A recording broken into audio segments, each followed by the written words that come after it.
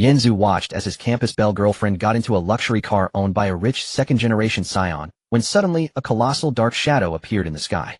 Holy shit. What is that? A meteor. A meteor hitting the Earth's. Ha. Time to respawn. Time to respawn. Boom. A deafening explosion instantly swallowed everything. Where is this? Yanzu, awakened by the saltiness of the seawater, slowly opened his eyes. Looking up, he found himself lying on top of a woman with a piece of seaweed stuck to his face. Am I dreaming? Wasn't it the apocalypse? Yanzu quickly reached out and pinched his thigh. Pain-piercing pain, it was real. Holy shit. Yanzu immediately scrambled up, seeing two girls lying on the ground. One wore a white wedding dress with a train over 10 meters long, the other a smaller champagne-colored dress, both soaked through hair, plastered to their faces, washed ashore, motionless by the waves.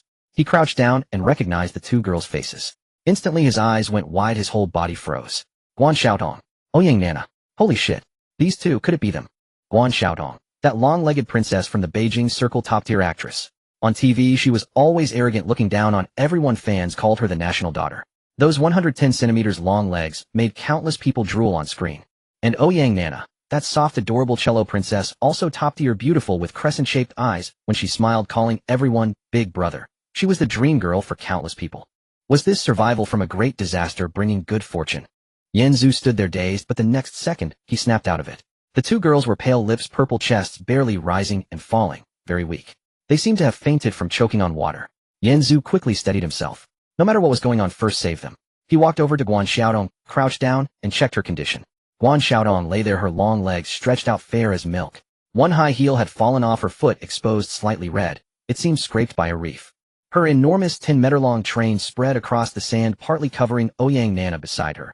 Just like at the Golden Rooster Awards red carpet, her big dress had squeezed Nana out of the frame. Yanzu stared at those feet, small white toes round like jelly. Anyway, he was saving her, checking up was fine. He reached out, gently touched her foot, soft, warm. And then, as if possessed, he couldn't help lowering his head and brushing her instep with his lips. Holy crap, this smells so good. Yanzu, secretly thrilled, quickly lifted his head, pretended nothing happened, then checked her breathing. Still they're good. Then he walked over to Ouyang Nana. Ouyang Nana lay there, her champagne dress stirred askew by the waves, exposing one shoulder, the hem rolled up to her thigh. Her legs were curled, as if sleeping uncomfortably. Yanzu glanced and couldn't look away. The skirt was too short, the waves had even pushed her leggings aside. It was too clear to miss. Yanzu only looked once, then quickly averted his eyes, but that image had already been saved in his mind. It wouldn't be deleted for a while.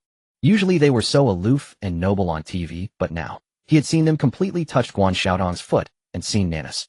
This trip was totally worth it. Just as he was thinking, Guan Xiaotong's hand moved. Then her brows furrowed and she moaned, My foot hurts. My head is dizzy too. Then her eyes opened. Yanzu was about to greet her when their eyes met. The scream pierced the island's silence, waking Ouyang Nana. Ouyang Nana groggily opened her eyes and saw a strange man squatting at Guan Xiaotong's feet.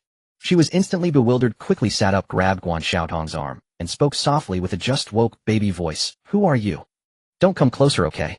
The two girls huddled together like two drenched little bunnies in the rain, clinging tightly, terror in their eyes, gripping the wet dress corners in nervousness. Yanzu was stunned by this sudden reaction. He quickly took 2 steps back, raised both hands, trying to appear harmless, softening his voice. No. I'm not a bad guy. My name is Yanzu. You both choked on water and fainted. I was just checking if you were okay. Guan Xiaotong bit her lip, staring at him warily. Earlier, when she was unconscious, had she felt someone touch her foot? That touch was soft and warm. Remembering it now, her face flushed instantly. Could it be? Her heart skipped a beat. Was this man a creep, taking advantage of her while she was unconscious? Guan Xiaotong looked up, eyes red from crying, glaring at him. Where is this? Wasn't I at the charity gala walking the red carpet? Nana nodded, wiping tears as she whispered. Yeah, all the A-list actresses were there for this charity gala. Then suddenly, boom. It was like the apocalypse. At that moment, a mechanical beep sounded in Yanzu's mind. Dual cultivation system bound successfully. Newbie gift package delivered to system space. The host's initial attribute panel is as follows. Host, Yanzu, Spirit 1, Strength 1, Stamina 1, Speed 1. Note: a normal adult male's basic attributes are generally 1. Function 1, I daily check-in, randomly obtain 1 item each day. Function 2, first dual cultivation with a bonded person grants 1 to all attributes, while the female lead gains 0. 5, reward must persist for more than 1 hour to obtain the reward. Newbie gift pack, never empty lure set 1, triggers the guaranteed function every 100 empty casts, must catch a fish. Holy shit. Yanzu immediately shouted excitedly, System Godfather, my cheat has arrived. This shout startled the two girls beside him. Guan Xiaotong stepped back 2 paces and almost tripped over a reef. What system did you say? Yanzu ignored them entirely, picking up the fishing rod from the newbie gift and studying it. Guan Xiaodong whispered to Na Na, hey, do you think the system he just shouted is like the cheat in time travel novels? Na Na blinked. Cheat? What cheat? Guan Xiaodong lowered her voice, leaned in close to her ear, and blushed as she whispered, I just shot a similar movie with Liu Ha as the male lead. He travels to another world, gets a system called Many Children Much Happiness, and builds a harem in the other world. The female leads include Demimi Lu Cici by Lu and others. Oh, there's such a thing. A system for many children and much happiness. What does that mean? Nana asked, quietly curious. Guan Xiaodong blushed even deeper and whispered more softly, it's the kind where the closer you get with a woman, the more rewards you get. Her voice grew softer and softer. Nana was stunned, stepped back, and blushed sharply. Ah, there's such a system. That's just too outrageous. But where did the fishing rod in his hand come from? At that moment, little green tea Nana ran over and spoke softly, wow, Brother Zhu. Just now I heard you shout system, then you stood there in a daze. Did you activate some system? As she spoke, she grabbed his arm, her soft hand directly brushing his wrist, just like she usually did with Chen Whiting, getting close no matter how well she knew the person. Guan Xiaotong rolled her eyes at the sight and said speechlessly, sure enough, she's the famous little green tea in the entertainment industry. Yanzu overheard their conversation and felt secretly delighted. Whatever he wished for came true. They could keep imagining this dual cultivation reward was coming his way. Then he deliberately acted embarrassed. This system is quite improper, you'd better not ask. Ouyang Nana urged, just tell us. There are only the three of us here. What can't you say? Yanzu looked at her and thought, from now on don't tell me green tea is bad. Other than green tea, I won't drink anything else. Then he said reluctantly, it's that system of many children much happiness you were talking about. It's, you know, that. You get rewards by giving injections or something. Guan Xiaotong looked down at her 110 centimeters long legs, her face reddening to the point of dripping blood. Yanzu shook the fishing rod at them. Let's survive first. I have this. Let's fish first to fill our stomachs. As long as we have food, we have energy and can survive. The two girls saw the fishing rod and finally calmed down a bit, nodding. Yeah, that's all we can do now. Surviving is the most important thing. Yanzu found a flat reef, sat down, held the fishing rod, and began trying to cast. He was a college student from the city. How could he know how to do this? He had only seen others fish online before, never actually done it himself. He cast once, line tangled, untangled, cast again, still not far enough, untangled again, cast again. Once, twice, 3 times. Unknowingly, Yanzu had cast 99 times. Every time was empty, not even a fish hair touched. His arms ached, sweat beaded on his forehead, and he was exhausted. Nana stood there lost in thought, then suddenly a sly smile curled on her lips. Xiaodong, if he really has a system, let's test it. Just as Yanzu was about to cast the last rod, Ouyang Nana deliberately stepped on a slippery spot beside the rock and slid. Oh! Nana cried out as her body immediately lost balance and lunged forward. Yanzu was startled, jumped down, and reached out to help her, but it was too late. Nana fell onto him completely. Her hair first brushed across his neck, carrying a faint gardenia fragrance, tickling him so that his whole body trembled. Then her chest pressed firmly against his hand.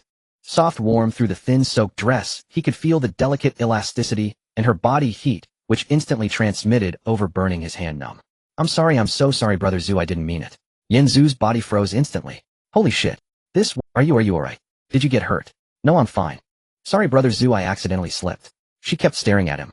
But he said nothing, just pretended to wipe his sweat, picked up the fishing rod, walked to the seaside, and cast for the 100th time. Guaranteed fish on the 100th cast. Sure enough, within 3 seconds, the float suddenly sank. Yanzu yanked the rod up. A Tujin grouper was pulled up.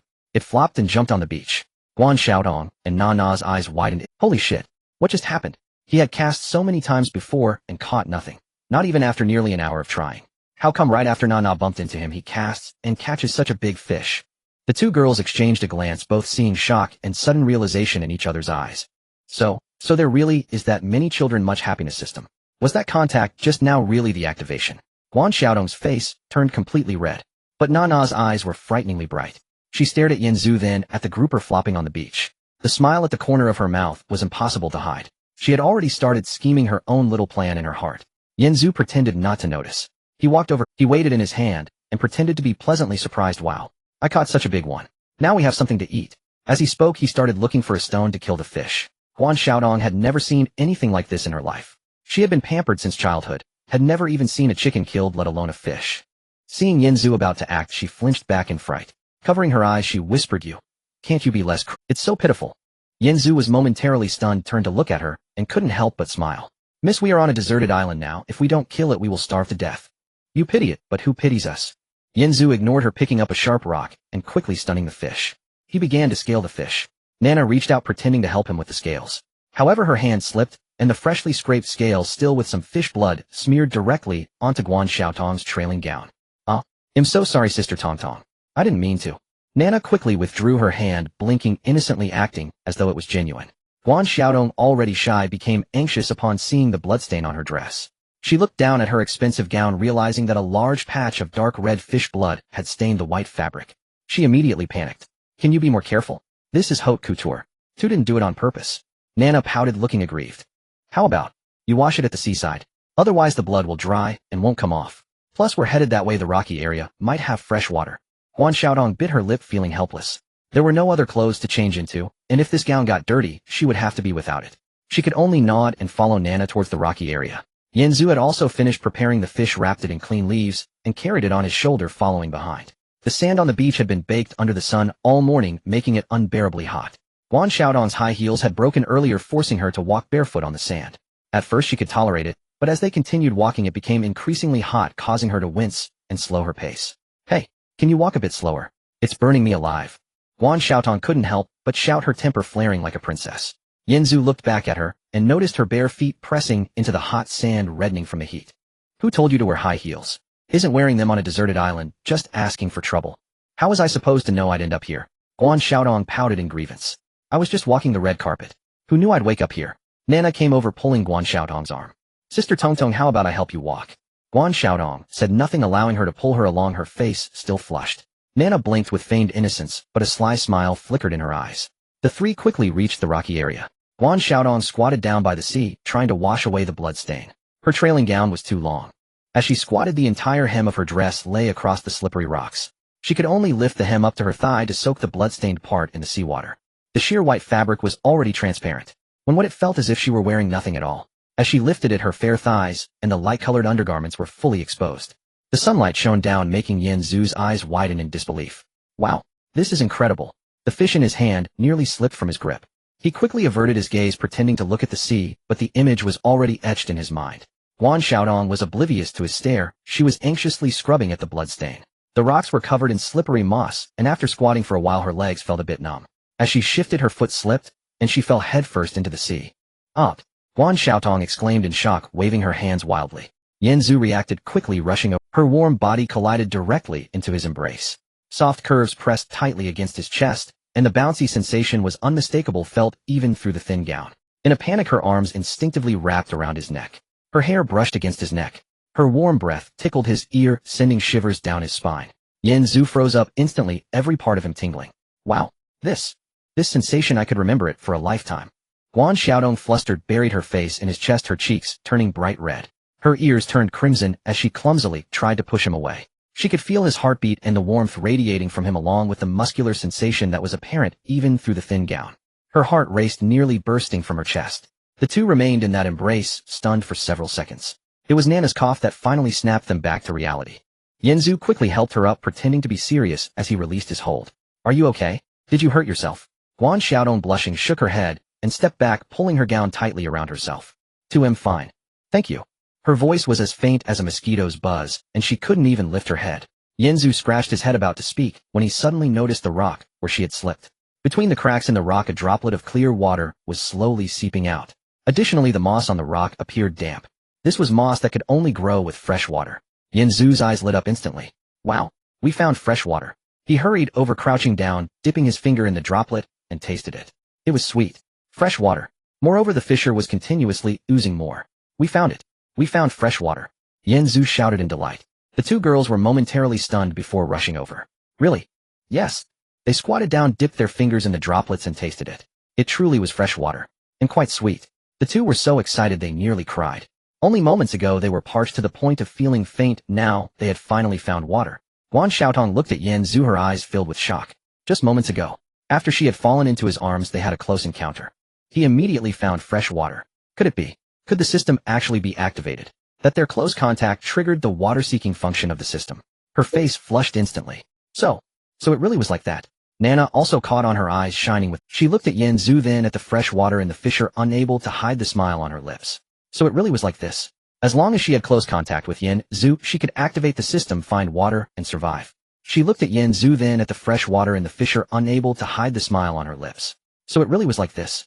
As long as she had close contact with Yen Zhu, Moreover, he noticed that there were several large leaves nearby, likely banana leaves suitable for collecting water. Just as he was about to speak, Guan Xiaotong suddenly exclaimed, raising her foot. "To cut my foot. It hurts so much." She pouted, tears streaming down her cheeks. Yanzu hurried. "To cut my foot. It hurts so much." She pouted, tears streaming down her cheeks. Yanzu hurried over, crouching down to hold her foot. He didn't use seawater. Instead, he took the fresh water he had just found, dipped a clean leaf in it, and gently cleaned her wound. "It's okay, just a small cut. I'll help you get the shell out, and rinse it with fresh water." She could only bite her lip and endure it. Her body stiffened, her face flushed red, even her ears turning bright. She could only bite her lip and endure it. Her body stiffened, her face flushed red, even her ears turning bright. "Don't move." Yanzu's low voice, tinged with magnetism, sounded in her ear. "I'm going to get the shell out. It might hurt a bit, so bear with it," he said, picking up a sharp leaf and carefully dislodging the shell from her foot. Then he rinsed her wound gently with clean fresh water. Guan Xiaotong's face grew redder, her heart racing. Just moments ago, he had touched her foot, and now he had treated her injury. Moreover, she felt as if her foot didn't hurt at all anymore. Could it be? Was this also an effect of the system? After Yanzu finished treating her wound, he wiped his hands and smiled at her. "All done, it's fine now. For the next couple of days you shouldn't walk, it'll carry you. By the way, we need to hurry. I noticed the tide is coming in half an hour. This place will be submerged. We need to move inland and find a place to set up camp." Guan Xiaotong was momentarily stunned, then nodded, carefully climbing onto his back. Her chest gently pressed against his back. That bouncy sensation was distinctly felt, even through the thin gown. Her arms wrapped around his neck, her hair brushing against him. Yanzu found himself sandwiched between the two girls with Guan Xiaotong's chest pressed. Little green tea Nana watched from the side, quickly coming over and pulling on Yanzu's arm. "Brother, Yanzu, I want to come with you too. Let's hurry, or we won't be able to escape the tide." Yanzu found himself sandwiched between the two girls with Guan Xiaotong's chest pressed against his back on the left, and Nana's hand brushing against his arm on the right. He felt secretly pleased in his heart, yet his feet didn't stop moving, carrying Guan Xiaotong, while pulling Nana along as they quickly headed inland. After not walking far, he noticed that the rocky area they had just been in was already starting to be submerged by the rising tide. Thankfully, they moved quickly, otherwise they would have been trapped there. The three soon reached a small cave where they could temporarily spend the night. Yanzu set Guan Xiaotong down and was about to take out the fish. Without a fire, they could only eat some fish slices to fill their stomachs. However, he noticed a series of large footprints beside the open space. They looked like wild boar tracks, and they were fresh. It seemed that there were other creatures on this island. The sky was completely black. There was no moon, no stars, not even a glimmer of light. One could only rely on sound and touch to sense each other's presence. Just yesterday at this time, they were still at the class reunion, walking the red carpet surrounded by the glitz and glamour under the spotlight of many eyes.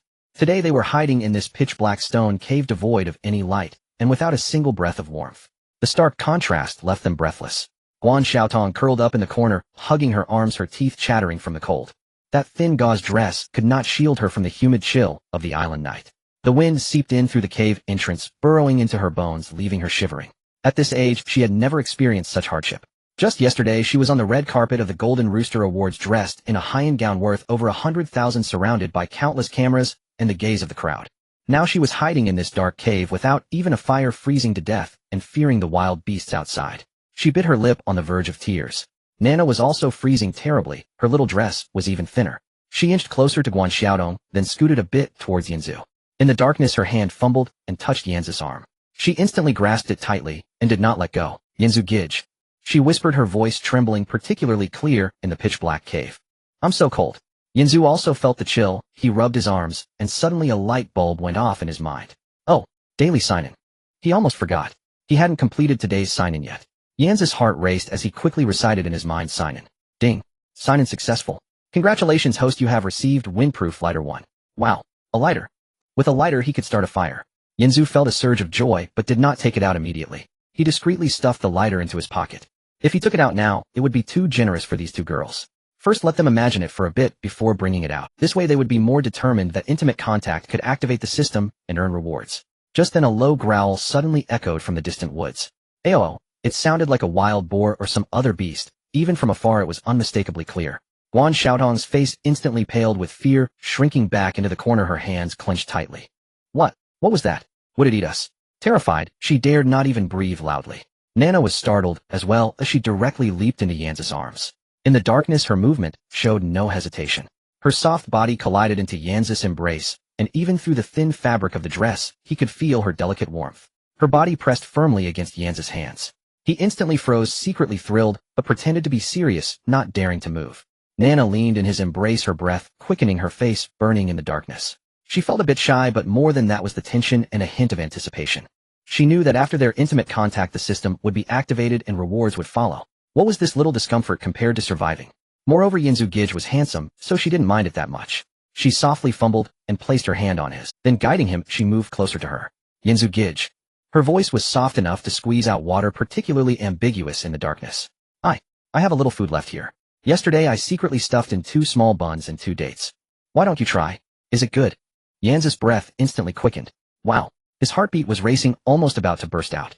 She felt a bit shy, a bit nervous, and was trembling all over. Yet she didn't pull away. Biting her lip, she thought of the system reward of surviving for all 3 of them to live. What was this little discomfort? And it seemed not so unbearable. On the contrary, it felt a bit ticklish, a bit warm. Yinzu Gij. She softly spoke again, her voice trembling slightly. Do you want to try some? Why don't you? See if you get a system reward after eating it. Guan Xiaodong, huddled in the corner, saw nothing in the darkness. However, she could clearly hear their conversation, plus the rustling sounds and Nana's tremulous voice. Her face instantly flushed. She suddenly recalled the intimate scenes from the movie she shot, and her face turned beet red all the way down to her neck. She wanted to speak up to say this was too outrageous, but when the words reached her lips, she swallowed them back down. She was cold. Oh, she was really so cold. Moreover, she had seen everything that had just happened. It was true, rewards came after intimate contact. If it really led to rewards, then wasn't it something she could accept? Yet she felt so embarrassed. And how could this woman Nana be so shameless to do this right in front of me? She bit her lip, torn inside with reason telling her it was for survival, while her emotions felt this was too. She huddled in the corner listening to the sounds of the two, her heart racing, her face hot enough to fry an egg. She didn't dare to breathe loudly, fearing to disturb them. He could feel Nana's body trembling, and her breathing was becoming more frantic. Yinzu was secretly delighted but outwardly pretended to be shy and continued eating. After a while he felt it was about time. If he kept eating he would not be able to hold back. He cleared his throat and pretended to suddenly remember something. Oh, by the way, the system just gave me a reward. He then reached into his pocket and pulled out the lighter. Look, what is this? With a snap he ignited it. A small flame instantly flared up, casting warm yellow light that illuminated the entire little stone cave. The warm temperature immediately enveloped them, dispelling the cold. Nana was momentarily stunned. Her eyes shone with astonishment. Really? There was fire. Just after she had that intimate contact with Yinzu, he pulled out the lighter. Truly, the system really exists. Guan Xiaodong's eyes widened as she looked at the small flame, then at Nana, and then at Yi. Her face instantly turned red. So it turns out, it really works this way. As long as she had intimate contact with Yinzu, she could activate the system and earn rewards. Just now Nana had touched him, and then she got fire. The two exchanged glances, and from each other's eyes they saw shock and a more solid belief that the system of gaining benefits from intimacy was indeed real. Yinzu watched their reactions with glee. Got it. Now these two girls fully believed in the system. In the future, would he still worry about them not being proactive? He pretended to be surprised and started a fire, tossing in some dry branches. The flames instantly grew larger, warming the entire cave. The 3 of them huddled around the fire, finally feeling warm. Guan Xiaotong sat next to the fire, warming herself, her face still flushed, not daring to look at the two. Nana leaned beside Yinzu, her eyes shining with excitement. Due to the wilderness survival, she felt her body was a bit hot and a little itchy. In her mind, she was already plotting how to be even more intimate with Yinzu next time to earn more rewards. Yinzu looked at the fire, secretly joyful. This was too exhilarating. Meanwhile, a few kilometers away in the dark woods, 2 girls were stumbling through the trees. One was dressed in an all-black gown, shivering from the cold, while the other wore a pink little dress, her eyes red from Tan Songyun huddled in Dammy Mi's arms, her teeth chattering from the cold. Mi Jie, will we die? I don't know. We're lost and can't even find a direction. The sky was just beginning to lighten. Yinzu woke up. The chill in the cave was still piercingly cold. The 2 girls from last night had frozen for half the night and were still not awake. Nana was curled up next to him, sleeping soundly, her soft little face nuzzling against his arm, still carrying a hint of milky breath. Yinzu quietly got up, careful not to wake them. He needed to take advantage of the morning to go out and see if he could find a safer campsite. The wild boar tracks he had discovered yesterday made him a bit uneasy. Moreover, he hadn't completed his sign-in for today. He silently recited in his heart, "Sign in." Ding. Sign-in successful. Congratulations, host, you have received military dagger 1. Oh, a dagger. Yinzu's eyes lit up. If this item would be incredibly useful. On this deserted island, having a knife is crucial for handling food or defending against wild beasts. He quietly picked up the dagger and tiptoed out of the cave. The morning jungle was filled with the dampness of dew. The air was fragrant with the scent of grass and trees. Yinzu followed the path from yesterday, walking slowly while observing his surroundings. He needed to find a larger cave or a place where he could set up a shelter. The previous one was too small, making it difficult for 3 people to squeeze in. As he walked, he suddenly heard the sound of flowing water ahead. Also, he could hear the voices of 2 girls sounding a bit. Yinzu's heart stirred, and he quickened his pace. Pushing aside the branches that blocked his path, he saw by the small stream ahead. The two girls were crouched there carefully drinking water. One was wearing a black dress which highlighted her fair and delicate skin, her features refined, carrying a hint of maturity. The other wore a pink little dress with a doll-like face and red eyes, looking timid, huddled in the embrace of the other girl. Is that Demimi? And Tan Song-yun? Yenzu was momentarily taken aback. Were these two also transported here? Demimi also heard the noise and suddenly looked up vigilantly, watching him, quickly shielding Tan Song-yun behind her. Who? Her voice was a bit hoarse and cautious, her eyes filled with wariness.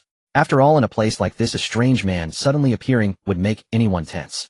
Tan Song-yun shrank back in fear, hiding behind Demimi, peeking out with half her head, looking at him timidly. Yenzu quickly raised his hand to signal he meant no harm. Don't be nervous, I'm not a bad person. I was also transported here, my name is Yenzu. He spoke while slowly taking 2 steps forward. Demimi stared at him, the wariness in her eyes eased slightly, but she still did not relax. Just then, a sudden heavy footfall sounded from the woods. And a low growl. Boom. A large wild boar covered in brown fur burst out from the woods. That creature was at least half a person tall, with its tusks protruding, eyes red, charging directly at the weakest Tan Song-yun. Watch out. Demimi's expression changed dramatically. Without thinking, she pushed Tan Song-yun aside. She herself moved to block in front. The wild boar was too fast, as she couldn't dodge at all. Tan Song-yun screamed in fright, her face turning pale. Yenzu's pupils constricted. Almost instinctively, he dashed forward. His hand quickly reached for the dagger in his pocket. Get out of the way, he shouted, and Demimi instinctively moved aside. Yenzu had already rushed in front of the wild boar. The wild boar was lowering its head, charging towards him. Yenzu gritted his teeth, dodging to the side, while plunging the dagger in. It landed accurately on the wild boar's neck. The boar howled in pain, thrashing its head violently. Its tusks swiped fiercely. Yenzu couldn't completely evade, and his arm was slashed. A sharp pain shot through him, and blood flowed instantly. But he still gritted his teeth and drove the dagger deeper. The wild boar, in pain, dared not linger any longer, turning and fleeing into the woods. In no time it disappeared from sight. Yenzu panted heavily, taking 2 steps back, watching the direction the wild boar had fled, finally letting out a sigh of relief. Fortunately, he had chased it away. Demimi and Tan Song-yun were both stunned. They had thought they were doomed. Who would have thought this man was so powerful? One person managed to scare off such a big wild boar. Tan Song-yun came to her senses, quickly running over to look at Yenzu's bleeding arm, her eyes red. You're hurt. Demimi also approached, her eyes filled with shock and a bit of complexity. She looked at Yenzu's arm, blood flowing down. Looking again at the dagger in his hand. Who exactly is this man? It's nothing, just a small injury. Yenzu smiled, wiped the sweat from his forehead, cleaned the dagger, and tucked it back into his pocket. How did you two end up here? Demimi nodded slightly, her voice still trembling. We got lost last night and walked until now. As she spoke, she looked at Yenzu, her eyes carrying a hint of scrutiny. This man didn't seem like a bad person, and he had... Then it's perfect, follow me. I have a cave nearby, where we can take shelter temporarily. Yenzu said, leading the way towards the cave. Demimi supported Tan Song-yun, following behind him. Her gaze remained fixed on Yenzu's back, and his bleeding, also his swift and decisive actions earlier. This man is not simple, and it seems he has a knife. Demimi silently assessed in her heart. Soon the 3 arrived at the entrance of the cave. Inside, Guan Xiaotong and Na had already woken up. Seeing Yenzu return with 2 women, the 2 were momentarily stunned. Then Guan Xiaotong's eyes brightened as she exclaimed, Sister Demimi. Sister Song-yun, you're here too. After all, they were all in the entertainment industry and had met during previous events. Nana quickly approached, smiling sweetly. It's really you. I thought I was seeing things. Tan Song-yun recognized them too, her eyes red, and hurriedly ran over. Sister Xiaotong. Sister Nana. Demimi also felt relieved. It turned out they were all acquaintances. Now she felt much more at ease. Guan Xiaotong frowned slightly, instinctively shrinking back, watching Demimi with caution. These 2 were both adorable and beautiful. If they got close to Yenzu, wouldn't her position be in jeopardy? Nana, however, wore a soft smile, holding Tan Song-yun's hand, asking about her well-being. Yet her eyes secretly assessed Demimi. 2 more have come. Moreover, this Demimi seemed even more capable than herself. I need to showcase my unique... Thinking of this, Nana's eyes shifted. She glanced at Yenzu's arm, where blood was still flowing. Yenzu, do you think that wild boar will come back? Her soft voice carried a hint of worry. Upon hearing this, everyone fell silent. Indeed, that wild boar had been chased away, but it could hold a grudge. What if it returns with other wild boars to take revenge? Besides, their food supply was running low. The little fish and meat they had were almost finished. There was only a little water left. If the wild boar really came back, they wouldn't be able to fend it off. Tan Song-yun was so scared that tears streamed down her face as she hid into Mi's embrace, quietly crying. Sister Mi, are we going to die here? Demimi bit her lip, remaining silent, her expression serious. She was thinking of a solution, but after a long time she couldn't come up with anything. Yenzu's injury was still bleeding, and they only had 1 knife. That wild boar was so large, if it really returned, they wouldn't be able to stop it.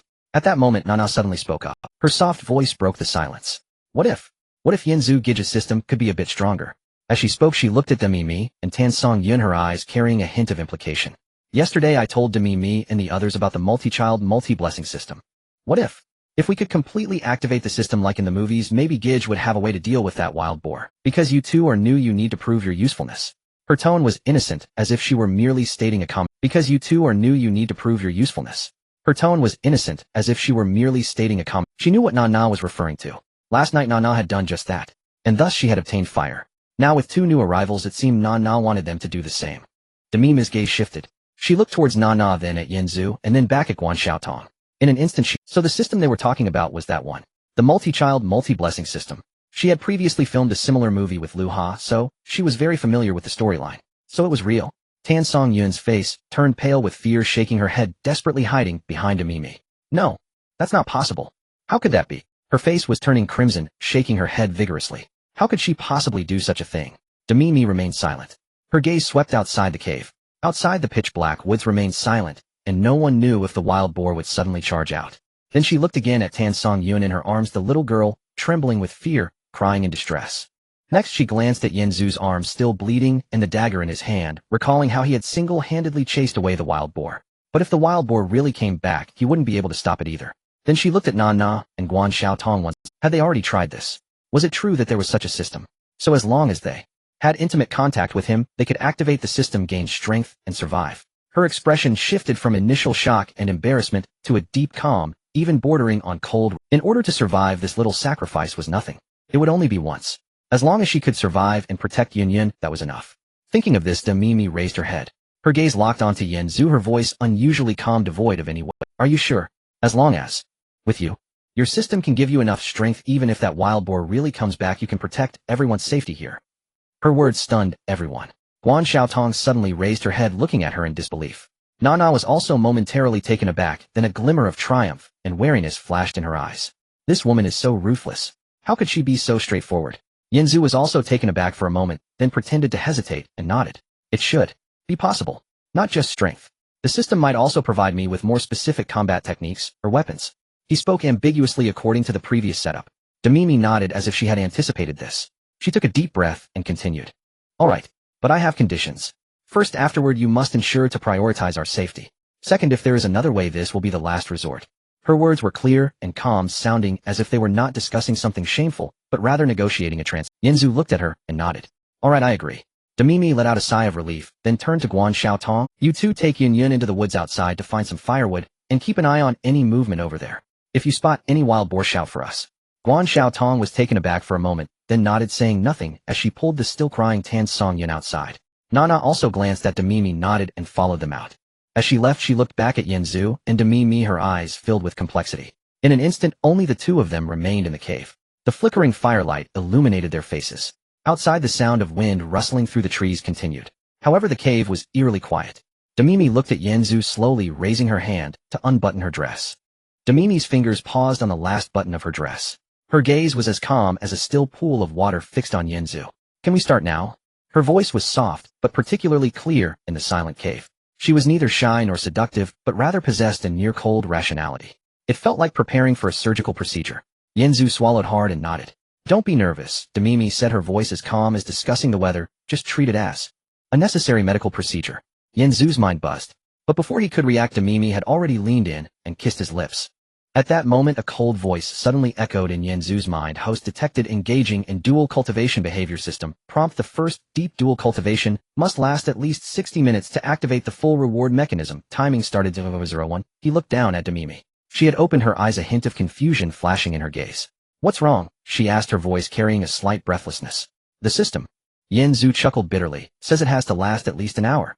Demi-Mi fell silent for 2 seconds.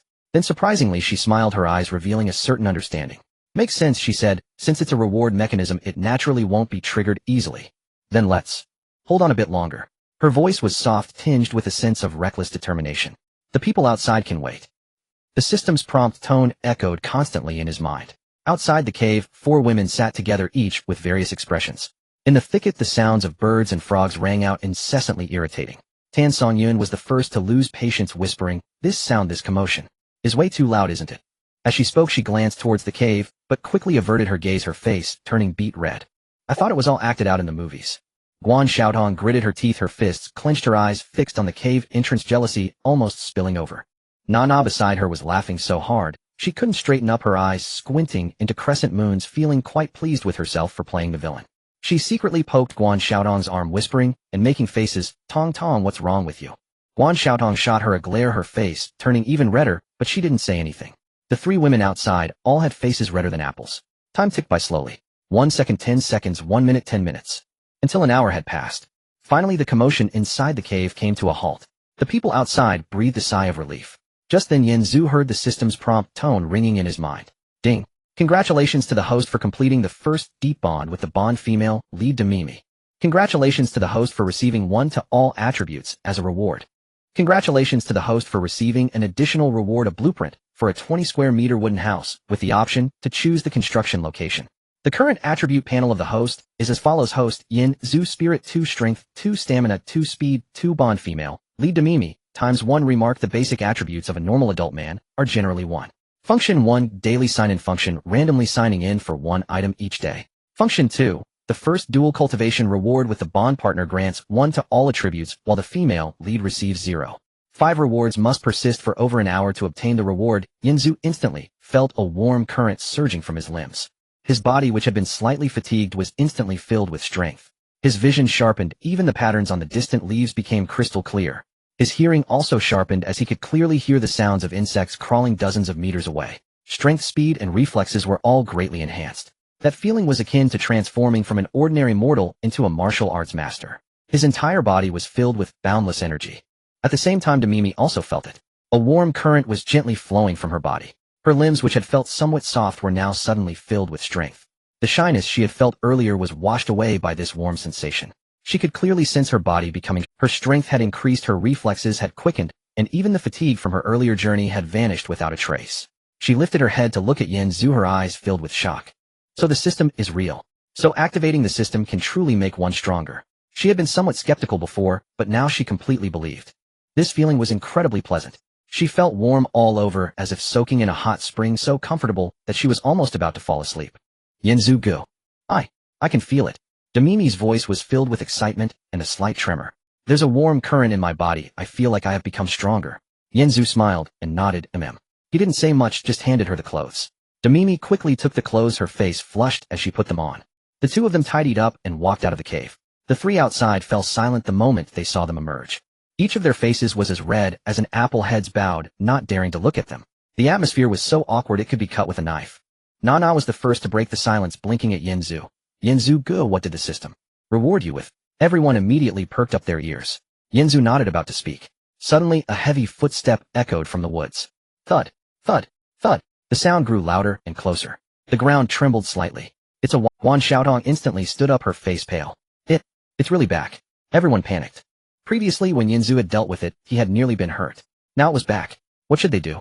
These women were... Mimi also panicked, about to step back. She saw Yin Zhu take a step forward. His eyes were terrifyingly calm. Just now, before he had received the 1 to all attributes reward, he had struggled against the wild boar. Now he had 1 to all attributes.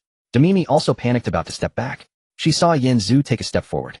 His eyes were terrifyingly calm. He drew the dagger from his waist. The dagger he had previously used to handle fish. Soon a massive wild boar charged out from the woods.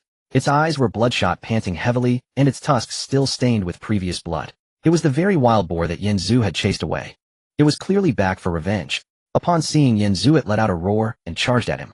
Everyone screamed and retreated. Only Yin Zhu stood still, motionless. His gaze was chillingly calm.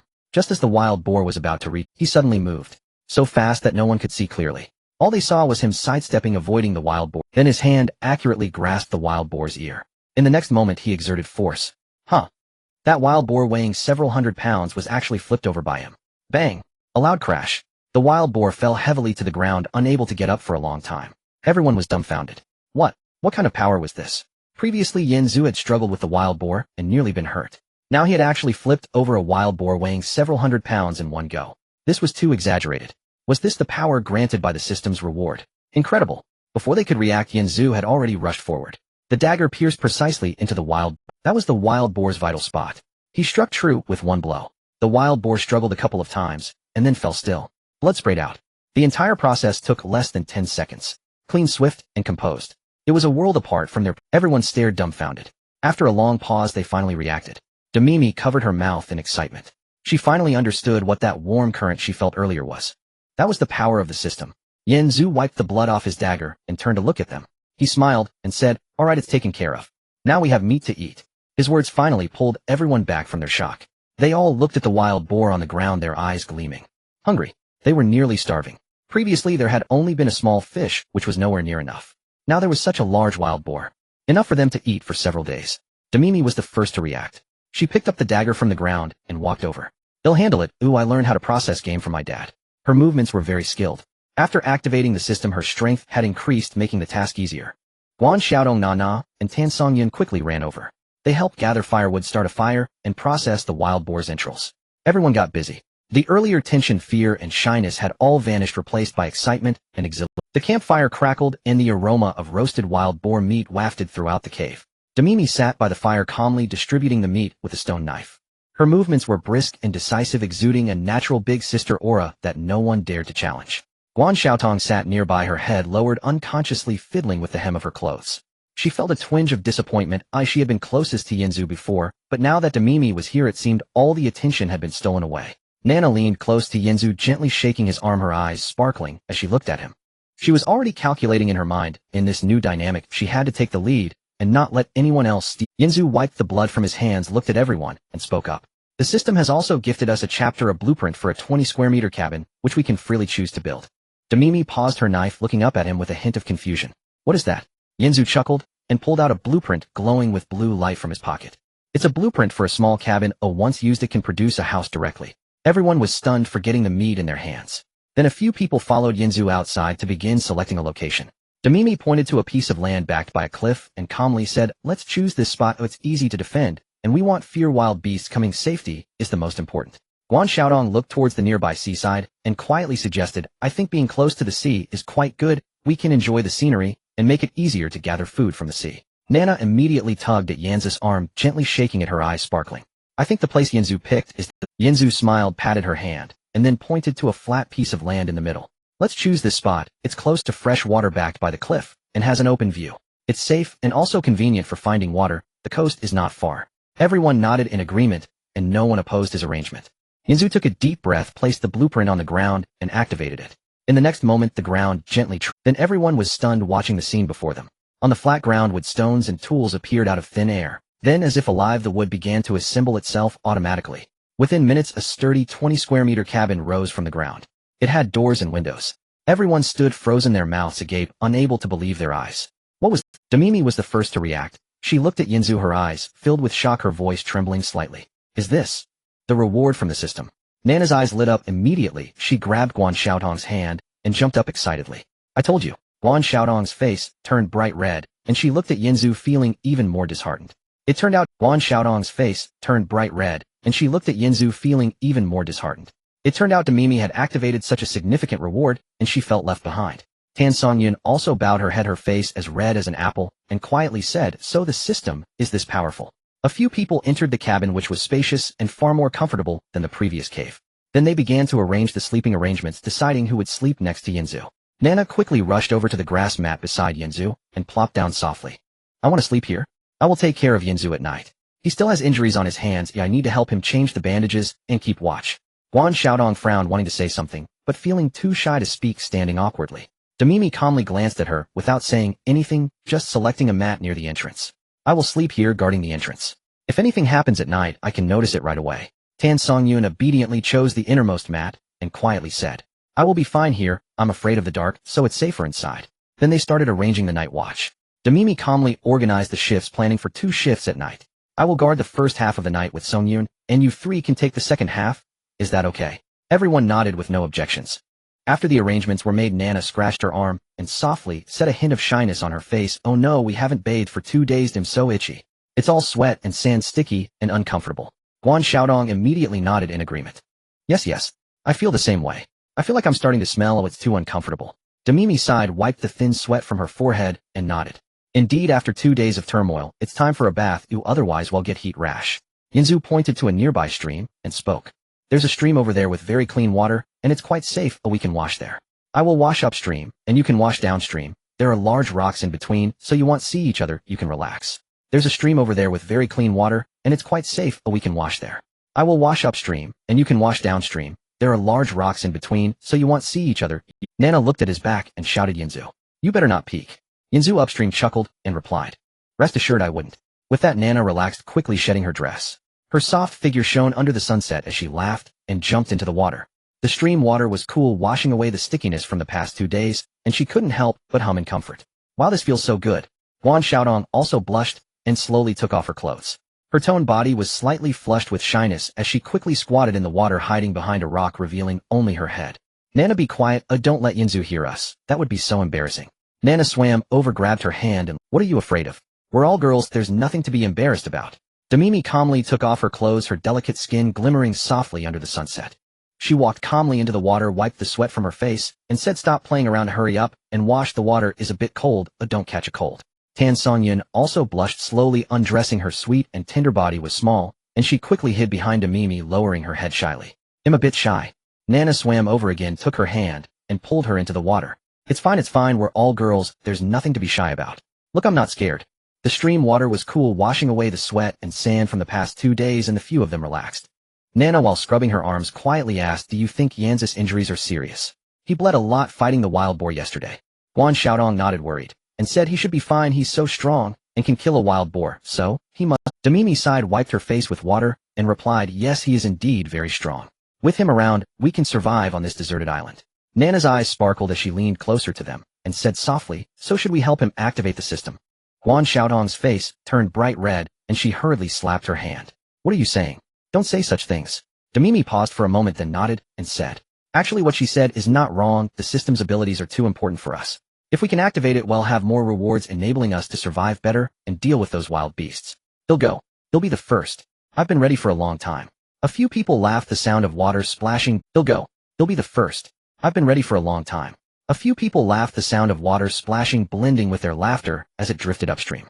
Yinzu upstream also heard their words, and his ears turned bright red. He hurriedly finished washing, picked up his clothes, and prepared to put them on. At that moment, he suddenly heard soft footsteps behind him. He froze for a moment and turned to look. He saw Nana, her wet hair, her clothes not fully buttoned, revealing a small patch of fair skin sneaking over with sparkle. Yinzu was momentarily taken aback and asked Nana, how did you come over? Nana blushed and quickly placed her finger on her lips, making a shushing gesture. She spoke softly, afraid that her elder sisters downstream would hear her. Brother Yinzu, don't make a sound, I came here secretly. After saying this, she swiftly removed her clothes, her soft body glistening in the sunset, dazzlingly white. She jumped directly into the upstream water and swam to Yanz's side. The stream was cool, and her body brushed against Yanz's arms, soft and warm, sending shivers down his spine. She dared not speak loudly, only secretly touching his chest with her hand, her eyes sparkling as she looked at him. She whispered to him in a breathy tone. Brother Yinzu, I'm here to help you activate the system, okay? Those sisters are too shy, they can't let go. You'll be the bad guy and deal with them. I will make them willing to help you, but you can't leave me behind, alright? Yinzu looked at her and instantly understood. This little green tea truly understands him. She is much more sensible than those shy girls. He felt a sense of satisfaction in his heart, nodded, and softly replied to her. Okay, I won't leave you behind. Nana's eyes lit up, and she hurriedly leaned closer, rubbing her forehead against his chest, not daring to make a sound, just secretly touching his arm. The two of them secretly enjoyed each other's closeness in the water for a while, afraid of making too much noise and being heard by their elder sisters downstream. It was like the ambiguous moments they shared while eating steamed buns and dates yesterday, both of them feeling their hearts race. Before long, they quickly put their clothes back on and returned downstream together. The other sisters had already dressed and did not notice their little antics. A few of them returned to the small wooden house together. Damimi looked at everyone and calmly spoke. We need to set up the camp today, otherwise we won't sleep well tonight. Moreover, I feel like the weather is about to change, we need to prepare in advance. I participated in a survival program in the wild before, so I'll arrange the tasks. Let's work together for better efficiency. Everyone nodded with no objections. Damimi continued, Yinzu, you take Guan Xiaodong to explore the surroundings and see if there are new resources or any dangers. Be careful. I'll take Nana to gather dry grass and banana leaves. Our bedding for tonight is too hard, we need to make it thicker and create a mattress and pillows. Otherwise we won't sleep well. Songyun, you stay here and handle the remaining wild boar meat. We need to smoke it, otherwise it won't last. Keep an eye on the fire pit and don't let it go out, alright? Songyun immediately nodded, softly responding, okay, I got it, Damimi. I'll keep a close watch. But Nana immediately pulled Yanz's arm, pouting in protest. I want to explore with Brother Yinzu. I don't want to pick grass with you. Damimi looked at her calmly. Nana, don't make a fuss. Yinzu is going to explore, it's very dangerous. You'll only cause trouble if you go. Moreover, if we don't have a mattress tonight, no one will sleep well. Can you bear to let everyone sleep on the hard ground? Nana pouted, feeling helpless, and reluctantly nodded. Fine, I'll go, but brother Yinzu, you have to come back early, okay? Yinzu smiled, ruffled her hair, and said, don't worry, I will. Then Yinzu set off with Guan Xiaodong. Guan Xiaodong wore her slightly torn dress, revealing her 110 centimeters long legs tight, and walking ahead step by step. Yinzu couldn't take his eyes off her. The two of them explored the woods slowly. Before long, they discovered a wild fruit tree laden with bright red fruits. Yanzi's eyes lit up as he said, great. These wild fruits are edible. We will have fruits to eat from now on. Guan Xiaodong also brightened up, ran over to pick one, wiped it, took a bite, and exclaimed, wow, so sweet. Then they discovered some wild vegetables, lush and green, which were also edible. Both were very happy they finally had new food. They continued to walk forward. Suddenly Guan Xiaodong stopped, frowning and lifting her foot. Ouch, my foot got pricked. Yinzu hurried over, squatting down and asking what happened. Let me see. He lifted her foot, delicate and small. She had previously pricked her foot on coral, and now it had happened again. He examined it closely and found a small thorn embedded in the sole of her foot. He took out his small knife and carefully helped her remove the thorn. After removing it, he looked at her delicate foot and couldn't help but lean closer and give it a gentle kiss.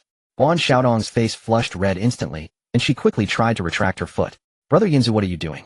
Yinzu hastily pretended to be innocent. Oh, I'm just blowing on it so it won't hurt. You forgot. Last time your foot was hurt, I helped you like this.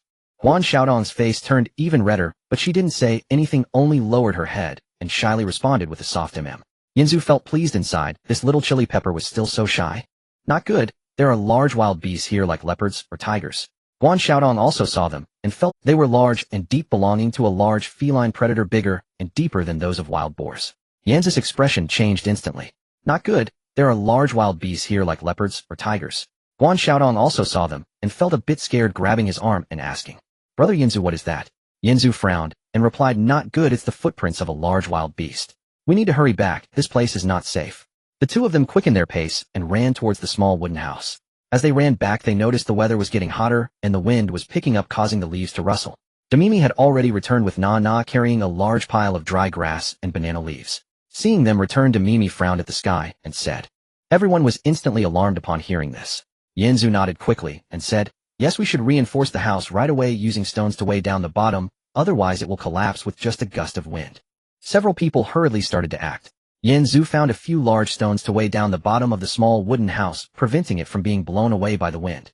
Damimi led everyone to stuff dry grass into the gaps of the wood to block the wind and rain. Guan Xiaotong helped to move the bedding further inside to prevent leakage. Nana also assisted by covering the roof with the remaining banana leaves to shield it from the rain.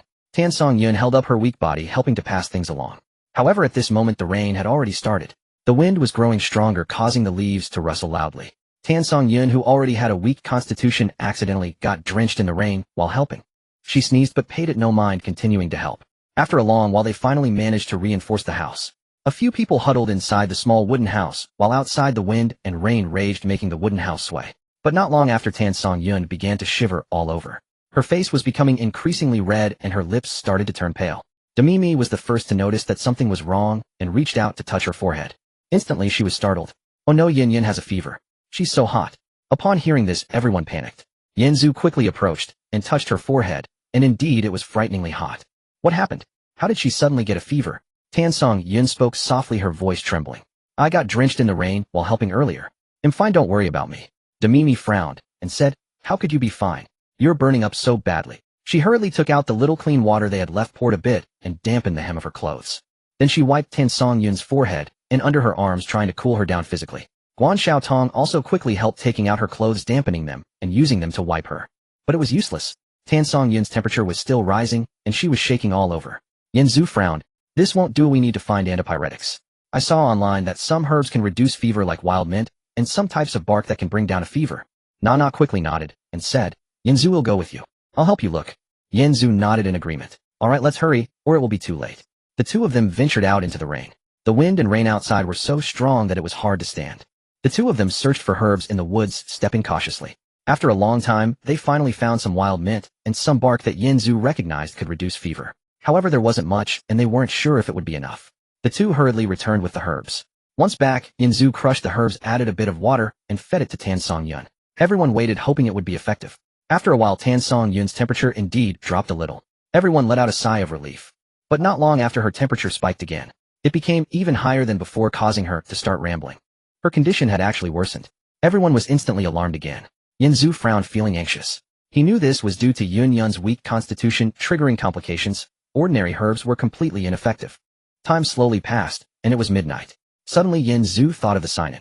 Yes, he could sign in every day. Perhaps today, he could sign in for antipyretics. He quickly chanted in his mind, signing in. Then a voice from the system echoed. Ding! Sign-in successful. You have received a pack of Huazi. Yunzu was instantly dumbfounded. Huazi? Why this? What he wanted was antipyretics. How did he sign in for a pack of cigarettes? He felt a chill in his heart. Things did not go as hoped. He initially thought he could sign in for antipyretics, but ended up with just a pack of Huazi. This was utterly useless at this moment. He looked at the pack of Huazi filled with despair. The night passed just like that. The next morning the storm's intensity had lessened a bit, but the rain had not stopped.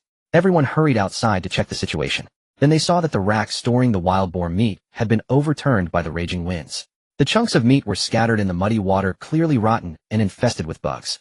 Nana initially wanted to recover some, but upon smelling the foul odor, she instantly retched and quickly gave up. Now the only food available was the wild fruits and vegetables that Yunzu and Guan Xiaotong had found yesterday. It was nowhere near enough for several people to eat for a few days. Then they went to the small creek where they had previously fetched water. They found that the creek had become murky due to a landslide upstream, filled with mud and dead branches, making it impossible to drink directly. The water source was gone. Then they returned to the small wooden house, and although the fire pit was preserved, there was little dry wood left struggling to burn in the humid air. All resources had been destroyed.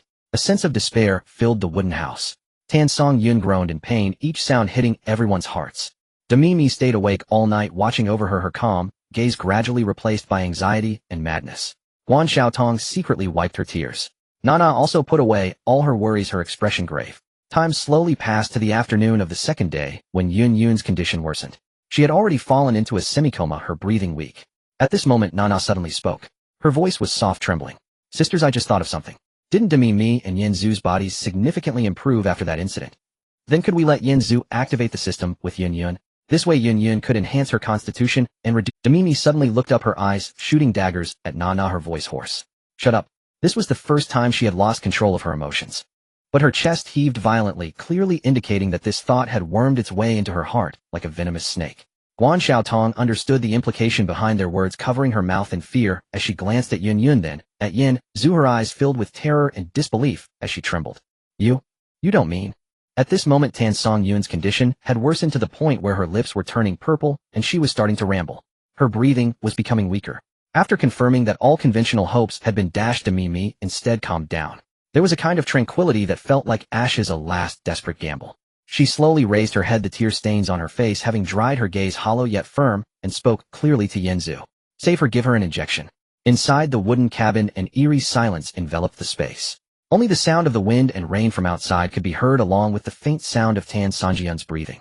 The words "save her" from Demimi lingered in the air. Yunzu's gaze swept over the crowd. Demimi's hollow yet resolute eyes lacked their usual calmness, filled instead with a determination born of desperation. Guan Xiaotong's tear-filled eyes looked at him, then at Yun-Yun, her hands tightly gripping the hem of her clothes. Nana's silent profile with her long eyelashes casting shadows over her eyes revealed her thoughts were a mystery. Finally his gaze fell upon Tan Songyun's near-death face. Her lips were purple, her complexion pale, and her breaths were so weak they were nearly inaudible. Yunzu closed his eyes and took a deep breath. When he opened them again his expression was heavy with resolve. He looked at Demimi and spoke in a hoarse voice. You all go first. Demimi nodded, not saying a word, as she pulled Guan Xiaotong, who was still in shock, toward the exit. His touches were cautious and restrained, filled with an unavoidable compassion.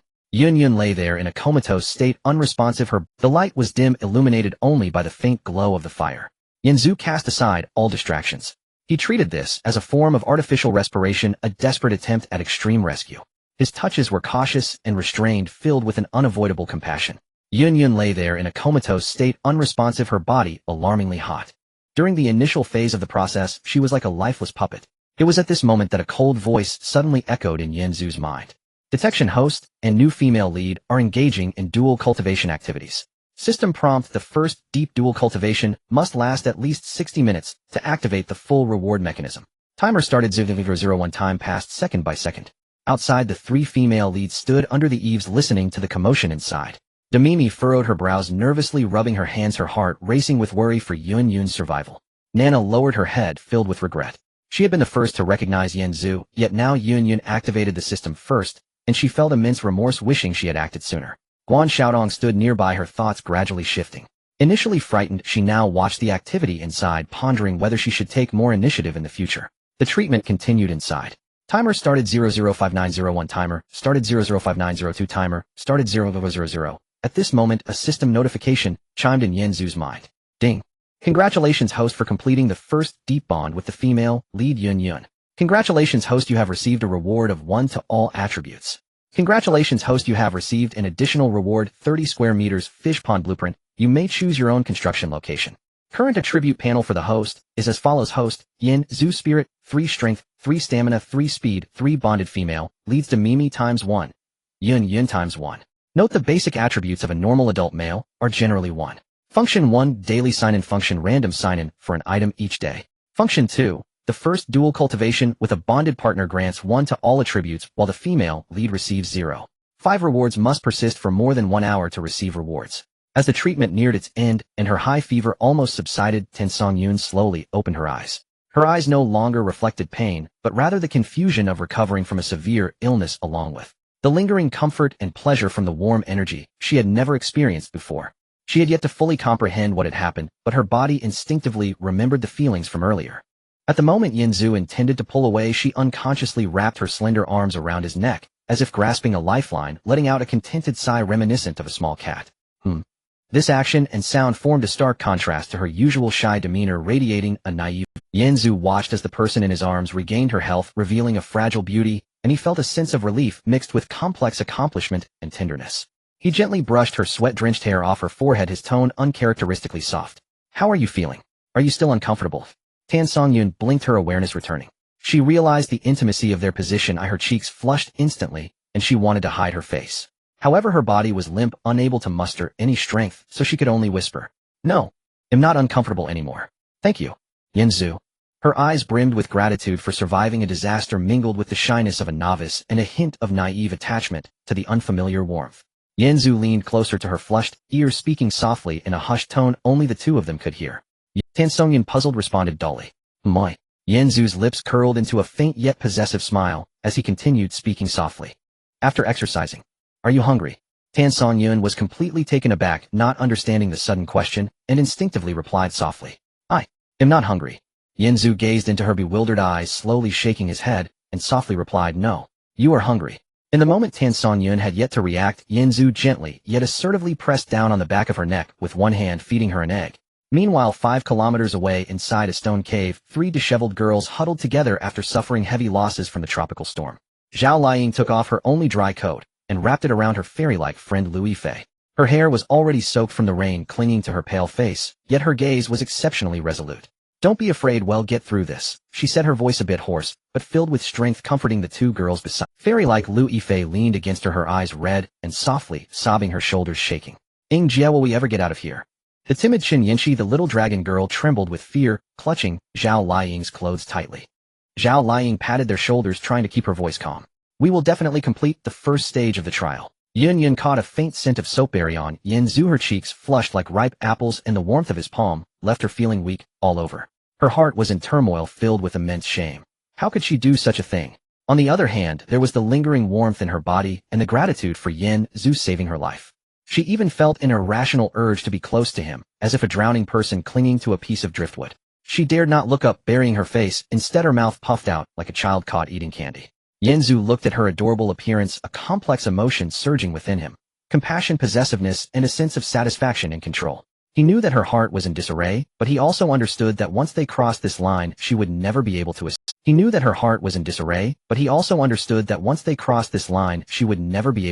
After a while, Yun Yun gradually composed herself, lifting her head to look at Yanzu with teary eyes, only to quickly lower it again, burying her face in the blanket, unable to meet his gaze.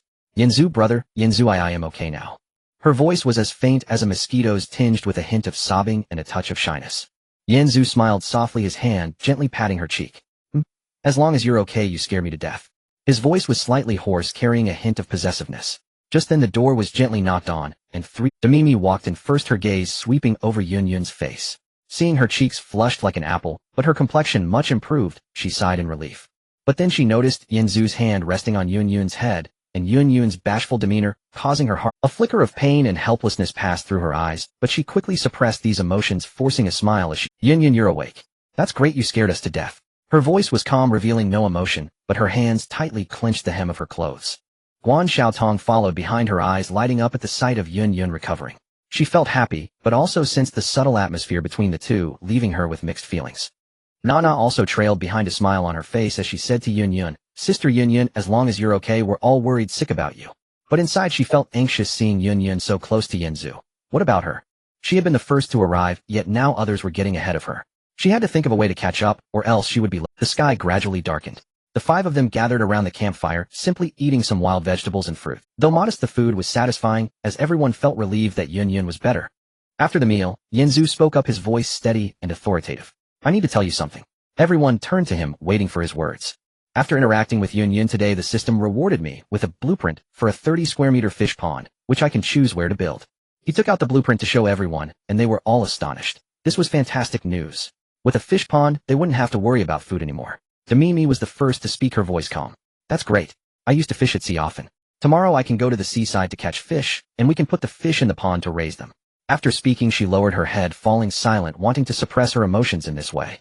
Nana quickly chimed in, then Yun Yun and I will gather shells and shrimp near Mimi, and we can also put them in the fish. Her voice was soft and sweet, but inside, she was calculating how to interact with brother Yanzu to get ahead. Guan Xiaotong glanced at Yanzu and said, then I'll go explore the seaside with Yanzu to see if there are any new. Everyone nodded, and that night they all went to bed early as they needed to rise early the next. Yanzu nodded. All right, it's settled. Let's get up early tomorrow to take care of this matter, and we will have a stable source of food afterward. Everyone nodded, and that night they all went to bed early as they needed to rise early the next day. The following morning, as dawn broke, everyone got up. Demimi took her fishing rod and headed to the seaside, quickly finding a calm spot to start fishing. Nana and Yun Yun also followed her, gathering shells on the nearby beach. Yun Yun still felt a bit shy, but gradually relaxed, unsure of how to describe her feelings. Meanwhile, Nana was distracted as she gathered shells, constantly glancing at the direction of Yanzu and Guan Xiaotong, her mind preoccupied. On the other side, Yanzu and Guan Xiaotong were walking slowly along the beach. The warm sunlight bathed them, and the sea breeze gently blew, carrying the scent of salt water. Waves lapped at the shore, soaking their feet. Initially, the two felt a bit awkward with little to say, but gradually Guan Xiaotong felt complex emotions. On one hand, she was shy, but on the other hand, she felt a bit hopeful, realizing this was her opportunity. Yanzu, observing her, felt a stir of emotion, understanding her thoughts. He slowly spoke, his voice low and magnetic. Xiaotong. Guan Xiaotong froze for a moment, then looked up at him. Yanzu's gaze was deep as he looked at her feet, the delicate, white feet resting on the sand, beautiful to behold. He slowly said, your feet are really beautiful.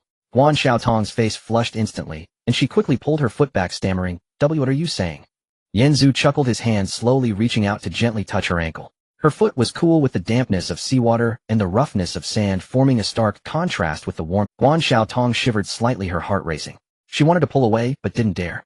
Yanzu's voice lowered further as he leaned closer to her ear, whispering, don't move, I'm thinking if Yun Yun's activation of the system reward can be replicated with your feet. Your feet seem more honest than your mouth. They might really be able to connect with the system. Guan Xiaotong's face turned crimson, as if blood would drip from it, her eyes flashing with shyness and a hint of anticipation. She knew this was to activate the system reward and to survive, and she also wanted to be closer to Yanzu. She bit her lip and gently nodded. Then be gentle. Yanzu smiled, nodding. Don't be afraid, we're just going to try and see if we can get a system reward. His hand slowly extended, gently touching her ankle, as if conducting a serious test. The sea breeze gently blew, mingling with the sound of the waves, and both were intently watching, awaiting the system's response. Guan Xiaotong, biting her lip, closed her eyes, feeling anxious, waiting to see if there would be any changes. Her heartbeat quickened, not because of anything else, but from anxiety, fearing that this method would be ineffective. Just then Yanzu intentionally signed in at that moment. Ding. Congratulations, host, you have completed the daily sign-in. Reward fishing basket with built-in fish attracting function. Yanzu chuckled, inwardly quickly taking out the item to show Guan Xiaotong. Look, it really worked. Your feet can indeed activate the system reward. We signed in for a fishing basket with a built-in fish attracting function. Guan Xiaotong opened her eyes, looking at the fishing basket in his hand, her eyes lighting up. She felt astonished, realizing that her feet were so useful. Her face turned even redder, but inside she felt a bit proud, realizing she could also help brother Yanzu. The two wandered along the beach for a while, found a good spot, and then returned. At noon, everyone returned. Demimi had caught several sizable fish, including grouper and other seafood. Nana and Yun Yun had also gathered plenty of shells and shrimp, as well as some small crabs, all fresh. Yanzu and Guan Xiaotong had found a good amount of wild vegetables, and the fishing basket was already placed by the sea waiting for the fish to come in. Everyone placed their harvest together, saving a little for lunch, while the rest was prepared to be put into the fish pond. Then Yanzu took the blueprint and found a spot near the wooden house to use it. A flash of light appeared, and a 30-square-meter fish pond emerged, the water clear and clean, resembling a nap. They placed the fish and shrimp inside, watching as the fish swam about, and everyone burst into laughter. This was their home, and with the automatic fishing basket, they had a stable source of food. Yanzu surveyed everything, gazing at the 4 uniquely beautiful women beside him, feeling fulfilled. He thought that the readers of this survival story on a deserted island would surely enjoy it. Yanzu observed everything, then he spoke. They'll go deeper this afternoon. You all continue fishing and gathering along the shore. Guan shouting, check the fishing traps we set this morning. He picked up the polished stone axe, his voice calm. I need to know what else is around. Be careful. Damimi only said 2 words, not looking at him, but her hands paused slightly. Guan shouting raised her head, wanting to say something, but in the end she just pursed her lips and nodded. Yanzu smiled, turned around, and walked toward the woods to the west with his knife. His senses were extraordinarily sharp after 2 enhancements. About half an hour later, he discovered traces that did not belong to them, chaotic, deep, and showing signs of dragging. In the air there was a faint, unsettling, fishy smell. He crouched low and moved like a ghost among the trees. Then he heard a sound. It was not a cry for help, but a more desperate, muffled sob mixed with a coarse, lewd laughter from a man. Don't move. Beautiful lady, be obedient. Yanzu's nerves instantly tensed, his footsteps lighter as he quietly crept closer. Through a gap in the bushes, he saw the scene inside. 3 ragged but robust natives were pinning a woman down in the mud. Her white dress had been torn to shreds, revealing large bruises and pale skin. One native was pressing his knee against her abdomen while using his other hand to tear away her last piece of modesty. The woman struggled desperately, her hair disheveled, her face covered in mud and tears, yet the anger and despair in her eyes were striking. She did not plead for mercy, only biting her lip until it bled. Yanzu recognized her at a glance. Lu Xiaoli, Lu Yifei's mother. He had seen her on television before. In her 40s, she looked like she was in her early 30s, still possessing charm. He never expected to encounter her here, let alone in such a situation. A flash of fury crossed Yanzu's eyes. His current physique was 3 times that of an ordinary person, and his speed was astonishing. He quietly approached the rightmost native from behind. The guy was taking off his pants, laughing lewdly without noticing the danger behind him.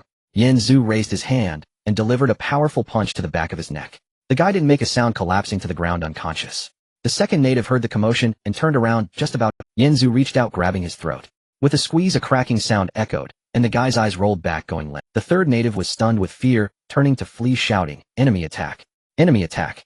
Yanzu moved, instantly pursuing him and kicking the back of his knee. The guy collapsed to the ground, and Yanzu covered his mouth to prevent him from alerting anyone nearby. He then delivered a punch to his temple, knocking him out. The entire process took only a few seconds, clean and efficient. Yanzu held his breath, listening carefully to the surroundings, confirming there were no others before he finally relaxed. He turned to look at Lu Xiaoli, who was slumped on the ground. At that moment she was trembling all over, her eyes still filled with lingering fear, her face flushed abnormally, and her breathing increasingly rapid. Yanzu walked over, took off his coat, and draped it over her, frowning as he spoke. Are you okay? He reached out to feel her forehead, which was alarmingly hot, even more so than when Tan Songyun had a fever. Lu Xiaoli looked up at him, her eyes misty, reaching out to grab his hand, pulling it toward her chest. Her voice was heavily hoarse, filled with a crying tone. Save me, please, I want to. Yanzu was taken aback for a moment, wanting to pull his hand back, but Lu Xiaoli's grip was firm. Her hand was warm, carrying a feverish temperature that made his wrist feel hot. They didn't tell me what they fed me. I'm feeling very unwell. Lu Xiaoli shook her head, tears streaming down her face, her earlier strength collapsing in an instant. Yanzu frowned. They'll get you some water to cool you down. It won't help. Lu Xiaoli interrupted him, looking at him with dazed eyes. This kind of thing. Only that way can relieve it. Please, I don't want to die. I still want to find my daughter. As she spoke, she leaned against Yanzu, her body burning with fever, her warm skin brushing against his arm, carrying the unique fragrance of a mature woman. Yanzu pretended to struggle, taking a step back. Calm down, this isn't right. But Lu Xiaoli completely ignored him, actively reaching to undo Yanzu's belt with surprising strength. Please just consider it a request from me. In the future I will repay you by working like an ox or horse. As long as you save me. Finally he pretended to be helpless and sighed. Well, alright, to save you I will just endure a bit. Finally he pretended to be helpless and sighed. Well, alright, to save you I will just endure a bit. Yanzu froze up instantly, every part of him tingling. Wow, this sensation, I could remember it for a lifetime. Guan Xiaodong system prompt: the first deep dual cultivation must last at least 60 minutes to activate the complete reward mechanism. Timer started in the following time. Lu Xiaoli took complete initiative. She was burning with discomfort from the drug and could only rely on this method to relieve herself. Yanzu remained passive, pretending to be serious about saving her, while inwardly, he was ecstatic. He could clearly feel her warm and mature skin, her feverish body temperature, and the unique softness of a mature woman, a completely different sensation from the young girls before. An hour of pleasure passed. Ding.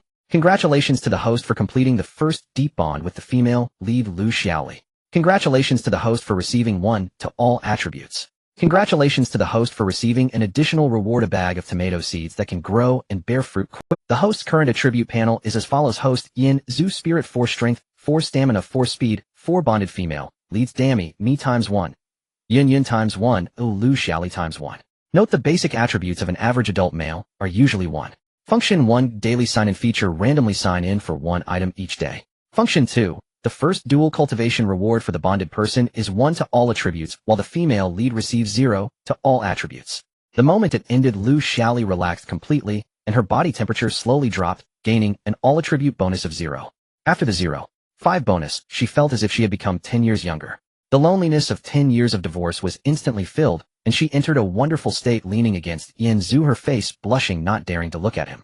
Yanzu helped her adjust her clothes, wrapping her coat around her, and pretended to be serious as he spoke. Are you feeling better now? Lu Xiaoli nodded, her voice as small as a mosquito. Thank you. Thank you for saving me. She looked up at Yanzu, her eyes filled with gratitude and a hint of shyness. I am Lu Xiaoli. You should know my daughter, right? Yanzu nodded. Yeah, I've seen you on TV before, and I've met Louis Fei. We have a small team over there with 5 people. Oh, it's very safe. Come back with me. Lu Xiaoli's eyes lit up at this. Really? Is he Fei with you? Yanzu shook his head. Not yet, but there will be a chance to find her. Lu Xiaoli nodded, then suddenly grasped Yanzu's hand, her eyes filled with pleading. About what happened earlier. Could you keep it a secret? Yanzu was taken aback. A secret? Lu Xiaoli's face was flushed almost to the point of bleeding. Don't tell anyone, especially don't tell Fei later. I am afraid if she finds out, I won't be able to face her. Nor can I face you. Yanzu looked at her pleading expression and nodded, smiling. Don't worry, I won't say anything. This will be our secret. Lu Xiaoli finally breathed a sigh of relief, looking at him gratefully. Thank you, really thank you. I will definitely repay you well from now on. Yanzu looked at this mature woman, suddenly inspired, and smiled as he spoke. Forget about the future, I can repay you right now. Lu Xiaoli's face flushed instantly, and she suddenly knelt down, whispering. Hungry. I haven't eaten eggs in a long time. Do you have any? I want to eat. She said this seriously, as if she hadn't eaten eggs in over a decade. Yanzu watched her, unable to help but sigh inwardly. Readers don't know the joys of mature women. This familiar taste is truly incomparable to those young girls. About half an hour later, Yanzu contently activated the sign-in for Huazi, saying, Let's go. We need to return to the camp, it's not safe here. Lu Xiaoli nodded, supporting Yanzu's arm, slowly standing up and following him toward the camp. 5 kilometers away in a stone cave, Zhao Liang stood protectively behind the fairy Lu Yifei, and the dumpling girl Chen Yinshi tightly gripping a sharpened stick. Her icy gaze fixed on the 10 approaching natives, their faces twisted with lewd smiles, shouting vulgarities. Outsiders surrender obediently. Come with us, and we guarantee your comfort. Yanzu supported Lu Xiaoli as they slowly walked back to the camp. The setting sun was almost down, painting the entire beach in warm shades of red. Damimi, Guan Xiao, Tong Tan, Song Yun, and Nana had already returned, sitting by the campfire waiting for them. Upon seeing them come back, everyone stood up. Nana's eyes lit up as she rushed over, her soft voice carrying a hint of curiosity and concern. Brother, Yanzu, you finally came back. We were so worried about you. She ran over, linking her arm with Yanzu's, her soft body nuzzling against his arm, before looking towards Lu Xiaoli beside them. Who is this sister? Guan Xiaotong also walked over, furrowing her brows as she looked at Lu Xiaoli. Her clothes were somewhat tattered, and there was a hint of panic on her face, but the fear in her eyes had faded, replaced by a different kind of sparkle. After all, following the dual cultivation, her attributes had increased by 0.50, and her overall condition had improved significantly. Tan Song Yun quickly handed her a cup of water, her sweet voice laced with concern. Sister, have some water. You look exhausted after such a long journey. Damimi also walked over, her keen eyes scanning Lu Xiaoli before turning to Yanzu. Yanzu smiled as he supported Lu Xiaoli, sitting down beside the campfire. This is Sister Lu Xiaoli, the mother of Lu Yifei. I found her in the woods, captured by 3 natives, and rescued her. He briefly recounted the events without mentioning the dual cultivation, only stating that he dealt with the 3 natives. Then he looked at Lu Xiaoli, his warm voice carrying concern. Sister Lu, how did they find you? Lu Xiaoli took the water, took a sip, and then looked up, her eyes reflecting a hint of lingering fear. Her hands trembled slightly. The previous events had truly frightened her. I don't know. After I woke up, I was alone in the woods, struggling to survive. I found some wild fruits and drank some dew, but I didn't dare to go out, fearing danger. Last night while I was sleeping, suddenly a group of them captured me and brought me back to their camp. There were 13 men in total along with 2 women from 2. At this point Lu Xiaoli's voice trembled, her eyes filled with fear. They drugged us with something that makes you feel weak all over. Those 2 girls were young and beautiful, who after taking them, were tormented by them all night, and couldn't hold on any longer, dying last night. I'm a bit older, so they didn't pay much attention to me last night, and I didn't eat much of what they gave me. Oh, I secretly spat some of the drug out. Yinchi, you are weak, you cannot either. Lu Jia, you are even less suitable. Let me try. We're asleep. When they discovered I had escaped, they sent 3 people to chase after me. Yanzu nodded. He had encountered those 3 pursuers earlier and dealt with them directly. Those 3 were now dead, leaving only 10 men in the camp. Upon hearing this, the faces of the female leads turned pale. Guan Xiaotong's hands instantly clenched into fists, her knuckles turning white. She didn't expect there to be such vicious natives on the island, so cruel. These beasts. She gritted her teeth, her eyes filled with anger and fear. Nana, frightened, directly hid behind Yanzu, her soft body trembling. Her face was as pale as paper, her eyes filled with fear, tears almost spilling. Will they come to camp? There are so many of us girls, or what will we do if they come? Tan Song Yun's eyes turned red instantly, nearly crying out of fear. Her sweet voice carried a hint of sobbing, her body trembling. How can they be so cruel? It's terrifying. How can they treat girls like this? Demimi also furrowed her brows tightly, her delicate eyes filled with anger. She never expected there to be such scum on the island daring to do such things. These bastards are inhuman. Yanzu's face also darkened. He never expected there to be such hidden threats on the island. If they weren't dealt with, they would inevitably find their camp, putting these female celebrities in danger. He looked at Lu Xiaoli and asked seriously, Sister Lu, do you know where their camp is located? Lu Xiaoli nodded, having remembered the route when she escaped. I know it's on the west side of the island. There's a patch of mangroves. Their camp is just behind the mangroves. Do I remember the... Yanzu nodded. He already had a plan in mind. They must resolve this group of people first, otherwise leaving them would always... Okay, tomorrow morning you'll go with you to scout the path, see their situation, and find a way to deal with them. Otherwise leaving them will always be a threat. The girls all nodded. They understood that this matter could not be delayed. If they weren't dealt with, they would eventually come looking for... At night by the campfire, everyone had little appetite for food. Nana clung to Yanzu's arm, her soft body leaning against him, still feeling a bit scared. Brother Yanzu, can you not go? There are so many of them. 10 people, it's too dangerous for you to go alone. Yeah, let's go together. With so many of us, even if we can't defeat them, we can still help you. Guan Xiaotong frowned, looking at Yanzu, her voice tight with concern. No, there are too many of them. It's easy to be discovered. If we go together, they will definitely find us. Demimi shook her head, remaining calm. If that happens, it will cause trouble. Tan Song Yun also nodded. Although she was scared, she knew Demimi was right. Then, what should we do? It's too dangerous for brother Yanzu to go alone. Yanzu smiled, patting. Don't worry, you'll be fine. You all know my physique is much stronger than ordinary people, and I have that military dagger, which is very sharp. They are no match for me. Moreover, he needed to scout the path first, see what the situation of their camp was, and then think of a way to deal with them. After a long discussion, they ultimately decided that Yanzu and Lu Xiaoli would go to scout, while the others remained at the camp to prepare. At night, Yanzu took out his military dagger and carefully sharpened it. This dagger was a previous acquisition, very sharp enough to deal with those people. That night, everyone didn't sleep, while each feeling a bit worried. The next morning, as soon as it was dawn, Yanzu got up. He tidied up, brought his military dagger, and some wild fruits to eat on the way. Then he took Lu Xiaoli and headed towards the mangroves in the west. He needed to scout the path first, see the situation of that group of people, and then think of a way to deal with them. Lu Xiaoli walked in front, guiding him.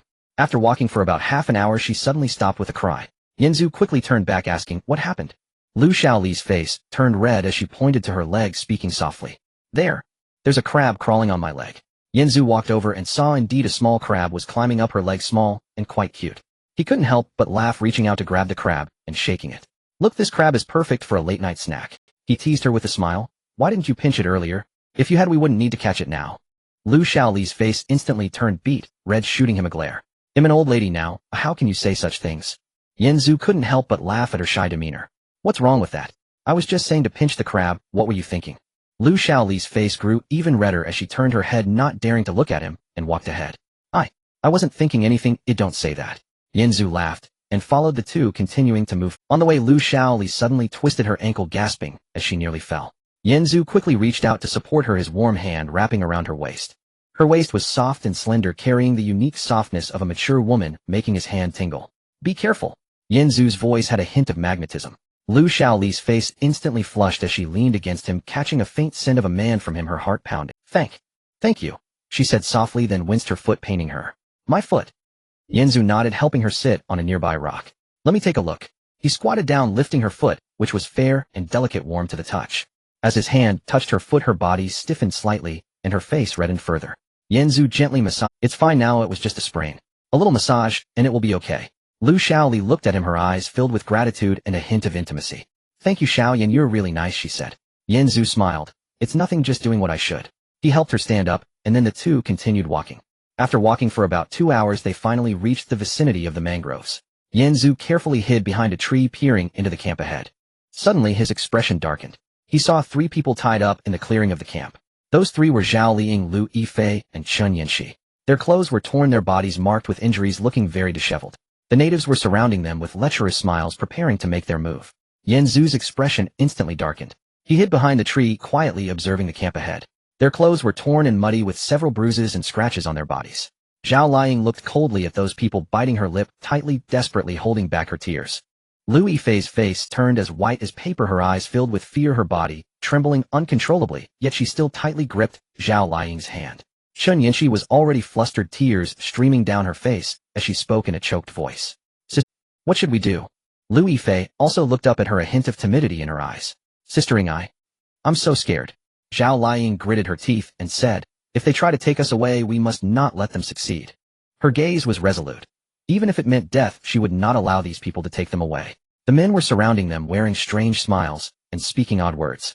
One man reached out to grab Lu Yifei's arm, speaking in an unintelligible language. At that moment, her daughter, her precious daughter, was about to be taken by these people. Her eyes turned red instantly, and she rushed out. Don't touch my daughter. Her voice was urgent, ready to rush at those men. Yanzu quickly reached out, pressing her down and covering her mouth, pinning her behind the tree. His voice was low and serious.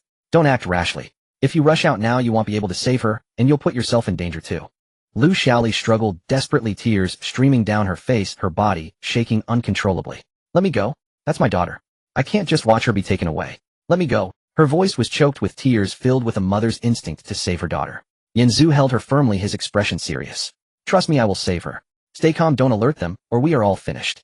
His voice was resolute, making Lu Xiaoli calm down a little. She looked at him, a hint of pleading in her eyes. Can you really save her? Yanzu nodded. Trust me, I can. At that moment, he recalled that he hadn't used today's sign-in yet. He quickly recited the sign-in silently in his mind. The system's voice sounded. Ding. Congratulations, host, today's sign-in successful, reward 1 ticket to Jaicho's concert. Concert ticket. At a time like this, he was fighting against 10 natives on a deserted island, and he was given a concert ticket. What use is this?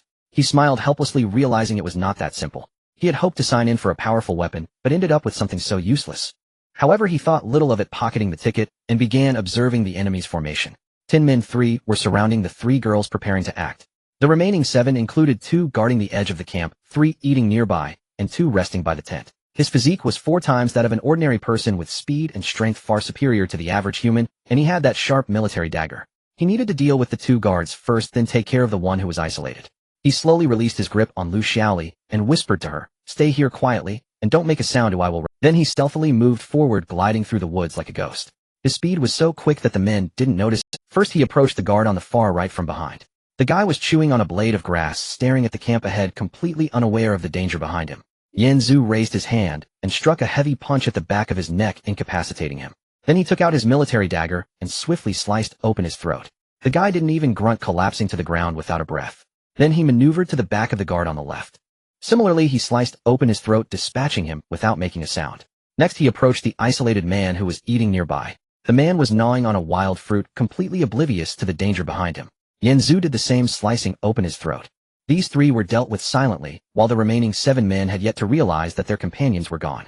At that moment, one man sensed something was off. Oh, why hadn't his companions made a sound for so long? He shouted, hey, you two, what's going on? Why aren't you talking? Then he walked over to check the situation. He then saw the bodies on the ground. His eyes widened in shock, and he opened his mouth to shout for help. Yanzu immediately dashed out, his speed astonishing like a gust of wind. He swiftly sliced open the man's throat, eliminating him. However, at this moment, the other men also noticed. They stood up in an instant, grabbing their military knives and shouting, enemy attack. There are enemies. Then they charged towards Yanzu. Yanzu did not confront them. He used the redwoods to engage in guerrilla tactics against them. His speed was 4 times that of an ordinary person, and those men couldn't catch up to him. He circled around one man from behind and sliced open his throat. His speed was 4 times that of an ordinary person, and those men couldn't catch up to him. He circled around one man from behind and sliced open his throat. At this point, the remaining 4 men were panicking. They hadn't expected this person to be so powerful, silently taking out so many of their companions. They formed a circle, shouting at Yanzu, who are you? Yanzu smirked and charged forward. He stabbed one of them in the chest, eliminating him. At that moment the remaining three realized it was futile. They couldn't defeat this person, and if they continued fighting they would die. They exchanged glances and turned to flee into the woods, not daring to look back. Yanzu did not pursue them. He still needed to save the three girls, and he was injured. Just then the man he had stabbed before dying swung a knife at Chun Yinshi, trying to take someone down with him. Yanzu saw this and rushed over to push Chun Yinshi aside, but the knife struck his arm. Instantly blood flowed out, staining his clothes.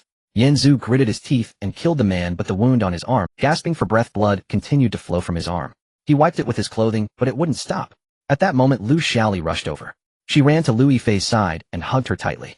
"Yifei, my daughter, are you okay? Are you hurt? Are you injured?" Upon seeing her, Yifei broke down in tears, throwing herself into her arms, tears streaming down her face. Mom, how did you come? I missed you so much. I thought I would never see you again." The two women embraced tightly and cried, tears flowing freely. Even bystanders felt a pang of sadness. Zhao Liang and Chun Yinshi also breathed a sigh of relief. They were finally rescued, having thought they were dead. Yanzu approached, took out his dagger, and cut the ropes binding them. The ropes were tightly wound, leaving their wrists raw and bleeding. Then he gasped for breath, his voice somewhat weak, but firm. "All right, we should not linger here. Those people have fled, but they will definitely come back for revenge. We need to hurry, or when they bring more people over we won't be able to escape." Everyone nodded, helping each other as they slowly walked towards the camp. Yanzu walked at the back, vigilantly watching behind him to prevent those men from pursuing. Although his arm hurt, not long after they left several figures appeared at the entrance of the camp. Leading them was a man whose face darkened as he looked at the bodies on the ground. His eyes burned with anger as he stared in the direction Yanzu and the others had left, then spoke in a low voice to his subordinates. "Find them. Everyone must pay with their lives for Matsumoto." His voice was cold, laced with killing intent, and the entire camp was suffused with his fury. A few people helped each other, walking for nearly an hour before finally returning to their small wooden cabin. Yanzu walked at the back with his arm bleeding profusely, his face growing paler and his steps becoming unsteady. He gritted his teeth, holding on to the last bit of strength, unwilling to fall, for if he were to fall all of them would be doomed. Lu Xiaoli supported Lu Yifei, occasionally glancing back at him, her eyes filled with guilt. Zhao Liang supported Chun Yinshi, also glancing back from time to time, looking at Yanzu's bleeding arm, her brows furrowing tighter. They all understood that Yanzu was injured while trying to save them. If it weren't for him, they would have probably been taken away by those strange men by now. A gust of wind blew, causing Yanzu to sway slightly, almost falling. Zhao Liang reacted quickly, reaching out to steady him. "How are you? Can you hold on?" Her voice carried a hint of... Yanzu nodded, panting, and replied, "I'm fine, I can hold on, we're almost there." Ouyang Nana, who was guarding the door, was the first to see them. She had been on tiptoe looking in the direction they had left, but upon seeing them return, her eyes instantly brightened. Just as she was about to shout, she noticed Yanzu's pale face and the blood-soaked shirt on his arm. In an instant her face turned white as she rushed over. "Yanzu, what happened to you? Why are you bleeding?" She rushed to Yanzu's side, reaching out to touch his arm, her eyes filled with urgency. At that moment the people inside the wooden cabin heard the commotion and rushed out. Tan Songyun, who was tending to the fire and still holding firewood, dropped it in shock upon seeing Yanzu's condition. Guan Xiaodong, who had just finished gathering fish nets, also threw down her nets and rushed over, her eyes full of concern. Demimi, who was organizing supplies, quickly approached, as well, her brows furrowing upon seeing Yanzu's wounds. The group quickly surrounded Yanzu, all of them feeling anxious. "Yanzu, how did you get hurt like this?" Demimi frowned, reaching out to lift his shirt and inspect the wound. Yanzu quickly shifted away a bit, shaking his head. "It's nothing, just a small injury, it's nothing." As soon as he finished speaking, his body swayed again. Ouyang Nana quickly supported him, her eyes filled with urgency. "You've lost so much blood and still say it's a small injury." She looked at Yanzu's increasingly pale face and suddenly recalled what had happened earlier. She bit her lip, then turned to the four new girls and said, "Don't panic, Yanzu has a system. As long as we can help him recover." Yanzu looked at the little green tea girl, silently, giving her a thumbs up in his heart. The four new girls were momentarily stunned, looking at her with confusion. "What system? What can help him recover? What does this mean?" Zhao Liang frowned, looking at her, her eyes filled with disbelief. She never believed in such strange things. Lu Yifei was also bewildered, looking at her with a blank expression, unable to comprehend what she was saying. Chun Yinshi blinked, looking at her with confusion, but her mind was racing. "System." Ouyang Nana, seeing their puzzled expressions, quickly explained, "It's real. Yanzu has that multi-child, multi-blessing system. We've tried it before. Also, when Tan Songyun had a fever, she was cured thanks to this. As long as you can help him regain his strength, you can help him stop the bleeding." Her words left the four new girls stunned. Multi-child, multi-blessing system. What is that? Why does it sound so strange? How is that possible? How can such a system exist? At that moment, Lu Xiaoli suddenly froze. Her mind immediately flashed back to what happened yesterday. Yesterday she and Yanzu had that unexpected intimate contact in the woods. Then she had been sore from the journey, but after that she felt invigorated, not tired at all. So it turns out, it really is a system. Her face instantly flushed from her cheeks all the way to her ears. Inside she felt a mix of shame and a hint of relief. The shame was that yesterday's events were due to this reason and she actually. The relief was that as long as this system was real then Yinzu would be saved. However, she dared not say it. She feared that others would find out that she and Yinzu had already crossed that line. With her head down, her fingers tightly clenched the hem of her clothes, not daring to meet anyone's gaze or speak. However, she dared not say it. She feared that others would find out that she and Yinzu had already crossed that line. With her head down, her fingers tightly clenched the hem of her clothes, not daring to meet anyone. Her worldview was shaken. How could such a system exist? How could injuries be healed this way? Her body trembled uncontrollably, gripping her mother's arm. Her lips moved, but she couldn't utter a word. She instinctively sought protection from her mother, but did not dare to speak. She had never encountered such a situation as she didn't know what to do. Having grown up being pampered, she had never faced such circumstances. She had rarely even held hands with a man, and now she was expected to save Yinzu in this manner. Just thinking about it made her tremble all over. She did not dare to speak or agree. At that moment, Chen Yinshi also began to react. Her mind raced with calculations. If this system is real, then this is the core rule of the team that tick. Ouyang Nana, who looked so innocent, was eager to help Yinzu, indicating that being with him was undoubtedly safe. She was currently the weakest. If she didn't show loyalty, would she be abandoned? Moreover, Yinzu had saved her life, and he was handsome. If she could build a good relationship with him, she would have someone to protect her on this deserted island. Additionally, she noticed that Yinzu was the core of this team. As long as she maintained a good relationship with him, she would be safe. Thinking of this, a timid, hesitant expression appeared on her face. She raised her head to look at everyone, her eyes glistening with tears, yet she did not speak. She was waiting for others to speak first. If everyone was unwilling, she would step forward, making her seem more sensible and memorable to Yinzu. Thus she only displayed a pitiful demeanor, but did not utter the words, "I am willing to try." At this moment Demimi frowned, looking at them with dissatisfaction. She was already unhappy that Nana had taken the initiative to mention this matter. However, seeing Yinzu's increasingly pale face, she forced herself to suppress her emotions. With a stern face, she said, "Stop the nonsense, let's get on with it. He needs to stop the bleeding immediately. If we delay, it will be too late." Her words broke the silence. Her rationality ultimately overpowered her jealousy. She knew that saving Yinzu was the most crucial thing right now. Everything else was secondary. Guan Xiaotong bit her lip, her eyes filled with jealousy and pain. She wanted to protest, as she didn't want other women getting close to Yinzu. However, seeing Yinzu's weak appearance, she couldn't bring herself to say anything. She shot a fierce glare at Ouyang Nana. At this moment, Zhao Liang had remained silent. She had been calmly observing. She looked at the three people in front of her. Lu Xiaoli had her head down, her face flushed, but she didn't say a word.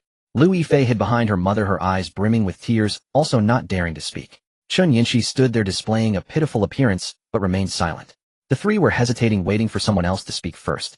She didn't believe in strange forces, but Nana's reactions and this small wooden cabin were undeniable. Although Nana's words sounded absurd, the logic was coherent.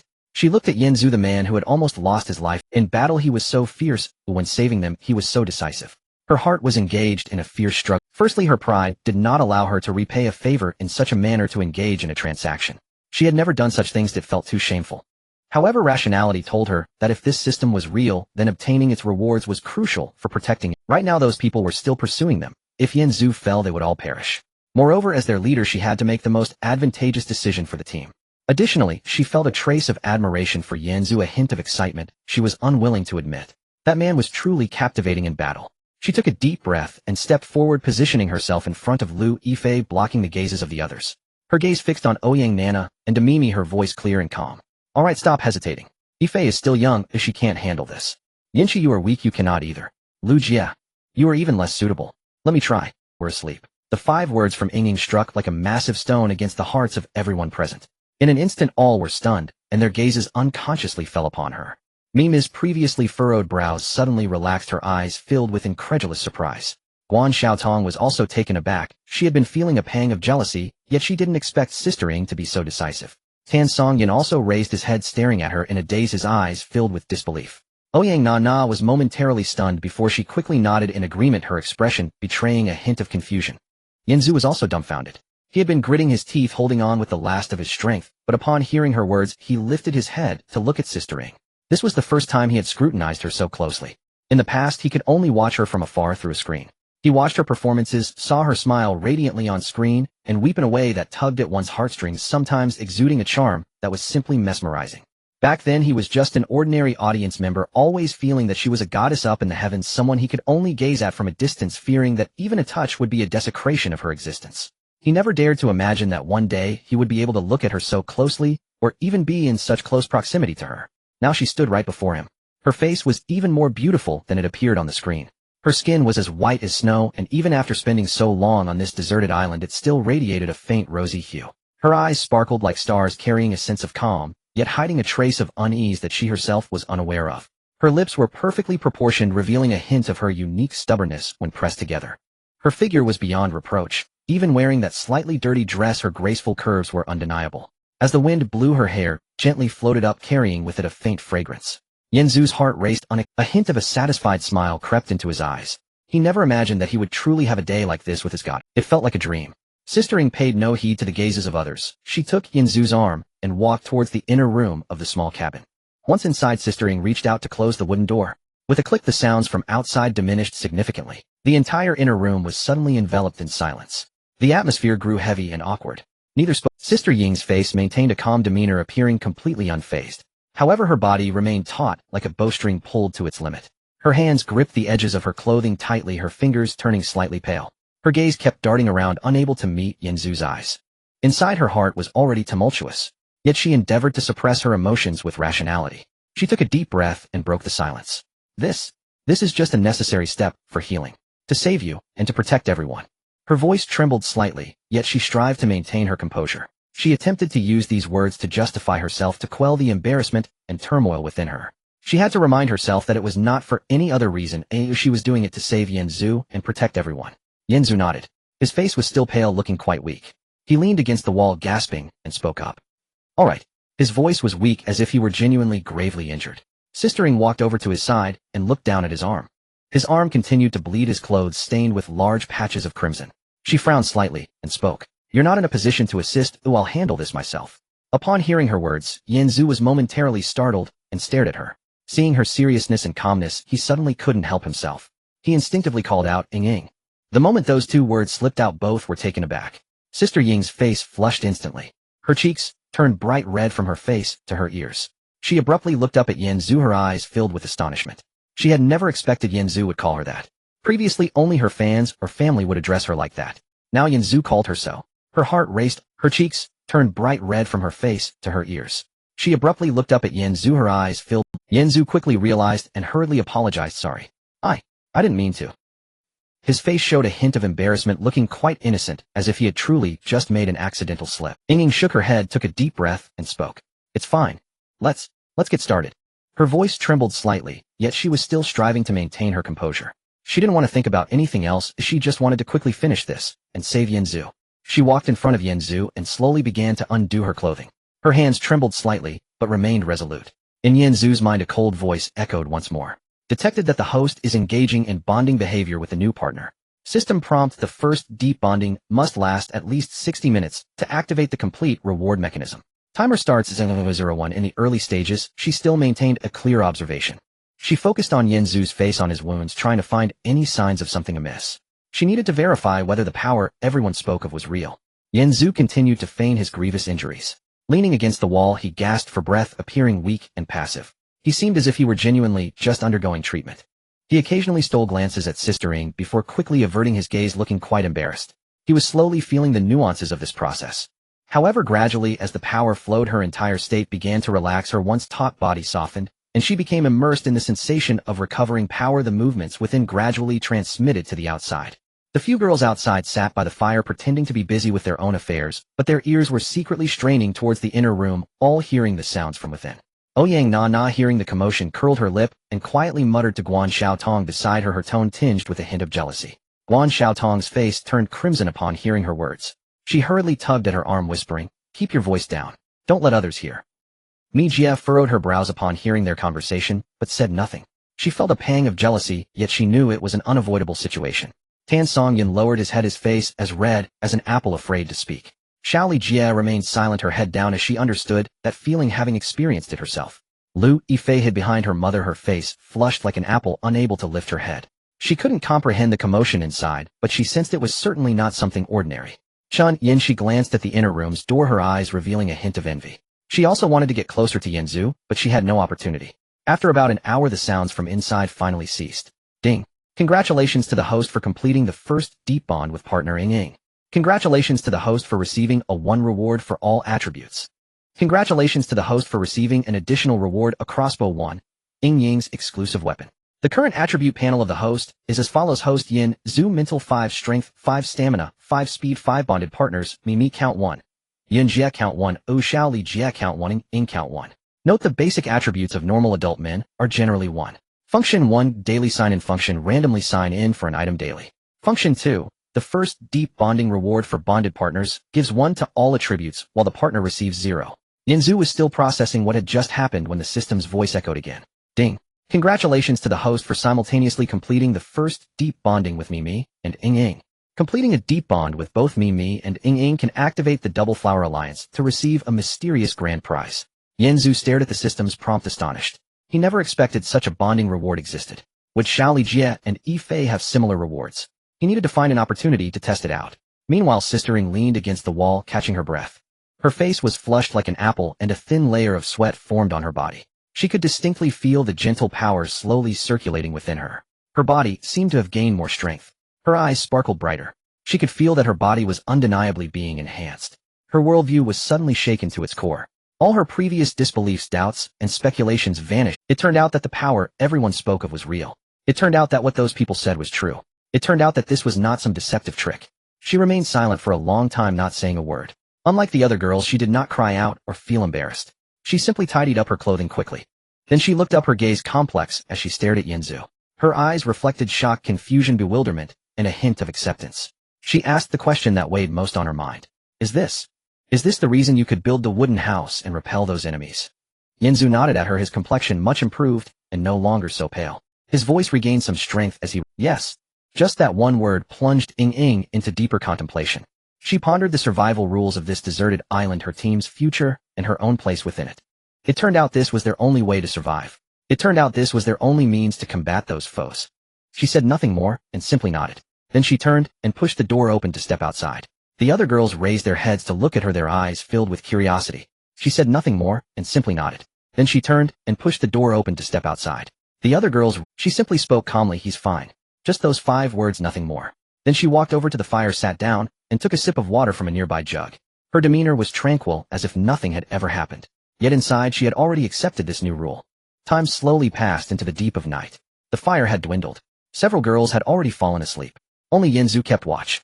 He leaned against the door, holding a knife, vigilantly observing the woods outside. The enemies that pursued them were still outside. He could not afford to be careless. At that moment, he heard footsteps approaching from behind. He turned to see Ing Ing walking over. Her face no longer bore the chaos of the day nor the embarrassment. She sat down beside Yinzu and looked out at the woods before speaking. I accept that rule.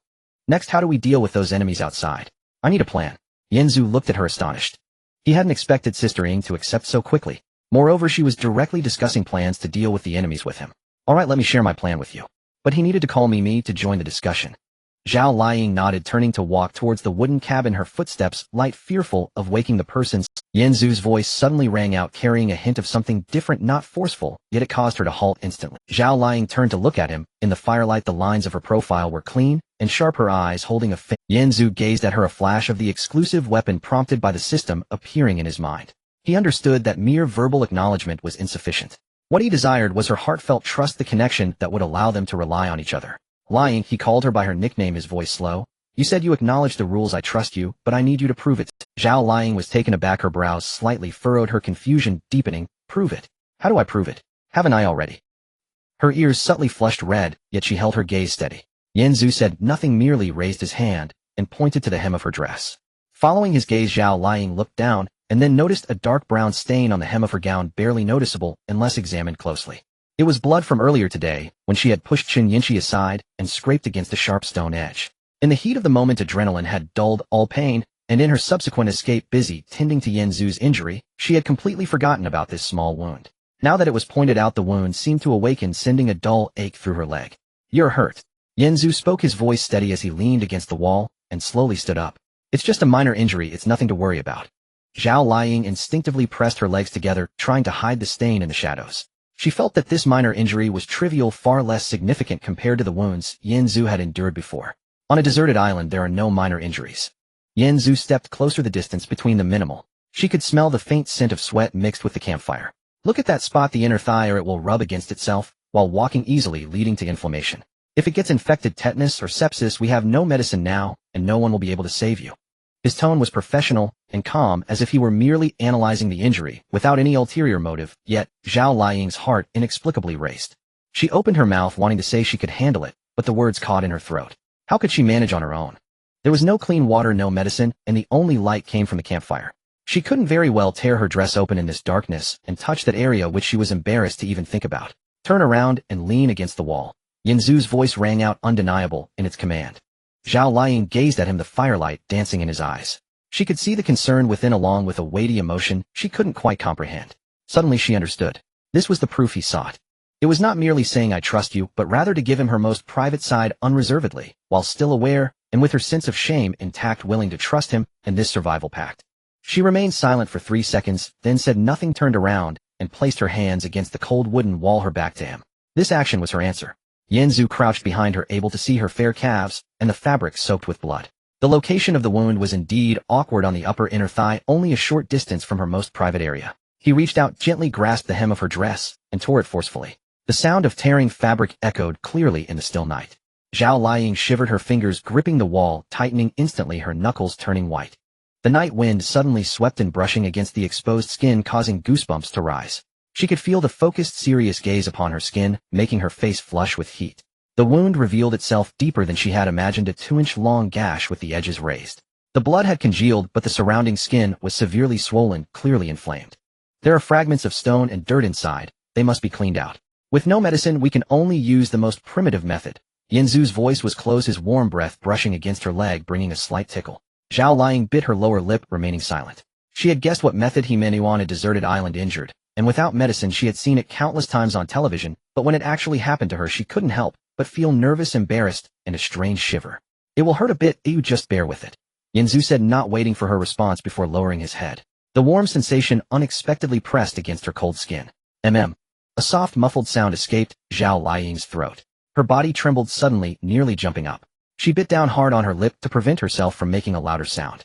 It wasn't just pain, or rather it was not merely pain. It was a sensation she had never experienced before, the warm touch pressing against the wound, gentle pressure traveling through her skin, accompanied by a slight numbness and a warm embrace. She could distinctly feel his actions, gentle and focused, each movement carrying his warmth. 1, 2, 3, 4 countless times. Yanzu spat out the dirty blood from his mouth, then lowered his head to clear out the remaining dirt. His movements were very focused, as if he were merely tending to an ordinary wound, yet only he knew how delicate the skin beneath his lips was, every tremor she made tugging at his nerves. After a while he finally raised his head and wiped his mouth. Alright, it's clean now. They'll go back and apply some herbs. Zhao Liying leaned against the wall, slowly turning around. Her cheeks instantly flushed, her face turning red from her cheeks down to her neck. Even her earlobes turned bright red. She bit her lip, not daring to look into Yanzu's eyes, feeling that all the shame of her life had been used up today. But she also knew that from this moment on she was completely devoted. She was willing to trust him, willing to follow him, no matter what they encountered. She would no longer doubt him. Yanzu looked at her and smiled, then took out the black crossbow from his pocket and handed it to her. The crossbow was small, yet exquisite, the grip fitting her hand perfectly, clearly made just for her.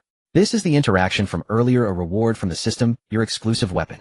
With this, even if those islanders come, you will have the means to protect yourself. Zhao Liying was taken aback receiving the crossbow. It felt light, yet solid in her hands, and she could sense its immense power. She looked up at Yanzu, her eyes filled with gratitude, tightly gripping the crossbow and nodding. All right, Yanzu patted her shoulder. Let's go inside and call Mimi. Before he could finish his sentence, a cold, emotionless voice suddenly echoed in everyone's minds. Host, please note. Congratulations on surviving for 7 days. The novice period has now ended. New crisis, extreme cold wave warning, expected duration 14 days. It will get colder over the next 14 days. Please prepare for warmth. The moment the voice faded, the temperature began to drop sharply. The night, which had been somewhat warm, suddenly turned cold, the wind picking up and rustling the surrounding leaves. That wind felt like a knife cutting into their faces with bone-chilling cold. Yanzu couldn't help but shiver. A cold wave. 14 days. On this deserted island, it was a greater threat than those indigenous people. After informing Zhao Liying about the cold wave lasting 14 days, they exchanged glances, then turned to look into the wooden cabin. The girls inside had been sleeping soundly, but with the sudden drop in temperature, they woke up instantly. However, too tired to fully wake up, they unconsciously huddled closer together. The previously spacious circle instantly transformed into a tight group of bodies. Lu Yifei curled up in her sleep, her fair skin naturally cooler than others.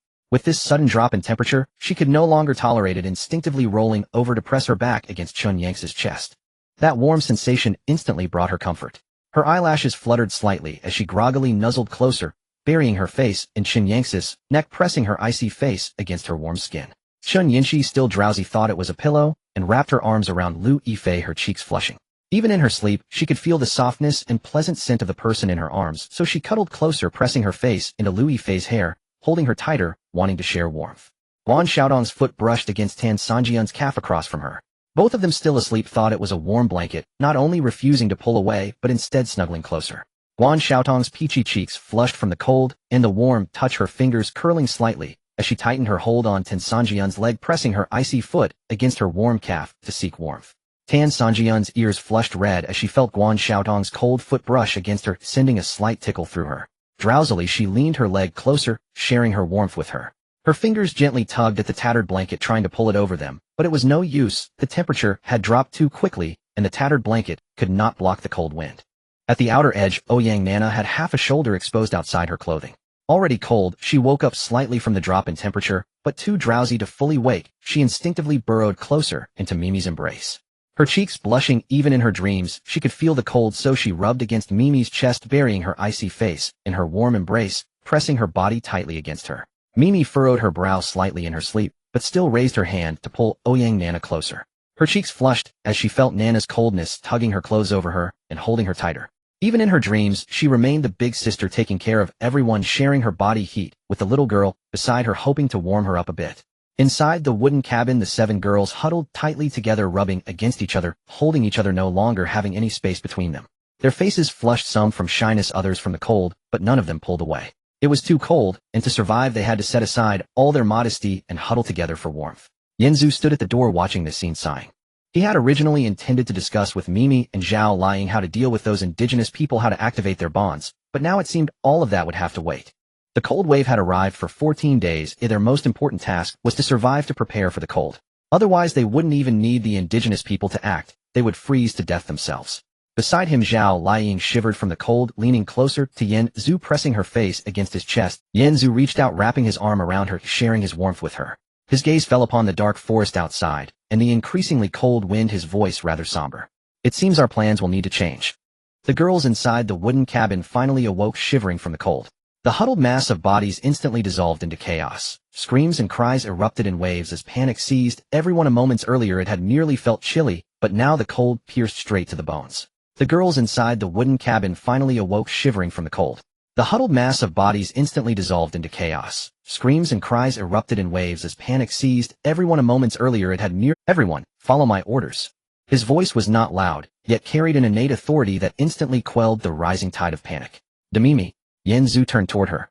Take Song Yun and Shaoli, stuff all dry leaves and grass into every crack in the walls. Seal every drafty gap. Now move. Demimi instantly snapped into action. A flush bloomed across her cheeks, not from embarrassment, but from the biting cold, and she nodded sharply, understood. Ing Bao. Yan Zhu shifted his gaze to Zhao Liang, still held in his arms. You lead Xiao Tong and Yin Shi. Inventory all supplies. List every remaining edible and usable item. In 1 minute, I need to know exactly what resources we have left. Zhao Liang immediately straightened up in his arms, her jade-like cheeks flushed. She nodded firmly, understood. In an instant, everyone sprang into motion. The earlier terror vanished, replaced by purposeful, coordinated urgency. In extremity, Yin Zhu always forged order fastest. 1 minute later they gathered around the fire.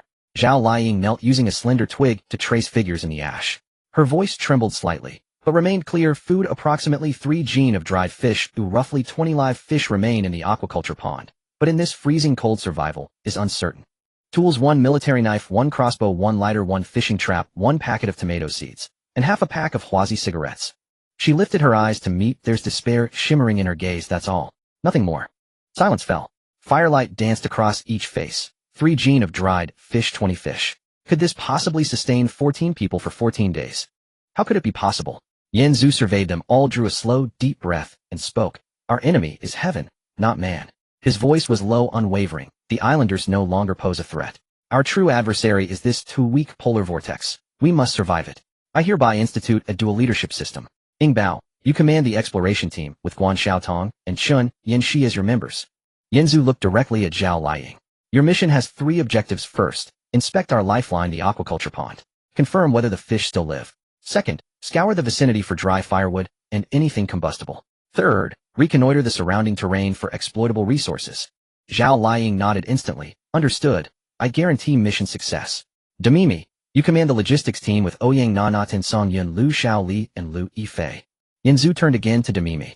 Your mission also has 3 parts. First, seal every fissure in the cabin to maximize internal insulation. Second, ration and manage all food supplies strictly.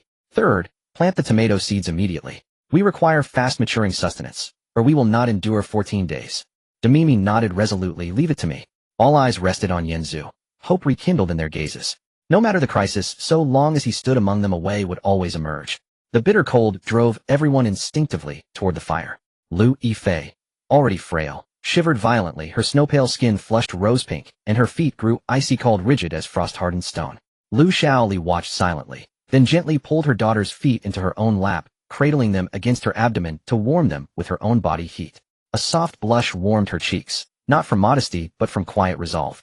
She held those small frozen feet tightly, her maternal love transcending all awkwardness. Her only wish was to bring warmth back to her child. Lu Yifei froze for a heartbeat, then tears spilled over. Her lashes fluttered and she leaned into her mother's embrace, clinging tightly. At dawn the next day, the exploration team set out. The world outside had transformed utterly. Breath crystallized instantly into frost. Each exhalation billowed forth as white mist. The sand underfoot hardened into brittle crust, each step sending sharp, numbing pain up the legs. The wind lashed their faces like razors, cutting, stinging, relentless. It's unbearable. Chun Yinshi hunched her neck, cheeks burning crimson. Her hands were already raw and red. I swear my ears are about to snap off. Guan Xiaotong likewise huddled inward, her peach blossom cheeks flushed. Her fingertips curled faintly, a telltale sign of her nervous tension, as she nodded. Yes, never before this cold. Even on film sets the worst winters came with heating. We've never endured such hardship. Zhao Liying clenched her teeth, her porcelain cheeks glowing. Gripping the crossbow tightly, she said, no complaints. Let's move faster. If we freeze solid, things get far worse. Staggering through uneven terrain, they finally reached the aquaculture pond, and from afar saw its surface already glazed with a thin, fragile layer of ice. Disaster. Chun Yinshi cried out. It's frozen. They rushed forward and tapped the ice. It echoed hollowly. Beneath it the fish hung motionless, listless and sluggish, nearly frozen stiff. Good. The ice is still thin, but hasn't penetrated fully. Zhao Liying exhaled in relief, and issued immediate instructions. From today onward, we'll break the ice daily. If it thickens, the fish will perish, and so will our food supply. We'll rotate duties. 3 of us will take turns breaking the ice daily. Agreed. Guan Xiaotong and Chun Yinshi both nodded. Agreed.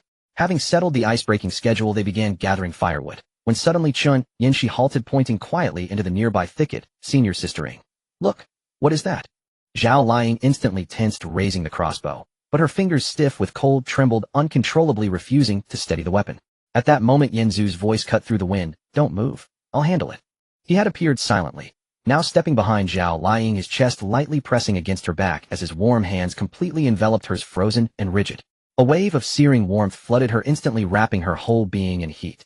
His calloused fingertips brushed the icy skin of her knuckles, his warm breath grazed her earlobe, turning it scarlet in an instant. Zhao Liying's entire body locked. Her pulse quickened, her breath faltered. She felt his chest pressed firmly against her back, his heartbeat resonating through the thin fabric of her clothes, steady, resonant, striking deep within her chest. Relax your knuckles. Yanzu murmured, voice low and resonant, vibrating beside her ear. Imagine the crossbow as an extension of your arm. Don't force it. Let it flow naturally. Guiding her hands, he slowly raised the weapon, aiming steadily at the thicket. Now, your back is mine to protect. Spoken at such intimate proximity, the words carried an undeniable electric charge. Zhao Liying's face flared crimson to the roots of her hair, yet miraculously her body steadied. The crossbow, once trembling violently, now held perfectly still. She felt everything. The whisper of his breath against her ear, his hands enclosing hers, his chest anchoring her back. Every sensation magnified tenfold, every degree of warmth amplified beyond measure. After a long pause, Yanzu released her hands. From the thicket emerged only a shivering rabbit, froze for a second, then bolted away. All clear, nothing to fear. Yanzu smiled faintly. See, now you hold steady. Next time danger arises, use this method. Understood. Zhao Liying stood dazed for several heartbeats before nodding. Her voice barely a whisper. Yes. Her face burned like a ripe apple. Those few seconds had nearly erased all sense of where she was, or why. They continued gathering kindling, soon amassed a large bundle of dried grass, and discovered a sheltered cave shielded from wind, an ideal fallback camp should the cabin prove insufficient. As they prepared to return, Zhao Liying spotted a chaotic trail of footprints leading toward the islanders' encampment. Her expression darkened instantly. Had those islanders survived? Were they advancing toward them? Meanwhile, back at the cabin, the logistics team worked tirelessly. Demimi directed everyone to pack dried grass into every wall crevice, sealing every draft. Lu Shaoli wove thickened sleeping mats, layering in all available dry grass, to provide greater warmth beneath them. Yet, even these measures failed. The temperature kept plummeting. Lu Yifei, having caught another chill, now had lips tinged violet, and shook violently, unable even to speak. Critical. Demimi instantly recognized the signs. She touched Lu Yifei's forehead. Icy, alarming. Lu Yifei, mild hypothermia. Panic surged. Hypothermia on a remote island could be fatal. Initiate maximum efficiency rewarming protocol. Strip completely. Direct skin-to-skin contact for thermal exchange. Demimi commanded, her tone unflinchingly clinical. Tan Song Yun, you embrace her. Ouyang Na Na. You and I will wrap around them from behind. Now execute. Tan Song Yun's ears flushed crimson. But without hesitation, she pulled the shivering frostpale Lu Yifei tightly into her arms. Lu Yifei's snow-white skin met Tan Song Yun's warmth instantly. The heat flowed, soothing her rigid limbs. Slowly she relaxed, soft sobs escaping as terror receded. Ouyang Na Na, shivering herself, squeezed in behind them. Her cheeks flushed. From behind, she encircled both, and her chilled hand slipping inadvertently between their pressed torsos elicited a startled gasp. Hey, where are your hands going? Tan Song Yun's face blazed scarlet. Ouyang Na Na chuckled, top-tier actresses stacking like human pyramids. For warmth. Fan service at its finest. If this went viral on Weibo, wouldn't it explode? Demimi joined the circle, her cheeks flushed, but she ignored all awkwardness, focused solely on efficacy, silence, conserve energy. Track the path of warmth transfer, stay still. Channel heat, now. For women pressed tightly together, forming a compact living cluster, exchanging vital heat. In the grip of the polar vortex, they fought extinction with the most primal yet profoundly effective act of solidarity. Just then Yin Zhu returned with the exploration team and pushed open the cabin door to behold the scene. 4 top-tier actresses fused into a compact, breathing life pyramid, their faces flushed, yet eyes alight, with fierce, unbroken will to survive. A profound surge of emotion rose in Yin Zhu's chest. These were the people he swore to protect. This was resilience. This was how they lifted each other through the abyss. Nightfall descended swiftly. Everyone crowded into the cabin. The fire, though modest, cast enough warmth to soothe frayed nerves. Yin Zhu assigned night watch himself. Guan Xiaotong and Ouyang Na Na covered the first shift, Zhao Liying and Demimi the second. The others slept entwined while the 3 sentinels kept vigil by the fire. Outside the wind howled, but within silence reigned, deep and solemn. Then Yin Zhu paused. His expression shifted and a faint, enigmatic smile curved his lips. Ah, that's right. Today's check-in hasn't happened yet. He glanced at Guan Xiaotong, curled tightly against the cold beside him, and at Ouyang Na Na. A glint of quiet amusement flickered in his eyes. Time perhaps for Xiaotong's feet and Na Na's steamed buns to fulfill their destined roles. System sign-in. The system's notification sound rang out. Ding. Sign-in successful. Congratulations, host, you have received a special reward, 8 square meters of hot spring blueprint. You can choose your own construction location. Yin Zhu's eyes lit up at today's sign-in reward, looking at Na Na and Xiaotong with a mischievous glint. Xiaotong, Na Na, come here for a moment. Yin Zhu lowered his voice, afraid of waking others. Then he whispered something in their ears. The 2 girls were momentarily stunned, then exchanged glances. They understood Yin Zhu's intentions. In the past few instances, as long as they had intimate interactions with Yin Zhu, the system's rewards would activate. Ouyang Na Na was a bit more straightforward. She chuckled and leaned in, her eyes sparkling. I knew it, you definitely want to do. Ouyang Na Na was a bit more straightforward. She chuckled and leaned in, her eyes sparkling. I knew it, you definitely want to do something big, right? Yin Zhu nodded and lowered his voice. I want to experiment. It seems that if we interact together, the system's rewards might be much better. It's so cold today, and if we can get something good, everyone will have a better time. Should we give it a try? The 2 girls instantly understood. For everyone's sake, what was a little awkwardness. They immediately moved closer. Guan Xiaotong stretched her cold feet into Yin Zhu's embrace, while Ouyang Na Na gently leaned against his back. The warmth from their bodies instantly transferred over. Yin Zhu's hand gently rested on Guan Xiaotong's feet, warming them, while his other hand lightly rested on Ouyang Na Na's waist. Both of them momentarily stiffened, then slowly relaxed. Do you remember, brother Yin, when we first met? Guan Xiaotong spoke softly, her voice trembling not from the cold, but from shyness. At that time I thought I was going to die on this island. Yes. Ouyang Na Na also chimed in softly, her cheeks flushed. I was the same. When I just woke up, I was almost scared to death. Yin Zhu smiled and gently rubbed Guan Xiaotong's feet, then patted Ouyang Na Na's waist. Back then I promised that as long as I was here, I wouldn't let anything happen to you. The 2 girls nodded in unison, leaning against Yin Zhu. Their hearts were warm. From the first day they met him, he had been protecting them. No matter what danger they faced, he always stood in front. Now they were finally able to do something for him, and for everyone. The three of them nestled together quietly chatting about the fears of their first day, the encounters with Demi Mi Song Yun Xiao Li and Yi Fei, and the difficulties they faced on this journey. Unknowingly, Yanzu had been playing for a long time, and then deliberately took out the hot spring blueprint. The two girls next to him instantly became excited. Guan Xiaotong's delicate face turned even redder. Hot spring. Is it really a hot spring? Ouyang Nana even jumped up, almost waking others. She covered her mouth and exclaimed softly, my goodness. There really is a hot spring. So we won't have to freeze like dogs anymore. Yanzu nodded, a smile in his eyes. That's right, it turns out that when you two interact together the rewards are indeed better than when alone. The two girls' faces instantly turned red. They exchanged glances and saw the joy in each other's eyes. It turned out that interacting together really could yield better rewards. For everyone's sake, it was all worth it. The next morning, as soon as dawn broke, Yanzu called everyone up and told them about the hot spring blueprint. Everyone was instantly ecstatic. Hot spring. Is it real or fake? Tan Song Yun's ears instantly turned red. She looked at Yanzu in disbelief. Can we really soak in the hot spring? Of course it's real. Yanzu smiled, taking out the blueprint. It's right next to our wooden cabin. Let's get started on building it now, so everyone can warm up a bit and clean off the dirt. Otherwise, in this cold weather, if someone gets frostbite or infection, it would be troublesome.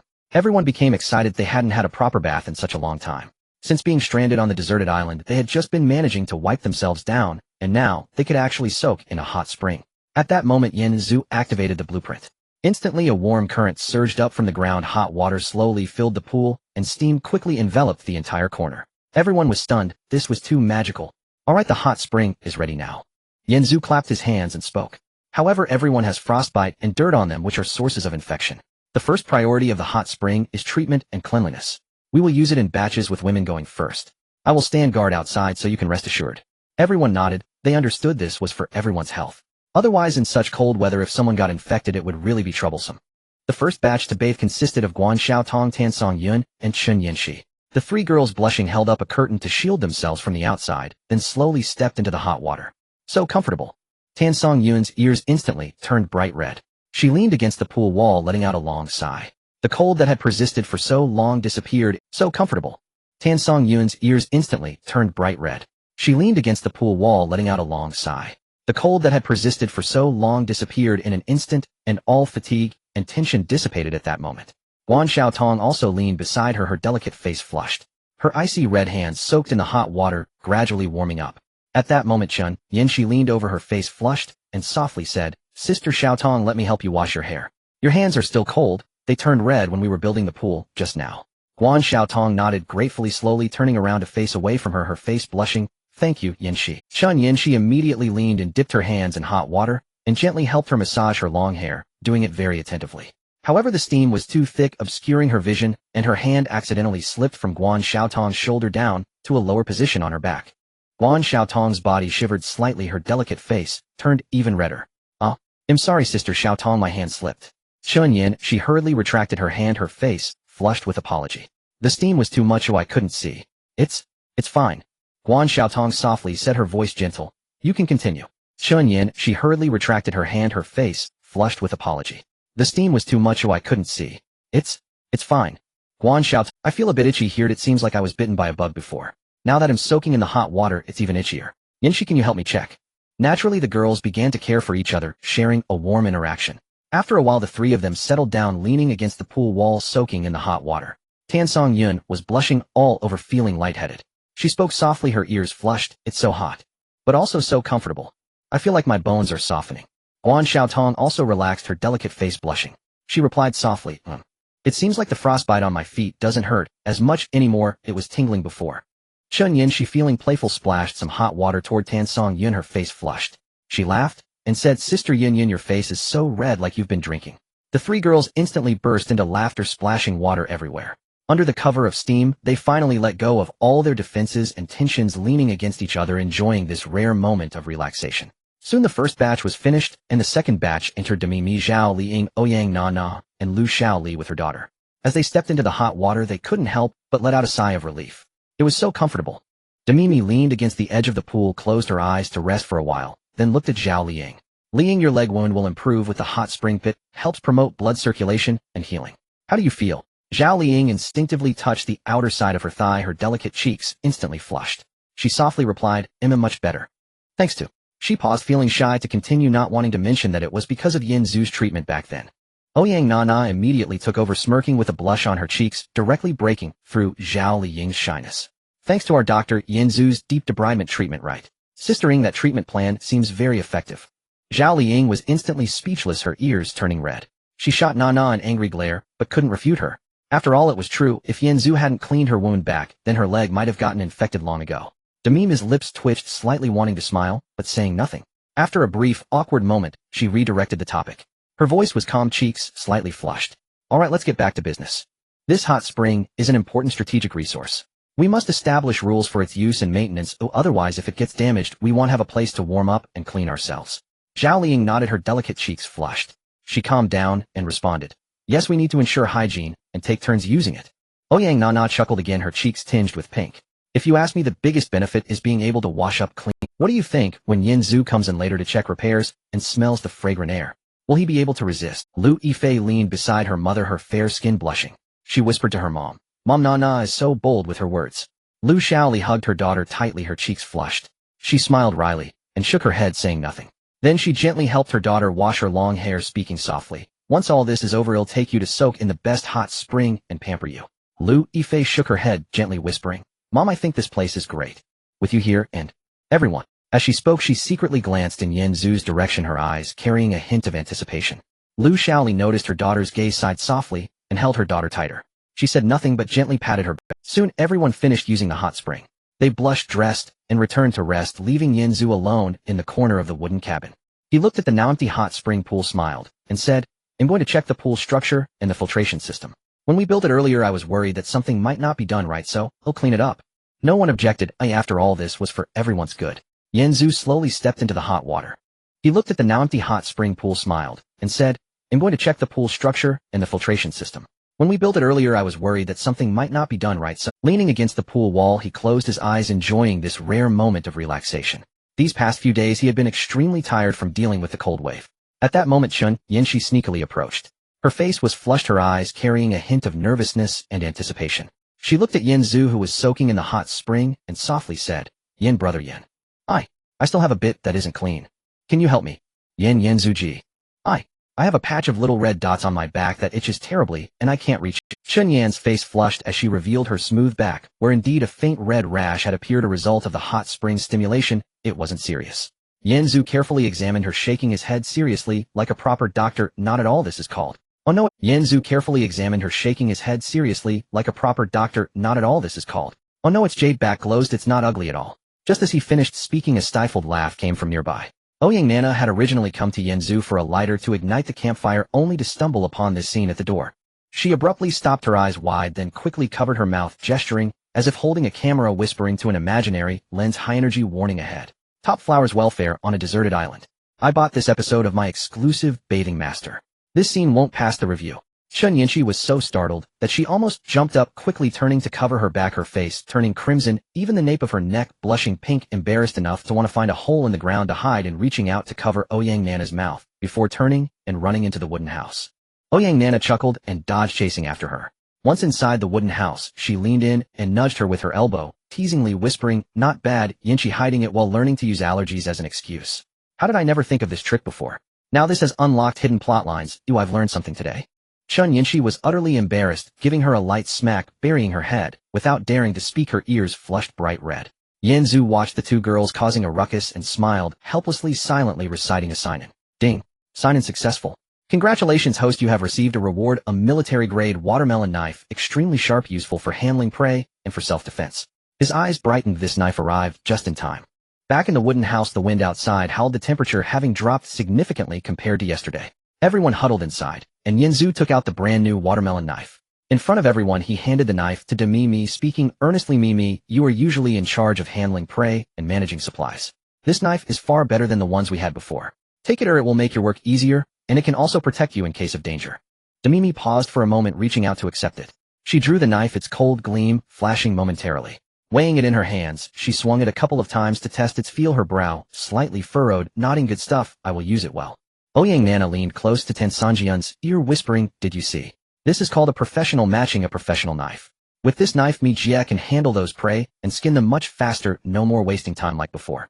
Tan Sanjian's ears turned pink, nodding as he quietly acknowledged her. Yanzu looked at the increasingly gloomy sky, furrowing his brow, and said our food reserves won't last much longer. The weather is getting colder, and if we don't store some meat, soon we won't survive this cold wave. He paused and looked at Demimi and Zhao lying. I plan to take you two hunting today, hoping to bring back more meat. The others should stay at the camp sealing up the wooden house to keep warm. Everyone had no objections. This was indeed the most pressing matter at hand. Soon the three had packed their things and set off. The snow in the forest was already above their ankles, making each step a laborious effort. The cold wind stung their faces like a knife. After searching for a long time, they finally spotted a lone deer, trembling in the cold, just the right opportunity. Zhao Lying immediately raised her crossbow, aiming at the deer. If she hit, they would have enough food for several days. But just as she was about to pull the trigger, the nearby snowbank suddenly exploded. A badger larger than a dog lunged out, charging straight at Demimi. This creature had gone mad from the cold wave, with bloodshot eyes looking extremely fierce. Almost simultaneously, another badger darted out from behind Zhao Lying, aiming directly for her back. Lying, behind you. 7 o'clock. Demimi reacted almost instantly, shouting loudly, but instead of dodging, she turned to face it. With the watermelon knife already drawn, she deliberately exposed a bit of her arm to lure the badger in, thus creating a shooting angle for Zhao Lying. Hearing her voice, Zhao Lying acted without thinking, her body moving faster than her mind, twisting around sharply, aiming the crossbow in the direction Demimi indicated, and pulling the trigger. With a bang, the bolt accurately struck the badger's throat, and the creature fell without a sound. Meanwhile, Demimi's knife also came down, hitting the badger on the head. It let out a miserable howl as it rolled away, but its claws still managed to scratch Demimi's arm, instantly drawing blood that flowed profusely. Yanzu rushed over, dealing with the badger that had been hit by the arrow, while the other injured badger, sensing danger, dragged its wounded leg and fled. The crisis had finally passed, but Demimi's face turned pale, blood streaming down her arm, dripping onto the snow and blooming into small red flowers. Yet she forced a smile at Zhao Lying. You shot very accurately. The training wasn't in vain. Zhao Lying's eyes turned red, hurriedly tearing her own shirt to bandage her. Mijia, don't move. It's all my fault. I didn't notice earlier. What are you blaming yourself for? Demimi held her hand down, her voice a bit hoarse, but steady. First bandage me up, we still need to find a way back. Zhao Lying gritted her teeth, nodding firmly, tearing off a piece of her shirt and carefully bandaging her. This was their first close contact, blood and trust instantly closing the distance between them. But at that moment, heavy snow suddenly began to fall from the sky, huge snowflakes crashing down, visibility disappearing instantly, and the wind howled frighteningly. They couldn't see the way back at all. Oh no, a snowstorm is coming. Yanzu frowned, pulling the two of them. There's a shallow cave ahead. Oh, let's take shelter there. The three scrambled into the shallow cave, barely blocking the wind and snow, but their clothes were soaked through. The temperature inside the cave was terrifyingly low, and their breath turned to frost. Meanwhile, back at the camp, the girls inside the wooden house anxiously watched the snowstorm outside, worried for the three outside, but they were also nearing their limit as the temperature dropped rapidly, making the inside almost as cold as outside. Lu Xiaoli, seeing everyone's lips turning purple from the cold, immediately stood up. Being the oldest and most composed, she said, everyone don't panic. We need to huddle together to keep warm. Heat escapes fastest from hands, feet, and exposed skin. Let's form a heat insulation formation. This way we can hold out. She directed Xiao Tong Song, Yin, you two face each other, and tuck your hands under your armpits, and don't move. Nana hugged Xiao Tong from behind, chest to back, legs touching, that way we can block the wind. Ouyang Nana squeezed in, laughing. Reporting officer. Formation A is in position. I am now Xiao Tong's exclusive warm baby. This front and back position is quite exciting. Ouyang Nana, shut up. Guan Xiao Tong nestled in Tan Song Yun's arms, blushed, and struggled a bit. Don't touch me. Why is your hand so cold? Tan Sanjian's ears also turned red, softly shifting his leg closer to hers. One. Lu Xiaoli arranged again. Yinchi Yifei, you two back to back. I'll be in the middle, holding on to both of you. This way the three of us can share our warmth. Chun Yinchi lowered her head, her face flushed, softly responding. She leaned against Lu Yifei's back, her mind still replaying the little interaction with Yin Zhu, comparing it to the warmth she felt now, getting a bit distracted. Lu Yifei leaned against her mother, her snow-white skin tinted pink, quietly asking, Mom, do you think Yin Zhu and the others will be okay? Outside, the wind roared, and the group of girls huddled together, using the most primitive way to share warmth. It was an awkward scene, yet it radiated a warmth of mutual reliance in a dire situation. Meanwhile, in the shallow cave, the three were also squeezed together. Zhao Lying was in the middle with Yin Zhu on the left, and Demimi on the right, all three pressed together like spoons, otherwise they couldn't withstand the cold. Demimi, losing blood, was getting colder, trembling all over, her consciousness becoming a bit hazy. Zhao Lying held her tightly, feeling her growing chill, her heart racing with anxiety. She bit her lip, suddenly speaking to Yin Zhu in the darkness, her voice choked and resolute. Yin Zhu. Mi Jia can't hold on any longer. Your system. Is there a way? She bit her lip, suddenly speaking to Yin Zhu in the darkness, her voice choked and resolute. Yin Zhu. Mi Jia can't hold on any longer. Your system. Is there a way? He certainly knew that only dual cultivation could save Demimi's life, but It was only effective the first time. And he leaned close to Zhao Liying's ear asking in a hushed voice, do you know what that implies? And here now, Zhao Liying's body tensed for a moment, then she held Demimi even tighter, her voice, small yet extremely firm, as long as it can save her. I am willing to do anything. Yanzu looked at Demimi and said, Ingbao, the system only has a remarkable effect during the first deep interaction, and Demimi has already experienced this before. He then turned his gaze to Zhao Liying, his eyes sharp and filled with an undeniable determination. Ingbao, you must understand that in order to save me, Jia, we need to work together. Zhao Liying's body instantly froze. Her jade-like cheeks flushed, and the decisive woman found herself in an unexpected situation. The three of them would treat each other together. However, she showed no hesitation. Looking at Demimi's pale face and her weakening breath, she knew this was no joke. It was a matter of life and death. Nodding heavily, she remained silent, but her actions provided the most direct response. She took a step forward, reached out her hand, and gently grasped Demimi's icy hand. Then she slowly leaned her body closer, fully entrusting both of them to the man before her. The system prompt sounded, detected special combination Mimi and Ying, meeting deep bond conditions. Attempting to synchronize link. The cold system notification echoed in Yanzu's mind, and he knew it had worked. Ingbao bit her lip and slowly stood up, her hand reaching for the buttons on her clothing. 1, 2, 3. The cold fabric slipped from her body, piling at her feet, revealing her tight and smooth curves. In the cold stone cave, her skin flushed faintly due to the chill. Then without hesitation, she turned around and gently helped Demimi remove her clothes one piece at a time, stacking. Demimi's body had become somewhat stiff from the cold, but when Zhao Liying's hand touched her, she could not help but shiver.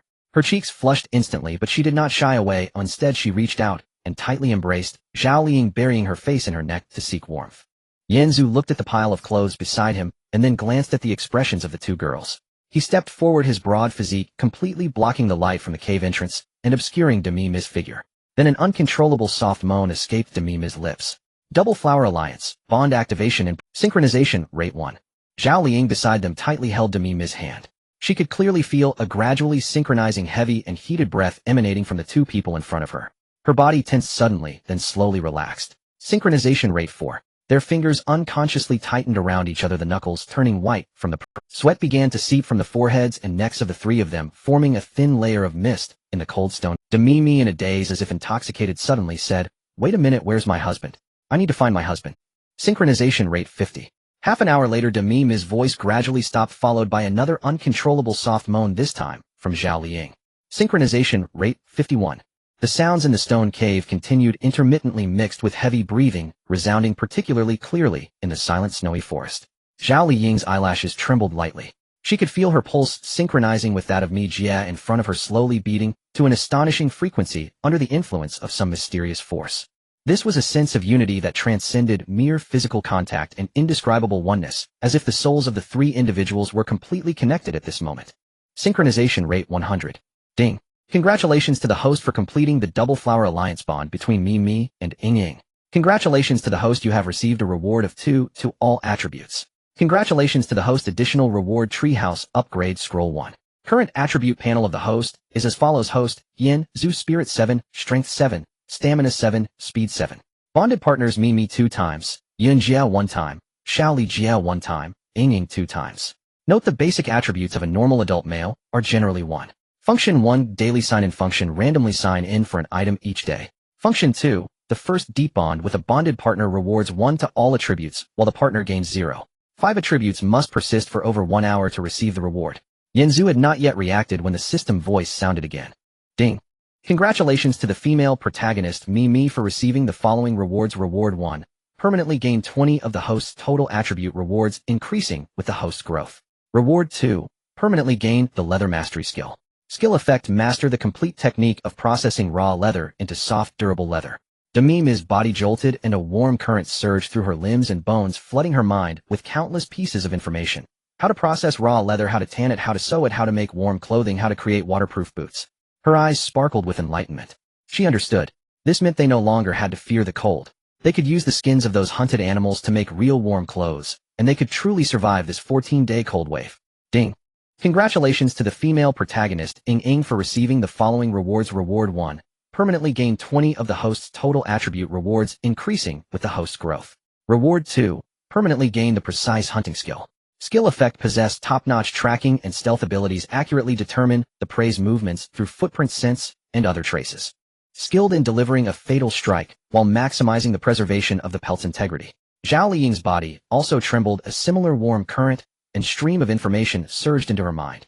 How to track, how to stealth, how to observe footprints, how to judge the direction of prey, how to use a crossbow for a true fatal strike, and how to avoid damaging the prey's hide.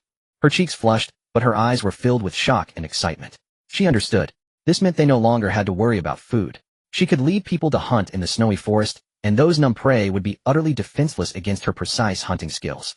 They could obtain enough meat, enough hides, and everything else needed to survive this damned cold wave. The two exchanged glances, seeing shock, excitement, and a hint of indescribable shyness in each other's eyes. They both understood that everything that had just happened was worth it. By morning, the blizzard finally ceased. Yanzu supported the two girls as they slowly walked out of the stone cave. The snow had stopped and the sunlight filtered through the clouds, illuminating the snowy ground and reflecting a dazzling light. The three of them walked through the thick snow towards the wooden house. Despite a night of turmoil, there was no trace of fatigue on their faces. Instead, they were filled with unprecedented vitality. The moment they pushed open the wooden door, everyone inside froze in surprise. The wind and snow rushed in with the opening of the door, but the three who entered left everyone speechless. Demimi, although her clothes were somewhat tattered and stained, her face showed no signs of exhaustion. Instead, she radiated a healthy glow after exercise, her eyes clear and sharp, moving with steady and powerful steps, showing no signs of having almost died from blood loss and hypothermia the day before. Zhao Liying, similarly, she appeared spirited, even sporting a soft smile, as if relieved. Between her and Demimi there existed an unspoken, invisible rapport, as if the two had known each other for a lifetime. Yanzu, he looked like the most fatigued among the three, yet his eyes shone brightly, filled with a deep sense of satisfaction, as if he had completed a significant mission. Most importantly, they still had unmelting snow on their bodies and hair, yet their complexions were astonishingly rosy, and the white mist they exhaled was long and warm, creating a stark contrast with those inside the house, who looked haggard, cold, and shivering. After a brief moment of stunned silence, Ouyang Nana was the first to jump up. But she did not rush over. Instead, she took half a step back, crossing her arms, scanning the three with a look of astonishment, as if they were aliens. Her cheeks flushed, and her eyes sparkled with curiosity. "Wait, don't move. Let me take a good look." Her tone was exaggerated and dramatic. "You three, did this luxury day trip in the wilderness take you to some top-notch hot spring resort, or did you mistakenly enter a martial arts novel's paradise of harmony and gain 100 years of power?" She leaned in like a detective, first focusing on Demimi, and exclaimed, "Mijia? Your complexion. Did the blizzard polish you with sandpaper and put on highlighter? This skin, wow, it was terrifyingly pale yesterday, and today it looks so fresh and dewy." Then she turned to Zhao Liying with a mischievous smile. "Ingjia, you have a spring-like smile at the corner of your mouth and sparkling eyes. Did you strike gold?" Finally, she looked at Yanzu, giving him a thumbs up. "Yanzu, Gidge, you led the team well. While others struggle in the wilderness, losing layers of skin, you three must have gotten gilded. Your state of mind makes it seem like you partied for 3 days and nights in the blizzard, and I would believe it. Quick, confess honestly. What kind of adventure did you have?" Everyone laughed at her words, but their eyes were also focused on the three, filled with disbelief and curiosity. Guan Xiaotong's gaze shifted back and forth between Zhao Liying and Yin Zhu, her cheeks flushed with confusion.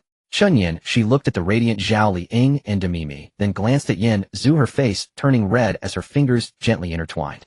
Yin Zhu smiled wryly and nodded in agreement with her words. "Well, it could be considered a bit of an adventure. We found a natural warm cave yesterday that has geothermal heat, which not only keeps us warm, but also activates some special things. This is the blueprint we found, which can upgrade our small wooden house into a treehouse fortress, allowing us to block out the cold wind." Everyone instantly surrounded him, eyes filled with excitement as they looked at the blueprint. However, Ouyang Nana did not join in. Instead, she quietly moved between Zhao Liying and Demimi, lowering her voice to a whisper that only the three of them could hear. "Sisters, let's not beat around the bush. The look on your face is full of being thoroughly nourished and significantly rejuvenated, along with those little secret glances. That cave last night, wasn't it a harmonizing yin and yang, greatly enhancing your abilities? Martial arts secret chamber. Was the effect really this immediate?" Zhao Liying and Demimi instantly felt their ears burning.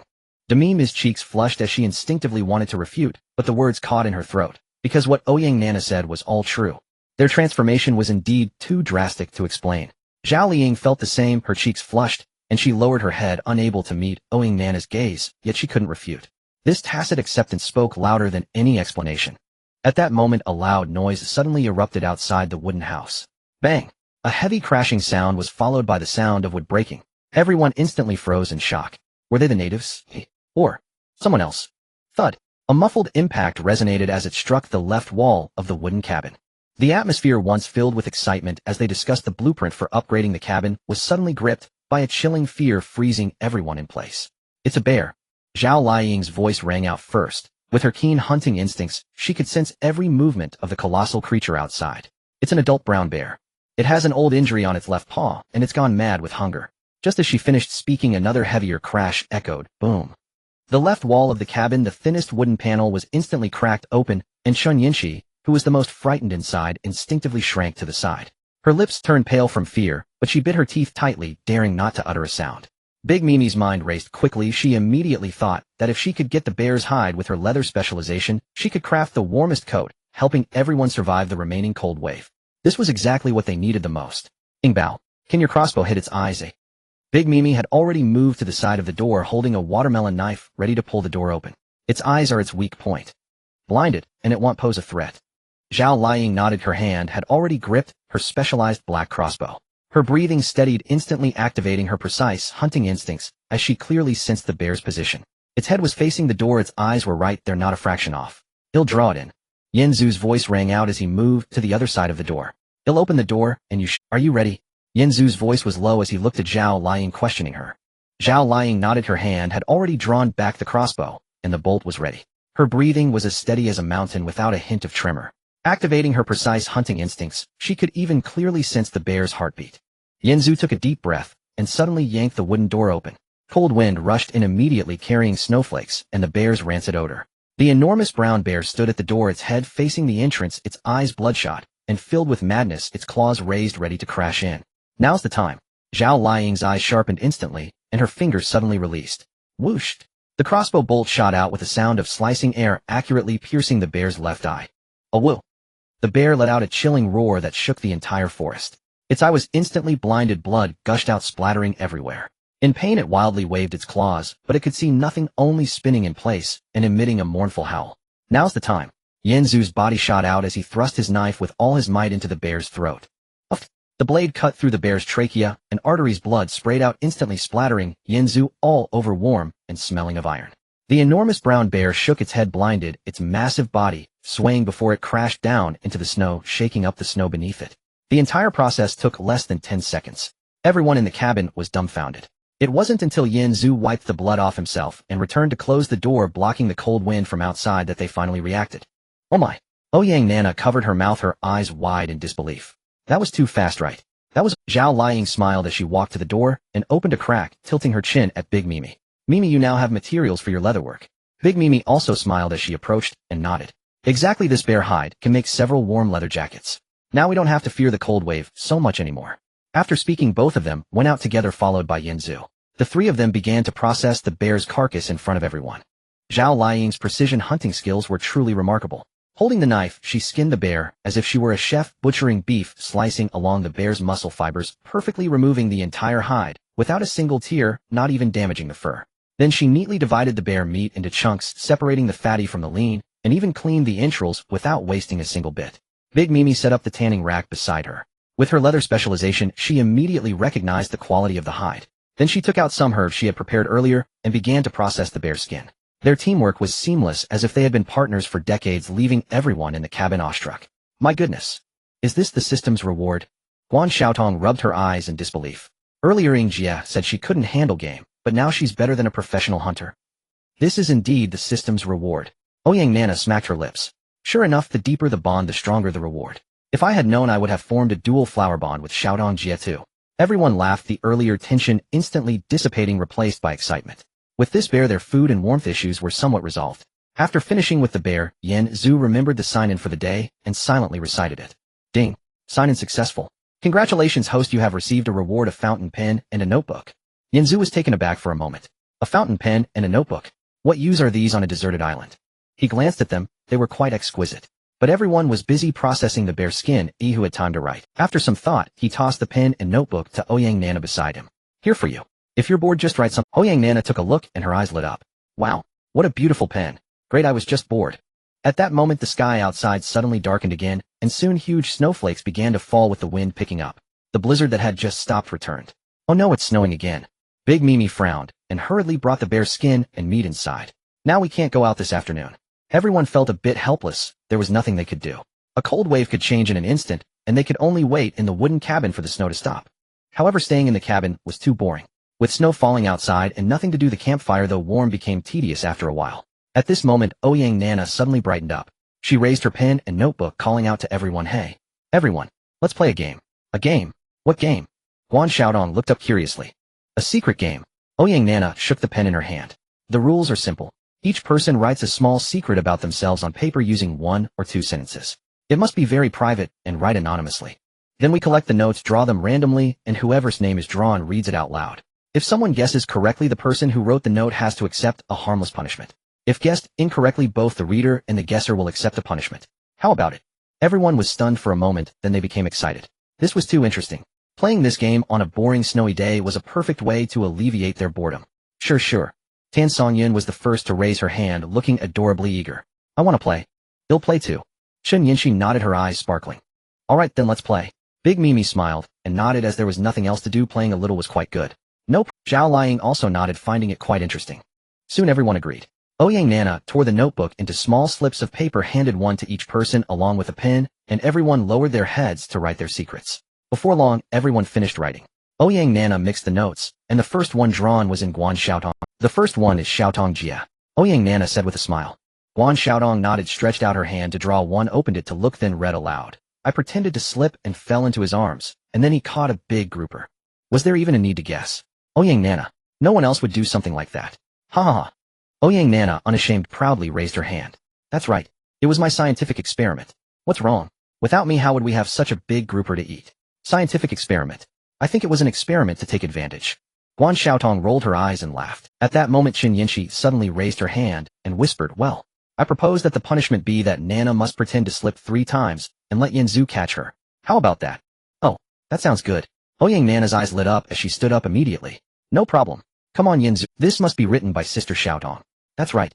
It's me." Guan Xiaodong immediately raised her hand, but then she suddenly furrowed her brows. "Wait, that's not right. I wrote Bang." "Who added dear in the note?" "I clearly wrote Bang." Everyone paused for a moment, and then looked at Lu Yifei's face instantly turned crimson. She lowered her head and said softly, I added it. I thought dear was more accurate." "Wow, Yifei, you really understand." Ouyang Nana immediately whistled, and everyone laughed. It turned out that Lu Yifei had secretly modified the note. Guan Xiaodong's face also turned red, and she glared at Lu Yifei. "You little girl. What are you messing around with? Now everyone thinks I've gotten too close to Yanju." "That's just perfect." Ouyang Nana said with a smile. "The punishment is Sister Xiaodong. You have to let Yanju demonstrate what Bang means on the spot to clarify." Guan Xiaodong had no choice but to blush as she stretched out her foot. Yanju smiled helplessly and reached out to touch her foot. Lu Yifei watched their interaction from the side, her face even redder, her eyes sparkling, lost in thought. Next it was Yanzu's turn to draw. He drew a card, opened it, paused for a moment, and then read aloud. "The content of this card is..." "Wait a minute. Where's my husband? I want to find my husband." Everyone was stunned for a moment, then burst into laughter. This joke was too vivid. Who would write this? Everyone's eyes darted between the girls. Ouyang Nana suddenly lit up, looking at Demimi and pointing at her, shouting, "Wait. I know. Sister Me. Was it you? You were in the stone cave yesterday, weren't you?" Demimi's body instantly stiffened, her ears turning bright red. She took a deep breath to compose herself and nodded. "It was me who wrote it." The situation was true. At that time, due to hypothermia and energy impact, there was a brief cognitive confusion and hallucination. Ha ha ha. Everyone laughed even harder. Zhao Liang also pursed her lips, her face slightly flushed. Indeed, she remembered that when Demimi was in a daze she had indeed shouted this, but she never expected that she would write it down. Demimi had no choice but to blush and accept everyone's teasing. The punishment was that she had to shout to Yanju again, "Husband, I'm hungry." This made everyone laugh for a long time. Next it was Zhao Liang's turn to draw. She drew a card, opened it, looked at it, and then read aloud. "He said, I'm hungry, feed me eggs. It's warm and filling. This must be Yun Yun, right?" Tan Songyun blushed and nodded. "Actually, I have eaten too," Lu Xiaoli suddenly said softly. After saying that, she also turned red. Indeed, she had eaten the eggs that Yanju fed her when she had just recovered from the medicine. Everyone laughed, and then Ouyang Nana said, "This is too simple. Group punishment. All the girls have to tell Yanju I'm hungry, and Yanju you have to respond with a different food." "No problem." Yanju nodded with a smile. Then Guan Xiaodong said, "First, I'm hungry." Yanju replied, "We have grilled fish." "I'm hungry," Tan Songyun said. Yanju replied, "We have bear meat." Demimi said, "I'm hungry." Yanju replied, "We have tomatoes." "I'm hungry," Zhao Liang said.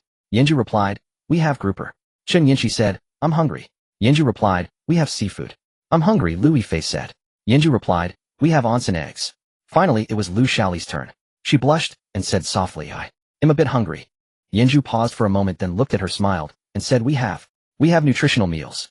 The eyes of both of them met for a moment, and they instantly understood. Indeed, it was that secret between the two of them, the joke about nutritional meals that only they knew. The secret understanding flowed amidst the laughter, and no one noticed, just laughing and playing around. Next, it was Chun Yang's turn to draw. She drew a card, opened it, and her face instantly turned red. Stammering, she read aloud, "He looked at my wound, and then used treatment. Oh my god, this is too." Everyone's gaze suddenly turned to Zhao Liying. Zhao Liying's face also turned red, but she still calmly nodded. "I wrote it. Literary exaggeration. Literary exaggeration. I think it's a true description." Ouyang Nana laughed, and then suddenly looked at Chun Yinshi. "Wait. That's the one Yinshi read. Yinshi, why were you redder than Ingjia when you read it? Were you imagining that scene?" Chun Yang's face instantly flushed crimson, and she panicked, stammering, "I didn't. I just thought that word was very that." Ha ha ha. Everyone laughed. Ouyang Nana immediately said, "Punishment upgrade. Ingjia, please use the most professional military doctor's tone to explain the correct procedure for using saliva for disinfection to the most imaginative Yinshi." Yinshi must sincerely repeat it once. Zhao Liying had no choice but to blush and started teaching Chun Yinshi. "First, ensure that the operator's oral health is good with no mouth ulcers. Then use your tongue to clean the foreign objects and dirt in the wound. This is standard procedure for survival in the wild." Chun Yinshi blushed and stammered, "Ensure the operator's oral health. Then, clean the wound." The more she spoke, the redder her face became. Everyone was laughing so hard that they were falling over, and the entire wooden house was filled with an ambiguous yet funny atmosphere. Finally, it was Lu Xiaoli's turn to draw. She drew the last card, opened it, and her voice trembled instantly. Halfway through reading, she stopped, looking at the card in disbelief. "The last one. I want to try 3 people together. See if the deeper the bond, the better the reward." Instantly, the entire wooden house fell silent, dead quiet, with not a single sound. Everyone was stunned. The laughter from just now suddenly vanished, and no one could believe their ears. 3 people together. Ouyang Nana was the first to react, screaming, Who wrote this?" Sister Li quickly checked the handwriting. Lu Xiaoli's hands trembled as she carefully looked at the words on the card, and then whispered, "This handwriting is a bit delicate, a bit flowy.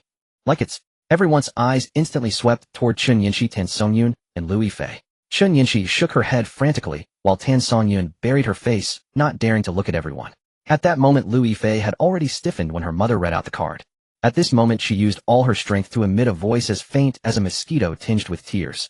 "Mom, it was me who wrote it." Lu Xiaoli felt as if struck by lightning. She turned to her daughter, her expression shifting from shock and confusion to a moment of realization mixed with immense embarrassment and heartache. She was stunned. Ouyang Nana covered her mouth, unable to believe it, saying, "My God, it's Yifei.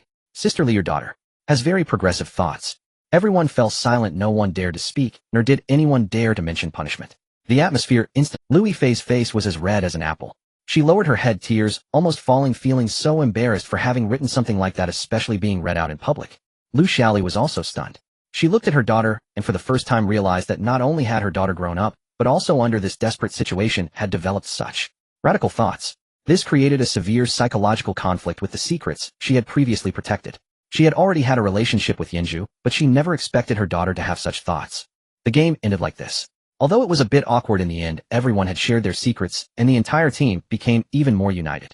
Everyone let go of all their barriers and trusted each other. That night the snow stopped, and everyone huddled together in the wooden house preparing to sleep. Because it was cold, they all squeezed together, with Yenju sleeping on the outer side guarding the door, while Lu Xiaoli slept beside him. Lu Xiaoli tossed, and turned, unable to sleep. Her mind was filled with her daughter's note, and her own secret with Yenju. No matter what, she couldn't sleep. At that moment, she turned over and accidentally bumped into Yanzu's body. Then she suddenly felt something hard pressing against her waist. Was it the pen she had signed in with today? No, the pen wasn't that hard. Lu Xiaoli's mind suddenly buzzed. She instantly understood, and her face flushed bright red. Her body stiffened, and she didn't dare to move. Yanzu's drowsiness vanished in an instant as he gently embraced her, their bodies close, separated only by Lu Xiaoli's thin nightgown.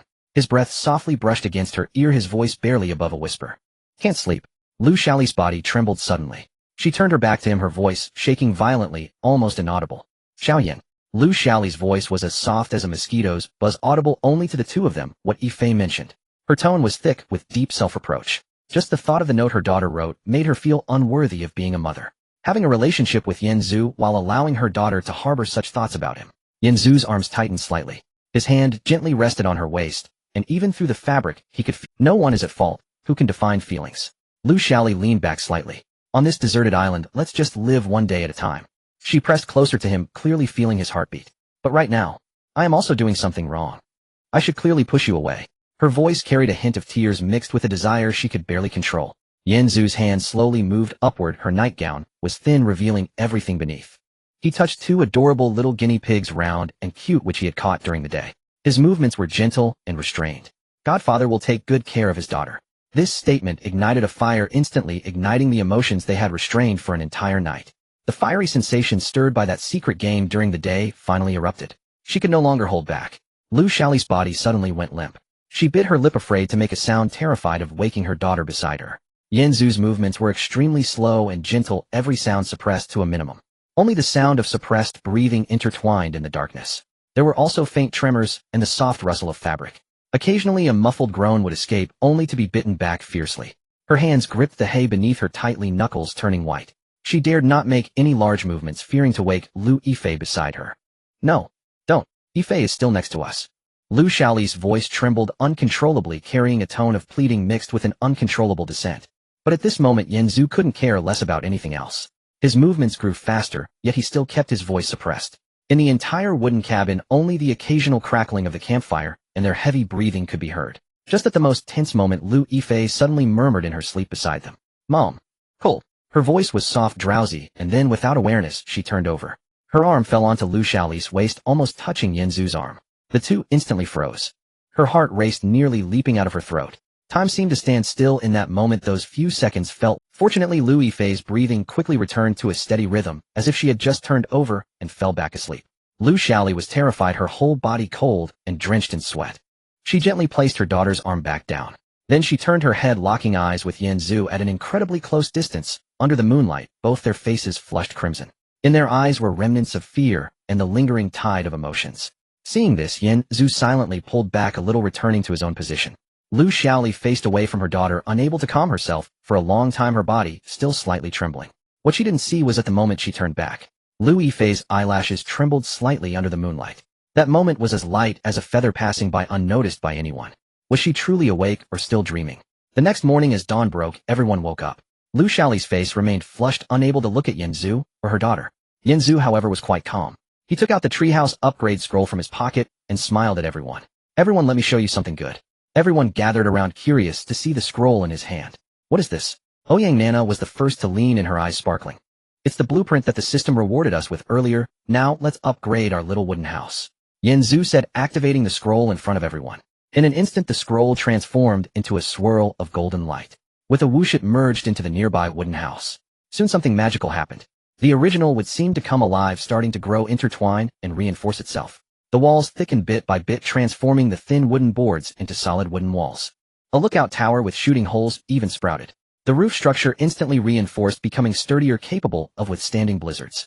It even began to grow a covered corridor leading towards the hot springs. The entire process was astonishingly fast and completely silent. Like magic surpassing everyone's understanding, everyone stood dumbfounded, unable to react for a long time. Ouyang Nana was the first to scream, wow. What is this? An all-automated 3D-printed mansion. Yanzu bro, does this scroll still exist? I want one with a swimming pool. Preferably with KTV too. Her words instantly brought laughter to everyone. Demimi walked over, reaching out to touch the new walls. After observing for a while, she nodded. The structural strength has greatly improved and the layout is more reasonable. The defensive capability has at least tripled. Now even a brown bear wouldn't be able to break in. Zhao Liang also nodded, walking over to the lookout tower. Now, we shouldn't be afraid of the cold anymore, right? Lu Yifei rubbed her eyes and stepped out of the house. Looking at their new home, her expression was somewhat dazed. So amazing. Like a dream. She instinctively looked at her mother beside her.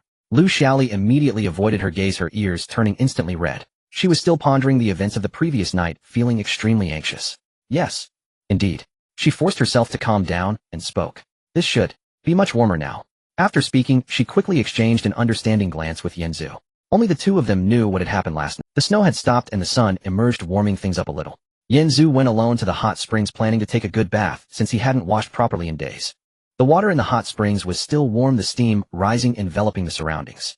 Not long after he submerged, he heard footsteps behind him. Turning around, he saw Lu Yifei. She was dressed in thin clothing, her face flushed, standing by the hot springs. Yanzu, brother.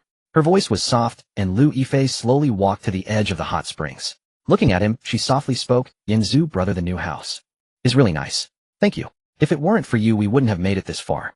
Yanzu smiled, leaning against the edge of the pool. Not at all. Oh, it's the result of everyone's hard work. Lu Yifei fell silent for a moment. Suddenly raising her head, she looked at him directly, her eyes filled with complex emotions.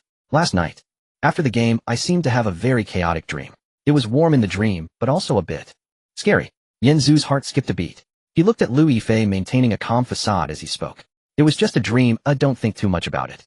It's normal to have nightmares here, due to the stress. Lu Yifei remained silent.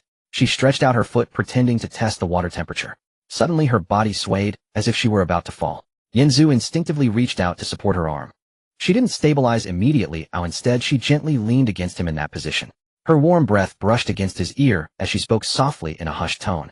It wasn't a nightmare. It was a strange dream. In the dream, Mom was crying, but it seemed like she was also smiling. And you? Her words trailed off. Her face had turned completely red from her cheeks all the way to the nape of her neck. Just then a voice called out from a distance. Yifei, Mi Jia is calling you to help with the skins. Lu Yifei, as if waking from a dream, instantly pushed Yanzu away, her face flushed as she hurriedly ran off. A thick layer of snow covered the entire forest, and two figures were huddled together in a small cave, leaning against each other for warmth, one of them being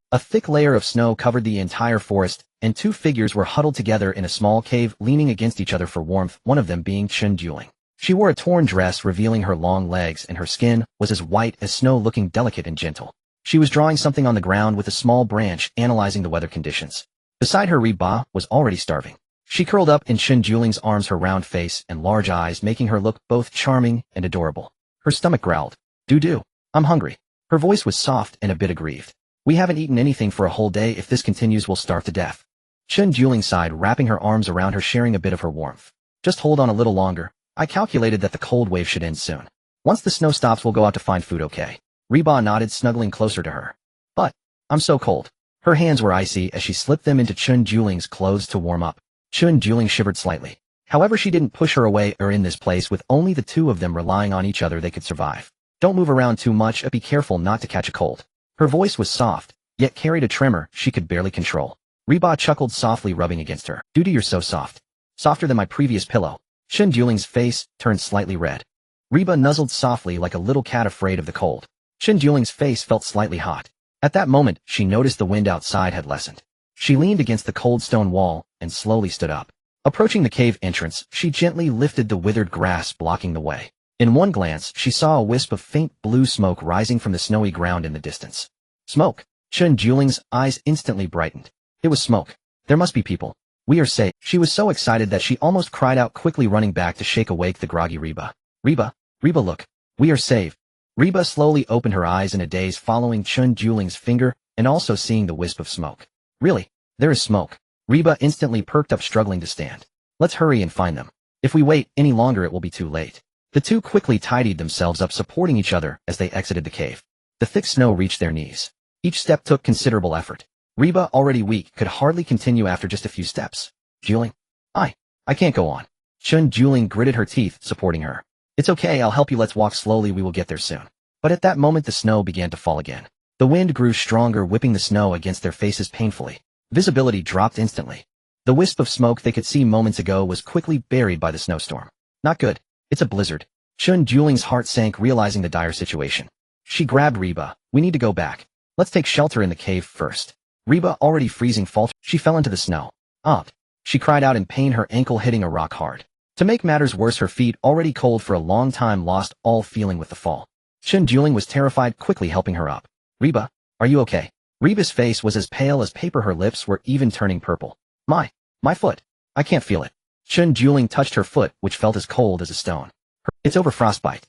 If they didn't move soon, they would both be buried in the snow. Gritting her teeth, she half-squatted down. Come on, I'll carry you. Reba climbed onto her back, and the two of them, stepping carefully, finally made their way back to the cave. Just as they entered, the blizzard surged in like a tidal wave. It nearly blocked the cave entrance. The two were completely trapped. Back in the cave, Chen Juling helped Reba. She took off Reba's shoes, and tears nearly fell. Reba's feet were red and swollen from the cold. Without a hint, they were like 2 blocks of ice. Juling, am I going to be disabled? Reba's voice trembled, filled with fear. No, absolutely not. Chen Juling quickly shook her head, touching her chest and gritting her teeth. She unfastened her clothing. Then carefully she lifted Reba's 2 icy feet and gently tucked them into her own embrace, pressing them against her chest. This way they'll warm up. Her voice trembled slightly as her body temperature gradually transferred. Reba's feet were chilling to the bone. Chun Juling herself was shivering, her teeth chattering. But she dared not move, fearing that even a slight motion would hurt the person in her arms. Reba looked at her, tears suddenly falling. Juling, you are so kind. Silly girl, what are you saying? Chun Juling smiled, wiping her tears. We are sisters. If I don't save you, who will? Reba's stomach let out. She hadn't eaten for over a day. Already weak, she felt faint from hunger. Seeing her like this, Chun Juling quickly took out a small cloth pouch from her clothing. Inside was a bit of meat soup she had saved earlier. It was made from wild rabbit meat they found, which she had been reluctant to eat. She originally planned to save it for the most dangerous moment. Now she opened the cloth pouch. The soup had long since frozen solid. She placed it in her arms and warmed it for a while to bring it back to a bit of temperature. But Reba's hands were already too frozen to lift. Her lips were too frozen to part, making it impossible for her to drink on her own. Chun Juling was at a loss. She drank a bit of the frozen soup, holding it in her mouth until it melted, then brought it to Reba's lips. Gently she passed the warm meat soup over. Reba's lips were soft. Their breaths intertwined. Chun Juling could feel Reba's throat moving slightly as she swallowed the soup. One sip, then another. Chun Juling fed the small amount of meat soup to Reba this way, sip by sip. Until the soup in the pouch was completely finished, she finally breathed a sigh of relief. Reba's face finally had a bit of color. But by late night the snow still hadn't stopped. The temperature in the cave was dropping lower and lower. Both of their clothes had long been soaked with snow water when they entered. The wet clothes clung to their skin, chilling them to the bone. Reba's body was getting colder, and her forehead began to burn. It was a fever caused by frostbite. Chun Juling touched her forehead, feeling her heart sink. If this continued, both of them would freeze to death here. Gritting her teeth, she made the boldest decision of her life. She began to remove her wet clothes one piece at a time. Then looking at Reba, her voice trembled, but was resolute. Reba, there's no other way. We can only do this. Otherwise, we will freeze to death here. Reba's face turned red, her eyes brimming with tears as she looked at her. She understood this was the only way. Nodding, she began to remove her own wet clothes piece by piece. Then the two tightly embraced each other. Their bodies pressed closely together. There was no barrier between them. Their body heat exchanged with one another. At this moment, all sense of shame became irrelevant. What mattered was survival. As long as they could survive, nothing else mattered. Reba leaned against her chest, soft and warm like a little cat. Chun Juling held her, feeling her heartbeat and her own heartbeat. The two heartbeats gradually synchronized into this. On this cold, snowy night, they were each other's only support, each other's only hope. The wind and snow outside continued to howl. Inside the cave, only the two of them breathed softly, intertwined. They did not know when the snow would stop, nor did they know when they would meet others again. But they knew that as long as they were together, they would certainly survive. They would definitely wait for the dawn to come. However, the wooden cabin fortress here had not yet fallen completely silent. The fire crackled, illuminating the faces of everyone present. While the others were fast asleep, only Lu Yifei and Lu Xiaoli in the corner remained awake. The two of them faced away from the others, speaking softly. Mom. Lu Yifei's voice was soft, tinged with a slight tremor. Last night, I saw everything. Lu Xiaoli's body suddenly stiffened. Her face turned crimson in an instant, even the roots of her ears felt hot. What? What are you saying? She wanted to play dumb, but her voice trembled significantly. Lu Yifei turned around to look at her, her gaze devoid of reproach, only carrying a hint of grievance and a touch of expectation. Mom, I'm not a child anymore. I know you and Yinzu Gij. You've activated the system too, right? Tears streamed down Lu Xiaoli's face in an instant. She thought her daughter would blame her, that she would feel ashamed, but unexpectedly her daughter said this instead. I'm sorry, Yifei. Mom didn't mean to. Lu Yifei shook her head, reaching out to hold her hand. Mom, I don't blame you. Her voice was small but firm. Actually, I've been thinking about it too. The secret game that day, what I wrote was not just sleep talk, it was real. I also want to help Yinzu Gij activate the system together with you. It would be great if the three of us could do it together, but I'm afraid. I won't. Lu Xiaoli's face was as red as blood. She stared at her daughter, unable to utter a word for a long time. So it turns out, her daughter had been thinking about it for a long time. So she wasn't blaming herself, but wanting to join in. You child. How can you think like this? Her voice trembled heavily, but she did not refuse. Lu Yifei leaned closer to her, nudging her arm. Mom, why worry about so much on this deserted island? As long as we can survive, and besides, Yinzu Gij is so good, wouldn't it be nice for us to take care of him together? The three of us can help him activate the system together, and then we can gain more rewards and live better, right? Lu Xiaoli looked at her daughter's expectant gaze, and finally nodded gently. Don't worry if you don't know how Mom will teach you. Tears streamed down her face again, but this time, they were tears of joy. The mother and daughter finally resolved their misunderstanding. In the darkness, the two held hands tightly, both blushing, understanding each other's feelings. The next morning, just as dawn broke, the snow had completely stopped. The sun emerged, casting golden rays that illuminated the snow-covered ground, making it nearly blinding. In the cave, Chun Juling was the first to wake up. She leaned against the stone wall, slowly standing up, and walked to the entrance. Lifting the withered grass that blocked the way, she immediately saw in the distant snowfield that thin wisp of blue smoke had appeared again. This time the snow had stopped, the wind had also ceased, and the smoke floated clearly in the sky, no longer covered by the wind and snow. Smoke! Chen Juling's eyes instantly lit up. She was so excited that she almost shouted, hurriedly running back to wake up the feverish Reba. Reba! Reba, look! Smoke! We are saved! Reba groggily opened her eyes, following Chen Juling's finger, and also saw that wisp of smoke. Really? There is smoke. Reba instantly perked up, struggling to stand up. But her feet were still immobile, the frostbitten areas still numb. Moreover, her body remained weakened by the fever. Chen Juling gritted her teeth and half-squatted down. Come on, Reba, they'll carry you, let's go. Reba did not refuse, softly leaning against her back, wrapping her arms around her neck. The two bodies were tightly. Chen Juling could feel Reba's soft chest brushing against her back, bringing a bit of warmth. And her breath gently blew on Chen Juling's neck, tickling her. Her face instantly flushed. But now she couldn't care about that anymore. Taking a deep breath, she leaned against the stone wall and slowly stood up. Step by step, she walked through the snow. With each step, Reba would sway slightly, her chest brushing against Chen Juling's back, making her heart race.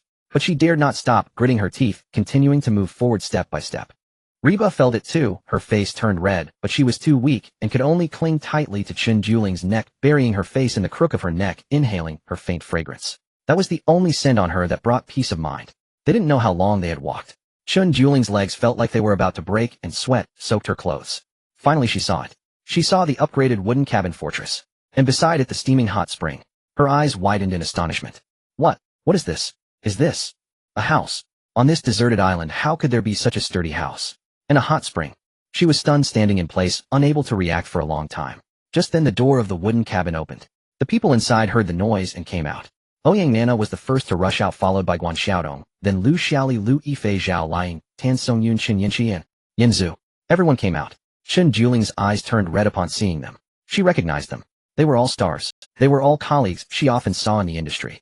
Reba also saw them, and she was so excited that she almost cried. Big Mimi Jia. She spotted Big Mimi at once, her boss.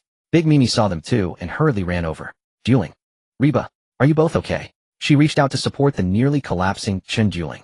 Upon seeing her, Chen Juling's tears fell instantly. Big Mimi Jia. Save Reba. She's got a fever. Her foot is frostbitten. Please save her. Lu Xiaoli hurriedly touched Reba's forehead, which was frighteningly hot. Her brow furrowed instantly. No ordinary herbs won't work, we need to rely on the system. She turned to Chen Juling and said seriously. Juling, I need to tell you something, don't be scared. Yanzu, there's a system called the More Children More Blessings system. Only by activating it can we save Reba, otherwise we might not be able to save her foot, and the fever won't go down. Chen Juling was stunned. System? She was a bit confused, having only read about it in novels before. Big Mimi nodded, her face turning slightly red, but she still explained seriously. It's just close contact to activate the system can heal injuries and enhance physical condition. We all came through this way. Only by doing this can we save Reba, do you understand? Chen Juling's face turned crimson in an instant. She finally understood. So this was what it meant. But in order to save Reba, she had no choice but to grit her teeth and nod. I understand, as long as we can save Reba, we are willing to do anything. Big Mimi breathed a sigh of relief and smiled. It's okay, it's all very normal, we all went through this. First let me take you to the hot springs to clean up. You're all covered in snow, water, and filthy. After you wash up, we'll help you with your treatment, she said as she led the two of them to the hot spring. The water in the hot spring was warm, steaming, and enveloping the surroundings. Chen Juling helped Reba take off her wet clothes, then supported her as she soaked in the water. Once in the hot water, Reba's frozen body finally started to recover a bit. Her face remained flushed, showing signs of fever. Chen Juling helped her wipe her body, her fingers gliding over her back, soft and smooth. Reba's body shivered slightly, her face reddening even more. Dudu Jia. It tickles. Chen Juling's hand paused for a moment, and her face flushed too. Don't move, let me clean you up, otherwise dirt could cause an infection. Her voice trembled a bit, but she was still diligently, from the shoulders to the arms to the back, gradually wiping away the snow, water, and dirt. Reba turned around, as well, helping her wipe, her fingers gliding over Chen Juling's waist, soft and warm. Their bodies, shrouded in steam, became vaguely visible, and the ambiguous atmosphere thickened at once. However, neither of them thought much about it, they just wanted to wash up quickly, and then save Reba. After washing, the two put on their tattered dresses, then supported each other as they walked into the warm wooden cabin. Inside, Yanzu was already waiting for them. Chen Juling held Reba's hand, walking up to Yanzu, her face flushed, as she softly said, Yanzu Gijwi. We are ready, please help us save Reba. Yanzu looked at the two people with faces frozen to a purple hue, and nodded. You know, to treat her frostbite and fever we need to administer an injection. He lowered his voice, fearing that the people outside would overhear. Reba's face instantly flushed red. She tightly grasped Chen Juling's shirt corner and gave a soft affirmative. I know that as long as I can be cured, I'm willing to do anything. Chun Juling nodded, as well her gaze resolute. Yes, we are fully prepared. Whatever it takes, we will cooperate with you. Yanzu suddenly smiled, teasingly looking at Chun Juling. Do you actually don't need to be so nervous? Treating Reba's illness doesn't require both of you to be together. Chun Juling was taken aback for a moment before reacting. Oh, so it's not the three of us together. Her face flushed bright red. Was it that she was overthinking? She quickly took 2 steps back, flustered. Then, should I go? You all take your time, it'll be waiting outside. She nearly fled, pulling open the door and running out. Inside the wooden house, only Yanzu and Reba were left. An ambiguous atmosphere instantly enveloped the air. Reba's body was still slightly trembling, and Yanzu looked at her, gently comforting her. Don't be afraid, just relax. It will be over soon. After this injection, your fever and frostbite will be cured. Reba nodded, her face flushed. Slowly she began to unbutton her clothes. Yanzu also acted without hesitation, quickly removing his upper garment and tossing it to the ground. His physique was quite impressive, with 8-pack abs that were particularly evident under the dim light. Reba's face turned even redder. But just then she suddenly gasped and stopped her actions. She spoke softly, a hint of panic in her voice. Yanzu go. I think I just suddenly have unexpected relatives visiting. What should I do? Yanzu. He was completely dumbfounded. What? Now you say it's inconvenient. We've come this far, and you tell me this. He took a deep breath, suppressing, I need to check the cards. He said irritably, as this was no time for jokes. Reba gritted her teeth, feeling helpless. She slowly untied the waistband of her skirt. The tattered dress slid down from her shoulders, falling to her feet. She was left with only a form-fitting undergarment. Yanzu's gaze swept over. Then he noticed a large wound on Reba's body, stained with blood, with fresh blood slowly oozing down. Yanzu's heart was instantly filled with disappointment. After all that excitement, if there were other wounds, he couldn't administer an injection, otherwise. Reba looked at his expression, becoming more anxious. Yanzu-go, what should we do now? My injury. Will it not heal? Will I not be able to walk anymore? She was on the verge of tears, her voice quivering. Yanzu rubbed his forehead, thinking for a long time. Don't worry, let me think. Since we can't use an injection, we'll have to try my secret pill. This pill is passed down through generations, capable of curing all ailments, but I haven't tried it myself, so I don't know what the exact effect will be. However, we can only give it a shot now. He sighed, looking at Reba's frail appearance. But in your current weak state, you can accompany me to refine the pills. Reba became even more anxious, grabbing his hand. Yanzu, think of a way. As long as it can cure me, I will do anything.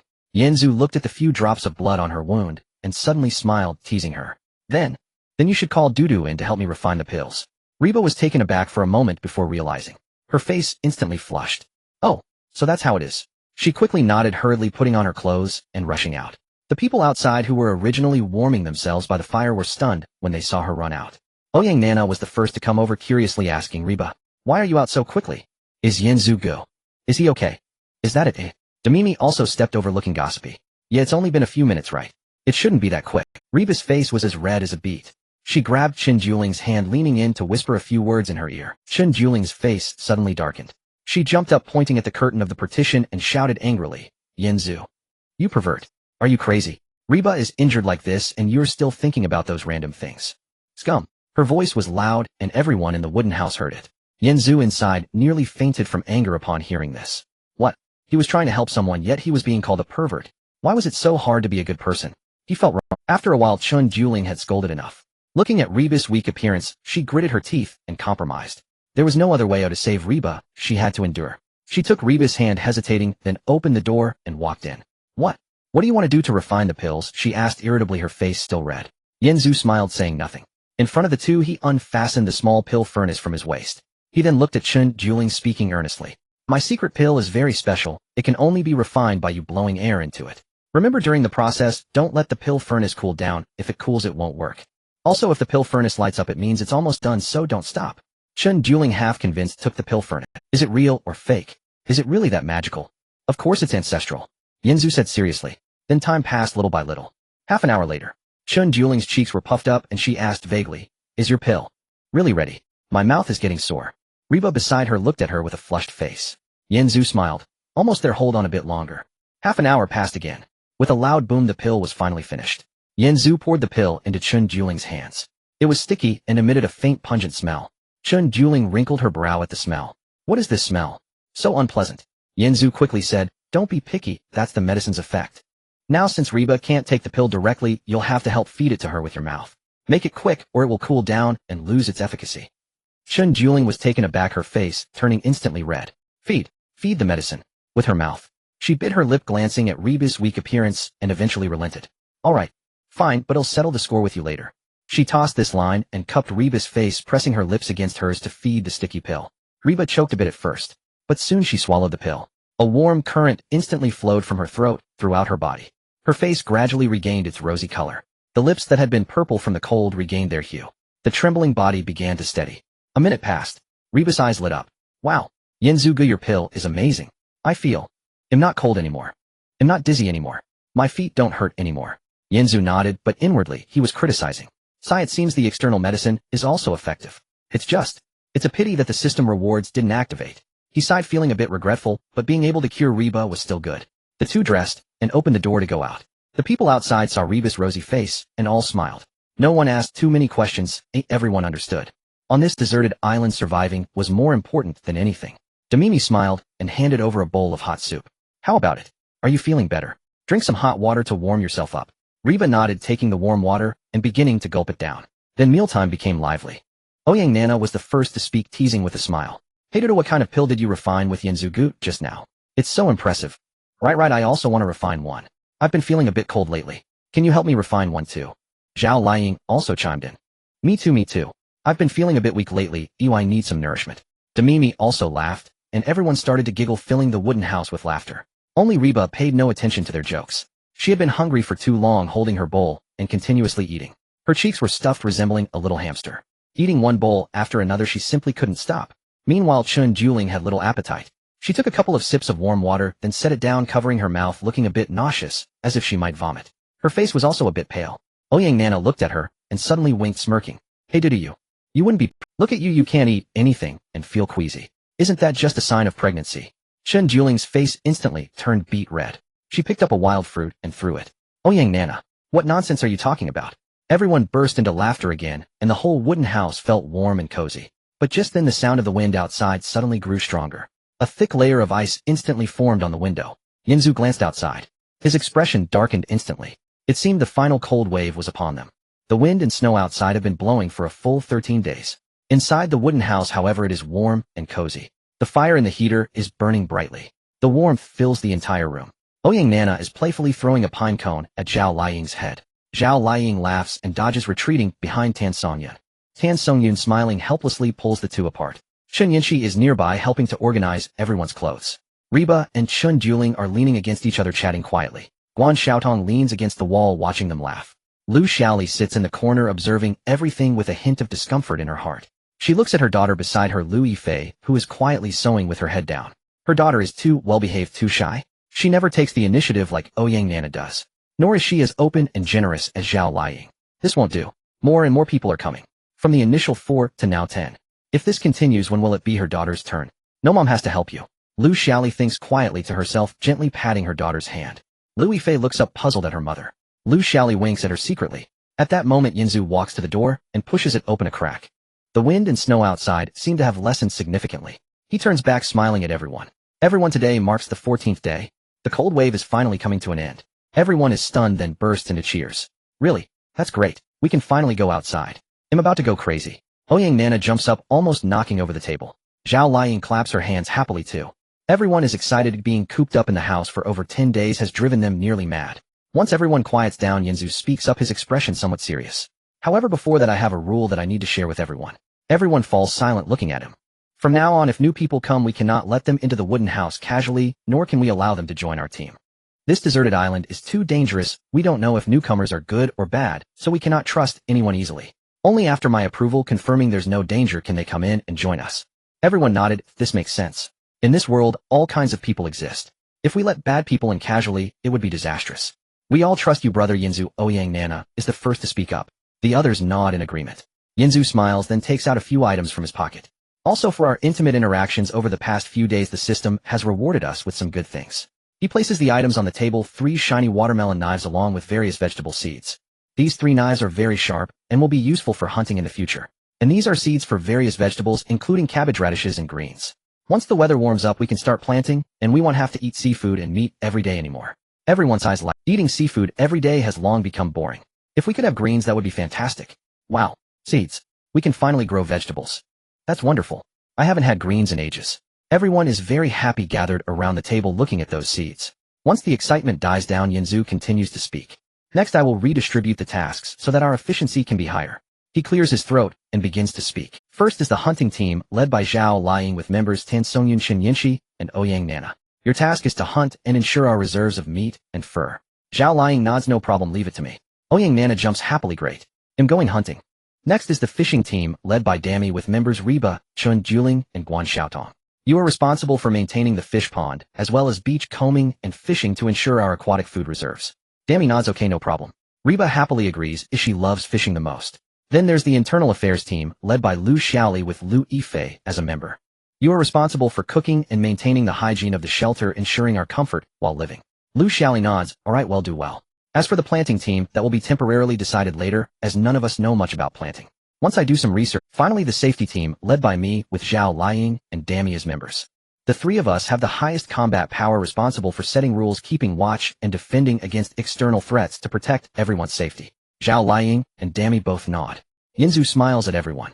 Of course, this division of labor is not fixed. We can adjust it based on the situation later. If everyone performs well, there will be opportunities to become team leaders.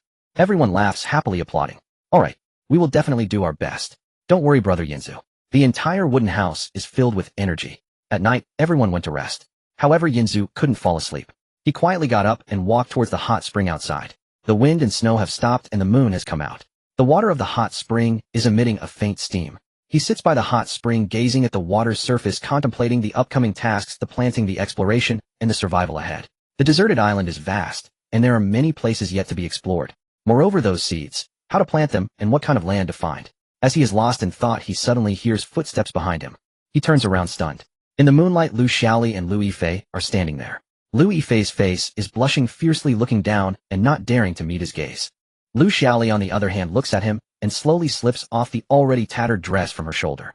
The dress has long been in tatters, and with a gentle pull it slides down and falls at her feet.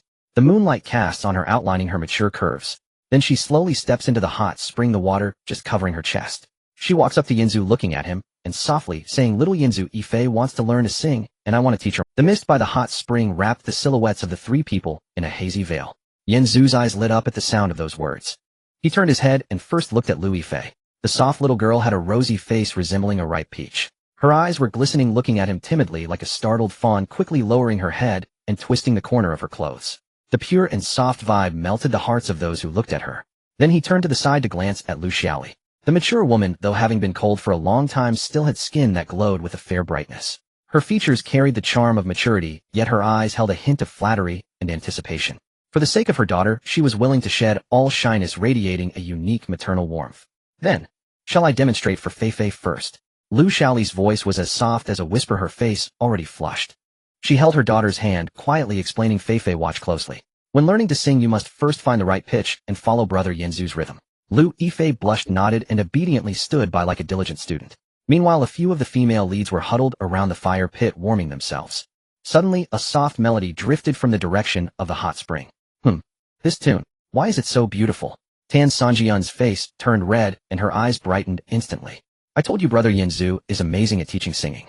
The last time I learned it was this same tune. She covered her mouth, giggling secretly, while Guan Xiaotong's face turned bright red. Lower your voice. Don't let them hear us. Guan Xiaotong tugged at her arm, but her ears couldn't help but perk up. Ouyang Nana's ears were sharp, her head lowered as the stick in her hand nearly snapped. So, this is how learning to sing works. Shen Yinshi blinked her eyes, curiously asking, which made everyone laugh.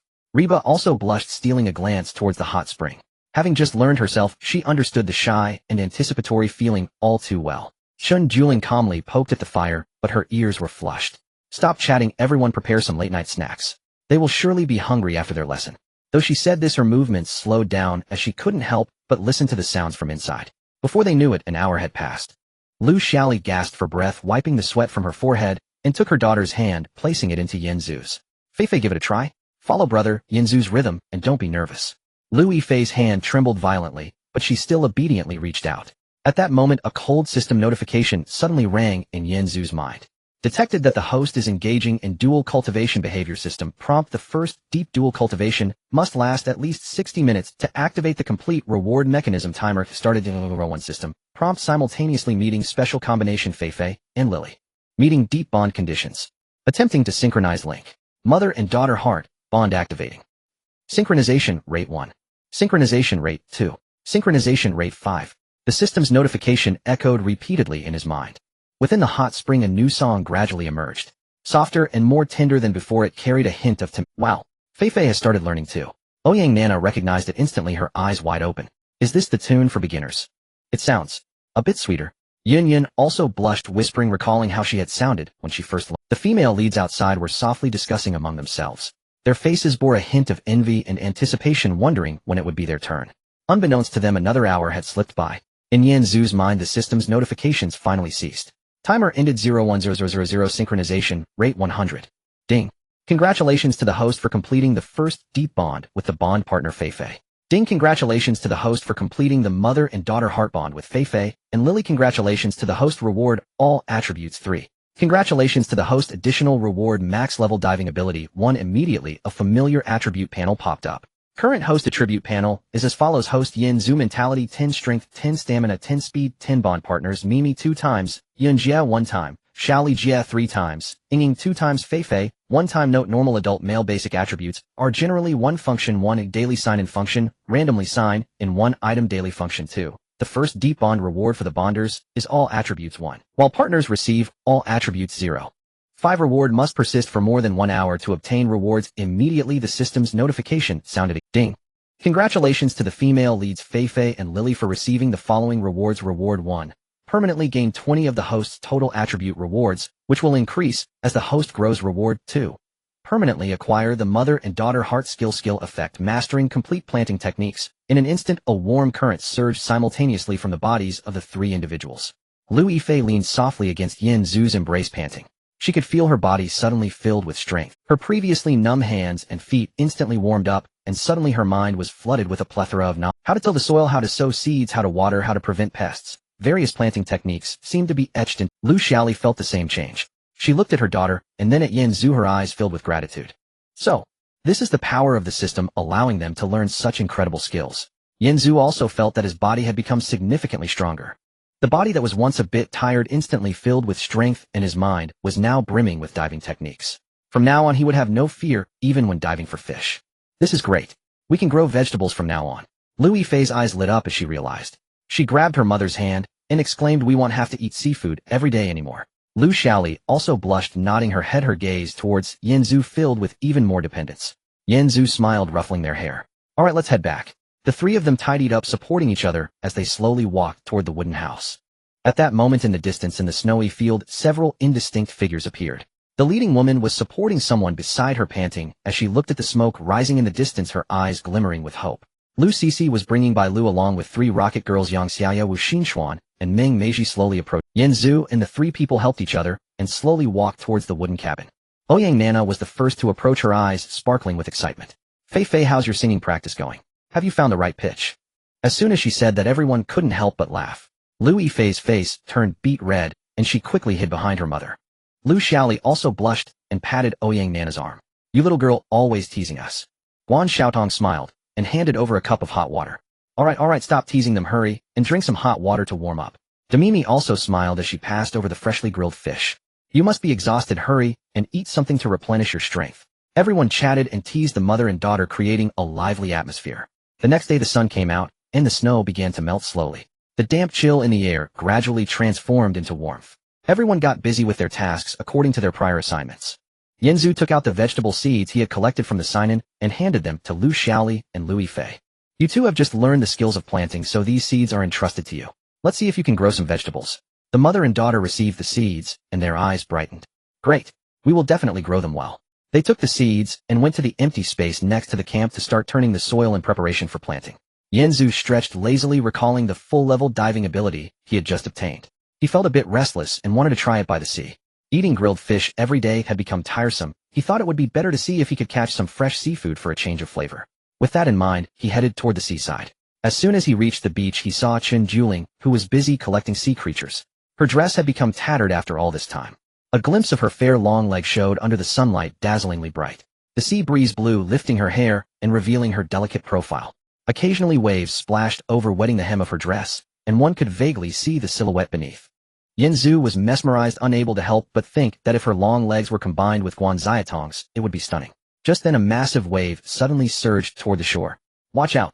Yanzu shouted and rushed forward. Before Chun Juling realized what was happening, the wave swept her into the sea. The icy seawater enveloped her instantly, causing her to flail and panic.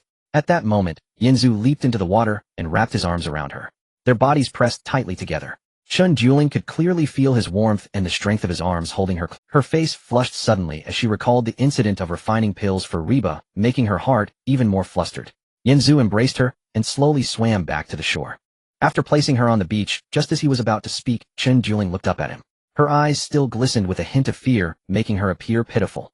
Yanzu couldn't help but be moved by her appearance. He leaned down and kissed her lips.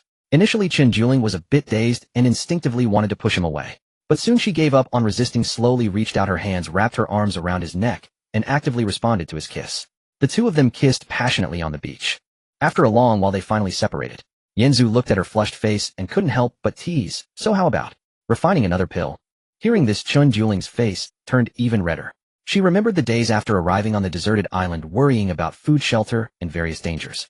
And Yanzu, not only was he handsome, but he was also exceptionally capable, providing her with a sense of security. She had always been a proud person, but on this deserted island, she also wanted to find someone to rely on.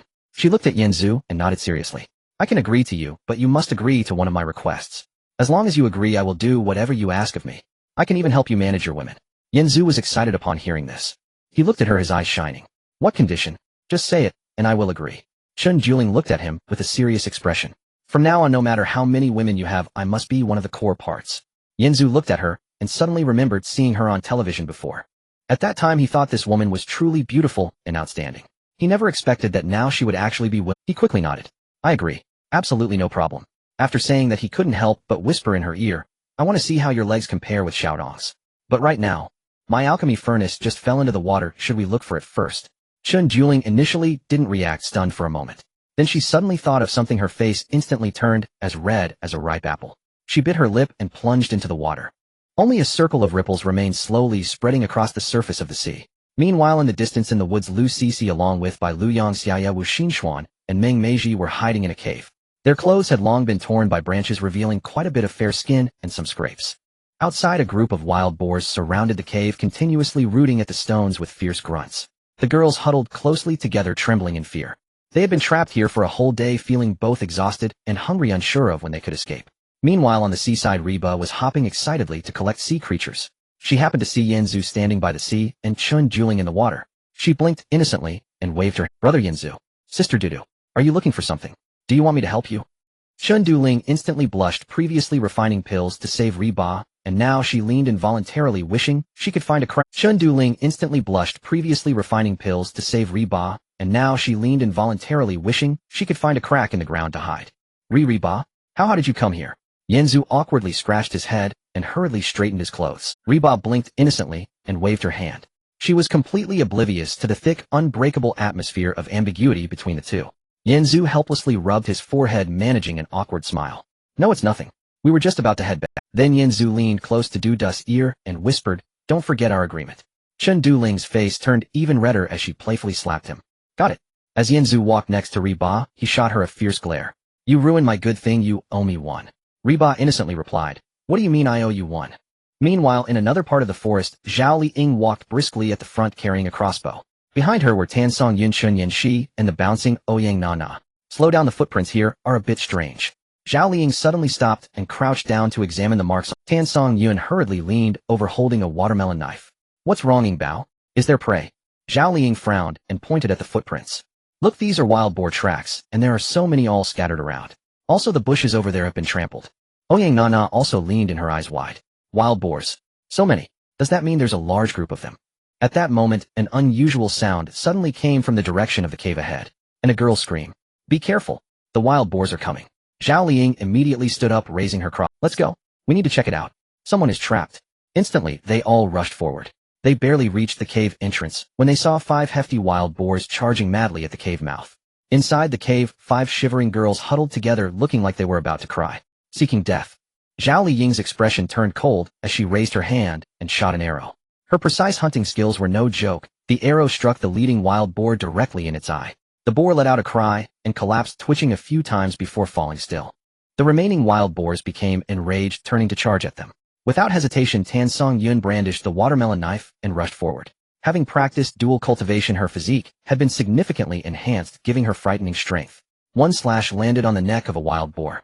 Blood sprayed out instantly. Ouyang Nana didn't waste any time either. She picked up a stone from the ground and hurled it at the wild boar.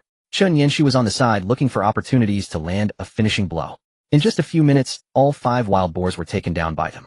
The 5 girls huddled in the cave stared and shouted, "This fighting power is too terrifying, right?" Zhao Liying put away her crossbow, wiped the blood off her hands. "Are you all okay?" Finally, the 5 girls reacted and slowly walked out of the cave. You are. One of the girls suddenly widened her eyes, recognizing her. Zhao Liying was taken aback for a moment and nodded. "Yes, and you are. Lu Cc. We met at the awards ceremony before." "Oh, so it's her." The others also recognized her by Lu Yang, Xiao Yue, Wu Xi, and Xianming, Meiji, all familiar faces. Zhao Liying briefly explained the situation at the cabin shelter, and then they divided the work, lifting the 5 wild. Lu Cc and the others stared wide-eyed. Are they still female celebrities? Someone who usually can't even open a bottle cap can now carry a wild boar weighing over 100 pounds. After walking for about half an hour, they finally reached the campsite. When they saw the sturdy wooden cabin and the hot spring, Lu Cc and the others were dumbfounded. Is this on a deserted island? How can there be such a nice house? It's so much better than the caves. Zhao Liying led them to the hot spring. "You must be exhausted from the journey. Go wash up in the hot spring and clean off the dirt on you. Our people are still outside. We'll eat together when they come back." Lu Cc and the others nodded and entered the hot spring area. Once they took off their tattered clothes and soaked in the warm spring water, the group finally relaxed. Meng Meiji bit her lip and said softly, "No way, how come they have it so good? We froze in the cave for several days eating wild fruits and gnawing on tree bark, and they actually have hot springs." Wu X and Xian also nodded, a hint of dissatisfaction in her eyes. "Who says that's not true? We're all top-tier celebrities, normally the center of attention. Why do they get to enjoy themselves while we have to suffer?" Yang Xiaoyu and Bai Lu exchanged glances, but said nothing, instinctively looking toward Lu Cc. The two of them had always followed Lu Cc. They had survived on the island thanks to her. Lu Cc soaked in the water, her eyes flickering as she thoughtfully gazed in the direction of the wooden cabin. She coughed lightly, interrupting the two's complaints. "All right, enough of that. Let's assess the situation and adapt accordingly." However, her desire to dominate this team was growing stronger. Meanwhile, everyone finally returned to the shelter. As Yanzu just got back, he spotted the 5 new girls. He was instantly taken aback. "Oh my god, this is 2. Lu Cc was wearing a cheongsam, which though slightly torn clung to her body after being soaked in sweat, outlining a breathtaking curve. The mature charm dazzled the eyes.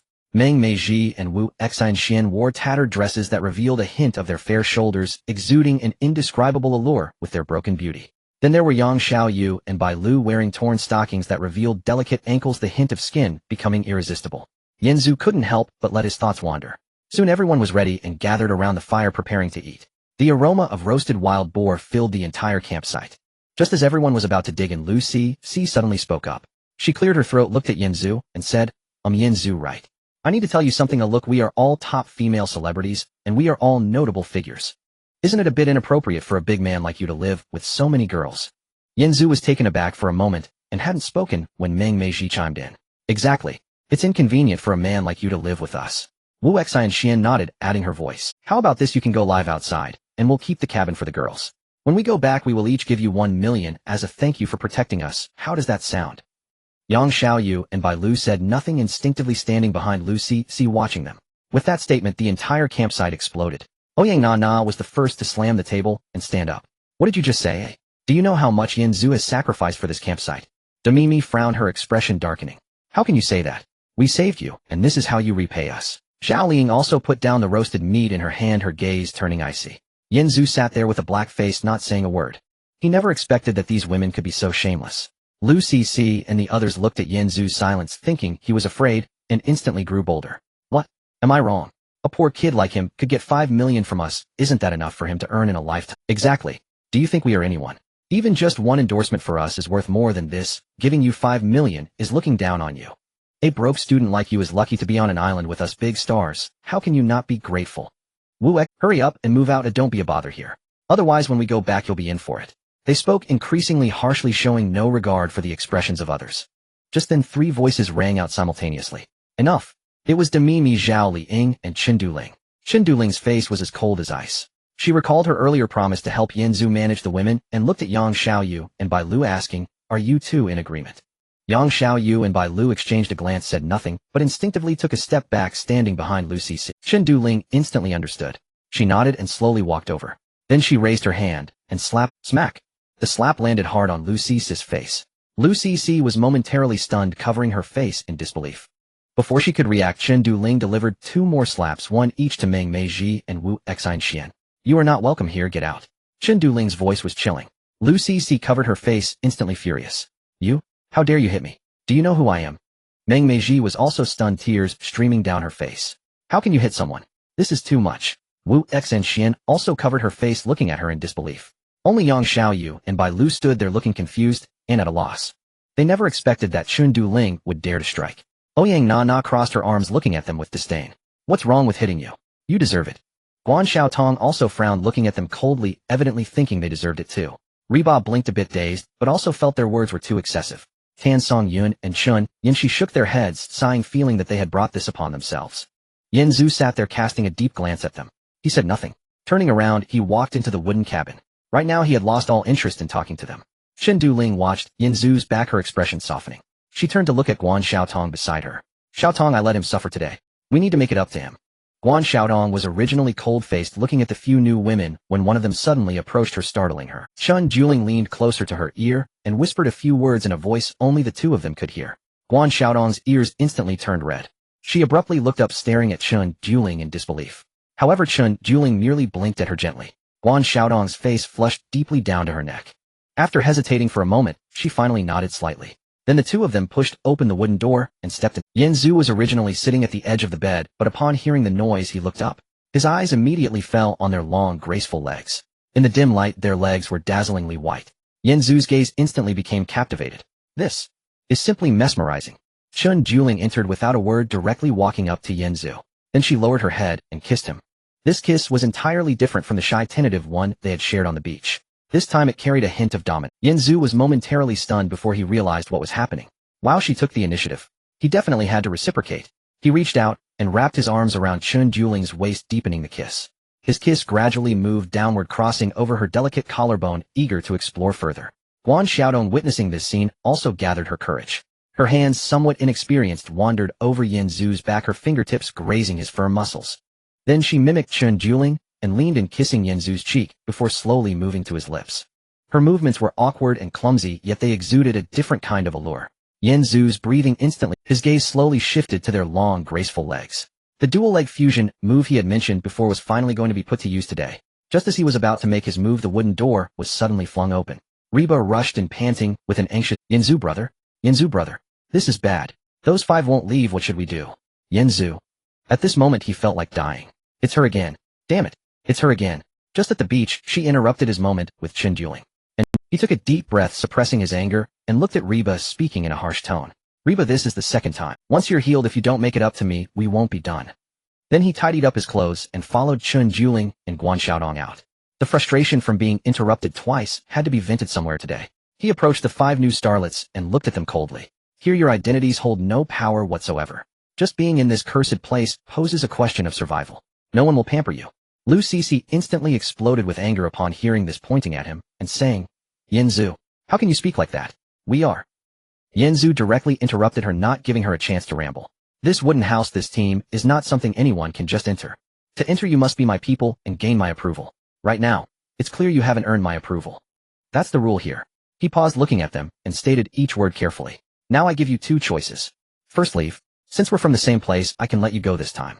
Second, if you want to stay, it's possible, but you'll have to work to exchange your labor for food and our protection. However, I can only guarantee you won't die. You won't have access to any facilities of the shelter. Lu Cixi wanted to say something to argue back. Yen Zhu didn't give her a chance at all, suddenly punching a nearby tree. Boom. That tree, as thick as a bowl, fell to the ground with a cloud of dust. Yen Zhu looked at them coldly. All you need to do now is answer me, leave or stay. The 5 new women were instantly dumbfounded. Is he even human? He knocked over a tree with 1 punch. Meng Meiji and Wu Xinxuan, who were about to retort, suddenly froze. Zhao Liang stepped forward, lightly pressing her crossbow against Meng Mei's chin. Try saying one more word. Meng Meiji instantly dared not move, her face turning pale with fear. Lu Cixi watched everything unfold, filled with reluctance and regret. She looked at the camp where the aroma of roasted wild boar wafted over, seeing the old team members with their rosy cheeks looking remarkably healthy. Then she glanced at herself and the others, ragged and starving for days, shivering from the cold, unable to even eat a warm meal. This stark contrast shattered her psychological defenses. She knew that if she left, she would barely survive a few days on this deserted island. Just then Yang Xiaoya's stomach suddenly. She immediately lowered her head in shame, on the verge of tears. Bai Lu gently tugged on Lu Cici's sleeve and whispered, "Cici, I'm hungry, I'm scared." Lu Cici gritted her teeth and finally with reluctance nodded. "Well, stay." Her voice was filled with humiliation and helplessness, as well as the most instinctive concession to survive. Yanzu nodded and turned to Chen Juling. "Dudu, from now on they will be under your arrangement. See which team needs people and distribute them to work." He glanced coldly at the 5 new women, thinking that if he didn't establish authority, it would be hard to manage the team in the future. Then he spoke to Chen Juling in a low voice. "In the future, as long as they don't starve to death, it's fine. They will eat the worst food and do the hardest work." Chen Juling nodded, "I understand." After that, the old team members reacted in their own ways. Ouyang Nana secretly tugged at Guan Xiaotong's arm. See, they dug their own graves. Both Dami and Zhao Liang remained expressionless, but slightly nodded, approving of Yan Zhu's handling of the situation. Guan Xiaotong felt a bit secretly pleased watching the newcomer struggle, yet she also felt a twinge of pity for their. Just as she was about to speak, she was silenced by a single glance from Chen Juling. Instantly, she closed her mouth and dared not speak. Lu Xiaoli and Lu Yifei kept their heads down, silent. They felt even more convinced that their earlier choice was correct and cherished their current life even more. Tan Songyun, Shin Yinshi, and Reba all felt a bit fearful. Yanzu's aura was too strong at this moment. However, they also felt reassured. With Yanzu around, no one could bully them. As night fell, the weather grew, and having been on the island for so long, everyone only had one set of clothes and no way to wash them. Now that there were more people, the smell in the wooden house was growing stronger. Chen Juling stood up, looking at everyone with a smile. "All right, everyone, don't be shy. Those here are all family. Now I will establish a culture for the wooden house, so that we won't need to be so formal in the future." As she spoke, she slowly began to take off her dirty, smelly clothes. Soon she stood completely naked before everyone. She placed her clothes outside the wooden house. "There are no outsiders here, and the weather is getting hotter. From now on, there's no need to wear clothes while sleeping. All clothes must be left outside the wooden house." After she finished speaking, she playfully winked at Yanzu, then looked seriously at the other women, implying that they understood. Yanzu was stunned on the spot, swallowing hard, nearly bleeding from his nose. "What the hell? Dudu, are you trying to squeeze me dry?" The other girls were equally bewildered, their eyes widening as they gazed at Chen Juling. "What are you staring at?" Chen Juling placed her hands on her hips, raising an eyebrow at them. "We're all women here. What do I have that you don't? Here, who hasn't seen who before? What's there to be shy about?" Ouyang Nana reacted the fastest, her eyes lighting up as she pounced forward with a shout. "Right? Dudu is right. I can't stand this raggedy outfit anymore," she shouted as she quickly stripped off her clothes, her boldness making Yen Zhu's throat move again. Then Zhao Liang smiled, blushing, as she began to undress. "Yeah, I've been wearing this outfit for almost a month. It stinks. It's about time I wash it." Dami also nodded in agreement, being the most open-minded. She stripped off her clothes without hesitation, raising an eyebrow at Yen Zhu, her mature charm, making his heart race. Tan Songyun and Shun Yinshi exchanged glances, both blushing slowly, starting to undress. Guan Xiaodong was the shyest, her face turning as red as a monkey's backside, her hands trembling, as she took a long time to peel off the ragged cloth, quickly using her arm to cover her chest, not daring to look up. Lu Xiaoli and Lu Yifei, the mother-daughter pair, were the same, blushing as they helped each other undress, both having their own assets that left Yen Zhu wide-eyed. Reba's face was flushed as well. She undressed and nestled closer to Yen Zhu, her soft body rubbing against his arm. "Yen Zhu, don't peek." "Peek? I'm looking openly." Yen Zhu thought to himself, his eyes never stopping as he took in the sight before him. Chen Juling was indeed ruthless, a single sentence breaking everyone's boundaries.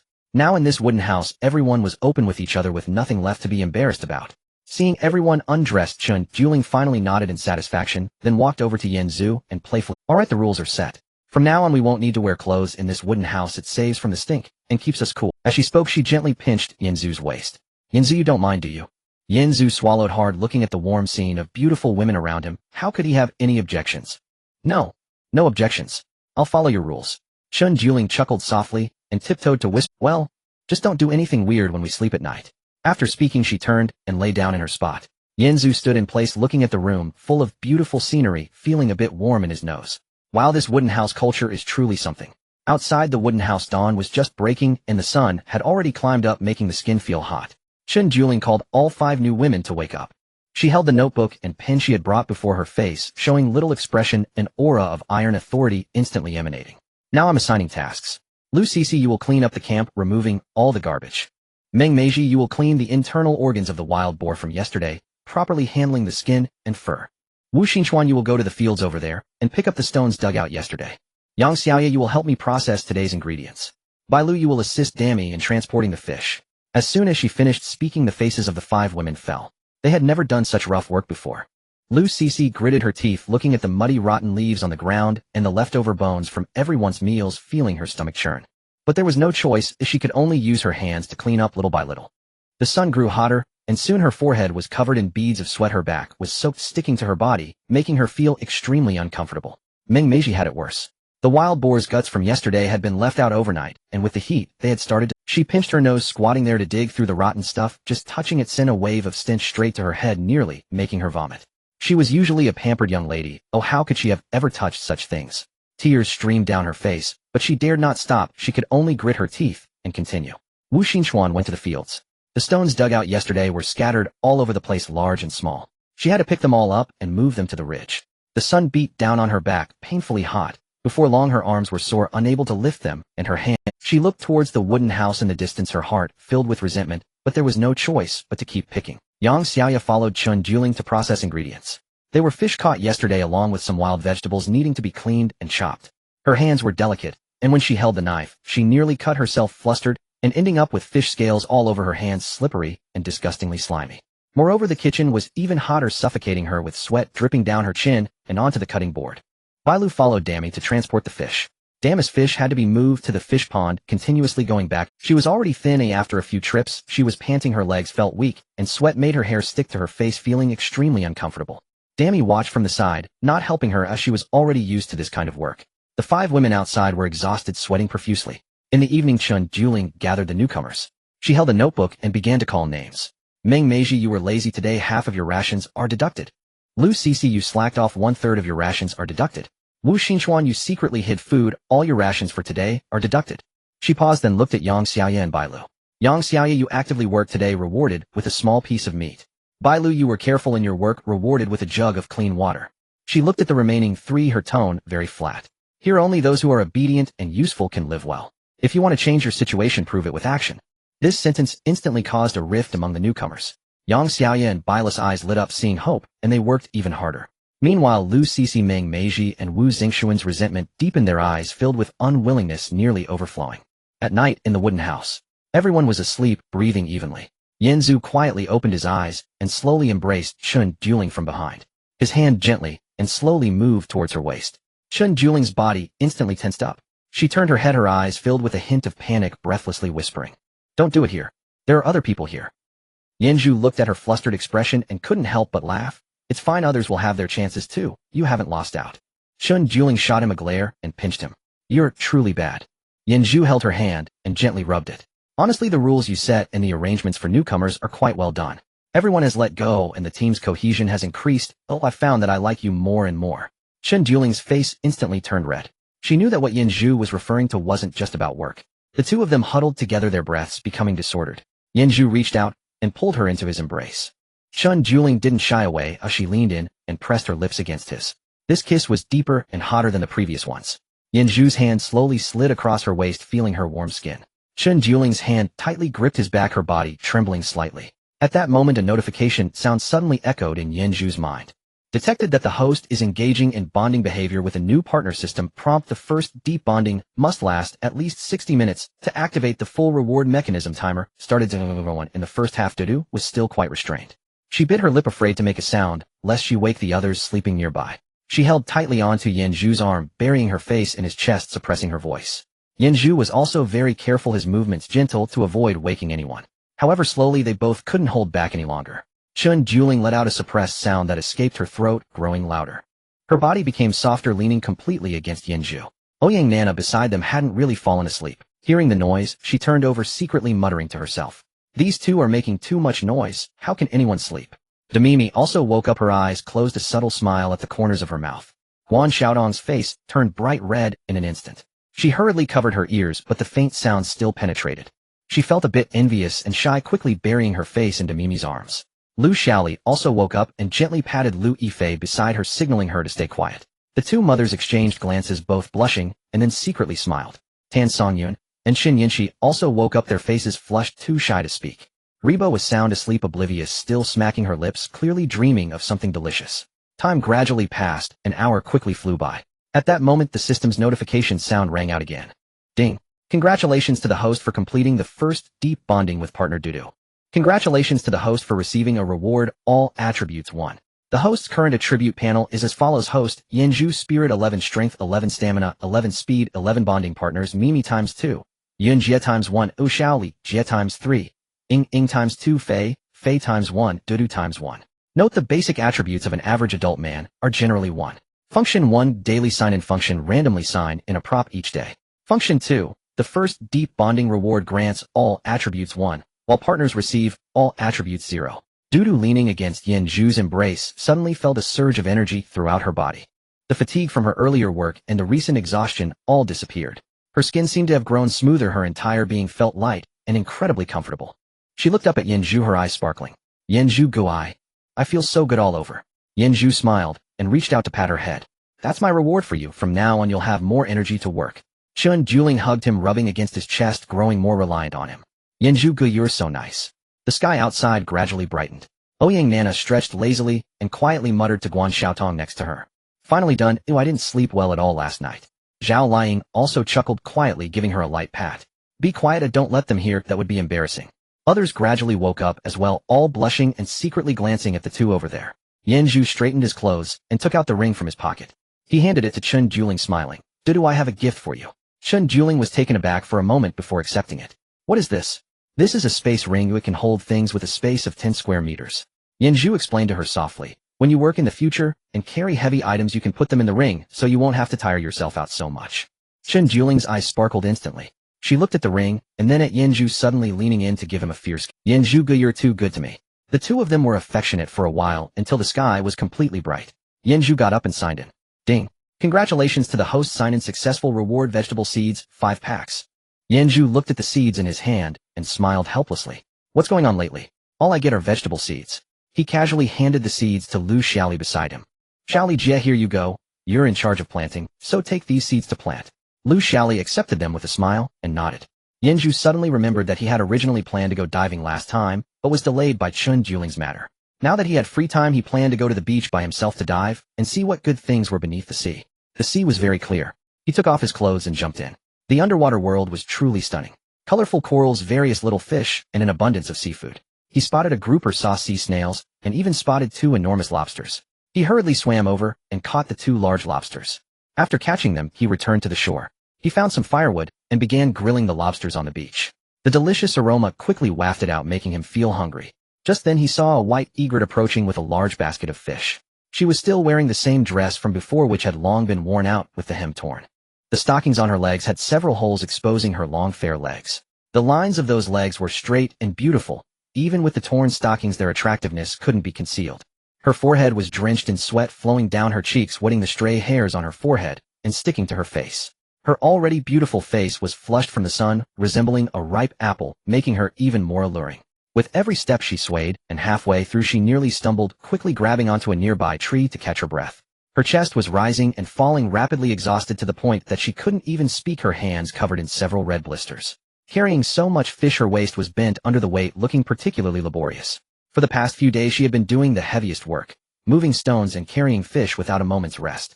The white egret also saw him, her eyes lighting up instantly. She quickly set down the fish and rubbed her shoulders, wiped her sweat, and ran over.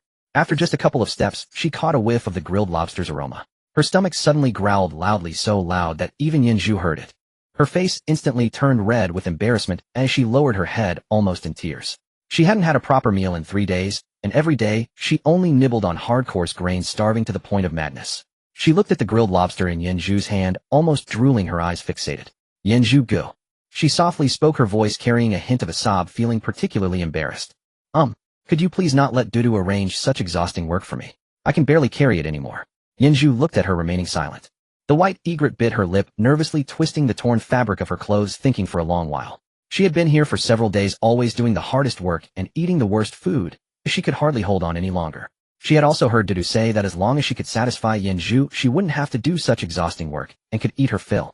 She looked up at Yenju, her eyes glistening, and made up her mind. Yenju Gu, I really can't take it anymore. She spoke softly, her voice dropping lower. If you can help me, I can fulfill all your requests. Really, anything is possible. Yenju looked at her silent. Suddenly a memory of her pretending to be a groundhog on a variety show flashed in his mind. Back then she was just like this with her big eyes wide open looking pitiful. So adorable it made one's heart flutter. Bai Lu watched him in silence for a long time feeling increasingly anxious. She hurriedly took a couple of steps forward, carefully reaching out to hold Yanzu's hand. Her hand was a bit red from doing heavy work for several days, but it was still soft. Then in a sweet tone tinged with a hint of crying, she said, Yanzu Gij. If it's not possible, a little bit of lobster meat would be fine please. Really you can do whatever you want. Yanzu looked at her pitiful expression and remained silent. He reached out and handed her the largest grilled lobster in his hand. Bai Lu's eyes lit up instantly as she hurriedly took it. She didn't care about the heat and directly began to peel the lobster. Then she began to devour it voraciously, licking the oil off her fingers clean. The way she ate was reminiscent of a groundhog that hadn't eaten for a long time. So cute that it left Yanzu dumbfounded. In no time that large lobster was devoured cleanly by her, even the shell was not on. She licked her fingers with lingering desire and looked up at Yanzu, her eyes sparkling. After a long pause, she cautiously spoke. Yanzu Gijai. I keep my promises. Yanzu looked at her and gently reached out, touching her damp hair. Then he gently lifted her chin, making her look at him. Bai Lu's face instantly flushed bright red. She had never been this close to any man in her life. Her heart raced so fast it felt like it might leap out of her throat. But looking at Yanzu's face, she thought Yanzu Gij is really handsome. More handsome than any man she had ever seen before. Yanzu looked at her flushed face and softly asked, are you sure? Here. Right now? Bai Lu looked into his eyes, bit her lip, and nodded gently. As soon as her words fell, Yanzu leaned down and kissed her. This kiss had a hint of dominance, crashing directly into her lips. Bai Lu froze entirely. She had never been kissed before, leaving her bewildered. But soon she reacted, awkwardly mirroring his movements and gently responding. Her actions were clumsy and nervous, tinged with a hint of cautious flirtation. To survive, she was willing to do anything. She didn't know how long it had been, but it wasn't until 10 minutes later that Yanzu finally released her. Bai Lu felt weak in his arms, gasping for breath. Her face was hot as if she had a fever, and her eyes were misty. Yanzu supported her and said softly, let's go to the beach and take a bath. You're too dirty right now. Bai Lu was taken aback for a moment before realizing that she had indeed been very dirty these past few days. She nodded and followed Yanzu to the rocks by the beach. Standing behind the rocks with her back to him, her fingers trembled. After all, it was her first time undressing in front of another man. She first unbuttoned the dress, and that wrinkled gown slowly slid down. It revealed her fair back and slender waist, swaying slightly, causing Yanzu to stare. As the stockings slid down her legs, they brushed against her skin, sending a shiver through her. Her long straight legs were now exposed to the air, dazzlingly white. Yanzu stood not far away watching this scene, his throat feeling a bit dry. Damn, this girl really has an incredible figure. The meat's served on a platter just laid out in front of me. If I don't rush over now, am I worse than a beast? No, Yanzu quickly shook his head, suppressing those chaotic thoughts. It's not that I don't want to, it's just that I really can't right now. This girl just arrived. If I take her in now, won't the other 4 newcomers think they can just charm their way into the core team? Then all my previous efforts to establish authority would be in vain. Who would want to work hard if that were the case? The team's rules would be thrown into chaos. I must let her endure a bit to understand that gaining my approval isn't easy. Otherwise, who would dare to come casually in the future? How would I manage the whole team? With this thought, Yanzu finally managed to suppress the restlessness in his heart. Bai Lu didn't hear any movements behind her, thinking Yanzu was watching her. Her face turned even redder. She quickly took off the last bit of clothing and swiftly dove into the sea. The seawater was a bit cold, sending a shiver through her and instantly cooling down the heat on her body. Soaking in the seawater, she secretly glanced back at Yanzu.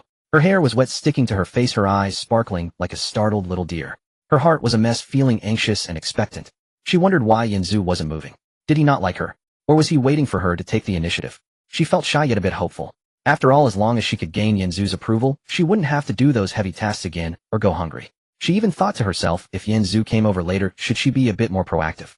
Before long, she finished washing and rinsed off all the mud. Then, wrapped in her tattered clothes, she slowly walked. Water droplets slid down her skin, bringing a hint of wet allure. Standing in front of Yanzu, she softly said, Yanzu Gijim. I'm ready, we can begin. Yanzu looked at her, smiled, leaned down, and kissed her forehead. Then he spoke, I know the previous matter wasn't really related to you. However, gaining my approval isn't that simple. The earlier incident was just me giving you the benefit of eating lobster. Bai Lu was completely stunned. She stood there unable to react for a long time. What? Did she just get nervous for nothing? She even began to doubt if her charm was insufficient.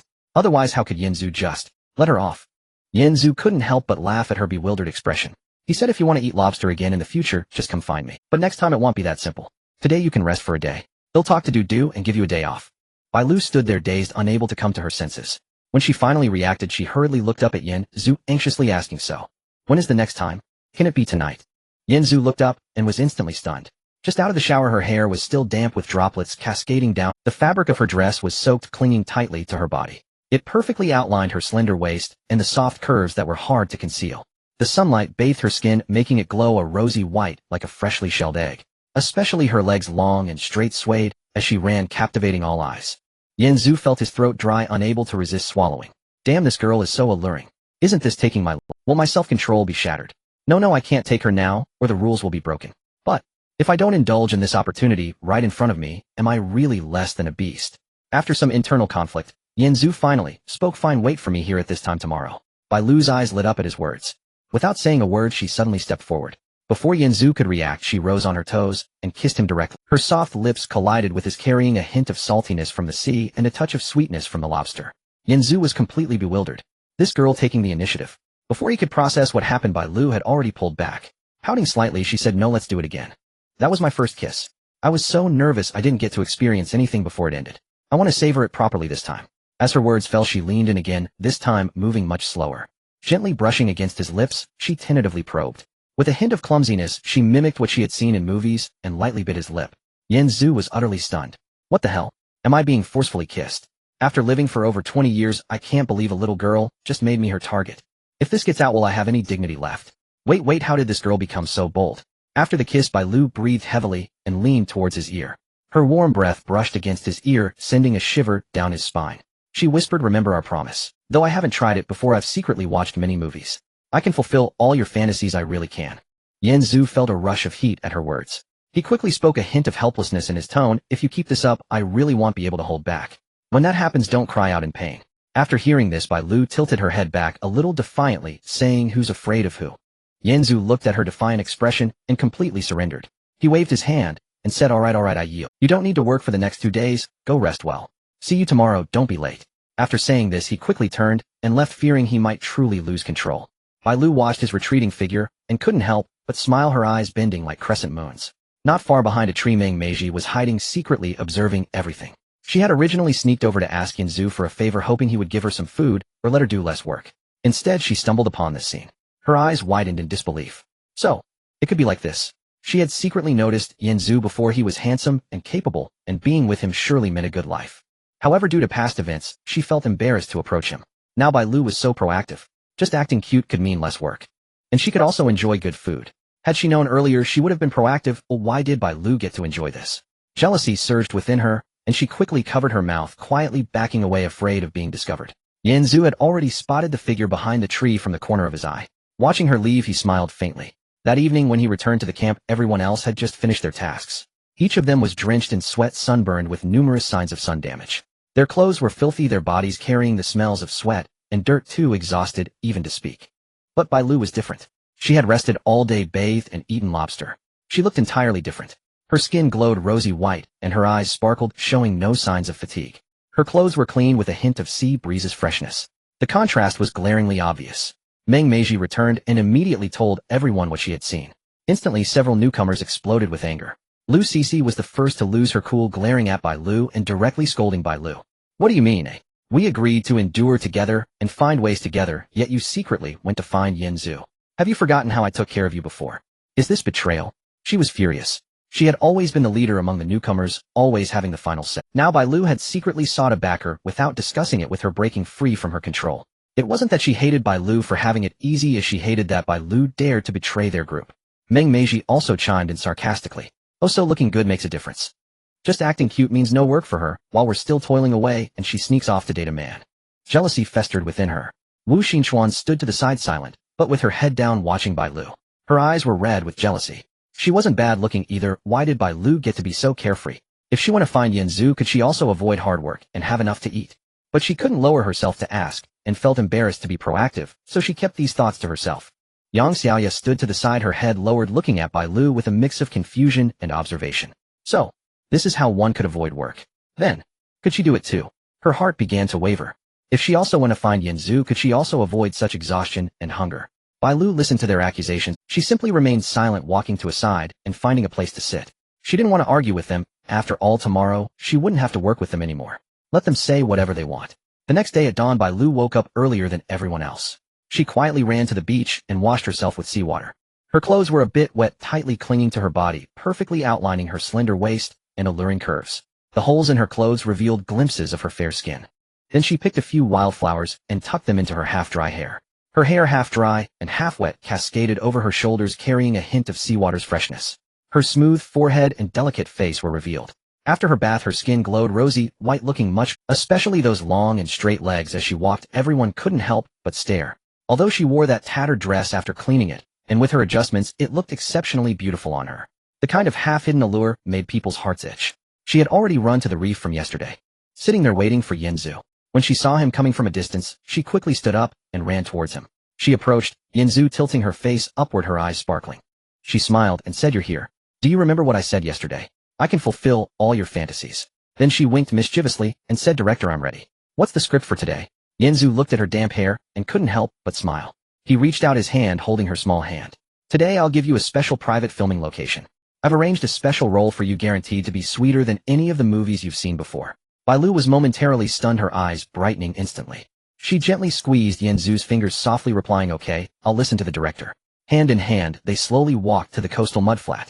Yinzu helped her roll up the cuffs of her pants, his fingertips lightly brushing against her calves, soft and smooth. "Be careful, the sand here is soft, don't hurt your feet." His voice was so gentle it could melt water. Bailu's face turned even redder, obediently nodding and softly saying, Director. Now for the first scene of the day, let's go beachcombing." They had no tools, so they used their hands to dig through the sand, searching for little crabs and clams. Yinzu patiently taught her which sand holes had crabs and where the fattest clams were. His hand occasionally brushed against hers, and with each contact, Bailu's heart raced a little faster.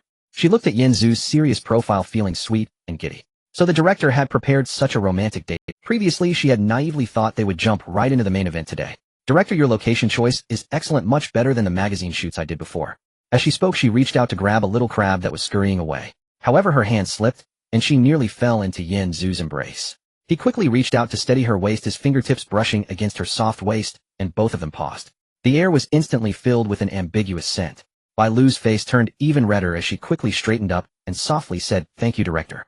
Yinzu smiled, reaching out to brush the sand off her face. His fingertips gently grazed her cheeks, soft and smooth like a baby's skin. The seafood they caught was gathered in the hem of Yinzu's clothing, a full heap of fresh treasures. He looked at Bailu with a smile and said, "How is it? Our scene is going quite well, isn't it? This is specially prepared for you by the director, an exclusive treatment that others don't get." Bailu nodded, her eyes sparkling as she quietly replied, "Director, you are truly good to me." At noon, Yinzu took her to a sheltered rock. He started a fire and began roasting the freshly caught seafood one. The aroma soon wafted through the air, causing Bailu's stomach to grumble. She lowered her head shyly, but Yinzu smiled and picked up a roasted crab, having already shelled the meat, and offered it to her mouth. "Are you hungry? Hurry and eat, this is specially roasted for you, the biggest one." Bailu opened her mouth and took a bite of the crab meat, the delicious flavor instantly filling her mouth.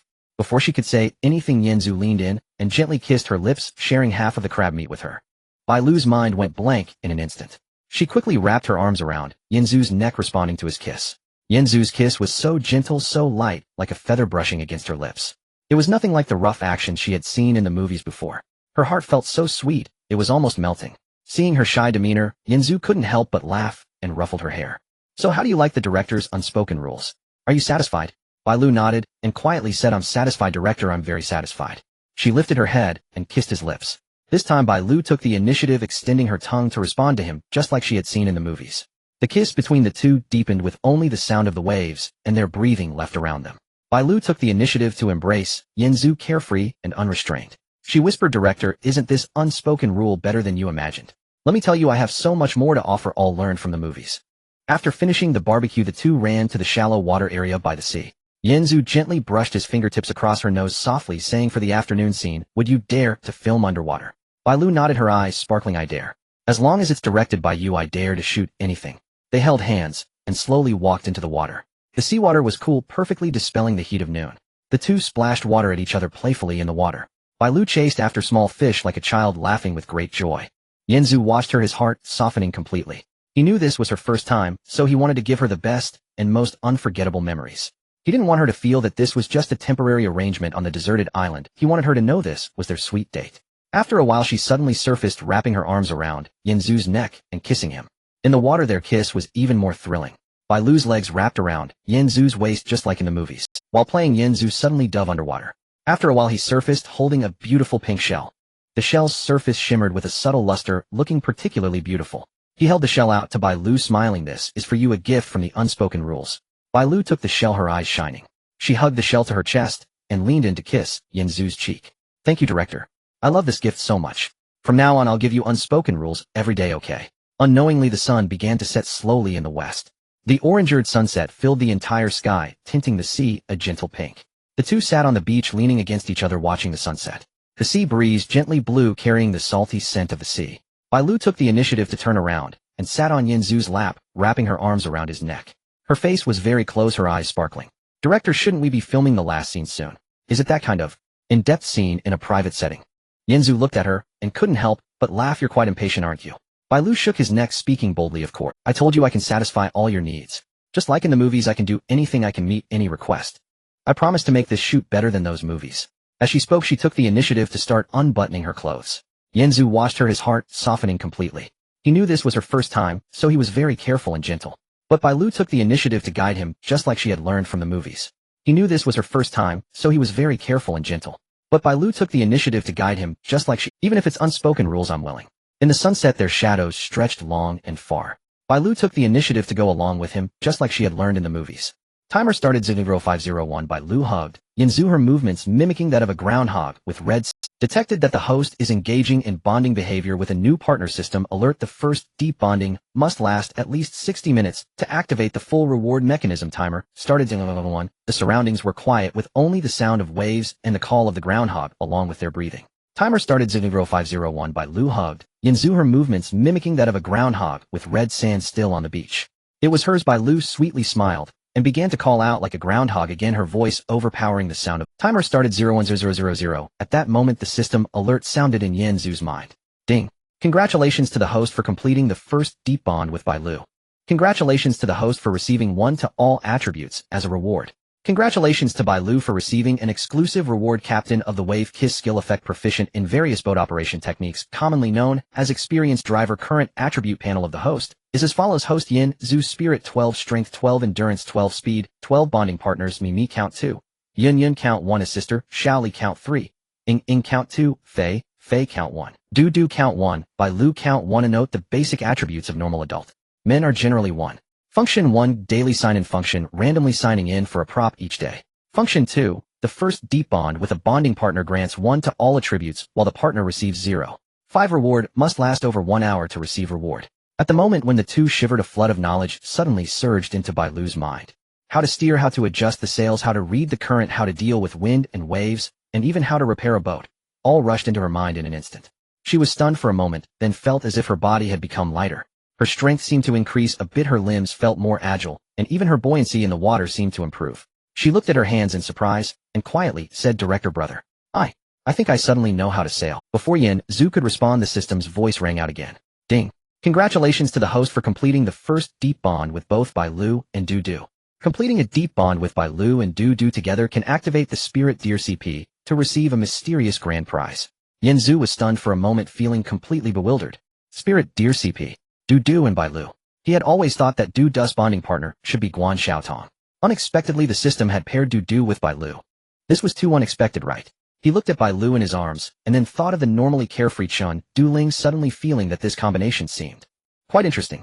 Bai Lu hadn't reacted yet as she shook her head, digesting the influx of knowledge. She looked at Yin Zhu with excitement. "Director brother, I can really sail now.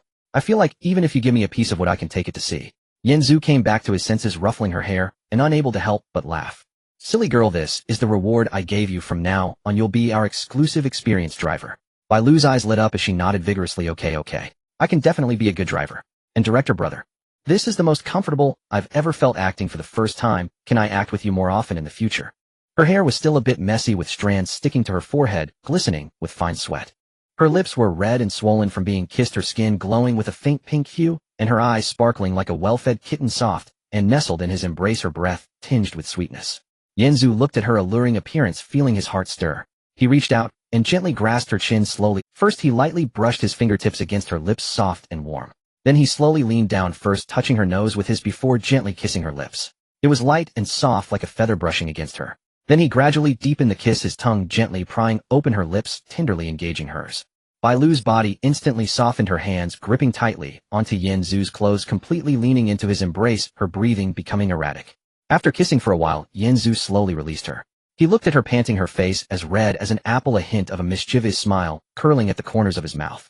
He remembered the task for the spirit deer CP and couldn't help but raise an eyebrow. Then he leaned closer to her ear, speaking in a slightly hoarse voice. Soon we can act together again, and this time it's a dual female lead production. The moonlight stretched the shadows of the two figures long and thin. Yin Zhu held Bai Lu's hand, slowly walking towards the wooden cabin.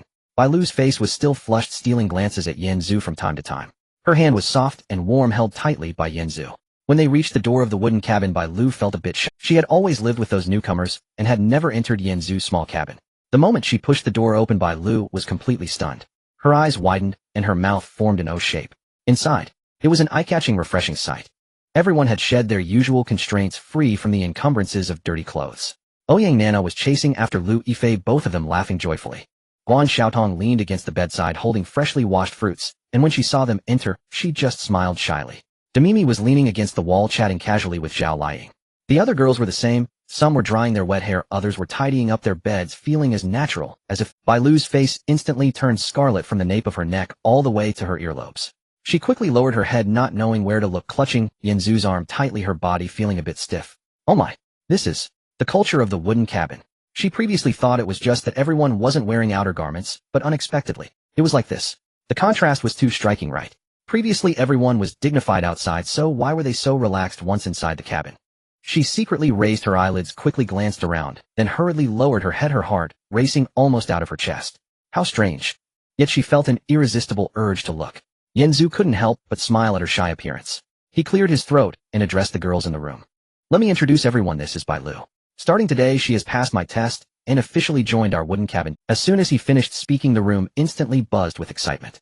Ouyang Nana was the first to bounce over, pouncing onto Bai Lu, rubbing against her. Oh, welcome. Finally we have a new sister. Bai Lu's face turned even redder from the affection, and she quickly reached out to hug her softly, saying, thank you. Guan Xiaodong also walked over, her face flushed, nodding at Bai Lu softly, saying, welcome, we are sisters from. Demimi smiled at her and nodded, not bad, passing Yin Zhu's test. Reba also ran over, hugging Bai Lu's arm and shaking it. Sister Bai Lu, from now on you don't have to do hard labor anymore. Lu Xiaoli and her mother also approached, gently smiling at her, their eyes full of welcome. Tan Songyun and Chun Yinshi also nodded at her, welcoming her with smiles. Seeing everyone so warm, Bai Lu's shyness vanished in an instant. So, everyone is so nice here. At that moment Chen Juling walked over and smiled at Bai Lu. Don't be shy, we're all friends here, no outsiders. Let me tell you about our wooden cabin culture. Here everyone sheds the constraints of clothing. Because it's hot and the clothes are dirty, we just let it all go. After all, we are all girls, so there's nothing to be shy about. Moreover, Yin Zhu is used to it, or just relax a bit. Bai Lu was momentarily stunned, then nodded, blushing softly, saying, oh, I understand, Dudu. As she spoke, she slowly began to shed her burdens. Her movements were slow and a bit awkward, her fingers trembling. First she folded her sweat-stained shirt neatly and placed it in the pile of clothes by the door, revealing her fair skin and delicate collarbone. Then she slowly removed her bottoms, folding and placing them neatly. She secretly glanced around, seeing that everyone was too busy to pay attention to her, and finally let out a sigh of relief. After putting away all her dirty clothes, she blushed, turned around, lowered her head, and walked to the bedside. So, no one really cares. This feeling is quite strange, but also a bit relaxing. Without wearing those dirty and smelly clothes, she felt much fresher. The next morning, as dawn broke, Chun Juling looked at the other 4 newcomers. Lu Cece and her 3 companions were preparing to get up and work when they saw Chun Juling coming over, and they all stopped. Chun Juling looked at them and spoke up. I have something to tell you. Bai Lu has passed Yin Zhu's test and officially joined the wooden cabin team. From today onwards, she won't have to work with you anymore. As soon as these words left her mouth, the reactions of the 4 were instantly different. Lu Cece's face darkened immediately. She clenched her fists tightly, her nails nearly digging into her flesh. Why should she get to? Why does Bai Lu get to enjoy herself? How long has she been here? Why does she get to go in while I still have to do hard labor? She was unwilling, truly unwilling. Clearly she was the leader before the one on high. How did it change to this now? Wu Xingxuan's expression was also somewhat. She turned her head, snorted coldly, said nothing, but her disdain was evident in her eyes. TCH, isn't it just about pleasing that man? What's so great about that? She wouldn't do such a demeaning thing. Yet in her heart she couldn't help but feel envious. If only she could go in, she wouldn't have to do this hard work, nor eat that unpalatable coarse grain. Meng Meiji pouted, feeling a bit sour and wronged. Why does Bai Lu get to? She wants to go in too. She doesn't want to do hard labor anymore. Yesterday she saw Bai Lu go out with Yin Zhu, so this is what it was for. If she had known, she would have gone too. Yang Xiaoya's eyes lit up suddenly. She looked in the direction of the wooden cabin, her eyes filled with envy. So, as long as you pass Yanzu's test, you can avoid hard labor. You can enjoy a comfortable life. She wanted that too. She never wanted to move stones again. Her hands were all blistered. At that moment, Yanzu pulled Bai Lu close to his ear and whispered a few words to her in a voice only the two could hear. Chun Juling's face instantly turned scarlet, and she shot Yanzu a glare, pinching his waist, softly whispered, "You? Don't mess around, there are others here." Though she said that, her head gently nodded, her eyes carrying a hint. Yanzu looked at her shy demeanor and couldn't help but laugh, ruffling her hair. Then he took Bai Lu and Chun Juling to walk towards the other side of the island. The three of them were all dressed in clean clothes, their faces rosy and full of spirit. They formed a stark contrast to the four in front of them, who were ragged and exhausted. The four newcomers looked at their backs, each lost in their thoughts. Lu Cece clenched her teeth and sighed, "I will not give up, I will not be subservient like them, I can survive on my own." Wu Xinchuan frowned in her heart, "Is this the only way out? Do I have to lower myself too?" Yang Xiaoya secretly thought, "I must work hard, I want to go into no more hard labor." Meng Meiji felt somewhat wronged. "If I had known, I would have been more proactive. I should have gone to find Yanzu yesterday, otherwise I would be the one inside now." Yanzu led the two girls deeper into the deserted island. Today he was taking them out on a date. Bai Lu was in an exceptionally good mood. She skipped ahead, picking wildflowers by the roadside and tucking them in her hair. "Yanzu, Dudu, come, there are so many wild fruits here." She squatted down, picked a handful of red wild fruits, ran back, and offered them to them. Yanzu took one, popped it into his mouth, and it was sweet with a hint of tartness, delicious. Chun Juling also took one, smiling as she said, "Wow, so sweet. I didn't expect this to be here." The three of them walked and picked wild fruits, slowly making their way to a small creek. The creek water was crystal clear, with little fish swimming inside. The grass by the bank was soft, dotted with wildflowers. Yanzu sat down on the grass, pulling both girls into his embrace. Bai Lu leaned against his left side while Chun Juling leaned against his right. Their faces were both flushed, nestled in his arms, warm and burning. A gentle breeze blew, carrying the fragrance of wildflowers. It was very quiet around, only the sound of the creek and the chirping of birds. Yanzu looked at the two girls in his arms, unable to help but smile. He leaned in close to their ears, whispering in a slightly hoarse voice, "What do you think? Should we shoot a new film today?" Bai Lu was taken aback for a moment, her eyes brightening. "A new film? What kind of film director?" Chun Juling also lifted her head to look at Yanzu, her eyes carrying a hint of shy understanding. Yanzu smiled, gently brushing his fingertips against their cheeks, speaking softly. "A film. With two female leads. Just the three of us, no one else, a private set. You both are the female leads, what do you think? Would you be willing to finish this scene with me?" The faces of the two girls instantly turned crimson. Suddenly, from deep within the distant forest, a strange female voice pierced the air with a shrill scream, breaking the intimate atmosphere. "Help! Help me!" That voice was young, filled with a weeping tone and uncontainable tremors, a sound they had never heard before. The expressions of the three people instantly changed. Bai Lu's face turned pale in an instant as she instinctively shrank into Yanzu's embrace, her small hand tightly gripping his arm. Chen Duling sat up straight, her shyness instantly replaced by anxiety, her brows furrowed. This voice, was it not from someone in their camp? Could it be that there are other castaways on this deserted island? Yanzu's brows furrowed, and he stood up abruptly, grabbing the dagger from the ground. Soon a more piercing scream echoed, followed by frantic cries closer than before. "Help me! Is anyone there? My leg is stuck. Snake! The snake is coming! Help!" Yanzu's expression darkened immediately. To his surprise, there were other lost girls deep within this deserted island. Moreover, they were in such dire danger. He had no time to think, and spoke to the two girls. "Let's go see together. Hurry!" As soon as he finished speaking, he dashed toward the direction of the sound. Chen Duling and Bai Lu did not dare to delay, quickly following him, their footsteps quickening. After a few minutes of running, they passed through a thicket and saw the scene ahead. Before their eyes lay a pile of rocks where a girl was trapped in the crevice, her leg firmly stuck and unable to move. A pitch-black venomous snake was biting her calf. The snake's head was writhing, its fangs embedded deeply in her flesh, a terrifying sight. Bai Lu gasped at this scene, screaming in fright and hiding behind Yanzu, daring only to peek out from behind him. Chen Duling's face paled slightly, and she instinctively took a half-step back. No matter how calm she usually was, seeing such a venomous snake still frightened her. Yanzu frowned, said nothing, and quickly rushed forward. The snake raised its head in response to the commotion, flicking its tongue at Yanzu, ready to attack. However, Yanzu was much faster. With a swift movement, he severed the snake's head. The snake's body twitched on the ground for a moment before going still. Only then did Yanzu breathe a sigh of relief, looking down at the girl trapped in the crevice. Upon seeing her, he froze for a moment. Wasn't this Wu Mo Cho? He had seen her on the stage of The Voice back then. At that time, she sported exaggerated smoky eye makeup, singing a song with a strong impact, and her looks had already overwhelmed him. To his surprise, in reality, she was even more overwhelming. Her face was darkened by snake venom, her lips frighteningly purple, her hair disheveled, and her face smeared with mud and grass. She looked as if she had just crawled out of the mud, making him feel a bit nauseous. Yanzu instinctively took a step back, feeling a bit apprehensive. If he were to save her, wouldn't it mean he had to? That would be too much to ask of himself. Shendu Ling and Bai Lu also ran over and were momentarily taken aback by Wu Imocho's appearance. Yanzu, she has been poisoned. The snake venom spreads quickly. If we don't save her soon, it will be too late. Shendu Ling frowned, speaking softly. She realized that only Yanzu's system ability could save her in this. Yanzu's face instantly fell. He knew that to save her in this situation, he would need to use the system's abilities. But how could he bring himself to do it on someone like her? He stood there in anguish for a while, not moving, his brows furrowed tightly. Yanzu, what's wrong?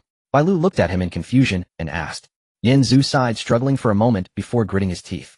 Forget it, saving a life is worth more than building a pagoda of 7 stories. I'll just have to endure it. He said to Shendu Ling, do go over there and get a large banana leaf. Shendu Ling was taken aback for a moment, but nodded and turned to pick the leaves. Soon Shendu Ling returned with a big banana leaf. Yanzu took it and carefully placed it over Wu Imocho's face. Alright, the face is covered now. Yanzu sighed in relief, thinking that this should be better, right? If the face was covered, it shouldn't be so repulsive. He took a deep breath, rubbed his hands together, and prepared to take action. However, just as his hand reached out, he stopped. No, even with her face covered, just thinking that this is Wu Imocho. Remembering how she usually looked, his hand felt as heavy as lead, unable to move. The nauseating feeling in his stomach intensified. This was still not working. Yanzu frowned, stepped back, looked at the 2 girls, and struggled for a long time before saying, you 2, step in front of me. Bai Lu and Shendu Ling were stunned, exchanging glances, but obediently moved to stand in front of him. Only then did Yanzu take a deep breath, his eyes fixed on the 2 girls' backs, thinking, it's fine, if I look at them, it's as if this should help me concentrate, right? Just as he was about to move, he suddenly heard the 2 girls behind him giggle. He turned around to see the 2 girls covering their mouths, secretly laughing at him, their eyes crescent-shaped. Yanzu's face instantly turned red, feeling a bit embarrassed as he scratched his head. What are they laughing at? Haven't they seen someone saving a life before? Just then he suddenly slapped his own face. Don't I have the ancestral alchemy technique? Why should I put myself in a difficult position? I could just refine a pill for her to take. Just like last time when making the hot banana. I really made myself cry with my own stupidity. He suddenly realized, his eyes lighting up. Exactly. Alchemy. I could ask Du and Bai Lu to help me refine the pills. This way I can save this woman, and also help the 2 girls develop some feelings. Killing 2 birds with 1 stone. He looked up at the 2 girls, still chuckling, and raised an eyebrow, grinning as he said, alright, stop laughing.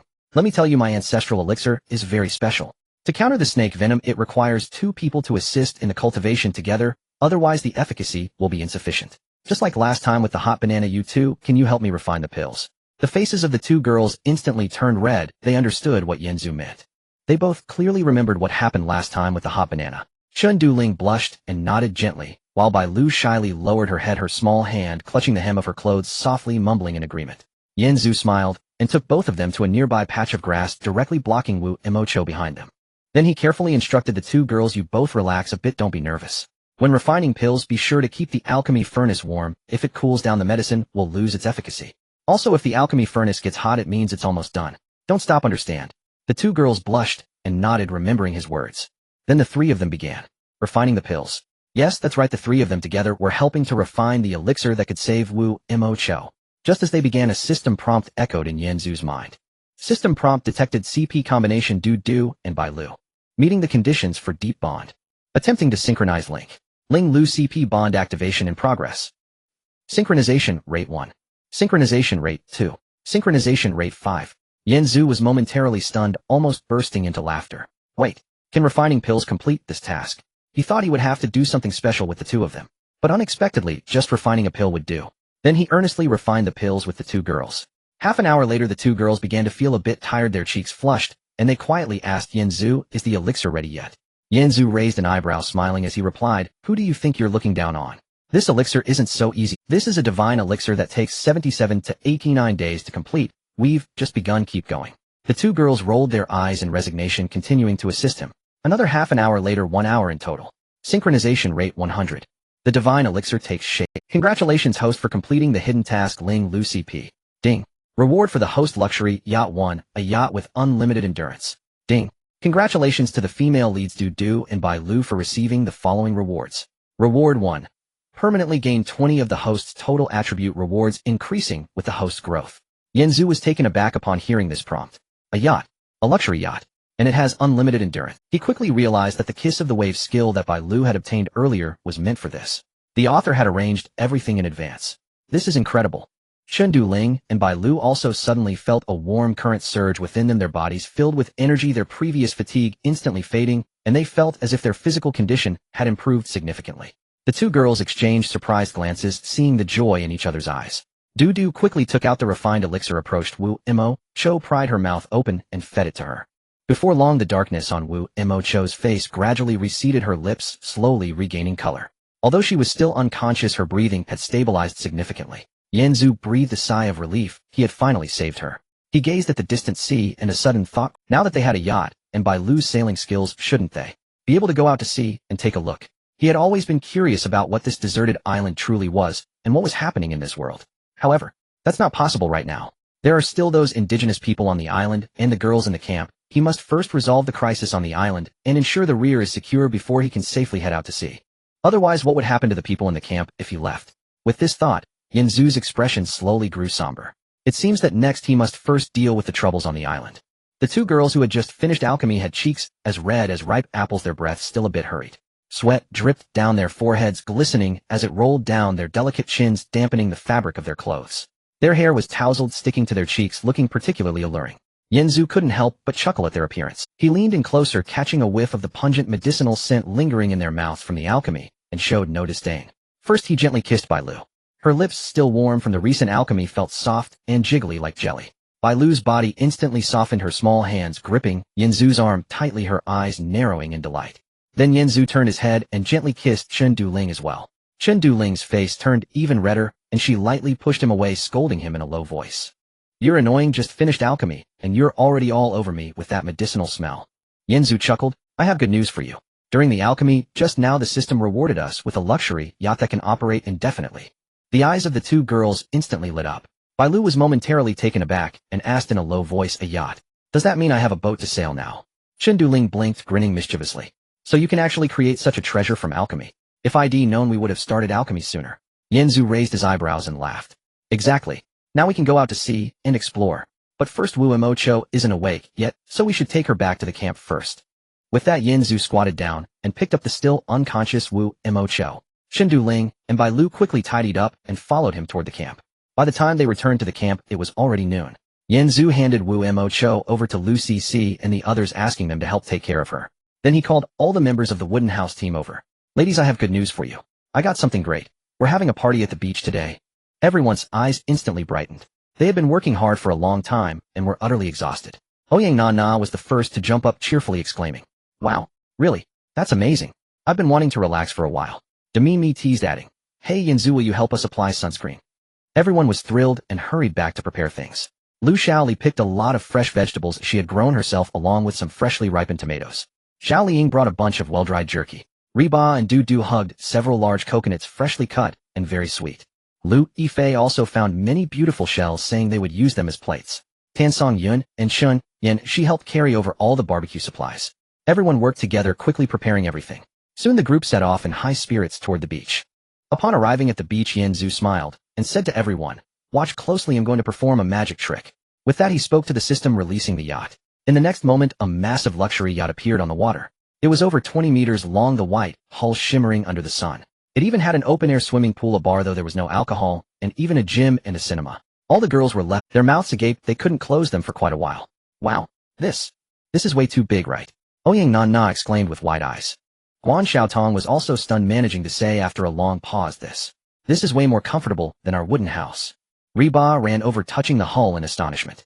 Wow, this is so luxurious. It's even more extravagant than what we used to play with. Demimi chuckled, adding, Hey Yanzu, did you move a 5-star hotel here? Yanzu smiled at everyone and said, Come on, let's go check it out. Everyone excitedly followed Yanzu on. The facilities inside left them even more amazed. Soft sofas, an enormous bed. Everything was incredibly comfortable, and they excitedly explored everywhere. Just then, Chundu Ling suddenly spoke up. Hey, did you guys forget our wooden house culture? Everyone paused for a moment before immediately reacting. Right? The wooden house culture. Here we are all family, there's no need to feel shy. Plus it's so hot today, wearing clothes is uncomfortable. Ouyang Na was the first to respond, laughing as she took off her clothes. Right? How could I forget? After she undressed, she turned around and winked at Guan Xiaotong. Xiaotong, why are you covering up? Who hasn't seen it before? Guan Xiaotong's face instantly flushed, and she covered her chest with her hands, scolding in a low voice. You? What nonsense are you talking about? After hesitating, she finally took off her clothes and hurriedly ran to the edge of the pool, hiding in the water. Reba followed suit, feeling a bit shy. She hugged herself, blushing as she ran into the pool, submerging half her body. Demimi was much bolder, stretching her body and laughing. Finally, I can cool down. I've been wearing these clothes for several days. They stink. Tan Song-yoon and Chun Yin-shi were more bashful. They turned their backs to everyone, slowly taking off their clothes, their faces red, too shy to look at others. Lu Yifei, the youngest, quickly hid behind her mother after undressing, peeking out, with a small head, secretly watching everyone. Previously, they only felt open at night, when it was dark. Now it was daytime. Under the blazing sun, everyone could see everything clearly. The sight was so bright it almost dazzled Yanzu's eyes. He stood there gazing at the scene before him, unable to help but mutter inwardly. Wow, this isn't a party at all, it's clearly a spider's web. Wait, there weren't even this many beauties in the spider's web, right? After everyone undressed, they began to play wildly. Some ran into the pool to splash water, while others went onto the deck to sunbathe. Still others were there enjoying barbecued food and drinking coconut water. Yanzu also joined in, helping to pass the grilled meat skewers at the pool. As he turned around, he accidentally brushed against Ouyang Na with his arm. Ouyang Na burst into laughter and called out to everyone, "Hey, Yanzu, what are you doing? Where are your hands?" Demimi, standing nearby, teased. "Oh Nana, are you shy now? You weren't like this back in the wooden house." Ouyang Nana's face instantly turned red, tossing a water ball at Demimi. "Sister Mimi, what nonsense are you talking about?" Everyone burst into laughter. Reba was playing in the water and accidentally splashed. Yanzu then giggled and ran away. But she didn't notice and accidentally bumped into Yanzu. She froze for a moment, her face turning red as she muttered, "Ouch! What is this hard thing?" Guan Xiaotong nearby laughed and added, "Reba, are you silly? That's Yanzu's weapon. Be careful not to get hit." "Exactly. That weapon is incredible. Oh, last time we hunted wild boars we relied on it." Zhao Liying chimed in with a laugh. Yanzu's face turned beet red, awkwardly scratching his head. I didn't mean to." Everyone laughed even harder. Tan Song-yoon's face instantly turned red as she softly said, "Yanzu, be careful." Chun Yin-shi pouring coconut water for everyone. Tan Song-yoon's face instantly turned red as she softly said, "Yanzu, be careful." Chun Yin-shi pouring coconut water for everyone accidentally spilled some on Yanzu. She quickly took out a tissue, her face flushed as she helped him wipe it, too shy to look up. "Sorry, Yanzu." The yacht was filled with laughter and playful teasing, the atmosphere lively. As they played, the sky gradually darkened. Everyone, feeling tired, gathered on the deck, leaning against the railing and chatting. Yanzu looked at everyone, contemplating, and decided to bring up the matter of going out to sea. "Ladies, I need to tell you something. We now have a yacht, and Bailu can sail it." He continued, "I'm planning to go out to sea in a couple of days to explore this world we are in. This time I'll take Dudu and Bailu with me. You all stay at the camp and wait for us." As soon as he finished speaking, the previously joyful atmosphere turned serious. Everyone's expressions darkened. Ouyang Na's eyes turned red as she grasped Yanzu's arm, asking softly, "How long will you be gone? Will it be a long time?" Guan Xiaotong frowned, first glaring at Dudu and Bailu, then teasingly said to Yanzu, "Humph, just taking those two, huh? Have you forgotten the old ones for the new?" Though she said it teasingly, her grip on Yanzu's clothing was tight, and the worry in her eyes was impossible to hide. Demimi and Zhao Liying, acting as the big sisters, took a deep breath and said to Yanzu, "Don't worry, we'll take good care of the camp. Just be safe out at sea." Tan Song-yun and Chun Yin, she stood behind, mostly silent. Tan Song-yun quietly said to Yanzu, "Be careful, remember to check in regularly." Chun Yin, she nodded, hesitating, finally, just saying, "Well, we'll be waiting for your return." This was the first time they would part from Yanzu after being stranded on the deserted island for so long. The atmosphere became tense and no one spoke. Just then Shen Duling suddenly had a brainwave, clapping her hands and cheerfully saying, "Hey, why so glum? It's rare for us to have a party today, let's lighten up. Yanzu made us unhappy, so we should punish him." She turned to everyone, winking mischievously, and declared, "I announce that tonight everyone gets 1 hour to punish Yanzu individually." The previously tense atmosphere vanished in an instant. Ouyang Na was the first. The previously tense atmosphere vanished in an instant. Ouyang Na was the first to jump up, shouting, "Yes, that's great. He'll go first. I'll go first." Guan Xiaotong, forgetting her jealousy, quickly raised her hand. "No, I'll go first. I'm first in line." Yanzu was stunned, looking at this group of girls with shining eyes, utterly bewildered. What the heck? The story begins as everyone excitedly shouts, each one eager to be the first. At that moment, Chen Duling waved his hand and said with a smile, all right, no need to fight. Let's play rock, paper, scissors to make it fair. I want to compete with Bailu." Everyone thought this was a good idea and nodded in agreement. Then they began to play rock, paper. Yanzu watched them scramble and couldn't help but sneak away. He took advantage of everyone's distraction to stealthily run to the bow of the yacht. The moonlight tonight was exceptionally bright, casting shimmering reflections on the sea, creating a stunning sight. The sea breeze swept over, cool and refreshing, dispelling the earlier heat. Yanzu leaned against the railing, gazing at the distant sea, lost in thought. Suddenly a pair of fair long legs blocked his view. He was momentarily stunned, looking up to see Guan Xiaotong. Under the moonlight her skin was as white as milk, glowing softly. Her long legs were slender and straight. The lines from her ankles to her thighs were exquisitely perfect.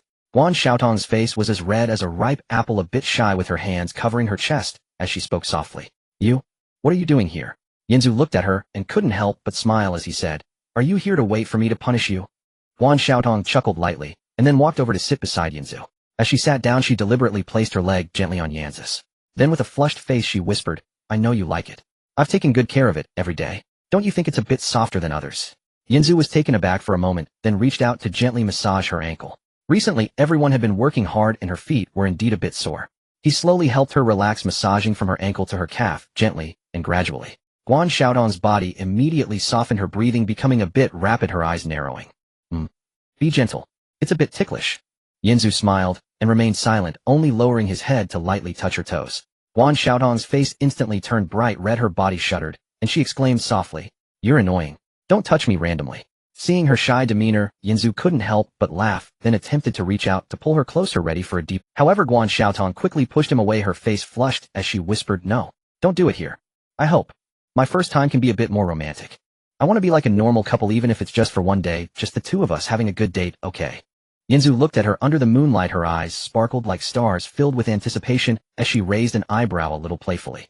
If you don't agree, I'll ignore you. Yanzu couldn't help but lean in and gently kiss her lips, then looked at her seriously and said, Alright, I promise you, after we return from the sea, I'll give you the most romantic date, just the two of us. Upon hearing this, Guan Xiaotong was instantly moved, her eyes turning red as she leaped into Yanzu's arms. Then feeling a bit smug, she rubbed against his chest softly and said, That's more like it. I knew you would agree to me.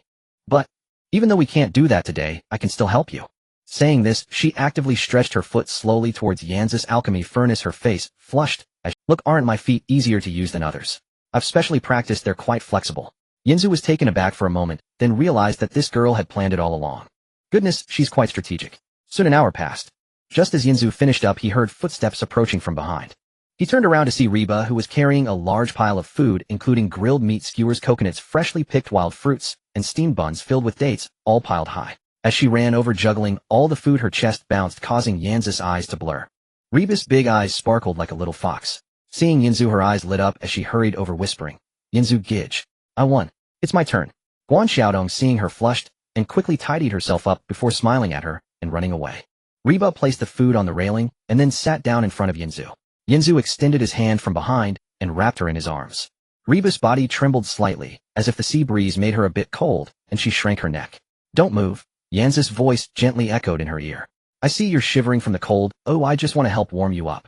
Reba's face instantly flushed red, and she softly murmured in acknowledgement. Yanzu held her, feeling her soft body in his arms, and couldn't help but think to himself, How should I put it? Then Yanzu smiled at her and said, By the way, you previously ruined my two good things. How do you plan to Reba's face instantly turned bright red, turning her head as she shyly asked, What do you want as compensation? Yanzu raised an eyebrow, looking at the food in her hands, and said with a smile, I see you have steamed buns and dates. Can I have a bite? I'm hungry. Reba was taken aback for a moment, blinking in confusion, then handed over the bun in her hand. Oh, here you go, it's just been grilled, and is still warm. I specially saved the biggest one for you. She naively thought Yanzu was really hungry and handed over the dates as well. And this, it's so sweet, you should try it. Yanzu took the bun and began to eat slowly with a smile. At first Reba didn't react, still talking. Is it good? I grilled it for a long time and almost burned the fire out. After a while she felt something was odd. Oh, why did it seem a bit off? Her body slowly began to warm up. Her face turned bright red all of a sudden, and she was stunned, her eyes wide as she softly exclaimed, You're bad. You tricked me. After realizing it, she felt a bit shy, but slowly couldn't help but start enjoying it. After all, who can resist delicious food? Yanzu continued eating the bun, while looking at her, smiling as he asked, By the way, have your previous injuries healed? Let me check them for you. Reba was taken aback, her face flushed as she quietly replied, Why yeah, it's healed. Yanzu said nothing, only lowered his head slowly, tending to her wound. When Reba saw Ouyang Nana running over, her face instantly flushed red, and she quickly covered her wound with her. She still instinctively wanted to block it. You? Don't look around, she shouted softly, her face burning. Ouyang Nana burst out laughing, leaning closer with a mischievous smile, her expression resembling that of a green tea princess. A little Reba, why is your face so red? Is it because you ate too many sweet buns from brother Yanzu? She teased, deliberately leaning in close to Reba's ear. Come clean, you foodie, did you secretly eat all the salted eggs brother Yanzu was hiding? Reba's face turned even redder as she stomped her foot and reached to pinch Nana's waist. You're so annoying. If you keep talking nonsense, I'll tell everyone about the dates you stole from Xiaotong last time. After a playful banter, Ba finally ran back to the boat, her face still flushed. Watching Ba's retreating figure, Ouyang Nana couldn't help but laugh. Then she walked over and sat beside. Ouyang Nana looked at Yinzu and couldn't help but laugh, saying, "Looks like you really enjoy salty food, huh?" She blinked her eyes, her playful demeanor shining through as she leaned over, softly rubbing against Yanz's arm. Under the moonlight, her skin was as white as milk, and the soft flesh in front swayed enticingly, making Yan. Her face was small with large eyes resembling a little fox, looking exceptionally adorable. Yinzu gazed at her and unexpectedly kissed her. Then with a cheeky smile he whispered in her ear, "Do you like this salty taste?" Ouyang Nana licked her lips, savoring the flavor, then blushed and shyly replied, Are you still craving? I have some too. I promise it's saltier than Bas. After saying that, she actively responded to Yanz's kiss. After their lips parted, Ouyang Nana with a flushed face softly said, "I heard from the girls that you like a lot of things. I don't care if today, I want to try them all." After that, she disregarded Yanz's reaction and took the initiative to proceed. Yinzu was momentarily taken aback. This girl was quite bold. After a long while, a sudden notification from the system echoed in Yanz's mind. Detected that the host is engaging in bonding behavior with a new partner. System notification: the first deep bonding must last at least 60 minutes. To activate the full reward mechanism, timer started to 01. At first, Ouyang Nana could endure it, but gradually, she couldn't hold back. The sound of the waves couldn't drown out her movements. Her grip on the railing turned pale. At first, her voice was soft like a violin solo, gently tickling the ears. Timer started to 00. As time went on, her movements grew louder, her whole body softening as she hummed quietly in Yanz's embrace. The girls inside the boat heard the noise and couldn't help but laugh, starting a chorus of teasing. Big Sister Mimi leaned against the wall laughing as she said, "Wow, this girl is shouting louder than Feifei did last time. It seems she's really going for it." Guan Xiaodong's cold face turned red instantly as she softly said, "Lower your voice, we don't want them to hear, it's so embarrassing." Everyone couldn't help but laugh, teasing each other. Soon an hour was approaching. Chun Juling mischievously looked at Reba the foodie munching on a wild fruit, blushed, and quietly added, "I guess she thinks Brother Yanz's buns are too." Everyone couldn't help but laugh, teasing each other. Soon an hour was approaching. Chun Juling mischievously looked at Tan Songyun beside her and poked her arm. "It's your turn, Songyun, hurry up and go over." Tan Songyun's face instantly turned red, her little hands gripping her clothes as she softly said, "No, I can't. Nana's punishment isn't over yet. It would be too embarrassing for me to go over now." Chun Juling waved her hand laughing as she said, "What are you afraid of? If you can't beat them, join them. We are all sisters. Oh, what's there to be embarrassed about? If you don't go now, when Nana is done, Mimi will take over, and then you'll miss your chance." Tan Songyun hesitated for a long time, nodded with a flushed face, and slowly walked to the bow of the boat. Ouyang Nana was still there, deeply engaged, completely unaware that Tan Songyun had come over. Yinzu looked up and saw Tan Songyun. Under the moonlight, her face was round, her soft, large eyes looked like a little rabbit, appearing exceptionally cute. Her skin was very fair, looking incredibly tempting. Yinzu gazed at her, suddenly feeling a stir in his heart. Since the time wasn't up yet, he thought, why not join in? He reached out and pulled Tan Songyun over. She was stunned for a moment, then blushed and leaned against him. After Tan Songyun joined, the sound instantly changed. The original violin solo transformed into a duet of violin and cello, gentle yet rhythmic, extraordinarily pleasant to hear. The people inside the boat were taken aback by the sound, unable to help but laugh. Big Sister Mimi raised an eyebrow and said with a smile, "Oh, is this a duet now? Amazing, can we have two together?" Bai Lu's eyes brightened as she jumped up and shouted, "Wow, are we forming a team? I want to join too. I also want to join if I can't beat them." Timer started 010000. Ding. Congratulations to the host having completed the first deep bond with partner Ouyang Nana. Congratulations, the host has received a full Attribute 1 reward. The host's current attribute panel is as follows: Host Yinzu Spirit 13 Strength 13 Stamina 13 Speed 13 Bonding Partners Mimi times 2, Yinyan times 2, Sister Shally times 3, Yingying times 2, Feifei times 1, Nuda times 1, Bai Lu times 1, Nana times 1. Note: normal adult men generally have base attributes of 1. Function 1, Daily Sign-In Function, randomly sign in for an item each day. Function 2, the first deep bond reward grants the host a full Attribute 1, while the partner receives a full Attribute 0. 5 reward must last for more than 1 hour to receive the reward. After everything, Ouyang Nana, feeling the power within her body, excitedly shouted, "Wow, I feel like I'm full of energy. I've finally gained the system's abilities too." Tan Songyun, blushing, leaned against Yanz's embrace, not daring to speak. Yinzu hugged Nana, and Tan Songyun, feeling the two soft bodies in his arms, unable to suppress his laughter. How should I put it? This feeling of being punished isn't too bad. Time passed quickly, and aside from Bai Lu and Dudu, everyone else had completed their punishments, and the sun was slowly rising. After a night of punishment, everyone was exhausted and fell asleep in the boat. Only Yinzu remained alert, reminiscing about the punishment from the previous night. Just then he suddenly saw a floating corpse drifting on the sea. The corpse was wearing a tattered life jacket, its face swollen and pale, but its eyes were wide open, hollowly staring in the direction of the yacht. Its hands were covered in scratch marks deep enough to expose the bones, as if something had bitten it fiercely. Moreover, there was a huge bite mark on its neck, deep enough to nearly sever it. The scariest part was that the floating corpse was actually moving. It wasn't the waves, it was its fingers gently probing as if trying to grasp something. A piercing scream shattered the tranquility on the yacht. Chun Yinshi had just stepped out of the cabin, and before she could react, she caught sight of the floating corpse. She was so frightened that her legs went weak and she collapsed into Yanzu's arms. Her soft, warm body collided with him, clinging tightly. Her fingers dug into Yanzu's waist, trembling as she buried her face in his chest, too terrified to lift her. What happened? Yanzu was initially focused on the floating corpse, but her sudden impact jolted him, causing him to instinctively support her, fearing she might fall. The scream instantly woke everyone up. The girls who had been sleeping looked over in shock. Ouyang Nana jumped up with a yelp upon seeing the floating corpse nearly falling into the sea. Guan Xiaodong's face turned pale, instinctively raising her arms to shield her chest. Reba screamed and dove behind, Yanzu clutching his arm, shaking like a leaf. Tan Songyun, terrified, hid behind Chun, Juling curling up like a quail, daring only to peek out from behind. Demimi reacted the fastest, quickly regaining her composure, and grabbed a nearby watermelon knife. Zhao Liying wasted no time pulling back her crossbow, her gaze fixed intently on the floating corpse. Chun Juling quickly reacted, as well, placing herself protectively behind Tan Songyun. What is that? Reba's voice trembled as she quietly asked.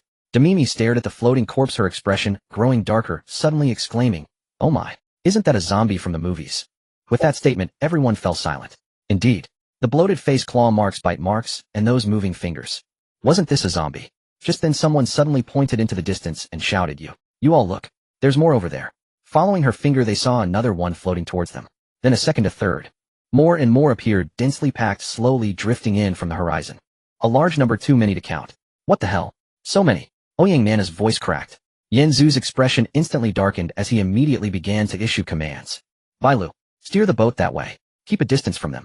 Bailu, initially startled, quickly reacted to Yanzu's words, rushing to the driver's seat to start the yacht. Zhao Liying, take aim and try to shoot for the head first. That's how they do it in the movies. Zhao Liying nodded, immediately drawing her crossbow and aiming at the nearest zombie. Demimi, guard the side of the boat. If any try to board, treat them like watermelons. Demimi gripped the watermelon knife tightly, nodding in agreement. Chun Juling, you and Li Jie protect the others. Chun Juling nodded at once, reaching out to shield Reba, Tin Songyun, Chen Yinshi, Guan Xiaodong, and others who had not formed deep bonds. After giving the orders, Yanzu also took up a dagger and stood at the side of the boat. Soon the first zombie floated to the edge of the yacht. The crossbow arrow whizzed through the air, striking the zombie's head with precision. The zombie convulsed twice, swayed, and then sank into the water. Effective, Zhao Liying shouted. Everyone breathed a sigh of relief. Just then, another zombie floated to the side of the boat, reaching out to grasp the railing. Its wet head emerged, not opening its mouth to bite, but instead gazing with hollow eyes affectionately towards the nearest Demimi. Its decayed lips moved, making a muffled, wheezing sound. Hug. Hug. Demimi, feeling disgusted, swung her knife and severed the zombie's head, cursing, Hug your head. Go down. The head fell with a splash into the water, the body following suit. Damn it, even as zombies they're still not behaving. Demimi gasped, cursing. Just then another zombie was shot in the shoulder by Zhao Liying. It merely swayed, showing no concern, still reaching out its arms towards Zhao Liying in a gesture of longing, until Zhao Liying shot it again in the head, and it finally sank. On the other side, a zombie that had been drifting towards Yanzu suddenly spotted Guan Xiaodong and immediately bypassed Yanzu to reach for Guan Xiaodong's feet. Guan Xiaodong yelped and jumped up in fright, hiding behind Yanzu. It touched my foot. Yanzu reacted quickly, severing the zombie's hand, and then kicking it into the water. Don't be afraid, I'm here. Yanzu reassured, patting her shoulder. Guan Xiaodong nodded, her face flushed, still trembling in fear. Just then Ouyang Nana screamed again in fright. This scream instantly attracted several zombies that had been drifting slowly, and they quickly sped towards the boat. Ouyang Nana immediately covered her mouth, her eyes wide, then exaggeratedly mouthed to Yanzu, I'm sorry. I didn't mean to. Her expression was full of grievance. Damn it, are these things sensitive to sound? Yanzu quickly realized. He hurriedly shouted at Ouyang Nana, don't scream. Stay quiet. Ouyang Nana nodded, quickly pressing her mouth tighter and not daring to breathe loudly. In a moment of respite, Guan Xiaodong bent down to pick up a fallen arrow due to her anxiety. Yanzu turned just in time and accidentally caught a glimpse of something inappropriate. He paused for a moment, internally muttering, this battle is a mix of benefits and shocks. But there was no time to dwell on that. He quickly turned back to focus on the zombies. Before long, they had dealt with all the approaching zombies. One had to admit these zombies were truly weak. An ordinary person could probably take out several at once. Yenzu couldn't help but criticize their desperate attempts at what the hell, these aren't zombies. They're all my romantic rivals. Even as zombies, they're still trying to get close, wanting hugs, trying to steal my women. And they even rejected me. That one just bypassed me to touch Xiaodong's feet. But their combat power is just too pathetic, right? Is this really all the strength zombies have? Or are they still not fully evolved? After eliminating all the zombies, everyone on the yacht let out a sigh of relief. Phew. That scared me to death. Ouyang Nana released her hand from her mouth, patting her chest, as she said softly, "These dead souls can't behave, even in death.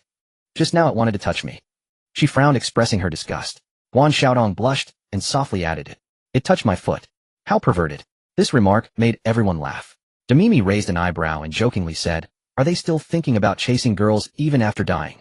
What kind of romantic encounter is this?" "What romantic encounter? They all want it. It's too disgusting." Reba hiding behind Yen Zhu complained softly, recalling how the previous zombie had scared her. Tan Songyan also peeked out from behind Chun Juling, saying softly, That one reached out to me. Scared me to death. I almost peed myself just now." Chun Yinshi lifted her head from Yen Zhu's embrace, her face still flushed, speaking softly. Yen Zhu couldn't help but laugh. "So all of these are my rivals, even in death, they want to steal people. And they even rejected me going around to touch you. Ha ha ha." With that, everyone laughed even harder. The earlier tension and fear instantly dissipated. However, after the laughter, Yen Zhu's expression grew serious again. "We need to speed up the cleanup of the troubles on this island. We must first secure the safety zone at the rear, otherwise we won't be able to sleep soundly in the camp. Once we've cleared the island, we can go out to sea and see where these zombies came from." The others nodded, no one daring to take it lightly at this point. Yen Zhu thought for a moment and organized. "You all go back to the wooden house, reinforce the camp, prepare for battle, and sharpen the weapons. It'll take Zhao Liying and Demimi to explore the entire island and assess the situation." Everyone nodded, showing no objections. Bailu drove the yacht first, taking the others back to shore, and then Yen Zhu led Zhao Liying and Demimi to start exploring around the island. They walked for an entire afternoon and discovered that the island was actually not large. With a diameter of about 10 kilometers, a full circle took only half a day. Then they arrived at the previous indigenous camp, only to find it deserted. The previous inhabitants were nowhere to be found for unknown reasons. The camp's fire had long since extinguished, the tents were empty, and the people were gone. They checked the entire island and found no other dangers. There were no wild beasts nor any other zombies. It seemed relatively safe for the time being. Just as they reached the other side of the island and prepared to return to Mimi, suddenly stopped in her tracks. Her face turned pale, her eyes widened in terror as she stared in front of her, as if she had seen something incredible. "Mimi, what's wrong?" Zhao Liying approached and reached out to support her.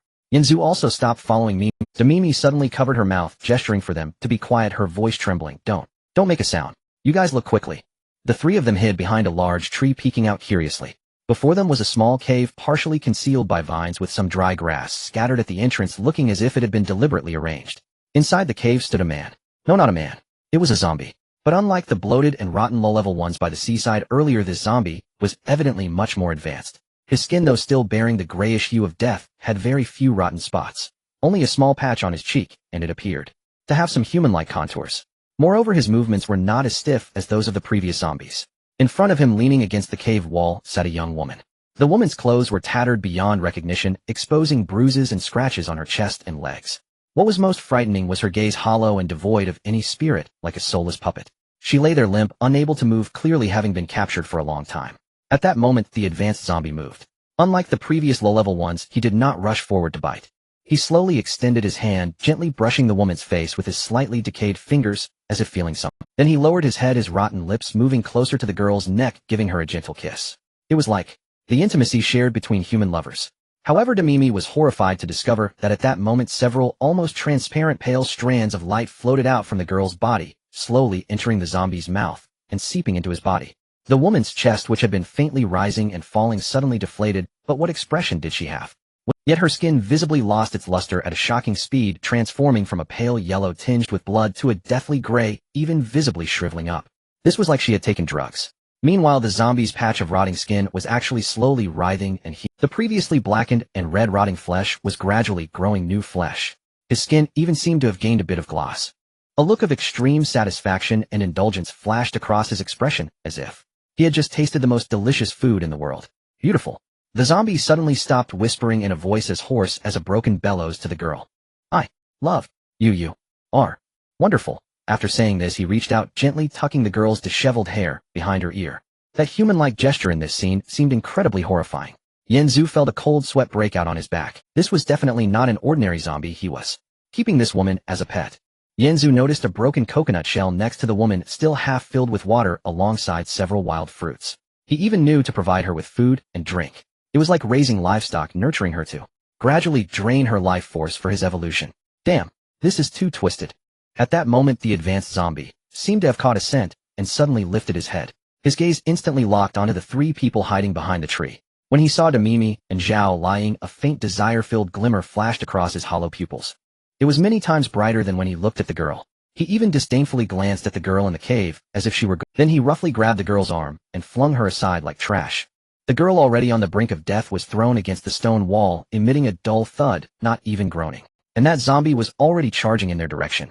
His eyes were fixed on Demimi, as if he wished to swallow her whole. Beautiful. Even more beautiful. He emitted a hissing sound from his throat, his lips twisting into a strange smile. Be careful. Yanzu immediately reacted, pulling the two girls behind him. Ingbao, provide ranged support. Shoot it. Zhao Liang, without hesitation, drew the crossbow to its full tension and shot an arrow. However, the advanced zombie suddenly sidestepped and evaded. The arrow grazed his arm and embedded itself in the tree behind him. What the hell? He can dodge. Yanzu was shocked. Those previous low-level ones just stood there for you to shoot. Mimi, go around the back and see if you can rescue that woman. Yanzu said, brandishing his dagger, and the advanced zombie completely ignored. Yanzu's eyes fixated onto Mimi, reaching out as if to embrace her. Hug. Hug. Hug your mother. All you can say is hug. Demimi cursed, raising her hand to slash at his arm. However, the zombie actually raised his hand to block. His movements were unexpectedly smoother than those of the previous low-level ones. He even understood how to use the nearby rocks to dodge Yanzu's attacks. Damn, has this guy gained intelligence? Yanzu couldn't help but complain as he slashed. This thing can play better than I can. This zombie is even more perverted than the previous ones. Zhao Liang quipped while reloading. Demimi also dodged while cursing, so we stumbled upon his love nest. Is this thing my harem too? Of course. Look at how he acted just now, he's even better at flirting than I am. As Yanzu said this, he seized an opportunity and thrust his dagger into the zombie's chest. However, the zombie surprisingly did not die. Instead it turned its head and reached out towards Demimi. Even with a hole pierced through his body, he still ignored it, continuing to reach for Demimi. Hug me. Hug, you big-head ghost. My woman wants to be touched too. Yanzu reacted quickly, raising his hand and swiftly beheading him. As the head flew through the air, its eyes remained fixed on Demimi. Its lips moved silently, forming the shape of the world. Only when it rolled to the ground did it finally stop moving. Phew. Finally dealt with. Demimi sighed in relief, wiping the sweat from her forehead. Her back was already soaked with cold sweat. That zombie's gaze was too terrifying, as if it had regarded her as prey. The feeling of being targeted was 1,000 times more disgusting than those previous zombies. The three of them hurried into the cave to check on the girl. The girl was already on the verge of death, but upon seeing them, a glimmer of light finally appeared in her eyes. She reached out, clutching Yanzu's pant leg, whispering weakly, there isn't just one. More. Further out. Islands. They are multiplying. Becoming stronger. They only choose the beautiful ones. The more beautiful, the more they like. Capturing them. Slowly draining. And there are more powerful ones. Like humans. They can smile. They can deceive. After saying this, the woman's hand suddenly fell limp, and her eyes lost all sparkle. Yanzu's expression instantly darkened. Choose the beautiful ones. Capture and drain slowly. And there are even more powerful ones that can deceive like humans.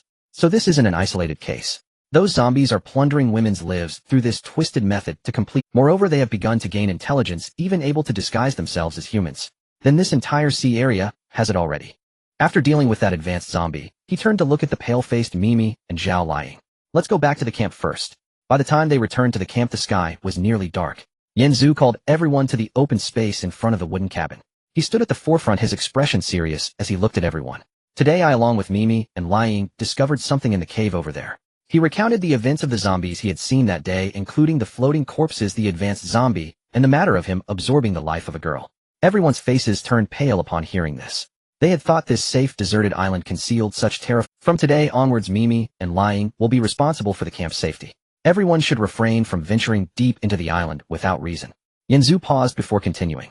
I plan to take Dudu and Bailu out to see if we can find the source of the zombies, and perhaps discover other safe places. At these words, the newcomers were stunned. Lu Cece in the crowd felt her heart race. She instinctively tightened her grip on her clothing. The labor of the past few days had already worn down her pride.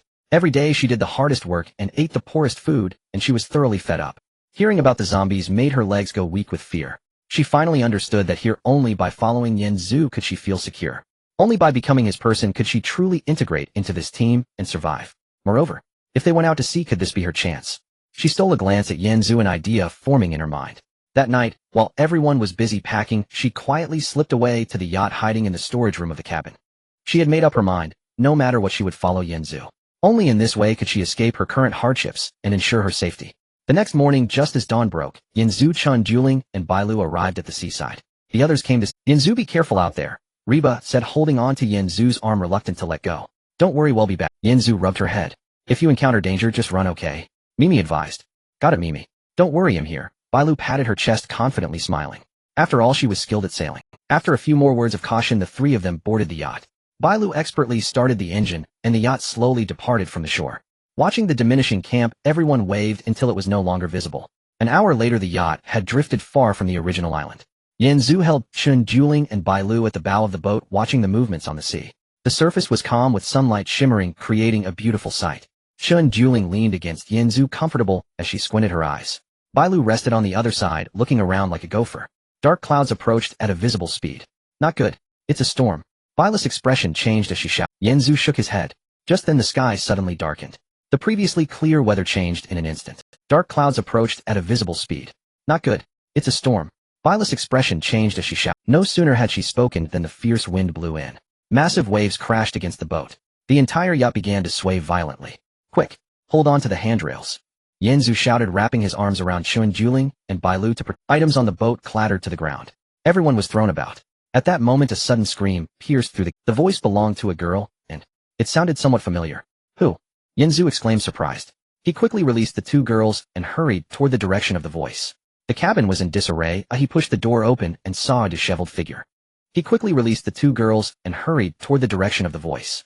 The cabin was in disarray. He pushed. It outlined her perfect body curve, and her originally neatly combed hair was now messy, sticking to her face, making her look quite disheveled, but undeniably beautiful. She was clinging to a cabinet, struggling to stay upright, about to fall. Yanzu reacted swiftly, rushing over and catching her in his arms. Soft, fragrant jade, she instantly collided into his embrace. The alluring scent of her body and the sensation beneath the qipao made Yanzu's heart skip a beat. Lu Sisi hadn't expected him to dash over suddenly, leaving her stunned. She instinctively wrapped her arms around his waist, her face turning beet red. This was her first intimate contact with Yanzu.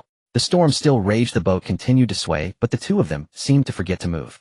After a long moment, Yanzu finally came to his senses and steadied her. What are you doing here? Yanzu asked, frowning.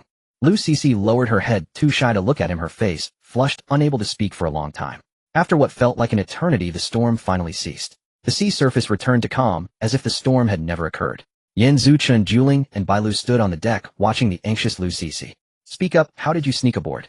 Yanzu looked at her with a slightly cold tone. Lu Sisi bit her lip and Yanzu, I was wrong, please don't kick me out. She lifted her head, her eyes red and teary, looking pitiful. I am scared, I'm afraid of those zombies, and I don't want to do hard labor anymore. I know I was too proud before, I shouldn't have treated you that way, but I truly realize my mistake now. I can be like Bailu, fulfilling all your requests. All I ask is that you protect me. And there are only the three of you on the boat. You need a caretaker, and am willing to do anything, truly am willing to do anything. As she spoke, she broke down in tears. Yanzu looked at her, unable to suppress his inner satisfaction. This was Lu Sisi, one of his favorite stars from before, a goddess high above. Now she was kneeling before him, telling him she was willing to do anything. The feeling of conquest was truly exhilarating. Bailu looked at the big sister who had always cared for her, now reduced to this state, and felt soft-hearted. She tugged at Yanzu's arm, pleading softly. Yanzu, let it go, she's quite pitiful, just forgive her.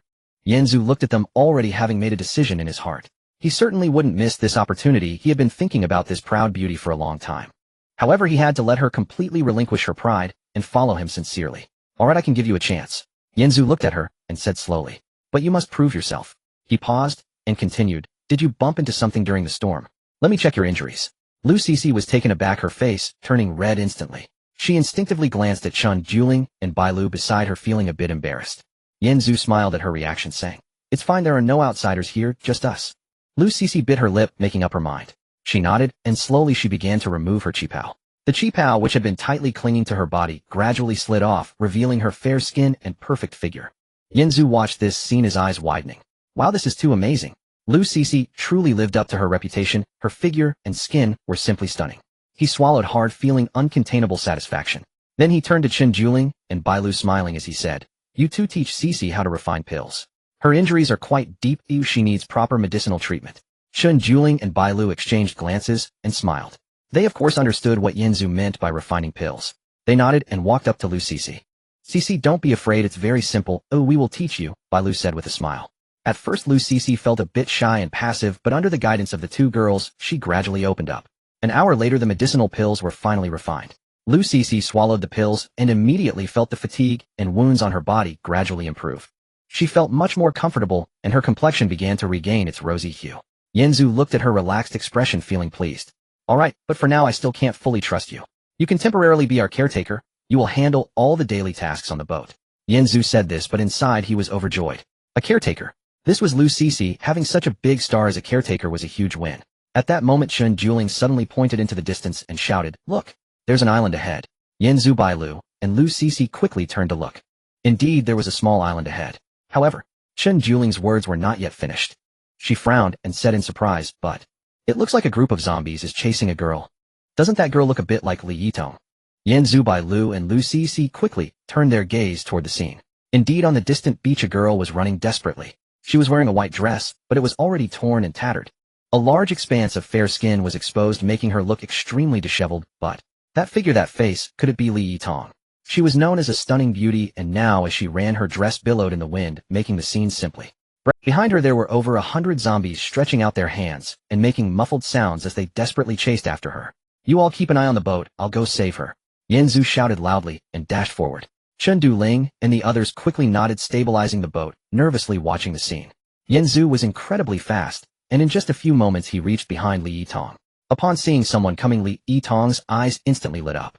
Save me," she shouted, slipping as she was about to fall. Yinzu reacted quickly and caught her in his arm. Soft and fragrant, she instantly crashed into his embrace. What the? Yinzu was momentarily stunned. Was it really a vacuum above? That sensation immediately made his alchemical furnace react. Moreover, it seemed like there was something below as well. Wow, this is too exciting. Before he could process it, holding Li Yitong, he began to run towards the boat. As they ran, their bodies kept rubbing. Li Yitong had already been chased for a long time and was utterly terrified. At this moment, being embraced by Yinzu, she immediately softened.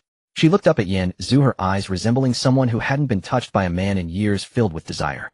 Especially as she felt Yinzu's alchemical furnace pressing against her, that desire was amplified countless times. Her face instantly turned crimson. However, there were too many zombies, and Yinzu had no time to think about anything else. As he ran, he swung his knife, cutting down the advancing zombies. But these zombies were acting crazily and becoming more numerous. He found Li Yitong's running too slow, so he simply swept her up horizontally. Just then Li Yitong, frightened and panicking, suddenly swayed her body. Yinzu hurriedly reached out, trying to, but his hand slipped and accidentally brushed against her wound. What the?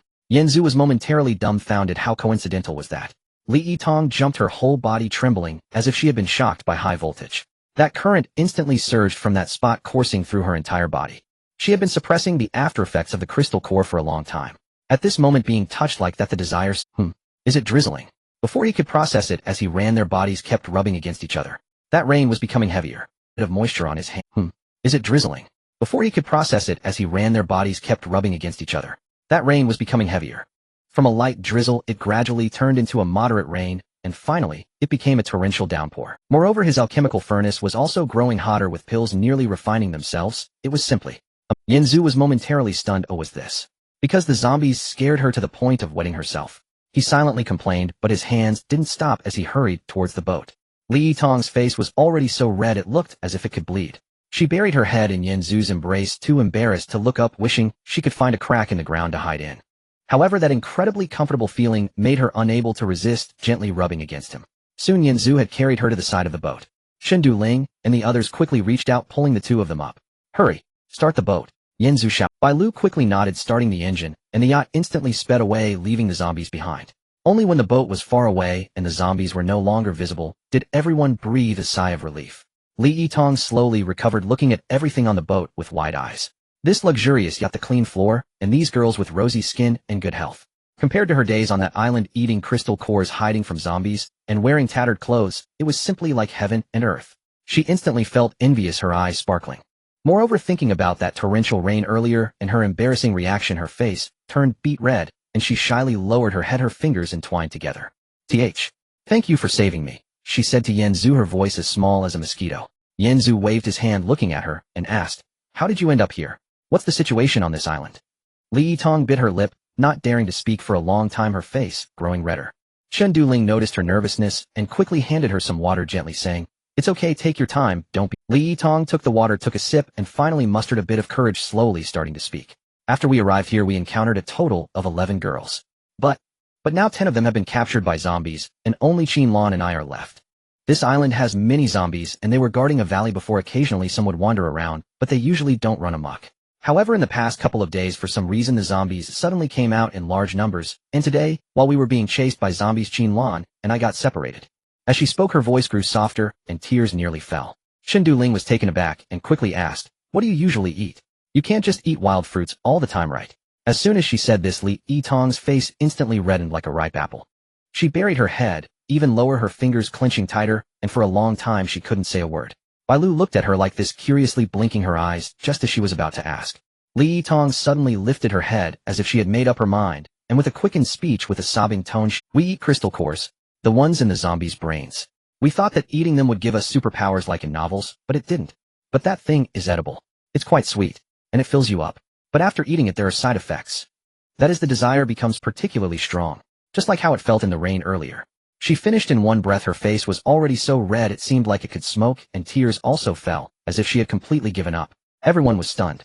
Bai Lu's eyes widened with curiosity, as if she had heard some fresh news. Lu Cixi covered her mouth, her expression one of surprise, clearly not expecting they would eat that. After a long pause, Bai Lu blinked and asked curiously, "Then, how did you solve things without any men before?" As soon as those words came out, Li Yitong's face turned even redder. She buried her head again, her voice so quiet it was nearly inaudible. I just solved it with Qinlan. Mutually."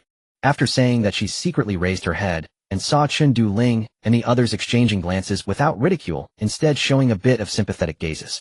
Only then did she muster her courage, suddenly kneeling down crying as she said to Yanzu, "I beg you, can you save Qinlan?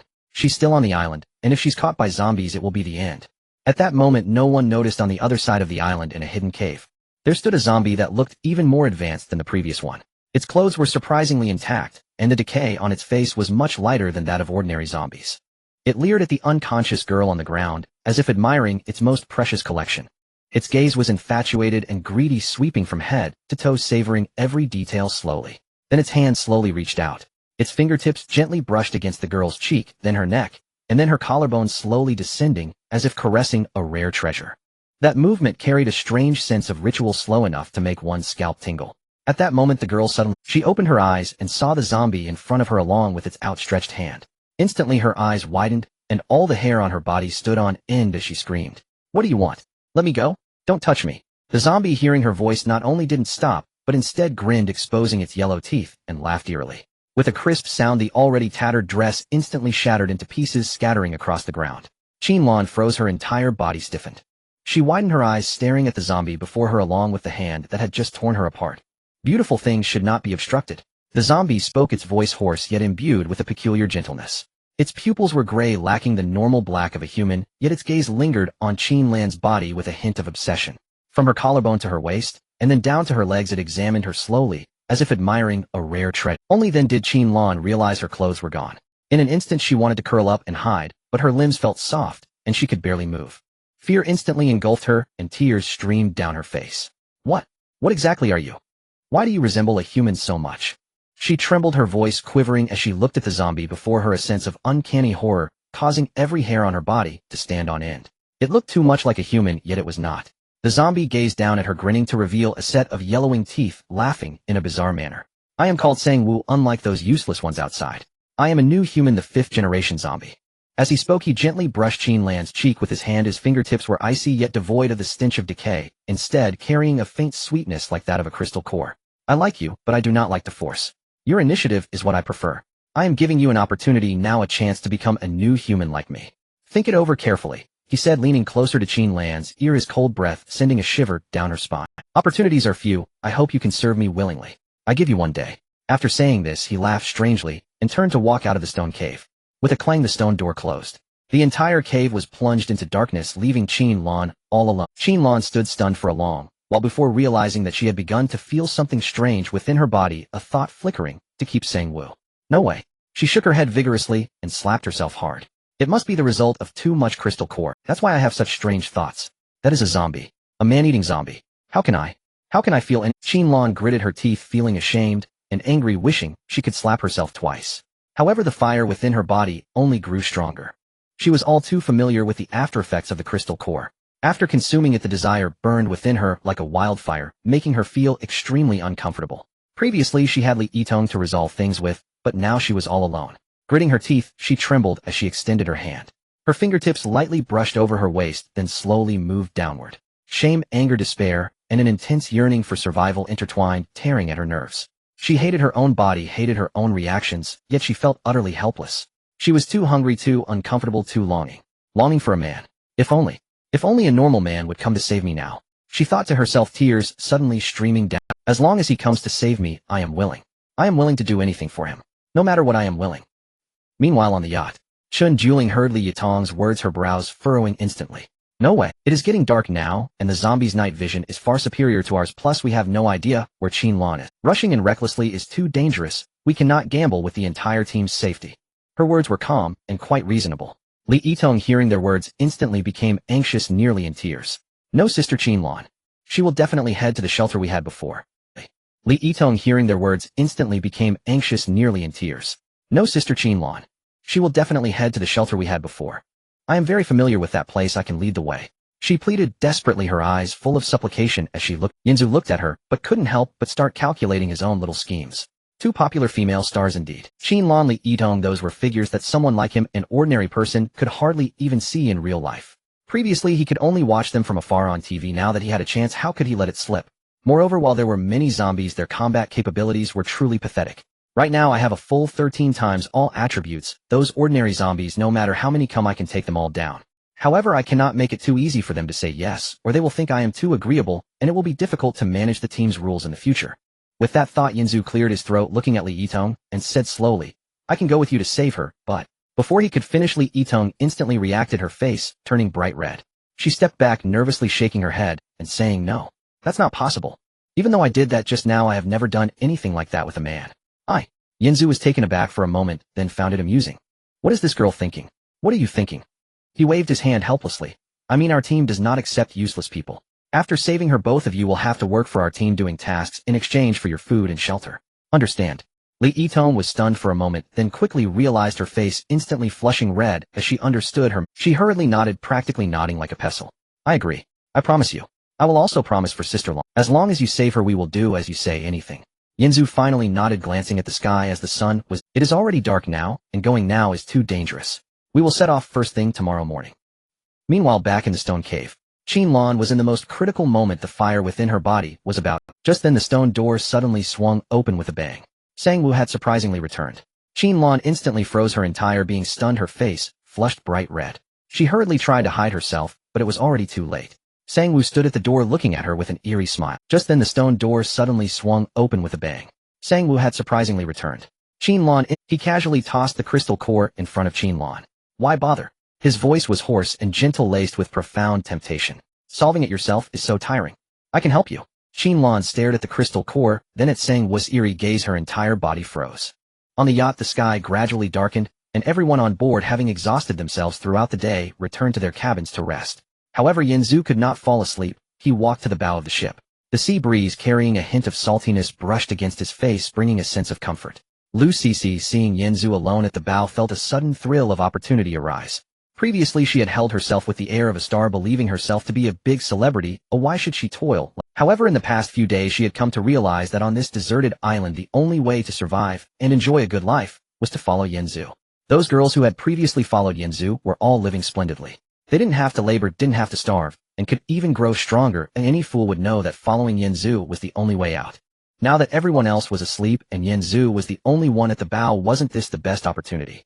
Lu Cece quickly stopped in her tracks, discreetly adjusting her appearance. The cheongsam she wore had a small tear, but she still tried her best to pull the neckline up slightly, revealing a hint of her delicate collarbone, and adjusted her skirt higher, showing off her fair calves. Then she smoothed her disheveled hair with her fingers, glanced at her reflection on the water's surface, and confirmed that she was still the beautiful star on television. After completing all this, she gently tiptoed over to Yinzu's side. Just then Yinzu heard the faint sound of footsteps behind him. Turning around, he saw Lu Cece. Yinzu looked at her, the moonlight casting a glow on her skin, making it appear flawlessly pale. The curves accentuated by her cheongsam were nearly perfect, and her legs slender and long made Yinzu swallow hard. Before Yinzu could speak, Lu Cece took the initiative to sit beside him. As the sea breeze blew, the fragrance from her body wafted over, a delicate scent mingling with the salty air, utterly enchanting. Unable to resist, Yinzu reached out and pulled her into his embrace. Her body instantly softened, her heartbeat racing as if it would leap out of her chest. Then Yinzu lowered his head and kissed her. The kiss was gentle, yet carried an irresistible force, causing Lu Cici's mind to go blank. Her hands tightly wrapped around Yinzu's neck, she responded eagerly to his kiss, filled with a longing akin to a long-awaited rain after a drought. After what felt like an eternity, they finally parted. Lu Cici's face was as red as a ripe apple, her breath coming in rapid gasps. Yinzu gazed at her flushed face and gently asked in her ear, "What do you think of the sound of the waves tonight?" Lu Cici was momentarily stunned, not quite grasping the question, blinking as she looked at Yinzu. Yinzu smiled and continued, "I think the sound of the waves tonight is delightful. Can you sing? I want to know if your singing is more beautiful than the sound of the waves tonight." At this, Lu Cici finally understood. Her face instantly turned beet red, but rather than shy away, she boldly reached to unbutton her cheongsam. "No need to take it off." Yinzu grasped her hand, smiling. "I like the cheongsam. You look good in it. Are you tired? Come sit here and rest for a bit." Lu Cici's face turned even redder, but she obediently sat up slowly. At the moment she stabilized herself, a cold system prompt suddenly echoed in Yinzu's mind. Detected that the host is engaging in bonding behavior with a new partner. System prompt: the first deep bonding must last at least 60 minutes to activate the full reward mechanism. Timing starts. Lu Cici couldn't help but let out a soft sighing song. Then she began to sing slowly. Her voice was soft, carrying a slight tremor. At first she was a bit restrained, but gradually she relaxed. The song gently drowned out the sound of the waves drifting in the night air. Timing starts. 0000. Inside the cabin, Li Yitong tossed and turned, unable to sleep. Her body, listening to Lu Cici's enchanting song, felt the aftereffects of the crystal core flare up again, as if ants were crawling all over her, making her incredibly uncomfortable. She bit her lip, afraid to make a sound, lest she disturb others. However, the discomfort grew more intense, and she couldn't help but slip her hand beneath her clothing. Timing starts. 0000. At the bow, Lu Cici had completely let go. Previously she had maintained her star-like demeanor, but now she had entirely forgotten her shame and her celebrity status. Leaning against Yinzu, she swayed gently with the motion of the waves, her mouth releasing soft, suppressed notes of her singing was beautiful and melodious, gradually overshadowing the sound of the waves. Her face was as red as a ripe apple, her breath quickening as she entered a state of blissful forgetfulness. Yinzu could feel her body becoming softer and hotter, her song more imbued with emotion. Timing starts. 00. Inside the cabin, Li Yitong could no longer endure. The heat coursing through her body intensified. She could only secretly extend her hand, using the song to alleviate the discomfort of the aftereffects. Soft, low notes escaped her lips, barely audible, yet in the stillness of the night, they still carried through. The two voices, one high and one low, entwined with the sound of the waves, creating an unexpectedly harmonious melody. Timing starts. 010000. At that moment, the sky suddenly darkened with dense clouds, and without warning, a heavy downpour began. The sound of rain pattering down, large drops hitting the deck and splashing onto everyone. But no one paid, for at that moment both Lu Cici at the bow and Li Yitong in the cabin felt the joy of the torrential rain. At that time, a system prompt echoed in Yinzu's mind. Ding! Congratulations to the host for completing the first deep bonding with bonding partner Lu Cici. Congratulations, the host gains 1 to all attributes. Current attribute panel of the host is as follows: Host Yinzu, Spirit 14, Strength 14, Stamina 14, Speed 14. Bonding partners: Mimi 2 times, Yun 2 times, Sister Xiaoli 3 times, Ing 2 times, Fei 1 time, Du 1 time, Bai Lu 1 time, Na 1 time, CC 1 time. Note: basic attributes of a normal adult male are generally 1. Function 1, daily sign-in feature, randomly signing in a prop each day. Function 2, the first deep bonding with a bond partner rewards 1 to all attributes, while the partner gains 0. A reward of 5 must last over 1 hour to obtain reward. Lu Cici leaned in Yinzu's embrace. She could feel her body strengthening slightly, the fatigue fading away and her strength increasing a bit. Inside, she couldn't help but feel a surge of delight. Indeed, following Yinzu was the right choice. Previously she regretted not lowering her pride sooner, but now she realized it was the best decision she could make. Following Yinzu not only ensured she would be well fed and clothed, but it also allowed her to grow stronger. This was 1,000 times better than doing hard labor. She raised her head to look at Yinzu, her eyes filled with a deep, suggestive light. Before Yinzu could react, the system's voice chimed in again. Ding! Congratulations to the host for simultaneously completing the first deep bonding with Mimi, Ing, and CC. Completing a deep bonding with Mimi, Ing, and CC will activate the 3 Flowers United feature, granting a super mysterious grand prize. Yinzu was momentarily stunned. What the heck? 3 Flowers United. This is too surprising, right? A super mysterious grand prize. What could that be? Had I known I should have captured Lu Cici sooner.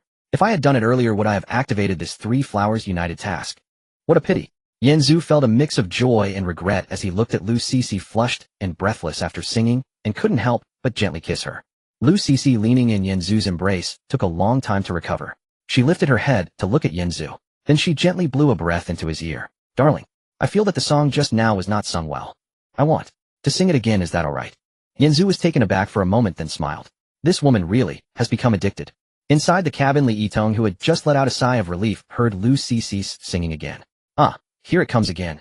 I can't take it anymore. Can you all stop singing? Li Yitong's heart was filled with deep despair along with an uncontainable restlessness. The two girls' voices, one high and one low, mixed with the sound of the waves and the rain outside, created an unexpectedly harmonious atmosphere. Yanzu could feel the person in his arms growing softer and warmer, and the singing became more passionate. Inside the cabin, Li Yitong had completely given up struggling and joined in singing. The next morning the rain had stopped. Sunlight streamed through the windows, warming the entire cabin. As Yanzu just woke up, he heard the teasing voices of Dudu and Bailu from outside. Hey, did you hear last night? Lu Cece sang all night long, isn't that too much effort? Bailu covered her mouth and laughed secretly. I think she's addicted to singing. From now on our team's concert will Dudu also laughed, isn't that right? Last night I could hear her singing even from the cabin, singing for an entire night without losing her voice. I think there was accompaniment last night, but really was different. The two of them spoke softly, just loud enough for Li Yitong, who had just stepped out, to hear clearly. Li Yitong's face instantly turned bright red. She had been the one providing accompaniment all night, and now, feeling exhausted, her eyes were bloodshot, and she was a bit unsteady on her feet. Hearing their teasing, she wished she could find a crack in the ground to hide in. So embarrassed, truly so embarrassed. She lowered her head and hurried to get away, but was still spotted by the two. Oh, Yitong, you're awake. Bailu blinked, looking at her pale face. What's wrong? You look so unwell. Did you not sleep well last night? Li Yitong's face turned even redder, and she quickly shook her head. No, not at all. And then hurriedly lowered her head and ran off. At this moment, Yanzu came out, interrupting the teasing. Alright, stop messing around. He glanced at Li Yitong and continued. Today I will take Yitong to find Qin Lan. The rest of you stay here, and keep an eye on the yacht, don't wander off. Everyone nodded silently. Li Yitong was taken aback for a moment, then quickly nodded. Okay. The two tidied up and set off towards the shelter Li Yitong had mentioned earlier. On the way they encountered several scattered zombies, all of which Yanzu took care of effortlessly. Li Yitong followed behind, her eyes fixed on Yanzu's back. Sunlight bathed him, illuminating his profile and making him look exceptionally handsome. The lines of his muscles and his swift movements dispatching a zombie with a single strike were simply too cool. Moreover, the sense of safety he exuded made her involuntarily recall the events of the previous night, when they had Thinking of this, her face instantly flushed like a ripe apple. Yanzu turned his head and caught sight of her expression, unable to help but frown. What's wrong? Your face is so red. Are you feeling unwell? Li Yitong quickly shook her head, flustered. No, not at all. Her voice trembled a bit, and her face turned even redder. Yanzu smiled, but remained silent, feeling that this girl was really shy. He continued walking forward, but as they went he noticed something was off. What was going on? Why were there so many zombies today? Each one was weak individually, but the sheer number was... Moreover, since he was with Li Yitong, if they got surrounded it would be troublesome. He frowned and turned to Li Yitong, saying, No good, there are too many. I need to carry you. We must shake off these zombies quickly, or we'll be in trouble. Li Yitong was taken aback for a moment, then shyly responded with a soft, She remembered last night, when Yanzu had carried her while it poured rain, and her face flushed again. Thinking that it better not rain heavily this time, or she would be too embarrassed. Yanzu didn't notice her reaction. He simply bent down and picked her up, then quickened his pace, running forward. As they ran, suddenly the sky darkened, and strong winds began to whip through. The wind grew stronger, making it hard for anyone to stand. Yanzu's expression changed instantly. Not good, a typhoon is coming. The wind is so strong. If we continue running we will be blown away. He hurriedly looked around and spotted a narrow cave nearby. Quick, let's go inside and hide. He dashed into the cave while carrying Li Yitong. Just as they entered, a torrential downpour began outside. Lightning flashed and thunder roared while the zombies outside let out frantic howls. Inside the cave it was cold, damp, dark, and the space was extremely narrow. The two of them were almost touching, pressed closely together. Li Yitong couldn't help but shiver. Her after effects had flared up again. She had managed it herself last night, but now in this cold and damp environment the restlessness surged up suddenly. Moreover, Yanzu's body temperature was beside her. That warm sensation made it even harder for her to resist. Her body grew softer and hotter, and her breathing became more rapid. Yanzu could sense that something was off with the person in his arms. He looked down at her and furrowed his brow. Did this girl's aftermath of the crystal core flare up again? He looked at Li Yitong's increasingly flushed face and couldn't help but speak up. Do you want me to help you? Without waiting for Li Yitong's reply, he took her hand and slowly delved into her serious wound. His movements were gentle and rhythmic as he carefully applied the medicine. Li Yitong's body trembled, and then she couldn't help but start singing. That gentle singing slowly filled the air, blending with the sounds of the wind and rain outside along with the zombies' roars, creating an unexpectedly beautiful melody. Yanzu could feel her body gradually relaxing, the restlessness slowly subsiding. He let out a sigh of relief, glad that after applying the medicine everything would be fine. However, he didn't notice that Li Yitong's singing, carried by the fierce wind, was traveling further and further away. The zombies that were about to retreat suddenly had their eyes turned bright red upon hearing her voice. They rushed frantically towards the cave. At that moment, Yanzu suddenly heard a strange female voice coming from the cave entrance. The voice was light and anxious, filled with intense fear. "You all stop singing. This will attract a large number of zombies." Yanzu abruptly looked up and turned towards the cave entrance, spotting a figure in a short black Taoist robe with long boots and those distinctive long legs. "What the hell? Ma Shaoling." The air in the cave instantly solidified. Li Yitong's body stiffened. She quickly shrank into Yanzu's embrace, scrambling to adjust her clothes. Her face flushed bright red, even the tips of her ears felt scalding. Oh no, she had sung so loudly just now. Did that woman hear everything? Wan Shiwen was momentarily taken aback. She had rushed over to remind them upon hearing the singing. But as soon as she entered, she witnessed such an explosive scene. Two disheveled figures were embraced together, and Li Yitong's face was as red as a ripe apple. She too turned red instantly, and quickly turned her head away, not daring to look. I'm sorry, I didn't mean to." Yanzu was startled for a moment, then smiled to lighten the mood. He raised an eyebrow and teased, "Where's your demon-slaying stick? Also, don't you know the 9-word incantation? Hurry up and make the seal Lin Bing Do, Zhijie Zhan, Lai, Zai Qian Zhuxia. Summon the Ma family divine dragon to exterminate these zombies." Wan Kaiwen's face turned even redder upon hearing this. Both angry and amused, she shot him a glare. "That's just from the TV. If I really could exorcise demons, would I need to hide here?" Her voice carried a hint of urgency. "Stop fooling around, let's go. Your singing just now has already attracted the zombies. If we don't leave now, we will die. My shelter is just nearby, it's safe there. Hurry, follow me." Li Yitong quickly put on her clothes and followed them. Wan Shiwen led them, avoiding several turns, then brushed aside a thicket of wild grass, revealing a small cave opening only half a person high. "Come in, this is where I live." She was the first to crawl inside, followed by Yanzu and Li Yitong. Once inside, they discovered that it was a hidden paradise. This was a natural cave much larger than the small cave they had used to shelter from the rain. Moreover, it was very dry, not damp at all. In one corner there were a few wild fruit trees, not very large, but already bearing small fruits. Beside them a thin stream flowed, its clear water trickling gently, with several small fish swimming back and forth. No wonder she could survive alone on this deserted island for so long. It turned out she had found such a paradise. Yanzu couldn't help but nod. "Not bad, your hiding place is quite deep." Wan Shiwen smiled, looking a bit embarrassed. "Me too, after coming to this island it took me 2 days to find this place." The three of them found a clean stone to sit on. Li Yitong still felt a bit shy, lowering her head and not daring to look at Wan Shiwen. After all, she had encountered such an awkward situation just now.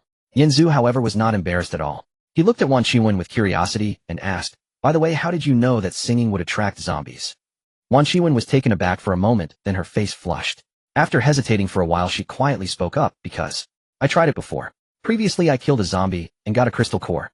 I thought, didn't they say on TV that eating the crystal core could activate abilities? So, I secretly ate one. As a result, my abilities didn't activate, but the side effects flared up that night. At that time, when I was dealing with it myself, the noise attracted many zombies who lingered at the cave entrance for a long time. Fortunately, the entrance here is well hidden, so they didn't find me, otherwise I would have died long ago. Since then I've never dared to eat crystal cores again, nor can I dare to make too much noise." Oh, Yanzu understood instantly. So she, like Li Yitong, had eaten the crystal core and experienced side effects. Then when she was dealing with it herself, the noise attracted the zombies. It all made sense now, no wonder she hurried over to remind them upon hearing the singing. Li Yitong understood this as well, and her face turned even redder. At that moment a sudden roar of zombies came from outside, growing closer. Yanzu's expression changed drastically. "Not good. They have come for us." He suddenly stood up, grabbing a dagger nearby. "You two stay here and keep quiet, I will." With that he turned and dashed toward the cave entrance. The torrential rain outside continued to pour down, drenching him in icy cold. But he didn't care at all. As long as he could divert these zombies, the two girls inside would be safe. Meanwhile, in the depths of the valley's cave, Qinlan leaned against the cold stone wall, trembling all over. The purple crystal core that Sang Wu had given her yesterday was becoming increasingly potent. That heat seeped out from her bones, coursing through her body with her blood. Her clothes had long been torn apart by Sang Wu, exposing large patches of fair skin. However, she didn't care at all. She only felt that her whole body was frighteningly hot, as if it was about to catch fire. Her breathing became increasingly chaotic and rapid, and her vision began to blur. Sang Wu sat on the other side of the cave, watching her. His hollow eyes were filled with unabashed greed. He looked at Qinlan, her fair skin, her flushed cheeks, and her eyes slightly reddened from the heat. A slow smirk crept onto his lips. So, it's been a day. Have you come to a decision? His voice was hoarse, laced with temptation. If you can't resist, just come to serve me willingly. As long as you serve me well, I will give you a chance to become a new human and enjoy a new life. Qinlan's body trembled violently. Serve him? How could she serve a zombie? She bit her lip hard, trying to suppress the burning heat. But it was useless. The desire surged like a tide, wave after wave, assaulting her reason. Her fingers dug into the ground, her nails almost embedding into the stone.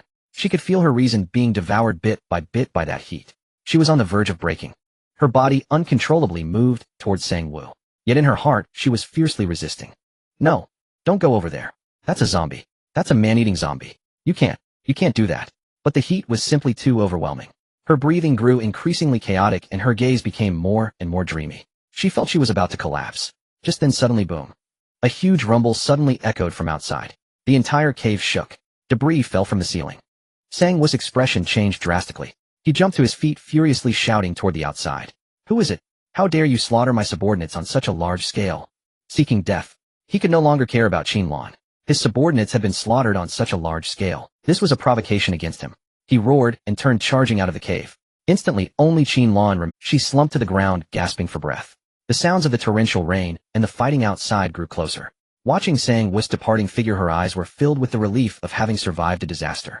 However, the heat still burned within her body. She didn't know how much longer she could hold out. Typhoons come quickly and leave just as fast. Just as Yanzu was clearing away the last wave of approaching zombies, suddenly a chillingly cold, killing intent abruptly locked onto him. The pressure was more terrifying than all the zombies combined moments ago. Yanzu's scalp instantly felt like it was going to explode. He quickly raised his head. He saw a shadow darting through the nearby woods, moving as fast as lightning. Who could it be? The zombie known as Sang-woo stopped, looking down at Yanzu from a height. The face, which had been relatively normal, was now undergoing a horrifying transformation. First, the muscles of the face tightened suddenly. The once orderly upper canine teeth instantly elongated. 2 sharp fangs were revealed. The tips of the teeth glimmered with a faint cold light. Then it was the fingers. His nails suddenly grew longer and sharper. They transformed into claws tinged with a bluish-gray hue, each claw over 10 centimeters. Then it was the fingers. His nails suddenly grew longer and sharper. They transformed into claws tinged with a bluish-gray hue, each claw over 10 centimeters long, glinting with a cold light. The skin began to change as well. The originally normal porcelain white skin turned even paler with a hint of bluish-gray peeking through. What the hell? Yanzu's eyes widened in disbelief. What the hell is this? These zombie teeth, these white pupils, these claws. Isn't this just like the 5th-generation zombies from the zombie contract? Wanchuan, how dare you claim you are not? This has drawn out a real zombie. You said you couldn't use the 9-character true words. Are you fooling ghosts? Yanzu's heart was filled with frantic complaints. However, his body dared not relax even for a moment. He tightened his grip on the dagger in his hand, watching the zombie before him with vigilance. Roar! Sang-woo let out a low, thunderous roar. Suddenly, he lunged towards Yanzu. The speed was so fast that Yanzu almost didn't react in time. He quickly sidestepped. The claws grazed his arm as they swept past. Hiss! Instantly, a deep gash appeared on his arm. So fast. Yanzu's heart sank. His total attributes were 14 times higher. A normal person couldn't possibly move this fast. But this zombie, how could it be faster than him? No. Yanzu thought rapidly while entangled in battle. His attributes must be higher than that of the zombie. Zombies only have total attributes of around 8 at most.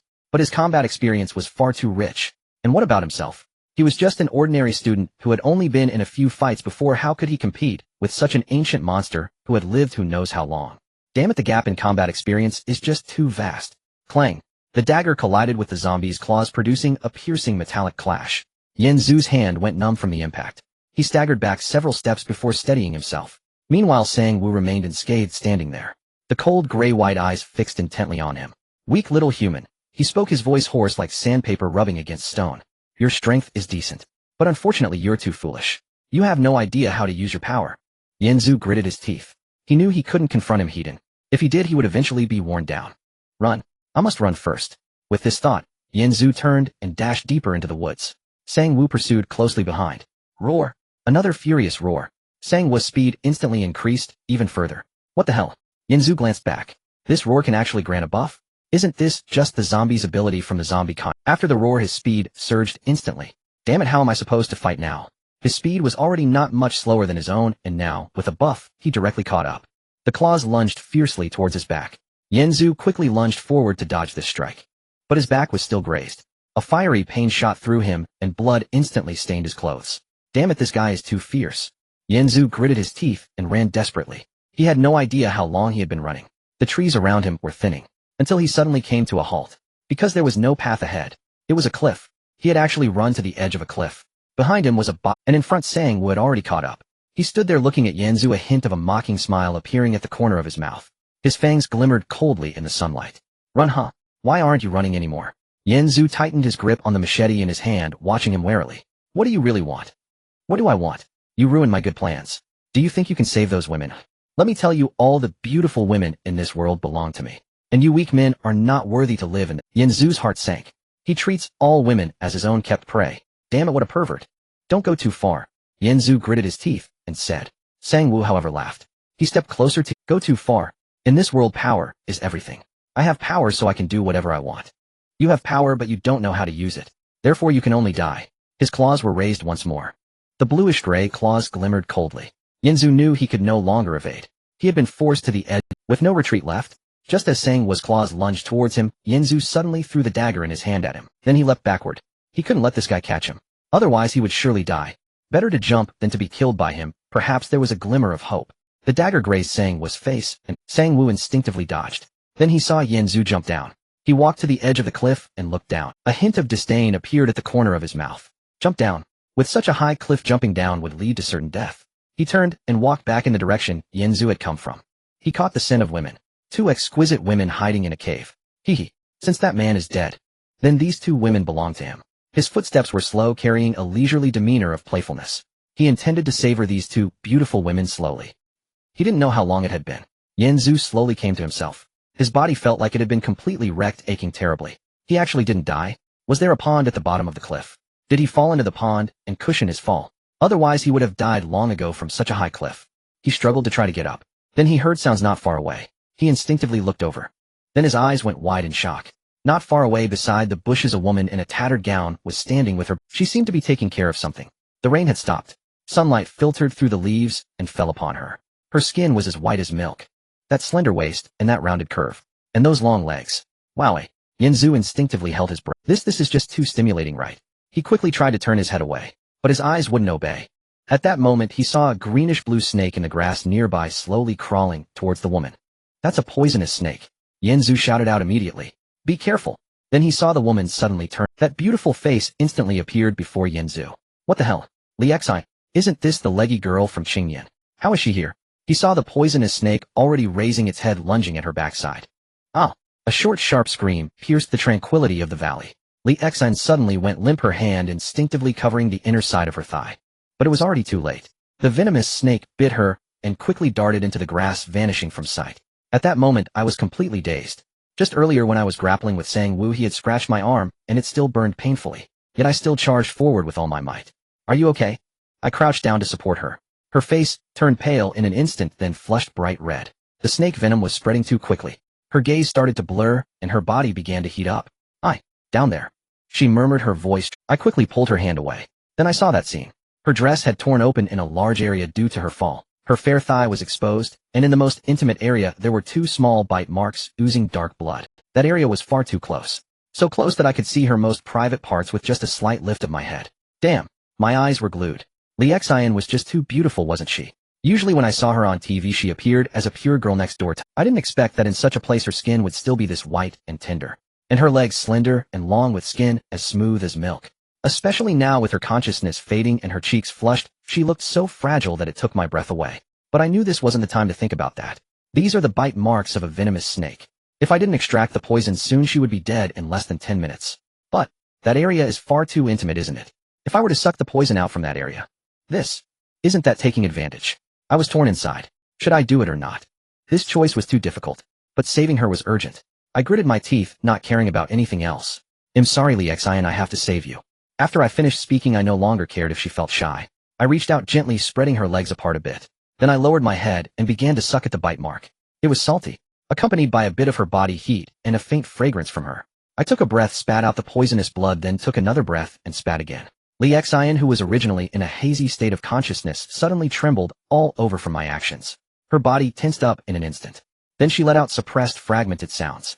Her face flushed bright red from her cheeks all the way to the base. She wanted to push me away, but the snake venom had already spread, leaving her without strength. All she could do was bite her lip and let me continue. After about half a minute, I finally sucked out all the black poisonous blood, leaving only red blood behind. I breathed a sigh of relief, just about to raise my head to tell her it was okay. Suddenly her body relaxed. Then a warm, slightly sweet liquid sprayed all over my face. I was stunned for a moment. My whole being went blank. This? What is this? Oh, did the snake venom get forced out? No, I didn't think much and quickly wiped my face with my sleeve. At that moment, Lixian finally regained a bit of clarity. Upon seeing me, her face instantly turned as red as if it would bleed. Then she quietly said, Thank you. After speaking, she buried her head in my shoulder and dared not look at me. My legs are weak. Then let me carry you. After I said that, I turned around and crouched down. She hesitated for a moment, then slowly, my legs are weak. Then let me carry you. After I said that, I turned around and crouched down. She hesitated for a moment, then slowly climbed onto my back. Her body was soft and light, resting on my back, warm with a faint fragrance. I supported her legs and then I discovered that this valley was unexpectedly beautiful. Both sides were steep stone walls with only a narrow path leading in. Once inside, it turned out to be a natural flat area. A small stream flowed through the middle, crystal clear, with many small fish swimming within. The trees on both sides were laden with various wild fruits that looked delicious. The air was particularly fresh, far more comfortable than outside. Moreover, this place was easy to defend and hard to attack. As long as the entrance was blocked, even zombies couldn't get in. Suddenly, I felt a spark of inspiration.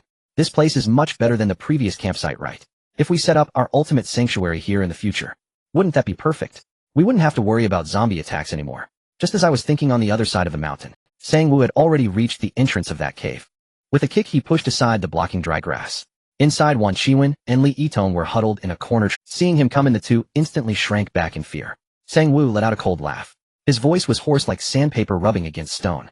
That man has already been thrown off the cliff by me. He's dead for sure. You don't need to be afraid. Ooh, I like beautiful women. After he finished speaking, he walked over and grabbed Li Yitong's chin, lifting her face. Not bad looking. A bit fresher than that woman Qin Lan. Li Yitong was so scared that tears were about to fall, trembling all over, not daring to speak. Wan Chiwen tried to stand up to resist, but Sang-woo slapped her down with a swift backhand. Smack! With one slap, she fell to the ground. Don't push your luck. Sang-woo's gaze instantly turned cold. In this world now, I am the one who calls the shot. Come with me. After saying that, he dragged the two of them outside. Qin Lan is already waiting in that cave.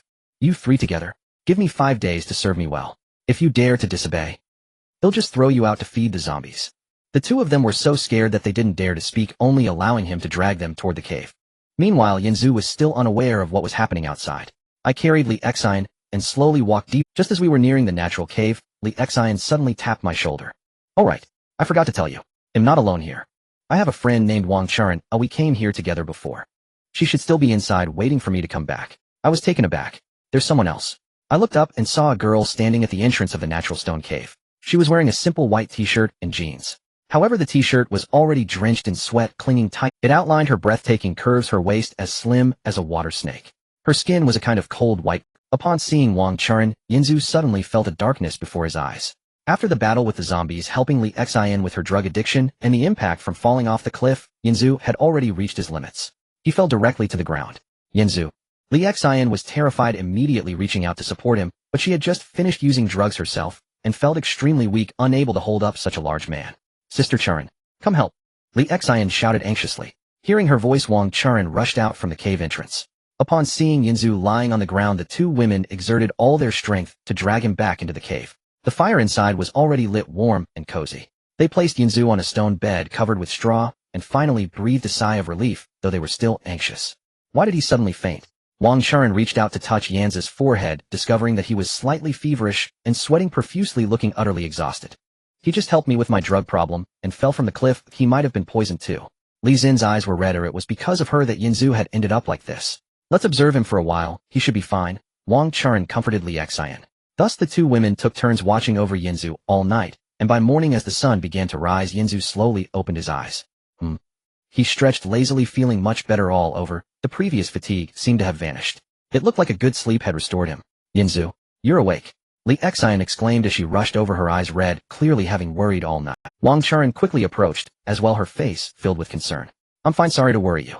Yanzu smiled, sitting up, and then informed them about the situation outside, saying, It's not safe outside. There are zombies, residual effects from the crystal cores, and details about the shelter of the wood cabin team, among other things. Zombies? The two women were startled at this revelation. They had only seen such things in movies and never expected them to be real. What should we do now? Is this valley safe? Wang Churen quickly asked, her greatest concern being safety. This valley is temporarily safe. Those zombies can't get in. Moreover, we have food and water here, so we can stay for a while until I recover and then figure out what to do next. Yanzu explained, sharing some details, as the two women listened with bated breath, relieved that they had taken refuge here. After chatting for a while, Yanzu felt that his body had recovered significantly. He looked at them and asked, since you've been in this valley for so long, have you ever ventured to the deepest part? When I woke just now, I sensed a strange energy fluctuation coming from that direction. Li Xian and Wang Churen exchanged glances and shook their heads. Li Xian whispered, we didn't dare go before. There's always a layer of mist in the depths, and when we got close we felt uneasy as if there was some danger, so we only dared to stay outside and never ventured in. Oh, so that's how it is. Yanzi's eyes lit up, feeling an inexplicable attraction towards that direction. He smiled and said, perfect. Now that I'm almost fully recovered, let's go take a look. Perhaps we can find something good. The two women perked up at this. They had been here for so long and had explored everywhere outside. They were curious about what the depths held, but had hesitated to go alone. Now that Yanzu was with them, they felt brave and quickly nodded, following him deeper into the valley. The further they ventured, the more humid the air became, and along the roadside they began to see exotic flowers and plants they had never encountered before, colorful and emitting a faint, pleasant fragrance. The two women were mesmerized. It was their first time here, and they couldn't believe the depths of the valley looked like this. In fact, a thin layer of mist enveloped the air, and taking a breath felt like all their fatigue dissipated. This was no ordinary valley, it was clearly a legendary paradise. Yanzu suddenly sensed something was off. He could vaguely feel a subtle energy flow in the air, indicating this was definitely not an ordinary place. After walking for about an hour, they finally reached the very depths of the valley, where a small pool appeared before them. The water was crystal clear, glowing faintly blue. At the center of the pool, a fist-sized crystal core was slowly floating, radiating colorful lights and rotating. That intense energy fluctuation emanated from it. Even several meters away, Yanzu could feel the surge of power. It was unlike any crystal he had ever seen before. This was undoubtedly a rare treasure. The moment his finger touched the crystal core, the system's prompt suddenly rang out. Ding. Mysterious crystal contains an enormous amount of primal energy. Consuming it will greatly benefit the owner. Yanzu's eyes lit up. Such a good thing existed. He carefully cradled the crystal core in his hand. Its warm touch and swirling light made him increasingly excited. Without further thought, he decided to consume it, thinking that the system wouldn't lie. The moment it entered his mouth, it melted instantly, and a warm current surged into his body. However, this warm current was far more violent than he had imagined. In an instant, the energy exploded, rushing through his meridians like a flood. Yanzu felt as if all his bones were about to burst. The pain forced him to bend over, and cold sweat broke out on his forehead. Ugh! He groaned, his face instantly flushed bright red, and his skin turned an abnormal crimson. The violent energy rampaged through his body completely beyond his control, causing him to tremble all over. Yanzu exclaimed, wait, System Dad, why didn't you say so earlier? Deep bonding for 24 hours. Do you think I'm a bull? During the merging process, there will be severe after effects. The owner must use deep bonding to channel the excess energy, otherwise the energy will explode the owner's body. Yanzu exclaimed, wait, System Dad, why didn't you say so earlier? Deep bonding for 24 hours. Do you think I'm a bull? Even the best bull can wear out. But at that moment he was almost out of strength to even speak. The pain was pushing him to the brink of unconsciousness. He looked up at the two women before him and managed to say in a hoarse voice that crystal, the energy is too much. I can't hold on. Remember I told you about the residual effects of the crystal cores. I need deep bonding to channel. Otherwise, Before he could finish, the pain overwhelmed him and he fell to the ground. Li Xian quickly reached out to support him. He was burning hot to the touch, like he had a fever, and his body trembled. Li Xin's heart tightened at once. She recalled how Yanzu had helped her with her drug addiction yesterday. If it weren't for him, she would have died long ago. Now that Yanzu was in trouble, how could she not help? Although the idea of deep bonding made her extremely shy, having only known Yanzu for 2 days, she couldn't ignore the debt of gratitude for saving her life. With that thought, her expression gradually firmed. She bit her lip, raised her head, and looked at Yanzu, her voice trembling yet resolute. Yanzu, go. Don't be afraid. He'll help you. After saying this, she slowly released her hold on Yanzu and reached out to slowly unbutton her clothes. Her face was as red as a ripe apple, her eyes filled with shyness, yet she did not falter. Wang Churen stood by, stunned. She had never imagined such a thing would occur. It was something she wouldn't even dare think about, but seeing Yanzu in pain and Li Xin's determination, she didn't know what to do. Li Xin's head was bowed so low, her whole body trembling, yet she did not stop. She walked up to Yanzu, supporting him, and with gritted teeth prepared to sing. In that moment, she let out a muffled grunt, and her beautiful voice began to sing. Yanzu, who was in pain, felt a warm current suddenly surge from where they touched. That violent energy finally found a channel to flow, gradually stabilizing, and the tearing pain slowly eased. He could feel Li Xian trembling, her face as red as blood. Yanzu was moved. He reached out and gently embraced her, hoarsely saying, "Thank you, drumstick girl." Li Xian didn't reply, just shook her head and buried her face in his chest. Her body gradually relaxed, the shyness replaced by warmth, and she could feel the energy flowing from Yanzu's body into hers, and then back again. It was a strange yet comfortable sensation that made her involuntarily emit soft sounds. Upon hearing Li Xin's words, Wang Charen's body trembled violently, her face instantly flushed red to the roots of her neck. Her gaze darted away, unable to meet the eyes of the two, unsure where to place her hands. I, she stammered, unable to complete her sentence. In her entire life, when had she ever experienced something like this? Even in the entertainment industry, having witnessed many scenes, this was her first time doing something like this in front of others. Sharon Jie, don't hesitate, Li Xian urged breathlessly. I can hardly hold on any longer. We are doing this to save someone, there's no need to feel shy. Li Xin's words acted like a shot of adrenaline, piercing through Wang Charen's last bit of restraint. She bit her lower lip, her gaze slowly becoming resolute. Yes, this was about saving a life. Taking a deep breath, she nodded and slowly walked over. Her steps felt somewhat stiff, each footfall felt like treading on cotton, her face growing hotter, her heart racing, as if it might leap out. Seeing her approach, Li Xian gradually released her grip and retreated to the side, leaning against the stone wall, gasping for breath. She was drenched in sweat, her clothes soaked through.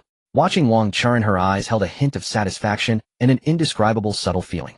After all, being so intimate with a man and now watching another woman take her place was a strange sensation.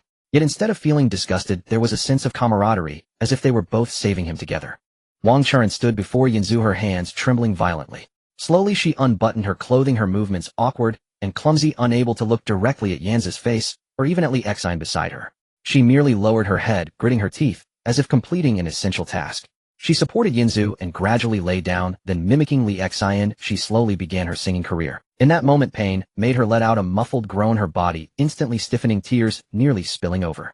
It was her first time singing in her life, and she felt completely rigid, unable to move. Yanzu, who was already in agony, paused when he sensed her movement. Suddenly a new wave of warmth surged through him, that violent array of colorful energy finally found a new outlet, beginning to flow madly. He could feel Wang Charen trembling, tense and rigid. He reached out, gently wrapping his arms around her, his hoarse voice whispering, "Don't be nervous, relax a bit. It will be over soon, trust me." His voice was soft, almost magical, and slowly Wang Charen's tense body began to ease just a little. Then she felt her voice transform into a warm energy, gradually flowing into her body. The energy was gentle, shimmering, with vibrant colors circulating within her, before flowing back to Yanzu. That sensation was strange, yet comforting, replacing her previous tension and shame with a soothing warmth. She sensed the pain within Yanzu slowly diminishing, while she herself felt warm all over. The previous weakness and fatigue were gradually fading away. The sensation of their energies merging caused her body to tremble slightly, her once rigid form slowly relaxing.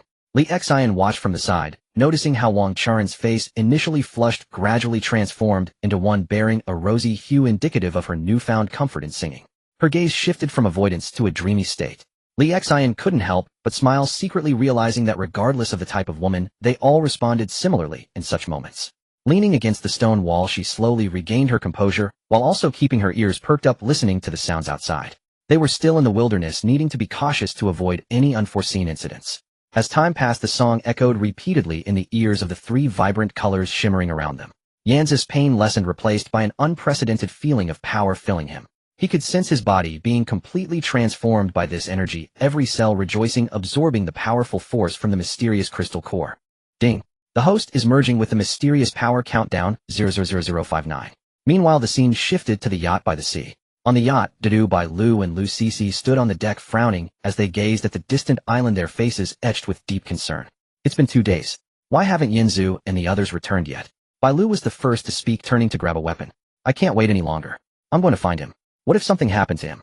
Dudu hurriedly grabbed her, more rational than Bai Lu, frowning as she analyzed, there are zombies on that island, and we don't even know exactly where Yanzu and the others are. If you recklessly go, and what if you encounter a horde of zombies? There are only 3 of us right now, we simply can't handle it. But we can't just wait here like this. Bai Lu exclaimed anxiously. At this moment, Lu Cece, the newest member, spoke up. Initially a bit scared upon hearing about the plan to find Yanzu, she immediately became resolute. I'll go with you. I don't want to just wait here. Even if I die, I want to be with my husband.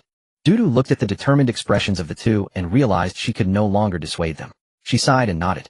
All right, let's prepare. Bring weapons, water, and food. We'll go in and find him, but you must promise to stick closely to me, don't run off. And if anything happens, retreat, immediately, understand? Ding. The host is currently merging with mysterious powers. Countdown 00000. Ding. Congratulations, host, on completing the fusion with mysterious powers. Congratulations, host, for activating the SS level talent Godspeed, which allows an instantaneous burst of 10 times speed. The host's current attribute panel is as follows: Host Yin Zhu, Spirit 20, Strength 20, Stamina 20, Speed 20. Bonded partners: Mimi 2 times, Yun Yin 2 times, Sister Shaoli 3 times, Ying 2 times, Fei Fei 1 time, Dudu 1 time, Bai Lu 1 time, Na Na 1 time, CC 1 time, Li Xin 1 time, Wang Chu Ran 1 time. Note the basic attributes of an average adult male are generally 1. Function 1, Daily Sign-In Function, which randomly rewards a prop each day. Function 2, the first deep bond with a bond partner grants a 1 to all attributes while the partner receives a 0. 5 reward must persist for over 1 hour to receive the reward. Yin Zhu was stunned upon hearing these notifications. All attributes at 20. That's 20 times that of an ordinary person. And an SS level talent Godspeed. 10 times speed. This is incredible. Before he could recover from this surprise, the system's voice echoed again. Ding. Due to the crystal, congratulations to Li Xin and Wang Chu Ran for completing a special bond. Congratulations, Li Xin and Wang Chu Ran, for receiving a 20 reward of the host's total attributes. Congratulations, Li Xin and Wang Chu Ran, for obtaining level special talent Meteor Fire Arrow effect, quickly condenses fire elements and shoots a fire elemental arrow at the target. When both are present, the arrow's flying speed increases by 50.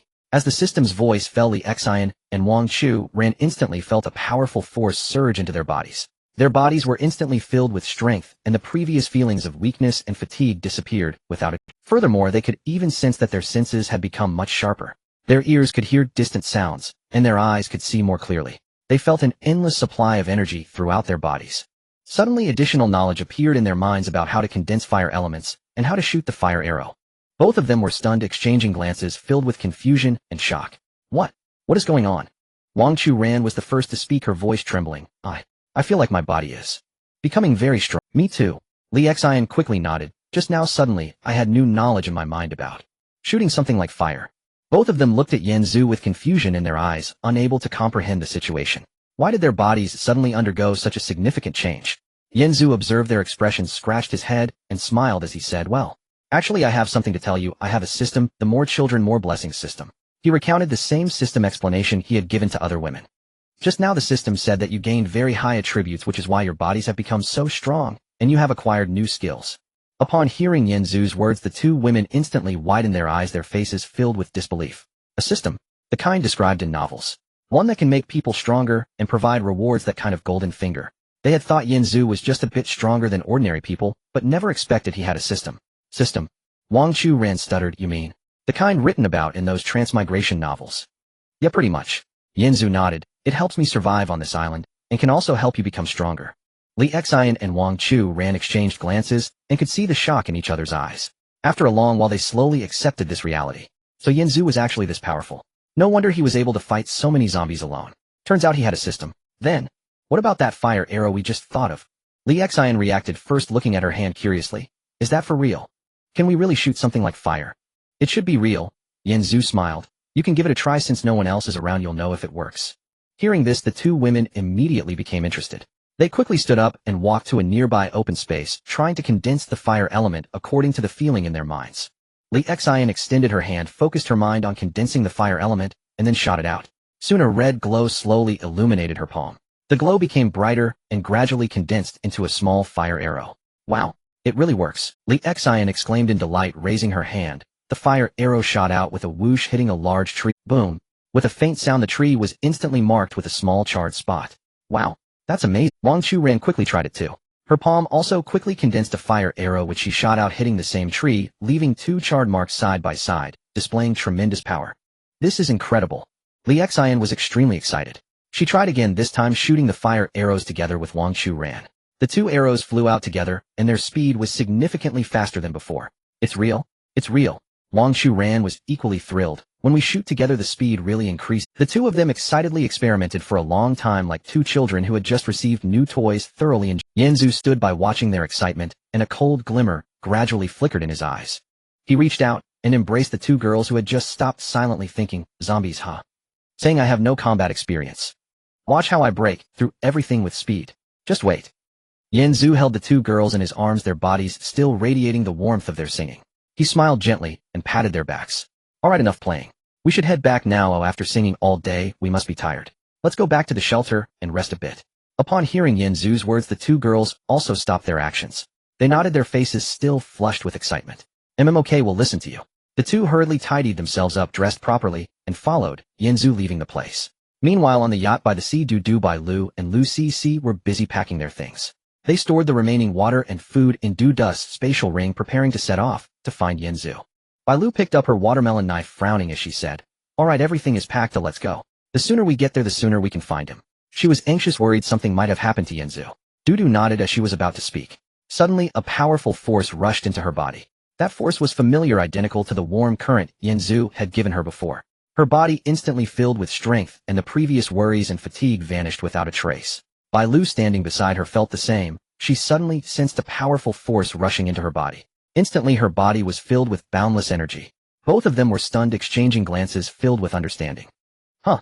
Bai Lu sighed in relief, tossing her knife aside and huffing.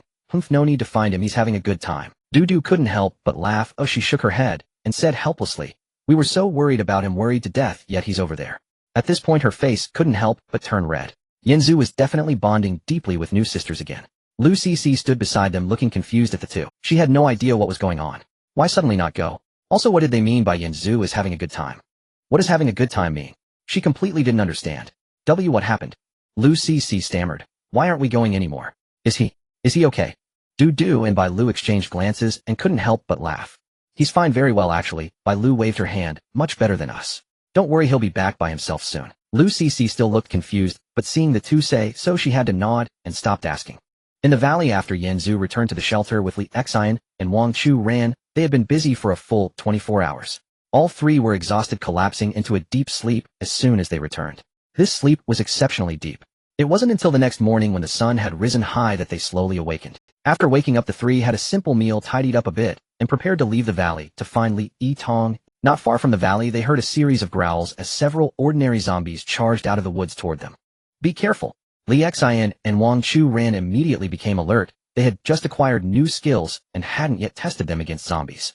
Yanzu, however, merely smiled faintly. No problem, just watch me. As soon as he finished speaking, his body suddenly moved. In an instant, his speed surged to 10 times. He shot out like a bolt of lightning, whoosh. The zombies didn't even have time to react before they felt a gust of wind rush past them. Then their heads fell off and puff, puff, puff. A few soft sounds and several zombies were instantly killed. The entire process took less than a second. Li Xian and Wang Chu Ran were both dumbfounded. This is too fast, right? Is this divine speed? 10 times the speed. This is too powerful. Wow. Yanzu, you're incredible. Li Xian exclaimed in surprise. This is too fast. Those zombies didn't even have a chance to react. Yanzu smiled and nodded. So how was that? Impressive, right? But you don't know how fast I really am, do you?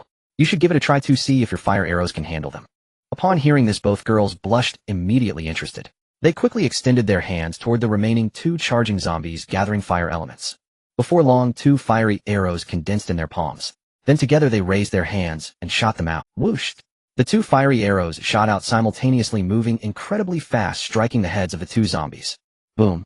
Boom! With 2 loud explosions, the 2 zombies were instantly turned to char. Not even a scream had the chance to escape. Wow! This is amazing! Yanzu was dumbfounded. The power of these fire arrows was too fierce. If they encountered a horde of zombies, the 2 of them could wipe out a large group.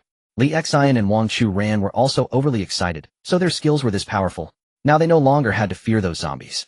Meanwhile, while they were excitedly testing their new skills in a hidden cave on the island, Qin Lan, Li Yitong and Wan Shi were huddled together in a corner, trembling all over.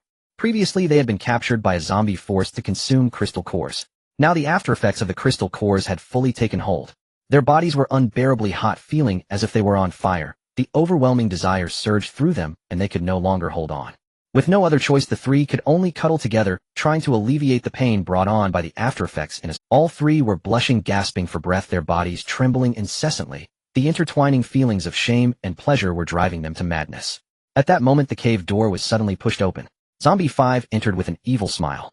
He looked at the 3 girls, disheveled and cuddling together, and a glint of greed flashed in his eyes.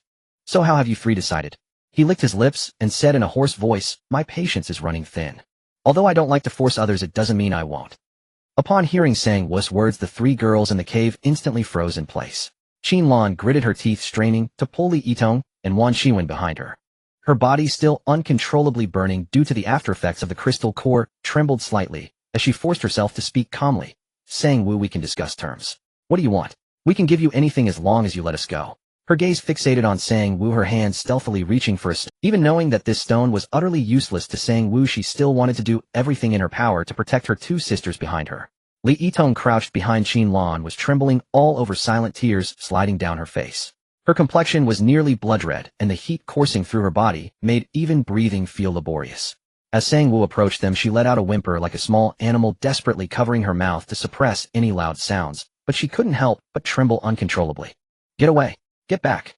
Her voice was as weak as a mosquito's buzz, laced with a sharp hint of fear. Don't touch me. Don't come closer. Meanwhile, Wan Shiwen remained the most composed of the three. She even managed to give Sang Wu a sorrowful smile. Yet no one noticed that her nails had dug deeply into her palm, blood seeping out while she remained oblivious.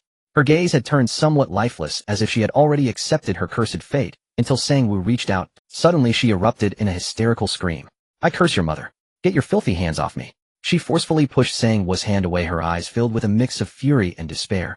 You beast. You want die a good death. Sang Wu looked at the three of them, the smile on his face growing increasingly lewd. He licked his lips and stepped closer. Too late now, you want to resist. Why didn't you do it earlier? If you obediently submit to me, I might make it a bit more comfortable for you otherwise. Before he could finish, a commotion from other zombies echoed in the distance. Sang Wu's expression changed in an instant. He suddenly turned his head to look outside. Damn it! Which little mouse is it this time? He gritted his teeth and shot a fierce glare at the three girls in the cave. You three wait for me. Once I deal with this little mouse, I'll come back and take good care of you. With that, he turned and rushed out, heading swiftly towards the direction of the explosion. Inside the cave, the three girls were left stunned. They exchanged glances, still unable to comprehend what was happening. How did someone suddenly arrive? Wasn't Yin? Meanwhile, Yinzu and his group had just finished clearing the last few ordinary zombies.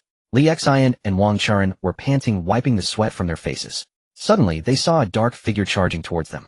Huh, why is it still, you little mouse? Sang Wu looked at Yinzu with a surprised expression, his eyes suddenly gleaming. You fell off a cliff and didn't die? You've got quite the resilience. But speaking of which, I should thank you. If it weren't for you, how would I find these two new beauties? Let's do this to repay you. It'll make your death a bit more painless this time. How about that? Yinzu glanced at him and smiled faintly. Don't you know that villains die from talking too much? The moment his words fell, his body surged into motion. In an instant, the SS-level talent speed erupted with a vengeance. He shot forward like a bolt of lightning towards Sang Wu. Sang Wu was momentarily stunned, clearly not expecting Yanzu's speed to be so formidable. He instinctively raised his claws and swiped at Yinzu. However, Yinzu was too fast. His claws didn't even brush against Yanzu's clothes. Instead, Yinzu retaliated with a punch that landed squarely on his chest. Bang! With a loud crash, Sang Wu was sent flying, crashing into a tree. Puff! He spat out blood, staring at Yinzu in disbelief. Impossible. Your speed. How can it be this fast? Earlier you clearly. Previously he had chased after Yinzu, who had no strength to fight back and could only flee. How could it be just one day later? Yanzu's power had increased so dramatically. Yinzu said nothing and Sang Wu gritted his teeth and took it seriously. His body began to mutate, sharp bone spurs emerging from his arms and black spikes protruding from his back. He lunged at Yinzu. Kid, don't get too cocky. So what if you're fast? In the face of absolute combat experience, speed is useless. His claws slashed through the air toward Yinzu. Yinzu easily evaded with his speed once again. Then he circled behind Sang Wu and delivered a punch to his back. Puff! Another mouthful of blood and Sang Wu was sent flying again. His wounds were healing rapidly, yet Yanzu's attacks were too swift. He simply couldn't recover in time. Sang Wu was utterly enraged. He lifted his head and emitted a strange, piercing wail. That screech was sharp and shrill, echoing throughout the entire island. Soon dense roars echoed from the surrounding woods. Countless zombies surged in from all directions. Huh, kid, aren't you quite impressive? Let's see how you handle so many zombies. Moreover, among the new humans, I am the weakest existence. It's a pity they aren't on this island. Sang Wu laughed. He knew he couldn't defeat Yinzu now, but he could summon the zombies from the entire island. He didn't believe Yinzu could withstand so many zombies. Yanzu's expression changed instantly. He turned to Li Xian and Wang Charan. You two be careful. Li Xian and Wang Charan nodded in agreement. They stood back to back, then simultaneously summoned the fire elements. Soon 2 fiery arrows appeared. Yinzu, bro, don't worry. We can do it. Together they raised their hands and fired the arrows. Whoosh! Whoosh! The 2 fiery arrows flew out together directly into the horde of zombies. Boom! Boom! With 2 loud explosions, a large number of zombies were instantly knocked down. The flames spread rapidly, and the burning zombies let out shrill cries. Yinzu also sprang into action. He activated speed and began darting through the zombie horde. Each time he passed, several zombie heads rolled to the ground. Li Xian and Wang Churen kept launching fiery arrows. At first their arrows were solid and powerful. However, as time went by, their stamina dwindled rapidly. Their arrows became dimmer and their firing speed slowed. Eventually, they even needed to catch their breath several times just to conjure a single fiery arrow. Yinzu was the same. The stamina consumed by speed was too great. Eventually, they even needed to catch their breath several times just to conjure a single fiery arrow. Yinzu was the same. The stamina in the end, only a dozen remained. Meanwhile, Sang Wu, taking advantage of their distraction while clearing the zombies, secretly turned and ran. He ran swiftly and vanished into the woods in the blink of an eye. Yinzu caught sight of his fleeing figure. However, he did not pursue. He turned to Li Xian and Wang Churen. The two girls were nearly exhausted, barely able to stand, their arms trembling uncontrollably.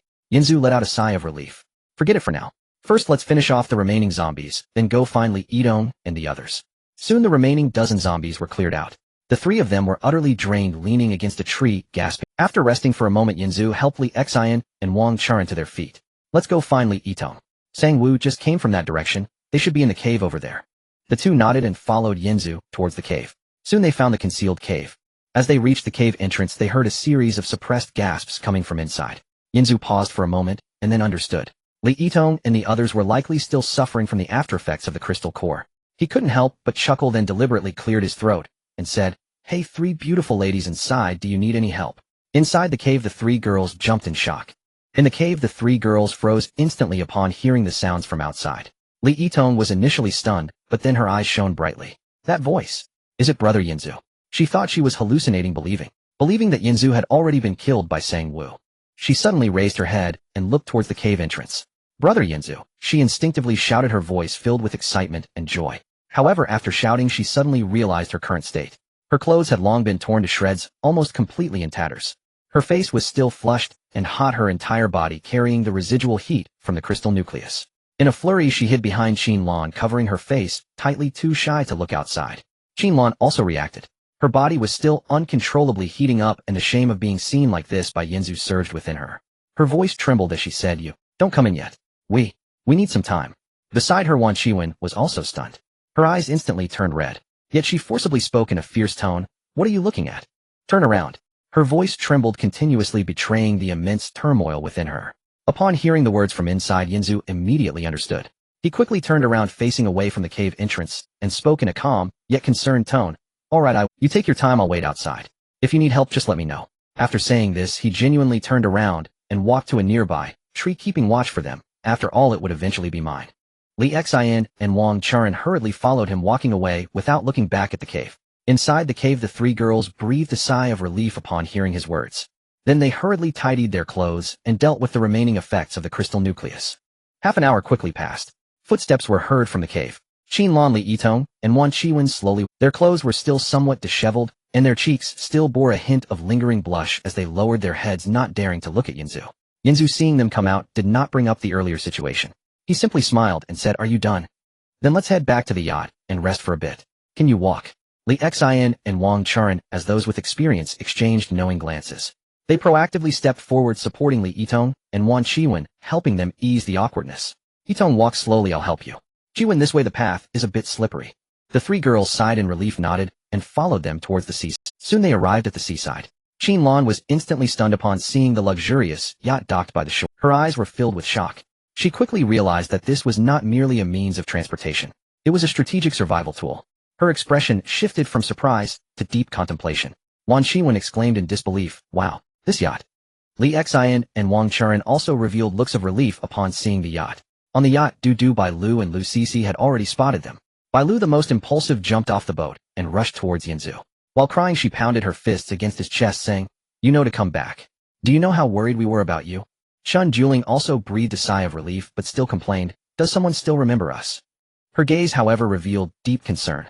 Lu Sisi stood behind, smiling yet with moist eyes. No one asked Qinlan about their embarrassing state. Instead, they first arranged for them to wash up and rest. Back on the yacht, Yinzu went to take a shower.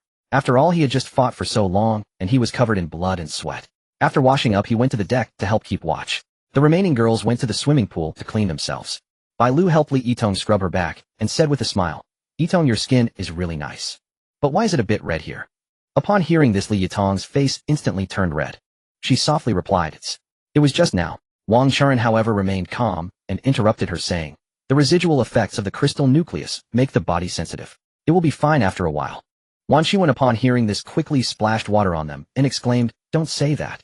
It's so embarrassing. Qin Lan was alone in the corner, cleaning herself. Looking at her reflection in the water, she couldn't help but think, he saw me in such a disgraceful state. How am I going to face him in the future? But honestly, sister really wants. Lu Cece quietly cleaned herself while observing everyone.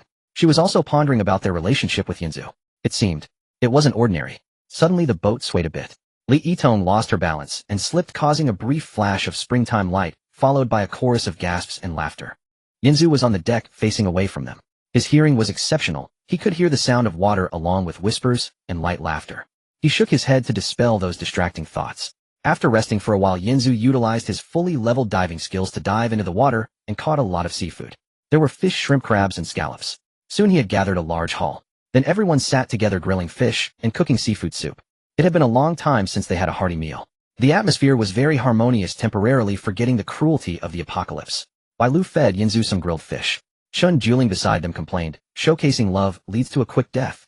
Lu Cece silently served a bowl of soup to Qin Lan. Everyone exchanged dishes and chatted warmly. As they ate, Yanzu spoke, The zombies on this island have been completely eradicated. But that Sang Wu said he is the weakest among those new humans. So now we need to find a safe place to establish. I previously discovered a valley that is very suitable for establishing a shelter. We plan to build a new shelter there. Let's first return to the wooden house shelter and bring the others over. Everyone nodded, agreeing that what he said made a lot of sense. At night, everyone rested. Yanzu woke up in the middle of the night, suddenly needing to relieve himself, and went to the yacht. As soon as he entered and prepared to take care of it, a pair of warm hands hugged him from behind. Yanzu was taken aback, and then he caught a whiff of Qin Lan's familiar scent. He was about to speak when he heard Qin Lan whispering in his ear, Yanzu, Sister wants you. Yanzu turned around and cupped her face. He saw tears and desire in Qin Lan's eyes. He didn't say anything, just gently leaned in to kiss her. The kiss intensified from light to heavy. Qin Lan's hands slowly undid his clothes. The rustling of fabric echoed distinctly in the cramped bathroom. The mirror was hazy, the steam still lingering. Their breaths grew heavier. At that moment, a voice from outside called out, Sister Qin Lan, are you in there? Upon hearing this, Qin Lan's body instantly stiffened. Then with a slightly floating tone she replied, I am here. Outside the door, Li Yitong paused upon hearing Qin Lan's voice. She always felt that there was something strange about Sister Qin Lan's voice. It sounded as if she had just been crying, or as if she had been running for a long time breathless. She felt a bit worried and asked, Sister Qin Lan, your voice sounds a bit strange. Are you feeling unwell? In the bathroom, upon hearing her words, Qin Lan's face instantly flushed red. Her voice was intermittent as she spoke. I am fine. I just have a bit of constipation. I can't get it out. At that moment, a chilling system notification suddenly echoed in Yanzu's mind. Detected host engaging in bonding behavior with new partner. System notification. The first deep bonding must last at least 60 minutes to activate the full reward mechanism. Timer started. Yanzu gently patted Qin Lan's back, encouraging her to continue. Qin Lan also felt his reassurance relaxing a bit. However, at that moment she couldn't help but exclaim, is the crystal core side effect acting up? Do you need my help? Hearing her words, Qin Lan couldn't help but is the crystal core side effect acting up? Do you need my help? Hearing her words, Qin Lan couldn't help but let out a wail in her heart. My dear sister, your leaving would be the best help for me. She hurriedly said, I really am fine. You should hurry and go to sleep. Yet Li Yitong was still not at ease, and I need to see you safe before I feel at ease. You open the door, I'm coming in. Qin Lan, upon hearing this, her voice trembled as she said, I am on the toilet, it smells too bad. Please don't come in, we'll be done soon. Li Yitong, upon hearing this, paused slightly. However, she still did not leave, standing by the door waiting.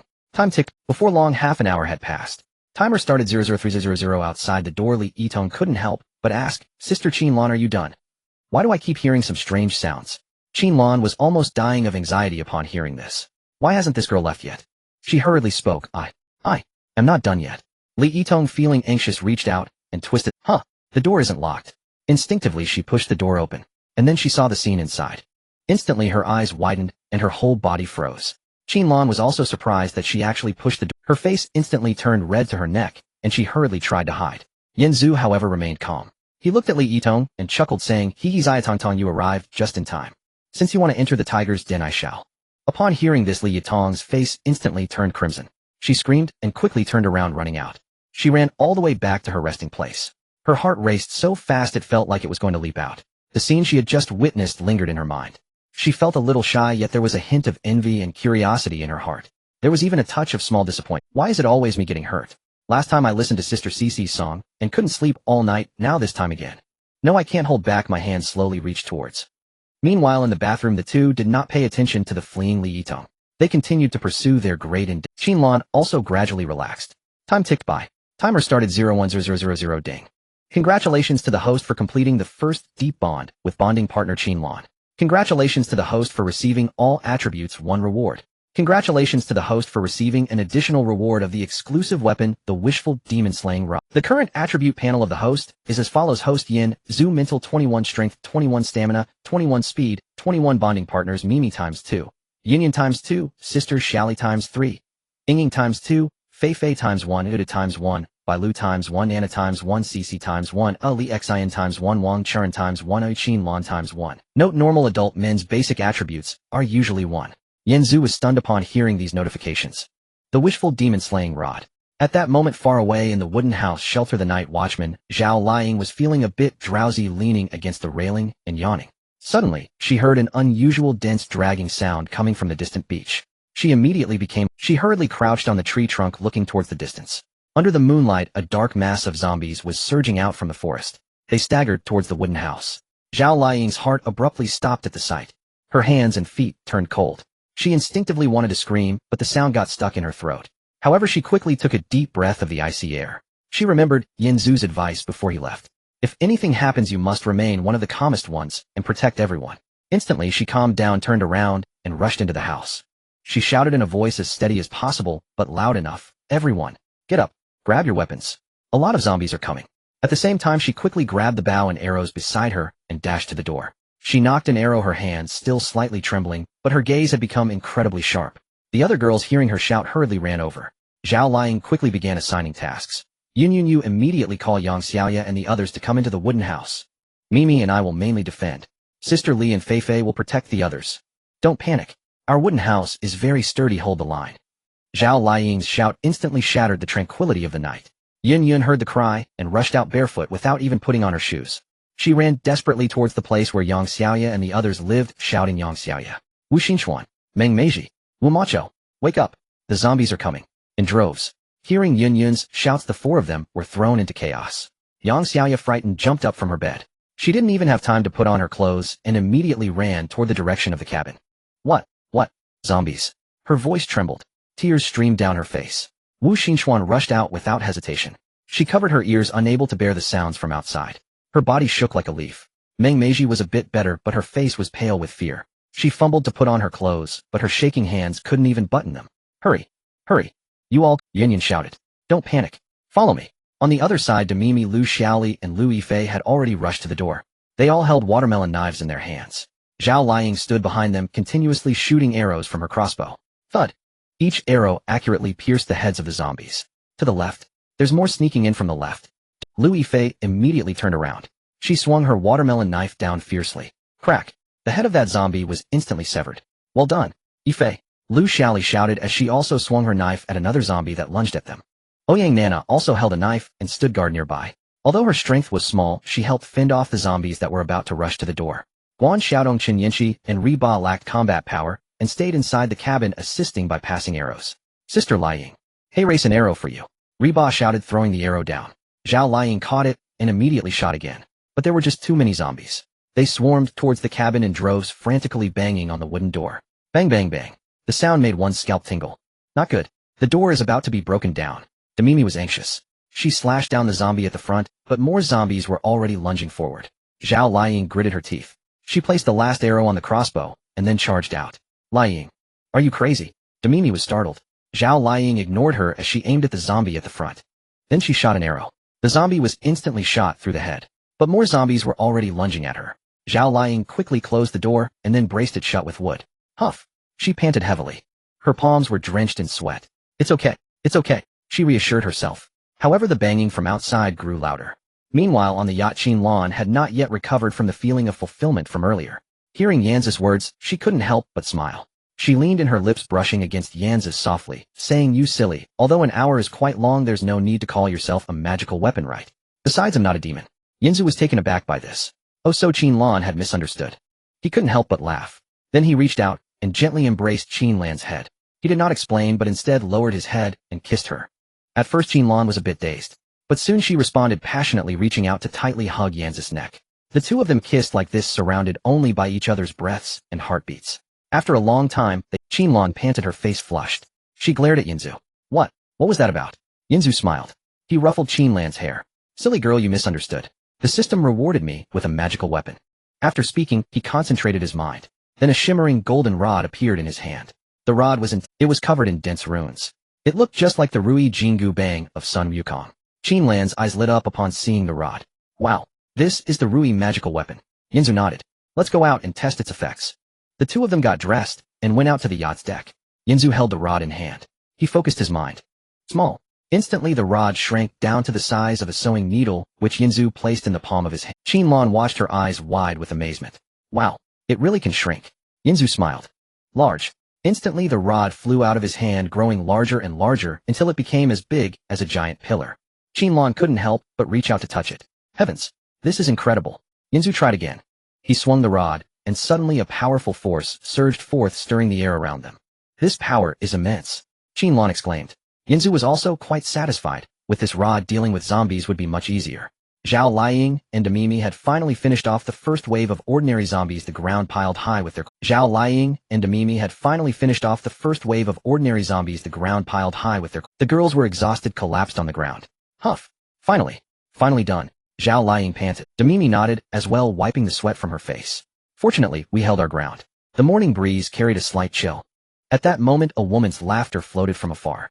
They looked up and saw a beautiful young woman walking towards them, holding onto a zombie. The zombie reached out and gently kissed the woman's face. The woman smiled, patting its chest. Then the zombie raised its head, its eyes greedily fixating on the girls at the cabin door. Its greedy gaze swept across each girl's face. The woman smiled at the zombie, saying, "Dear, look. The ones in front are all stars from our world. You'll be quite fortunate." At this moment, at the wooden cabin shelter, Sang 520 stood at the door, a hint of playful smile on his face. Behind him, Lu Ruoyan was dressed in a tight leather outfit, accentuating her perfect figure, her cold gaze sweeping over the women in the room. "Ladies, don't be nervous," Sang 520 spoke, his voice carrying an eerie huskiness. "I am not here to kill you. I am here to offer you an opportunity." Opportunity? Zhao Liang tightened her grip on the crossbow, her eyes warily fixed on him. What opportunity? The opportunity to become new humans. Zhao Liang's shout instantly shattered the tranquility of the night. Yin Yun heard the cry and rushed out barefoot. But new humans are different. Becoming zombies grants infinite lifespan and activates powerful talents. She even suggested we could rule this world. Her words stirred Wu Macho, her eyes flickering. She was already fed up with the fear and exhaustion of daily life. "As long as you are willing to serve us," Lu Ruoyan continued, her voice softening, "Lord Sang 520 can help you evolve, transforming you into new humans.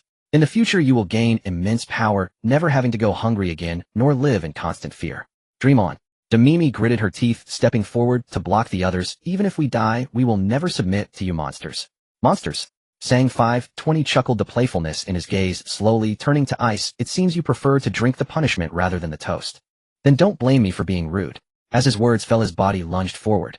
In an instant his strength erupted to 5 times its normal level. He charged at the group like a wild beast. Zhao Liang reacted the fastest, raising her hand to shoot it. However, Sang 520 caught the arrow with a single hand. His grip was as hard as steel, the arrow could not penetrate. "Is that all you've got?" Sang 520 sneered, throwing a punch towards Zhao Liang. Demimi rushed up to block with her watermelon knife, but the immense force sent her flying. PFF. Demimi spat out blood, crashing against the wall, her watermelon knife knocked aside. "Mimi!" Lu Xiaoli shouted as she dashed forward. Her speed was quick, but against 5 times the strength it was insufficient. Sang 520 casually swatted her away. Lu Yifei also rushed in, her talent was speed, but Sang 520's reaction was too swift. He seized her wrist and squeezed hard. "Oh!" Lu Yifei let out a scream, her wrist snapped with a crunch. "Yifei!" Zhao Liang's eyes turned red as she wanted to charge in, but Sang 520 kicked her in the chest, sending her flying against a pillar of the shelter, knocking her out. In a matter of seconds, 4 capable women were all taken down, each injured completely, lacking the ability to. The remaining women were frozen in fear, huddled in corners, trembling, afraid to move. Sang 520 wiped the blood from his hands, his cold gaze sweeping over them. "Now have you thought it through? Are you willing to obediently serve me?" No one spoke, everyone was shaking, looking at their injured companions, with eyes full of despair. At that moment Wu Macho stood up suddenly. Her legs trembled, but she gritted her teeth, looking at Sang 520 with a voice tinged with tears. "Is what you said true? As long as I serve you, I can become a new human. I won't die?" Saying 520 glanced at her, a hint of disdain in his eyes. He had originally wanted to find someone beautiful like Lu Yifei, but this woman was average-looking and of average figure. However, he was injured now, and was not picky. He nodded. As long as you obey, I can help you evolve, turning you into a new human. Wu Mocha's eyes brightened at his words. She hesitated for a moment, then slowly walked over, her gaze filled with despair and a glimmer of hope for survival. Okay, I agree. I will serve you. Just don't kill me. After speaking, she followed saying 520 into the inner room. On the ground, Amimi watched this scene, tears streaming down her face. She wanted to call out to her, but she lacked the strength to speak, only able to watch helplessly as she entered the inner room, filled with pain and guilt. She felt useless, unable to protect everyone, leading her to make such a choice. Lu Ruoyan watched this scene and smiled. She walked to the doorway, leaning against the door, her cold gaze sweeping over the remaining women. Did you see that? This is the outcome of resistance. You'd better behave, or else your fate will be very tragic. Her words struck like a knife to everyone's heart.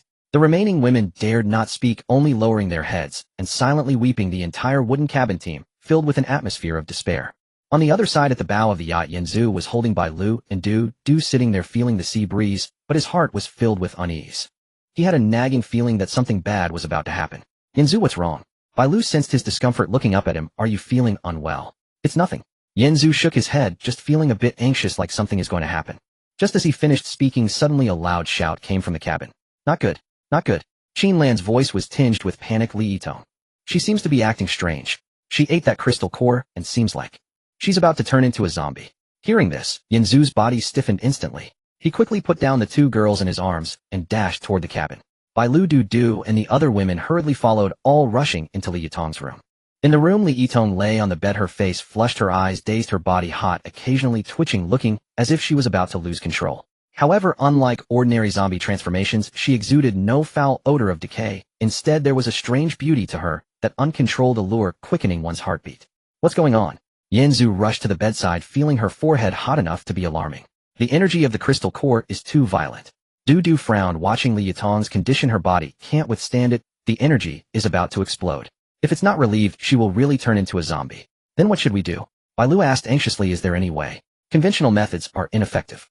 Du shook her head, then looked at Yanzu, her eyes filled with complexity. The only way is to use the power of only the power of the system can possibly relieve the violent energy within her and save her life. Hearing this, everyone understood. They all looked at Yanzu, then exchanged glances, silently nodding before one by one walking out, closing the door, leaving the room to just the two of them. Inside the room, only Yanzu and Li Yitong remained. Li Yitong sensed his approach, gazing at him with dazed eyes, letting out a soft moan, her hands unconsciously gripping his clothes, pulling him closer. Yanzu took a deep breath. Saving her was urgent. He reached out, slowly unbuttoning Li Yitong's clothing. 1 button, 2 buttons, 3 buttons. As the buttons came undone, her skin gradually revealed itself, warm, delicate, and radiating a scorching heat as soft as water. Her body, due to the explosive energy, became extraordinarily sensitive. As soon as Yanzu's hand touched her skin, she let out a soft moan, her body instinctively twisting, that temptation quickening Yanzu's heartbeat. He gritted his teeth, suppressing the distracting thoughts. He knew he was saving her, not doing anything else.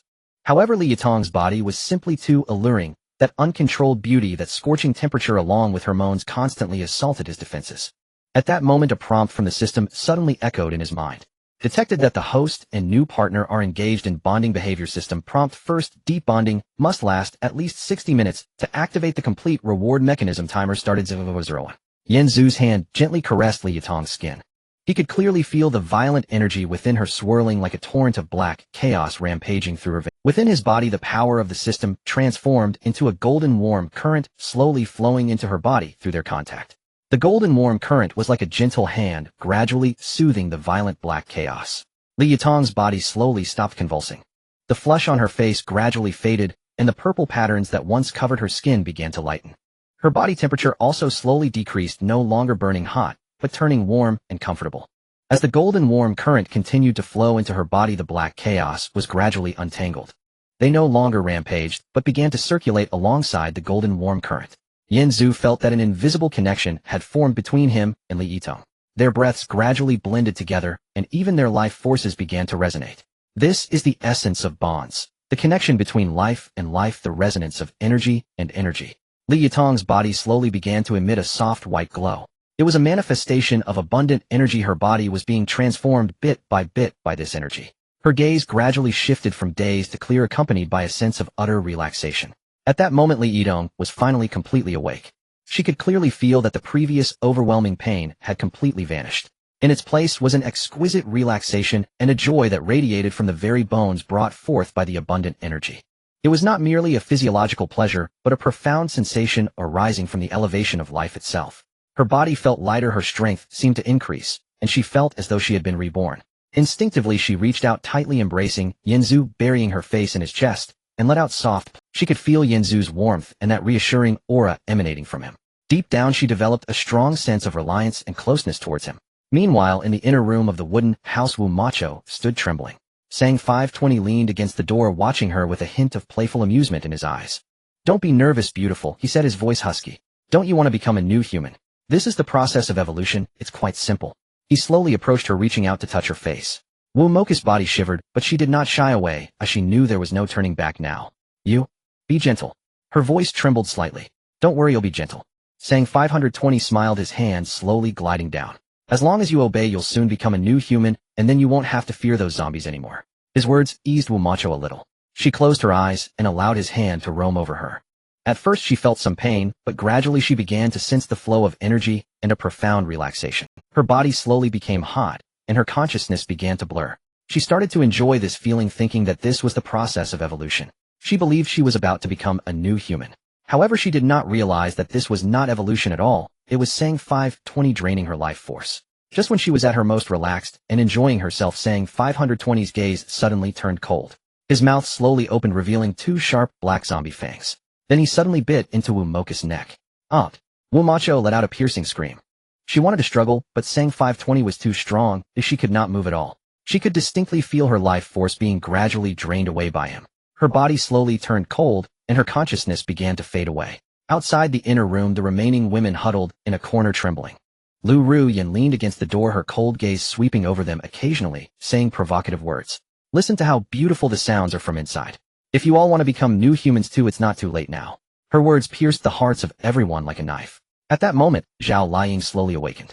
She opened her eyes, looking at the scene before her filled with pain, and she moved her fingers trying to stand up, but her body was too painful to move. She looked at Demimi and Lu Xiaoli, who were also slowly waking up, their eyes filled with the same pain. They exchanged glances, understanding each other's intentions.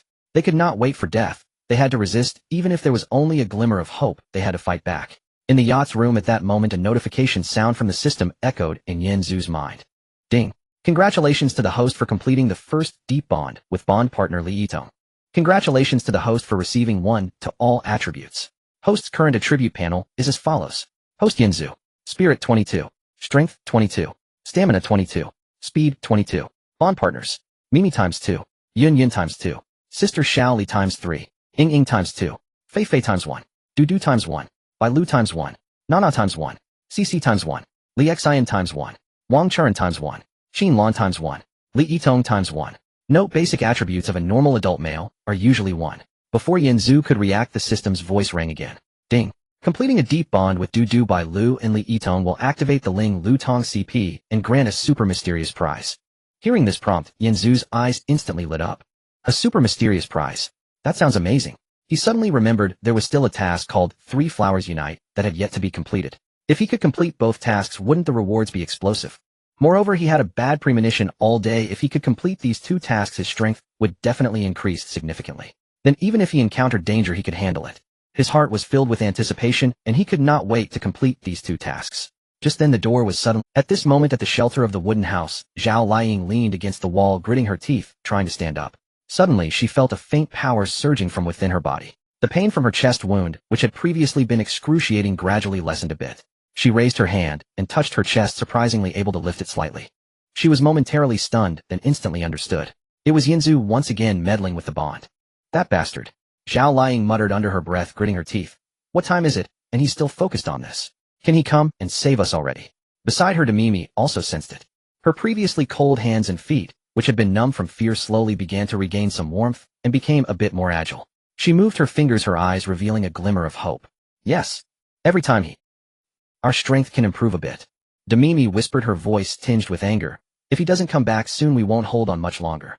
Lu Yifei also felt it. The pain that had almost made her faint had slightly eased. She moved her fingers, her eyes nearly falling shut.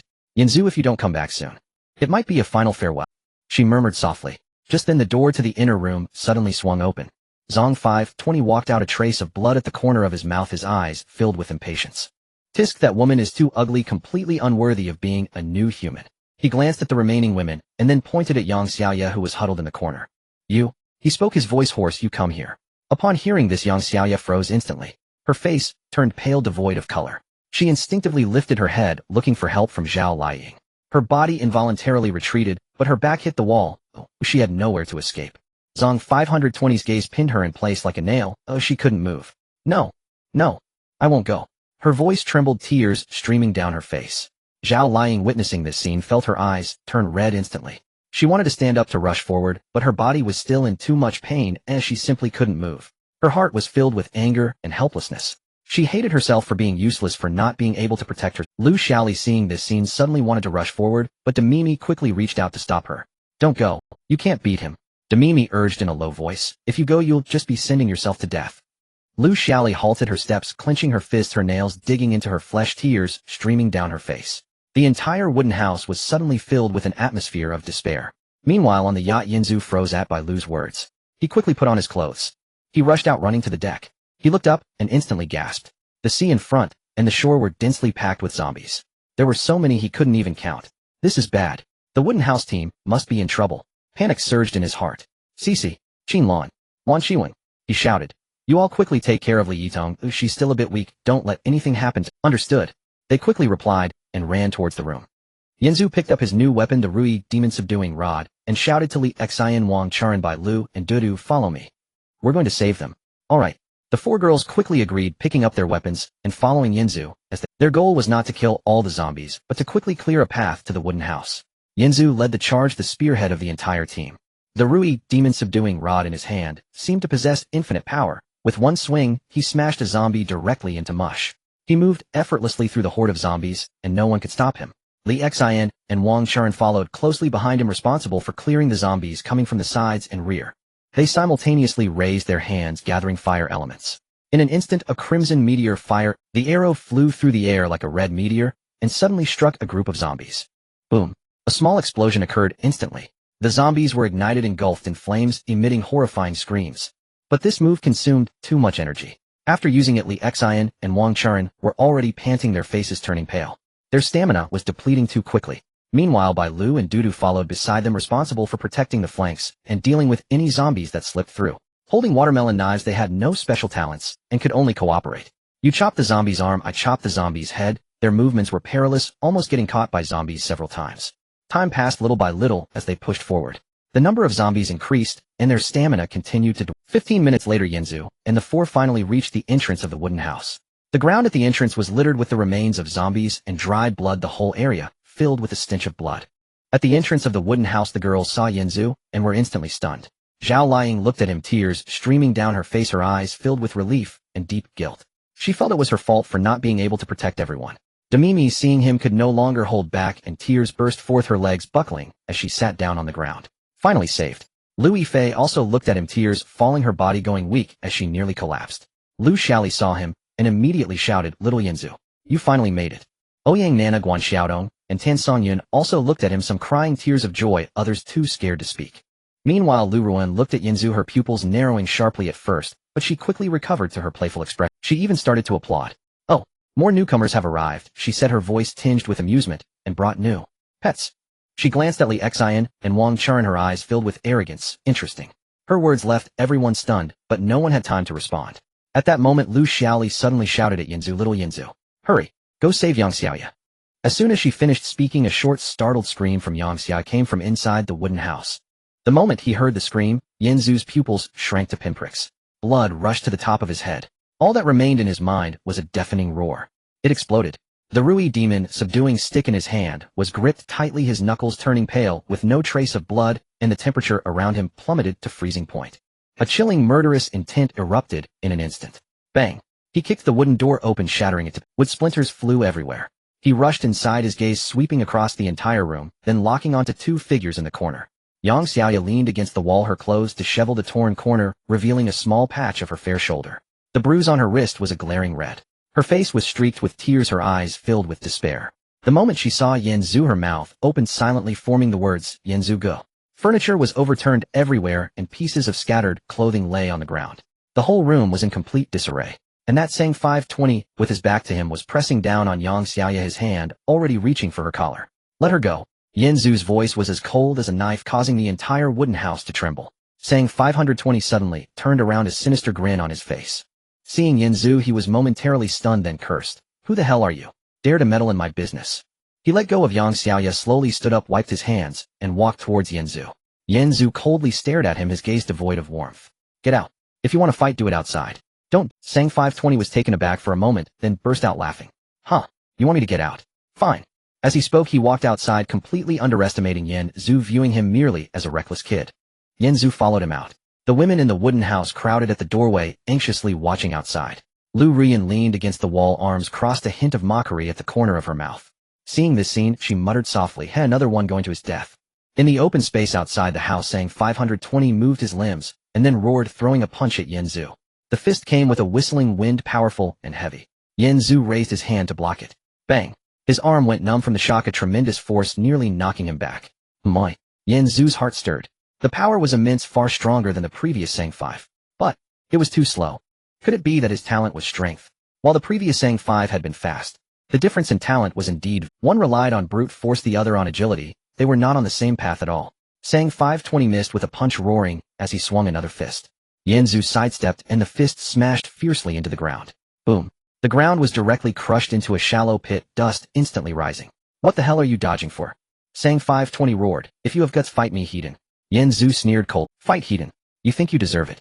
As his voice fell, his speed suddenly surged. Over 20, agility was 20 times that of an ordinary person.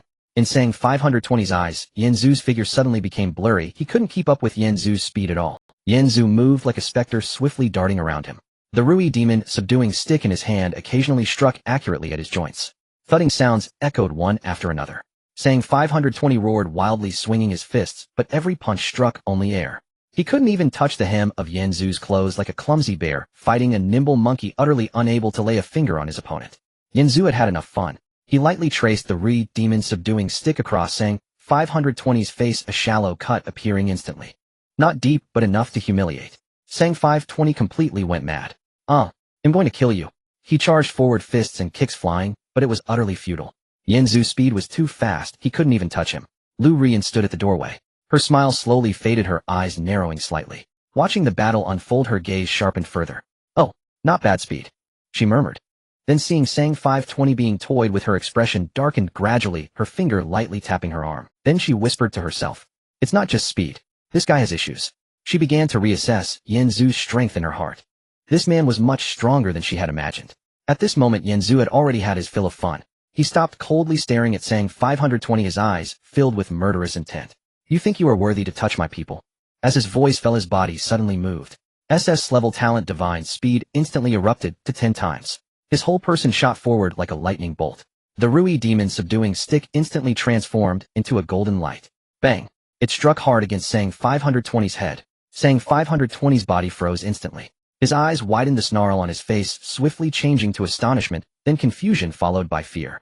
But it was already too late. His body flew out like a rag doll, crashing heavily to the ground. He twitched twice, dead beyond resurrection. The women at the door erupted at once. Zhao Liang clenched her fists tightly, her nails nearly digging into her flesh. Seeing this scene, tears of grievance streamed down her face instantly. I'm sorry, I couldn't. Thankfully you came back." She covered her face and cried out, "Oh, just moments ago, she truly thought they were all going to die." Lu Xiaoli jumped up. "Xiaoyan, you're amazing," she cried. "That bastard. Finally dead. Serves him right for bullying people. He's getting his comeuppance now. You scared me to death. I thought we were all going to die." Thank goodness. Thank goodness, Yen Zhu came. Ouyang Nana and Guan Xiaodong, the two girls, were frightened, hiding behind, but upon seeing Sang 520 dead, they also breathed a sigh of relief. They quietly said, "So satisfying. That bastard finally got his retribution."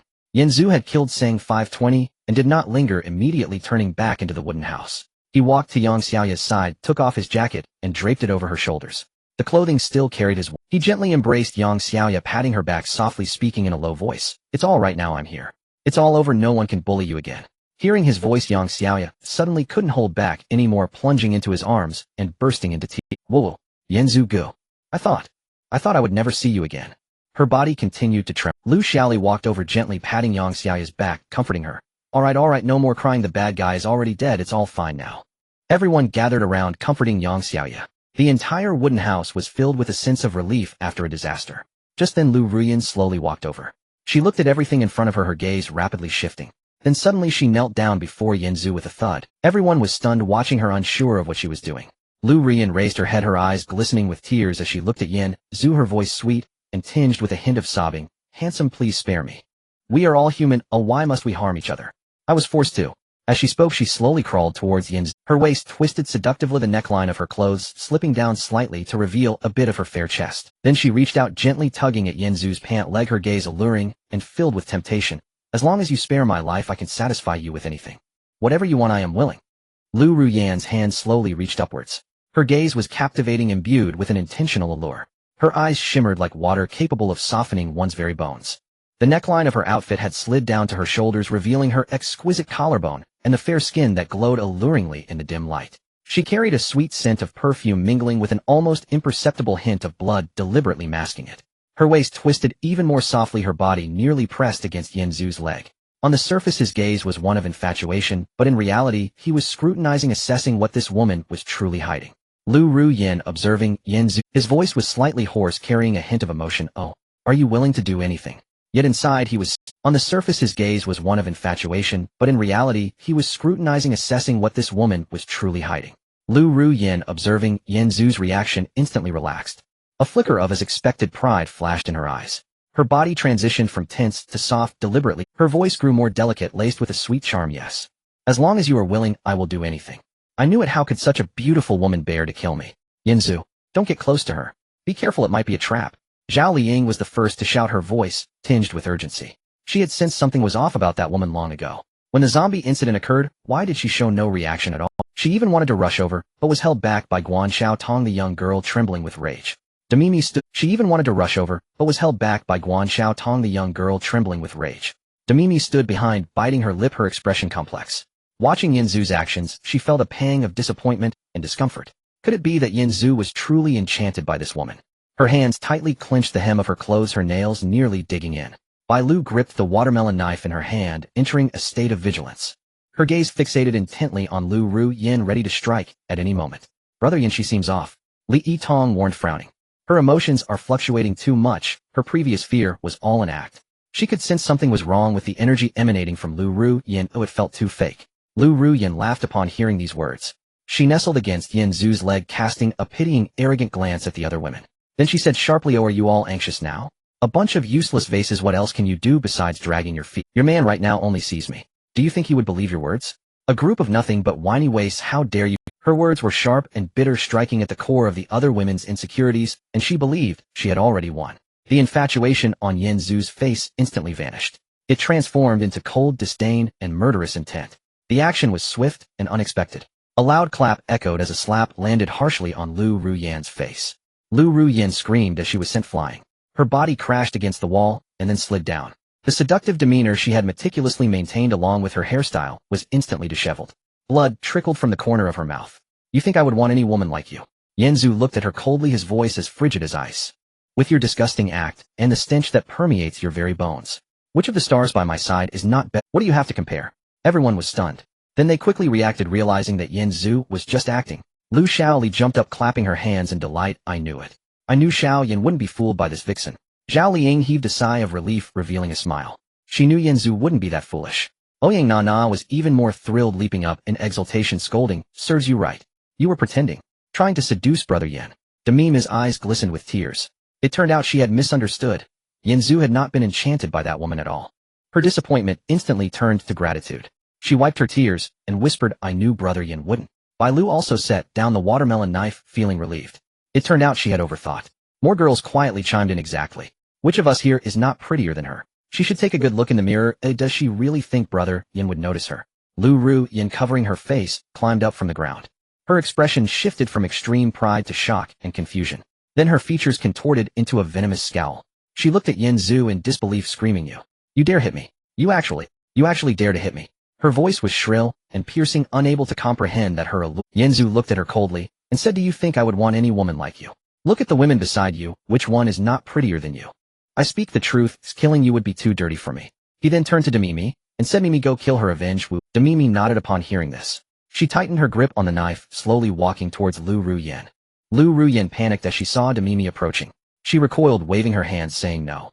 No. I still have value. I know the secret of the zombies. I know. There's an even more powerful zombie on another island. The zombie incident is merely the weaker vanguard. I can tell you everything I know. Please don't kill me. Her voice trembled with fear stripped of the arrogance and allure she had before, leaving only dread. Mimi paused, turning to Yen Zhu, waiting for his decision. Yen Zhu pondered for a moment, then shook his head. We cannot provoke them yet. We need to quickly enhance our overall strength and establish a safer shelter. Mimi nodded upon hearing this. She gripped the knife tightly and walked towards Lu Ruyan. Lu Ruyan looked at her, her eyes filled with despair. She knew she could not escape. Then in the moment Mimi's knife came thrusting toward her, the last flicker in her eyes was not one of resentment, but an eerie glimmer, even a hint of mockery.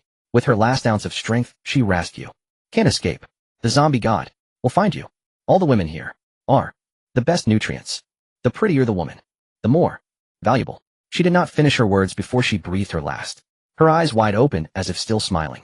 Yen Zhu's brows furrowed tightly, but there were more important matters to attend to. He needed to quickly verify his thoughts. He then looked meaningfully at Mimi and Zhao Liying, three flowers working together. Then he turned to Du Du and Bai Lu Ling Lu Tong CP. With 3 people bonded, why not have 4 or 5 people bonded? Yen Zhu glanced at the girls beside him. Mimi's left arm was still bleeding. She had been scratched by a zombie while trying to shield herself. Zhao Liying's shoulder was also injured. She had overexerted herself while shooting an arrow, causing an old wound to flare up. Chun Juling clutched her stomach, feeling discomfort after being knocked by a zombie.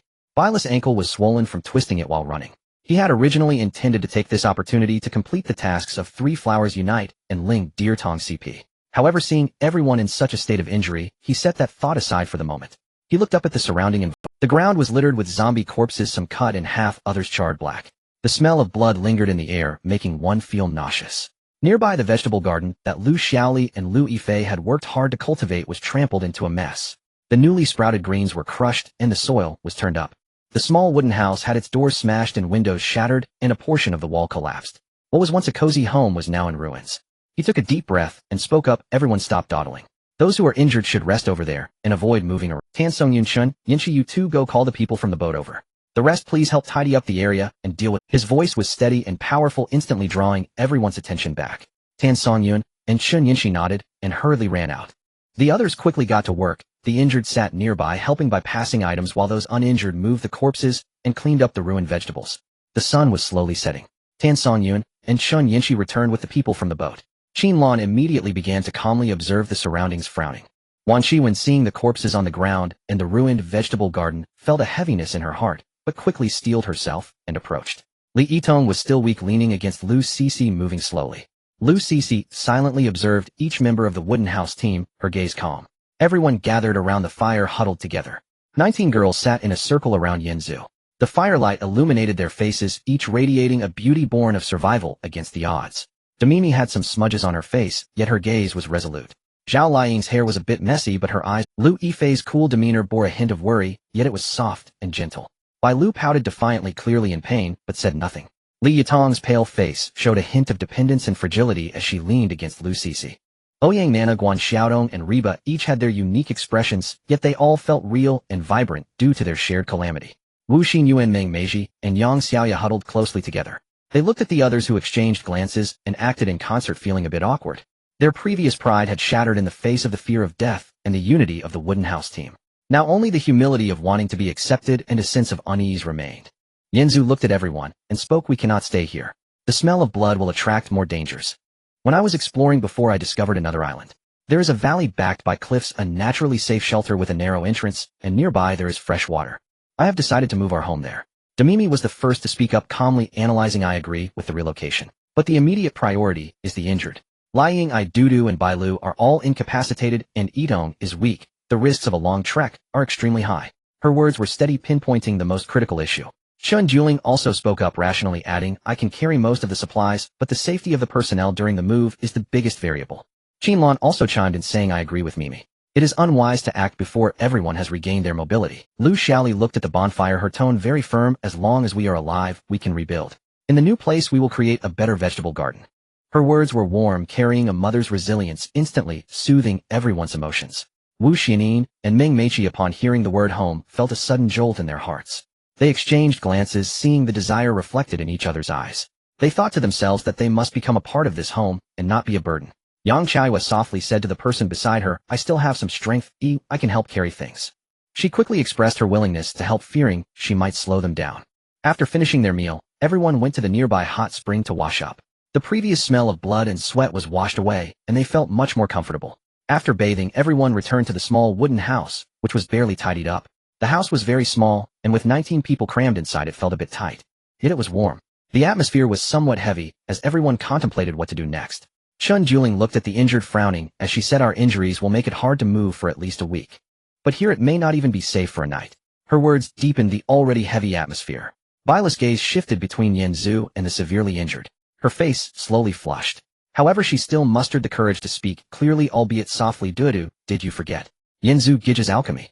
That can help us recover quickly." As her words fell, the wooden house was instantly enveloped in a subtle silence. The veteran team members with varied expressions felt a bit embarrassed, yet no one opposed. Demimi felt a slight blush on her ears. However, she quickly managed her expression. She and Yen Zhu exchanged a brief glance, nodding almost imperceptibly. Ouyang Nana's eyes widened in surprise. Then she covered her mouth, her eyes sparkling as they darted between several shy sisters and Yen Zhu. Finally, she burst into laughter, teasing, "Oh dear, are we about to start a group therapy session?" Wan Qiwen first exclaimed, "Ah," and then quickly understood. Her face instantly flushed red. However, looking at the weak Li Yitong and the injured, she scoffed, "This damned world. As long as we can survive, who cares about anything else?" Li Yitong upon hearing this felt a blush rise on her pale face. Yet she leaned a bit closer to Lu Sisi and quietly said, I will listen to Yenzu Gige." She held complete trust and reliance on Yenzu. Lu Sisi also felt a slight flush on her face. However, she said nothing and simply tightened her support for Li Yitong. Her gaze was clear as she looked at Yenzu, her intentions obvious. She supported him. Wu Xinyuan, Meng Meiji, and Yang Xiaoya were completely bewildered. They quietly asked the person beside them, and upon receiving an explanation, their faces instantly turned as red as apples. Wu Xinyuan felt a storm brewing inside her. From extreme embarrassment and shock, she looked at the man across the bonfire, who brought her a sense of security. Then she scanned the area, noticing that although everyone was shy, no one truly opposed, and the trust among the veteran team members was palpable. The remnants of her star-like pride dissipated entirely. In its place was a strong desire to survive and a longing to become one of them. She thought to herself, dignity. What does it matter in the face of survival and having such companions? Meng Mai's thoughts were even more direct. She had seen Zhao Liang's archery skills and Yang Mi's command firsthand. She thought to herself that she needed strength not to be protected, but strength to fight side by side. She yearned for power, as she wanted to become strong and fight alongside everyone. Wu Xingyuan and Meng Meiji looked at the veteran team members who had not yet begun to act. Suddenly the two of them stood up and walked toward Yenzu. They slowly knelt before him. Their faces were as red as ripe apples, but their gazes were resolute. I want to learn alchemy. I want to learn alchemy. Everyone had just finished their baths. Their hair was still damp, draping over their shoulders, carrying a faint fragrance. Inside the wooden house, it was warm and filled with moisture mingled with the fragrance of the girls. Yenzu looked at the two girls kneeling before him, and his heart jolted. He originally thought that at most only a few veteran team members would be willing to cooperate. To his surprise, it was the two of them, the previously most arrogant starlets. Wu Xingxuan's hair was just washed, still wet, with a few strands sticking to her cheek. Her face was flushed from the heat of the bath with droplets of water still not wiped away. But her gaze was strikingly bright. It was a light that had reformed after being shattered. Before the apocalypse, she was always exquisite proud, like a princess on high. But now she knelt on the ground, her shoulders slightly trembling. Her face was as red as if it were about to bleed. Yet her eyes showed no sign of retreat. It was a determination born from a sense of shattering. Meng Meiji stood beside her, her back straight. Her hair was simply tied in a ponytail, but a lot of wet strands had fallen down. Her hands tightly clutched her clothes, her knuckles turning white. Clearly she was also extremely nervous. Yet her eyes carried an unyielding spirit. Now she had always wanted to prove herself, not wanting to be a burden. She had finally found a way to prove herself. The two of them put down all their pride and reserve, just to fit into this team, to become a part of this family. He took a deep breath and spoke softly. Have you all thought it through? Wu Xinchuan bit her lip, her voice trembling slightly, but determined. Yes. Yenzuga, we have thought it through. We want to practice alchemy. As soon as the words were out, the girls nearby burst into excitement. Ouyang Nana laughed brightly, her eyes shining. Two new students again. This healing class is getting livelier. Wan Qiwen playfully hit her. You little girl, don't. They're both already nervous enough. Reba nodded with a smile. Ooh, she was already a veteran. Yes, don't be too nervous. Practicing alchemy. It's actually not that difficult. It will be over soon. Chun Juling gently looked at them, handing over 2 tissues. Wipe your sweat. Don't be afraid, Yenzuga. We'll be very gentle. The veteran members smiled knowingly. The new members, though still a bit confused, also revealed admiring glances at everyone. Yanzu nodded, taking out a small copper furnace from his pocket. It was the ancestral alchemy furnace he referred to. It was palm-sized, copper-colored, and felt warm to the touch. He placed the furnace in the center of the floor. Then he looked at them. Who wants to go first? Meng Meiji bit her lip and moved a little forward. I'll go first. Her voice was a bit strained, like she was boosting her own morale. Meng Meiji squatted in front of the furnace. Her hands tightly gripped her pants, palms sweaty. She could feel everyone's gaze on her. That feeling made her feel so ashamed that she wanted to find a crack in the ground, but she gritted her teeth and remained still. She remembered when the zombies charged at them, and she could only hide behind. Remembered Zhao Liying shooting down a zombie with one arrow. She recalled Yanzu standing in front of everyone, shielding them. She didn't want to be that burden who could only hide behind it. She also wanted to have the strength to protect herself and everyone. So what was a bit of shame? Yanzu looked at her, his voice gentle, afraid of scaring her. Don't be afraid, just blow gently at the furnace. Just like blowing out a candle. Meng Meiji nodded, slowly moving closer. Her warm breath blew over the copper furnace and onto Yanzu's hand. Time passed little by little. Meng Meiji gradually relaxed from her initial stiffness. She could feel a warm power slowly spreading throughout her body from the furnace. The previous tension and shame gradually faded away. What replaced it was an unprecedented sense of solidity. It felt like she had truly integrated into this collective. No longer the outcast. Yanzu looked at her, his heart softening immensely. This girl was truly giving her all. He silently vowed to protect her well in the future, ensuring she would not regret today's decision. Half an hour passed quickly. Alchemy succeeded. Obtained healing elixir X1. Meng Meiji breathed a sigh of relief, collapsing onto the ground. Her face bore a slightly pale exhaustion, but her eyes were incredibly bright. She had done it. She had really done it. Next it was Wu Xingxuan's turn. Wu Xingxuan was even more nervous than Meng Meiji. Her legs trembled as she squatted down. Next it was Wu Xingxuan's turn. Wu Xingxuan was even more nervous than Meng Meiji. Her legs trembled. The same process, the same warmth. Wu Xingxuan transitioned from initial shyness to later relaxation. She too felt an unprecedented sense of belonging. Another half hour passed. Alchemy succeeded. Obtained healing elixir X1. Yanzu frowned as he looked at the 2 warm elixirs in his hand. Something was wrong. It wasn't enough. There were 4 injured. Demimi's left arm, Zhao Liying's shoulder, Chen Juling's abdomen, and Bila's ankle. 2 elixirs were simply insufficient to distribute. Just then a small figure suddenly stepped forward beside him. Yang Xiaoya clutched her clothes tightly, her face flushed, and softly said, Yanzu, go. I also want to practice alchemy. Yang Xiaoya had already made up her mind. Sister Xinxuan and Sister Meiji had succeeded. They could put aside their reservations for this family. Why couldn't she? She couldn't just sit aside while watching everyone help. She also wanted to help. She wanted to be a part. She didn't want to be that person who only dragged others down anymore. Yanzu was taken aback, looking at her Xiaoya. Yang Xiaoya firmly nodded, her eyes sparkling. I've made up my mind. I also want to help with alchemy. Her demeanor was a bit awkward, but immensely sincere. No sooner had she spoken than another person stepped forward. Chen Yanqi. This time she also proactively stepped forward. Her face was also flushed, but she quietly said, Yanzu, go. I want to join too. Chen Yanqi had thought a lot as well. Everyone was contributing to this family. Why couldn't she? She also wanted to do her. Moreover, she secretly glanced at Yanzu. She also wanted to have that closer connection with him, like everyone else. She wanted to truly be a member of this family. Looking at the 2 girls who had stepped forward, everyone was stunned. Then everyone's eyes revealed a sense of emotion. This was their team. No matter who it was, they were willing to give every. Yanzu looked at them, his heart warm and fuzzy. He nodded, his voice slightly choked. Good. Good. You have worked hard. Next was Yang Xiaoya, followed by Chen Yanqi. Yang Xiaoya was very nervous, but she was very serious. She awkwardly blew at the furnace, her face turning bright red. But she did not retreat. Chen Yanqi, although very shy, was equally determined. She quietly completed the entire process. Another hour passed. Alchemy succeeded. Obtained healing elixir X1. Alchemy succeeded. Obtained healing elixir X1. Finally the 4 elixirs were complete. Yanzu handed the 4 warm elixirs to the 4 injured members. Here, take the medicine. Demimi took the elixir without hesitation and swallowed it directly. The elixir melted in her mouth, and a warm current instantly spread throughout her body. She looked down at her left arm. The wound that had been bleeding moments ago was healing at a visible rate. The bleeding quickly stopped. The wound gradually smoothed out, leaving only a faint mark in the end. She moved her arm. It didn't hurt anymore. Not at all. Demimi was stunned, her eyes filled with shock. This is too magical, right? Zhao Liying also took the elixir. The soreness from her old shoulder injury instantly vanished. She pulled her bow and tested her strength. Not only was there no pain, but her strength seemed even greater than before. After Bai Lu took the elixir, the swelling in her ankle quickly subsided. She stood up, took a few steps, and jumped. She was completely fine, just like before her injury. Chen Juling took the elixir, and the uncomfortable feeling in her abdomen also disappeared instantly. She felt revitalized. Looking at the 4 injured members who instantly returned to normal, everyone was amazed. My God, This elixir is incredible. This is too magical. It's more effective than the special medicines from the hospital. Yanzu Gu, your ancestral alchemy technique is amazing. Yanzu smiled, remaining silent. Only he knew that this was not any alchemy technique. It was the strength they had earned with their courage and trust. It was the most precious bond of this family. That night, everyone quickly tidied up their belongings. They took everything they could carry. The destroyed wooden house and trampled vegetable garden were left behind. But they knew as long as people were still there, the family would remain. Early the next morning, everyone returned to the yacht.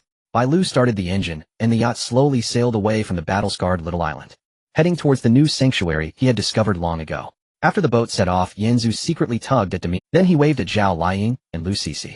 The three girls were momentarily stunned.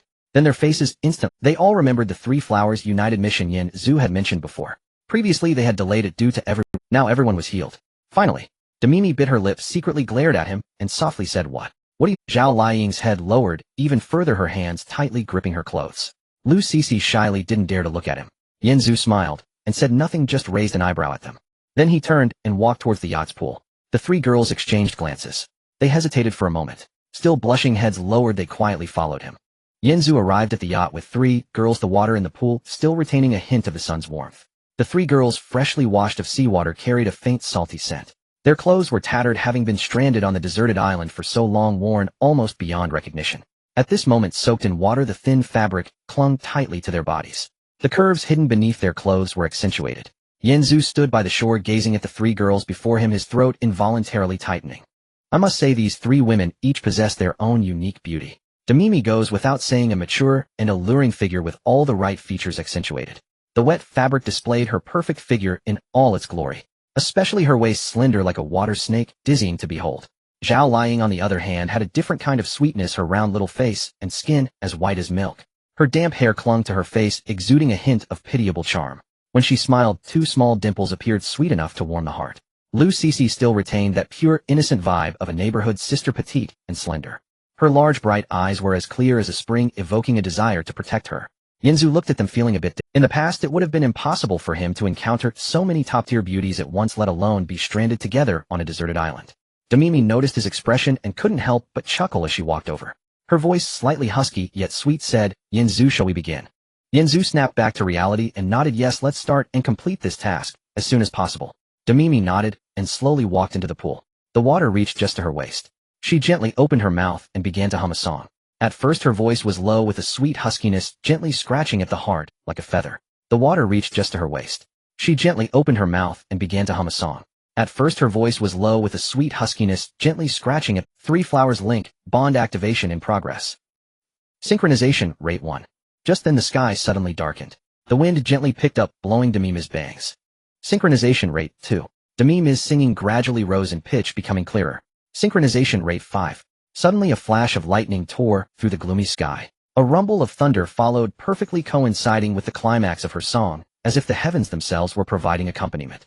Zhao Liying, seeing this, couldn't help but walk over and stepped into the pool as well. She opened her mouth and began to sing along with Demimi. Her voice was a bit sweeter, carrying a hint of youthful softness.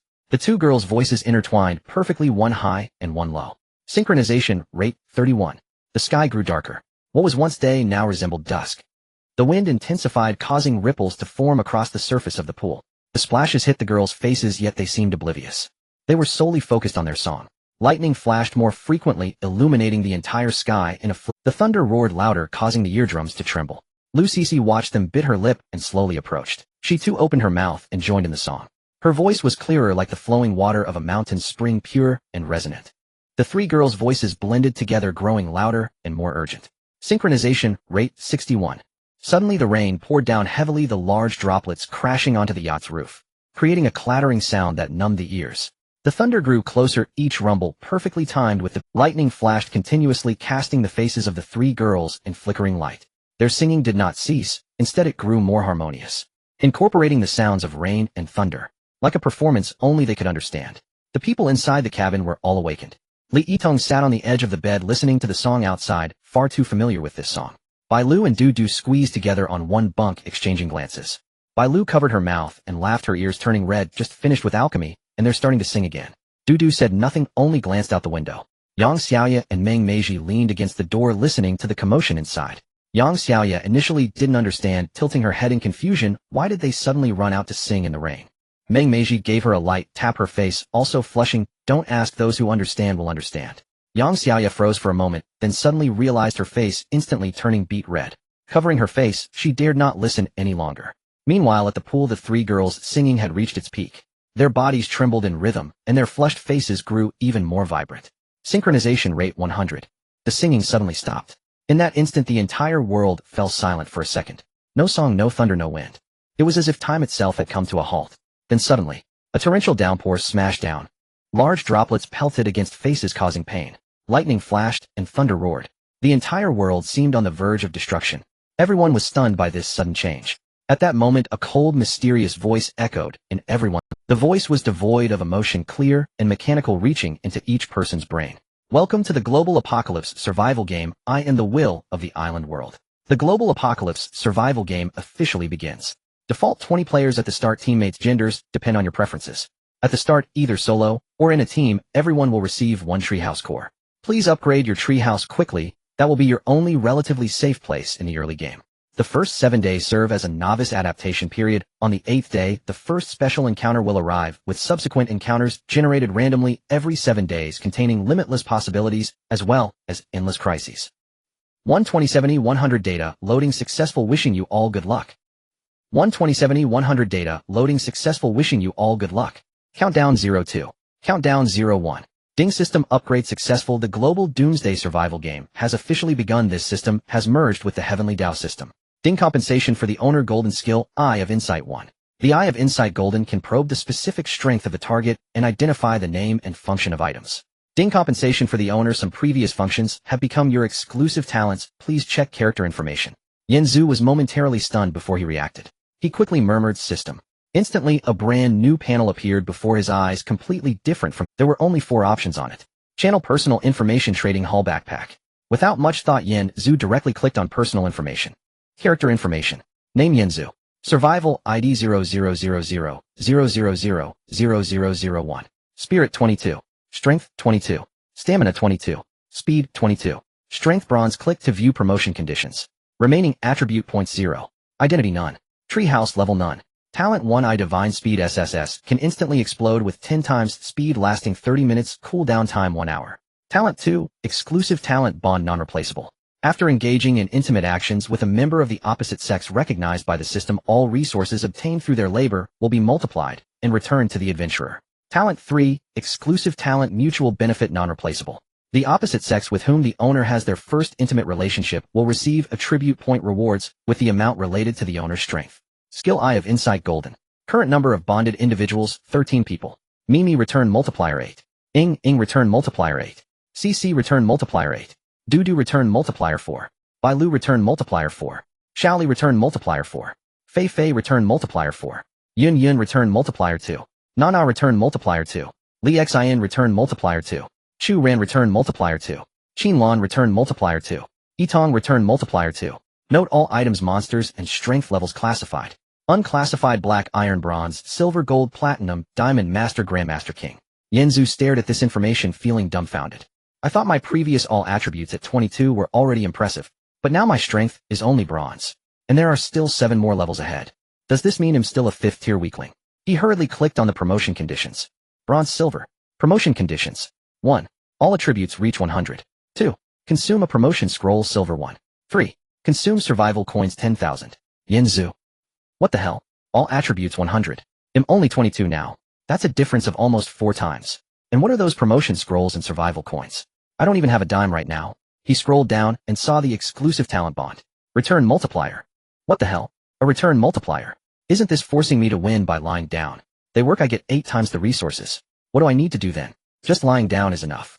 Yen Zhu was dazed. This system really wants him to be a hands-off manager. How enjoyable. Then he noticed the skill of Eye of Insight. Oh. This skill can see other people's attributes.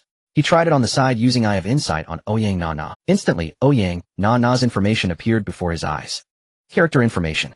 Name Ouyang Na Na. Survival ID 0000000002. Spirit 2. Strength 2. Stamina 2. Speed 2. Strength unclassified. Remaining attribute points 0. Identity none. Treehouse level none. Talent none. Yen Zhu is amused. This skill is interesting. Nana is clearly a 000 personnel. All attributes 2. Strength is still unclassified.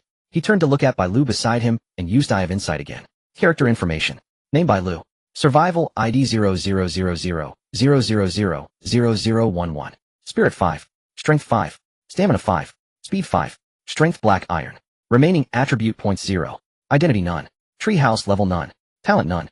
Yanzu suddenly realized. Oh, so Black Iron is all attributes 5. Then Bronze is all attributes 10. Or is it all attributes 20? Turns out I thought I was impressive, but am just barely stuck at the threshold of Bronze. He then opened his backpack to see what items he had. In the backpack there were only 2 items. The first was the Rui Demon Subduing Stick. Rui Demon Subduing Stick Bronze. Strength 99. Evaluation. A marvelous item that can be big or small. Demons bow their heads before it, and women feel flustered upon seeing it. Yanzu's eyes lit up. What the hell? This weapon is really impressive. Strength 99. If I wield this, won't my strength immediately exceed 100? My strength would surpass the standard for silver. This is incredible. Then the second item was the Treehouse Core. Treehouse Core Unclassified. Evaluation. Creates a private treehouse sanctuary. Close the door, nothing can be heard outside, only the strongest in the team deserve to own it. Suggestion: find a suitable place to build the treehouse as soon as possible. Yanzuo. Close the door and nothing can be heard outside. Isn't this convenient for business? Does this system really understand? After reading, he prepared to click on the channel to see what was there. Are there other players? Are there any messages? Suddenly, just as he wanted to view the channel's information. Bang! A loud noise exploded suddenly. The entire yacht shook suddenly. Yanzu was originally standing by the pool, and with this shake, he lost his balance. Splashed. He fell directly into the pool. He quickly looked up and saw a huge tentacle slamming down from the side of the boat. That tentacle was thicker than a person's waist. Yanzu was startled and hurriedly used Eye of Insight to scan it. Giant King Octopus. Great Aberrant Beast. Size giant, 5 meters long, tentacles as thick as tree trunks. Strength Bronze. Habitat: deep sea around islands, reef waters, foggy coastal areas. Evaluation. Looks slow and easy to bully, but its defense is top-notch, and it is very delicious, extraordinarily delicious, super invincibly delicious. Weakness: the eyeballs are soft and fragile, and the soft parts of the body fear flames and piercing damage. Yanzu. What the hell? Are they starting me off with a bronze-level creature? But what the hell does super invincibly delicious mean? Is everything fully quantified? If I kill this thing, will it drop equipment? Yanzu said to the starlets. Return to the cabin first, you are not its opponents. I'll deal with it myself. Yanzu gazed at the giant king squid before him, his eyes narrowing. He tightened his grip on the Rui Demon Subduing Staff, eager to test the power of the bronze monster. In an instant he unleashed his extraordinary speed talent. He shot out of the swimming pool like a bolt of lightning, leaving only an afterimage in the torrential rain. The giant king squid had yet to react. Its tentacles were just about to strike the glass of the yacht when it suddenly felt a gust of wind rushing toward its eye. It tried to evade, but it was already too late. Yanzu thrust the Rui Demon Subduing Staff forward with force, striking precisely at its eyeball. Puff! A light sound echoed. The squid's massive body abruptly froze. Then its tentacles instantly. Congratulations to player Yanzu from Area 1314. The first to kill the bronze-level monster Giant King Squid. Reward 1 bronze treasure chest. This is an official announcement. The system announcement instantly resonated throughout the entire region. Meanwhile, the corpse of the Giant King Squid transformed into countless shimmering particles, dissipating into the sea. All that remained was a bronze treasure chest, which automatically dropped into Yanzu's system backpack. He was momentarily stunned before hastily opening his backpack. There were now 2 bronze treasure chests in his backpack. One dropped from the squid, and the other was a first kill reward. Bronze treasure chest. Grade bronze. Description: a plain bronze chest with an unremarkable texture containing some exclusive little surprise. Whether it yields good things depends on fate. Note: the treasure chest is not tradable. Yanzu. What the heck? The dropped treasure chest is actually... He was still thinking about having Yingbao open it to see if he could get an 8-fold return. Just then a flurry of hurried footsteps suddenly came from inside the yacht. When the squid collided with the boat earlier, all the girls had hidden inside the cabin. Now that they heard it was quiet outside, they dared to come out. Rebo was the first to rush out, her hair still wet. Seeing Yanzu standing at the edge of the boat, she quickly shouted, "Are you okay?" Then she suddenly widened her eyes, pointing at her panel. "Yanzu, Gidge, hurry, and look at the regional channel. You're famous." Yanzu was taken aback and quickly concentrated on the system, opening the channel interface. 3 options appeared on the screen. World channel, regional channel, private channel. He first clicked on the world channel. It was empty with no messages at all. It seemed the world channel was not yet open. He then clicked on the regional channel. Entered Area 1314, current number of survivors in the area 99968, 100,000. Yanzu. What the hell? How long has it been since the start? 32 people have already died. This is absurd. Before he could process it, he saw a flood of messages in the regional channel. First, there was a blood-red server-wide announcement that had been pushed to the top. Then a barrage of chat messages followed. Guyihan, wow. You killed a bronze monster so quickly. Yanzu, I am Peng Yu, Yin, please support me. Yu Yanzu, you're too awesome. Need a partner. I can warm your bed. Look at my long legs. Image Lin Wan Xing, Yanzu Gij. Take me to play, okay? I will listen to you whatever you want me to do. My legs are longer and slimmer. Look. Image. Qin Lai, the person above, send me the image privately. 1 survival coin to buy 1.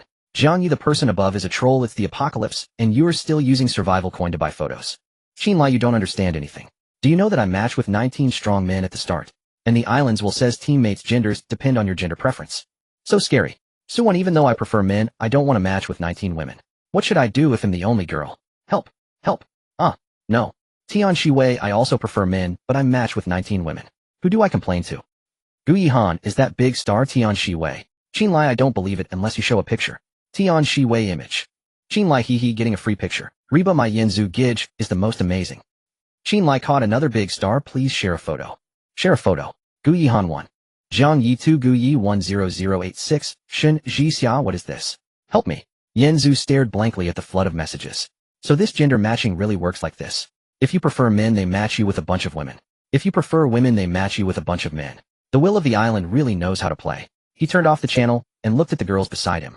Rubbing his head, he said, just now I killed the giant king squid and got a bronze treasure chest plus a first kill reward. Now I have 2 treasure chests. I wonder what I can open. Ouyang Nana's eyes lit up upon hearing this. She hurriedly leaned over, pulled Yanzu's arm, and pouted. Yanzu, go. Hurry and open it. I really want to see what's inside. The other girls also curiously gathered around. Yanzu smiled and nodded. He reached out and opened the first bronze treasure chest. Buzz. A dazzling golden light instantly radiated from the chest. Congratulations, you have received 100 survival coins. Congratulations, you have received 100 giant king squid meat bronze. Congratulations, you have received 1 jumping candy bronze. Then he clicked on the second bronze treasure chest. Another burst of golden light. Congratulations, you have received 100 survival coins. Congratulations, you have received 1 treehouse upgrade voucher black iron. Congratulations, you have received 2 jumping candies bronze. Yanzu quickly checked the information on these items one by one. First was the survival coin.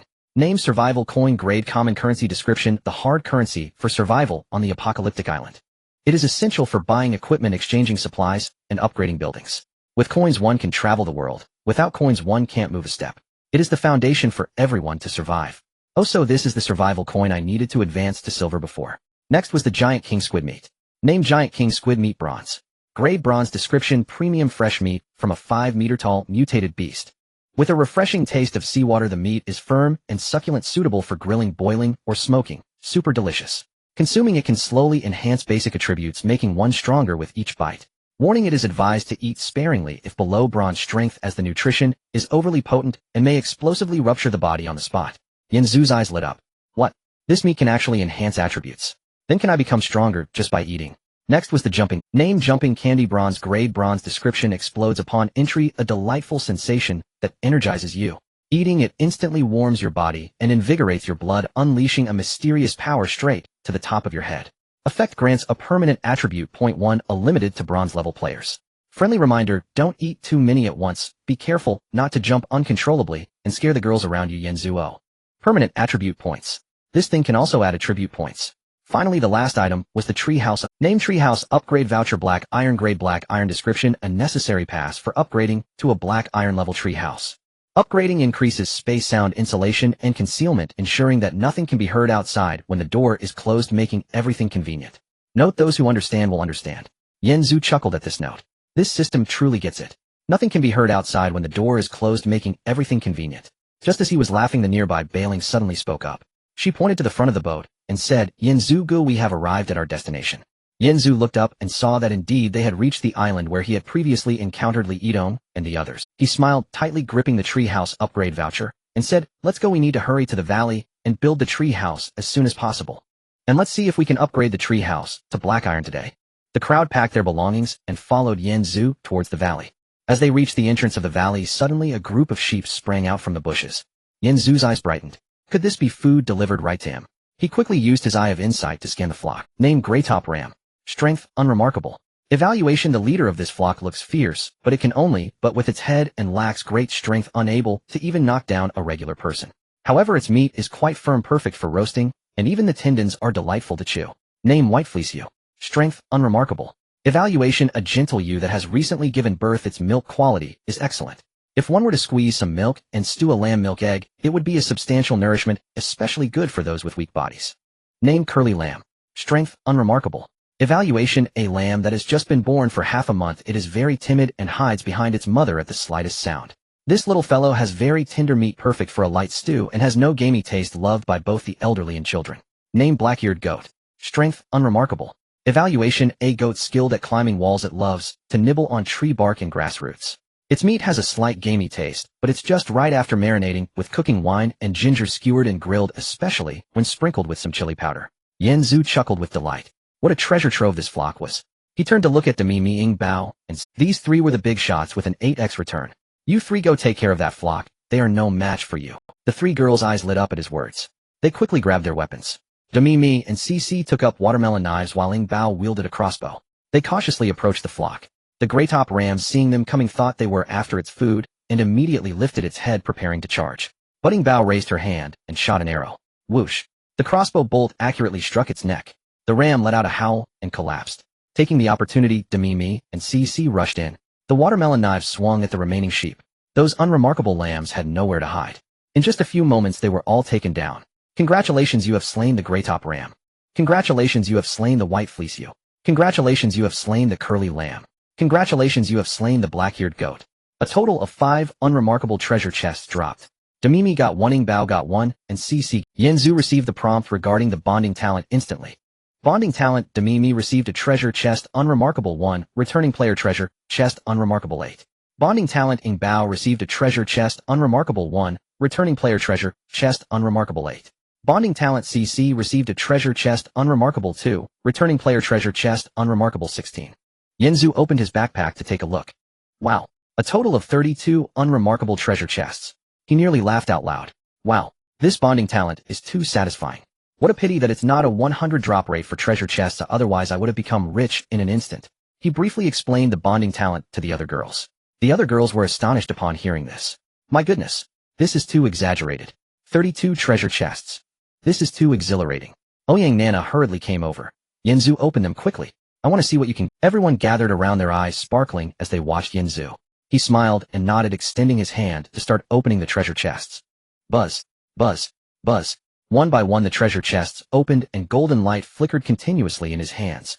In just a few seconds, all 32 treasure chests were opened. Congratulations, you have obtained survival coins 35. Congratulations, you have obtained white fleece ewe meat unremarkable 10. Congratulations, you have obtained premium lamb meat unremarkable 15. Congratulations, you have obtained black-eared goat meat unremarkable 10. Congratulations, you have obtained fresh sheep milk unremarkable 10. Congratulations, you have obtained popping candy unremarkable 20. Everyone looked at the pile of items that came out, all ecstatic. My goodness, this is such a bountiful harvest. With this, they wouldn't have to worry about food for several days. And popping candy, that's an excellent item for adding attribute points. They remained happy for a while, before continuing deeper into the valley, starting to search for a suitable place to build. After searching for a long time, it was Dudu who finally found a perfect spot. It was a flat grassy area backed by a rock wall. Above the rock wall was a small waterfall below, which formed a shallow pond. Next to the pond there were a few wild fruit trees, already bearing small fruits. This place was simply perfect. Backed by the rock wall there was no worry of being ambushed from behind, while the open grassland in front allowed them to see any movement. Moreover, with the waterfall and pond there was a direct water source, and the wild fruit trees ensured they wouldn't have to worry about food. Everyone nodded in satisfaction. This is it. Yanzu took a deep breath and took out the core of the tree house. He gently placed the core in the center of the grassy area. Buzz. A soft green light instantly radiated. The ground trembled slightly. Then everyone saw countless roots and vines suddenly emerge from the ground. Rustle, rustle. That was the sound of leaves unfolding. The fresh scent of wood and the fragrance of rustle, rustle. That was the sound of leaves unfolding. The fresh scent of wood and the fragrance of soil instantly spread. In just a few seconds a tree house that blended with nature appeared before everyone. Congratulations, you have successfully established an unremarkable tree house. Everyone was left dumbfounded. My goodness, this is too magical. This tree house actually grew by itself. Yanzu quickly used his eye of insight to scan the tree house. Unremarkable tree house can change fate. Strength, unremarkable. Area, 50 square meters. Upgrade conditions, unremarkable black iron. 1. Consume survival coins 1000. 2. Treehouse upgrade ticket black iron 1. 3. Wood black iron 1000. Evaluation, a basic small treehouse generated using the treehouse core. It looks shabby and can barely shelter from wind and rain. Yanzu pushed open the door and walked inside. Inside it was empty with a small light sphere in the center, emitting white light, illuminating the entire room. Curious, Yinzu leaned closer. As soon as he touched the light sphere, the scene outside suddenly appeared before his eyes. At that moment, the cold voice of the system echoed. Yinzu, what's wrong? Tan Zaiwei replied instantly. Yinzu, speak your mind, beauty won't help me. Tan Zaiwei, hey, don't all men like this. Don't be so cold. Tan Zaiwei, boss, I just opened a treasure chest and got this. Wanna see me wear it? Tan Zaiwei picture. Yinzu opened it to see a plain bikini. Quality mediocre. Stamina 1. Evaluation, wearing it by the pool might have unexpected effects. Yinzu replied seriously, I don't lack women. Tan Zaiwei, you jerk, I wasted so much time talking to you. Tan Zaiwei, actually am asking if you have any food to trade. Our team found several outdoor treasure chests by the beach and got 6 axes picture. Yinzu, sure, what food do you want? I have mutton, do you want some? Picture. Goat meat. That's real meat. Our group of girls is starving. She quickly replied, I want it. Can I trade 4 axes for 10 portions? We just need 2 for ourselves. Yinzu was delighted, he was just short on wood. Yinzu, alright, deal. Soon the trade was completed. Yinzu received 4 axes and quickly used his eye of inspection. 4 axes mediocre. Quality mediocre. Strength 1. Evaluation, a small beginner's axe, just enough strength for tree chopping. Yinzu nodded after reading it. Not bad, just what he needed. With this, chopping trees would be much faster. He turned and called everyone over. Everyone gather around, let's plan today's activities. Hearing this, everyone gathered, their eyes shining with anticipation, waiting for Yinzu's arrangements. Yinzu took out the 20 packs of popping candy mediocre from his backpack. Did it take this and distribute it first to those who haven't reached black iron strength yet to boost their attributes. Duda nodded, eagerly took it, and smiled up at Yinzu. Okay, brother Yinzu. I promise to distribute it well. Then Yinzu looked at Ing Bao and the others. Ing Bao, take Dudu by Lu Xiaoli and Lu Yifei with the 4 axes to chop trees on the back mountain. We need 1,000 pieces of wood to upgrade the tree house. Do your best. Ing Bao, take Dudu by Lu Xiaoli and Lu Yifei with the 4 axes to chop trees on the back mountain. Then he turned to Demimi and Lu Sisi. Demimi, take a team to the east coast to check it out. Lu Sisi, take a team to the west forest to see if there are any treasure chests or wild monsters. Be careful, if you encounter something you can't handle, run away immediately. Don't fight recklessly. Both nodded. Demimi smiled. Don't worry, Yinzu, we understand. Lu Sisi also nodded. We will be careful. Soon everyone set off. In the treehouse, only Yinzu and Wan Shiwen remained. Yinzu smiled at her. Shiwen, let's stay here and see what can be traded in the market. We still need 1,000 wood to upgrade the treehouse, and we are short of 765 survival coins. Ing Bao is taking a team to chop wood plus the rebates. It should be enough, but survival coins are hard to obtain. We can trade some meat for them. Ing Bao is taking a team to chop wood plus the rebates. It should be enough. The two sat on the treehouse floor and opened the trading interface. Yinzu listed the excess mutton and goat milk from his backpack. At the start, everyone lacked food. These items should sell well. Sure enough, as soon as they were listed, they were snatched up in an instant. In no time, he earned several hundred survival coins. Wan Kaiwen's eyes lit up at the speed. Wow, that was fast. Yinzu smiled. Of course, who doesn't lack food now? These are hard currency. As he spoke, he continued to browse through the trading items, looking for anything he needed. Wan Shiwen also leaned over, helping him check the prices, softly reminding. Yinzu, isn't the price of this meat a bit? Will others be able to afford it? Her breath lightly brushed past Yinzu's ear, carrying a faint Yinzu's heart couldn't help but race a little faster. He turned his head and met her gaze, and her face instantly flushed, retreating slightly, feeling a bit shy. No problem. Everyone is lacking food. This price is just right. Yinzu quickly looked away and continued scrolling through the trading items. As he flipped through, he suddenly spotted something. Brand new black stockings too. Trade for food. Yinzu's eyes brightened instantly. Black stockings. He instinctively looked over at Wan Shiwen. Yinzu looked at her and couldn't help but smile. He walked over and gently pulled her into his embrace. Silly girl, what are you thinking about? He whispered in her ear, laughing softly. They all look good, they all look good. My favorite is still Xiaotong's long leg. Guan Xiaotong's ears instantly turned bright red. Her body softened and leaned against him, softly muttering, you bad guy. Just know how to bully others. Though she said that, her hands obediently accepted the black stockings. Wan Shiwen, watching from the side, couldn't help but blush, gently biting her lip and smiling shyly. Guan Xiaotong, blushing, hid in the corner of the tree house, turning her back to them as she slowly began to dress. Her waist was slim, her shoulders delicate. Even her silhouette revealed a hint of youthful beauty. Soon she turned around. Yinzu looked up and was instantly mesmerized.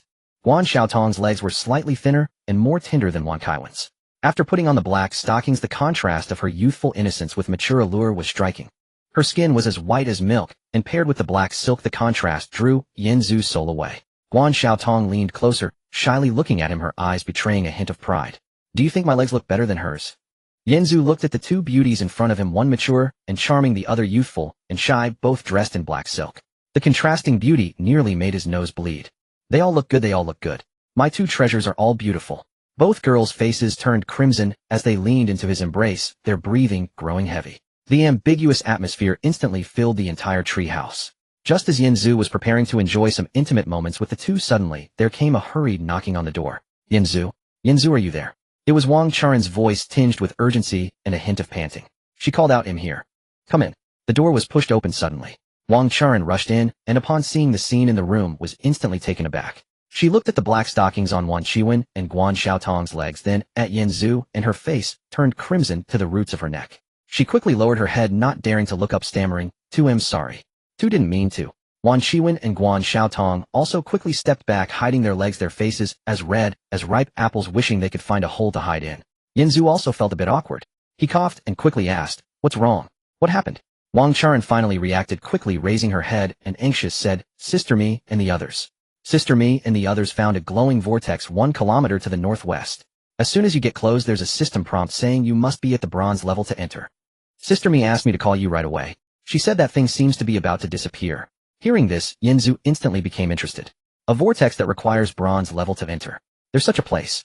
He quickly looked at Wan Qiwen and Guan Xiaotong, whispering to them, "Be good, wait for me to come back. We'll continue tonight." Both girls' faces turned even redder. They nodded and softly murmured in agreement, their eyes filled with a hint of anticipation. Yinzu smiled, then said to Wang Charen, "Let's go, take me to see." Wang Charen nodded and quickly turned to lead him outside. On the way, she didn't dare to look back, her face still red. Soon they arrived at the valley in the northwest. In front, there was a vortex emitting blue light spinning there, the surrounding air carrying a hint of coldness. As soon as Yinzu approached, the system's voice suddenly sounded. "Do you wish to enter the special secret realm Echoes of the End Time Silent City? Entry requirement Bronze. Description 1. The secret realm contains infinite possibilities, but also endless dangers. Description 2. If you encounter a secret realm and do not dare to enter, you are unworthy of being a man. If you have no courage, spit. Note the secret realm will disappear in 10 minutes. Disappearance countdown 600. 599. 598. Do you wish to enter?" Yinzu stared blankly at this prompt. What the heck? This system even uses psychological tactics. Unworthy of being a man. Spit, you big head ghost. He couldn't help but complain. But then he thought, wait, this secret realm has a time limit of 10 minutes. If he missed it, it would be gone. Moreover, there must be good things inside, otherwise the system wouldn't pull such a stunt. If he could get some good items in the secret realm, the subsequent survival would be much easier. Don't forget, there's also the threat of... He turned to Dammy Me and the others, and said, "Mimi, I'm going in to take a look. This is an opportunity, but it may also be a trap. If I don't come out in 2 hours, you immediately lead the team back to the treehouse, and increase vigilance, prioritizing safety. If I don't have news for a long time, you will temporarily be in charge of the team." Dammy Me nodded, looking at him with some concern. "Be careful. If there's any danger, hurry, and come out, don't force yourself." Yinzu smiled and reassured her, "Don't worry, I'll be fine." Then he took a deep breath and said to the system. As soon as he finished speaking, he felt a tremendous force pulling from the vortex. In an instant, he was sucked inside. A bone-chilling coldness rushed at him. He felt as if he had passed through a water curtain, and then the scene before him changed. No longer a valley on an island, but a silent city. Crumbling skyscrapers stood crookedly, riddled with bullet holes and claw marks. On the streets, frozen vehicle wrecks were piled everywhere. Thick white snow covered the ground, crunching underfoot. The entire world was grayish-white, terrifyingly quiet, with only distant occasional inhuman howls breaking the silence. At that moment, the system's voice rang out again.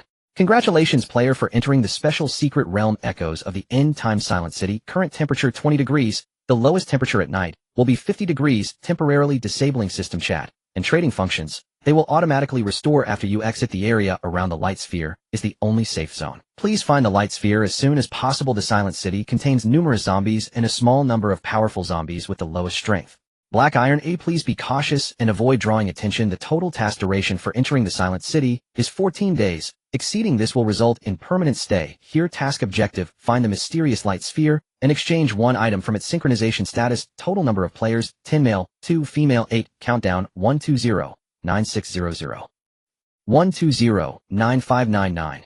120-9698. Yinzu was momentarily stunned. 14 days. Permanently stay if time is exceeded. Before he could react, suddenly a girl's scream came from ahead, followed by an angry voice. "Shun Chang. You bastard. You just left me to save yourself." Then a man's voice followed, tinged with panic and guilt. "Yeah, I'm sorry. Otherwise we both wouldn't escape. I will avenge you." Then came the sound of zombies roaring.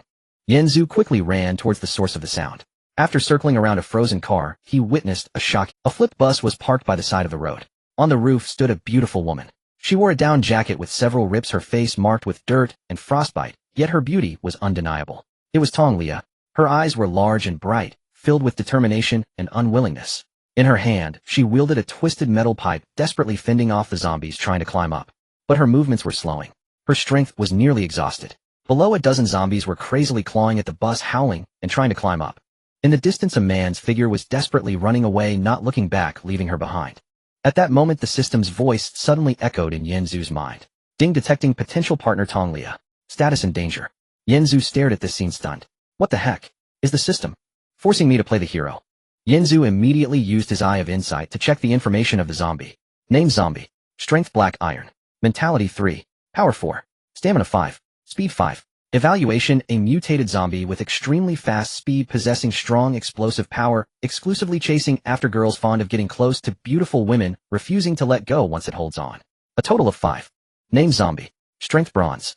Mentality 15. Power 16. Stamina 17. Speed 20. Evaluation: a fierce and lustful high-level zombie goes mad upon seeing a girl and rushes forward, clinging and sticking clothes with tough skin that is hard to hit. It won't stop until it makes the person blush. Name zombie 404. Strength bronze. Mentality 60. Power 75. Stamina 99. Speed 50. Evaluation: a fierce and deadly 4th-generation zombie with tough skin and flesh that are difficult to hit, usually aloof and unapproachable, but unable to move upon seeing a beauty. It seems to have an instinctive aversion to pure yang energy and peachwood artifacts. Damn, is it this hard right from the start? This zombie's attributes are much higher than mine. He quickly glanced around the environment. Abandoned cars, tilted street lamps, and shattered glass everywhere. His mind immediately calculated the situation. 5 black iron speed types, 10 bronze brute force types, and 1 attribute dominating zombie.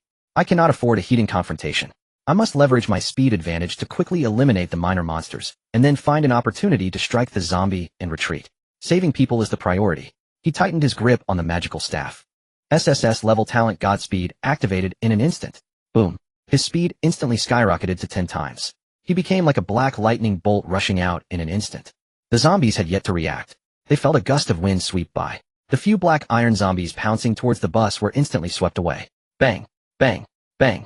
Several muffled sounds. Those zombies slammed directly against the wall. Congratulations, host, you have killed a black iron zombie, gaining 1 black iron treasure chest.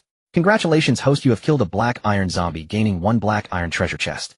Congratulations, host, you have killed a black iron zombie, gaining 1 black iron treasure chest. Congratulations, host, you have killed a black iron zombie, gaining 1 black iron treasure chest. Congratulations, host, you have killed a black iron zombie, gaining 1 black iron treasure chest. The 5 black iron zombies were instantly cleared. Then he rushed to the side of the bus. Tong Lia was still swinging a steel pipe desperately. When she saw the sudden shadow rushing towards her, she was startled. Before she could react, she was suddenly picked up by someone. Just then a bronze zombie lunged at her from the side. Its claws were almost clawing at Yanzu's back. Without even looking, Yanzu sidestepped and kicked the door of the nearby abandoned car. Clang! The heavy steel door was kicked away by him and smashed right onto the zombie. The massive sound shook the entire street. Then that bronze zombie was directly flattened. Congratulations, host, you have killed a bronze zombie, gaining 1 bronze treasure chest. This loud noise instantly attracted the attention of the nearby zombie 404. It suddenly turned its head, its blood-red eyes fixed on Yanzu. Kid, you are looking for death. Its hoarse voice sounded like sandpaper scraping against stone. Its body suddenly moved, so fast that it left an afterimage. Yanzu, holding Tong Lia, did not stop his steps and directly circled behind an abandoned bus. Zombie 404's claws slammed heavily against the side of the bus. Boom. The entire bus was directly caved in by its strike. Glass shards splattered everywhere. Seizing the opportunity, Yanzu rushed out from the side, and his magical staff smashed heavily onto its joints. Clang! The sound of metal clashing. The magical staff hitting it felt like striking an iron plate. However, Zombie 404 let out a disgusted roar. Its body instinctively took a step back. He felt a surge of joy in his heart, and immediately seized the opportunity. The magical staff in his hand continuously struck at its weak points. Eyes, joints, back of the neck. Each strike caused Zombie 404 to let out a painful howl, retreating as although its attacks were fierce, they couldn't touch the hem of Yanzu's clothes. Enhanced by Godspeed, Yanzu was faster than it. Its fists missed by just a bit every time, but they could never hit. Damn it. If you have the guts, don't run. Zombie 404 roared in anger. It had never suffered such humiliation. Usually, it was the one chasing others to fight, but today, it was actually being toyed with like a dog. Yanzu ignored it completely. He dodged while looking for opportunities. The time of Godspeed was gradually running out. The remaining 9 bronze zombies had already caught up. Yanzu turned around, swinging his staff, instantly clearing out several of them. Congratulations, host, you have killed a bronze zombie, gaining 1 bronze treasure chest. Congratulations host, you have killed a bronze zombie, gaining 1 bronze treasure chest. Congratulations host, you have killed a bronze zombie, gaining 1 bronze treasure chest. Congratulations host, you have killed a bronze zombie, gaining 1 bronze treasure chest. Congratulations host, you have killed a bronze zombie, gaining 1 bronze treasure chest. Congratulations host, you have killed a bronze zombie, gaining 1 bronze treasure chest. Congratulations host, you have killed a bronze zombie, gaining 1 bronze treasure chest. Congratulations host, you have killed a bronze zombie, gaining 1 bronze treasure chest. Congratulations host, you have killed a bronze zombie, gaining 1 bronze treasure chest. The 10 bronze zombies were also cleared in an instant. Now only zombie 404 was left. However, the time for Godspeed was down to less than 5 minutes. Yanzu felt a sinking feeling in his heart. No more delays. He deliberately slowed down, feigning a weakness. Upon seeing this, zombie 404's eyes turned blood red in an instant. Finally, I've caught you. It lunged at Yanzu, claws outstretched, aiming to tear him apart. Just then, Yanzu's body suddenly sidestepped. Utilizing the last of his Godspeed, he instantly circled behind it. The magical staff in his hand was infused with all his strength. He smashed it heavily onto its neck. Bang! This strike used up all his strength. Zombie 404 instantly froze. Its body collapsed straight down, crashing to the ground and kicking up a cloud of dust. Its gaze was filled with, however, it was not dead. It was merely stunned. Just then, from afar, a sudden surge of screeching roars erupted. Getting closer, Yanzu looked up and saw the end of the street filled with a dark mass, all zombies. At least, and the time for Godspeed was almost up. Yanzu's heart tightened. He could no longer fight, or he wouldn't be able to escape. Without a moment's hesitation, he picked up Tong Lia and turned to run. He dashed towards the nearest hotel. After running for about 20 minutes, he finally reached the hotel's entrance. He kicked open the tightly locked door. He rushed and then closed the door, bracing it with a nearby cabinet. Only then did he let out a sigh of relief. Tong Lia was in his arms, still in shock. She looked up at the man in front of her, her eyes filled with curiosity. Yanzu put her down. Then he quickly surveyed the, confirming that there were no other zombies. He took her to the 8th floor and found a room. He kicked open the door to the room. Then both of them were stunned. The room was covered in dust, but it was evident that someone had lived here before the apocalypse. On the bed, on the bedside table, 2 dried champagne glasses were placed. There was also a box of open condoms. On the floor, scattered tissues lay everywhere. There was also a piece of pink women's underwear thrown in the corner. On the wall by the bed hung a bouquet of long-dried red roses. Clearly, when the apocalypse descended, the 2 people here were engaged in a wild celebration. Tong Lia, witnessing all of this, felt her face flush instantly. She was first taken aback, then a trace of sorrow flickered in her eyes. The once normal life was now a distant and unattainable luxury. Yanzu was also momentarily stunned, but he quickly regained his composure. Don't overthink it.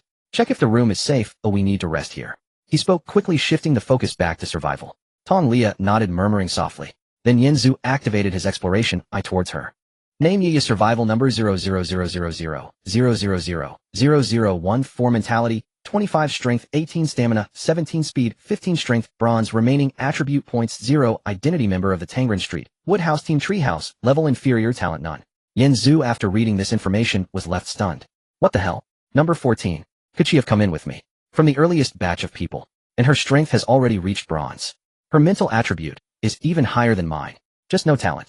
It seems I'm not the only one with a special encounter. He thought to himself. He looked at Tong Lia and asked, how did you get into this secret realm? Tong Lia bit her lip and replied, I discovered a glowing vortex outside with Chen Sheng, and then we came in. Then how did you become so strong? Yanzu asked again. We arrived at the island more than a month ago. Tong Lia spoke softly, her eyes flashing with a hint of fear. Later we found 2 mysterious crystals at the bottom of a glowing pool. They looked like ice but felt warm to the touch. After eating them we became stronger. Yanzu's heart stirred at this revelation. So, were there any side effects after eating them? Tong Lia's body suddenly trembled. Her eyes turned fearful in an instant. I felt soreness all over, my stomach exploded with pain, and my bones felt like they were shattered and reassembled. She paused, then continued, but after a few days it felt better, and my strength increased. But, Chen Sheng. She paused here, her voice trembling. He became very strange after eating them. He became stronger, but his eyes were always off. He secretly approached 2 other boys in the team, and afterwards they were inseparable. Yanzu's heart sank at this revelation. So that's how it is. The side effects of these mysterious crystals are not only desire, but it can also distort a person's orientation. He felt a sudden surge of vigilance. I've encountered similar things that enhance strength, but the methods are different, Yanzu said, seriously looking at her. At that moment Tong Lia suddenly frowned. She gritted her teeth and reached for her thigh. However, after reaching for a long time she couldn't touch it. Yanzu noticed something was off with her. What's wrong? I have a wound on my thigh. Tong Lia's face flushed instantly as she spoke softly. It's on the inner side, I can't reach it. Can you help me a bit? Yanzu was taken aback for a moment, then nodded. Okay, just bear with it. He took out the remaining medicine from the system back. Then he had her sit on the bed. "I'm coming." He crouched down and gently lifted her pant leg. Indeed, on the upper inner side of her thigh, there was a long scratch. It was still oozing blood. If left untreated in this low temperature, it could easily become infected. Yanzu's expression was focused without a hint of distraction. He first cleaned the surrounding blood with a clean cloth. Then using the medicine, he gently washed the wound. Tong Lia's body trembled slightly from the pain, but she gritted her teeth and remained silent. She lowered her head looking at Yanzu's profile. Under the night light his features were clear and defined, and his serious demeanor was exceptionally attractive. Her heart began to race unexpectedly. Chen Shang would now only look at her with disdain, while this man before her had saved her life. Now he was seriously helping her tend to her wound. There was not a hint of disrespect. Indeed, absolutely none. The contrast was too stark. A strange feeling suddenly rose in her heart. She felt a little moved and a bit shy. Soon Yanzu had finished treating the wound. He carefully bandaged it with gauze, then let out a sigh of relief, beads of sweat already forming on his forehead. All done. Be careful not to get it wet. In this environment, an infected wound would be troublesome. He stood up and said. Tong Lia's face reddened as she softly said, "Thank you. It's nothing." Yanzu shook his head. The two found a place to sit down. Time passed slowly, and soon the outside world darkened and the temperature plummeted. 20 degrees, 30 degrees, 40 degrees. Finally, it dropped directly to 50 degrees. Breathing turned to ice. There was no heating in the room, no stove. The dilapidated air conditioner had long since stopped working. The walls were the thin sheets did nothing to block the biting cold. Tong Lia trembled all over, her lips turning purple. She hugged her arms, her teeth chattering uncontrollably. "It's so cold." Her voice shook. Yanzu felt the biting cold too. He knew that if this continued they would really freeze to death. He remained silent for a second, then spoke. "To survive, we must share our body heat. This was the only way. There was no other choice." Tong Lia was startled for a moment, and then her face flushed deeply. But she also knew there was no other option. She nodded in silence. Yanzu walked over and gently embraced her from behind. The warmth from his embrace instantly enveloped her. Both of them slept fully clothed. Yanzu used his body to block the drafty window. At first they were both quiet, but soon the biting cold made them unable to resist the urge to get closer to each other. Tong Lia gradually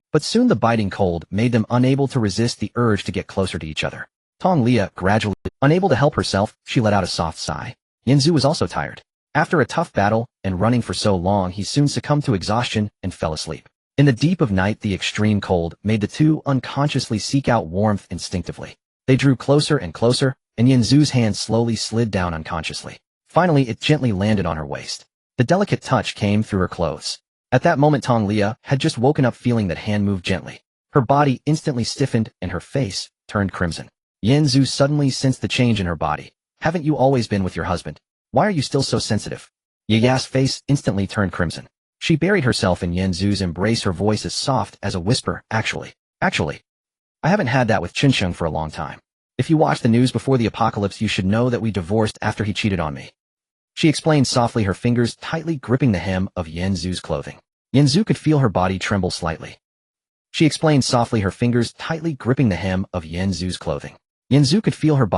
He. The rest of her words were stuck in her throat. She buried her face deeper, her ears flushed bright. After hearing this, Yanzu smiled knowingly. He didn't say a word, only held the person in his arms tighter. The warmth from his embrace seeped through her clothing little by little. A night of silence. The next morning. Task countdown 115-9200. 115-9199. 115-9198.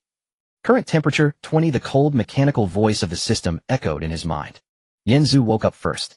Outside the window, intermittent inhuman howls could be heard. There was also a harsh sound of something heavy dragging across the ice. But more often there was a suffocating absolute silence that could swallow one's heartbeat. The eerie stillness of the desolate city made it hard to breathe. He turned his head to look at Yaya, who was still asleep in his arms. Her long eyelashes lay on her eyelids like small fans. The tip of her nose was red, and her gentle breath brushed against his chest. Her sleeping face was peaceful and adorable, a stark contrast to her panicked demeanor from yesterday. He couldn't help but lean down and gently kiss her lips. Then he began to sort through the spoils from yesterday. First there were the 5 black iron treasure chests dropped after defeating the black iron zombies. He opened them one by one. In total he only obtained 10 survival coins. Yanzu, what's going on? Why are these treasure chests different from the previous ones? Why are there only survival coins? He cursed wildly in his heart, and hurriedly took out the 10 bronze treasure chests that had dropped yesterday. This time he opened them carefully. As a result, he obtained a total of 2,000 survival coins. Yanzu. Damn, could it be that the treasure chests here only drop survival coins? But it seems like the survival coins here drop at twice the rate of the outside. What am I supposed to eat for these 14 days? The food I previously obtained has already been given to Wan Chiwen and the others. He frowned, and then opened the system's bond return record. Lumber subpar 1650 survival coins 20 Nong Fu Springs subpar 16 iced tea subpar 10 herring canned food subpar 30 compressed biscuits subpar 10. Upon seeing the last line, Yanzu instantly let out a sigh of relief. Fortunately, there are still compressed biscuits. Otherwise I would have to eat herring canned food, which I absolutely can't tolerate. Thinking of the companions back at the treehouse, his gaze softened. I wonder if they are doing well over there. They should be fine, especially with Ying Bao and the others around. Their combat strength is much higher than the others. He was lost in thought for a few seconds when he felt the person in his arms move slightly. Yiya opened her eyes, paused upon seeing Yanzu's face, and then realized she was still in his embrace. Her face turned bright red in an instant, and she quickly shrank away from him, retreating to the other side of the bed, tightly hugging the blanket. I. She stammered, too embarrassed to lift her head. Yanzu smiled and shook his head. It's okay, I don't mind. A brief awkwardness settled between them, but it was soon broken by their tacit understanding. Yanzu took out 2 pieces of compressed biscuits and a bottle of iced tea, handing them over. Let's eat something first. Yiya nodded, accepted the items, and started to nibble on them. Yanzu also ate a piece, then reached out to roll up. He checked the wound from yesterday. It's healing nicely, no infection. Only 1,157,398 seconds left for the task. We need to quickly find the location of that mysterious glowing orb. We still don't know the conditions for the exchange task. Yiya nodded and hurriedly finished the remaining biscuits. I'll follow your lead. The two tidied up a bit, and then opened the door, stepping outside to explore. The streets were covered with thick ice. Abandoned cars were haphazardly parked at the roadside, covered in frost. Passing by a jewelry store, Yanzu, in the display window, those expensive jewels were all coated in frost. Once invaluable diamonds could now not even be exchanged for a loaf of bread. Further ahead was a massive billboard frozen in a promotional scene, with a star beaming brightly, creating a bizarre contrast to the dead silence of the apocalypse. Occasionally the roadside broadcast would crackle, with intermittent white noise. Then it quickly returned to silence. The two hadn't walked far before they encountered several wandering black iron zombies. Yanzu's expression sharpened as he whispered to Yiya, "Watch your flanks, don't let them surround us." Yiya nodded and immediately assumed a defensive stance. Yanzu's body suddenly sprang into action. His divine speed talent activated instantly. He charged forward like a bolt of lightning. In just a few seconds, all the zombies were dispatched. It was clean and efficient without any hesitation. Yanzu turned back and smiled at her. "Not bad, your reflexes are quick." The two continued walking forward, gradually becoming familiar with each other's coordination. Just then a piercing scream suddenly echoed from a distance. "No, don't come over. Help." It was a woman's voice. Yanzu's pupils constricted sharply. He grabbed Yiya and immediately dashed towards the source of the voice. After running a short distance, they spotted a standalone villa. At the villa's entrance was a long drag mark that extended into the house. In the air lingered a faintly sweet and foul odor. Those who inhaled it felt their stomachs churn. Yanzu wasted no time and kicked open the villa's front door. Boom. The door shattered upon impact. The scene inside was instantly revealed to the two of them. In the living room, there was even an unextinguished fire pit. The warm temperature created a strange contrast with the frigid cold outside. Beside the fire pit stood 2 bronze zombies. Their hands moved over the woman's pale face with an almost gentle yet irresistible force. The cold breath blew against her neck. On the ground lay 3 women. 2 of them had vacant stares and dazed expressions. Though their bodies trembled instinctively, they resembled puppets that had lost their souls. They showed almost no reaction to external stimuli. Their skin bore numerous eerie purple-blue marks looking at. The remaining woman was struggling desperately. Her eyes were filled with bloodshot veins, tears mingled with fear streaming down her cheeks. Upon seeing Yanzu, an explosion of joy erupted in her previously desperate gaze. "Help! Help me!" she shouted using all her strength. Then, as if she thought of something, she screamed frantically at Yanzu. They are being controlled by someone. That person is nearby. Please hurry." Before she could finish, one of the zombies suddenly covered her mouth. Then it pressed her down to the ground. Yanzu's expression instantly turned cold. Controlled by someone. "You. Die." Yanzu did not dare to be careless, as he was uncertain when the person behind the scenes would return. "Yiya, go around to the right and use that sofa as cover." Yanzu lowered his voice, quickly devising a strategy. Yiya nodded and immediately moved. Meanwhile, Yanzu charged straight at the 2 bronze zombies. Their crimson eyes fixed intently on him. They abandoned the woman on the ground and lunged at Yanzu. He was already prepared, sidestepping one of their attacks. He reached out and grabbed the zombie's arm. With a sudden force, he flung it towards the nearby bonfire. Boom. Half of the zombie's body crashed into the bonfire. Sparks instantly scattered everywhere. Meanwhile, she picked up a shard of a broken vase from the ground and suddenly jabbed it at the back of another zombie. Stab. The shard drove directly into the zombie's nape. The zombie, in pain, abruptly turned its head towards Yiya. Yiya was prepared and quickly ducked behind the sofa. The zombie's claw slammed against the sofa, shattering a chunk of the solid wood. Wood chips flew everywhere. The battle instantly intensified. Yanzu had dealt with the zombie that had been burned by. He charged over and struck the zombie's head with a punch. Bang! The zombie's head exploded. Black-red blood splattered all over Yanzu. Congratulations to the host for killing the bronze zombie, gaining a bronze treasure chest. 1 on Yaya's side, another zombie broke through the sofa's barrier and lunged at her. Yaya had no time to dodge and could only raise her arm to block. Hiss! The zombie's claws tore through her arm. A line of blood instantly welled up. Be careful! Yanzu shouted, rushing over. He pulled Yaya behind him and struck the zombie's head with a club. The power of the demon-slaying club erupted instantly. The zombie didn't even have time to scream before it collapsed. Congratulations to the host for killing the bronze zombie, gaining a bronze treasure chest. 1 few. Yanzu sighed in relief. His arm also bore a small cut from the zombie's claw.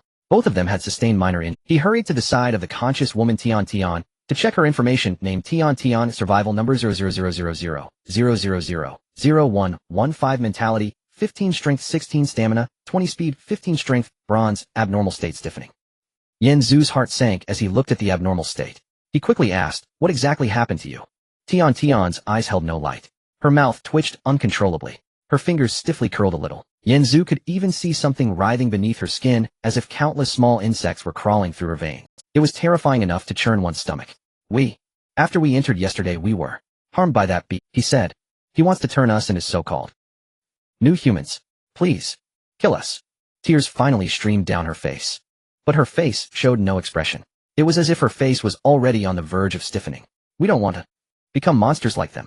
It will come back soon. Please. Please.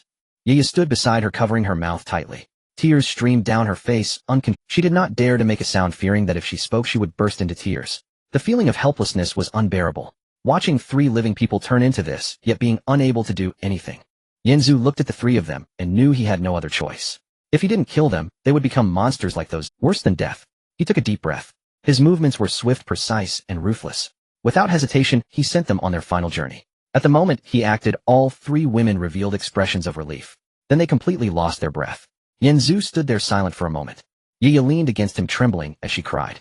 At that moment the system's cold voice resounded. Detected player deaths, status refresh. Synchronized status, total number 7, males 2, females 5. There were originally 10 people. Now only 7 remain. Just then a furious roar sounded from outside. Who is it? Who killed my furnace cauldron? I will make you die. The voice thundered like a muffled roar, shaking the entire villa. Yanzu's expression changed instantly. It was the person behind the scenes. He had returned. He grabbed Yaya and turned to run outside. As he reached the door, he saw a huge figure rushing towards them from afar. Yanzu immediately activated his gaze of exploration. Name 4th generation zombie cow, strength, silver, mentality 80, strength 198, stamina 150, speed 100, talent, brutality. A level can instantly increase strength by 100 for 30 minutes, cooldown 60 minutes. Evaluation, dull-witted, uses brute force without reason, relying on absolute power to crush enemies. Silver. A silver strength zombie. Yanzu's pupils contracted sharply. Oh no. It's a silver strength zombie. Oh, we can't defeat it, we must escape. He shouted, instantly activating his SS level talent speedy. 10 times the speed erupted instantly. He grabbed Yaya's hand and ran ahead frantically. The 4th generation zombie behind them had already charged over. With each step it took, the ice beneath its feet collapsed. The tremendous force shook the entire ground. The nearby high-rise windows shattered instantly. Shattered glass fell to the ground. The oppressive feeling that could destroy the world bore down upon them. Yaya, being pulled by Yanzu, ran desperately. Her eyes were fixed on the road ahead. Turn left. There's a dead end ahead, she shouted, directing Yanzu. He immediately changed direction and ran into a narrow alley. The alley was too narrow for Yanzu to pull her easily. Yaya quickly kicked off the wall beside her. Using Yanzu's pull, she jumped up. This alleviated Yanzu's burden. Their cooperation became increasingly tacit. They ran for a full 20 minutes. Both of their stamina was nearly exhausted. However, the zombie behind them continued to chase. Its brute strength was terrifying. No matter what wall or obstacle it smashed through, nothing could stop it. At that moment, Yaya suddenly pointed ahead and shouted, "You! Look ahead. There's a strange light ahead. Is it the location of the light orb we are looking for?" Yanzu suddenly raised his head. He saw a faint blue light at the end ahead. In this silent doomsday city, that light appeared particularly eerie. Is that the mysterious light orb they are searching for? What kind of secrets are hidden within? Yanzu pulled Yaya with all his might, rushing towards that beam of light. The shockwave behind them nearly lifted them off their feet. The light grew closer and brighter. Just as they were about to reach the edge of the light, the system's voice suddenly rang out. "Welcome to the Doomsday Sanctuary, the only safe zone where no one can attack, otherwise they will be obliterated. Please check in as soon as possible. If you do not check in within 30 minutes, you will be expelled from the sanctuary." Countdown 1800. 1799. 1798. The fourth generation zombie behind them also its eyes were blood red, fixated on the two. It seemed ready to pounce. But just as its claws were about to touch Yin, its body suddenly collided with an invisible warning line. Zing. A cloud of green smoke instantly erupted. The zombie let out a painful roar. Its claws were instantly charred black. It abruptly stopped, afraid to take another step forward. Its eyes were filled. It seemed to have seen something that sent shivers through its very soul. It wandered back and forth outside the warning line, emitting a reluctant roar. But it dared not touch that line again. Yin Zhu pulled Yiya and dashed into the sanctuary's entrance. The two leaned against the wall, gasping for breath. After running for over 20 minutes at their limit, his lungs felt as if they would explode. Finally they were safe. Yiya lifted her head, staring at the environment before her, momentarily dumbfounded. Why does this feel like a hotel lobby? Her voice carried a hint of disbelief. Yin Zhu also lifted his head to take a look. It really was. A clean floor, a brightly lit front desk, and even sofas for resting. It was completely a different world from the apocalypse outside. Yin Zhu couldn't help but laugh. Haha, so this means we are checking into a hotel during the apocalypse. Yiya's face instantly turned crimson upon hearing this. She reached out and gently punched Yin Zhu. What nonsense are you talking about? What time is it, and you're still joking around? Yin Zhu chuckled and waved his hand. Alright, I won't joke, but seriously, who would have thought there would still be hotels during the apocalypse? I thought everyone would be scrambling for food and drink, but it turns out some people are running hotels for business. As the two spoke, they walked to the front desk. At the front desk, there was a gigantic light, orb much larger and brighter than the one in the treehouse. It looked exceptionally magnificent. Yin Zhu reached out and touched the light orb. Instantly the system's voice, welcome to the Doomsday Sanctuary check-in. This sanctuary has 3 types of rooms. 1. Black Iron King bedroom, limited to 1 person, daily rate 500 survival coins. 2. Bronze King bedroom, limited to 2 people, daily rate 2,000 survival coins. 3. Silver King bedroom, limited to 3 people, daily rate 10,000 survival coins. Detecting the strength of the 2 esteemed guests, it is recommended that you choose the Bronze King bedroom. Yin Zhu stared at the prices, his eyes wide. What the hell? This is way too much. The Black Iron room costs 500. The Silver room costs 10,000. This is not a doomsday hotel, it's clearly a scam. It's 10 times more expensive than the 5-star hotel I stayed at in the city center. No wonder the treasure chest earlier dropped survival coins. It turns out all the money is spent here. I only have 31 survival coins, and it's only enough for a day in the bronze room. He couldn't help but complain frantically. Yiya, hearing this, turned even redder. She quickly rummaged through her backpack. After a long search, she pulled out 168 survival coins. There was also half a pack of hard compressed biscuits. She tightly hid the money in her palm and softly said, I only have this much. How about I go outside and squeeze with Brother Nyo? Her words carried a hint of joking tone. Yin Zhu nearly burst out laughing upon hearing this. He looked at Yiya's awkward expression, then glanced outside at the fierce-looking zombie bull. He shook his head. Forget it, if you squeeze with him you might just become his snack by tomorrow. Then he gritted his teeth. Since the system recommends we stay in the Bronze King bedroom, then let's stay. We can always go out tomorrow, kill that bull, and sell the meat to pay for the rent. He waved his hand and confirmed the selection. Ding. Check-in successful. Bronze King bedroom check-in duration, 24 hours. The room card has been issued to your backpack, please check. After receiving the room card, the two walked towards the elevator. The elevator was still operational. With a ding, the elevator doors opened. The two stepped inside and pressed the button for the 3rd floor. Soon the two arrived at the door of their room and swiped the room card. With a click, the door opened. In that instant, both of them were clean sheets, a soft king-sized bed, and even a steaming kettle. There was also heating in a doomsday where the temperature outside was below freezing. After running for so long, he was utterly exhausted. At that moment, he suddenly noticed a small light orb, and this is too comfortable, right? I can barely remember what a normal room feels like. Yin Zhu nodded in agreement. After running for so long, he was utterly exhausted. At that moment, he suddenly noticed a small light orb in the corner of the room. Curiously, he walked over and touched the light orb. Instantly, 3 functional modules popped up. Doomsday Shop, Doomsday Recycling, Doomsday Training Room, bronze level. Yin Zhu's eyes instantly lit up. He quickly clicked on the Doomsday Shop. His eyes widened in astonishment. Yiya, curious, leaned over. When she saw the items in the shop, she was also instantly dumbfounded. After a long pause, Yiya finally managed to utter this. This is too exaggerated, right? Yin Zhu quickly clicked on the limited purchase area. In an instant, a bunch of dazzling items popped up. S-level talent, God-level beast, taming technique, limited purchase, times 11, price, 1 survival coins. Yin Zhu gasped in shock upon seeing this. S-level talent, God-level beast, taming technique. If I could get this, wouldn't I be able to recruit any zombie or monster as my little brother? Then he scrolled down. Talent expansion, crystal, limited purchase, times 11, price, 5 survival coins, talent expansion. While this one is impressive too, his talent bar was full, and if he had this, he could learn 1 more talent. Then he scrolled down. Level talent same hidden return to Ashes limited purchase times 11. Price 1500 survival coins. Level talent healing limited purchase times 11. Price 100 survival coins. Level talent divine dragon transformation limited purchase times 11. Price 100 survival coins. Level skill dog hitting stick technique limited purchase times 11. Price 100 survival coins. Realm promotion scroll silver limited purchase times 2020. Price 500 survival coins. Realm promotion scroll bronze limited purchase times 3030. Price 100 survival coins. The more Yen Zhu scrolled, the brighter his eyes became. These items are just too enticing, right? If he could buy all these, wouldn't he soar to new heights? But upon seeing the price, 500,000, 150,000, what the hell? These prices are outrageous. He currently had just over 1500 survival coins. The cheapest item, the bronze promotion scroll, costs 10,000, and he couldn't even afford the cheapest one. Yaya also saw the prices, and her face instantly fell. This isn't a shop. They're clearly treating us like cabbages to be harvested. These things look great, but we can't afford anything. Yinzu also smiled bitterly.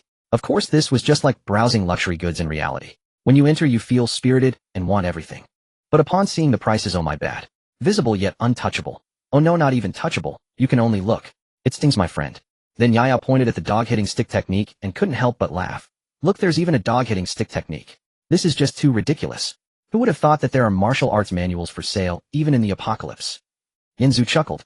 If I had 100,000 survival coins, I'd definitely buy one. Of my combat skills are still lacking. Unfortunately, I don't even have 1,000, let alone 100,000. After checking the limited purchase area, Yinzu clicked on the regular area. The regular area was much simpler, just food and drinks. 1. Nongfu Spring Mineral Water low-grade price, 200 survival coins. 2. Sandwich bread low-grade price, 500 survival coins. 3. Compressed biscuits low-grade price, 500 survival coins. 4. Instant noodles low-grade price, 500 survival coins. 5. Canned beef low-grade price, 100 survival coins. Yinzu was stunned upon seeing these prices. What the hell? A bottle of mineral water costs 200 survival coins. In reality, something that costs 2 yuan per bottle has multiplied by how many times here? Yaya's eyes widened as well. This is even more outrageous than the sky-high prices during the pandemic. I remember during quarantine a cabbage sold for 100 and everyone went crazy complaining. Who would have thought here a bottle of water costs 200? Yinzu said, this isn't an apocalypse shop, this is clearly an apocalypse scalper. In reality, scalpers resell concert tickets and shoes. Who would have thought that in the apocalypse scalpers are reselling food? This is just too corrupt. Then Yaya also complained, if I had known, I would have stocked up on water earlier. If I had known, I would have filled my backpack with water. Wouldn't I be rich now? Yinzu calculated his remaining 1500 survival coins. That was only enough to buy 7 bottles of mineral water or 3 loaves of bread. If he were outside, he could buy a truckload of Nongfu Spring. After checking the shop, Yinzu clicked on the last one, the Apocalypse Training Room. Apocalypse Training Room Bronze Level 1. Automatically generates suitable trial opponents based on the user's current strength and combat weaknesses, targeting practical combat ability. 2. Unique internal flow speed. 30 days inside the training room is equivalent to 1 day outside. 3. Daily price external time, 100 survival coins. Yinzu's eyes lit up instantly upon seeing this. What the hell? A time flow rate. 30 days inside the training room equals only 1 day outside. This is just too amazing. If he could stay inside for a day, wouldn't he be able to elevate his strength dramatically? Yaya was also stunned. This is too exaggerated. 30 days. If I stay in for just 1 day, wouldn't that equal a month's training for others? Then upon seeing the price, her face instantly fell. 10,000. 1 day costs 10,000 survival coins. Yinzu was also struck dumb. What the hell? This is just too expensive. Before the apocalypse, he could get a gym membership for just a few thousand a year. Here it costs 10,000 for just a day. This isn't a training room. This is robbery. Then Yaya complained, before the apocalypse I thought the gym was expensive and now I realize that was the fair price. Yinzu nodded. Of course. Before the apocalypse, he always lamented about being broke, thinking that in the apocalypse, he wouldn't have to worry about money. Who would have thought that after the apocalypse he would need money even more? This is just too heartbreaking. No matter the time, a worker can't escape the fate of being broke. After checking the training room, Yinzu clicked on the last one, the Apocalypse Recycling. Apocalypse Recycling exclusive recycling feature only supports the recycling of various food items. Yinzu was instantly speechless upon seeing this. Only supports recycling food. Isn't that just ridiculous? Who would have extra food to recycle now? Isn't that just recycling for loneliness? Yaya also complained, what use does this feature have? Who would recycle food? Then Yinzu suddenly froze. Wait. No. He has the bonding talent. He quickly placed the canned herring onto the recycling page. A system prompt popped up. Detected recyclable item fatty fish, can low-grade recycling price, 500 survival coins. Yinzu's heart raced wildly upon seeing this. Is it really possible? Then he hurriedly pulled out a bottle of Nongfu Spring. He placed it on the page. Detected recyclable item Nongfu Spring low-grade recycling price, 100 survival coins. What the hell? It really is possible. This is a bug. He was so excited he almost jumped up. Yaya also noticed his expression and was instantly stunned. What's wrong with you? Why are you so excited? Yanzu excitedly explained the situation regarding his bonding talent to Yaya. Yaya was also dumbfounded. There was such a talent. Just as he was fantasizing about how Dammy and the others should gather more food, a sudden sound of footsteps came from outside. Oh, it seems that new people are coming in. He grabbed Yaya's hand and laughed. Let's go see if there are new arrivals. Then the two walked towards the hall. As soon as they reached the hall, they saw a man standing at the front desk. The moment the man saw Yaya, his eyes lit up. He rushed over and tried to hug Yaya, shouting, "Wife. Great. You're not dead after all." Then he saw Yanzu holding Yaya's hand. The two were standing very close, looking particularly intimate. Instantly the man's face darkened. He pointed at Yanzu and angrily shouted, Who is he? Get away from my wife. Now it is mine. Yanzu looked at him, a mocking smile curling at the corner of his mouth.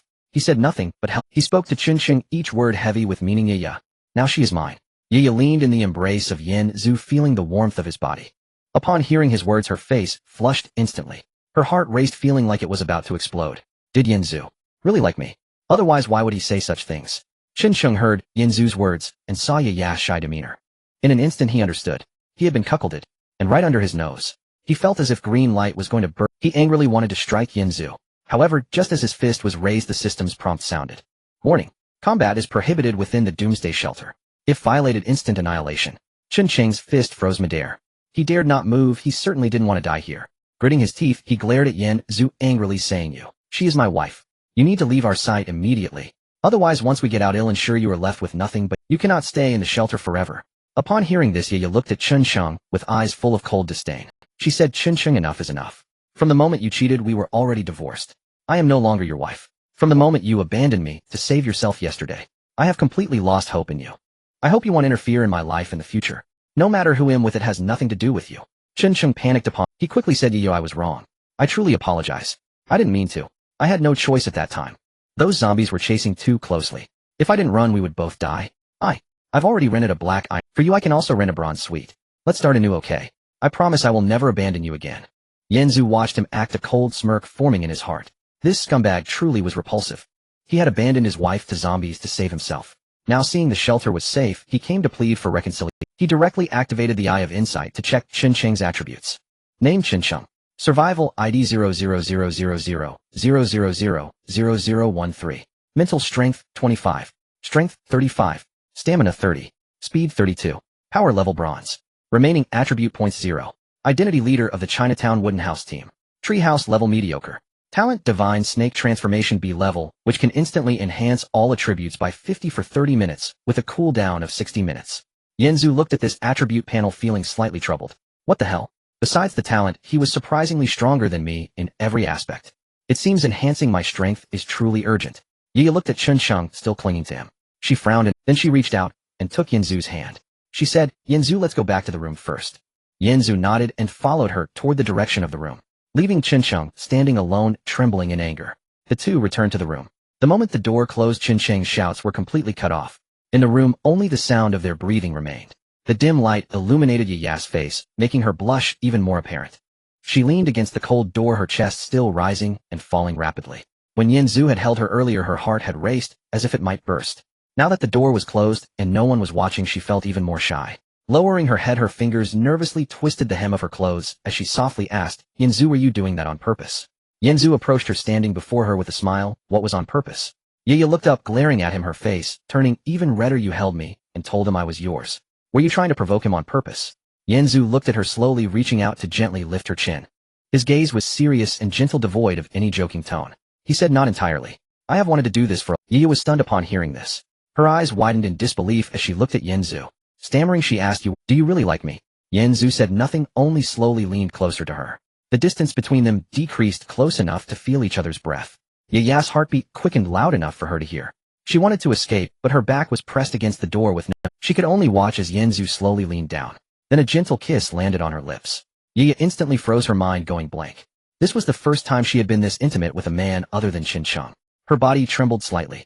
However, she did not push him away. Instead, she slowly closed her eyes and reached out to gently wrap her arms around. Yanzu felt her response and let out a sigh of relief in his heart. He gently held her, his hands slowly stroking her. Then he slowly unbuttoned her outer garment. Yaya's body shivered, but she did not reject it. She buried her face in Yanzu's chest, feeling the reassuring scent emanating from him. Then one piece of clothing after another was slowly placed on the chair beside them. Yaya's face was so red it seemed like she gave a soft hum. Yanzu sensed her nervousness and stopped his movements, gently whispering in her ear, "Don't be afraid." Yaya nodded, her voice soft, like cotton. "Yanzu, be gentle." At this moment the system's voice sounded. Yaya's bond talent is activating. Synchronization rate 1. Synchronization rate 2. Synchronization rate 3. Synchronization rate 4. As the synchronization rate increased, Yaya gradually relaxed. She no longer felt so tense. Her body slowly softened, leaning against Yanzu's embrace. She let out soft, gentle sounds. Synchronization rate 5. Synchronization rate 6. Synchronization rate 7. The two were immersed in this warm, ambiguous atmosphere, forgetting the annoying scumbag outside, forgetting the apocalypse, forgetting the zombies, forgetting all troubles. Now in the room, there were only the two of them. Only each other's warmth, each other's breath. Synchronization rate 8. Synchronization rate 9. Synchronization rate 10. Just as the synchronization rate reached 10, suddenly, knock, knock, knock, knock, knock, knock, knock, knock, knock. Outside, a series of gentle knocks interrupted the ambiguous atmosphere in the room. "Yi, are you in there? I bought a pack of instant noodles from the Doomsday Shop. Aren't you hungry?" Chun Ching tentatively said.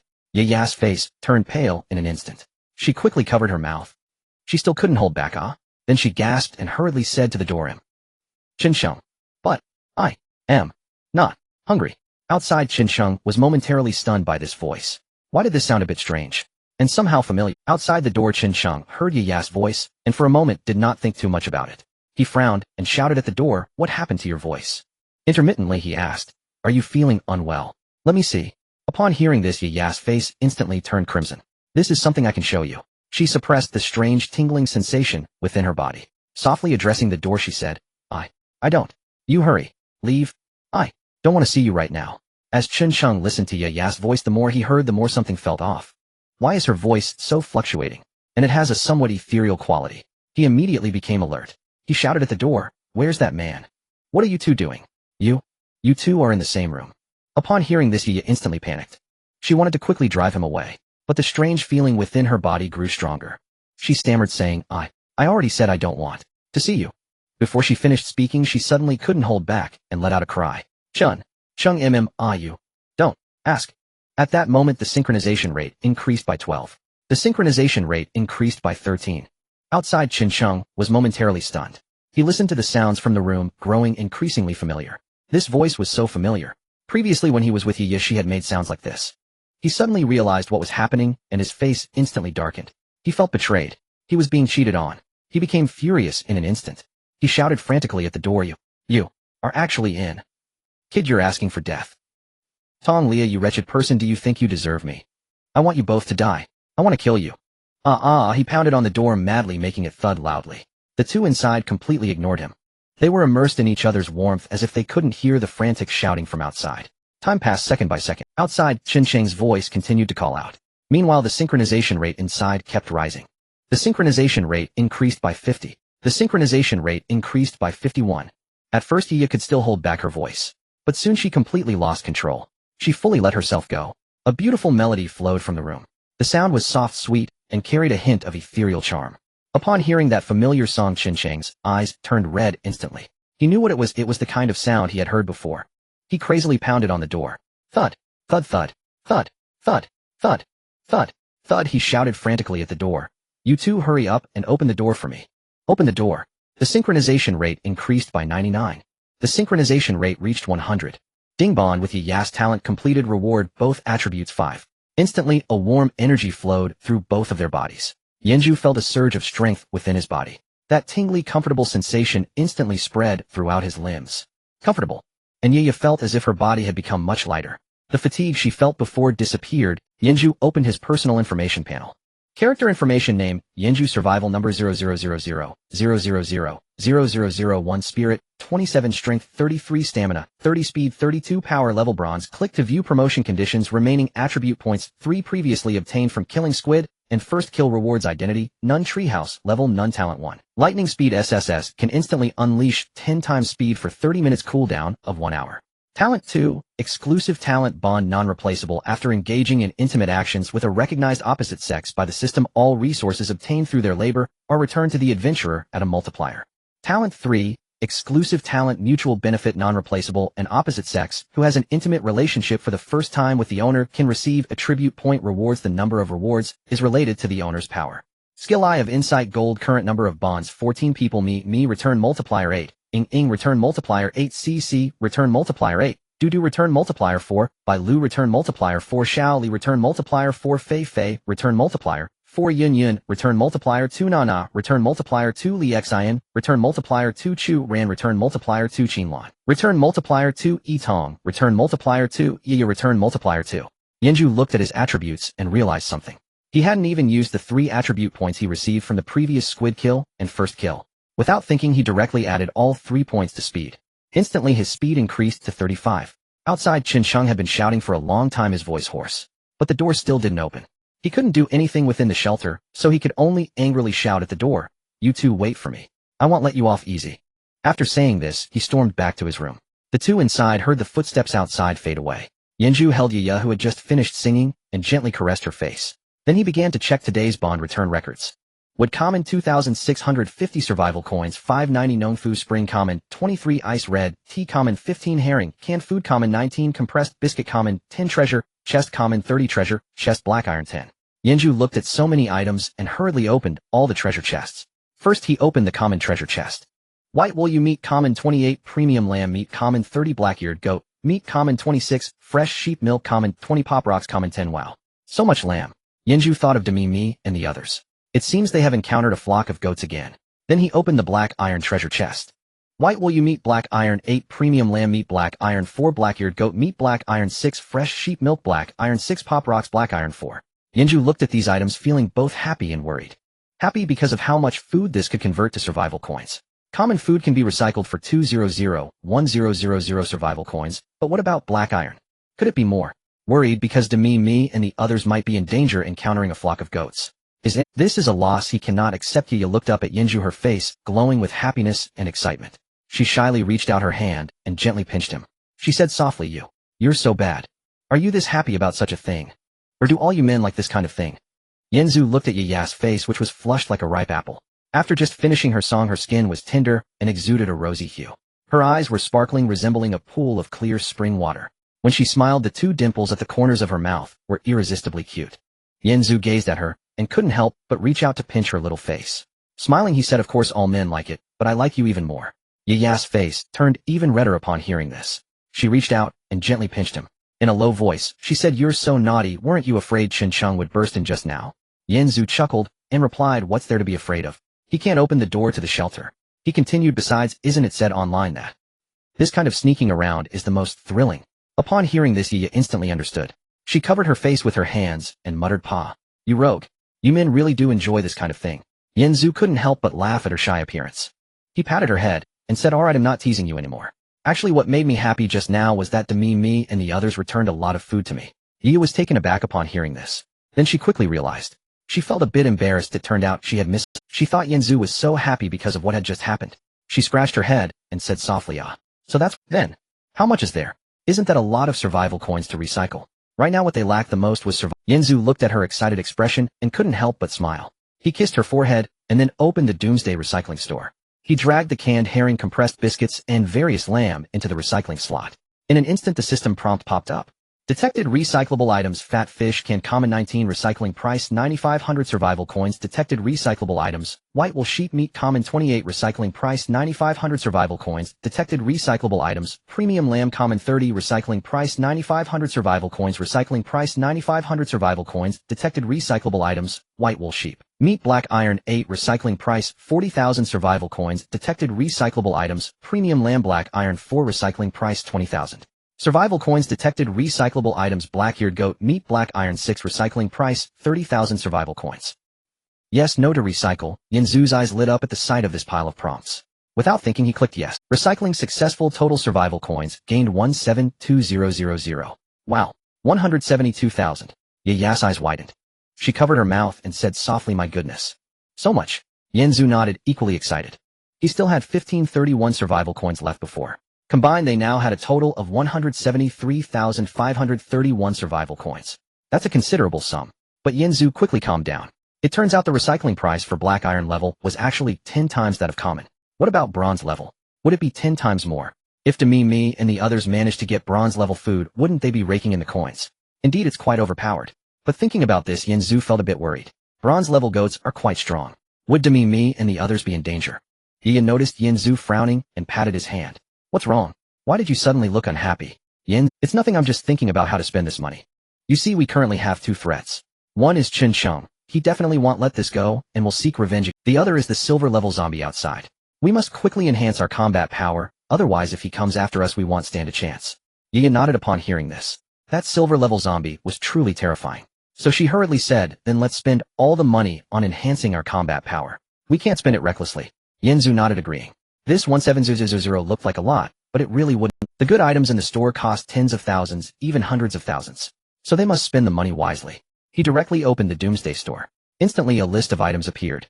SSS level talent divine beast control technique purchase limit 11, price 1 million survival coins talent expansion crystal purchase limit 11, price 500,000 survival coins S level talent same potential ashes purchase limit 11, price 150,000 survival coins S level talent healing purchase limit 11, price 100,000 survival coins S level talent divine dragon transformation purchase limit 11, price 100,000 survival coins S level technique dog beating stick technique purchase limit 11 price 100,000 survival coins realm promotion scroll silver purchase limit 2020's price 50,000 survival coins realm promotion scroll bronze purchase limit 3,030 price 10,000 survival coins. Yanzu quickly scanned through these items.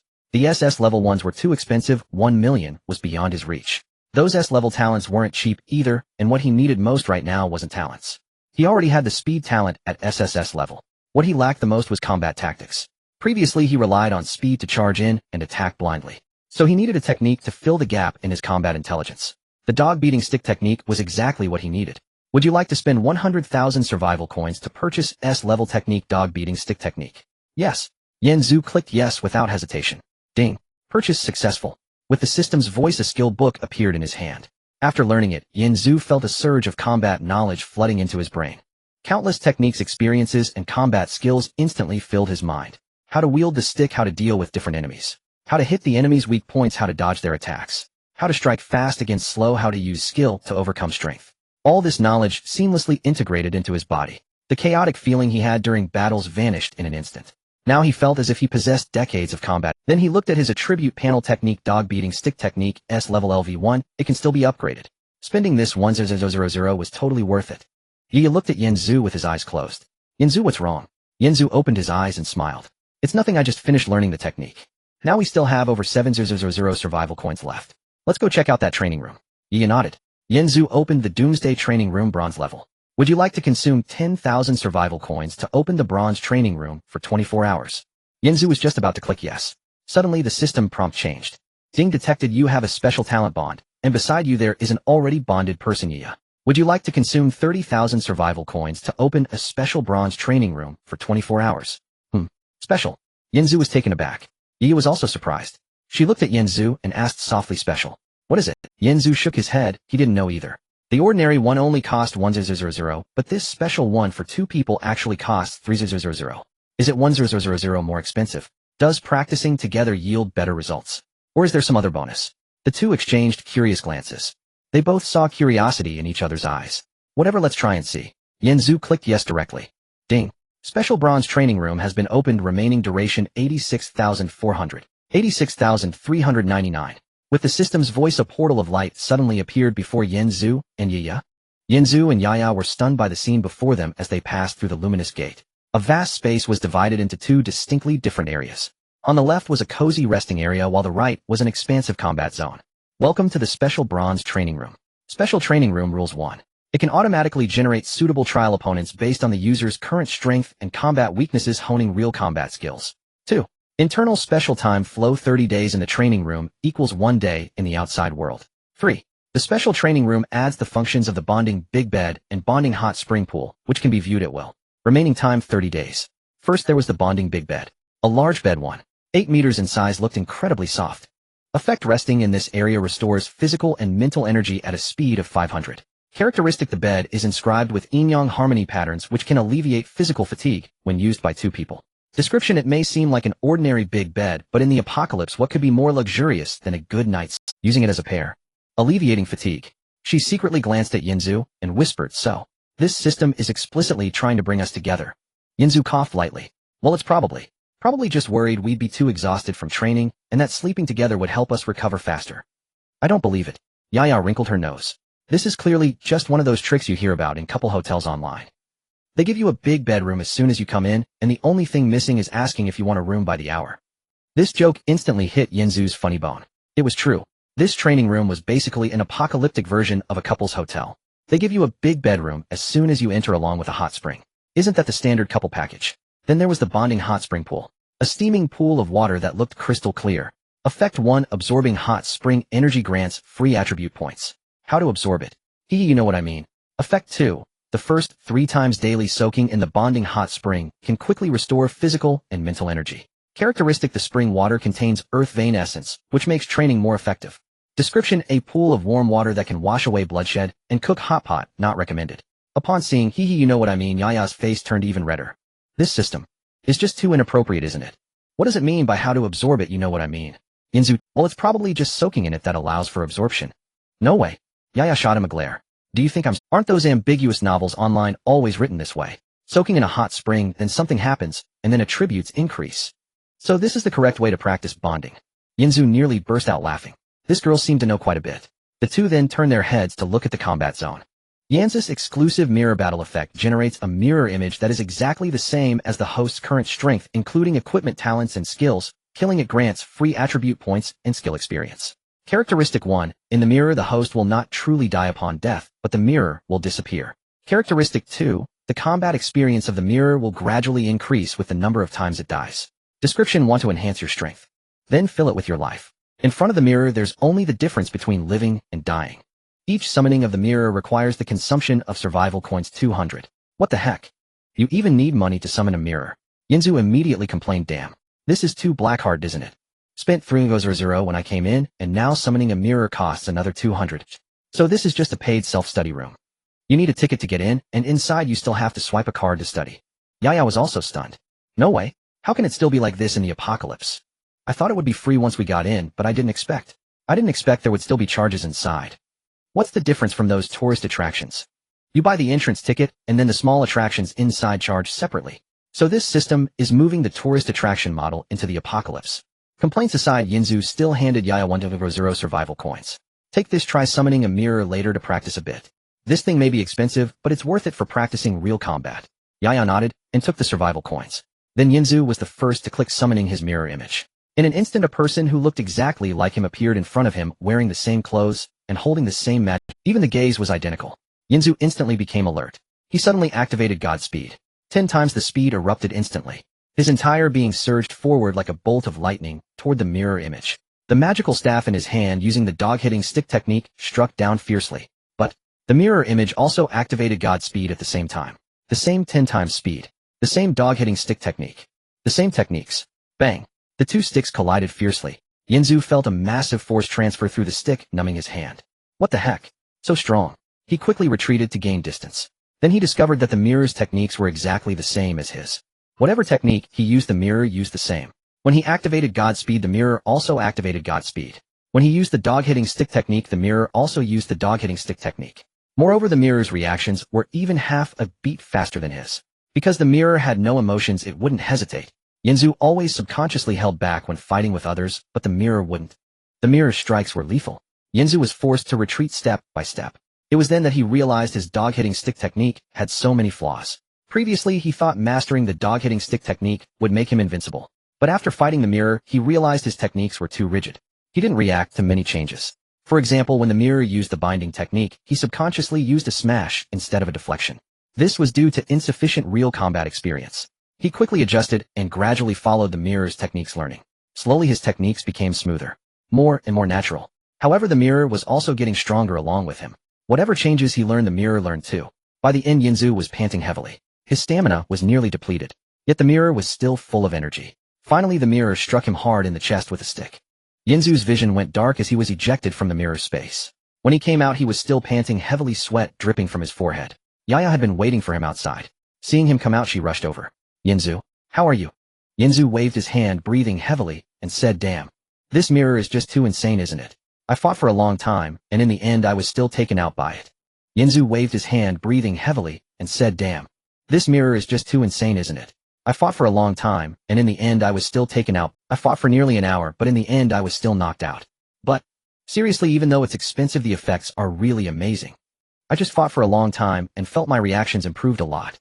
Yinzu nodded, deeply agreeing. Exactly, I felt it too. I always felt something was off with my dog-hitting stick technique, and after fighting with the mirror for a long time I finally found the problem.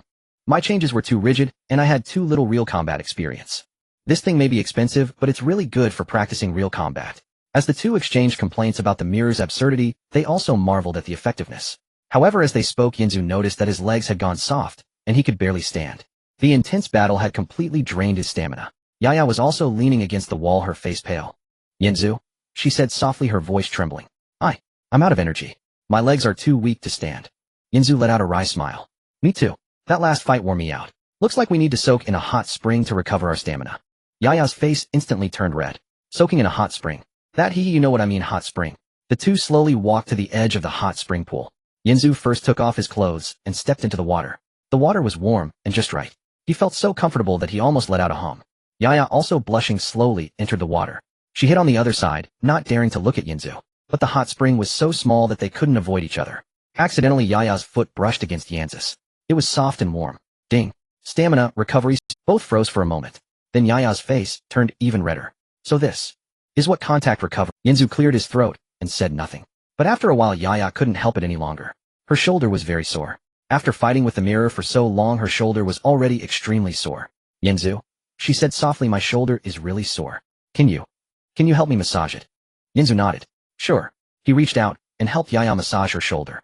His hand touched Yaya's shoulder. Ding. Stamina, recovery, speed 1. Ding. Stamina, recovery, speed 1.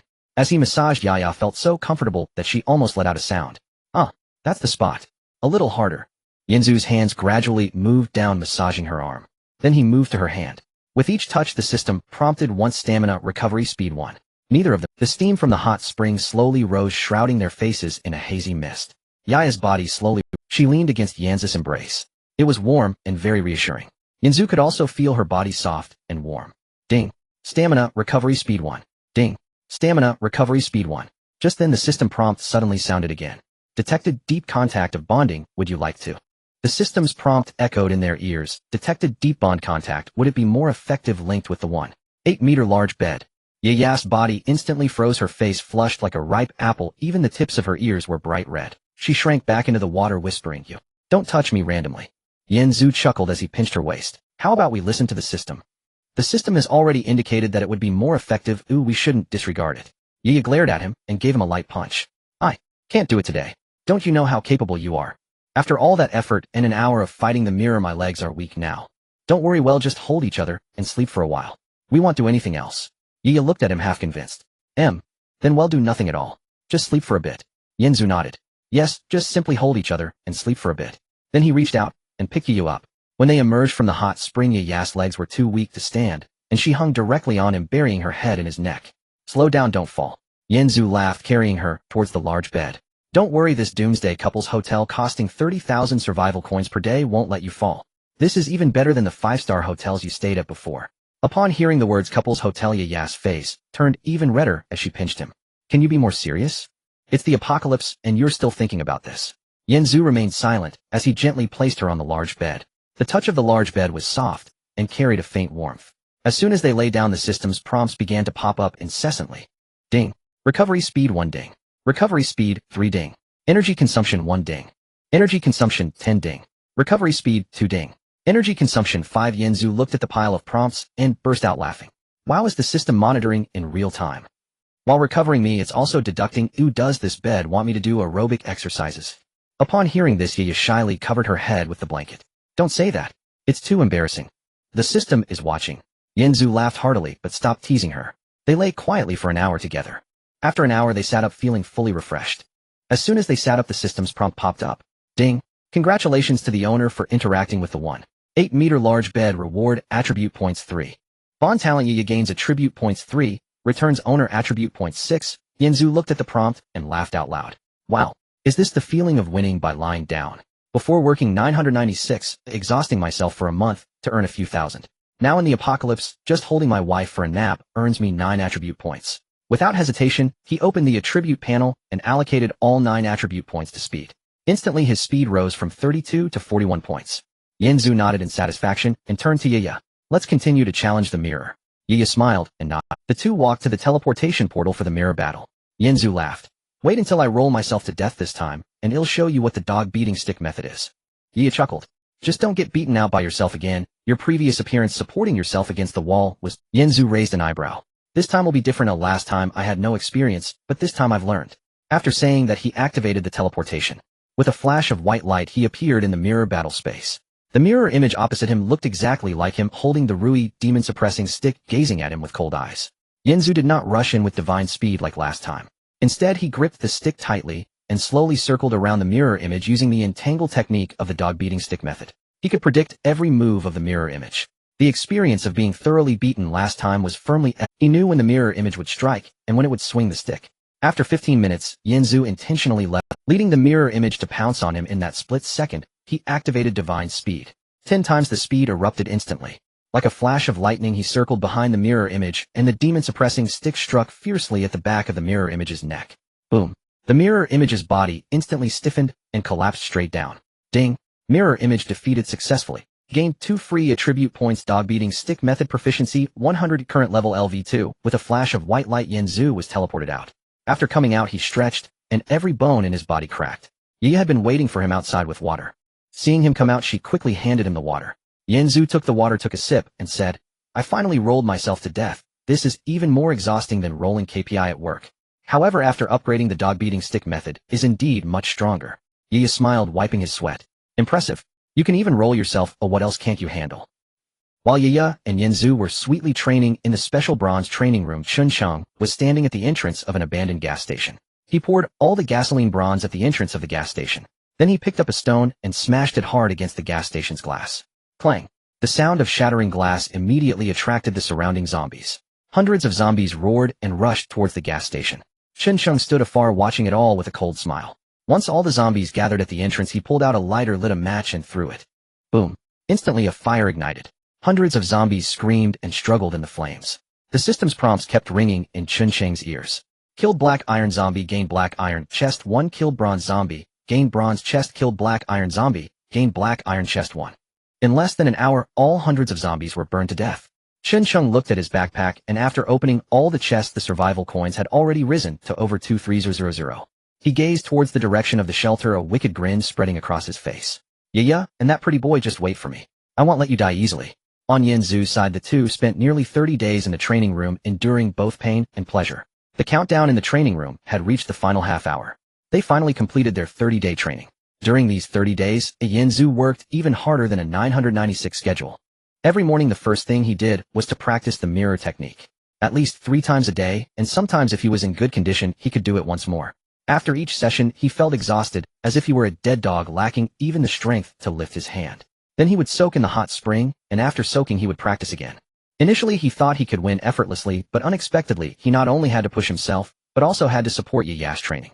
In the end, out of the 700 survival coins he brought in, only 38 remained. However, hard work bore fruit. Yanzu opened his personal information panel. Character information. Name Yanzu. Survival ID 0000000001. Spirit 39.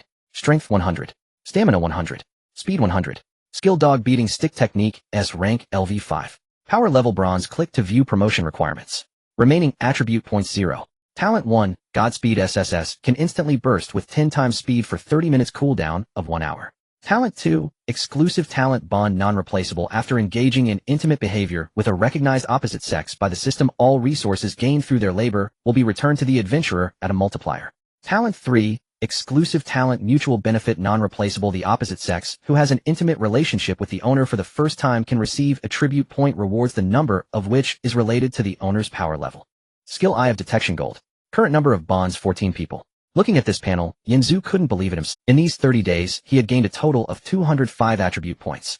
More than half of these were rewards from Yaya's mirror practice, which doubled back to him. Otherwise he wouldn't have been able to grow so quickly. Strength, stamina, and speed were all maxed out at bronze level. He just needed to raise his spirit to 100 to directly promote to silver. Additionally, the dog-beating stick technique had been leveled up from LV1 to LV5. Now he had mastered the techniques of entangling, poking, and breaking with exceptional skill. Then he turned and looked at Yaya's panel. Although her progress was not as exaggerated as Yen Zhu's, it was name Yaya. Survival ID 0000000014. Spirit 25. Strength 18. Stamina 17. Speed 78. Power level bronze. In these 30 days, she gained a total of 63 attribute points, all of which were allocated to speed. After reviewing the panels, the two of them immersed themselves in the hot spring. The water was pleasantly warm, and the moment they soaked in, most of their fatigue dissipated. Yaya leaned against Yen Zhu, her face flushed. Her hand accidentally brushed against Yen Zhu's hand. Ding. Stamina recovery speed 3, stamina consumption 1. Yen Zhu looked at this system prompt and couldn't help but smile. He couldn't help but mutter in his heart, could the system stop acting like a gym instructor? He was just taking a bath with Yaya, and the system was still calculating consumption in real time. Was it that dedicated? Yaya heard Yen Zhu's complaints, and her face turned even redder as she playfully punched him. Can you stop criticizing the system? What are we going to do now? All the money is gone and the sisters outside haven't found much food today. Your earlier hope to win effortlessly has fallen. Yen Zhu was taken aback for a moment, and then sighed. Yes, he initially thought that while he trained inside, the others outside would gather food, and he could win effortlessly upon exiting. But unexpectedly they hadn't found anything either. There was no choice now, they couldn't just sit idly by. Yen Zhu patted Yaya's head, and said, don't be afraid, our combat power has skyrocketed. Even if it's a bronze zombie from before, with my godspeed, and holding the Rui demon slaying stick, I can still take it on. Let's go out and kill some zombies to earn some survival coins. Yaya nodded, her eyes grew determined. Alright, I'll follow you. Soon the two of them exited the training room. Outside only one day had passed, and the sky was still bright. They packed their things and left the shelter. Previously, Yen Zhu needed to avoid bronze zombies for a long time. Now it was different. With a speed of 100 and strength of 100, those zombies couldn't even touch him. With the Rui demon slaying stick, he took them down in an instant. Yaya was also helping nearby. Her speed of 78 meant those zombies couldn't get to her either. The two of them slaughtered zombies like cutting leeks, quickly taking down more than a dozen and earning some survival coins. What they didn't notice was that not far away Chen Sheng was staring at them. Finally found you. This pair of dog men and women. Chen Sheng's eyes turned red in an instant. Today he was going to reclaim Yaya and then kill this pretty boy. With that thought, he charged forward. His speed was also not slow, and he soon caught up with them. Stop. You two. Hearing that voice, Yaya's body instantly stiffened. It was Chen Sheng. Her face went pale, and she instinctively hid behind Yen Zhu. Gripping Yen Zhu's clothes, her hand trembled. Yen Zhu knew she was scared. She had been bullied by Chen Sheng for so long, leaving a psychological scar. He patted Yaya's hand and comforted her. Don't be afraid, I'm here. He turned to face the approaching Chen Sheng, drawing his knife and flashing it. You little pretty boy, dare to touch my woman. Seeking death. And you shameless woman, dare to put a hat on me. Shameless woman, be smart and kneel down to refine pills in front of him. Otherwise I'll make you die here today. Ha ha. He grew more arrogant, more pleased with himself, as if he had already secured victory. Yen Zhu calmly watched him until he finished speaking. Then he spoke in a very calm voice. Are you done? Once you're done, we can move on. Chen Sheng was momentarily stunned. He couldn't react. Move on. Move where? Is this guy crazy? Before he could react, Yen Zhu was already in motion. His speed exploded instantly. He executed the poke technique from the dog-beating stick technique directly. With one strike, he hit Chen Sheng squarely in the chest. Bang! A muffled sound. Chen Sheng was sent flying, crashing to the ground and spitting out blood. He lay on the ground, eyes wide open in disbelief as he looked at Yen Zhu. You? Aren't you just the pretty boy by Yaya's side? How are you so powerful? His voice trembled. He finally realized he had kicked an iron plate. Yen Zhu's expression was cold as he slowly walked towards him. Today he had to kill him, otherwise he would find trouble with Yaya in the future. He couldn't give this waste any opportunity. Just as Yen Zhu was about to make his move, the system's warning suddenly sounded. Warning. Energy disturbance in the secret realm. A major earthquake is about to occur. Remaining time 2 seconds. Yen Zhu's pupils contracted instantly. Not good. A major earthquake. He didn't have time to think, grabbing Yaya's hand. Not good, a major earthquake. As soon as he finished speaking, he activated Godspeed. With 10 times his speed, he burst forth. Pulling Yaya, he ran desperately into the distance. At that moment the ground suddenly shook. Boom. The entire ground trembled. Then it was the sky falling and the earth cracking. Surrounding houses collapsed in an instant. The road split open with a large crack. Rocks rolled down from the mountains. Dust instantly filled the entire sky. Yen Zhu pulled Yaya, running for his life, but the earthquake was too intense. A massive rock came crashing down. He couldn't dodge in time and directly shielded Yaya in his arms. Then he felt a sharp pain in his back. Darkness enveloped him and he lost consciousness. After an unknown amount of time, Yen Zhu slowly woke up. His back was in excruciating pain. He was severely injured, and even the slightest movement made him grimace. In his arms Yiya was still unconscious. He checked her body. Fortunately, she seemed to have only sustained some superficial injuries. Yanzu breathed a sigh of relief and looked around. Where was this? Surrounded by an ancient atmosphere with strange runes carved everywhere, he had never seen anything like it. The ground was covered with stone slabs he couldn't identify, all covered in moss. Ahead was a gigantic altar, ancient and mysterious. Yanzu paused for a moment and slowly stood up. Holding Yiya, he walked step by step towards the altar. Then in the center of the altar there was an egg. A huge egg. It emitted a faint golden halo and a rich life. Yanzu was instantly dumbfounded. What was this? He quickly activated the Eye of Detection. Then the system: name, spirit, strength, stamina, speed, power level, evaluation. An ancient creature containing the life force of an ancient dragon seemingly asleep for billions of years waiting for the day of awakening. Hatching conditions. Looking at this evaluation, Yanzu was completely stunned. The life force of an ancient dragon. Then he recalled the S-level talent, Supreme Beast Control, from the Apocalypse shop. Could these two be related? What happened? Yiya's eyelids were as heavy as if filled with lead. After struggling for a long time, she slowly opened her eyes, and what met her gaze was Yanzu covered in blood. The back of his shirt had long been soaked with blood and his face was smeared with numerous bloodstains, making him appear extremely disheveled. Yiya's heart instantly felt as if it were being tightly gripped by a hand. Tears streamed down her face. Yanzu. She rushed over, her voice trembling. What happened to you? Why are you bleeding so much? Where are you hurt? Tell me. Don't scare me. Please don't scare me. As she cried, she frantically reached out and touched Yanzu's body. Her hand accidentally brushed against Yanzu's. Yanzu, still a bit dazed, suddenly became more alert with her touch. He winced in pain and then felt the soft little hand continuing to explore. This girl, why is she touching me like this? He internally complained, but seeing Yiya cry with such a pitiful expression, he couldn't say anything. Yiya was completely oblivious to his thoughts as she hurriedly searched for his wounds. Your back. Are you hurt on your back? Let me see. As she spoke, she attempted to lift Yanzu's shirt. I'm fine. I'm fine. Yanzu quickly grabbed her hand, his voice hoarse. It's just a minor scrape, nothing serious. You've lost so much blood and you call that a scrape? Yiya cried, swatting his hand away. Are you crazy? What time is it, and you're still hiding this from me? Yanzu had no choice but to let her fuss over him. The two of them struggled for a while before calming down. The aftershocks of the earthquake finally began to fade. The surroundings gradually quieted down. At this moment, Yiya noticed the egg placed on the stone platform not far away. That egg. Yiya pointed at the egg, her voice trembling. Should we go take a look? Yanzu nodded, supporting Yiya as they slowly stood up. Both of their legs felt a bit weak. The earlier earthquake had shaken them quite a bit. Yanzu's hand had been cut by falling rocks and blood was still dripping down. Yiya's hand was scraped as well. Neither of them paid attention to their injuries. Their focus was entirely on the egg. The egg was about half a person tall, dark golden in color, covered in many ancient patterns, looking extremely mysterious. They slowly approached. Just as they were one step away from the egg, a drop of Yanzu's blood dripped from his hand. Plop! A drop of bright red blood landed on the egg. Immediately after, Yiya's blood also dripped down. Plop! The two drops of blood landed in the same spot. Then something bizarre happened. The two drops of blood seemed to come to life, slowly flowing into the egg along its patterns. Then the entire egg erupted in a burst of golden light. It was so dazzling that both of them had to squint their eyes. Not good. Yanzu's heart sank, and instinctively he wanted to protect Yiya behind him. But it was already too late. A huge wave of warmth suddenly erupted from the egg. It enveloped the two of them. The warmth carried an ancient and overwhelming aura. Yanzu and Yiya instantly felt as if their bodies were being drawn in by something. They couldn't move at all. What is this? Yiya was frightened, her voice trembling. Yanzu panicked as well. He tried to activate his speed to run, but found his body completely unresponsive. Then a wave of dizziness surged over them. Their vision went black and they fainted. What they didn't know was that after they lost consciousness, the egg was glowing brilliantly. The golden light enveloped the egg. A gentle energy slowly spread out, gently lifting the two of them and placing them beside the egg. Then that energy began to slowly seep into their bodies. First it was their clothes. The ordinary fabric could not withstand the ancient dragon blood energy. First the outer jacket gradually transformed into basic particles under the energy's warmth and vanished into the air. Then came the shirt underneath. Next were the pants. Then the inner garments. One by one they slowly disappeared. The entire process was so gentle without a single sound. 10 hours later the light on the altar remained soft. The wounds on their bodies began to slowly change.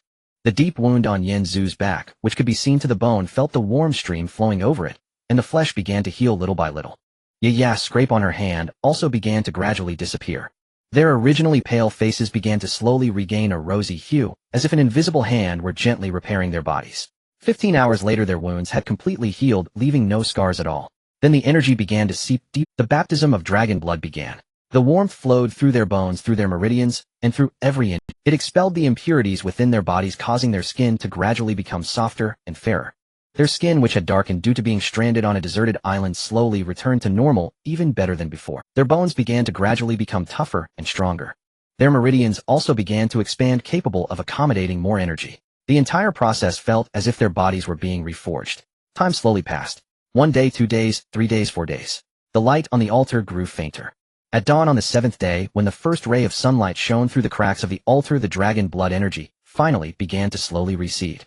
The egg also gradually returned to its original state, but it looked like it had shrunk a bit. Yanzu and Yiya finally slowly opened their eyes. Yiya let out a sound, feeling her body as light, as if she might float away. She rubbed her eyes and then she froze. She looked down at her body. Her face instantly turned bright red. Then she quickly turned to Yanzu beside her. "Oh!" Yiya screamed, quickly reaching out to cover her chest and burying her face down. She felt as if she could almost sink into the ground. What is going on? Where are our clothes? How could this happen? Her heart raced as if it might leap. At that moment, Yanzu was also awakened by her scream. He opened his eyes groggily, still not fully aware. He rubbed his eyes, and then saw Yiya's flushed face and her covering her chest. Yanzu was stunned for a moment, then looked down at himself. Holy crap! He quickly covered himself, and awkwardly turned away, not daring to look at Yiya. That. The two spoke simultaneously, and then abruptly stopped. The air was suddenly filled with an awkward atmosphere. After a long pause, Yiya finally spoke up softly, her voice as delicate as a mosquito's buzz. "Our clothes, how come they are gone?" Yanzu awkwardly scratched his head. I don't know, didn't we faint earlier? Could it be that egg? Yiya suddenly thought of something, and looked up at the egg. It was still the same egg, but it looked like it might have shrunk a bit. Could it be that the egg melted our clothes? The two exchanged glances and saw shock reflected in each other's eyes. Then Yiya subconsciously touched her skin. It was smooth and tender, much better than before. Previously, due to filming, she often stayed up late and her skin had been a bit dull with some small acne scars. But now all those blemishes were gone. Her skin felt so tender it seemed like water could be squeezed out of it. And she touched her. It seemed to have gotten a lot bigger. Yiya's face instantly turned even redder. She quickly withdrew her hand, not daring to touch anymore. Meanwhile, Yanzu was also examining his own body. He discovered that his skin had improved as well. Moreover, his muscles felt firmer. His previously somewhat thin figure now had perfect lines. And he also noticed that his seemed to have grown a bit too. At this moment, Yiya spoke up softly again. The two hurriedly put on their spare clothes from the backpack. Just then the system's prompt suddenly rang out. Warning, little fire dragon energy remaining 2. Yanzu quickly spoke, his voice slightly dry. What should we do? Yiya panicked. Should we drop blood for it again? She said this and tried to lift her hand to cut it. Yanzu hurriedly stopped her. Don't. Our blood has already been used. It didn't help before. Yiya was anxious. Does it need to be fed? We have meat. Should we feed it? Yanzu frowned. Then, do we need to use our bond energy? Yiya whispered, her face suddenly turning red. Bond energy? Are we supposed to refine pills here for it? This is too absurd, right? To save an egg. The two exchanged glances, both seeing the awkwardness in each other's eyes. If this gets out, wouldn't others laugh to death? For an egg engaging in such matters. Just then the system's prompt rang again. Warning, little fire dragon energy remaining 1.5. The two panicked instantly. 1.5. It's about to enter permanent hibernation. Hurry, think of a way. Yiya was almost crying. Should we try something? Yanzu gritted his teeth. Forget it, let's save it first. Try what? Yiya was taken aback, then instantly realized her face flushed red. Let's refine pills here, Yanzu awkwardly said. Suddenly the ground trembled violently. Boom. The two were instantly shaken. Then they heard a dense roar coming from afar. Roar. Roar. Countless roars came from all directions. Yanzu abruptly looked up, his expression changed instantly. He saw countless zombies rushing towards them frantically. A dark mass stretching as far as the eye could see. A horde of corpses. It's a horde of corpses. Not good. Yanzu shouted. Yiya, quickly. Yiya instantly reacted quickly, standing up, her expression turning alert. Yanzu quickly checked his information panel. Name Yanzu. Survival number 0000000001. Mentality 100. Strength 100. Stamina 100. Speed 100. Fire element 100. Power bronze. Click to view promotion conditions. Remaining attribute points 28. What the hell? All attributes at 100. The baptism of the dragon egg directly maxed out his attributes. Yanzu cursed. Damn, I should have bought that silver promotion scroll back at the shop. I could have promoted directly to silver. He quickly checked Yiya's information. Name Yiya. Survival number 000000000014. Mentality 99. The two abruptly raised their heads, looking towards the source of the sound, and saw a figure floating in midair, not walking, but directly hovering. It was Chun Chung.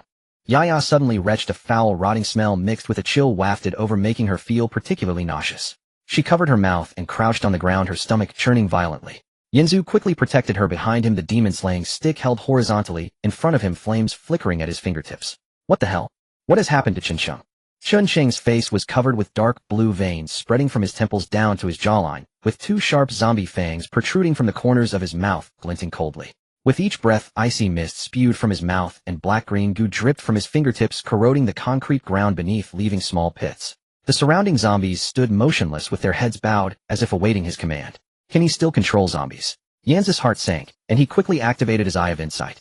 Name 4th generation zombie. Chunsheng. Strength, Silver Mentality, 100 Power, 105 Stamina, 300 Speed, 110 Talent. Divine, Serpent Transformation, S level, can instantly increase all attributes by 200 for 30 minutes, cooldown of 60 minutes. Status evolving. Yanz's expression darkened instantly upon reading this. A Silver Tier 4th generation with 300 Stamina. This zombie's skin is too thick. How could the talent have risen from B level to S level? Is this cheating? Is the official authority not going to intervene? Evolving. So it turns out to be a half-finished product. No wonder it looks so disgusting. Yaya clutched Yanz's shirt, trembling all over, her voice quivering with tears. Yinzu. Is he still human? Yinzu patted her hand, softening his voice. Don't be afraid, I'm here, it's okay. Suddenly Chunsheng laughed, a sharp, eerie laughter that sent chills down their spines. What's wrong? Don't you recognize me? On the day of the earthquake, they threw me out of the shelter. I should have died in the jaws of a zombie bull. It was the 2nd generation zombie lord with yellow eyes who saved me. He gave me a new life, transforming me into a new human. He fixed his gaze on Yaya, an overwhelming possessiveness shining in his eyes. Yaya, come with me. He'll let the Lord bite you too, turning you into a new human, and we can live forever together. You can refine pills however you want, and no one can stop us. Yaya's face turned pale, her stomach churning again, nearly making her vomit. You're dreaming. Chunsheng, you freak. I would rather die than go with you. Chunsheng's expression darkened instantly, the surrounding chill intensifying, causing the nearby zombies to unconsciously take a step back. You actually think I'm a monster. When you were with me before, why didn't you say I was a monster? He turned to Yinzu, his eyes filled with venom. It's all your fault, you pretty boy. If it weren't for you, Yaya wouldn't be like this. Don't worry, I won't let you die so easily. He'll first cripple your limbs, making you watch Yaya kneel before me, refining pills and serving me. Once I'm bored, he'll tear your bones apart one by one and feed them to my zombie baby. After saying this, he burst into laughter. Yanz's finger flames surged 1/2 a meter high, his eyes cold, as I squeezing out 2 words through clenched teeth, seeking death. Chunsheng suddenly threw his head back and let out a howl that was not human roar. The surrounding tide of zombies began to move, not rushing all at once, but slowly advancing in a fan shape. Numerous bronze-tier zombies swarmed in from the sides, while 5 large silver-tier zombies blocked all routes of retreat. Their green eyes fixed intensely on the 2 ensnared within the encirclement, not moving, just closing in to block every possible escape route.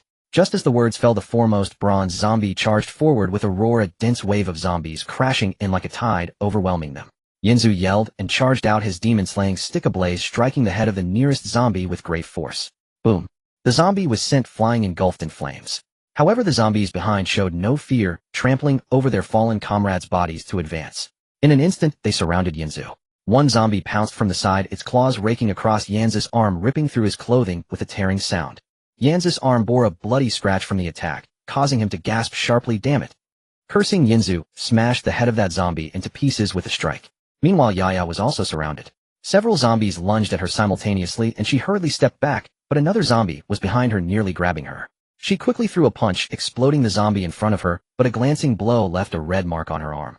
The 2 quickly retreated to each other, backs against one another in defense, surrounded by a dense circle of zombies, their green eyes fixed intently on them. How long will we have to keep killing these zombies? Yaya panted, her face pale. There's no other way, we have to kill them. Yinzu gritted his teeth, and the 2 charged out again, fighting desperately through the tide of zombies. Each zombie they killed required immense effort, and their wounds multiplied. As the zombies fell to the ground, they instantly transformed into streams of golden energy, drifting toward the nearby dragon egg. Then system notifications began to pop up. Absorption successful, little fire dragon energy, remaining 51. Absorption successful, little fire dragon energy, remaining 52. Absorption successful, little fire dragon energy, remaining 53. The 2 instantly understood killing these zombies could actually replenish energy for the little fire dragon. That's great. Yaya's eyes lit up. Let's kill them quickly. The little fire dragon's energy is almost full. Yinzu nodded, wielding the demon-slaying stick even faster. Although it was still quite strenuous, the thought of the little fire dragon waking up filled him with strength. Absorption successful, little fire dragon energy, remaining 55. Absorption successful, little fire dragon energy, remaining 56. Absorption successful little fire dragon energy, remaining 60 absorption successful little fire dragon energy, remaining 61. The energy was increasing slowly but steadily, and the two fought with increasing desperation. At that moment, the 5 silver zombies began to move, emitting low rumbling growls as they slowly approached.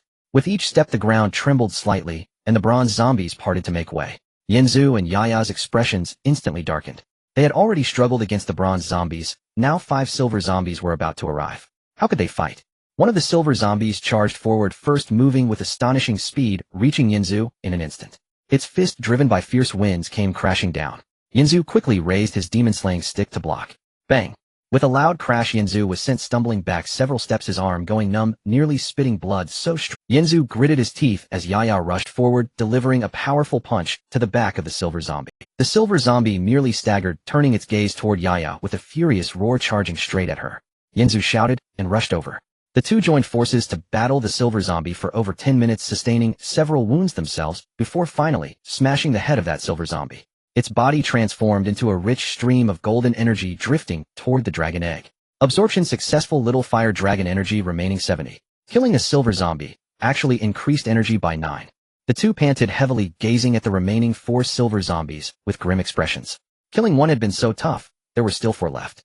Meanwhile, in the shadows, Chun Sheng watched the two covered in wounds, a strange smile creeping onto his lips. Hee, this is just the beginning.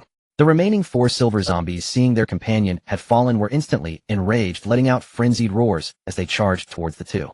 Activate the talent. Yanzu shouted, directly activating his SS-level talent, Godspeed.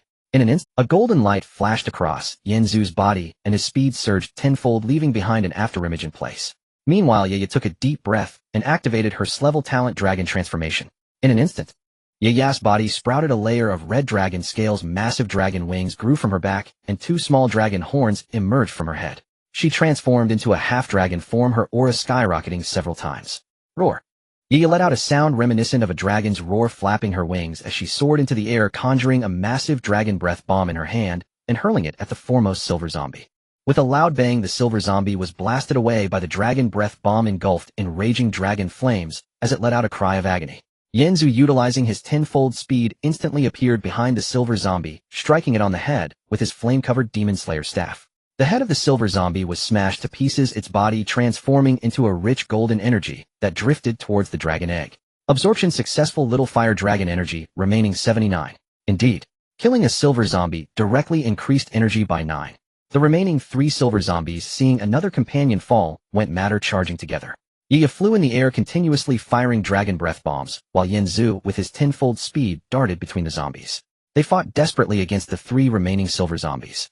Although they activated their talents, the power of the 3 silver zombies was too strong. Yanzu's speed was fast, but his strength still fell short. Each attack required immense effort to break through their defenses, and he sustained several more injuries. After fighting for over 10 minutes, they finally killed all 3 remaining silver zombies. With each kill, the system prompt appeared: absorption successful little fire dragon energy, remaining 88 absorption successful little fire dragon energy, remaining 97 absorption successful little fire dragon energy, remaining 100. Breathing heavily, both of them sat on the ground covered in wounds. At that moment, the system prompt suddenly rang out: ding, little fire dragon energy has reached 100. Please hatch within 120 minutes or it will enter permanent dormancy. Countdown: 7200, 7199, 7198. Then the dragon egg suddenly emitted a dazzling golden light, and with a swoosh it flew directly into Yanzu's system backpack. Yanzu was momentarily stunned. What the heck? It flew directly into the backpack. How can I hatch it? Do I have to carry it in my arms to hatch the egg? This is ridiculous. Others get equipment and skills from the system, and I get an egg to hatch. Can't the officials do something reasonable? What's wrong? Yaya panting came over. The dragon egg flew into my backpack, and the system says it must hatch within 120 minutes, or it will go into permanent dormancy. Yanzu frowned. How can we hatch it? Yaya was also taken aback. How would I know? The system didn't. As Yanzu complained, a round of applause suddenly came from the shadows. Truly magnificent. Chun Sheng slowly emerged from the shadows, clapping his hands with a strange smile on his face. I didn't expect you to kill 5 silver zombies. You've impressed me. However, this ends here. Chun Sheng's body suddenly erupted with a silver-level aura as he activated his S-level talent, Divine Serpent Transformation.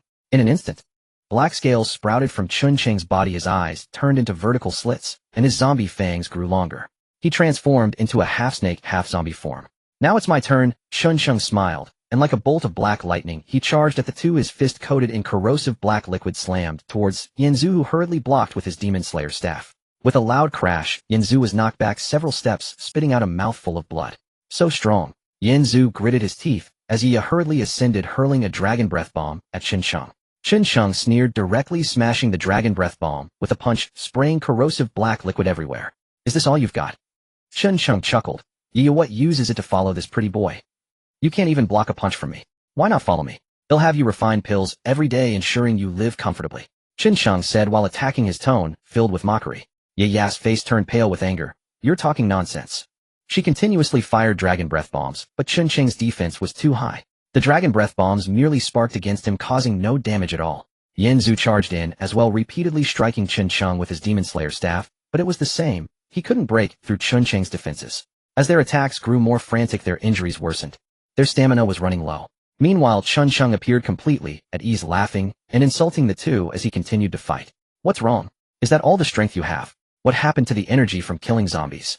Once I knock you down, it'll make you refine pills in front of this pretty boy. Just think about it, how exciting. Qinsheng's words grew more outrageous, and Yanzu's eyes turned red with anger, yet he couldn't break through Qinsheng's defenses, only able to watch as Qinsheng advanced step by step. Is it over? Yanzu thought bitterly. Just then a cold voice suddenly rang out, be careful. Following that, a white figure dashed in like a flash of lightning, positioning itself in front of Yanzu, and Yi waving a jade hand to deflect Qinsheng's attack. Bang! Qinsheng was knocked back several steps, surprise etched on his face. Yanzu looked up at the figure blocking him and was immediately stunned. The woman before him wore a white tracksuit that accentuated her perfect figure, her long black hair tied in a high ponytail, revealing her delicate collarbone. Her breathtakingly beautiful face held no expression, her skin as white as snow, large bright eyes seemingly holding stars, a high nose, and soft pink lips. She looked like she had stepped out of a painting, stunningly beautiful. This looks like Wen Yongshan. Qinsheng was shaken back several steps, a look of astonishment spreading across his face. He lifted his head and upon seeing the woman standing in front of Yanzu was instantly dumbfounded, his pupils contracting sharply. It was Wen Yongshan. In the next moment, a lewd smile curled at the corners of his mouth. His gaze roamed wantonly over Wen Yongshan's body, from her chest to her waist, and then to her thighs. As if he wanted to strip her of her clothes. I thought who it was. Turns out it's the big star Wen. Qinsheng chuckled, moving a step closer, his zombie-like teeth gleaming coldly as he leered at Wen Yongshan. 3 years ago, when we collaborated on that movie, I treated you to a late-night snack, and you said you wanted to go home to read the script. I sent you resources, and you said you only wanted to focus on acting. What about now? Now that the apocalypse is upon us, why still pretend to be aloof?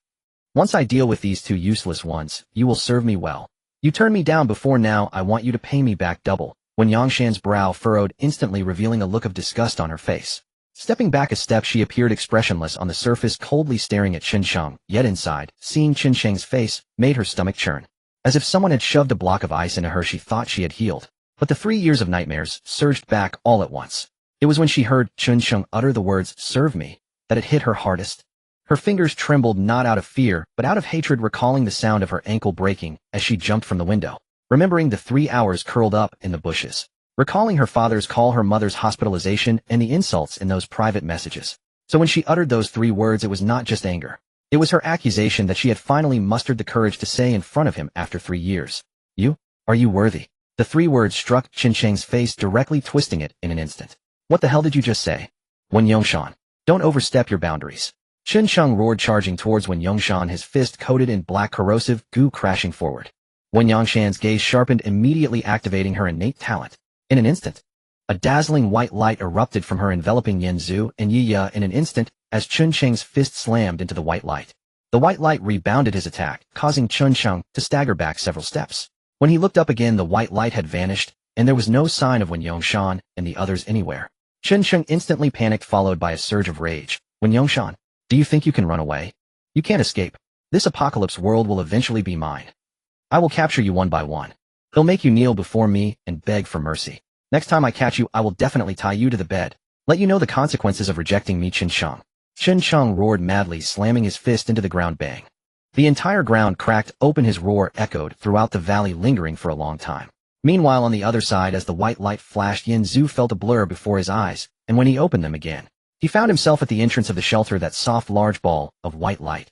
Yanzu was instantly stunned, having just been chased by Qinsheng in the valley. How did he end up at the shelter in the blink of an eye? A distance of several kilometers, and it didn't even take a second. How did we suddenly get here? Yi said, her voice trembling. Yanzu quickly activated his eye of investigation, looking towards Wen Yongshan. Name Wen Yongshan, survival, ID 0000000231, mentality 32, strength 23, stamina 22, speed 20, power level bronze, remaining attribute points 0, talent, instantaneous movement, a level after triggering the talent, can instantly move to any designated location within a radius of 10 kilometers, can be triggered a maximum of 2 times a day, and can carry up to 3 people simultaneously. During the movement, a spatial shield will be generated capable of rebounding attacks, not exceeding twice her own power level. After the movement is completed, she can choose to hide her presence for 10 minutes. Yanzu was instantly dumbfounded. What the hell? A level talent is actually this abnormal. Can teleport, can rebound attacks, and can hide presence. This is simply the perfect life-saving skill. Moreover, she is only at the bronze level, yet she could repel the silver level Qinsheng. This woman is definitely not simple, instantaneous movement. Wen Yongshan nodded lightly. Within a radius of 10 kilometers, I can arrive instantly. A maximum of 2 times a day, and I can take 3 people at most. Just then Yi suddenly widened her eyes, looking at Wen Yongshan. Yongshan? Is it really you? She shouted and rushed over to embrace Wen Yongshan, as if she had seen a family member. Wen Yongshan was taken aback for a moment, then rarely showed a gentle smile, gently patting Yi's back. How did you end up here? That's great. Yi chattered. Yanzu stood by in a daze. You guys know each other? Of course we do. Yi replied with a smile. She debuted later than I did, and we were in the same circle. I brought her to several of Yanzu nodded, then walked up to Wen Yongshan, sincerely saying, "Thank you for what you did earlier. If it weren't for you, we would have been dead today." "Don't thank me." Wen Yongshan shook her head lightly. "I didn't save you. I just couldn't stand that scum Qinsheng." Yanzu saw the hidden anger in her eyes. Wen Yongshan looked at Yanzu, her gaze carrying a hint of determination. "If you really want to thank me, then avenge me. If you can kill him, I can pay any price, including. The 3 of them entered the hall of the Doomsday Shelter, temporarily safe. The hall had soft sofas, a front desk made of glowing orbs in the center, and a resting area beside it. The sounds of zombies howling outside were completely blocked by barriers. It was so quiet that they could hear their own breathing. The 3 sat on the sofas in the hall, with Yi holding Wen Yongshan's hand. Although Wen Yongshan appeared calm on the surface, her fingers were still trembling slightly. Yi noticed, and gently asked, "Yongshan, your hand is so cold. What exactly happened between you and Qinsheng that made you hate him so much?" Wen Yongshan remained silent for a few seconds before slowly speaking. 3 years ago, Qinsheng did something to me. The hall was so quiet that they could hear each other's breathing. Upon hearing Qinsheng, Yi's body visibly stiffened. She had once thought she understood him. She opened her mouth to ask something, but hesitated, ultimately, just holding Wen Yongshan's hand tightly. Her voice was a bit tight. "You can tell me. I'm listening." Wen Yongshan's gaze drifted to the dark night outside, as if she was transported back to that summer 3 years ago. At that time, she was 22 years old, having just gained some fame through a web drama, and was selected to star in Qinsheng's big production Deep Sea. She played the role of the second female lead, which was her first film, and she was so excited that she couldn't sleep. When Qinsheng first saw her, his gaze was not that of a director looking at an actress, but that of a hunter eyeing its prey. Wen Yongshan was too young at that time, and didn't understand that gaze. Qinsheng affectionately called her Shan, took the initiative to discuss the script with her, and taught her her movements hand in hand. Qinsheng's hand accidentally rested on her shoulder, sliding down to her waist, lingering for 3 seconds before retracting. Wen Yongshan thought it was normal guidance, and thanked him foolishly. Seeing her thank him, Qinsheng's lips curled into a meaningful smile. Upon hearing the name Shan, Yi's fingers instinctively tightened around the sofa's armrest. Qinsheng had called her that too. At that time Yi felt it was affection, but now she only felt disgust. She held back from interrupting, her voice slightly hoarse. "Then what happened?" During the first week of filming, Qinsheng, under the pretext of the needs of performance require onion polishing, asked Wen Yongshan to go to his room after work each day to discuss the script. On her first visit, Qinsheng opened the door wearing a bathrobe, saying, "I just finished showering, don't mind me." Only a bedside lamp was on in the room, casting a dim and ambiguous light. Qinsheng sat on the edge of the bed and invited Wen Yongshan to sit beside him. This way it's easier to read the script. Their legs brushed against each other, and Qinsheng's knee accidentally grazed her leg. While discussing the script, Qinsheng placed his hand on her thigh, saying, "You need to feel the character's warmth." Wen Yongshan's body tensed up, but she didn't dare to move, afraid of offending the director. Seeing she wouldn't resist, Qinsheng grew bolder, sliding his hand up an inch. Wen Yongshan suddenly stood up. She said, "Director, I have an early shoot tomorrow. I need to go back." Qinsheng didn't stop her, only smiled, and said, Shan, in this industry, if you want to climb higher, you have to learn to give." At that time, when Yongshan didn't understand, she fled in panic. Hearing words like bathrobe, bedside lamp, and leg brushing, Yi's face turned pale. She recalled her own marriage to Qinsheng, how he had started the same way, with accidental physical contact, and "don't mind me" ambiguity. She suddenly realized, was she also tricked by the same means? Her voice trembled, but not for Wen Yongshan, but for herself. "Does he?" Act this way with every woman. After the third private guidance, Chun Sheng changed his strategy, using a crew dinner as a pretext for the last dinner before wrapping up with the entire crew present. Chun Sheng paid special attention to Wen Yongshan in public, frequently pouring her drinks. The other actors noticed, some smiled meaningfully, while others pretended not to see. Wen Yongshan didn't want to drink, but Chun Sheng said, Shan Shan, if you don't drink this cup, it means you don't give me face. All eyes at the table were on her, and she had no choice but to tough it out and drink. By the third cup she began to feel dizzy, as she had a good capacity for alcohol, and it was impossible for her to be tipsy after just 3 cups. Chun Sheng thoughtfully supported her. Shan Shan has drunk too much, they'll take her back to her room. Wen Yongshan's consciousness was hazy, feeling Chun Sheng's hands wandering over her body, her shoulders, waist, and thighs. She was half dragged, half carried into the elevator. Leaning close, Chun Sheng whispered in her ear, Shan Shan, do you know? From the first day you entered the crew, I wanted to sleep with you.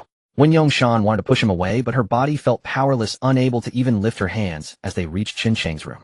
She heard him tell the assistant director come pick her up in 30 minutes. What would happen in those 10 minutes was self-evident. Upon hearing 30 minutes, Ye Ya's body trembled. She finally understood that during the years she was married to Chun Sheng, every time he said going out to work, was he doing the same thing. Tears began to fall. She was not pitying Wen Yongshan, she was disgusted with herself for marrying such a man. She had once thought he was a good person. Turning to Wen Yongshan, her voice choked, him sorry. I didn't know he was this kind of person. If I had known earlier. Wen Yongshan shook her head, her voice calm. It has nothing to do with you, you are also a victim. Wen Yongshan continued to speak. In a moment of hazy consciousness, she thought of jumping out of the window, biting her tongue to stay awake, rushing into the bathroom, when Chun Sheng turned to lock the door, locking it behind her, and splashing cold water on her face. Climbing out the window, she slipped and fell from the 2nd floor, severely fracturing her right ankle. She dragged her broken leg for 50 meters and hid in the greenery, curled up, for 3 hours. In the early morning, she managed to stop a taxi to the hospital. Wen Yongshan's voice returned to calm, as if she were recounting someone else's story.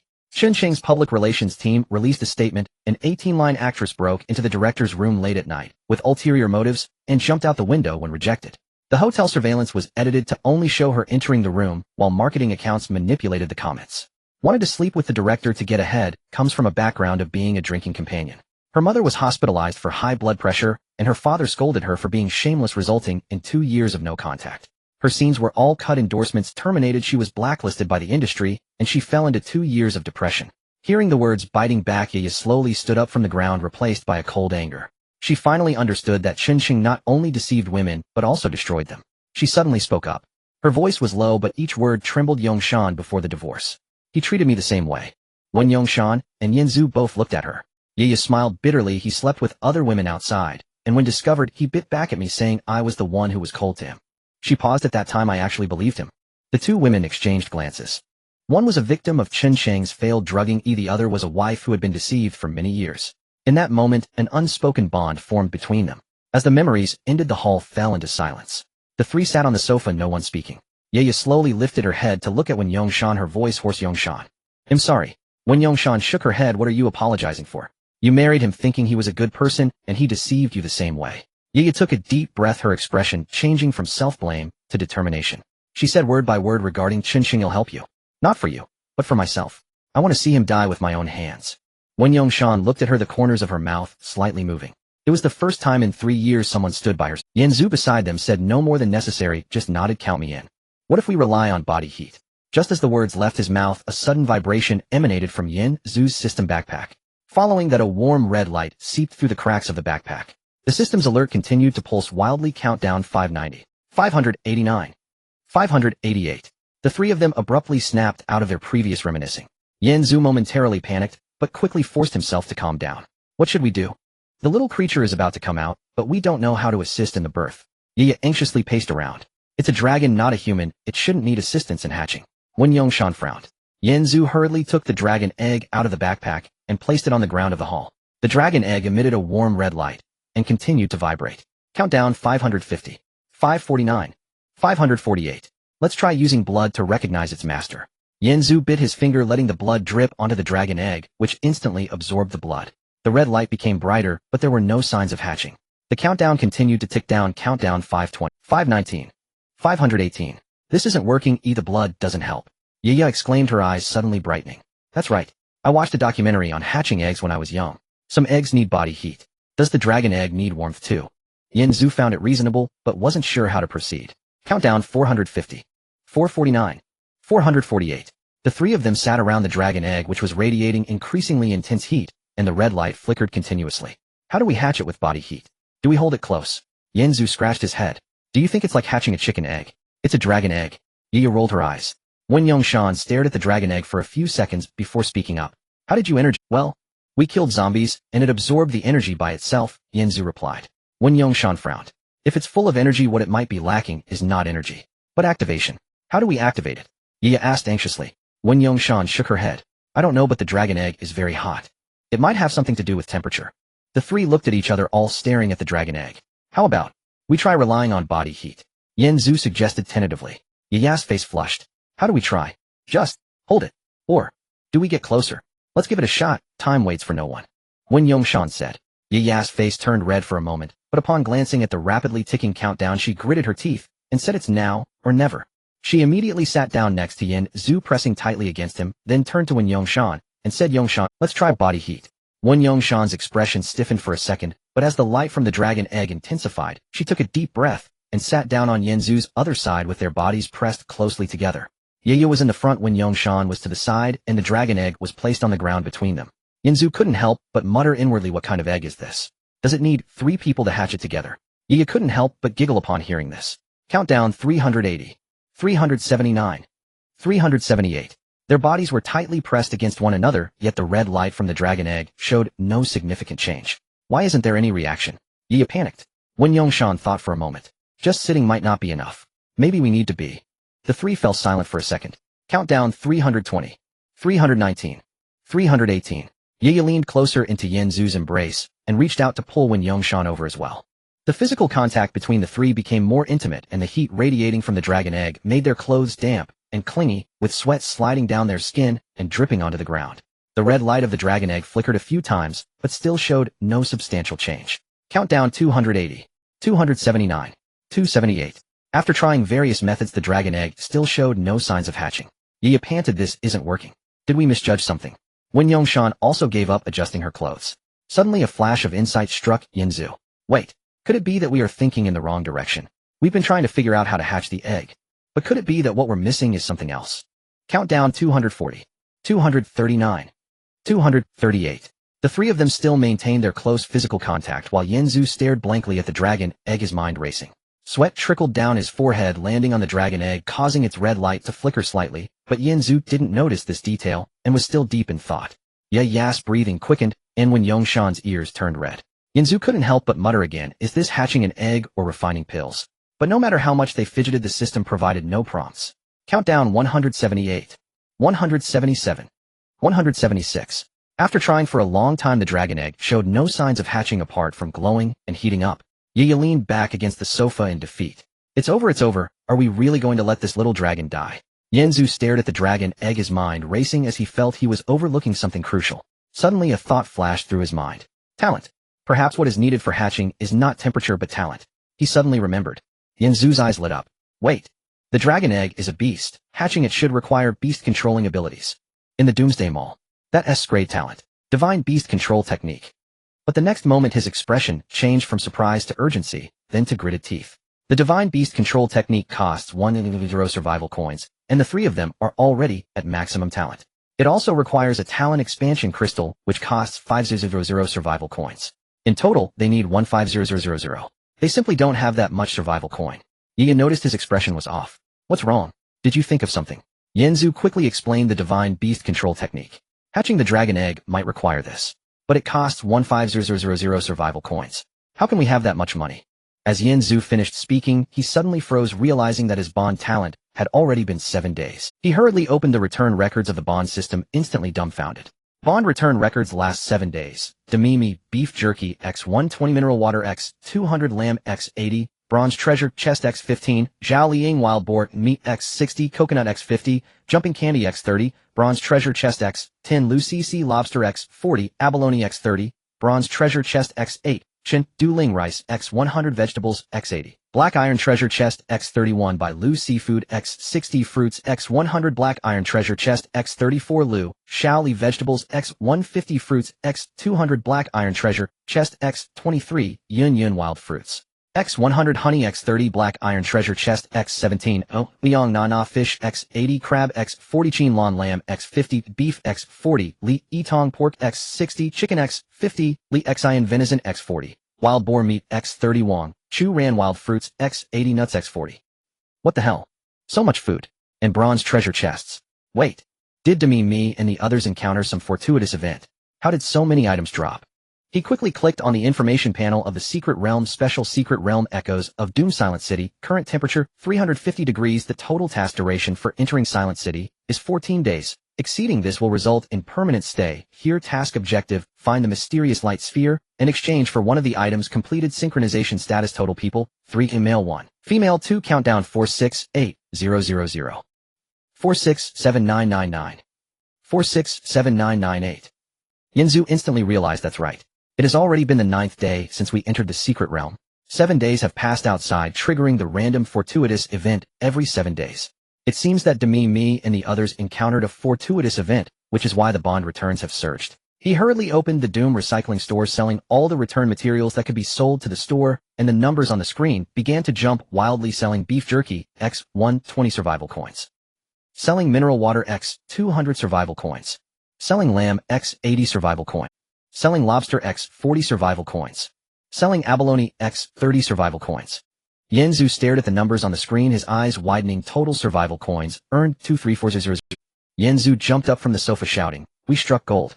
We struck gold. We are rich." Yeah, and when Yongshan looked at him in confusion, "Are you crazy?" Yaya asked in bewilderment. "What do you mean rich?" When Yongshan frowned, as Yinzu pointed at the screen, his hands trembling too. 34 million. 34 million survival coins. The two quickly gathered to look at the screen, and were instantly dumbfounded. This? So many survival coins. Yaya's eyes widened. How could there be so many survival coins? When Yongshan looked at the numbers on the screen, also showing a look of surprise. Countdown 148. 147. 146. Yinzu had no time to explain, quickly opening the Doom Mall, swiftly locating SS level talent divine beast control technique, and directly clicking to purchase. He then found talent expansion crystal, and clicked to purchase as well. Purchase SS level talent divine beast control technique survival coins 1. Purchase talent expansion crystal survival coins 5. Remaining survival coins 8. He hurriedly clicked on the descriptions of the two items. Divine beast control technique, name divine beast control technique, level SS level talent description, an ancient secret. Method of the beast control sect. Once learned, one can establish a soul link with all beasts, controlling their life and death. Current contractable quantity 0.3 talent expansion crystal, name talent expansion crystal, level S level, consumable type special item description, a rare crystal formed from fragments of the Tao, which can break through the human talent carrying limit and open additional talent slots. Yinzu did not hesitate and directly used the talent expansion crystal. Talent slot expanded. Current contractable talent quantity 1. Immediately after he clicked to learn the divine beast control technique, and a dazzling golden light surged into his mind. Congratulations, host, for learning SS level talent divine beast control technique. Detected contract target little fire dragon unhatched. Would you like to use divine beast control technique to hatch? Yes, no. Yinzu's eyes suddenly lit up. Indeed. This is it. He immediately clicked yes. And in an instant a golden light erupted from his hand, landing on the dragon egg, and the cracks on the dragon egg rapidly expanded. Yinzu placed his hand on the dragon egg, beginning to establish a soul contract. Establishing soul contract. 1. 5. 10. Countdown 120. 119. 118. The progress of the contract and the countdown began to race against each other. The three watched the dragon egg nervously, not daring to breathe loudly. The cracks on the dragon egg increased, and the golden light grew ever brighter. Just as the soul contract progress reached 80, the dragon egg suddenly shook violently, and a crisp crack echoed in the quiet hall. The eggshell cracked open, and a small golden claw stretched out from inside. Countdown 60. 59. 58. The three instantly held their breath, and Yinzu silently thought, "Little one, come on." As the countdown continued, 10. 9. 8. A golden little paw stretched out, and the crack in the eggshell widened. Soon after, a tiny golden head emerged from the eggshell. Its round bright eyes curiously surveyed the surroundings, and its scales shimmered with brilliance. Like a small sun, it opened its mouth and emitted a tender dragon's roar. Awu, the voice was soft and cute, utterly lacking in authority. Yaya was instantly charmed. So cute. When Yongshan couldn't help but approach to stroke the little fire dragon, Yinzu felt a strange sense of connection surge within him. As the soul contract was completed, he could sense the little dragon's emotions. The soul contract is established. The little fire dragon has become your contracted beast. Yinzu smiled slightly. Welcome to this world, little one. The little dragon climbed onto Yanzu's hand, nuzzling its small head against his finger warm soft, and Yanzu quickly opened the little fire dragon's attribute panel, contracted beast little fire dragon, strength silver, spirit 999, power 999, stamina 999, speed 999, fire element 999, talents dragon flame breath S grade dragon, might A grade flight B grade, personality lively curious little lecher, leveling method devour survival coins, 1 survival coin 1 experience point, current experience 010000000 silver, level gold level. Yanzu was momentarily dumbfounded silver level. It was born as a silver level. I nearly risked my life to reach bronze. And it starts off as silver. Wait. All attributes 999. Is this a joke? Spirit 999. Power 999. Speed 999. Fire element 999. Is this a dragon or a cheat code? Leveling up requires survival coins. That's 10 million. I can't afford this. When Yongshan looked at the little fire dragon, her expression changing. A silver level dragon, do you know what that means? It means we now have top tier silver level combat power. The little fire dragon yawned in Yanzu's hand, revealing its pink little tongue. Then it plopped down, hugging its tail, and started nibbling it just like a little cat, with its tail adorably silly. It's eating its own tail. Yaya's eyes widened. Don't eat that. That's your tail. Yanzu quickly said. The little fire dragon glanced at him, then continued to nibble, Alwu completely ignoring him. The little fire dragon finished nibbling its tail, and jumped down from Yanzu's hand. It wobbled as it walked on the ground like a little duck, just learning to walk. It approached Yaya's feet, sniffed, and then climbed up her pant leg. Hey, it climbed up. Yaya exclaimed as the little fire dragon reached her knee, stopped, and then rubbed its head against her thigh. Finding a comfortable position, it lay down, and didn't move, causing Yaya's face to flush. Why are you lying here? The little dragon closed its eyes with a satisfied expression, Alwu, and began to purr. Yanzu was dumbfounded. What is this little fire dragon doing? Inside he couldn't help but complain. Wow, it just learned to crawl, and already knows to find a girl's lap to lie on.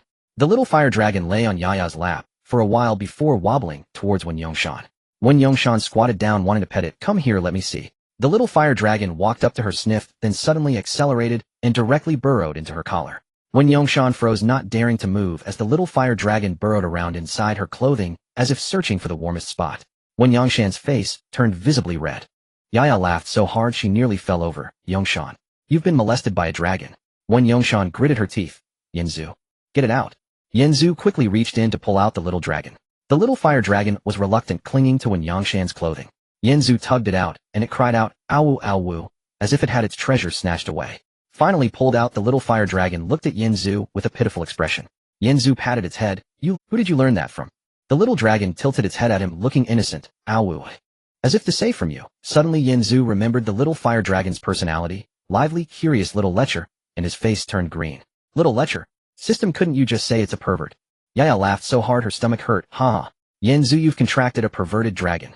Wen Yongshan adjusted her clothing and cast a cold glance at the little dragon. It really is perverted.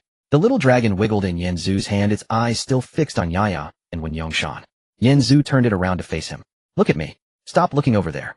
The little dragon glanced at him, then turned back to look at the girls. Yanzu was in despair. Damn it won't even look at me. He put the little dragon on the ground, starting to educate it. Listen, you are a dragon and must have the dignity of a dragon. You can't just burrow into girls' clothing, understand?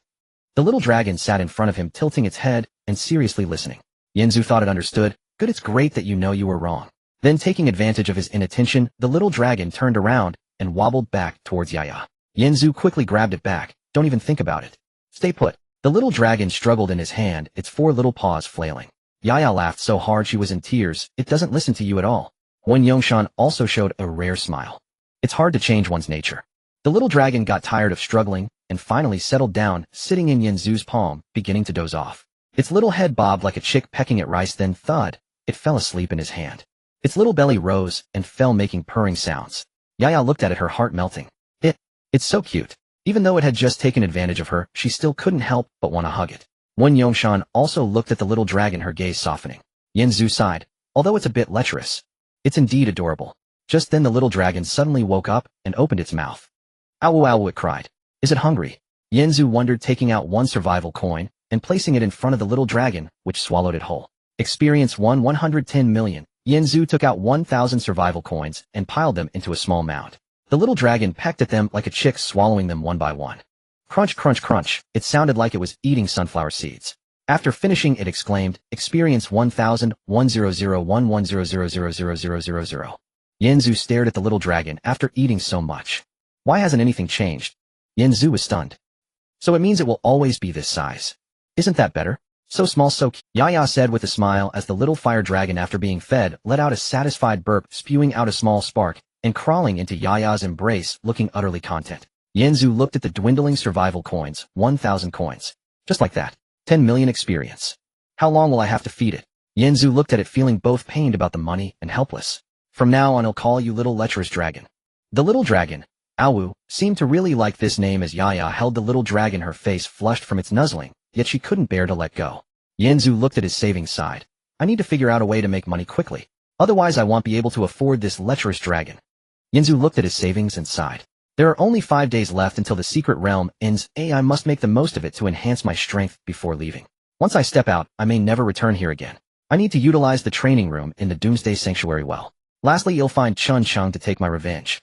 The three quickly divided their tasks. Yanzu went to advance to silver rank and then consolidate his power. Yaya was just shy of reaching the bronze attribute limit, so she headed to the training room to practice before advancing to silver. Wen Yongshan also went to the training room to improve her skills.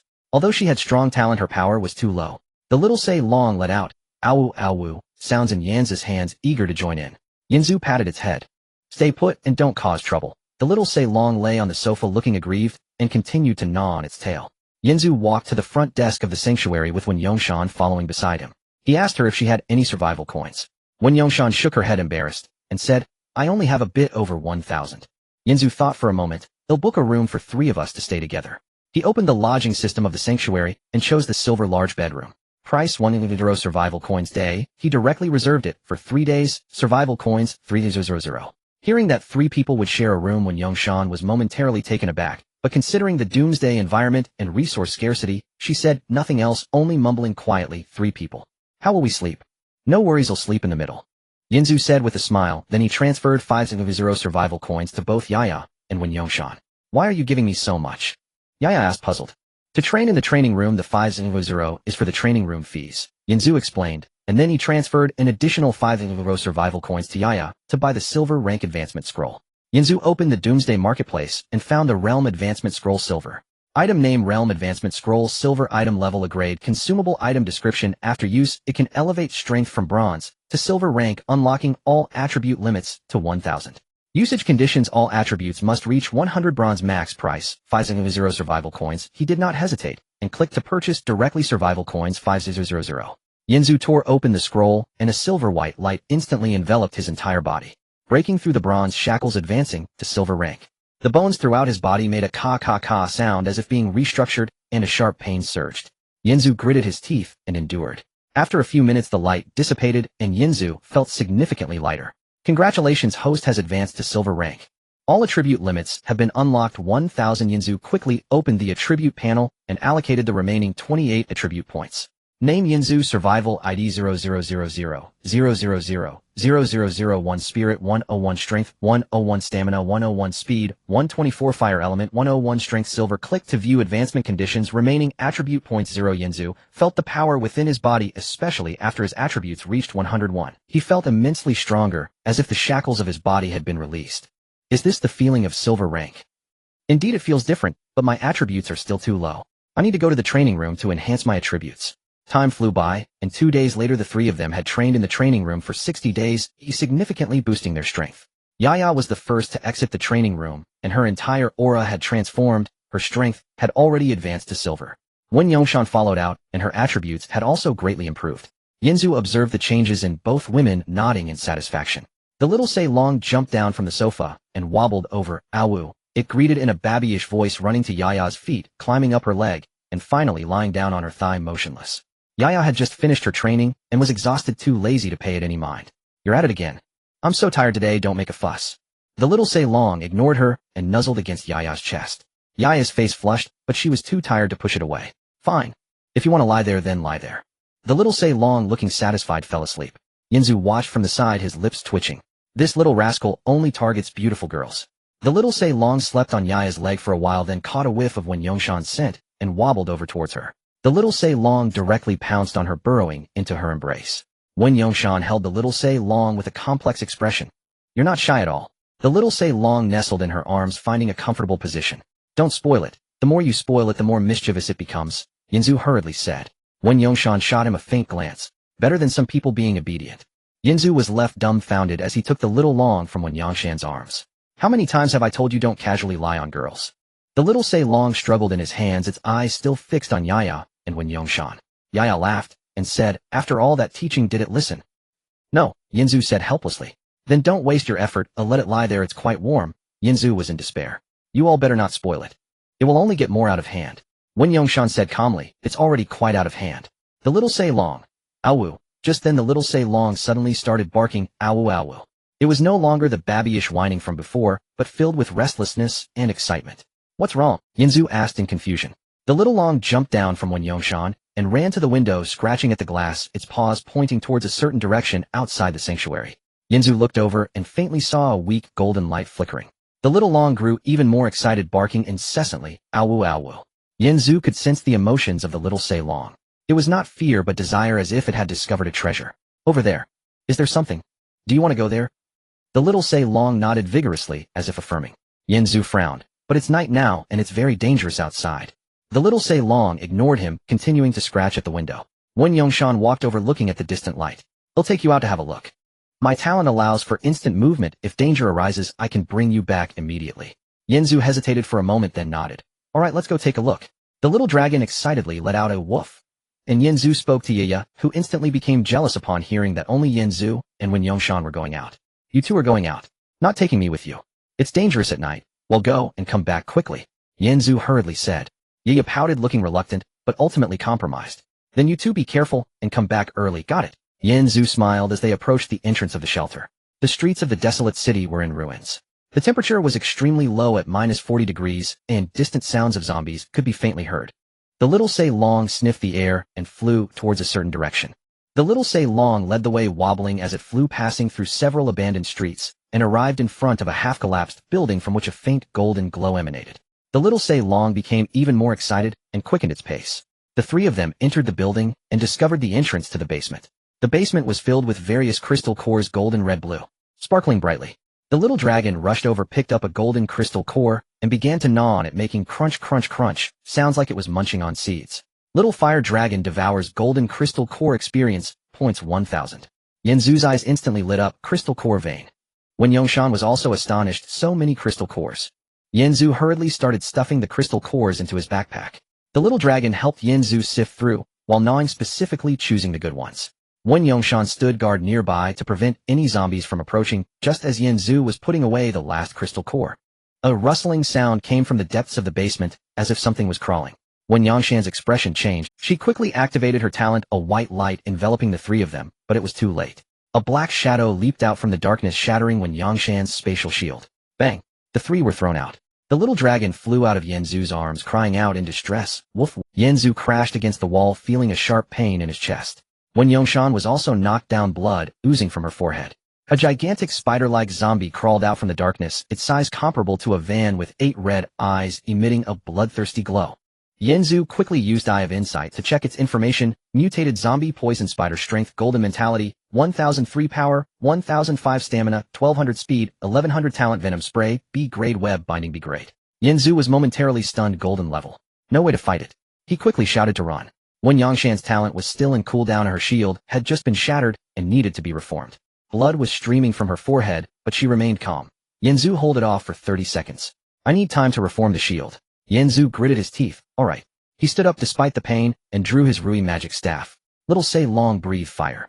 The little Sei Long let out a woof, opened its mouth, and spewed a ball of flame that struck the poison spider, making a hiss-hiss sound. The poison spider became enraged and spat out a ball of black venom. Yinzu hurriedly dodged, but the venom splashed onto the wall, instantly corroding it. Yinzu used the Rui magic staff to block the poison spider's attack. The poison spider's claws were incredibly sharp, each strike carrying immense power. Despite Yinzu's advancement to silver, he could not compete with the golden-level poison spider. He was pushed back, wounds beginning to appear on his body. Wen Yongshan anxiously concentrated on reforming the shield. The poison spider suddenly sprayed webs, entangling Yinzu's feet, and lunged at him with its wide-open jaws. Damn it! Just as the poison spider's fangs were about to pierce, Yinzu Wen Yongshan's spatial shield fired instant movement. A flash of white light, and the three disappeared from their original spot. The next second the three appeared in an abandoned building several kilometers away. Yanzu was panting heavily, covered in wounds. Wen Yongshan's forehead was bleeding, her face pale. The forceful reforming of the shield had consumed a large amount of her mental energy. The little Sei Long called out, "Woof woof," running to Yanzu's side and nudging his hand with its small head as if trying to comfort him. Inside the abandoned building they were temporarily safe. Yanzu leaned against the wall, his chest marked with several bloody scratches from the poison spider's claws. Wen Yongshan's forehead was bleeding, her face pale. Both needed to tend to their wounds. Yanzu took out a healing potion returned by Demi Mi and handed a bottle to Wen Yongshan. "First take care of your wound." Wen Yongshan accepted the potion and nodded. Yanzu's wounds were on his chest and arm. Wen Yongshan approached, kneeling in front of him. "Take off your clothes." Yanzu was momentarily stunned. The wound needs to be cleaned. How can it be treated without taking off the clothes? Wen Yongshan said expressionlessly. Yanzu hesitated for a moment, then removed his shirt, revealing a sturdy chest and abs. When Yongshan glanced at him, her expression remained unchanged, but her ears turned slightly red. She gently wiped the blood around the wound with a wet cloth. Her movements were light and meticulous. Yanzu could feel her breath on his chest, the warm air making his heart race. "Don't move, bear the pain." When Yongshan's voice was soft, as if afraid of hurting him. Yanzu looked down at her. Her serious demeanor was completely different from her usual coldness. When Yongshan had a wound on her forehead, and Yanzu invited her to sit beside him. He gently wiped away the blood on her forehead with a wet cloth, their distance very close. He could smell the scent from each other, when Yongshan had a faint fragrance. Mixed with the smell of sweat, Yanzu's heartbeat quickened. "Does it hurt?" When Yongshan shook her head, "Not painful." However, her fingers unconsciously gripped the hem of her clothes tightly. After treating the wound, neither of them moved, maintaining their close posture. The little dragon watched from the side and let out a woof, pretending to look elsewhere as if saying, "I'm not watching, you can continue." Yanzu looked into Wen Yongshan's eyes, which were no longer cold, but held a hint of warmth. Wen Yongshan also gazed at Yanzu, her heart racing. "Just now." "Thank you," Yanzu replied. Wen Yongshan did not answer, she simply looked at him, their distance growing closer. Yanzu's hand unconsciously rested on Wen Yongshan's waist, and she did not push him away, but instead leaned closer to him. "Yanzu, if just now, you hadn't held it off for those 30 seconds, I might not have been able to reform the shield. But you did it. It's because of you." Her voice was soft, like she was sharing a secret. Wen Yongshan raised her head, looking into Yanzu's eyes. "Before the apocalypse, I never trusted anyone. Chen Sheng made me realize that men are all beasts. But you are different. You clearly could have run away and left me behind. But you didn't. You almost got killed by the poison spider to hold it off for those 30 seconds. Why?" Yanzu was silent for a moment, then spoke his heart. "Because I promised you to help you kill Chen Sheng. Before that, I won't let you die." Wen Yongshan's eyes turned red, not from crying, but from the first time in 3 years feeling protected by someone. She took the initiative to lean into Yanzu's embrace. Yanzu wrapped his arms around her waist, the two tightly holding each other, their body heat merging, their heartbeats synchronized. The little dragon let out a woof from the side, watching them intently. Wen Yongshan looked up, her lips just a few centimeters away from Yanzu's. "Yanzu, thank you." Her lips moved closer. Yanzu did not hesitate, as it was only natural to fight back after being hit. The two lips pressed together, the kiss growing deeper and deeper. Yanzu's hand caressed Wen Yongshan's skin, the body that had been cold for 3 years, finally warming up in that moment. Just then the system's voice rang out. Wen Yongshan's bonding talent is activating. Synchronization rate 1. Wen Yongshan's icy exterior completely melted away, and Yanzu could feel desire to be protected, desire to be accepted, desire to be truly cherished by someone. The little dragon watched from the side, tilting its head away, as if asking, "What are they doing?" Then it covered its eyes with its little paws, but peeked through its fingers. Yanzu caught sight of its actions, internally complaining, "This little dragon." Wen Yongshan began to sing a beautiful melody, transitioning from suppressed gasps to low hums. The sound was soft and restrained, as if squeezed from deep within her throat. Yanzu could hear her trying desperately to control herself, fearing that making noise would attract zombies, but this suppressed sound. Yanzu whispered in her ear, "You don't need to hold back. Your singing is beautiful." Wen Yongshan shook her head, biting her lip, but the sound still overflowed. "Don't. The zombies outside will hear us." Her voice trembled, laced with a hint of shame, and the little dragon, who had originally covered its eyes, lowered its paws, tilting its head, as if appreciating this. Whoa! The sound was filled with intoxication, then it made an astonishing move, opening its little mouth, and began to call out in chorus, "Awoo, awoo." Yanzu nearly choked. "Shut up. Don't call." The little dragon, feeling wronged, closed its mouth, but its eyes still sparkled. When Yongshan heard the little dragon's call, her face turned even redder as she buried her face in Yanzu's shoulder. As the synchronization rate rose, Wen Yongshan's singing became more high-pitched, her suppressed voice transforming into an uncontrollable sound. The sound was no longer restrained, carrying a hint of sweet high notes. Her fingers tightly gripped Yanzu's back, her nails digging into his skin, and Yanzu could feel her trembling. When Yangshan's song echoed in the abandoned building, though quiet, it was particularly clear in the silence. The little dragon was completely immersed in the song, lying on the ground, its little head bobbing as if keeping the beat. Then it suddenly stood up, wobbling towards the two, as if wanting to join this duet. Yanzu pushed it away. Get out of here. This is none of your business. The little dragon was pushed to the side, feeling wronged, but it still refused to leave and lay down beside them, continuing to appreciate, occasionally chiming in with a woo or two as if providing backup vocals. Yanzu felt despair. This dragon is hopeless. When Yangshan's singing reached a climax, Yanzu, she called his name, her voice tinged with tears, not of sadness, but of release. All the grievances, pain, and fear from the past 3 years were released in that moment. Her tears finally streamed down, and Yanzu held her softly, saying, "Cry, it's all over." Ding. Bonding talent with when Yangshan completed. Reward both attributes 5. A warm breath instantly spread throughout their bodies, healing many wounds. The wounds caused by the venomous spider began to heal, and their mental strength also restored, both feeling a surge of. When Yangshan leaned against Yanzu's embrace like a cat that had finally found its home. Yanzu gently stroked her hair. Just now. Don't speak. When Yangshan interrupted him, let me stay like this for a while longer. Yanzu smiled. All right. The little dragon watched them the whole time, covering its ears with its little paws. Whoa. Pretending not to hear anything, but its ear-covering posture was quite perfunctory, with a large gap between its paws. Its eyes still darting around, clearly peeking. Yanzu saw its movements and couldn't help but laugh and cry.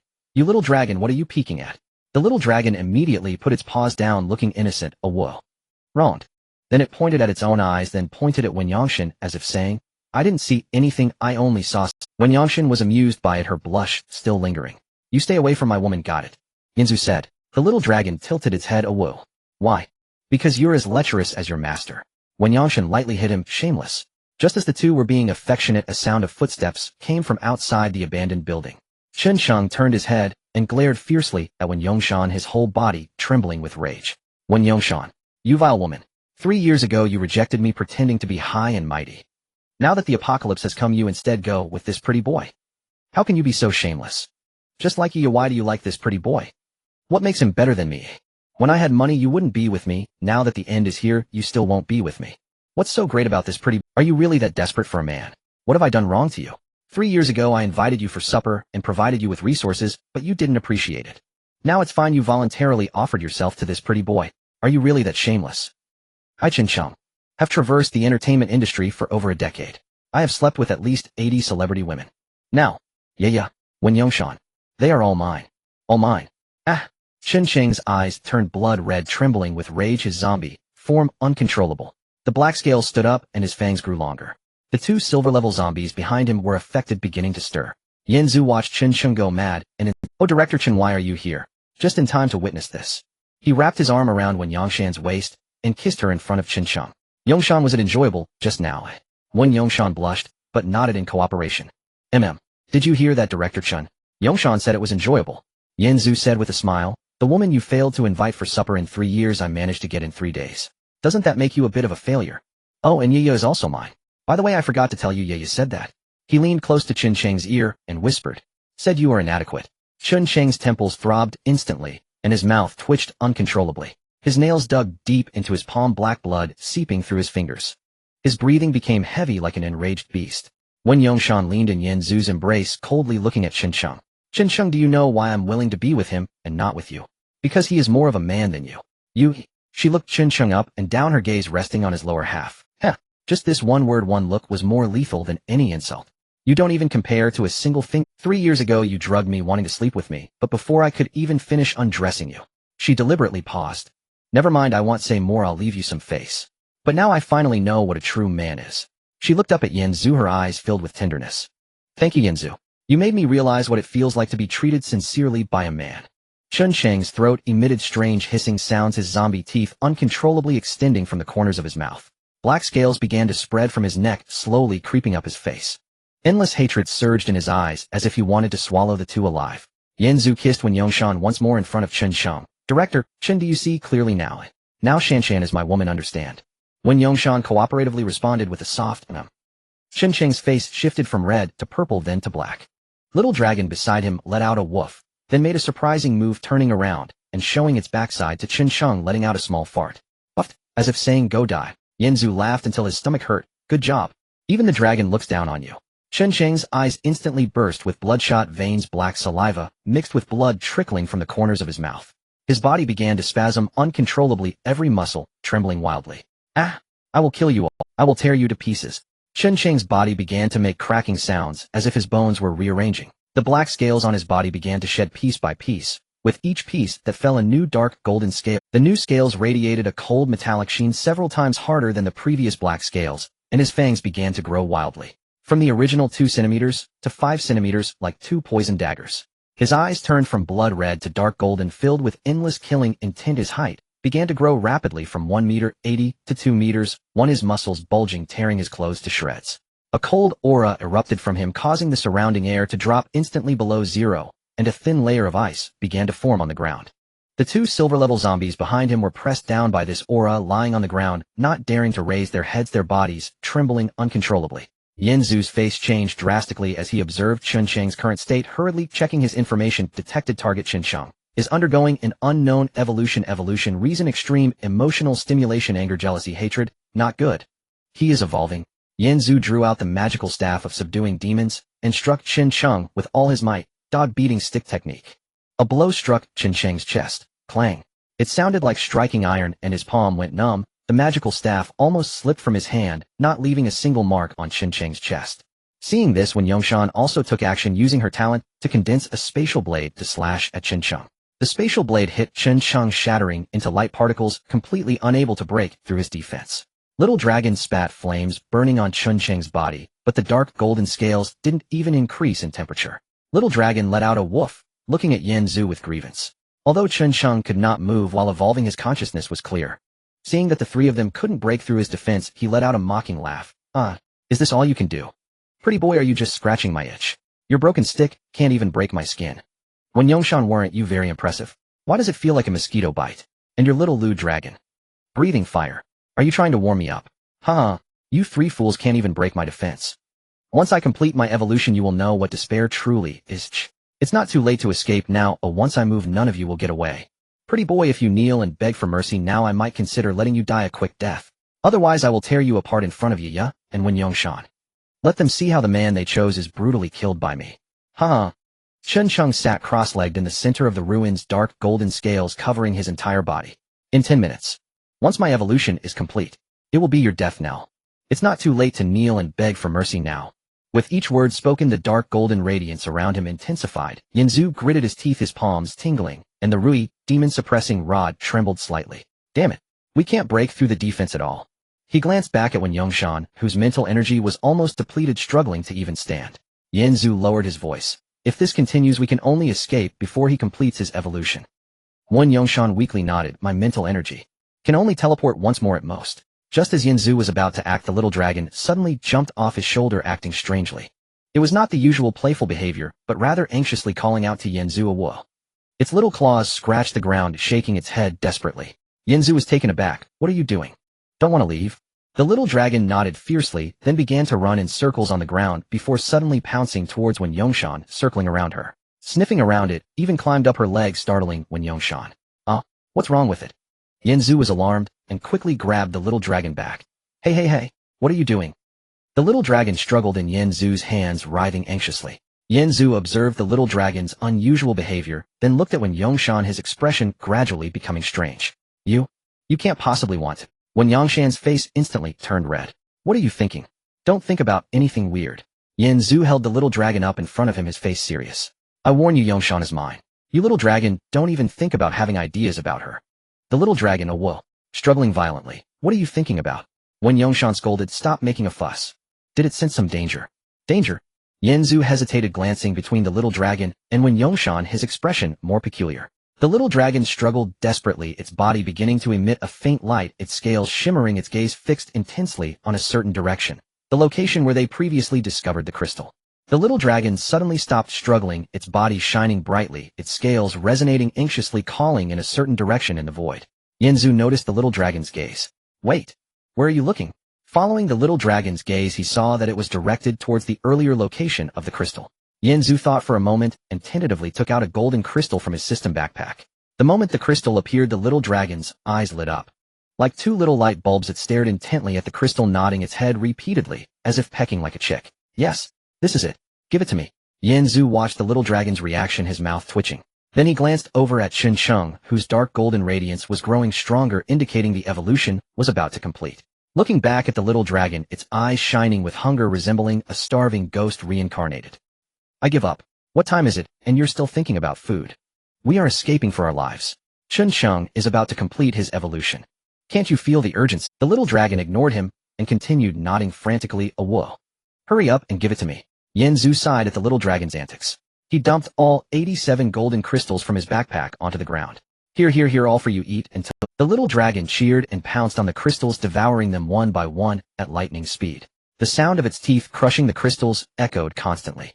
The little dragon buried itself entirely in the pile of crystals, leaving only its tail wagging outside. Its mouth stuffed with crystals, its cheeks puffed up, it bit down with a crunch. Golden fragments scattered everywhere, its tail wagging like a fan.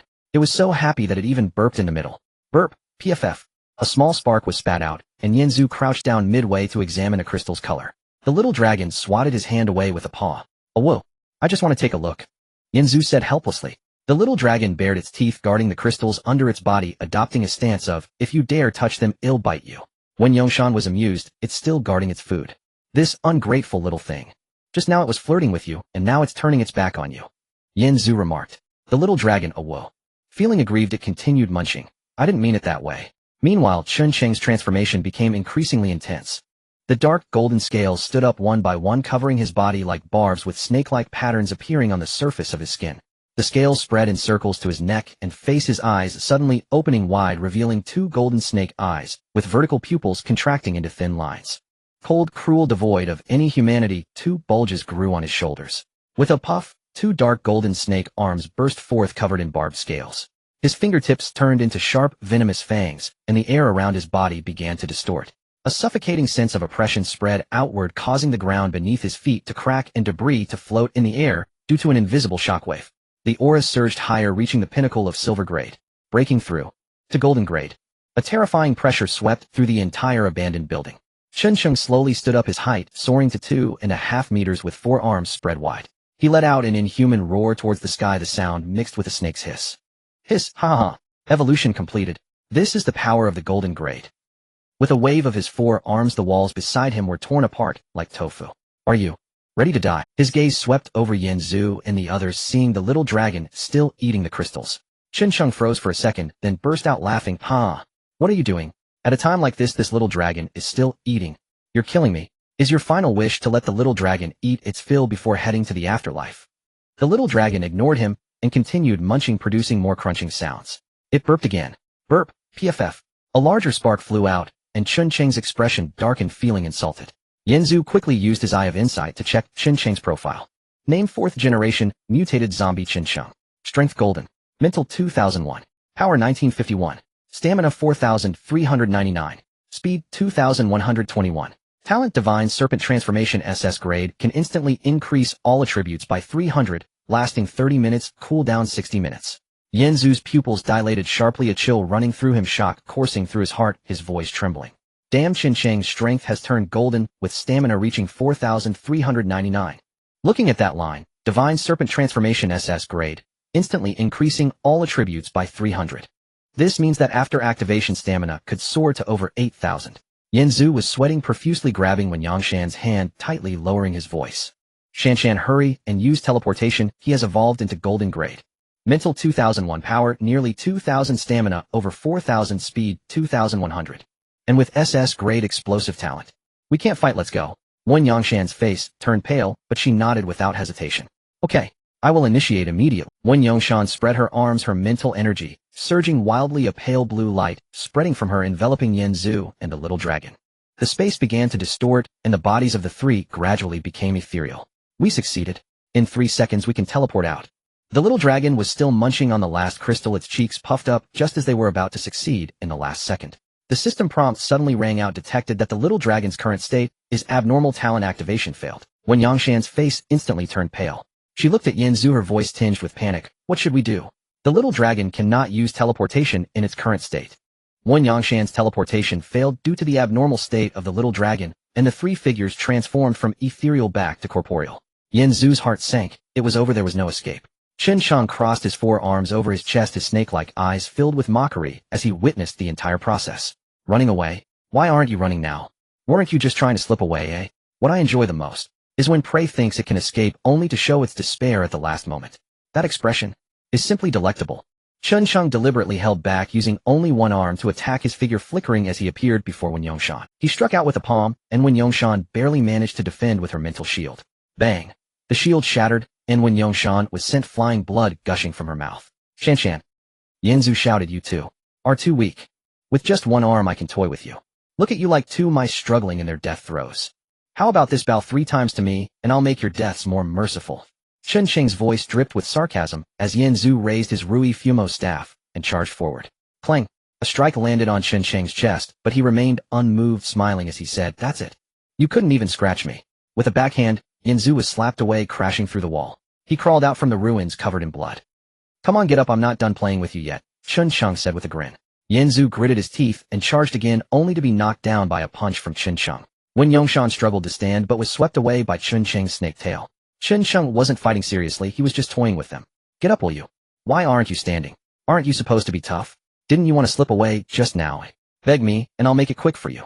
Just as Chen Sheng was about to deliver the final blow to Yen Zhu, the golden light, enveloping the little dragon, surged abruptly. It was no longer the previous faint glow but a dazzling golden pillar of light, like the sun. The little dragon's body began to expand, its scales standing upright, transforming from a petite form to half a meter long. Golden scales spread from its head to its tail, each one shining brightly, with 2 golden bulges forming on its back. Owl! A roar of the dragon reverberated throughout the abandoned building, shaking the walls. Chen Sheng was startled by this sudden change, and took 2 steps back. What? Is this little dragon evolving? He instinctively sensed a pressure from deep within his bloodline, causing his forearms to tighten defensively. Ding! Congratulations, the little dragon has activated the hidden S-level talent fusion. Fusion effect, both parties' base attributes are multiplied by 200 and talents are shared, duration 1 hour, cooldown 48 hours. Do you wish to use the talent fusion? Yes, no? The system's voice echoed in Yen Zhu's mind. He was stunned, looking at the little dragon, which was also staring at him, its golden eyes filled with urgency and determination. Ow! Hurry and agree. This is the only chance. Fusion, merging with you. Yen Zhu said, puzzled. The little dragon nodded vigorously. Ow. Yes, trust me. Yen Zhu glanced at himself covered in blood, and then at the motionless Wen Yongshan. Then he looked at the terrifying Chen Sheng with 4 arms, and took a deep breath. All right, he shouted in his heart, yes. The little dragon's body transformed into a stream of golden light, whoosh, and dove into Yen Zhu's chest. Yen Zhu felt as if his entire body was engulfed in flames, not ordinary flames, but dragon fire burning from within. The pain brought him to one knee, gritting his teeth, his forehead bulging with veins. 2 golden dragon horns slowly grew from his forehead, curving like blades, while his skin became covered in golden scales. The scales spread from his neck to his entire body, each one alive, breathing, and glowing. With a thunderous sound from his back, a pair of 3-meter-wide dragon wings unfurled, covered in dragon patterns on the golden membrane. A gentle flap created a fierce wind, and his fingers transformed into sharp dragon claws, each glinting with a cold light. His eyes turned into golden vertical pupils, the irises shrinking into the form of a dragon, cold, majestic, and proud. His entire body was enveloped in golden dragon fire, and his aura surged wildly. Fusion complete. Name Yen Zhu, survival ID 0000000001, status fusing. Countdown 3600. 3599. 3598. Spirit 2228, strength 2238, stamina 2248, speed 2318, fire element 2262, power, level gold talent, sharing swift SSS, level dragon flame breath, S level dragon, might dread, A level flight, B level fusion, SS level activated. Yen Zhu slowly stood up, feeling the surging power within him, every cell burning and roaring. He clenched his dragon claw, the golden dragon fire dancing between his fingers. This is the power of fusion. So strong. Incredibly strong. Unprecedented strength. Seeing the fire element at 2262, he grinned. Now the dragon flame breath will be sufficient. Yen Zhu flapped his dragon wings and shot out his speed at 2,318, nearly 200 points faster than Chen Cheng's usual 2,121. His dragon claw, glowing with golden light, struck Chen Cheng's chest. Clang. A deep scratch was left on the dark golden scales, and dark golden blood seeped out, breaking through his defenses. Chen Sheng looked down at the wound on his chest, his snake-like pupils contracting. You actually managed to hurt me. How is that possible? You clearly couldn't break through my defenses earlier. Yen Zhu shook off the dark golden blood from his dragon claw. You'll be surprised by what's coming next, Director Chun. The little dragon acted as GPS in Yanzu's mind. Ow! To the left. He's about to throw a punch. Yanzu dodged Qinsheng's left arm's heavy punch. I didn't need your reminder, he's as slow as a turtle. Little dragon, ow. Feeling wronged. Alright, thank you for the reminder. Yanzu said helplessly. Qinsheng heard, Yanzu talking to himself looking bewildered. Who are you talking to? My little say. Yanzu said with a smile. Are you crazy? Qinsheng looked utterly confused. Yanzu long, he spread his wings creating distance as his dragon mouth opened. Dragon flame breath. A massive golden fire dragon erupted from his mouth with a terrifying power of 2,262, engulfing Qinsheng in flames. Oh, so hot. Qinsheng was blasted back several meters, crashing into a wall. Dark golden scales showed signs of charred marks, and his skin bubbled from the heat. Yanzu was pleased. How is it, Director Chun? The taste of barbecue is not bad, right? Should I add some cumin? How about some chili powder? Qinsheng burst out from the ruins, smoke billowing from his body. His clothes burned to ashes, but the scales remained intact. He emerged from the flames charred, but smiling. Do you think I only have defense? Golden body, rebound. The dark golden scales suddenly glowed, reflecting all the damage Yanzu had inflicted back to him. Yanzu suddenly had the same wounds appear on his body, a claw mark across his chest, his entire body burned by flames. He staggered back a few steps, blood pouring out as the dragon flame burned at his wounds for self-healing. The little dragon shouted, ow. His scales can rebound damage. Why didn't you say so earlier? Yanzu helplessly said. The little dragon replied, ow. I didn't know. I hadn't seen him use it before. You little dragon are unreliable at crucial moments. Qinsheng laughed maniacally, ha. Now you know my power. The stronger your attack, the heavier the rebound damage. Come on, keep attacking. Yanzu changed tactics, rebound, ha. Then he'll strike from behind. With a flap of his wings, he dashed through the abandoned building at high speed, 2,318 against 2,121. Qinsheng barely kept up, but was at a disadvantage. To the left. To the right. Above. Behind. Dragon claws attacked from all directions, leaving dozens of wounds on Qinsheng's body. You mouse. If you have the guts, attack me, Heaton. The little dragon directed from within. Turn left. Go straight. Crash into the wall. Hit the brakes. Bang. Yanzu actually crashed into the wall, half of his body embedded in it. What kind of navigation is this? Yanzu said helplessly. The little dragon replied, ow. It was an accident. Let me know in advance next time. Qinsheng stared at Yanzu, stuck in the wall, stunned for a moment. You. Thickhead. Ha. Yanzu pulled his head out from the wall. Continue. With a flap of his wings, he charged again. Qinsheng. You're insane. Qinsheng was pushed to the limit, his forearms spread wide as he roared to the sky. Golden body. Ultimate defense. All dark golden scales stood upright. A golden shield enveloped his body as Yanzu's dragon claws struck the shield. Clanged. The defense was impenetrable, not even a scratch, as Qinsheng healed his wounds within the shield. He sneered, ha. My ultimate defense cannot be broken even by peak golden level. Your attacks are ineffective against me. Yanzu attacked repeatedly, over a dozen times, all in vain, as the dragon flame breath sprayed onto the shield, which remained unyielding. Yanzu's heart sank. Damn. This turtle shell is too hard. Time ticked away. The countdown had already passed. A protracted battle was not in Yanzu's favor. Qinsheng's stamina of 4,399 was twice that of Yanzu's 2,248. If it dragged on, he would surely lose.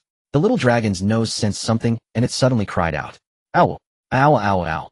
His shield has a smell. What smell, eh? Yanzu asked in confusion. The little dragon replied, a strong scent. Your scent.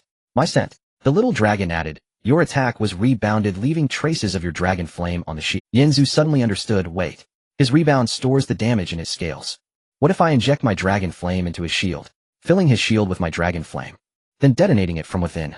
The little dragon exclaimed, ow. This idea is good, but doing so will also cause me great harm. The explosive force is reciprocal. Yanzu looked at Qinsheng healing inside the shield. Time was pressing, and there was no escape, only to fight. Let's go for it. Little dragon, are you ready? Ow. Ready. Yanzu took a deep breath. Flames began to burn wildly across his body. Qinsheng. You just said you wanted to tear me apart, right? Come on. Try this. Yanzu charged towards Qinsheng's ultimate defense, pouring in golden dragon flames recklessly into the shield. Qinsheng was bewildered. What are you doing? Are you seeking deaths? The dragon flame was wildly absorbed by the shield, which grew brighter and hotter, the temperature skyrocketing. The surrounding air began to distort. Yanzu's body ignited, pain piercing to the core, but he did not stop, continuing to inject. The shield's radiance became so intense, it was blinding. Qinsheng looked at the shield, growing ever brighter, feeling a threat of death. A hint of panic flashed in his serpentine eyes, but was soon replaced by madness. You think? Only you have hidden cards. Since you seek death, I will fulfill your wish. Chun Cheng activated his SS level talent. Divine Serpent Transformation talent activated. Divine Serpent Transformation SS level. All attributes increased by 300. Duration 30 minutes. Spirit 2001800. 4 Strength 195 17804. Stamina 4399 17596. Speed 2121848. Chun Cheng's forearms swelled simultaneously, muscles bulging like small hills. The dark golden scales turned pure gold, radiating a blinding light. His height surged from 2.5 meters to 4 meters, and his serpentine eyes transformed into 2 golden suns. Radiating brilliance, a massive serpent tail sprouted from his back, stretching 6 meters long, his aura climbing exponentially. Chun Cheng roared. Feel this. The true power of divine serpent transformation. His forearms struck simultaneously, compressing the air into solidity with a speed of 8,484, which was 3.7 times that of Yen Zhu's 2318. Yen Zhu could not react at all. Bang. He was sent flying by a punch. Dragon scales shattered, blood spouting from his mouth, and he barely flapped his dragon wings to stabilize his form. Yen Zhu's pupils contracted sharply. What speed is this? Chun Cheng's figure turned into a blur in his eyes. How can it be this fast? Chun Cheng's forearm struck like a torrential storm. Yen Zhu barely defended, but each strike made his bones creak. Bang, bang, bang, bang. Dragon scales shattered, golden blood splattered. The little dragon shouted anxiously, "Ow! Activate divine speed. Otherwise we won't win." "I know. But..." Yen Zhu gritted his teeth. The little dragon exclaimed, "There's no but. If we don't activate it, we die." Yen Zhu watched as Chun Cheng's forearms rose again, feeling the SSS level talent. Divine speed within him, yet to be activated. Yen Zhu took a deep breath, a resolute look flashing in his golden vertical pupils. All right. At the moment when Chun Cheng's ultimate strike was about to hit, Yen Zhu activated his SS level talent. Divine speed. Talent activated. Divine speed. SSS level. Speed increase 1000. Speed 2318. 23,180. In an instant the world completely froze in Yen Zhu's eyes. The forearms of Chun Cheng transformed into 4 sluggish trajectories. The trajectory, angle, and force of each punch were clearly visible. Chun Cheng's expression shifted from fierce to frozen surprise. Even the flying debris paused in midair. Yen Zhu gently flapped his dragon wings, his figure darting away like golden lightning. All 4 of Chun Cheng's punches missed, as Yen Zhu appeared 10 meters behind him. What a... Chun Cheng was... He turned and threw 4 punches again, but they all missed. Yen Zhu moved like a ghost, flickering beside him. Chun Cheng's eyes could not keep up, seeing only golden afterimages. Bang, bang, bang, bang, bang. Dragon claws reached from all directions, and Chun Cheng could not defend at all. The dark golden scales were shredded, blood splattering everywhere. Chun Cheng let out a painful scream. He swung his fist in instinct, grazing Yen Zhu's wing. Bang! Yen Zhu was sent flying, his dragon wing nearly breaking, blood oozing from the corner of his mouth. Be careful. His power is too strong. A graze leads to serious injury. Little Sei Long shouted. Yen Zhu understood well that he could not engage in close combat. His strength was being crushed, and he could only maneuver. Speed is an advantage, it must be ended quickly. His stamina was being crushed, and dragging it out would mean certain defeat. Little dragon, assist me. Yen Zhu opened his dragon mouth. Golden fire dragons spewed forth from all directions, turning the entire abandoned building into a sea of flames. Chun Cheng was surrounded by flames, for arms raised in front of him. It's so hot. The dark golden scales were burned, red skin bubbling. Chun Cheng grit his teeth and charged towards Yen Zhu. Do you think a few burns can help you win? I am at the golden level. Yen Zhu gritted his teeth. It must be a swift resolution. The shield continued to absorb the dragon flames, becoming increasingly unstable. Yen Zhu ignored Chun Cheng's pursuit and flapped his dragon wings, rushing towards the shield. Now's the time. Little Sei Long. Aru, detonate. Yen Zhu injected all the remaining dragon flames in one go, causing the internal concentration of dragon flames in the shield to reach a critical point. Boom. The golden shield exploded from within, dragon flames erupting like a nuclear bomb, engulfing Chun Cheng in the explosion. The scales of his forearms were shattered, pure golden scales turned to charred black. Chun Cheng was blasted away, crashing through 3 walls. But the detonation was too away, as Yen Zhu was also sent flying by the shockwave, his dragon scale shattering. Blood gushed from his mouth, but it was much lighter than Chun Cheng's. He had protected his vital points with his dragon wings in advance. Chun Cheng crawled out from the rubble, half of his forearms broken, his left upper arm shattered. Yet he still laughed. Ha ha ha. Ha ha. I didn't expect you to force me to this point. But, do you think this is the end? Chun Cheng threw his head back and roared to the sky, all remaining energy of the divine snake erupting. His size surged from 4 meters to 6 meters, his snake tail transforming into a 3-meter-long giant python, the muscles of his 3 arms bulging, strength once again increasing.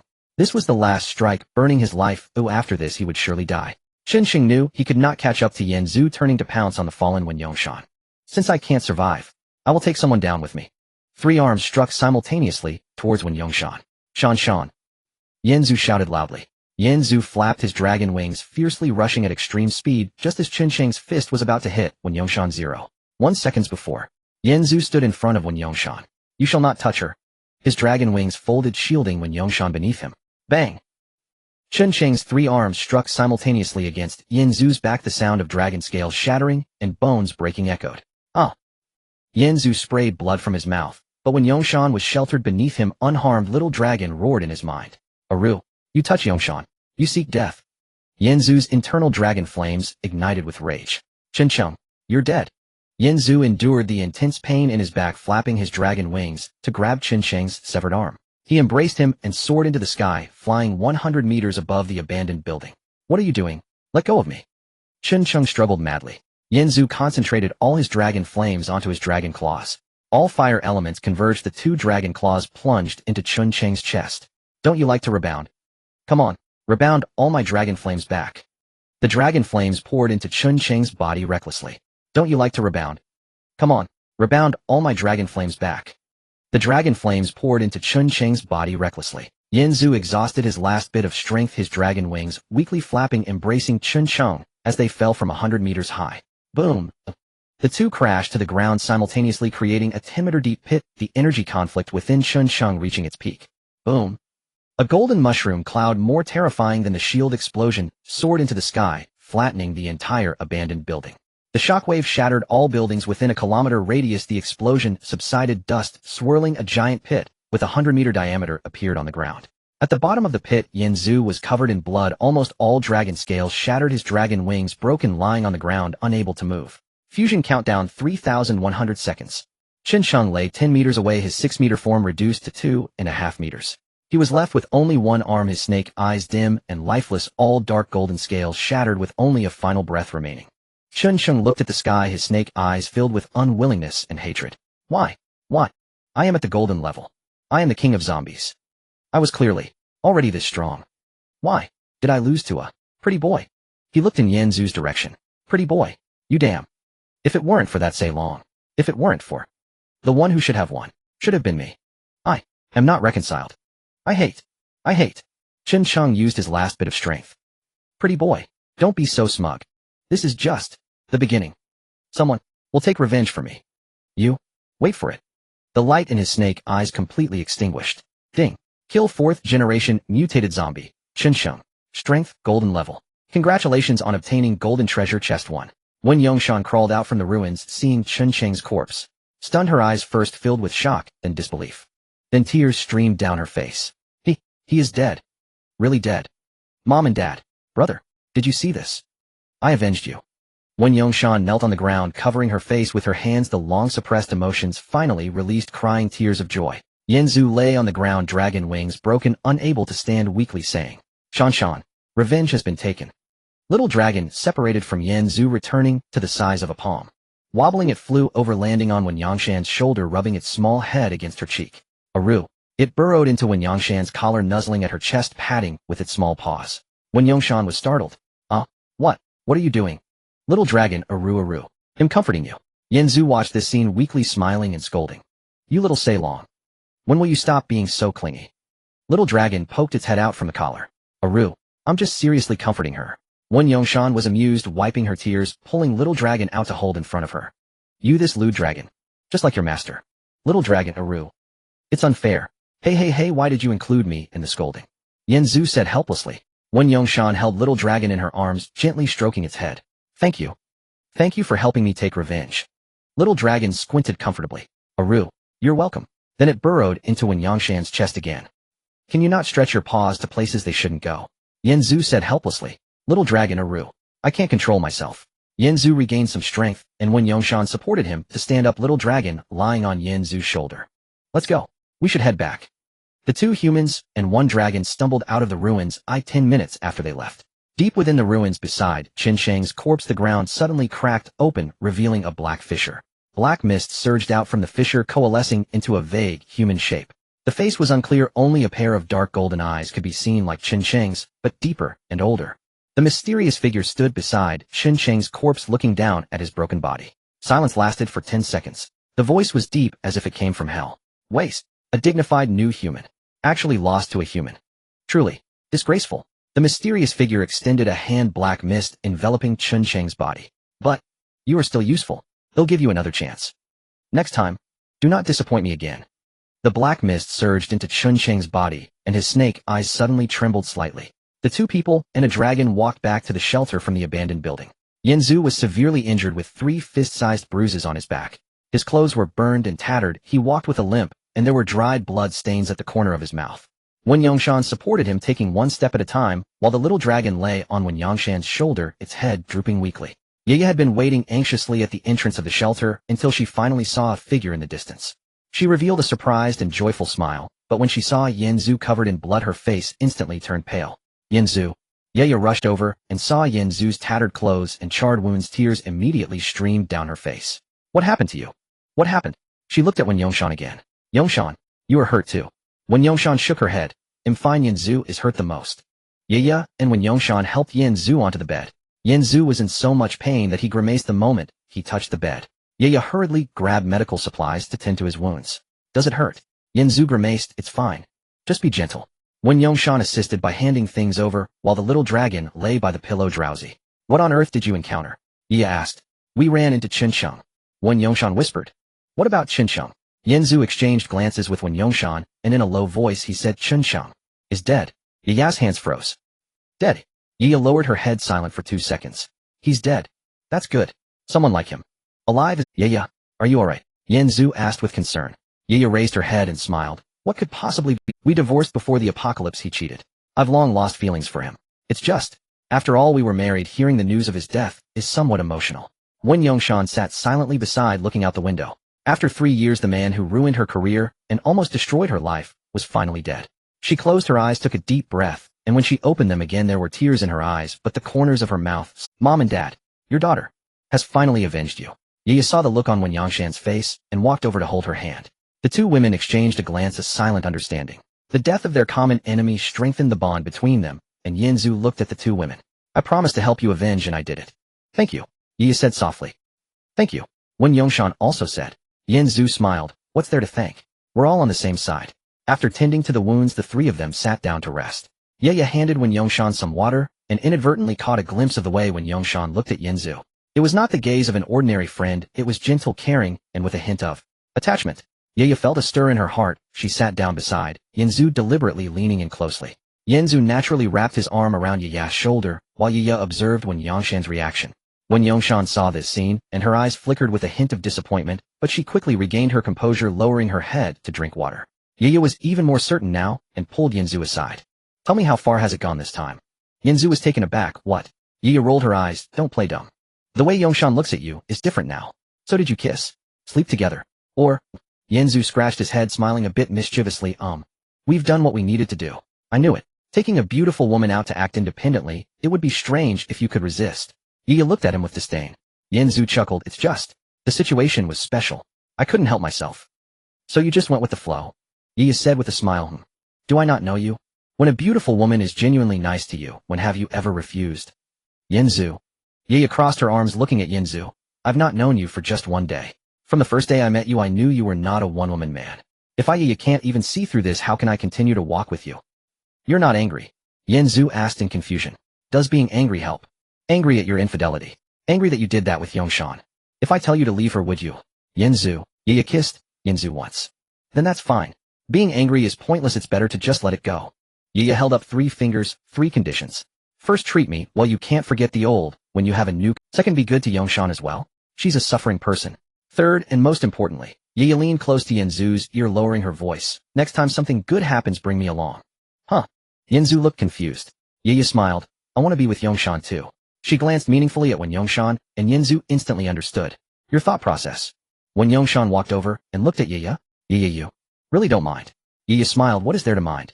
How many women, my man, has I know better than you? One more or one less doesn't. Moreover, Yaya held Wen Yongshan's hand. We are sisters. We've endured the matter of Chun Chung together. Your enemy is my enemy, And in the future we will follow Yan Zhu together to survive in this apocalypse. In the future we will serve him together, how about that? When Yangshan's face turned red, "Yi, what are you talking about?" Yi laughed heartily. "What's there to be shy about? You'll get used to it in the future." Yan Zhu watched the two women holding hands, one playful and generous, the other cold and shy. The situation of the three of them fighting side by side was already stable. "Am I dreaming? This is not a dream. But if you dare treat us badly." She pulled out a knife. "I'll let you know what—" Yan Zhu suddenly remembered something. "By the way, there's one more thing." Yan Zhu took out the golden treasure chest from the system backpack. A golden treasure chest appeared in midair, radiating dazzling golden light. The surface of the chest was intricately carved with dragon patterns, 3 times larger than an ordinary silver treasure chest. It emitted a heart-pounding energy fluctuation. When Wen Yongshan saw the treasure chest, her eyes lit up. "Is this the treasure chest obtained from killing Qin Sheng? It's still gold level. I've never even seen a silver treasure chest. I'm curious about what's inside." Yan Zhu stared at the golden treasure chest, a glimmer of anticipation in his eyes. The first golden treasure chest. Qin Sheng was gold level, and there's also the S-level divine serpent transformation. It might yield gold level equipment, weapons, or a talent related to his divine serpent transformation. It could also be high-grade materials. "Stop guessing. Hurry and open it," Yaya urged, and the little dragon was awakened by the golden light. "Oh, open it, open it." Yan Zhu took a deep breath and pressed his hand on the treasure chest, and the system notification sounded ding. Successfully opened the golden treasure chest. Yan Zhu's palm pressed tightly against the surface of the golden treasure chest, and a blinding golden light suddenly erupted. Instantly illuminating the entire cramped shelter, the 3 humans and 1 dragon held their breath, their gazes locked onto the golden treasure chest before them. Crack! The crisp sound of metal opening echoed as the treasure chest slowly creaked open. Inside the chest lay not stunning weapons or dazzling crystals, but a snow-white, perfectly round egg. Yan Zhu was momentarily stunned. "An egg?" Yaya's eyes widened in disbelief. "Is this it? A golden treasure chest just opened to reveal an egg." The little dragon flapped its tiny wings and leaned forward, its wet nose sniffing around the eggshell. "Ow, oi. Is this tasty? Don't eat it yet."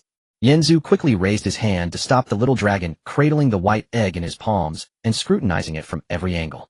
"Steamed or braised?" Yiya rolled her eyes dramatically. "Are you serious? You plan to eat an egg that came from a golden treasure chest? What else can we do? It can't be hatched," Yan Zhu casually remarked while Wen Yongshan gently spoke. "Let's not rush to eat it. Let's check the item information first." With a thought, Yan Zhu summoned a pale blue system panel revealing contract beast, little turtle, strength unimpressive, spirit 0, power 0, stamina 99, speed 1, talent sky, swallowing transformation SSS grade. Can freely control its size up to 100 times larger, lasting 30 minutes, cooldown of 1 hour, personality steady, honest, dutiful, leveling method, devour survival coins. 1 survival coin, 1 experience point, current experience 0, 100, unimpressive, black iron level. Would you like to use the god level beast control technique to hatch? Yes, no. The 3 of them looked at the panel simultaneously, their expressions varied. Yan Zhu's mouth twitched uncontrollably. "Little turtle. A golden treasure chest opens to give an unimpressive little turtle. Spirit 0. Power 0. Speed 1. This thing can't even walk fast, can it? But it has 9,999 stamina." Yaya keenly seized the critical data. What does it mean to have unimpressive strength and yet 99 stamina? Wen Yongshan's gaze fell on the talent section, softly speaking, SS grade talent. Sky swallowing transformation. Does it mean it can grow very large? Yan Zhu curled his lips in disdain. What's the use of getting bigger? Is it going to be a sandbag? He stared intensely at the information panel, frowning as he analyzed. Unimpressive. Spirit 0, power 0. But with 99 stamina, its defense is simply outrageous. With an SS grade sky swallowing transformation, it can grow 100 times. Wouldn't that mean it could become as big as a building? To block damage, or crush enemies directly. Unfortunately, with a speed of only 1, even if it grows larger, it's just a live target. Yi looked at Yan Zhu. "So will you hatch it or not?" Yan Zhu glanced at the empty slot for the god-level beast control technique, noting that he only had 13 of the contract slots filled with 2 remaining. He decisively shook his head, not hatching it for now. There are only 2 slots left for the god-level beast control technique. I can't waste them casually. What if a better contract beast appears later? Are you sure? That's an SS grade talent. Yi reminded him. SSS is SSS, but its strength is unimpressive, speed extremely low, and combat power virtually 0. Hatching it now would just be a burden. Oh, we'll talk about it later. Wen Yongshan nodded lightly. It's better to be cautious and prioritize safety. The little dragon looked longingly at the turtle egg. "Awu, if you're not hatching it, can I eat it?" Yan Zhu raised his hand and gently swatted the little dragon away. "Eat, eat, eat, that's all you know how to do." Time slowly passed, and the calm days went by one after another. Under Yaya's careful care, Yan Zhu's injuries healed rapidly, and the bruises on his back completely faded. The scabs from the burns gradually fell off, and his skin returned to its perfect state. The little dragon munched on survival coins daily, slowly increasing its experience points, while the 3 humans and 1 dragon spent a rare peaceful time together in the shelter. The cold system prompt sound suddenly rang out. Apocalypse, echo silent city. Time remaining 2 hours. Yanzu immediately opened the bond return record, noting that the recent food returned from Demi Me and the others was very little, including the remaining survival coins. Current survival coins 702030. He clicked on the Apocalypse survival shop, with a dense list of products appearing before him. SS grade, talent, god level, beast control technique, purchase limit 01. Price 1000000 survival. Coins, talent expansion, crystal, purchase limit 01. Price 500 survival coins, grade talent shared, ashes, purchase limit 11. Price 1500 survival coins, grade talent, healing, purchase limit 11. Price 100 survival coins, grade talent, dragon transformation, purchase limit 11. Price 100 survival coins, grade technique, dog beating, stick technique, purchase limit 01. Price 100 survival coins, realm advancement scroll, silver, purchase limit 1720. Price 500 survival coins. Realm A. Without hesitation, he immediately began a frenzied shopping spree. For the first batch of purchases, he locked in 3 grade talents, purchased grade talent shared ashes. Survival coins 1500, purchased grade talent healing. Survival coins 100, purchased grade talent dragon transformation. Survival coins 100. Yanzu grinned, widely, his eyes sparkling with joy, 3 grade talents in hand. Yaya curiously leaned closer. What are these talents useful for? Yanzu opened the talent details, starting to review the attribute descriptions. Shared ashes grade can share injuries with teammates, transferring damage taken to a designated target. Healing grade quickly recover from injuries and can heal others. Dragon transformation grade transforms into a dragon, increasing all attributes by 300, lasting 30 minutes, cooldown time of 60 minutes.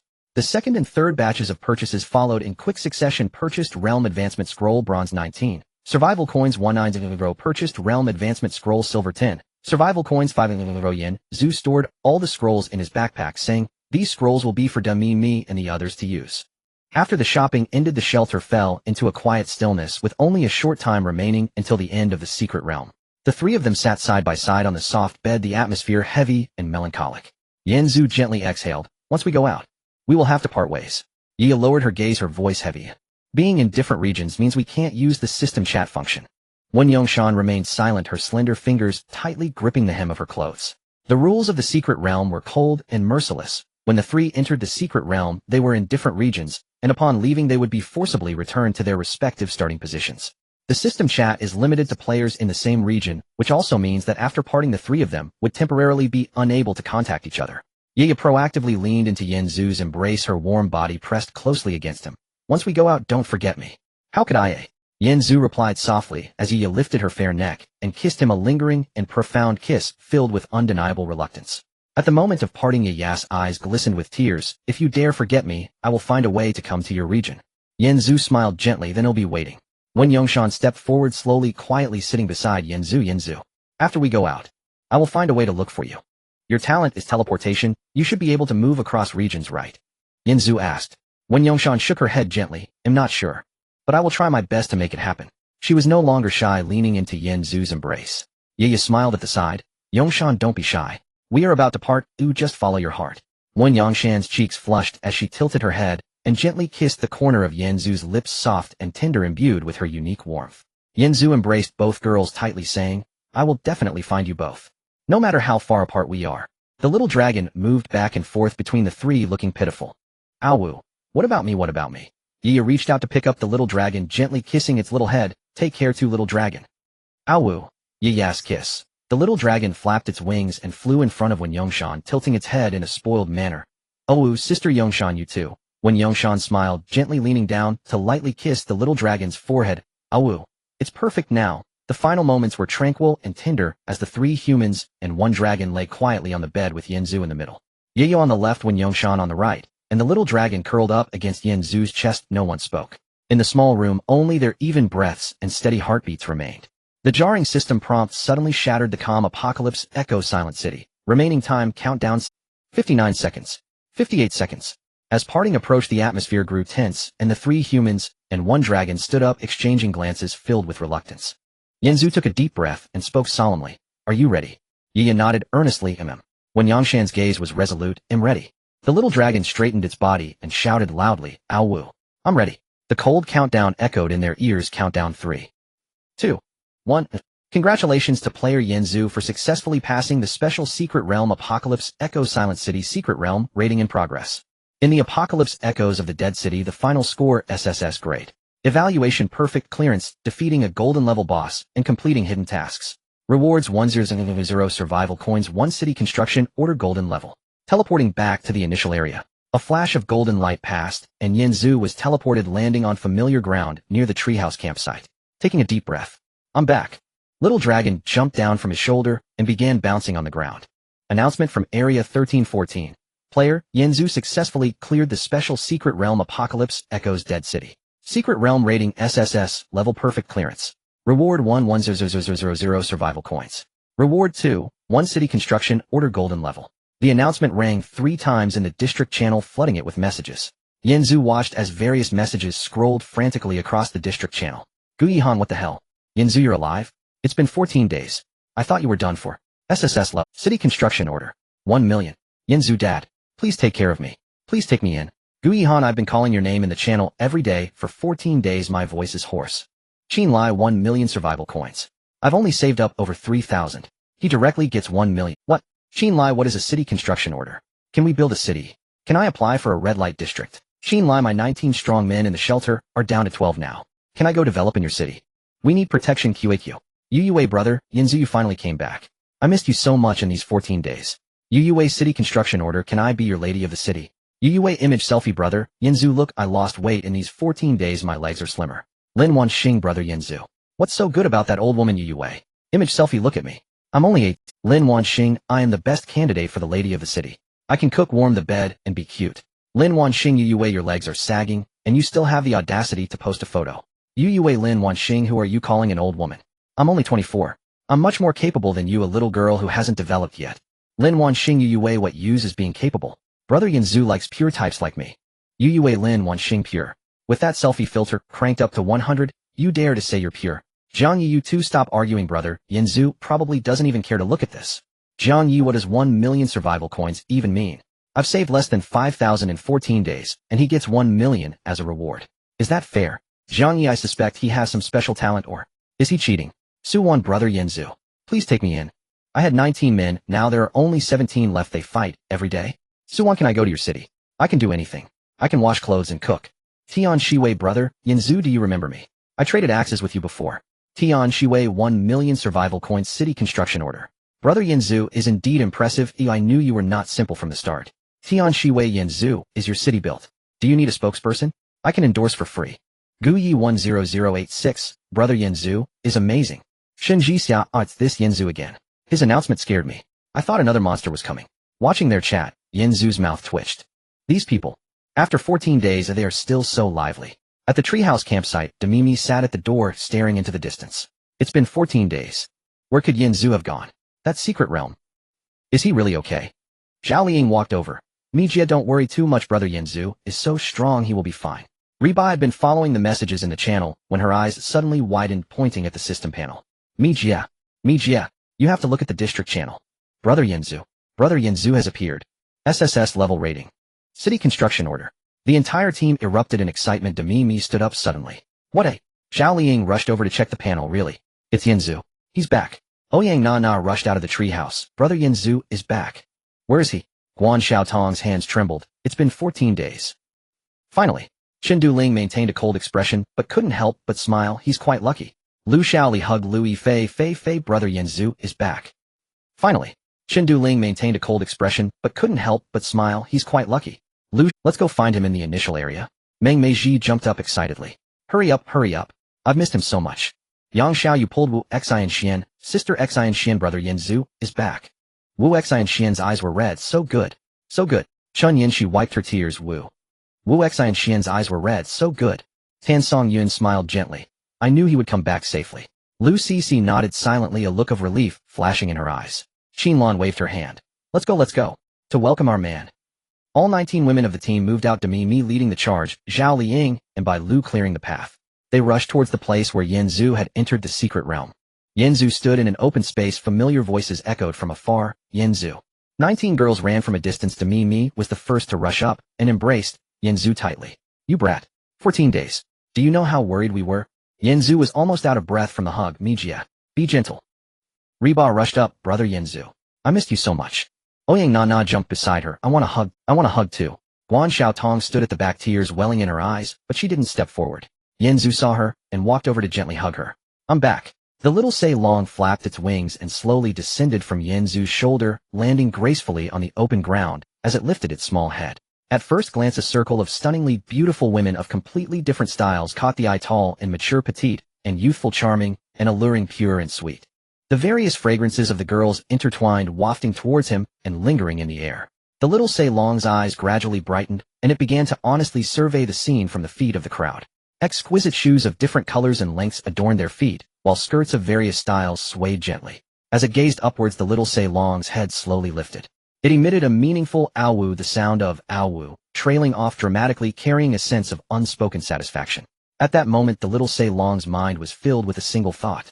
Master's life is my dream. So many beautiful sisters. Can I perch on each of their legs? The sister on the left has such fair legs. The sister on the right has a slender waist. The sister behind is so fragrant. It flapped its little wings trying to ascend, but its body felt as if it were nailed to the ground, unable to move. Its eyes scanned the area, intently, lingering and fixated. Finally, its gaze locked onto the long legs of Wan Chiwen and Guan Xiaodong. Ow. Those legs must look stunning in black stockings. Yanzu watched the little dragon's lewd demeanor with a twitching mouth, gently kicking its round little bottom. Hey, control yourself. You're about to drool. The little dragon jolted in pain, instantly regaining its composure, looking at Yanzu with a pitiful expression. Ow, master. You don't understand. This is art. Appreciating art. The girls nearby all turned their gazes toward the little Sei Long. What is this? A dragon? Zhao Liang exclaimed with curiosity. So cute. Where did it come from? Yanzu helplessly explained. I found it in the secret realm. It's called the little Sei Long, and it's mine. My little brother. The little Sei Long protested. Ow, I am the master's contracted beast, not a little brother. Chun Dueling looked at the little dragon with confusion. It seems not very proper. The little Sei Long instantly flared up. Ow, you are the one who is improper. Reba was the first to rush forward and scoop the soft little dragon into her arms. So cute. She leaned down and kissed the round little head of the dragon, which closed its eyes in pleasure. Ow, this sister's embrace is so soft. Ouyang Nana quickly reached out to snatch it. I want to hold it too. Give it to me. She hugged the little Sei Long and kept rubbing her face against it. How are you? Ow, this sister's face is also so soft. Guan Xiaotong gently took the little dragon, lifting it close to her face for a detailed inspection. Is your name little Sei Long? You are so small. The little Sei Long nestled in her arms, its little head perfectly resting against the soft spot, feeling utterly content. Ow, this sister. This position is just right. Wan Chiwen gently extended her hand. Let me hold it too. The little dragon was softly transferred to her embrace, its tiny claws inadvertently resting on the collar, feeling smooth and delicate. Ow, this sister's clothes are so smooth. The mischievous little Sei Long began to freely tease those around. It burrowed into Wan Kaiwen's arms, its little head repeatedly nudging against her fair neck, its nose moving back and forth to sniff out the fragrance. Wan Kaiwen's ears turned red. It tickles. Don't be naughty. The little Sei Long flapped its wings and flew in front of Lu Yifei. A crisp popping sound echoed as it planted a kiss on her fair cheek. Oh, it kissed me. Lu Yifei's face instantly flushed. The little Sei Long dove into the sleek hair of Bai Lu, playfully burrowing and bumping around, causing Bai Lu to chuckle softly. So ticklish. It landed on Wu Xingxuan's shoulder, its soft dragon paws gently patting her cheek. Wu Xingxuan shyly lowered her head, murmuring softly, it's touching my face. Meanwhile, Yanzu observed coldly as the little dragon was embraced by each girl. Rubbing against chests, sticking to cheeks, burrowing into necks, and tugging at collars, it unabashedly took advantage of everyone. Yanzu's eyes slowly narrowed and his expression darkened. At that moment, the little dragon was cradled in Yang Xiaoya's arms, its little head continuously nuzzling into the soft areas, appearing utterly satisfied. Yanzu finally couldn't bear it any longer. Hey, is that enough? Where should your paws go? Where should your head go? You little Sei Long having your fill here, and there do you think I don't exist? The little Sei Long poked its head out, its innocent and pure eyes shining brightly. Ow, master. Who is jealous? I'm just afraid you'll teach them bad things. Demimi covered her mouth and chuckled. Why would you be jealous of a dragon? It's not an ordinary dragon. It's a lecherous dragon. One that specializes in taking advantage. Just ask it how many benefits it has gained from now till then.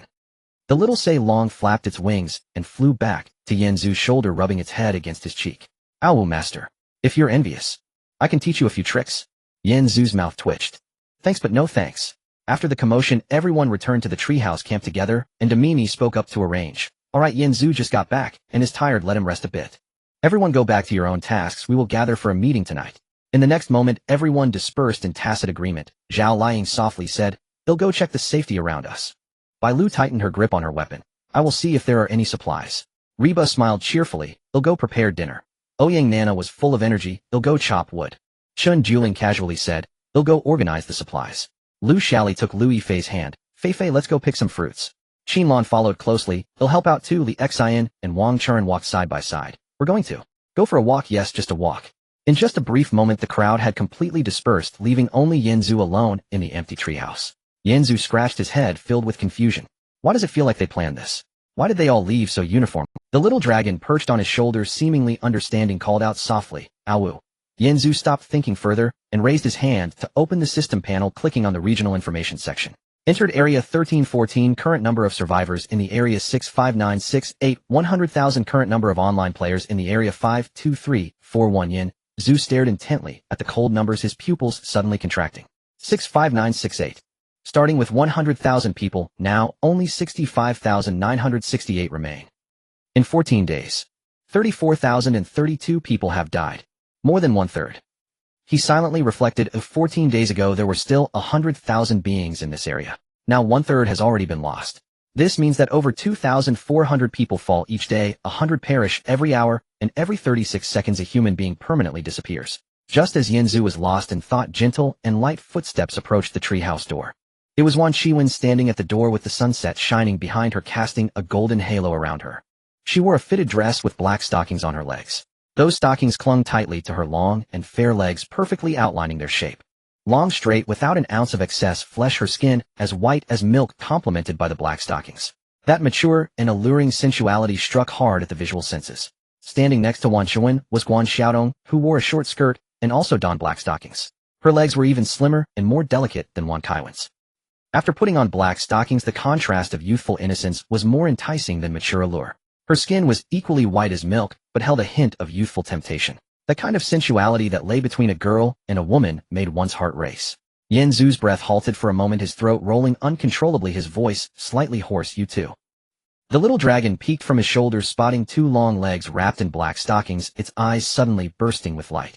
A trickle of bright red dripped from its tiny nose. "Nosebleed. Ow. Nosebleed." It hurriedly wiped its nosebleed with its little paws, its gaze infatuated. "Ow. So beautiful." Yanzu looked speechless.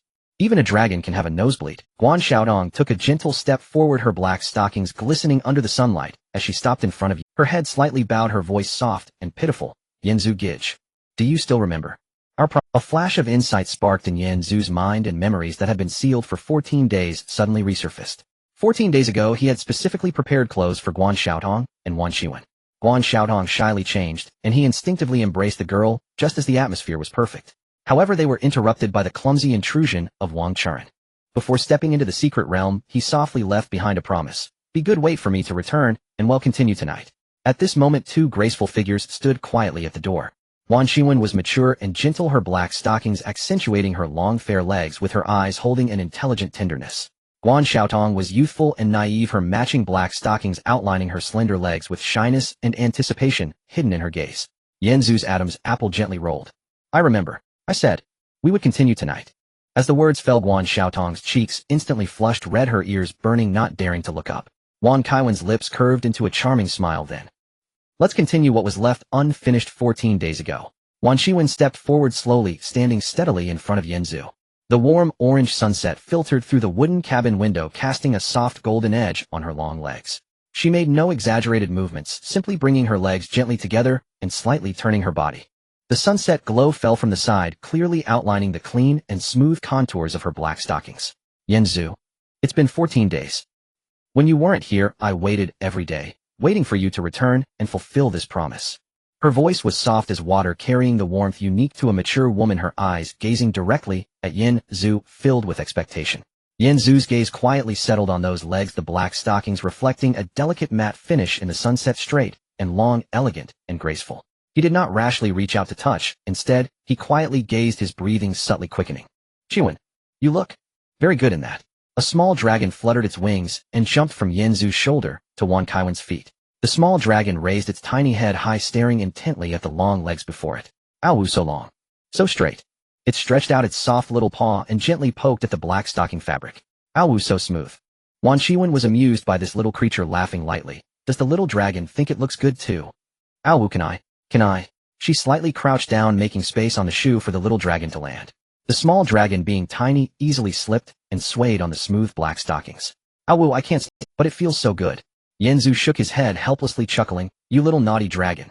Beside him, Guan Xiaotong's face was as red as a ripe apple. She gently bit her lower lip, mustering courage to step forward, quietly stretching her legs straight. The girl's legs were slender and delicate, looking even more fragile and clean in black stockings. She did not possess Wan Kaiwen's grace and composure, only slightly lowering her head, her voice as soft as a whisper. Yanzu Gij. I wore it too. Do you think? It looks good. The end of her words was faint, nearly dissipating into the air. Yanzu turned to look at the girl, her slender straight legs carrying a unique youthful charm. Unlike Wan Kaiwen's mature allure, she was equally clean and captivating, striking at the heart. He smiled gently. It looks good. Xiaotong wearing it.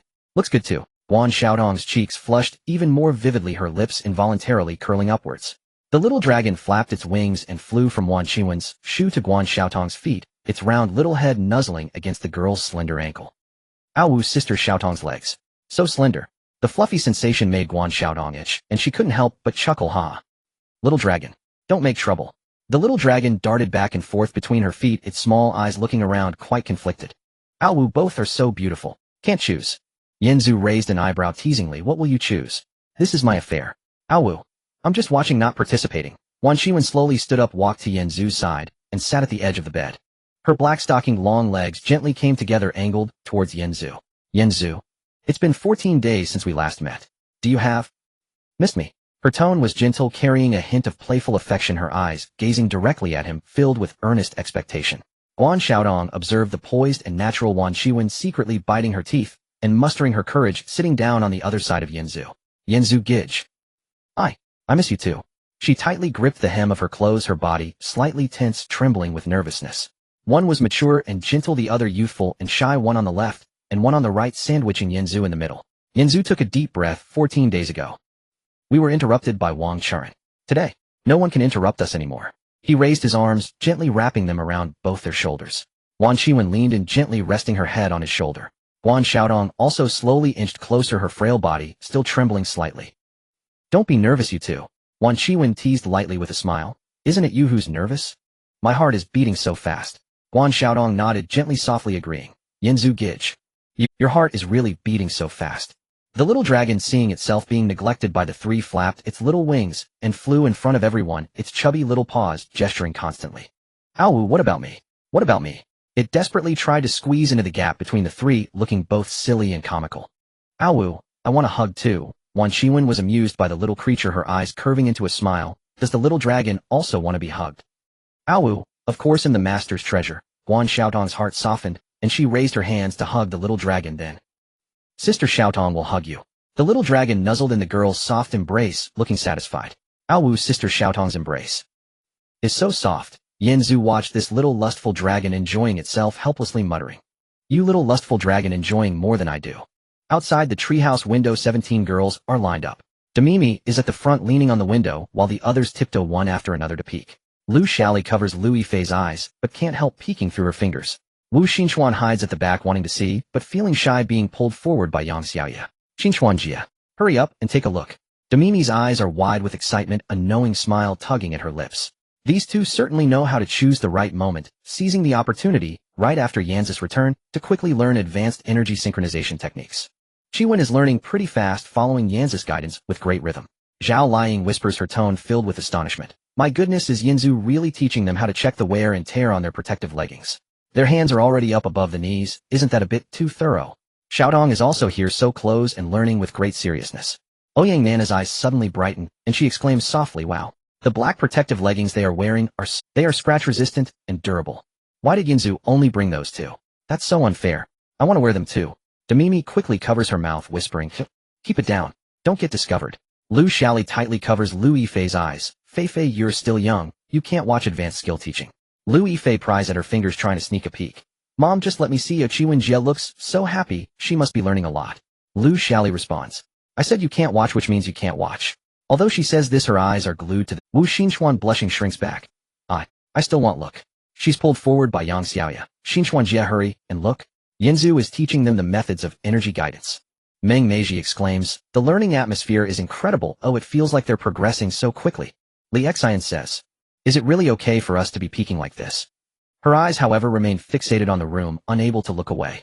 Wang Charen's cheeks flush as she recalls her rash intrusion 14 days ago that interrupted their teaching, feeling a bit. Lu Sisi states, this must be the teaching of advanced bond energy synchronization. It's indeed a very important mode of communication.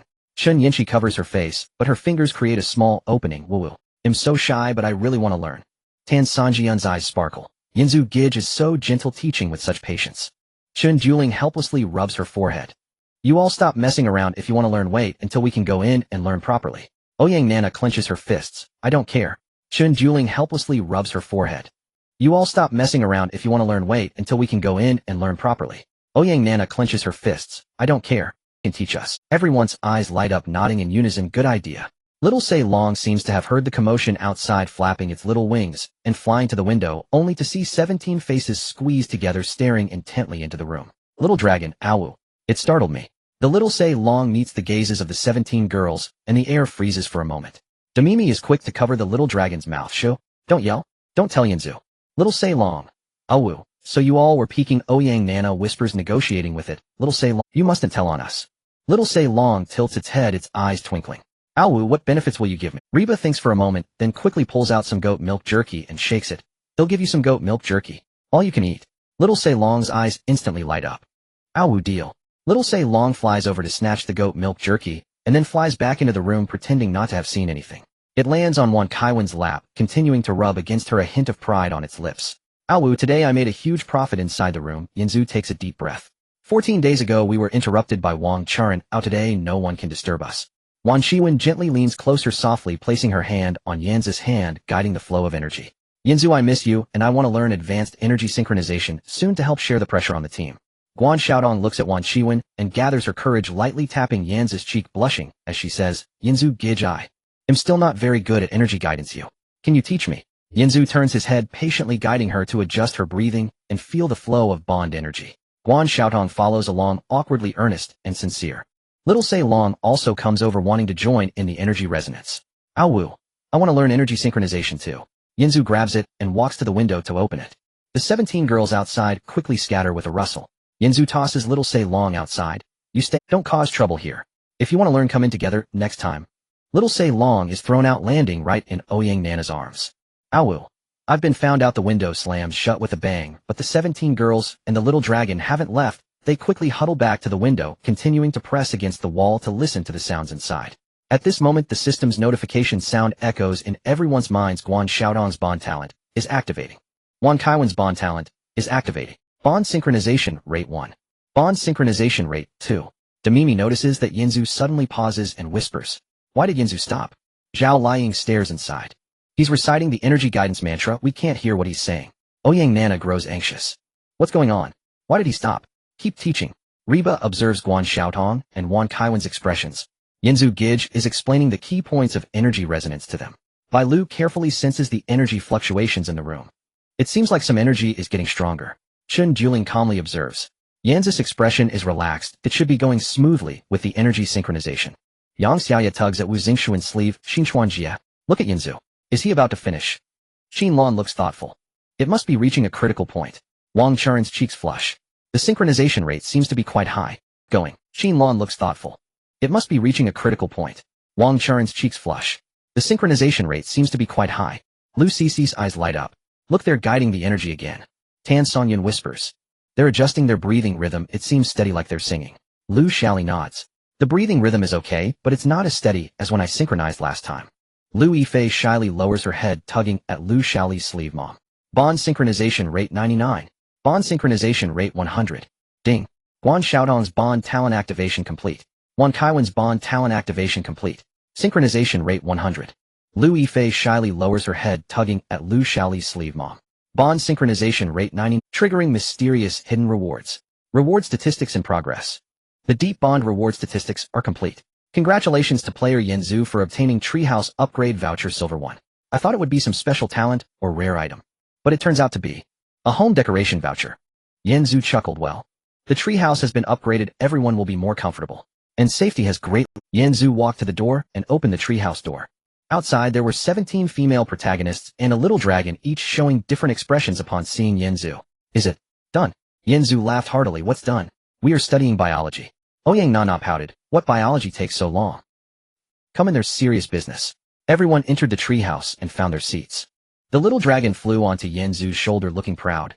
Oh, I learned too. Everyone, it's been 14 days, let me first understand the team's current situation. Demimi stood up, exuding the aura of a leader. In these 14 days, we participated in 2 adventures, 1 team and 1 personal. Current team situation. I Zhao Liang and Lu Cici have reached copper level, while Chun Dueling by Lu Xiaoli and Lu Yifei are still black iron, but at the peak, and with a copper rank promotion scroll they can immediately advance to copper. Yanzu nodded, a look of satisfaction flashing in his eyes. In 14 days, everyone has made significant progress. There are 3 at copper level and 4 at the peak of black iron. Much better than I expected. Yanzu took out 3 level talent scrolls. Same potential to return to Ash's level, can share damage with teammates, transferring damage to a designated target. Divine Dragon Transformation level transforms into a dragon. All attributes increase by 300. Lasts for 30 minutes. Healing level rapidly recover injuries, can heal others. CC, it'll give you the same potential to return to Ash. You are the most stable one in the team. With this talent you can transfer the damage received by your teammates to the enemy. You are responsible for protecting everyone. Lu Cici was taken aback. For me. You are trustworthy. Lu Cici accepted the scroll, a look of gratitude flashing in her eyes. Thank you. I will protect everyone well. Ying Bao will give you the Divine Dragon Transformation. Transforming into a dragon, all attributes increase by 300 inch. Zhao Liang's eyes widened. Divine Dragon Transformation? You are the core combat power during battles. You are the main damage dealer. The crowd gasped. Wow. Ouyang Nana jumped up. Yanzu is biased. Why give Sister Liang this level talent? Yanzu replied. Ying Bao's combat ability is the strongest. This talent suits her best. Zhao Liang tightened her grip on this level talent scroll, a look of determination flashing in her eyes. Yanzu, I won't let you down. Reba tugged at Yanzu's arm. Yanzu, brother. Reba also wants. Ouyang Nana said, it's not fair. Why give it to Sister Liang and Sister C? I want one too. Bailu nodded. Zhao Liang does deserve the Divine Dragon Transformation. Chun Juling crossed her arms. Lu Cici's same potential to return to Ash is also reasonable. Feifei healing is for you. Lu Yifei's eyes widened in surprise. 4. For me. Lu Xiaoli smiled happily from the side. Feifei quickly thanked Yanzu. Thank you, Yanzu, brother. The little dragon said. Awu, from now on Sister Feifei can heal me. Lu Yifei accepted the healing scroll, which transformed into a green light and merged into her body. Wow. I feel so warm. She stretched out her hand, a ball of green light appeared in her palm. This is healing. The little dragon flew over, deliberately showing a small wound in front of her. Awu, help me try it. Lu Yifei covered the little dragon's wound with the healing light, and the wound instantly healed. Little dragon, Awu. So powerful. Yanzu took out the Realm Promotion Scroll. Realm Promotion Scroll Copper 19, Realm Promotion Scroll Silver 10, 19 Copper Scrolls priority for those at the peak of Black Iron. Chun Jueling by Lu Xiaoli, Lu Yifei. You 4 have maxed out your attributes, use them first. The 4 took the scrolls, used them on the spot, and light flashed as they broke through to copper level. Chun Jueling. Finally, copper. Bailu laughed heartily. The feeling of leveling up is really enjoyable. Lu Xiaoli patted Lu Yifei's head. Feifei also reached copper. That's great. Lu Yifei bounced around. Yanzu, brother. I also reached copper. There are still 15 copper scrolls left. Put the rest away for now, let others use them once their attributes are maxed out. Chun Jueling took them for safekeeping. 10 silver scrolls requires peak copper to use. Currently in the team, there is no one at peak copper yet. Demimi said, we just reached copper attributes, just over 50. Zhao Liang said, peak copper. Attributes must be at least 100. Lu Cici said, still quite a way to go. Then let's keep the silver scrolls for now, and use them once someone reaches. Chun Jueling took them for safekeeping. Whoever reaches peak copper first can use them. Ouyang Nana raised her hand. Yanzu, brother. I also want the silver scroll. You need to max out your attributes first. I will work hard. Reba tugged at Yanzu's arm. Reba wants it too. You will all get it, don't worry. Yanzu took out the city building order, checking its information. City building order golden level, current status, not activated. View conditions, wooden house level, must reach golden level. The city building order needs the wooden house to be golden level to view detailed information. Yanzu opened the treehouse information panel. Star little treehouse, current level copper area, 80 square meters, defense, 50, function, basic accommodation, upgrade conditions, copper, silver 1. Consume survival coins 10002. Treehouse upgrade voucher silver 1. Our current wooden house is copper level. However, I just happen to have a silver upgrade voucher. Use treehouse upgrade voucher silver 1 in consumption survival coins 100 star little treehouse is upgrading. The treehouse began to shake, the wood automatically restructured and expanded, the roof became higher. The walls thickened, the windows enlarged, light filled the space, and the floor was laid with wooden planks. New functional areas: 5 private rooms, public area, storage room. 1314 district announcement. Player Yin Zhu becomes the first player in this district to upgrade the treehouse to silver level. Reward: Treehouse Guardian Shadow silver 1. The announcement in Area 1314 stated that player Yin Zhu became the first in this region to upgrade the treehouse to silver level. Reward: Wood House Guardian Shadow silver 1. The regional channel instantly exploded with rapidly scrolling messages. Gu Yin, what? It's Yin Zhu again. How is it him again? Silver level treehouse. And a guardian. This is too much of a bug. Qin Lai, wait. Yin Zhu is already silver. I haven't even reached bronze yet. Yin Zhu, please save me a room once the city is built. I want to live in a silver level house. Yuan Wei. Yin Zhu, you're amazing for getting another announcement. What is a guardian? Can it protect people? I'm so Qin Lai. Yan's development speed is too fast. Su Wan. Yin Zhu, please take me with you. I'm good at everything. Really? Bystander A. Who is Yin Zhu? Why does he always make the announcements? Bystander C. What is a guardian? An automatic bodyguard. That's too awesome. Bystander D. Please tell me Yan's coordinates. I want to go and join him. A silver level treehouse. In the Northern Iron Blood Alliance camp, Lei Zhan slammed his fist on the table. With a crack, the wooden table split open, sending wood chips flying everywhere. Yin Zhu, it's this Yin Zhu again. We were just 3,000 survival coins away from upgrading to silver, and he snatched the first place. The announcement flooded the region 3 times, and our Iron Blood Alliance has lost face. Where did this person even come from? A subordinate next to him cautiously replied, Boss, I've checked. He's the one who first killed a bronze-level monster, and also cleared the SS-level secret realm. Lei Zhan angrily declared, I don't care who he is. He stole my guardian, and I will remember this. Find out his location. I want him to know who truly rules Area 1314. At the Phoenix Society camp to the west, Wan Xin sat calmly in her chair, lightly tapping her fingers on the table. Yin Zhu. The first to kill a bronze monster, the first to clear the SSS secret realm, and now the first to upgrade to a silver treehouse. This person's leveling speed is too fast. A subordinate quietly asked, Boss, we're still 5,000 survival coins away from upgrading to silver. Should we hurry? Wan Qian smiled and shook her head. No need to rush. This person is well hidden. Send someone to keep an eye on him and find out his background. If we can pull him to our side, we will. If not, her gaze turned cold. Then let's see just how capable he really is. Meanwhile, Yin Zhu looked at the reward prompt that popped up from the system. Woodhouse Guardian Shadow. What is opening the information panel? Woodhouse Guardian Shadow silver level type. Guardian Spirit function automatically patrols the area around the treehouse, provides danger warnings, and drives away monsters. Characteristics: can become invisible, can sense movements within 500 meters, cannot leave the treehouse more than 1 kilometer. Loyalty: 100 bound to the star treehouse. Wow. 24-hour automatic patrol. It can even know in advance if there's danger and drive away monsters. It can become invisible. It can see 500 meters away. Isn't this just a bodyguard that doesn't need to eat or sleep and will never betray? This is a huge win. Demimi's eyes widened in amazement. Guardian Spirit. Automatic patrol. So we won't have to take turns keeping watch at night anymore. Zhao Liang nodded. 500 meters range, much better than us patrolling ourselves. Chun Juling crossed her arms. It's like we got a silver level guard for free. Bai Lu scratched her head. It can even become invisible. Then we can't see it most of the time. Lu Xiaoli patted Lu Yifei's head. That's great. From now on, Fei Fei can finally sleep soundly at night. Little Ceylong looked around curiously. Ow. Where is it? Why can't I see it? Yinzu chuckled. It's invisible, so of course you can't see it. Little Dragon immediately became agitated. Ow. Will it secretly watch us change clothes? Yanz's expression darkened. It only patrols, it won't peek. Little Dragon tilted its head with a disbelieving look. Ow. I don't believe it. What if it's a perverted dragon? Suddenly the air shimmered slightly, and a translucent figure floated into view. It bowed gently to Yinzu, then vanished in a flash. The girls nearby gasped in amazement. Wow. There really is something. Little Dragon was so startled that it flew back half a meter. Oh, it appeared. Why did it vanish again? Demimi looked dumbfounded, muttering to herself, this is too amazing. Yinzu opened the treehouse upgrade panel. Star treehouse level silver area 200 square meters, defense 200, upgrade requirements silver gold 1.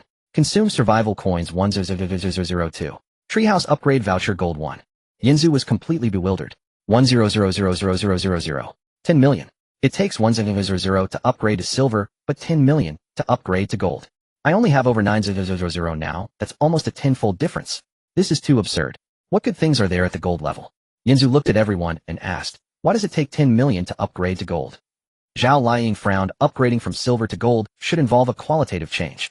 Chun Juling nodded. Maybe it will unlock greater privileges. It's a new starting point.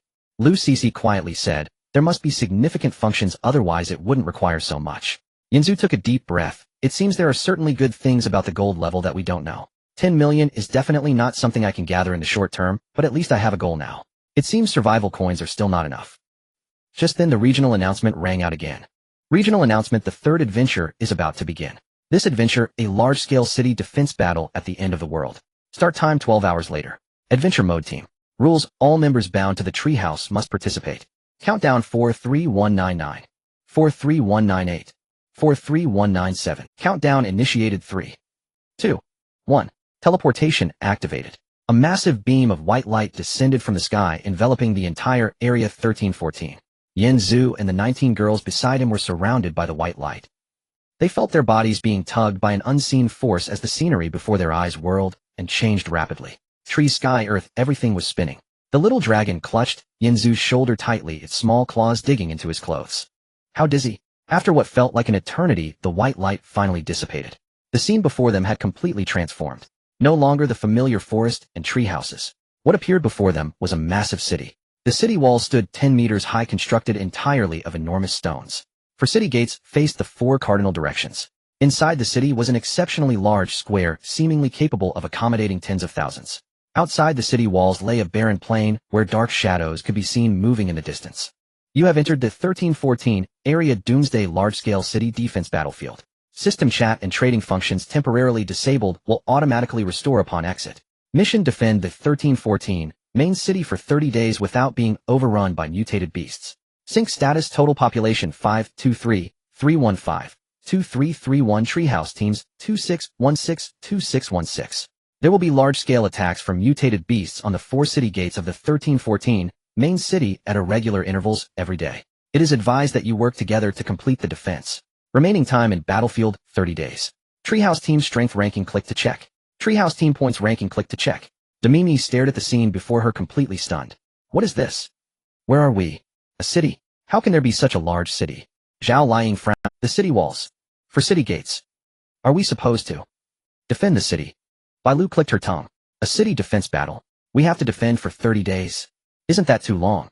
Chun Juling crossed her arms calmly, observing the system notification. 2616 treehouse teams, over 50,000 people. To defend the 4 city gates, we definitely need to cooperate. Guan Xiaodong felt a bit scared and tugged at Yinzu's arm. Yinzu Gidge. What should we do now? What should we do now? The little dragon peeked its head out from Yinzu's shoulder, curiously looking around. Oh, whoa, where's this? So big. Suddenly its nose twitched, its eyes brightening as it looked towards the distant crowd. Oh, whoa, there are so many beauties over there. Yinzu slapped its head lightly. Behave yourself. The little dragon shrank its neck in grievance. Oh, whoa, how am I not behaving? Yinzu ignored it and surveyed the surroundings. A city, 4 city gates, over 50,000 people. We need to defend for 30 days without being overrun by mutated beasts. And the chat and trading functions are disabled, meaning we have to cooperate with other teams. It seems that we need to defend against not just the mutated beasts, but also other teams. He opened the treehouse team. 1. Starry Little Treehouse, Silver Captain, Yin, Zhu, Silver members 20. 2. Iron Blood Alliance Little Treehouse, Silver Captain Lei Jun, Silver members 50. 3. Phoenix Society Little Treehouse, Silver Captain Wan Qian, Silver members 30. 4. Do Shiwai Little Treehouse, Bronze Captain Tian Shiwei, Silver members 20. 5. Myth Little Treehouse, Bronze Captain Qin Lai, Bronze members 19. 6. Zonghun Little Treehouse, Bronze Captain Jiang Yi, Bronze members 18. 7. Xiaoya Little Treehouse, Bronze Captain Su 1, Bronze members 17. 8. Flame Little Treehouse, Bronze Captain Yu Yue, Bronze members 16. 9. Starry Little Treehouse, Bronze Captain Gu Yihan, Bronze members 15. 10. Phantom Little Treehouse, Bronze Captain Lin Wanxing, Bronze members 14. Yinzu was momentarily taken aback. The first place is myself, which was expected. But second place is the Iron Blood Alliance Lei Jun. 50 people, more than double our number, also at the silver level. Third place is the Phoenix Society Wan Qian, with 30 members, also at the silver level. Upon seeing the fourth place, Yinzu was once again stunned. Do Shiwai Little Treehouse, Captain Tian Shiwei, personal strength silver level. Tian Shiwei. Is that the big star who posted photos in the district channel? She is actually at the silver level. Her team is still at the bronze level, but she has already reached silver. Demimi leaned over to take a look and exclaimed. We are in first place. A silver level team. Yinzu, you are amazing. Zhao Liang frowned upon seeing the second place. The Iron Blood Alliance has 50 members, which is more than double us. Guan Xiaotong felt a bit anxious looking at the densely packed crowd around. Over 50,000 people, over 2,000 teams. Are we really going to defend the city with so many people, eh? Yen Zhu opened the points ranking again. But it was empty, nothing at all. It's empty. Points should be awarded after defeating mutated beasts. Killing monsters successfully, defending, and completing tasks will probably reward points. This ranking should determine the final rewards. Chen Juling nodded. The points ranking is empty, which means it updates in real time. We may be few in number, but we are strong. As long as we work efficiently, our points ranking will surely be high. Just then the system notification sounded again. Please all gather at the city center as soon as possible. Important information will be announced at the city center square. Countdown 30 minutes. Yen Zhu dismissed the system panel. Let's go and check the city center. The system says there will be important announcements. The 19 girls along with the little dragon followed Yen Zhu through the crowded throng towards the direction of the city center. On the other side, Lei Jun also opened the strength ranking. Seeing himself in second place, he immediately frowned. Second place. My Iron Blood Alliance has 50 members, all at the silver level, yet we are only in second place. Who is in first place? He looked up and saw the name at first place. His pupils constricting suddenly. Yen Zhu. Him again. This Yen Zhu again. Starry little treehouse, just 20 members, silver level, just 20 members. Why does he rank ahead of me? My Iron Blood Alliance has more than double his number. A subordinate beside him cautiously spoke up. Captain, this Yen Zhu is the one who achieved the first kill on a bronze monster, and also cleared the SSS secret realm. I don't care who he is. Lei Jun punched the nearby city wall. Time and again he steals my thunder. The first kill announcement was him, the secret realm announcement was him, the treehouse upgrade announcement was him. Now in the city defense battle ranking first place is again him. What on earth is this Yen Zhu? He clenched his fists tightly, his eyes full of malice. No matter who he is, when he arrives I want to see for myself. Is he really that strong? If he's not as good as they say, then that first place position will be mine, Lei Jun's. Passing through the city gate, he stepped into the city. At its heart lay an immense circular plaza, nearly 3,000 meters in diameter, its surface paved entirely with smooth stone slabs. The plaza teemed with people, yet they stood not in chaos, but in 4 distinct, clearly demarcated zones. Yen Zhu frowned at the sight. What is this, he murmured. Why are they divided into 4 groups? Chen Duling approached and whispered beside him. While you were inside the secret realm for these past 14 days, Lei Jun, Wan Qian, and Tian Shiwei have been broadcasting recruitment calls across the regional channel. Day after day they exchanged intelligence, traded supplies, and bolstered each other's morale in the chat, gradually forging bonds of familiarity. Then they adopted banners, Iron Blood Alliance and Phoenix Society, and gathered many followers. Look, the eastern sector belongs to the Iron Blood Alliance, led by Lei Jun. The southern sector is the Phoenix Society, under Wan Qian's command. The western sector comprises the Freelancer Coalition headed by Tian Shiwei, and the northern sector holds the fewest people, those who join no alliance at all. Yen Zhu nodded slowly. I see. So much transpired outside while I was sealed within the secret realm it seems these 3 powers now dominate the city. The north has the smallest contingent, perhaps 1,000 souls. Let us head there first. Yen Zhu resolved not to join any faction. With 21 young women and Xiao Long at his side, he strode toward the unaffiliated northern sector. All eyes followed their procession.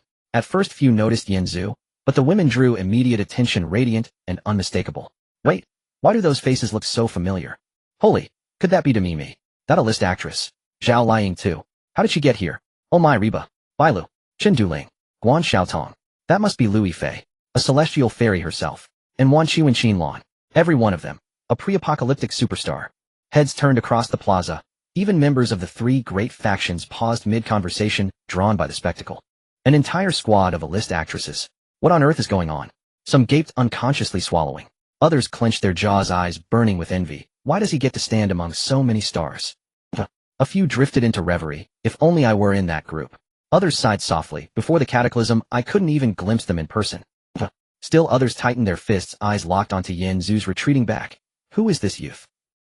Gradually attention shifted, from the dazzling actresses, to Yen Zhu himself. He stood alone among 19 luminaries, the sole man in their midst, strikingly conspicuous. Wait, just who is that man? Never seen him before. He's handsome enough, but otherwise utterly ordinary. A bodyguard? No, he wouldn't stand in the center. Could he be their kept man? The term kept man spread like wildfire. So he's just a gigolo. A man shielded by women, pathetic, spineless. 21 superstars supporting one man. That's got to be the ultimate luxury. Yen Zhu's lips twitched faintly as the whispers washed over him. Kept man. Me, a gigolo.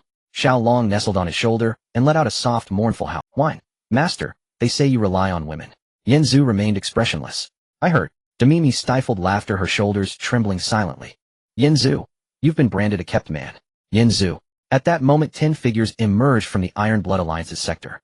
Their leader was a bald, broad-shouldered giant, nearly 2 meters tall, his frame corded with muscle, a jagged scar slashing across his cheek. Clad in battle armor, he wore a massive saber at his waist. Kwang Hu, a squad captain of the Iron Blood Alliance.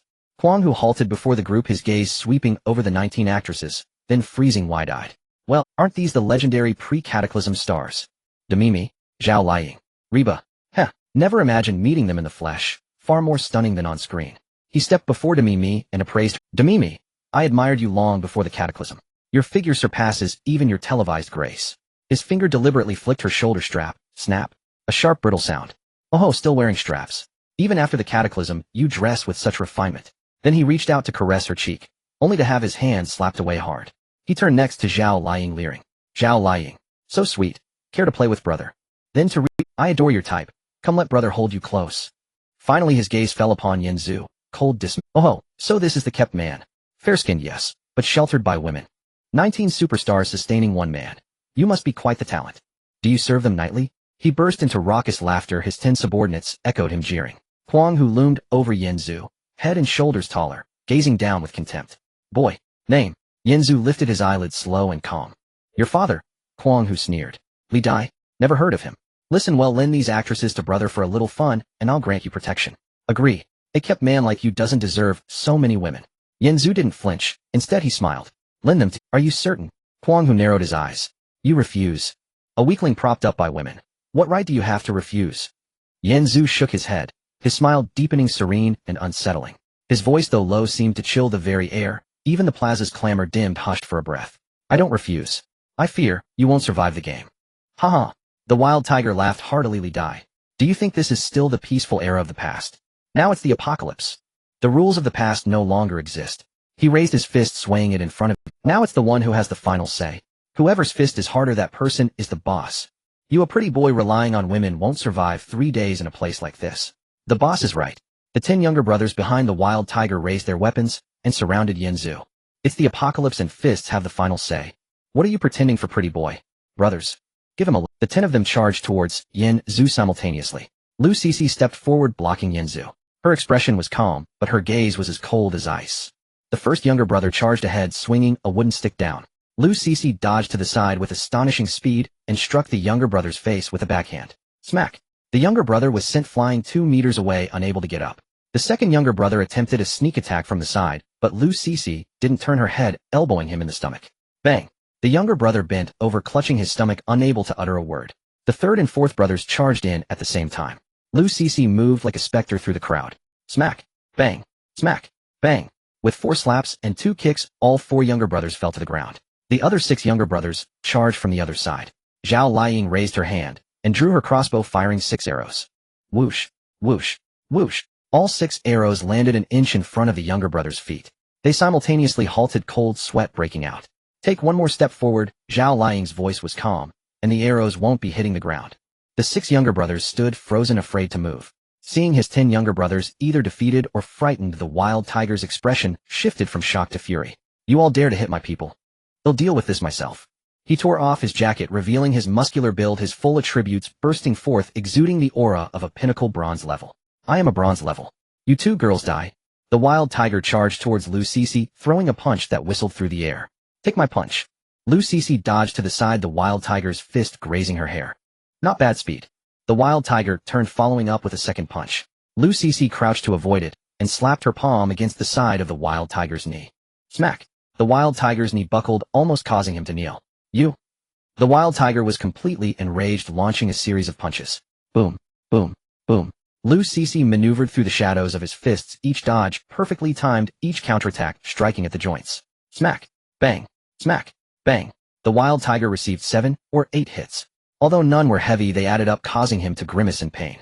Seeing he couldn't defeat Lu Cixi, the wild tiger turned and lunged at Zhao Liying. He'll take care of you first, the ranged fighter. Zhao Liying raised her hand and shot 3 arrows. Whoosh! Whoosh! Whoosh! The wild tiger sidestepped 1 arrow, blocking the second with his arm, but the third arrow struck his thigh. Up! The wild tiger stumbled. Zhao Liying seized the opportunity to rush up, using her crossbow like a club, striking the wild tiger's waist. Bang! The wild tiger spun around from the hit. You all! Before he could steady himself, Lu Cece attacked from behind, kicking him in the lower back. Bang! The wild tiger fell forward to the ground. Zhao Liang aimed her crossbow at his forehead, as Lu Cece stepped on his back. Now Lu Cece's voice was calm. Who is in charge? The wild tiger lay on the ground covered in injuries, his face swollen like a pig's head. I. He struggled to speak coherently. The entire process took less than 30 seconds. The wild tiger at bronze level was taken down by two girls working together, having no chance to fight back. The 10 younger brothers lay sprawled around them, creating an incredibly spectacular scene. The entire square fell silent in an instant. The wild tiger lay on the ground on the verge of tears. What kind of monsters are these two girls? So powerful. I didn't even land a single hit on them. It's over, I've lost all my face. After a long time, someone finally reacted. Wait a minute. The team ranked first in combat power, the Star Treehouse, led by Yin Zhu. Could it be?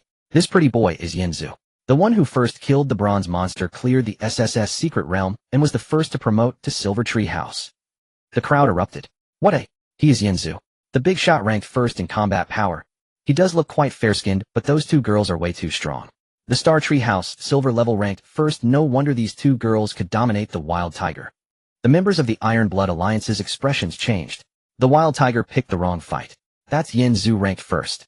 The members of the Phoenix Society were also whispering. So strong. Those two girls have great teamwork. One melee, one ranged, perfect coordination. Is this the team ranked first? The members of the Wanderer Alliance looked at Yin Zhu, their expressions changing. Yin Zhu. So it's him. He really doesn't look like an ordinary pretty boy. Stop. A deep voice came from the back of the crowd. The voice was not loud, but carried a sense of authority. Everyone turned to look. The crowd parted, creating a passage. A person walked out from the passage. Standing around 6'3", he was particularly burly with muscles bulging. He wore heavy armor made of animal skin and metal pieces, looking very rugged and exuding a strong aura. A scar extended from his brow to his chin, his gaze sharp, like an eagle sweeping over the entire area. With each step the ground trembled slightly. He was followed by dozens of people, all looking fierce. Most notably, he had a pair of twin sisters nestled on either side. The two sisters looked identical, both with big eyes, small mouths, and oval faces, dressed in revealing animal skin outfits, their figures exceptionally hot, snuggling up to him. The one on the left was massaging his shoulders while the one on the right fed him fruit. The two twins spoke simultaneously, their voices sweet and playful. Zheng, someone is bullying you. Lei Zheng walked up to Lu Cece and stopped. Still holding the twins, he swept his gaze over Lu Cece and Zhao Liang. Oh, two quite capable girls. But, he looked down at the wild tiger and the downed younger brothers. Do you know whose people they are? How dare you use lethal force? His tone was particularly arrogant, laced with an obvious threat. Everyone around held their breath. Is this Lei Zheng of the Iron Blood Alliance? The big shot ranked second in combat power. How envious, holding two twins. This is going to be interesting. Yin Zhu ranked first, facing off against Lei Zheng ranked second. Yin Zhu opened his eye of investigation, gazing at Lei Zheng. Name: Lei Zheng. Survival ID 000000000111. Mentality 113. Strength 171.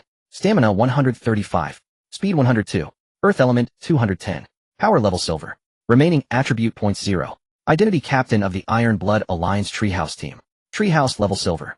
Talent Fury of the Earth S grade. Effect: manipulate the earth within a radius of 100 meters, can create earth walls, spikes, and pits. When standing on the ground, earth attribute 200. Stamina, recovery 100. Effect lasts for half an hour, cooldown of 1 hour. After reading the information, Yin Zhu's lips curled slightly upwards. Mentality 113, strength 171, stamina 135, speed 102. Earth element 210 AS grade, talent Fury of the Earth silver level. Such power could be easily swatted away by Xiaolong. However, at this stage he was still considered quite formidable. At least he was much stronger than the likes of Kuang Hu. Yin Zhu maintained a calm demeanor. Lei Zheng, Iron Blood Alliance. Your people dared to flirt with my woman. What do you think should be done? Xiaolong lay on Yin Zhu's shoulder. Aowu, master. Is this Lei Zheng? Very strong. Aowu, I think. I could easily swat him away. Yin Zhu? It's not your time to act yet. Xiao Seilong, Aowu, alright. Then he'll just watch. Xiao Seilong yawned. Bored. Hurry up and finish. I want to continue watching beauties. Xiao Seilong on Yin Zhu's shoulder saw the twins peeking out from Lei Zhen's embrace. Its eyes instantly lit up. Aowu, twins.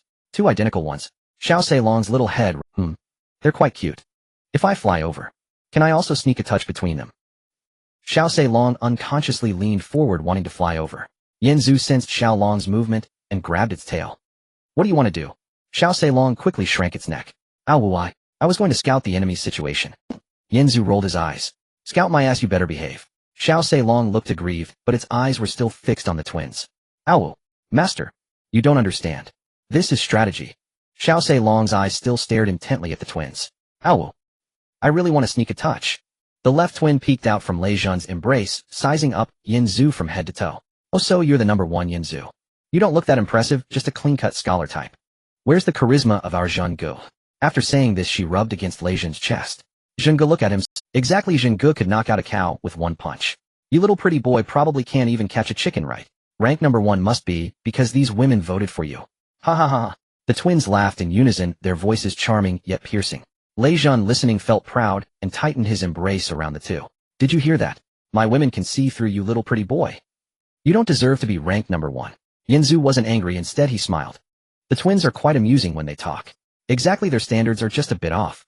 His tone was calm, but carried a hint of confidence. Demimi observed the twins insulting Yin Zhu and stepped out from the group, walking step by step towards the twins, a smile on her face. But that smile sent shivers down people's spines. The older sister hadn't reacted yet when she said with a smile, "Oh, a big star. What do you want?" Slap. Demimi slapped the older sister's face, the crisp sound echoing throughout the venue. The sister was spun around by the slap, almost falling, a bright red handprint instantly appearing on her face. The younger sister's eyes widened as she pointed at Demimi. You dare to hit. Slap. Demimi retaliated with two slaps on the younger sister's face, louder than the first. The younger sister was knocked to the ground, both sides of her face swelling up. Demimi shook her hand. You two little bitches dare to judge my man. Lei Zhan, right? Your woman's mouth is too foul, let me help you. Educate her a bit. I don't think you'll mind, right? Zhao Liying tightened her grip on her crossbow, her eyes sparkled. Mimi's so fierce. Ouyang Nana was so excited she jumped up. Wow, Sister Mi is so cool. Chen Duling calmly looked at Lei Zhan. Sister Mi is making her move. The twins were hit. Lei Zhan's pride was shattered. The conflict escalated. Prepare for battle. The entire venue fell silent in an instant. Everyone widened their eyes, even Lei Zhan froze for a second. Demimi slapped the twins. So ruthless, 2 slaps. Is this the number one team? So damn fierce, even Lei Zhan's woman dares to hit. Damn, 2 big slaps. Twins turned into pig heads. Demimi is really fierce, I like her so much. Lei Zhan recovered from his shock, his face turning pale. You dare to hit my woman. The ground began to tremble, the earth element gathering beneath Lei Zhan's feet. Demimi sneered. I slapped her. So what? Your woman has a foul mouth, she deserves a slap. If you want to make a move, we are ready anytime. Behind her, 18 female protagonists stepped forward in unison, their aura. Demimi finished her last words and stood there with a cold smile. Good. You are seeking death. He stomped his feet violently on the ground. A yellowish light burst forth from beneath Lei Zhan's feet. The ground shook violently, cracks spreading like a spider's web, stones floating up and dust swirling. The members of the Iron Blood Alliance were knocked about while the twins screamed and hid behind Lei Zhan. Lei Zhan pounded his fists into the ground. A yellow shockwave spread outward. Beneath the surface, sharp stone spikes were taking shape, aiming directly at Demimi and Yin Zhu's team. I will make you pay the price. Lei Zhan's eyes were bloodshot, filled with murderous intent. Just as the earth spikes were about to break through the surface, a clear and cold voice came from the south. The voice was not loud, but it carried an undeniable authority. Lei Zhan, stop. The 2 words fell like ice blocks into a boiling pot of oil. The entire area fell silent in an instant. The crowd from the south seemed to be pushed apart by an invisible force, automatically creating a pathway. At the end of the pathway, a red figure approached. Wan Qian walked at the forefront. She wore a red beast-skin battle armor that clung closely to her body, outlining her astonishing curves. Her waist was slender, easily grasped with one hand. Her hips were full, swaying slightly as she walked. The curve of her chest was just right, subtly visible beneath the armor. 2 daggers were sheathed at her waist, gently swaying with her steps. The red armor glimmered under the firelight, resembling a burning flame. However, her overall demeanor was as cold as frost. The extreme contrast of fire and ice was particularly captivating. Her steps were steady, each one carrying a sense of authority. The red armor swayed slightly with her movements, her waist twisting, her hips swaying. There was an innate, indescribable sensuality, yet her expression remained icy. The combination of sensuality and coldness created a deadly allure. Wan Qian was followed by 30 female members of the Phoenix Society, all women. They wore various types of gear, mixing beastskin armor and cloth.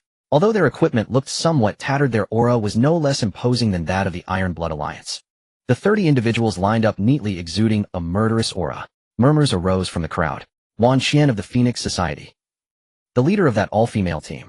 Upon hearing Wan Qian's voice, the earth spikes beneath Lei Zhan halted midair, failing to break through the surface. He turned to look south and saw Wan Qian approaching, his pupils narrowing slightly. Just as Wan Xian came closer, a system notification echoed in Yen Zhu's mind. Ding. Detected a female protagonist with a bond that can be activated. Name Wan Xian, survival number 00000000121, spirit 153, strength 181, stamina 155, speed 122, water element 310, strength level silver, remaining attribute points 0, identity captain of the Phoenix Society Treehouse Team, Treehouse level silver, talent Deep Sea Emperor SS, level effect 1, all attributes 100, water element 300, lasts for half an hour, cooldown for 1 hour. Effect 2. Control all water sources within a radius of 200 meters, can create water walls, water arrows, ice spikes, whirlpools. Yen Zhu remained outwardly calm, but his heart stirred slightly. A female protagonist with an activatable bond, Wan Xian, captain of the Phoenix Society.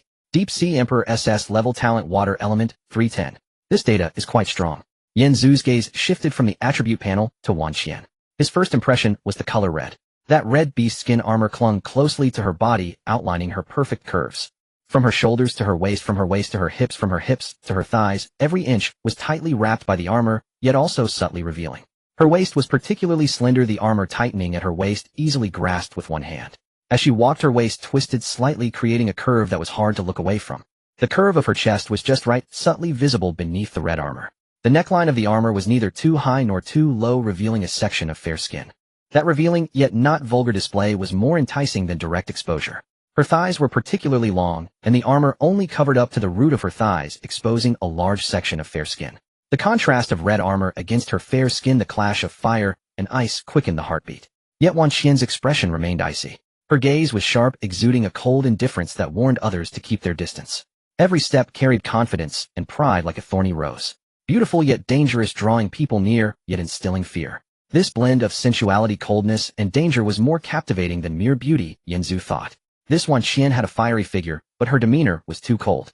That ice-cold beauty aura was not feigned, it emanated from her very bones. Such women were hard to approach. Yet the corners of Yen Zhu's mouth subtly lifted. But she was worth conquering. Little Sei Long's eyes brightened upon seeing Wan Xian. Awu, another beautiful sister has arrived. Awu, this sister is so cold, yet so beautiful. Awu, the red armor is so sexy. The red armor is so tight it accentuates her figure. Her waist is so slim, easily grasped with one hand. As she walks, her hips sway. Her bosom is so ample that the armor seems ready to burst. Even though her expression is cold, that contrast makes one want to draw closer. Master, I want this sister. Little Sei Long's wings fluttered involuntarily, leaning forward, eager to fly over. Yen Zhu slapped it on the head. Behave yourself. Little Sei Long shrank its neck in grievance. Awu. Can't I just take a look? Awu, master, you don't understand. This ice-cold beauty is the most flavorful. Yen Zhu's expression remained unchanged. If you keep talking nonsense, I'll throw you down. Little dragon, quickly shut up. Awu. Fine, I'll just take a look. But my eyes were still fixed on Wan Xian. Wan Xian walked to the center of the arena, standing between Lei Zhan and Yen Zhu. She slightly turned to face Lei Zhan. Are you going to make a move here? Her tone was calm, yet carried a sense. Lei Zhan saw Wan Xian approaching and halted his movements. The spikes beneath his feet slowly retracted, and the radiance around him dimmed. Wan Xian. Though Lei Zhan spoke harshly, it was evident that he held some apprehension towards Wan Xian. He had witnessed her prowess and recognized her strength. Moreover, there were 30 women on Wan Xian's side, all of whom were formidable enough to survive in this post-apocalyptic world. If Wan Xian were to assist Yen Zhu, he would undoubtedly be outmatched. This is a matter concerning our Iron Blood Alliance, and it has nothing to do with your Phoenix Society. His voice was noticeably lacking in confidence as he spoke. Wan Xian glanced at the raging tiger on the ground, as well as the two swollen-faced twins. Your matter? Your people provoked others first, it's only fitting they got beaten up. Her words were calm, but each one pierced like a dagger. The city defense battle hasn't even begun, and you want your own people to fight each other. When the mutated beasts arrive, will you face them alone? This concerns the entire district, not just you alone. Lei Zhan was rendered speechless by her remarks. My woman was struck. Where am I to put my face? Wan Xian cut him off directly. Face? Wan Xian scoffed coldly, her gaze particularly frosty. It was your people who stirred up trouble first. It's still not too late to back off now. If a real fight breaks out, do you think you can win? She glanced at Yen Zhu and then at the 30 women behind her. Lei Zhan's expression changed abruptly. He looked at the people on either side, knowing he couldn't win. Lei Zhan gritted his teeth. What if I insist on making a move? His voice was no longer as firm as before. Wan Xian ignored him and turned her attention to Yen Zhu. She scrutinized him, her expression curious, yet still. You are Yen Zhu, the one ranked first. A hint of a smile curled at the corners of her mouth, carrying a teasing undertone. Your team is quite interesting, all female celebrities. To have so many supporting you, you must be exceptional. However, let's not fight for now as the city defense battle is our priority. Wan Qian took a step forward, closing the distance to Yanzu. She felt cold, yet there was a faint fragrance about her. Do me a favor and let this matter go for now. Let's talk after the city defense battle is over. Her tone was conciliatory, yet carried an air of command. I, Wan Qian, have never given face to anyone before. I hope you won't disappoint me. Xiao Long lay on Yanzu's shoulder, softly whimpering. Woof, master, she is so... Woof, she smells so good. Yanzu didn't turn around, whispering, stop talking nonsense. Xiao Long shrank her neck in grievance. Woof, I'm just looking out for you. Yanzu gazed at Wan Qian. Yanzu could sense her coldness and pride, yet her strength was undeniable. This woman was not to be underestimated. Yanzu's expression remained calm, but his eyes were icy. Whether to fight or not is up to me. But, he pointed at the raging tiger on the ground, and those fallen they insulted my woman and berated my team. They must die. His voice was not loud, but everyone heard him. The entire venue fell silent. Wan Qian was taken aback, not expecting him to say such a thing. He appeared fair-skinned, yet the killing intent in his gaze was genuine. You? Wan Qian looked at Yanzu again, her expression shifting. This man was far more ruthless than he appeared. A smile crept onto Wan Qian's lips. Interesting. No sooner had she spoken than Lu Sisi and Zhao Liying moved. Lu Sisi charged directly in front of the raging tiger. The raging tiger, still lying on the ground, was caught off guard as Lu Sisi stepped on his neck. With a crunch, the raging tiger breathed its last. Zhao Liying raised her crossbow, aiming at the 10 fallen underlings. Whoosh, whoosh, whoosh, 10 arrows were loosed. Each arrow struck true at the forehead, and the 10 underlings fell instantly. The whole process took less than 3 seconds. The raging tiger and the 10 underlings were all dead. Lei Jun finally reacted, his eyes turning red. You dare kill my people? He slammed his fist into the ground, sending a spike towards Lu Sisi. Just as the spike was about to impale Lu Sisi, Xiao Long flew off Yanzu's shoulder. It positioned itself in front of the spike, and with a flick of its paw the stone spike shattered. Xiao Long floated in midair, looking at Lei Jun. Woof, wanna make a move? You must pass through me first. The crowd erupted in chaos. Lei Jun's eyes widened in disbelief, his mind blank. What? What is that? A little snake. It shattered my spike. His talent was level capable of piercing through bronze armor. How could such a tiny snake shatter it with a single strike? Lei Jun stood frozen, as if he had seen a ghost. Wan Qian was also stunned, her face displaying shock for the first. She stared at the little dragon in midair. What is that? It could actually withstand Lei Jun's attack. Wan Qian looked back at Yanzu, her eyes filled with astonishment. How many more surprises does this man have in store? The surrounding people were in an uproar. What the hell? What is that? A little snake shattered Lei Jun's spike. My god, this is absurd. The members of the Iron Blood Alliance were dumbfounded, standing there frozen. What kind of The leader's attack was shattered. Should we still engage? Everyone looked at Xiao Long, their eyes filled with... The girls from the Phoenix Society were equally stunned. What is that? So cute yet so powerful. Xiao Long floated in midair, shaking its little head. Woof! Who else wants to make a move? It fluttered its tiny wings, releasing a wave of pressure. The people around felt a chill, and couldn't help but take a step back. Lei Jun stood there, his face alternating between green and pale. He glanced at the little dragon, and then at Yanzu. Gritting his teeth, he shot Yanzu a fierce glare. All right. Lei Jun gritted his teeth and shot a fierce glare at Yanzu. It's just a little snake. Do you really think I, Lei Jun, am afraid of you? Lei Jun stomped his feet hard on the ground. Wrath of the Earth, unleash. A yellowish light erupted from beneath his feet, more intense than before. The ground shook violently, cracks spreading out as stones began to float. Lei Jun was enveloped in the yellow light, his power, speed, and defense all enhanced. The little dragon flew in the air, watching Lei Jun. Ow, oh, is he pulling out the big guns? Ow, you think this will let you win against me? The little dragon shook its head, its wings fluttering gently. A faint golden light shimmered around him. Ow, come on, let me show you what true power looks like. Lei Jun slammed his fists into the ground. Earth spikes charge. Boom, boom, boom. Dozens of earth spikes shot up from the ground in rapid succession, like rows of sharp daggers stabbing towards the little dragon. The speed was astonishing, densely packed, sealing off all escape routes for the little dragon. The little dragon's figure flickered, weaving nimbly between the earth spikes. The small body darted like a golden lightning bolt, each earth spike nearly grazing it, but never hitting. Ow, too slow, this speed, can't even brush my wings. The little dragon even spun in the air as if playing. After dodging the last earth spike, it came to a stop. With a flick of its tiny tail, a golden arc sliced through the air. With a thunderous boom, the golden arc struck Lei Jun's chest. Lei Jun was sent flying, tumbling through the air for dozens of spins, before crashing heavily to the ground. With a cough, a mouthful of fresh blood spurted out. The entire arena erupted. What the hell? One strike, just one strike, and Lei Jun was sent flying. What kind of monster is that little snake? Lei Jun is ranked second among the experts. The twins screamed as they rushed over. Brother Jun, are you alright, Brother Jun? Lei Jun lay on the ground, his chest caved in, at least 3 ribs. Cough. Cough. Damn it.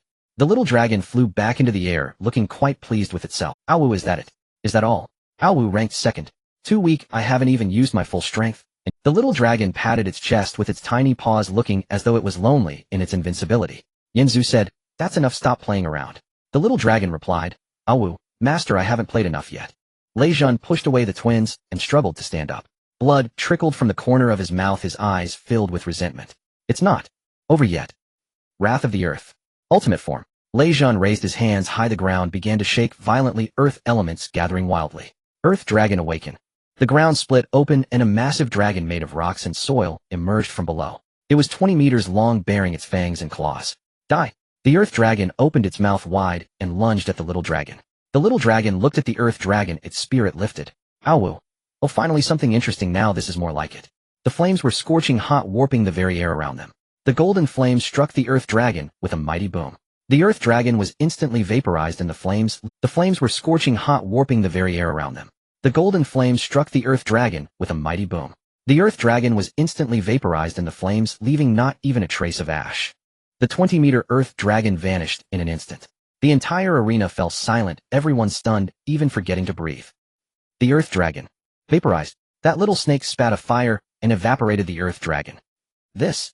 What kind of power?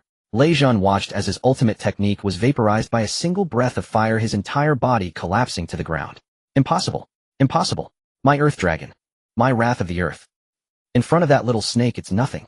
Lei Jun's expression shifted from anger to fear, a profound. Just as Lei Jun lay collapsed on the ground, the little dragon basking in its victory, the arena was silent, no one daring to speak.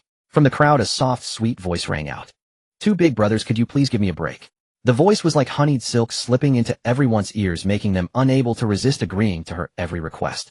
The crowd on the west side parted as if pushed by an invisible force, creating a pathway. At the end of the pathway, a figure slowly approached. Tian Shiwei walked at the forefront, taking each step slowly and steadily. Every step felt like it was stepping on a man's heart. She was about 168 centimeters tall, her figure slender and soft, as if boneless. Her long black hair was slightly curled, cascading down to her waist, swaying gently with her movements, resembling a black waterfall. Her round face still bore baby fat, looking innocent and naive. Her big eyes sparkled like they could speak. When she blinked, her eyelashes fanned out like butterfly wings. Her cherry lips were a delicate pink, and when she smiled slightly, two shallow dimples appeared. Her skin was fair and delicate, so smooth it seemed as if it could be broken with a gentle blow, like a freshly shelled egg. She wore a white beast-hide skirt, which was very short. It revealed two long fair legs, their skin glistening in the firelight, making one unable to resist the urge to touch. The neckline of the beast-hide skirt was very low, exposing a patch of snow-white skin, the curvature of her chest faintly visible. That kind of suggestive exposure was even more enticing than direct nudity. A thin beast-hide rope was tied around her waist. Her hips, wrapped in the beast-hide skirt, formed a full curve, swaying slightly with each step. Every movement exuded an unspeakable allure.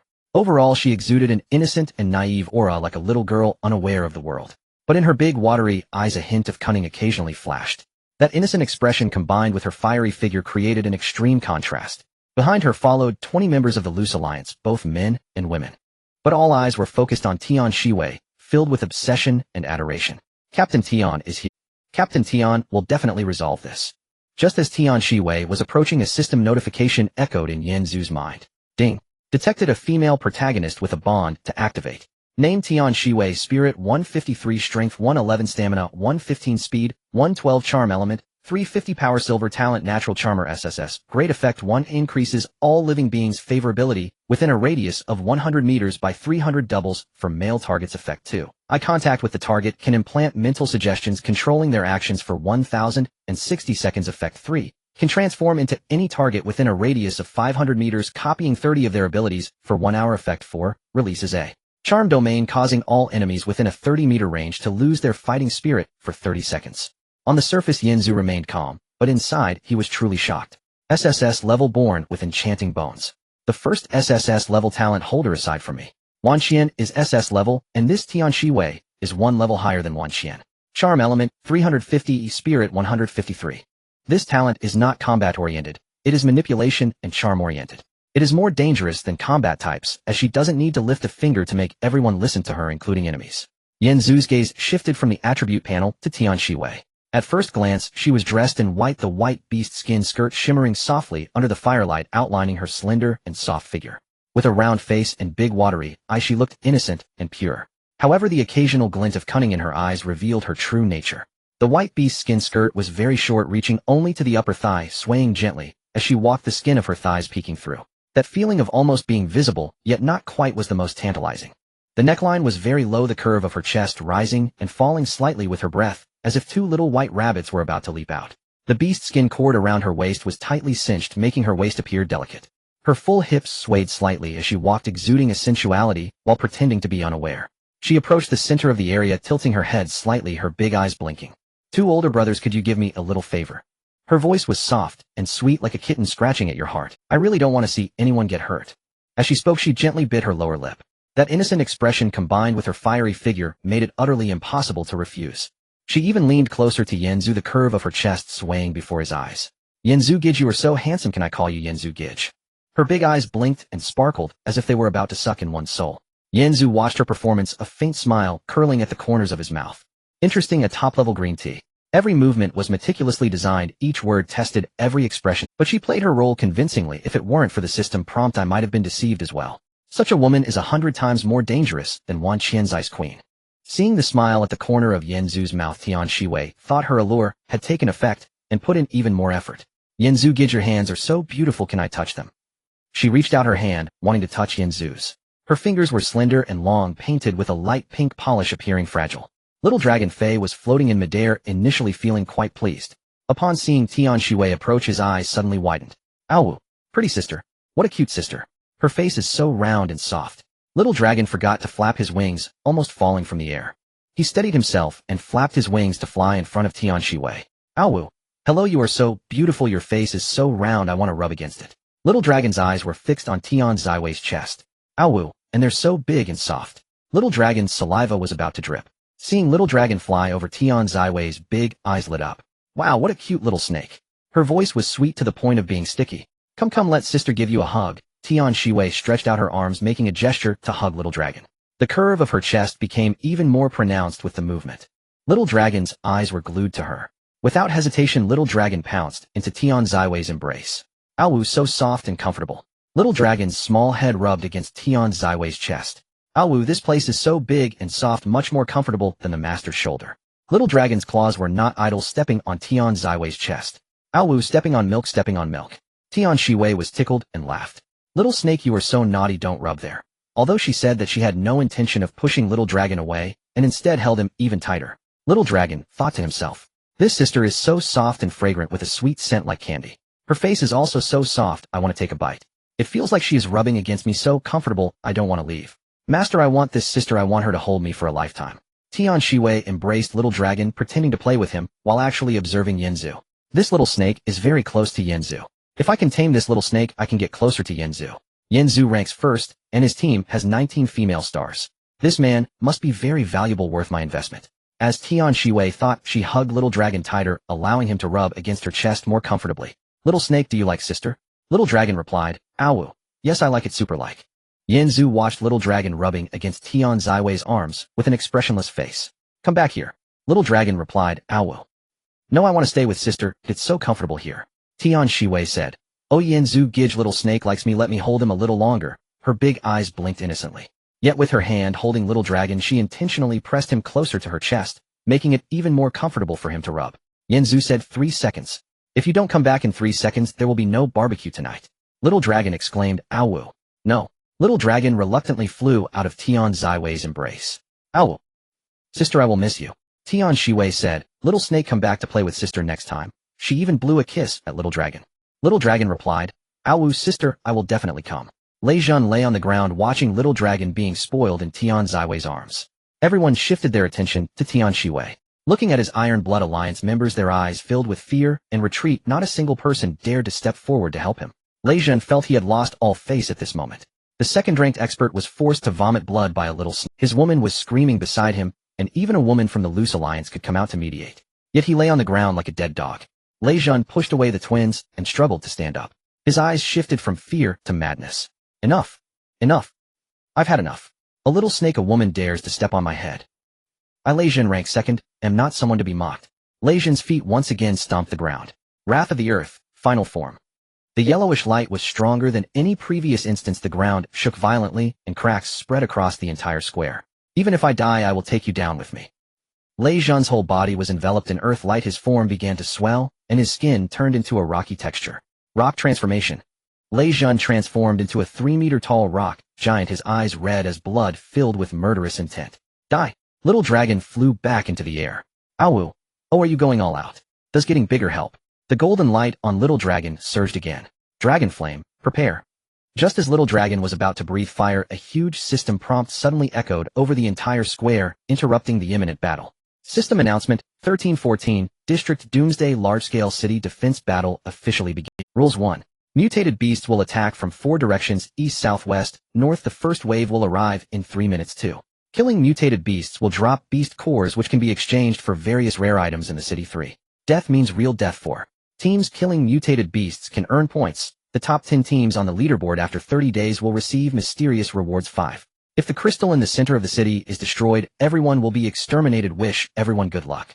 How to defend. When the system announcement sounded, Wan Qian's originally cold gaze instantly changed. In the city defense battle, death is truly death. If the crystal in the city center is shattered, everyone will be annihilated. This is not a personal grudge, it concerns the lives of over 50,000 people in the entire region. If infighting leads to a failure in defending the city, everyone will perish.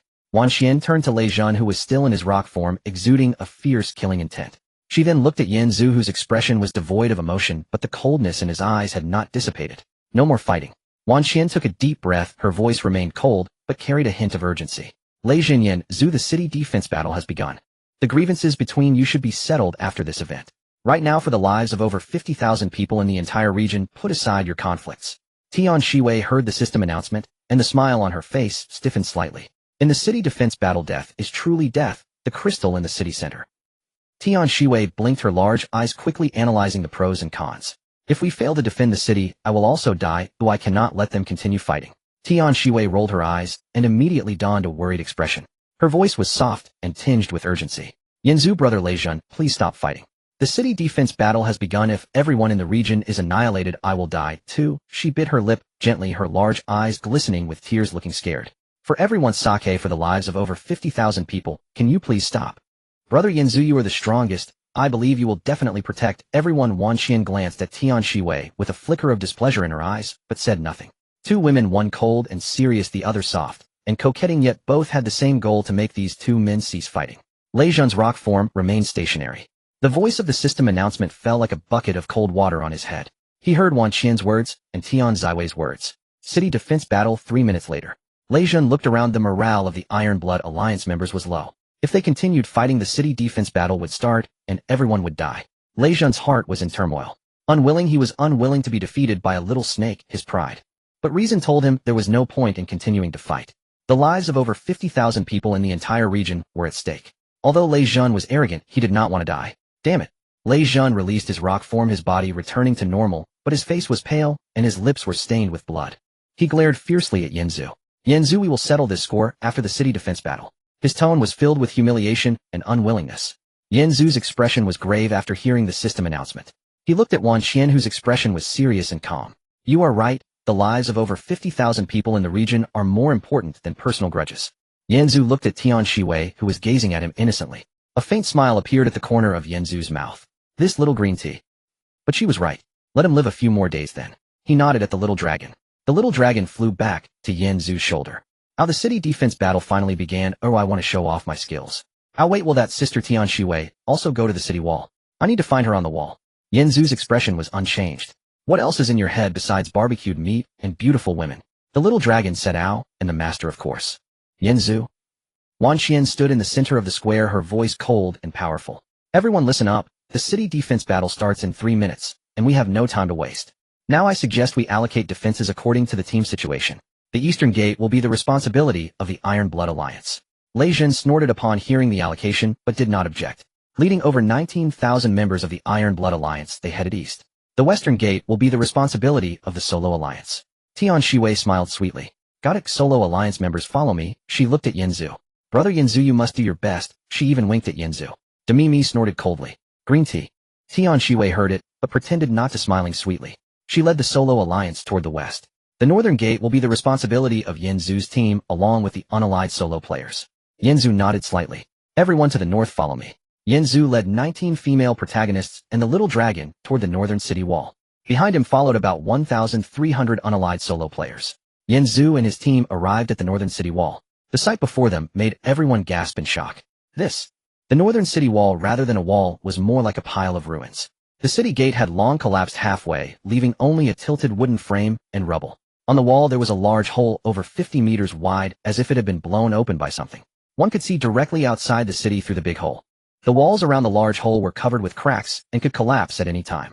Most of the crenellations on the wall were already destroyed and could not provide effective cover. How to defend?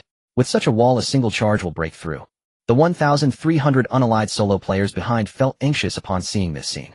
It's over, the northern city wall is so dilapidated, we are doomed. I don't want to die. At the moment when everyone was in a panic, a short-haired woman approached. She stood about 1.7 meters tall, her short hair close to her ears, standing very straight. Dressed in camouflage beast skin armor, a dagger was clipped to her waist. Yanzu, I am Su, the captain of the Xiaoya small tree house. I was a retired special forces soldier before the apocalypse. She spoke decisively, without unnecessary words. This wall is in dire condition. She looked at the large hole over 50 meters wide and frowned. Yanzu glanced at her information. Name Su Wan, strength, bronze, talent, iron, discipline, A grade, effect, allies within a radius of 50 meters gain 30, to all attributes 50, defense, and morale locked at high. A man in his 40s approached behind Su Wan. He had a square face, thick eyebrows, and a robust build. His voice was loud. Yanzu, I have long admired your name. I am Qin Lai, captain of the Myth Small Tree House, ranked 5th. I am a retired colonel, former tactical instructor of my unit. He strode over, speaking directly. Yanzu checked. Name Qin Lai, strength, silver, talent, wildfire, combat. Will A grade, effect, fire element 100 in combat, allies attack power, within a radius of 30 meters 40. A tall, thin man stood on the parapet behind Qin Lai. In his early 30s with bright eyes, he was watching outside the city. Jiang Yi, captain of the Zongheng Small Tree House, ranked 6th. A retired lieutenant colonel, former reconnaissance battalion commander. He spoke little, but each sentence was meaningful. Yanzu looked at his information. Name Jiang Yi, strength, silver, talent, eagle, eye, A grade, effect, visual range expanded by 500th, able to see through obstacles, night vision, like daytime, precise targeting of weaknesses. Yanzu greeted them briefly and then discussed how to defend. Su Wan walked to the front of the large hole in the city wall.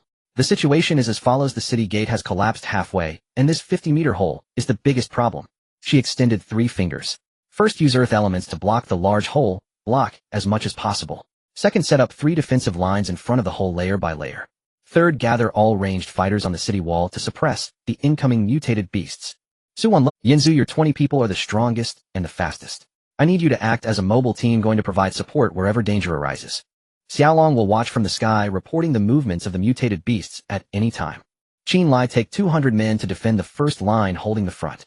I will take 300 men to defend the second line, ready to provide support at any moment. Jiang Yi will take 100 men to the highest point of the city wall to observe the situation and strike accurately. The remaining scattered people will form small teams to defend the third line, which is the last line of defense. If all 3 lines are breached, it will be up to your mobile team to support us. What do you think? Su Wan looked at Yanzu, her tone firm yet respectful. After listening to Su Wan's plan, the plan is very professional, as expected from someone who has been in the military. I agree, the mobile team is indeed suitable for us. Yanzu looked at his people. Everyone listen up, we are the mobile support team, going to wherever there is danger. Xiao Salong is responsible for watching from the sky, making surprise attacks, and protecting others. Lai Ying Cece, you go up the city wall, and fight long range with Jiang Yi. Dammy Mi Bailu Riba, you come with me. The rest will follow Su Wan's orders, as the reserve team. Do you understand? Understood. 19 girls answered together, their voices loud. Su Wan nodded at their discipline. Good, everyone start moving. Those who can use earth elements come with me, to block the hole. The others take your positions. In 3 minutes the first wave of mutated beasts will arrive. We need to let them know that the northern city wall is not something they can break through easily. Xiaolong flew in the air. Oh, well, finally something important to do. Oh, well, master, I'm going to take a look outside the city. Xiaolong flapped his wings and flew outside the large hole. As soon as he flew out, he saw the scene outside. Oh, woo. Xiaolong's voice was a bit excited. Master, come quickly to take a look. Yanzu walked to the front of the large hole and looked up at the outside of the city. He was stunned. Outside the city, it was densely packed with mutated beasts.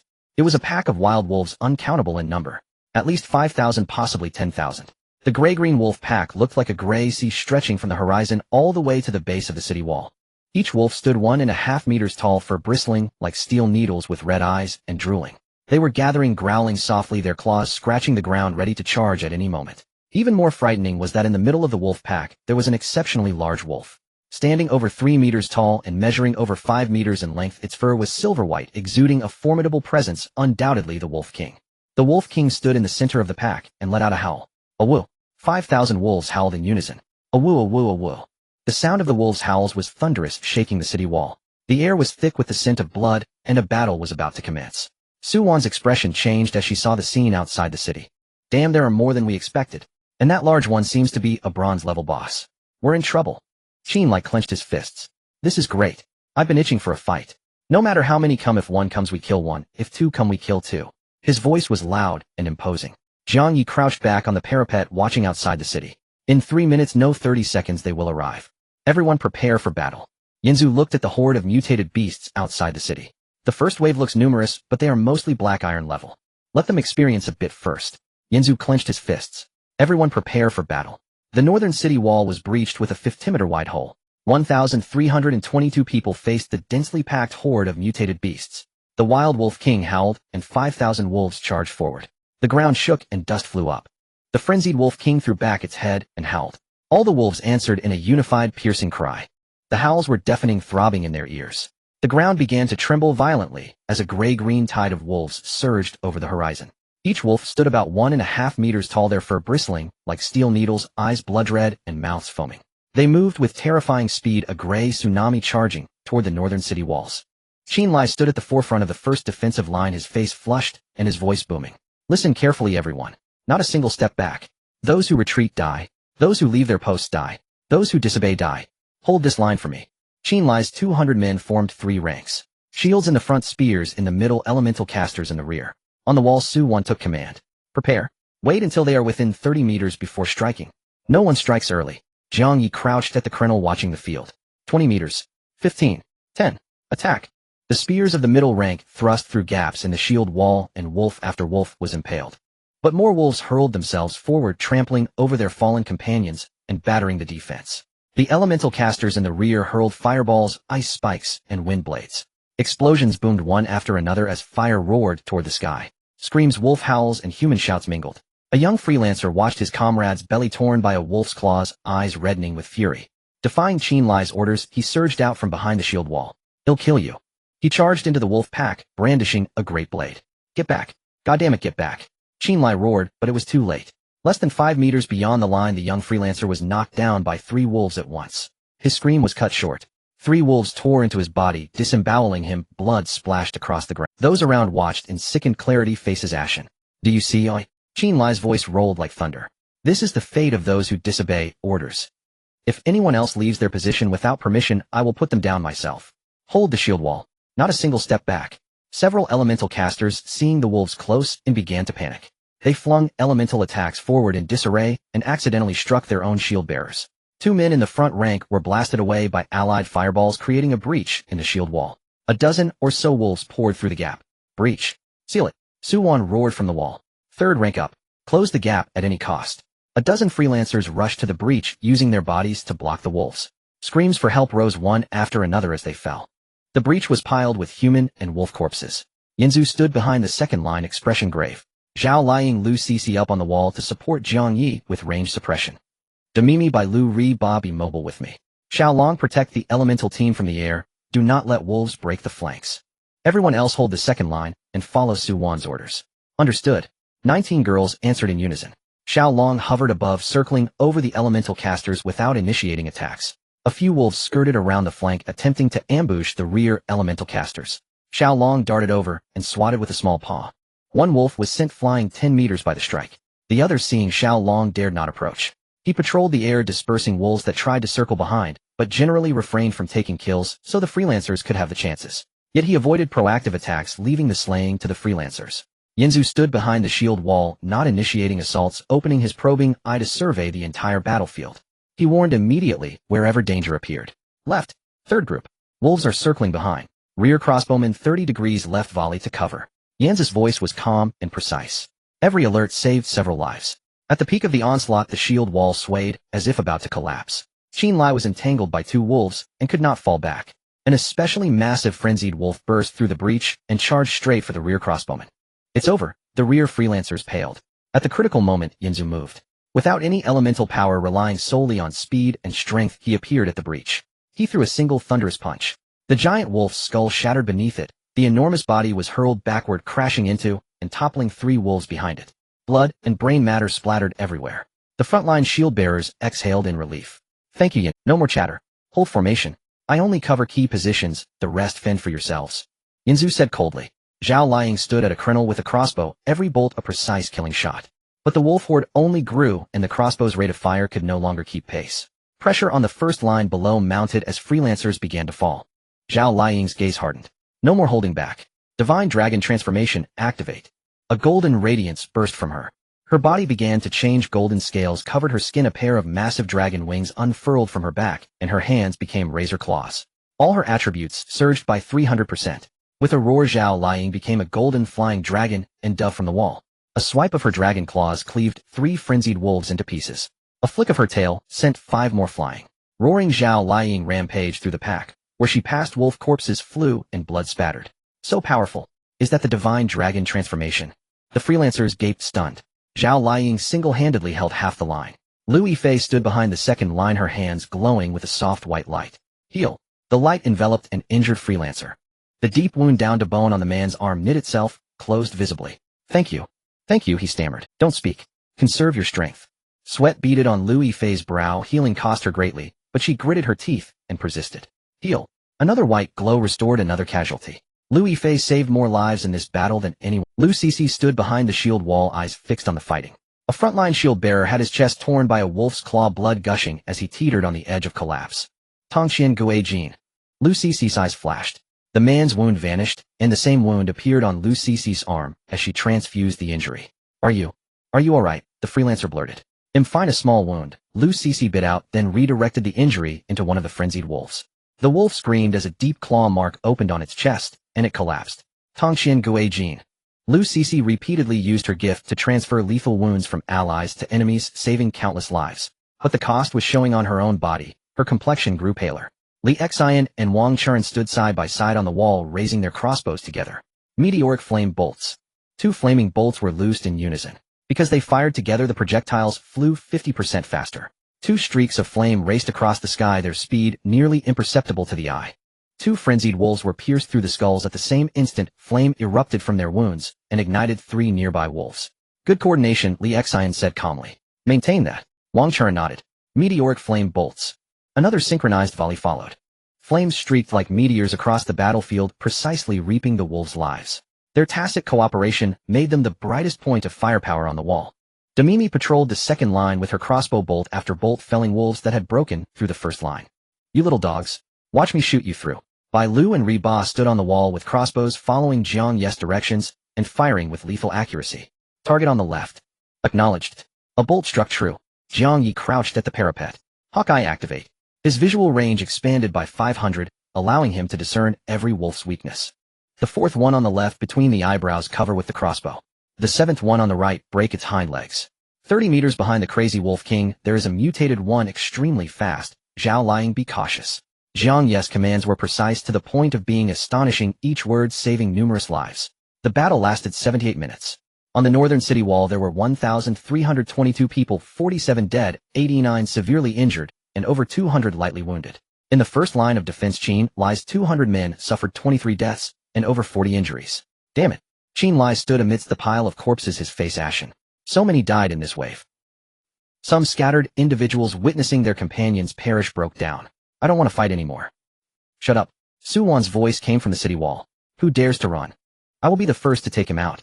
If we run now, the mutated beasts will enter the city and no one will survive. A middle-aged rogue, terrified, dropped his weapon and ran toward the city. I won't fight anymore. I want to escape. Su Wan's eyes turned cold. Take him down. 2 rogues rushed forward and pinned the middle-aged man to the ground. Deserter. Execute according to military law. Cut. With a swift motion, the middle-aged man's head rolled away, blood splattering everywhere. The entire scene fell silent. Do you see that? Su Wan stood on the city wall, her short hair billowing in the wind, her gaze sharp as a blade. This is the fate of a deserter. Everyone listen. There is no retreat in the city defense battle. Either hold the line and survive, or if the city falls, everyone dies. There is no third option. A message came through the system communication. On the eastern city wall, the Iron Blood Alliance had lost over 3,000. Although the Iron Blood Alliance had a large force of 19,000, they were not united, and many did not heed Lei Jun's commands, fighting individually and being picked off by the wolf pack. Lei Jun used Earth Fury, frequently exhausting his stamina, while the twins screamed nearby, dragging him down. Damn it. Lei Jun received the news, his face turning dark. Only 47 died in the north, but we lost over 3,000. The gap is too wide. On the southern city wall, the Phoenix Society, Wan Qian, lost over 800 people. On the western city wall, the Rogue Alliance, Tian Zihui, lost over 1,200. Tian Zio's innate charm activated, confusing some of the mutated beasts, causing them to turn on each other. However, despite their large numbers, 16,000, they were not united, leading to significant casualties. During the battle, Da Mimi shot an arrow through the throat of a crazy wolf. The wolf fell to the ground convulsing. A prompt immediately echoed in Da Mimi's mind. Ding. Kill the wilderness crazy wolf, gained Beast Core Black Iron 1. Da Mimi was momentarily stunned. Beast Core. There are rewards for killing mutated beasts. At the same moment Da Mimi was in a daze, Yanzu also received a prompt in his mind. Ding. Bond talent triggered. Da Mimi gained Beast Core Black Iron 1, returning to the player Beast Core Black Iron 8. Yanzu's eyes flickered. However, he remained focused, continuing to observe the battlefield and command the fight. Zhao Liang transformed into a dragon, sweeping her claws, tearing apart 2 crazy wolves. A prompt immediately echoed in her mind. Ding. Kill the wilderness crazy wolf, gained Beast Core Black Iron 1. At the same time, Yanzu's mind received another prompt. Ding. Bond talent triggered. Zhao Liang gained Beast Core Black Iron 1, returning to the player Beast Core Black Iron 8. Yanzu's lips curled slightly. Li Xian shot an arrow through the head of a crazy wolf, and a prompt immediately sounded in her mind. Ding. Kill the wilderness crazy wolf, gained Beast Core Black Iron 1. At the same time, Yanzu's mind echoed with another prompt. Ding. Kill the wilderness crazy wolf, gained Beast Core Black Iron 1. Ding. Bond talent triggered.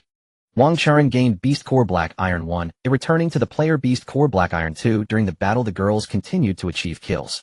Each time they gained a Beast Core, Yanzu also received a return. The prompt sound echoed in his mind. Ding. Bond talent triggered. Chen Juling gained Beast Core Black Iron 1, returning to the player Beast Core Black Iron 4. Ding. Bond talent triggered. Guan Xiaotong gained Beast Core Black Iron 1, returning to the player Beast Core Black Iron 2. Ding. Bond talent triggered. Tan Songyun gained Beast Core Black Iron 1, returning to the player Beast Core Black Iron 4. The battle continued, but Yanzu was quickly calculating in his mind. Da Mimi 8+, Zhao Liang 8+, Chen Juling 4+, Tan Songyun 4+, Guan Xiaotong 2+, Li Xian 2, plus Wang Charan 2, totaling 30.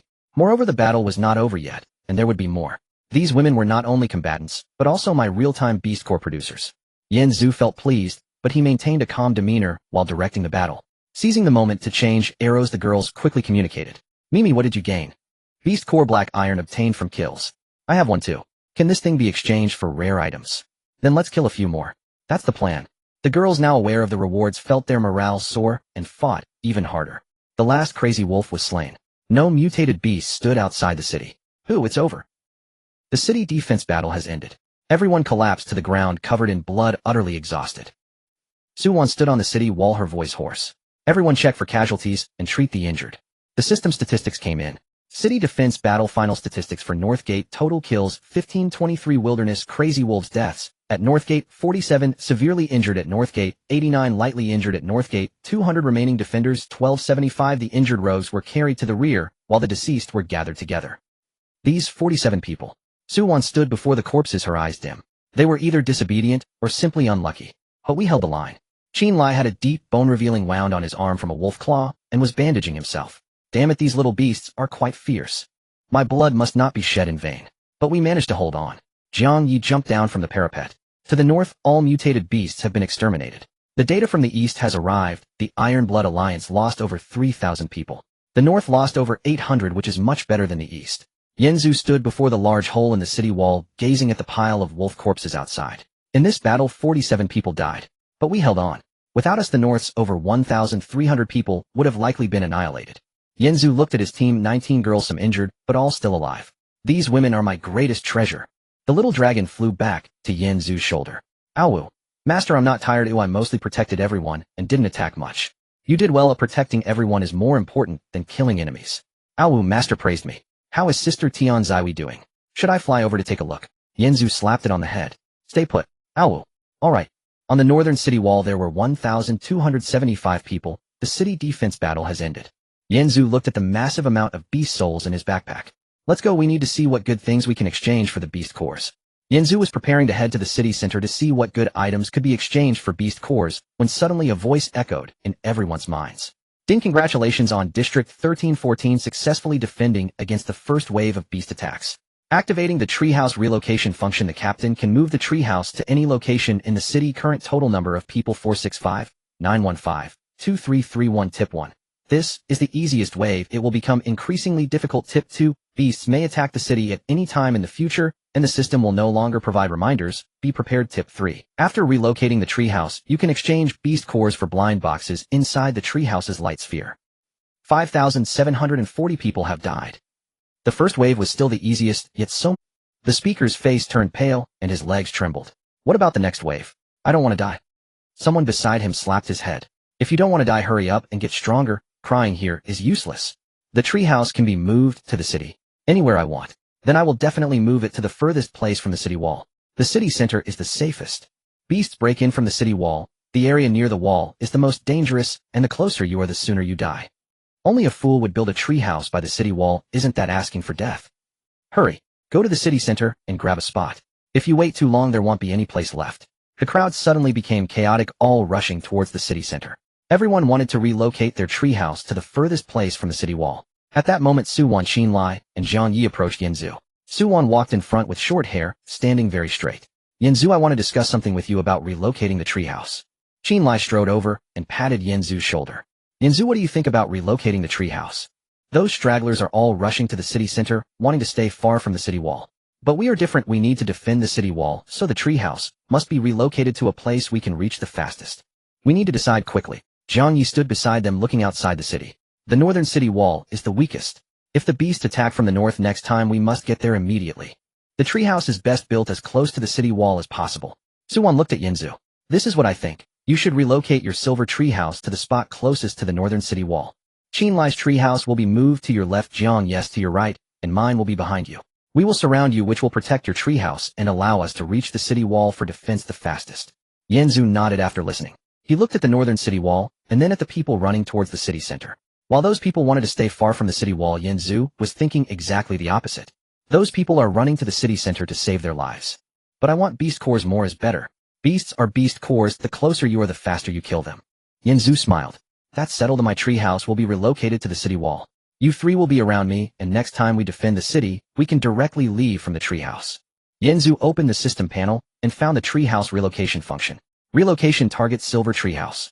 Location 50 meters inside the northern city wall. Confirm relocation. Confirm. The system prompt sounded. Ding. The silver treehouse starts. Location 50 meters inside the northern city wall. Countdown. 10, 9, 8, 7, 6, 5, 4, 3, 2, 1. Suddenly, a large crack appeared in the sky above the city center. From the crack, a silver-white treehouse slowly floated out. It was a two-story small building entirely silver-white, emanating a faint glow. There were some runes on the upper part flashing intermittently. The entire exterior of the treehouse was covered by a silver light shield with patterns moving on the shield. On the roof was the shadow of a large silver tree, looking very vibrant. Boom! The treehouse fell from the sky and landed steadily 50 meters from the city wall. The ground shook slightly, and the silver light spread outwards, illuminating the surroundings for hundreds of meters. Everyone running stopped, staring in disbelief. What? What is this? A silver-level treehouse this big. And it's glowing completely different from our black iron treehouse. But why did he build the treehouse by the city wall? Normal people are running towards the city center, yet he directly built it under the wall. Is he overly confident, or just crazy? It should be confidence. He indeed has that strength. There are only 3 silver treehouses in the entire district. After the treehouse landed, the outer light shield spread out, covering a range of 100 meters. The air inside the light shield was exceptionally good, and the temperature was comfortable, completely different from outside. This is a defensive light shield. It must be very safe inside. I really envy this. I want to live in there too. Yanzu, accompanied by 19 girls, and the little dragon walked towards the treehouse. The light shield automatically recognized them and opened a path. This will be our new home. Yanzu pushed the door open. The inside of the treehouse looked even larger than it did from the outside. The first floor was the living room and kitchen, while the second floor housed the bedrooms and cultivation area. In the middle was a softly glowing sphere of light, which was the place to exchange items. Yanzu approached the light sphere and touched it. The system page popped up showing only 3 items available. 1. Silver blind box exchanged for 1 silver beast core. 2. Bronze blind box exchanged for 1 bronze beast core. 3. Black iron blind box exchanged for 1 black iron beast core. Only 3 blind boxes. Is there nothing else? Can only use beast cores to exchange for blind boxes. Yanzu frowned. Let's see what the black iron blind box is like first. Yanzu bought a black iron blind box and looked at the details. Black iron blind box, it looks unremarkable, but anything could come out of it. With good luck, one could even draw silver level items, although the probability is very low. In the apocalypse, luck is also a part of strength. Probability 89 chance to draw black iron items 10. 999 chance to draw bronze items 0. 001 chance to draw silver items. After reading the probabilities, Yin Zhu raised his eyebrows. 89 black iron. 10. 999 bronze. 0. 001 silver. The probabilities are very extreme. But there is still a chance. Yanzu looked at the beast cores he had accumulated, currently having beast cores black iron 1014, a beast cores bronze 1. The number of black iron beast cores is the most. I can open a lot of black iron blind boxes. Winning by quantity. 0. 001 probability. If I open 1,000, I might get 1 silver. Then let's start with 1,000 consecutive draws. Yanzu stood before the glowing orb in the treehouse, his finger hovering over the exchange button. 999 beast cores, 1,000 consecutive draws. Just as Yanzu was about to confirm, the system's voice suddenly echoed. Congratulations to you, Yue, for opening a blind box black iron and striking it lucky, obtaining the equipment white silk bronze 1. The entire region erupted. White silk? What kind of white silk? Is it the kind I'm thinking of? Bronze level white silk equipment. Where does it go? On the legs. Such equipment exists even in the apocalypse. Is the system serious? The male survivors in the crowd were wide-eyed. Who is Yue? Let me see. What are the attributes of the bronze level white silk? Charm 666, perhaps. I really want to see. Is the equipment in the apocalypse really this absurd? Little dragon perched on Yanzu's shoulder. Rar white silk, what is it? Is it delicious? Yanzu slapped it on the head. Shut up. Congratulations to Zhang Taizhu for opening a blind box black iron and striking it lucky, obtaining the equipment greatsword bronze 1. Congratulations to Wang Dali for opening a blind box black iron and striking it lucky, obtaining the equipment greatsword bronze 1. Greatsword? Damn. Since the apocalypse, I haven't even had a black iron weapon. How could they get bronze equipment? Do you know how hard it is to obtain equipment? Since the apocalypse, I've been using a sharpened stick. I'm so envious. This blind box can actually produce equipment, bronze equipment at that. It seems that while city defense battles are dangerous, they are also a chance to quickly grow stronger. I want to hunt exotic beasts, gather beast cores, and open blind boxes. Congratulations to Wan Qian for opening a blind box black iron and striking it lucky, obtaining class change scroll mage 1.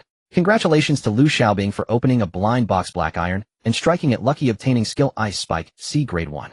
The entire region erupted again. Class change scroll, a mage. Damn, is this a game? There's even a job system. Wan Qian already has the S-class talent Deep Sea Emperor, and now with a mage job water element mage job, isn't this invincible? And skill books. Ice spike, a crate skill can be learned directly. No talent required. My goodness. This blind box has everything. People nearby poured cold water on him. Stop dreaming, you don't even have a beast core. During the city defense battle, you were only focused on saving yourself, so you didn't kill a single exotic beast. Where would people nearby poured cold water on him? Stop dreaming, you don't even have a beast core. During the city defense battle, you were only focused on saving yourself, so you didn't kill a single exotic beast. Where would the beast cores come from to open blind boxes? That bystander's face stiffened. Damn it, during the siege battle, I was only focused on saving myself, and didn't get a single beast core. Lovely exotic beasts, come quickly. I need the beast cores from your bodies. I want to open blind boxes. I want a class change. I want to become stronger. Congratulations to Lei Jun for opening a blind box bronze and striking it lucky, obtaining the pet Immortal Wolf King, silver, non-upgradable 1. The entire region fell silent for a second, then went completely crazy. A pet. A silver level pet. Immortal Wolf King. Silver level. Lei Jun. The second ranked Lei Jun. He actually opened a silver level pet. My goodness, silver is 1 level higher than bronze, non-upgradable, but starting as silver, that's so strong.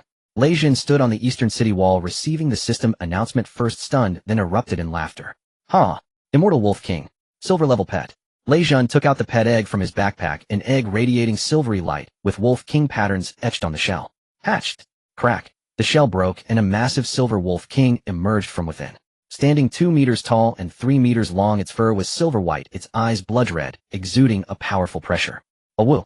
The Wolf King howled, its voice deafening. Awesome. So great. Lei Jun patted the Wolf King's head, particularly pleased. With this Immortal Wolf King, my strength has stepped up another level. Lei Jun suddenly turned his head towards the northern city wall. Yanzu, your little snake may be strong, but now I also have a pet, the silver level Immortal Wolf King, which is no less than your little snake.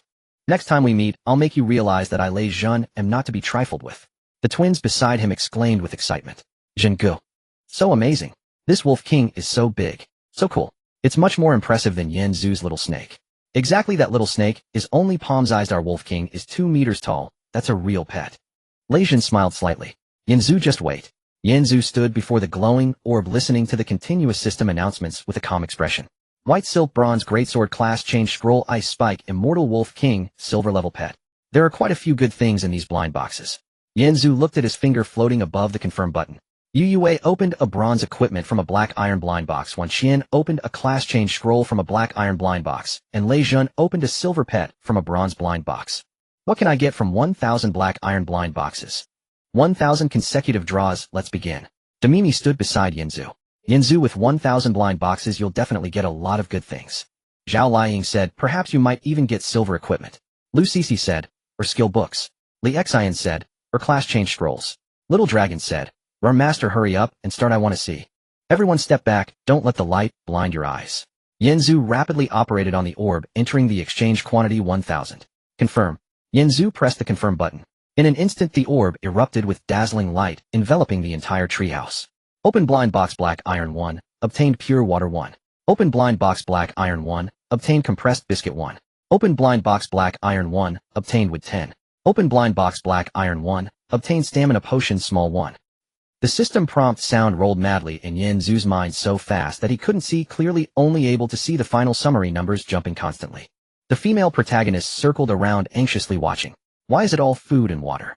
Don't worry, we've only opened 100, keep watching. The 156th blind box. Open blind box black iron 1, obtained attribute pill black iron 1. Attribute pill, black iron level, can enhance attributes. The 203rd blind box. Open blind box black iron 1, obtained weapon equipment black iron 1. Equipment. Finally, equipment has appeared. The 388th blind box. Open blind box black iron 1, obtained class change scroll archer 1. Class change scroll, archer. Finally got it. The 555th blind box. Congratulations to Yanzu for opening a blind box black iron and striking it lucky, obtaining the pet Kung Fu Panda silver non-upgradable 1. The entire region erupted again. Yanzu? Again Yanzu. How many blind boxes has he opened? Striking it lucky. Kung Fu Panda. A silver level pet. Non-upgradable, but starting as silver. On par with Lei Jun's immortal Wolf King. My goodness, how did he get such good things again? Why did he open? Yanzu looked at the result of the last blind box with a calm expression. Kung Fu Panda silver level pet from 1,000 blind boxes, finally got something decent. System final summary. Blind box opening completed. Total open blind boxes black iron 1,000. Consumption beast cores black iron 999. Remaining beast cores black iron 15. OE beast cores bronze 1. Obtained item summary 1. Water and food 550. 2. Attribute pill black iron 300. 3. Attribute pill bronze 97. 4. Weapon equipment black iron 50. Black iron short sword 15. Black iron armor light 20. Black iron armor heavy 10. A rough crossbow 5. 5. Class change scroll archer 2. 6. Pet Kung Fu Panda silver non-upgradable 1. At this moment Yang Xiaoya exclaimed excitedly. Brother Yanzu, look, I opened a hidden profession koi. Yang Xiaoya held up a scroll radiating with colorful light, her excitement causing her to bounce on the spot, her little face flushed. Stars sparkled in her eyes, and her ponytail swung back and forth with her movements. At that moment the cold system announcement echoed throughout the entire region. The voice was louder than ever before. Congratulations to Yang Xiaoya for opening a blind box black iron and hitting the jackpot, obtaining job change scroll koi hidden class 1 throughout the region. A deathly silence ensued. A full 3 seconds passed before the atmosphere erupted more intense than when Lei Jun summoned the undying Wolf King. It was 10 times more frenzied. Hidden class. What the hell? There really is a hidden class. Quite. What kind of divine job is this? My heavens. I was just envying Lei Jun and Yan's silver pets. Now she directly opened a hidden class. This gap. It's just too huge. Isn't Yang Xiaoya the celebrity from the pre-apocalypse Rocket Girls? My goddess, she seems to be a celebrity next to Yanzu as well. Is she from Yan's team? Why is that? Why is it that all the good stuff comes from their team? First it was Yan's Kung Fu Panda. Now it's Yang Xiaoya's hidden class. Are we playing the same apocalypse? I opened 3 black iron blind boxes. All I got were purified water and compressed biscuits. Meanwhile she opened 1 black iron blind box. And directly got a hidden class of golden quality. This luck. It's just ridiculous. I suspect the system is rigged for them. It's just so unfair. East City Wall. Lei Jun's smile froze instantly. He had just been stroking the head of the undying Wolf King, lost in the joy of owning a silver-level pet. He had even begun to fantasize about how he would crush Yan's little snake next time they met with the undying Wolf King. But in the next second, He heard the system announcement about Yang Xiaoya opening a hidden class. Hidden class. Quoit. Lei Zhen's face turned ashen. His nails dug deep into his palm. Impossible. How could anyone open a hidden class? And a golden qual. The twins beside him were also stunned. Their previous smug expressions vanished. Zhenggu. What? What is going on? Hidden class. Isn't that a legendary thing? How could it be opened by a little girl? Lei Zhen took a deep breath. His gaze turned cold as he looked towards the northern city wall. His teeth clenched. Yanzu. It's you again. Why is all the good stuff over there? First it was your little snake. Then it was Kung Fu Panda. And now it's a hidden class. What kind of luck are you riding? The undying Wolf King seemed to sense its master's anger, throwing back its head and letting out a low growl, its silver fur bristling. It exuded a powerful pressure, but this did not ease the frustration in Lei Zhen's heart. He had originally thought that after obtaining the undying Wolf King, the gap between him and Yanzu would have narrowed. But now she had directly opened a hidden class. The gap had instead widened even further. Inside the treehouse at the celebrity treehouse. What? Hidden class? Dammy Me was the first to rush over, her face filled with disbelief. Zhao Liying and Lu Cixi quick. Even the usually aloof Wan Qian showed a hint of shock in her eyes. A hidden class, a treasure far more precious than an ordinary class. In the entire 1314 district until now, no one had ever opened a hidden class. Even the number one had just spent 1,000 in a continuous draw and only obtained 2 ordinary archer job change scrolls and a silver level pet. It really is a hidden class. Li Xian leaned in to take a look at the text on the scroll, gasping in awe. My heavens. Koi. This job is just too outrageous. Yanzu also walked over, taking the scroll from Yang Xiaoya's hand. The gilded text came into view. Job change scroll Koi, hidden class quality, none, applicable all classes, effect change job to hidden class Koi, gaining exclusive talents and skills. Remarks, a on-scene a million lucky class, the owner will receive the ultimate favor of fate, hidden class Koi, luck 999 permanent, cannot be stripped, exclusive talent 1.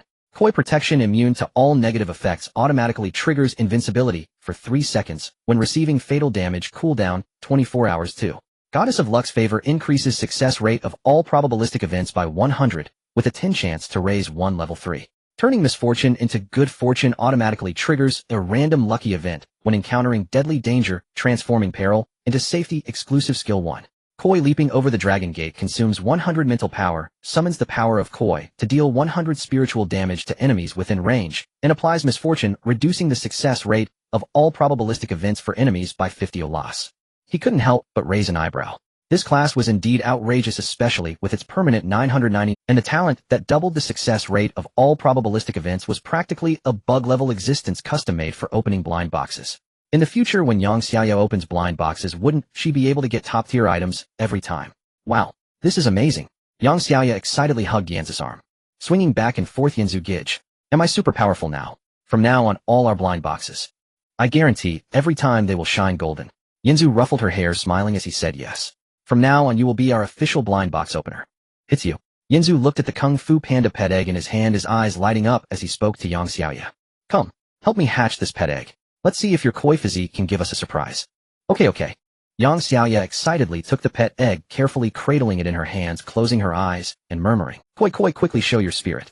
Hatch a super powerful Kung Fu Panda. It must be even stronger than Lei Zhen's Wolf King. As soon as the words fell, the pet egg suddenly erupted with a particularly bright golden light. It was even brighter than when Yanzu opened 1,000 draws earlier, enveloping the entire tree house in golden light. What is this? Such strong radiance, much stronger than silver level. Crack. The eggshell broke. A round, plump, black and white panda emerged. It stood only half a meter tall, chubby, with a round belly, holding a piece of green bamboo. It looked particularly adorable, but at the moment it appeared a strong pressure radiated from it. Yanzu froze for a moment, quickly checking its attributes. Pet Kung Fu Panda quality, golden spirit, 1,000 strength, 1,100 stamina, 1,500 speed, 1050 skills 1. Tai Chi deals 200 strength damage to enemies within range, and applies a 50 slow effect lasting 5 seconds 2. Iron Shirt increases physical and magical defense by 50 for 10 seconds, cooldown 15 seconds 3. Panda Body Slam grabs and slams the enemy, causing 300 strength damage, and applying a stun for 2 seconds, effect cooldown 20 seconds. Note, blessed by the ultimate power of the Koi quality, forcibly evolved from silver to golden, gaining an additional 50 boost to all attributes. Golden quality. Demimi exclaimed. My goodness. It really evolved. Directly from silver to gold. This Koi profession is too overpowered. Zhao Liying, spirit 1,000. Strength 1,000. This is more than twice as strong as Lei Zhen's Wolf King. Lu Cixi Tai Chi. Iron Shirt. Panda Body Slam. 3 skills. Each very powerful. By Lu Slow. Stun. Control skills. A weapon for team battles. Reba so cute. Chubby. I wanna hug it. Little Dragon and the Kung Fu Panda were bickering. Little Dragon lay on Yanzu's shoulder, curiously looking at the Kung Fu Panda in front of him, tilting his head. Oh whoa. You're so fat. Oh whoa, fatter than me. The Kung Fu Panda lifted its head, glanced at Little Dragon, then raised the bamboo in its hand, and waved it at Little Dragon. Oh whoa. You're the fat one. Oh whoa. I'm strong. The two little creatures instantly began to argue, each taking turns, making everyone laugh heartily. Yanzu looked at the Kung Fu Panda and smiled. Originally just an ordinary silver pet, it was directly transformed into a golden-level pet by Yang Xiaoya's koi physique. A big win. Alright. Yanzu clapped his hands. Now let's begin distributing the rewards. These attribute pills. Everyone take what you need to improve your attributes. The female leads replied in unison. Yanzu continued, here are 2 job change scrolls for archers. Chu Ran and Li Xin. You two take them to change jobs. Your talents are more suitable for ranged output. Chu Ran and Li Xin took the job change scrolls, their faces showing happy smiles.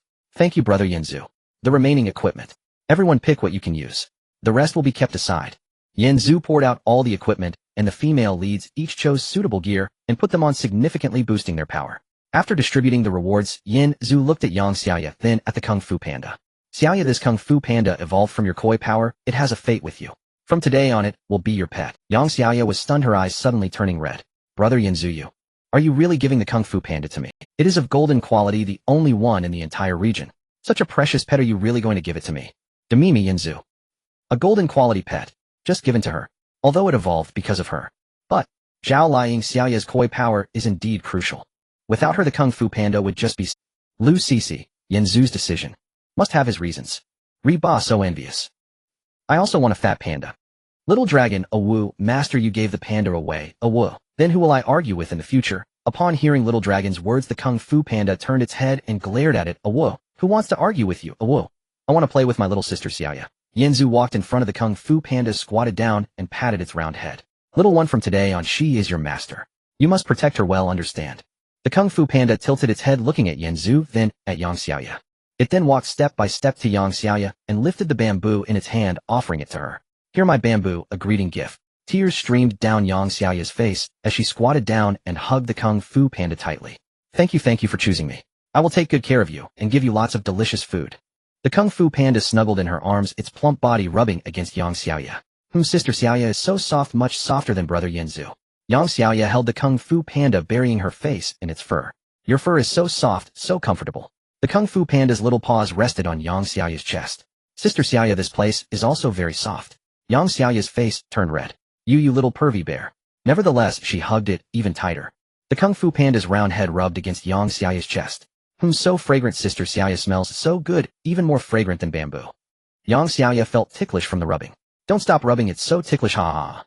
The Kung Fu Panda refused to stop hugging her even tighter. I will rub a Sister Xiaoya, is mine, no one can take her away. Little Dragon watched from the side, jealousy written all over its face. Oh, I also want to hug, master, you hug me too. Yanzu gave it a pat on the head. You are a dragon, not a pet. Little Dragon, oh whoa. I also want to be a pet. Night fell, and the girls in the tree house had all fallen asleep. Yanzu walked out of the tree house alone, heading towards the northern wall. The silver moonlight spilled onto the ground, casting a particularly desolate look on the northern wall. The traces of the daytime battle remained. The blood on the wall had dried, but a faint smell of blood lingered in the air. Yanzu stood at the parapet of the wall, gazing at the distant wilderness. I must quickly increase my strength to protect them. Just as Yanzu was lost in thought, a gentle voice suddenly came from behind him. Brother Yanzu. The voice was soft and particularly pleasant. Yanzu turned around and was momentarily stunned. It was Yu Yue. Under the moonlight, Yu Yue stood at the entrance of the wall. The bronze white stockings she wore today adorned her legs. They were pure white stockings made of particularly soft material, shimmering with a faint bronze light in the moonlight. They clung tightly to her legs from the root of her thighs down to her ankles, accentuating the lines of her legs beautifully. The skin of her thighs was faintly visible beneath the white stockings, looking extremely enticing. The white stockings were slightly taut at the knees, displaying particularly smooth lines of her calves with delicate ankles. Her toes peeked through the white stockings, showing a faint pink hue. On her upper body, she wore only a loose white t-shirt, the hem just covering her bottom, revealing a large section of her thighs clad in white stockings, particularly eye-catching. Her hair draped over her shoulders, the ends slightly curled, looking particularly beautiful in the moonlight. Her round face was flushed with big watery eyes staring at Yanzu, carrying a hint of shy smile. The charm of white stockings' 666 attribute was taking effect, making her look particularly attractive, drawing everyone's gaze. Brother Yanzu, I want. Yu Yue softly said, Brother Yanzu, may I have a chat with you? Seeing that Yinzu did not refuse, she felt a bit bolder and took a step forward. Her legs wrapped in white silk took graceful steps under the moonlight, each stride seeming to tread upon the very heart of a man. The legs were slender and straight, the silk clinging to her skin perfectly outlining the contour of her limbs.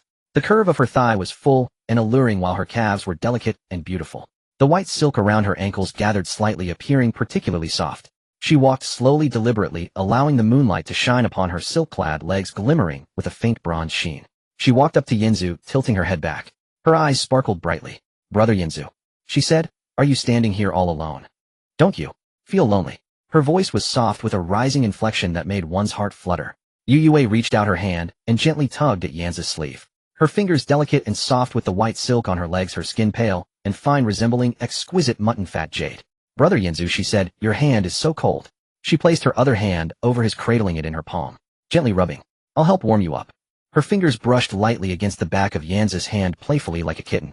Yinzu looked down at her. Her face was round with a baby fat that made her appear innocent, yet within her large watery eyes lay a hint of barely perceptible cunning. "Thank you," Yinzu replied in a calm voice. He did not pull his hand back, allowing her to hold it. Yu Yue felt a surge of joy in her heart upon seeing Yanzu's lack of resistance. She leaned in closer, brushing lightly against Yanzu's arm. Her chest was soft, grazing against his arm. Oh wow, it was plush, and even through the t-shirt one could feel its warmth. "Brother Yinzu, you are really amazing. I really admire you." She tilted her head back, her eyes blinking, long lashes fluttering like butterfly wings. "Could you teach me?" she continued. "How can I become as capable as you?" As she spoke, her body gently twisted, brushing against Yanzu's arm once more. "I also want to help," she added. "I don't want to always hold you back." Her voice carried a hint of grievance, like an abandoned kitten evoking a desire to protect. Yu Yue released Yanzu's hand and instead wrapped her arms around his. Her whole being almost hung onto him, her chest pressed tightly against his arm. "Brother Yinzu, you are so warm. Can I lean on you for a while? Would that be okay?" Her head rested on Yanzu's shoulder, the fragrance of her hair wafting into his nostrils. It was faint like some unknown flower. Her warm breath lightly brushed against Yanzu's neck, tender and moist, carrying a hint of sweetness. "Brother Yinzu, your heart is beating so fast."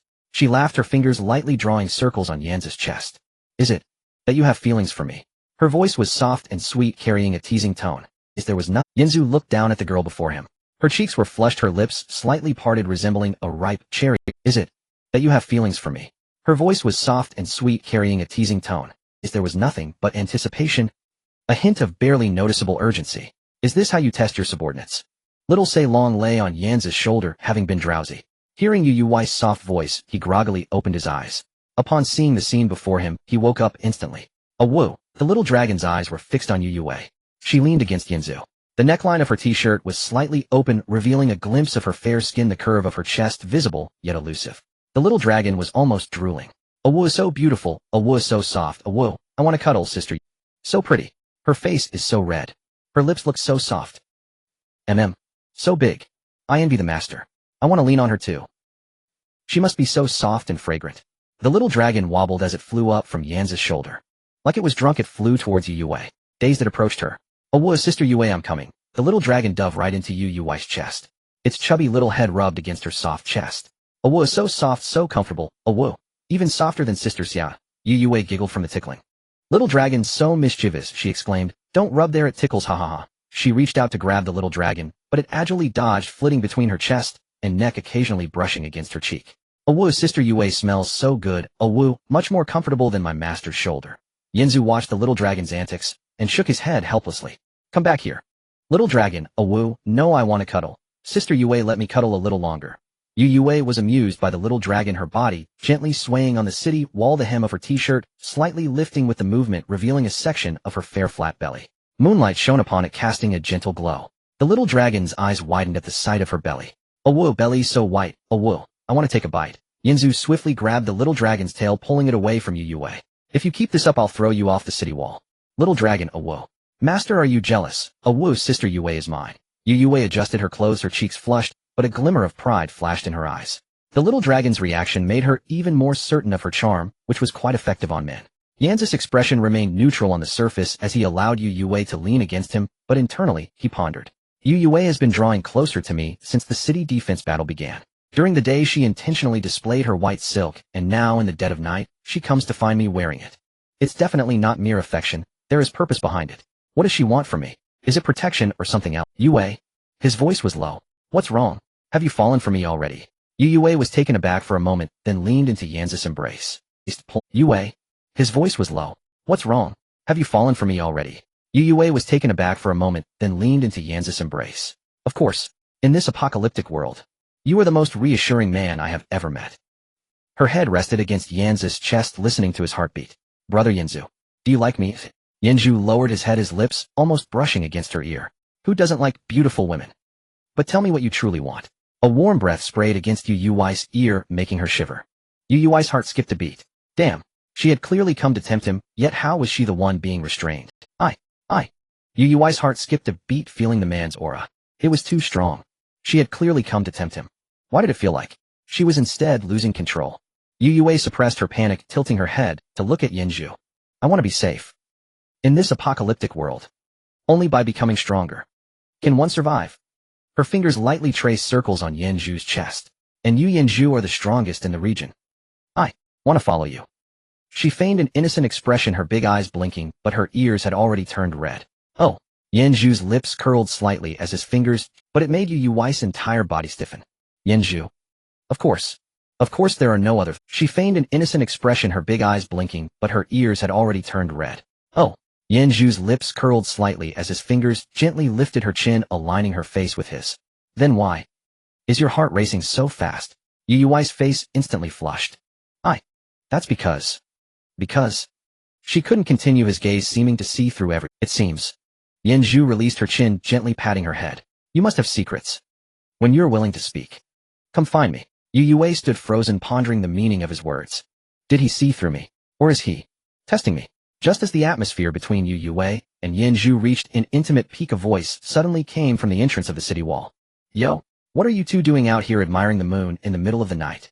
The voice carried a hint of jealousy, causing both Yanzu and Yu Yue to turn their heads. They saw Yang Xiaoya standing at the entrance of the city wall, arms crossed, her expression a mix of amusement and sarcasm. Beside her, the Kung Fu Panda stood with its round body, tilting its head to watch the two.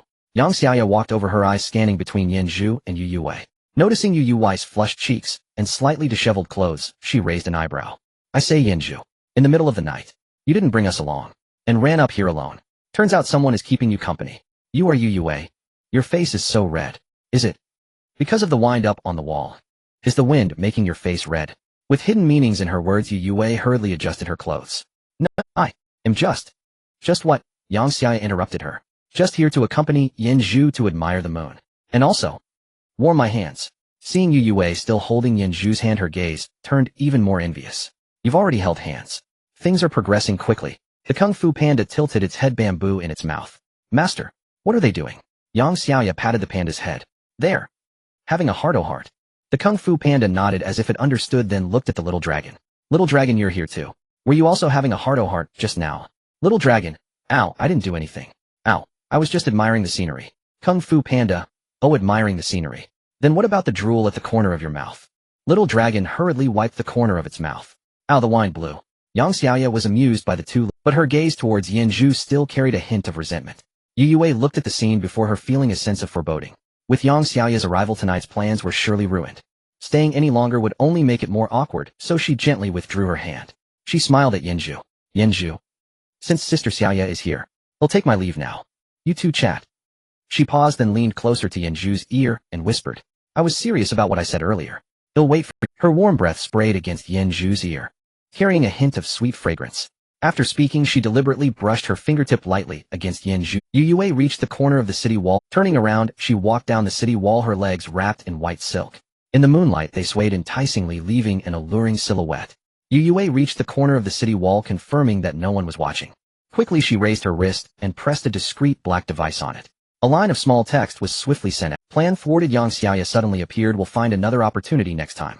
In the distance, Lei Zhun looked at the message received on his wrist. He punched the nearby tree trunk. Damn, Yang Xiaoya. You ruined my good plans. It's alright. We still have plenty of time. Yanzu. You will eventually fall into my hands. After Yu Yue left, only Yanzu and Yang Xiaoya remained along with the two little creatures. The atmosphere suddenly quieted down with Yang Xiaoya crossing her arms, turning her head away, refusing to look at Yanzu, puffing her cheeks with an expression of displeasure. Yanzu looked at her expression and couldn't help but smile. What's wrong? Are you jealous? Yang Xiaoya huffed. Of course not. There are so many beautiful women around Yinju. Sister Mimi, Sister Zhao Liying, Sister Lucy, and he Ba and the others. One more Yu Wei doesn't make a difference. What do I have to be jealous of? As she spoke, her voice grew increasingly aggrieved. Isn't it enough to have so many sisters? Hey, why do you have to flirt with other women outside? Embracing and hugging someone on the city wall in the middle of the night. And holding hands. She became more agitated as she spoke, her eyes turning red. I don't care. Yinju, you're a bad person. You bully me. Yinju helplessly shook his head, walking over and gently taking her hand. Alright, don't be angry.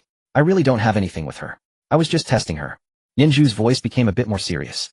Yang Xiaoya paused, looking up at Yinju. Testing her? What do you mean? She is a bad person.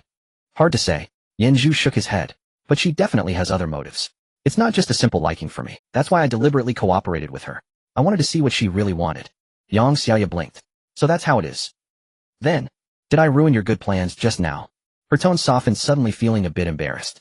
No. Yinju smiled, ruffling her hair. Even if you hadn't come, I wouldn't have done anything to her. Yinzu had yet to speak.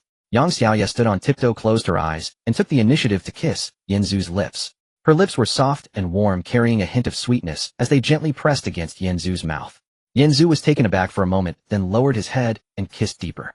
He wrapped his arms around Yang Xiaoya's waist, holding her tightly in his embrace.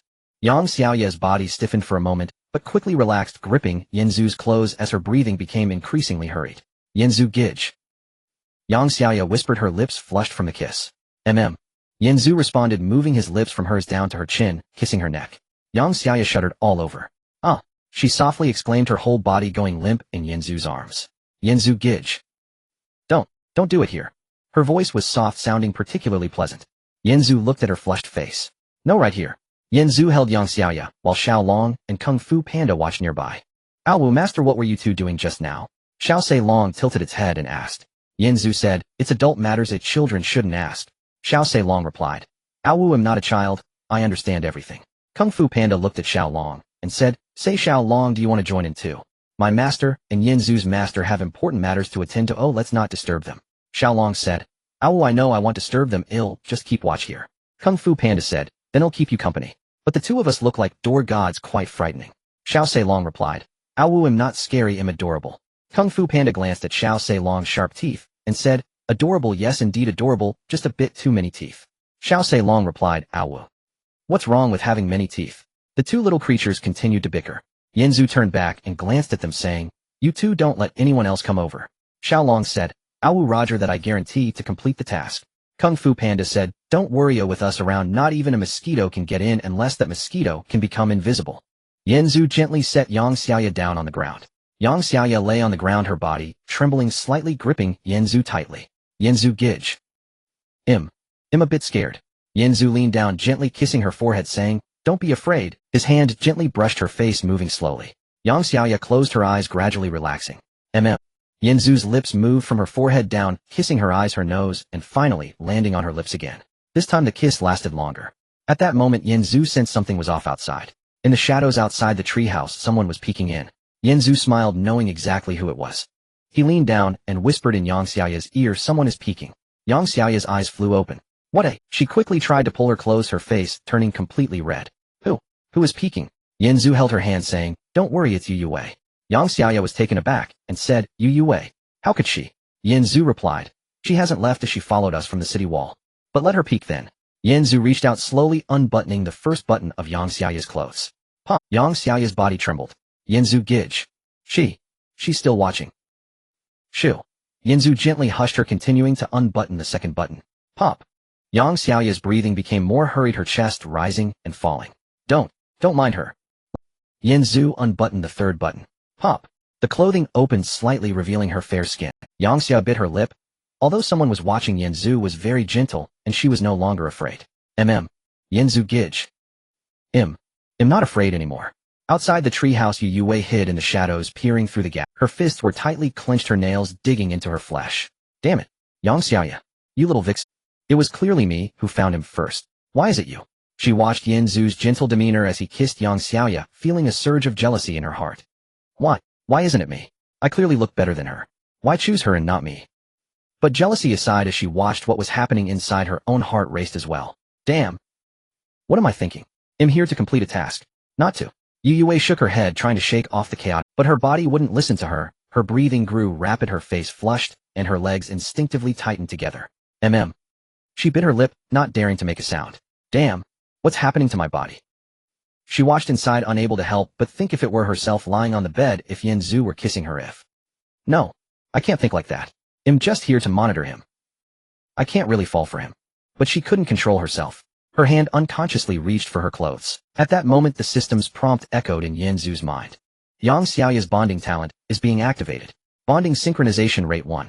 At first Yang Xiaoya felt stiff, unable to let go due to the presence of onlookers, her movements awkward. Yanzu gently said to her, "Don't be afraid, just close your eyes and feel me." Yang Xiaoya slowly relaxed, her body becoming soft as her hands climbed onto Yanzu's back. Yu Yue leaned against the outer wall, her breathing becoming increasingly rapid, her face flushed as if she had a fever. Her legs were weak, and she could only support herself against the wall. Her hands tightly grasped the fabric of her chest, fingers trembling slightly. She bit down on her own hand, afraid to make a sound.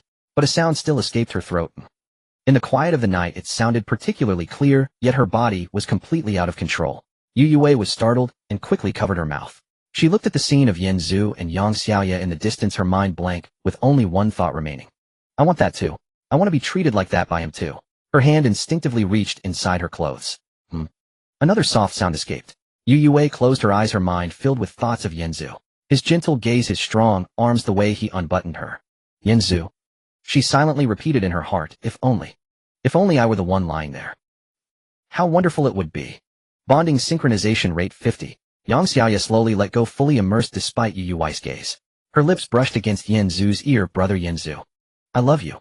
Her voice was soft and particularly sincere. Yanzu's heart jolted. He leaned down and kissed her lips, saying, I love you too. Yu Yue heard their conversation. Yang Xiaoya's, I love you, and Yanzu's, I love you too, pierced her heart like a knife. No. Tears streamed down her face. Why? Why does he love her? Why not me? Her body continued to tremble, but it was not for any other reason. It was because of heartache. Damn it. Why do I feel this pain? I just came to monitor him. I just came to complete a task. I can't actually fall for him. But the tears wouldn't stop. She leaned against the wall, slowly sliding down to the ground, hugging her knees, crying silently. Yanzu. Have I also fallen for you? But I can't. Half an hour later. Ding. Yang Xiaoya's bonding talent activation completed. Rewards issued. Host all attributes 5. Yang Xiaoya all attributes 20. Yanzu felt a warm current flowing through his body. His attributes increased by 5. Yang Xiaoya in his arms opened her eyes and said, Brother Yanzu, I feel so light, my strength seems to have increased. She hugged Yanzu tightly, exclaiming, Brother Yanzu, you're amazing. Yanzu smiled. At that moment suddenly a beam of light broke through the dawn in the distance. The light was not ordinary white light, but purple with a hint of gold, like a great pillar reaching from the ground to the heavens, dyeing half the sky in shades of purple and gold. Around the light pillar were many small dots of light, flying like shooting stars, swirling like butterflies. The entire sky became incredibly resplendent because of this light pillar. The starlight dimmed the moon, lost its color, and only that purple golden light pillar illuminated the entire night sky. What is that? Yanzu and Yang Xiaoya stood up in surprise, having witnessed the scene. Everyone in Area 1314 was awakened by this light. What is that? Such a big light pillar. Purple. I've never seen anything like it. Is it an anomaly? Is something big about to happen? I'm scared. Could it be that a more powerful beast is coming? Damn it. The first wave just ended. My God. Is something terrifying about to come again? That light pillar seemed to be far in the north, not in our direction, but it was still frightening. Panic spread among the crowd. Some were holding their heads and crying, some knelt on the ground, praying, while others frantically flipped through the system panels looking for answers. Lei Zhen stood on the eastern city wall, watching the distant light pillar with a solemn expression. What is that? The purple light, an anomaly, could it be? A new beast is coming. Damn it, over 3,000 died in the first wave. If something stronger comes, can we hold out? He glanced at the immortal Wolf King beside him, who was also gazing towards the light pillar, letting out a low whine. You sense it too? That light pillar makes you uneasy. Lei Zhen clenched his fists. No matter what that is. Lei Zhen will never lose. Wan Xian stood on the southern city wall looking at the distant light pillar, her brow furrowed. The purple light pillar. This kind of anomaly. I've never seen before. It's not a sign of a beast attacking the city. It feels more like some kind of summoning. Summoning? Summoning what? She looked down at her hands, the water element dancing at her fingertips. My water is resonating. That light pillar has some connection with my element. Could it be? A new power has emerged. Wan Xian's gaze sharpened. No matter if it's a blessing or a curse. Could it be? A new power has emerged. Wan Xian's gaze sharpened. No matter if it's a blessing. Tian Shiwei stood on the western city wall looking at the distant light pillar, her lips curling upwards. The purple light. So beautiful. Like the color of violet. I wonder what is hidden beneath that light pillar. I really want to take a look. She thought, her big eyes sparkling with curiosity and a hint of greed. If I could gain the power of that light pillar, would my natural charm become stronger? I'm so looking forward to it. Brother Yanzu. You saw it too, right? I wonder what you will do. I really want to know. Just as everyone was stirred by the light pillar, suddenly the ground began to tremble, rumbling. Is it coming again? Are the beasts about to attack the city? But this tremor was much smaller than the last one. It's not a large-scale attack. Jiang Yi crouched at the parapet, his eyes sharp. It's a small-scale disturbance. The number? About several hundred. Yanzu hurriedly dressed, returning to the treehouse, with Yang Xiaoya following him. Everyone prepare for battle. Small-scale beast disturbance. No need to panic. On the northern city wall, over 1300 people quickly took their positions. With the experience from the last time, this defense was well organized. Archers, get in position. Elemental output. Prepare. Shield wall. Arrange. Su Wan's voice rang out from the city wall, crisp and clear. Yanzu stood in the middle of the wall, directing everyone. Little Dragon. Aerial reconnaissance. Kung Fu Panda. Engage the enemy Heathen. Everyone else, follow the plan. The new beast that has arrived is smaller than the Mad Wolf, about a size smaller. They run very quickly and seem to possess greater strength, numbering around 500. It's the Gale Mouse. These things run incredibly fast and are quite small. They're really hard to hit. Archers, stop aiming, just shoot wildly. Using area attacks will do. Wang Churen and Li Xian stood on the city wall, both holding bows and arrows. They had just switched to archers and were now shooting much more accurately than before. Fire, arrow barrage. Wang Churen's arrow, engulfed in flames, struck the mouse horde and exploded, igniting a large area and filling the air with a charred smell.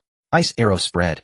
Li Xin's arrows scattered in the air into dozens of projectiles, covering a vast area. The Kung Fu Panda stood at the city gate, its round body surprisingly agile when it moved. Tai Chi fist. It swung the bamboo stick in its hand, creating a Tai Chi symbol in the air, sending the leading mouse flying far away. It then reached out and grabbed a mouse. Panda body slam. It slammed it to the ground with great force, creating a massive crater. The mouse was instantly reduced to mud. The Kung Fu Panda clapped its paws. Is that it? So boring. The little dragon flew in the sky, opening its mouth to spew golden dragon flames. A stream of golden fire rained down from the sky, incinerating a large number of gale mice into ashes. So weak. Not even enough to fill my teeth. This time the siege had few beasts, and with competent command they were quickly wiped out. After counting the casualties, 3 were dead, and over 10 were injured. Su Wan stood on the city wall shouting down. This defense was very successful. But everyone, don't let your guard down. Such minor skirmishes will likely happen frequently in the future. Stay alert, and don't be lax. Everyone sighed in relief. Yanzu remained silent as he stood on the city wall. He looked at the distant pillar of light, and then at the recently cleared battlefield. Several thoughts popped into his mind about these frequent minor disturbances. Isn't this just draining our energy? And what exactly is that pillar of light? He stared at the purple golden pillar, feeling that it was summoning something. At this time the little dragon usually would have flown onto his shoulder, nudging for roasted meat. But this time it didn't. It floated in the air, its eyes fixed on the distant pillar. Its voice was low, completely different from its usual lively tone. Master, that light. I feel like I've seen it somewhere before. Yanzu turned to look at it. What's wrong? The little dragon's gaze was distant, as if its soul had been drawn away. That pillar is calling to me. I want to go see what's underneath it. As it spoke, its body involuntarily began to fly towards the pillar. Yanzu hurriedly called out to it. Little dragon, come back. The little dragon snapped back to reality, stunned for a moment. It quickly flew back. Master, what just happened to me? I just felt that the pillar is very important to me. Yanzu frowned, looking at the dazed little dragon. He glanced again at the distant pillar, wondering what secrets it held. How could it even affect the little dragon? Yanzu clenched his fists. It seems that sooner or later he would have to check it out. The Kung Fu Panda also looked up at the pillar, its reaction different from the little dragon's. That light feels a bit dangerous. Little dragon, be careful. Don't let that thing confuse your mind. The little dragon nodded, but couldn't help but keep glancing at the pillar, unable to look away. At that moment, the distant pillar of light suddenly flashed intensely. Its color shifted from light purple to an exceptionally bright, deep purple. The pillar expanded from several dozen meters in diameter to several hundred meters, resembling a massive purple column piercing from the ground to the sky. The entire night sky was suddenly dyed purple. Then a loud boom echoed from the direction of the pillar. It was not thunder, but the roar of some colossal beast, its call resounding loudly, making their ears buzz. Following that, the ground began to shake. The entire 1314 main city trembled, and debris fell from the city walls. What's happening? Is it an earthquake? It's not an earthquake, it's that pillar. The sound is also coming from the pillar. Everyone panicked instantly. What is that sound? It's terrifying. What a terrifying beast roar. The ground is shaking, the walls are swaying. Is a more powerful beast coming? It's over this time, it's really over. What is that pillar? It seems to be summoning something. Help. Panic spread rapidly. Some people squatted on the ground holding their heads and crying. Others knelt, eyes closed. Some ran frantically towards the center of the city, trying to get away from the walls.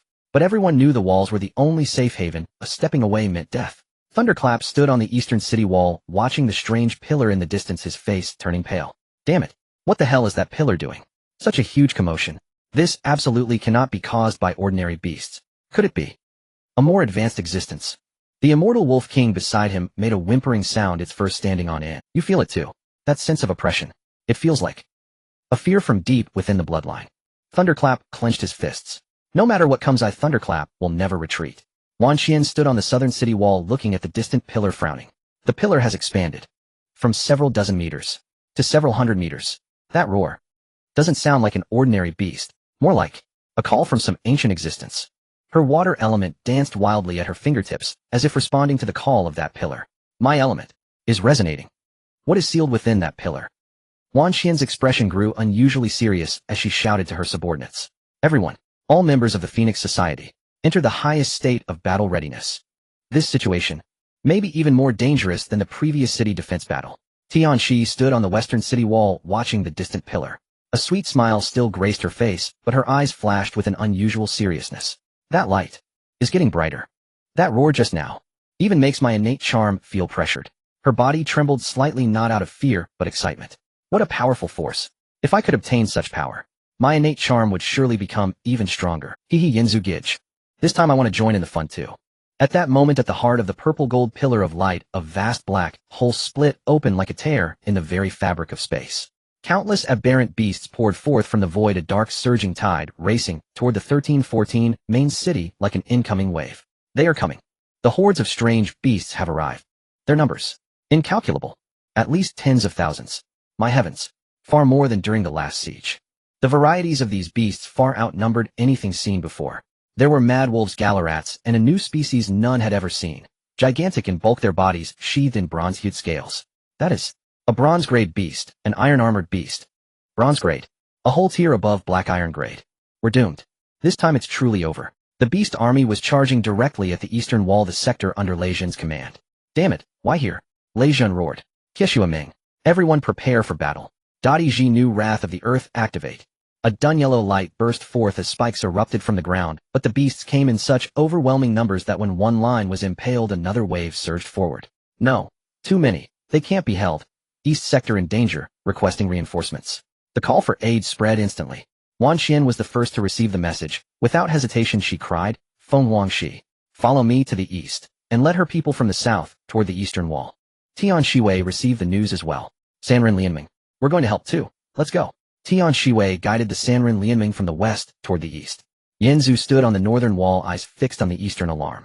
Everyone, to the east with me. Reinforcements now. Xiao Sei Long. Move. Yanzu led his team from the north toward the east. The three forces rushed to reinforce the eastern front together. For the first time, the four contingents truly assembled to resist the enemy, cooperating in earnest. Lei Zhen, we have come to support you. Wan Qian's voice was cold and resolute. Lei Zhen glanced at her and nodded. Thanks. No time for words. Hold this assault first. Tian Shiwei smiled sweetly. Brother Lei Zhen, I have come to help too. Lei Zhen snorted. Just don't be alone. Yanzu stood at the rear. Listen up. Stick to the plan. Xiao Long take the aerial fire. Gongfu Xiongmao hold the front. Everyone else, range support. Do not engage recklessly. With their cooperation, their combat power rose. Xiao Long soared above and unleashed Long Yin Dragon Flame. Golden fire washed over a vast area, reducing countless black iron-grade beasts to ash. Gongfu Xiongmao stood at the gate. Taiji fist.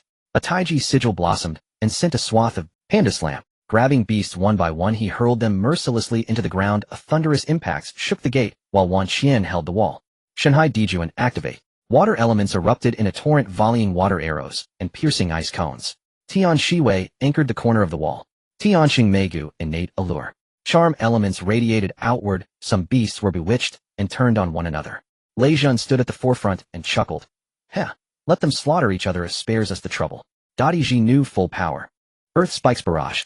Rock Incarnation. A 3-meter stone colossus charged wildly through the throng of beasts. Just as black iron beasts were being mowed down in great numbers, a massive host of bronze-grade beasts appeared behind them. The iron-armored beasts, their bodies armored in bronze scales. Their defense was absurdly high, ordinary attacks could not harm them. Bronze-grade, iron-armored beasts, their defense is too high. Fireballs can't dent them, ice cones can't pierce. What do we do? One iron-armored beast charged the shield wall and slammed into it. Boom. The shield wall was shattered, a dozen shield bearers were flung aside as blood sprayed everywhere. Help. We can't hold. With the bronze beast's arrival, the situation deteriorated in an instant. The death toll began to skyrocket. Eastern fatalities 50. 500. 1000. At this rate, we'll be wiped out. Yanzu stood on the wall watching the defense below, torn to pieces by the beast onslaught. He looked again at the great breaches the beasts had gouged in the eastern wall. The fortifications had been torn open in multiple places, and the lines stretched far too thin. If this continued, casualties would only rise. They had to plug the breaches with something. What could seal those gaps? Yanzu's mind raced. Suddenly an idea flashed through his head. Wait, when he had slain Xinxing earlier, had he not obtained a contract beast? He had never hatched it because he thought it weak. Now, Yanzu hurriedly opened his pack and found the pet egg. A dull gray egg, utterly unremarkable. He tapped it to view the details. Contract beast Xiao Wugui. Power negligible. Spirit 0. Strength 0. Stamina 9,999. Speed 1. Talent Tun Tian Bien Devouring Heaven's Transformation. SSS rank. Can freely control its size up to 100 for 30 minutes, cooldown 1 hour. Disposition calm, honest, dutiful. Upgrade method Devour Survival Coins. 1 Survival Coin, 1 EXP. Current EXP 0, 100 negligible black iron grade. Use Shinji Yusho Ju to hatch. Yes, no.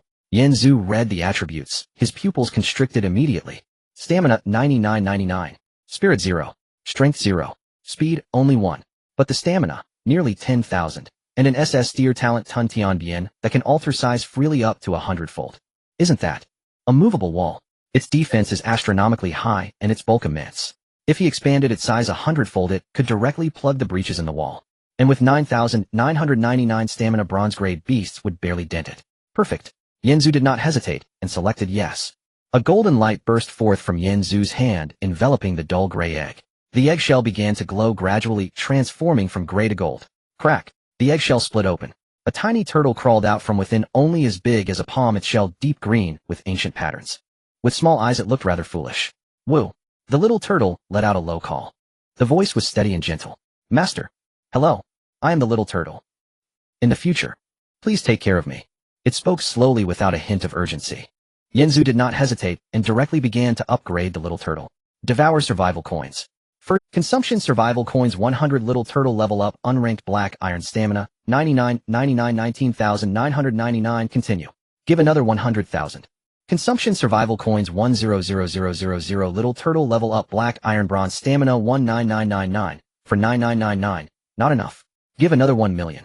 Consumption Survival Coins 100000 Little Turtle level up, bronze silver stamina 499999999. Yanzu spent a total of 111,0100 survival coins in one breath, directly upgrading the little turtle from unranked to silver. He opened to check the final attributes.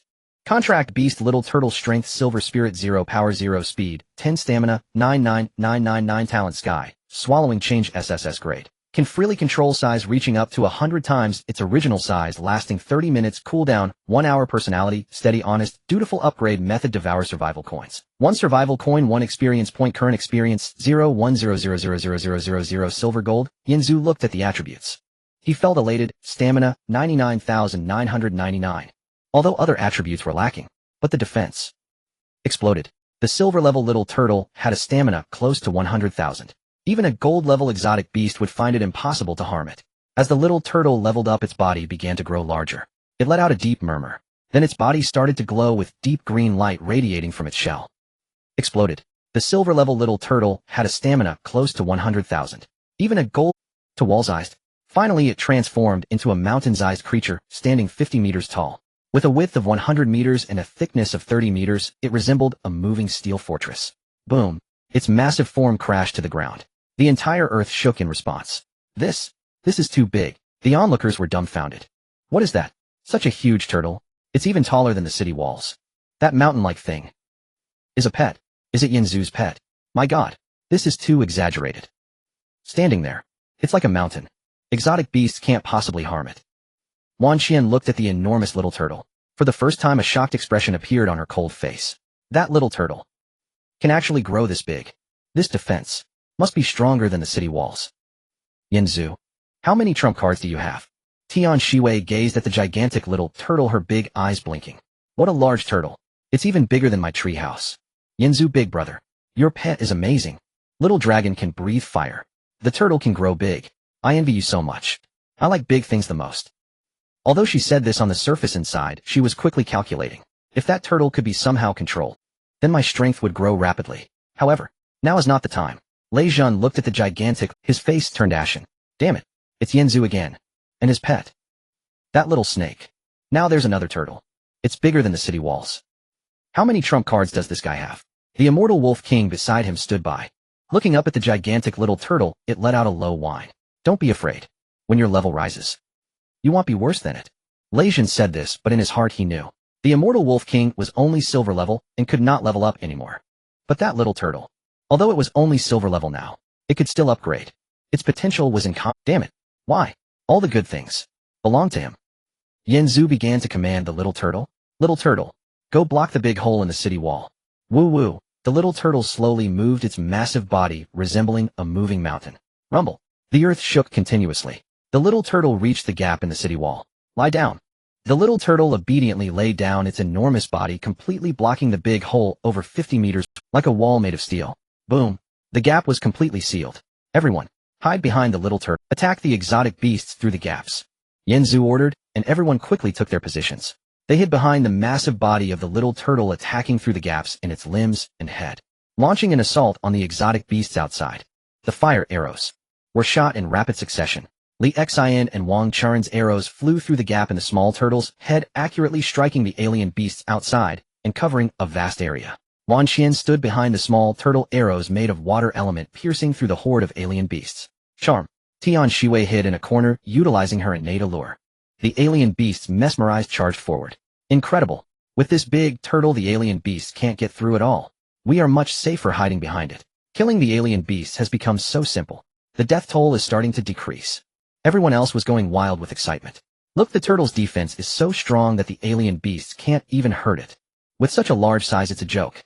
The attacks from bronze-level alien beasts are just tickles to it. Moreover, killing alien beasts allows us to obtain beast cores. Hurry, kill more. Beast cores can be exchanged for blind boxes. I want a hidden profession, I also want a pet. Everyone's morale soared as they hid behind the small turtle, crazily slaughtering the alien beasts. The battle situation was directly reversed due to the appearance of the small turtle. Just when everyone felt secure in the distance, a beam of light appeared. Suddenly, several giant alien beasts appeared, radiating a silvery glow. That is silver-level alien beasts, silver-armored dragon beasts. Silver level. It's 2 tiers stronger than bronze level. And there are 5 of them. Each silver-level alien beast requires a master to deal with. We have exactly 5 masters. As soon as the 5 silver-armored dragon beasts appeared, they charged towards the city walls. With each step they took, the ground trembled. Lei Zhan was the first to charge forward, confronting the foremost silver-armored dragon beast. He transformed into a 3-meter-tall rock giant. He struck a punch on the silver-armored dragon beast's head. Clang! A massive sound of metal collision echoed. The silver-armored dragon beast merely shook its head, swiping a claw at Lei Zhan's chest. Bang! Lei Zhan was knocked back several steps, a crack appearing on his rock chest. Rock transformation. Earth Dragon awakening. He gritted his teeth and shouted. A Earth Dragon burrowed up from the ground and coiled around the silver-armored dragon beast. However, the silver-armored dragon beast merely struggled, fiercely shattering the Earth Dragon effortlessly. It charged straight into Lei Zhan's shoulder, breaking his rock arm in half. He gritted his teeth and endured, sweat pouring from his forehead. He could only barely engage in a struggle with the silver-armored dragon beast, unable to gain any advantage. Wan Qian confronted the second silver-armored dragon beast. Deep Sea Emperor ultimate skill tsunami descends. A massive wave over 10 meters high surged towards the silver-armored dragon beast. The silver-armored dragon beast merely rushed forward, scattering the giant wave and splashing water everywhere. Water prison, trap. Wan Qian gritted her teeth. She gathered all the water elements together, transforming them into a gigantic water ball that trapped the silver-armored dragon beast inside. However, within 3 seconds the water ball began to violently shake. Cracks appeared all over it, and Wan Qian's face turned pale. She could only desperately inject elements into the water prison. Her fingers trembled as her elemental energy was depleting rapidly. At most she could hold for another minute before the water prison would shatter. She could barely contain the opponent, unable to achieve a kill. Tian Shiwei faced the third silver-armored dragon beast. Innate allure, ultimate skill, national beauty and heavenly appearance. A pink charm field instantly spread out, enveloping the silver-armored dragon beast. The silver-armored dragon beast momentarily paused, a hint of confusion appearing in its eyes. However, in less than 2 seconds it let out an enraged roar and began to struggle violently. The charm field trembled violently, and sweat broke out on Tian Shiwei's forehead. Her body began to tremble slightly as she gritted her teeth, desperately maintaining the field. The smile on her face was almost unsustainable. Her charm could only barely slow down the movements of the silver-armored dragon beast. She could not fully control it. Any slight distraction would cause the field to collapse. The small dragon faced the fourth silver-armored dragon beast. A woo. It let out a cry, opening its mouth to unleash a full-powered dragon flame. The golden flames enveloped the silver-armored dragon beast, which let out a painful roar. Desperately trying to break free from the flames, the small dragon merely flapped its wings, intensifying the flames further. It soared in the sky. Occasionally breathing fire, it toyed with the silver-armored dragon beast below, effortlessly dominating the battle without any pressure. The Kung Fu Panda faced the fifth silver-armored dragon beast. Tai Chi Fist. It swung a bamboo stick, creating a Tai Chi pattern in the air. The silver-armored dragon beast crashed into the Tai Chi pattern. All its strength was instantly nullified, and it was instead knocked back several steps. The Kung Fu Panda leapt. It grabbed the tail of the silver-armored dragon beast. Panda Body Slam. It lifted the towering silver-armored dragon beast effortlessly. With a mighty crash, it slammed the beast down onto the ground. Boom! The ground was smashed, creating a large pit. It brushed its paws. It looked remarkably at ease, showing no signs of effort. In less than 5 minutes, Lei Zhan's rock body was already shattered halfway, and Wan Xian's water prison was in tatters. Tian Shiwei's legs began to tremble. The three of them were on the verge of collapse. At that moment, the 5 silver-armored dragon beasts suddenly halted, simultaneously turning their heads.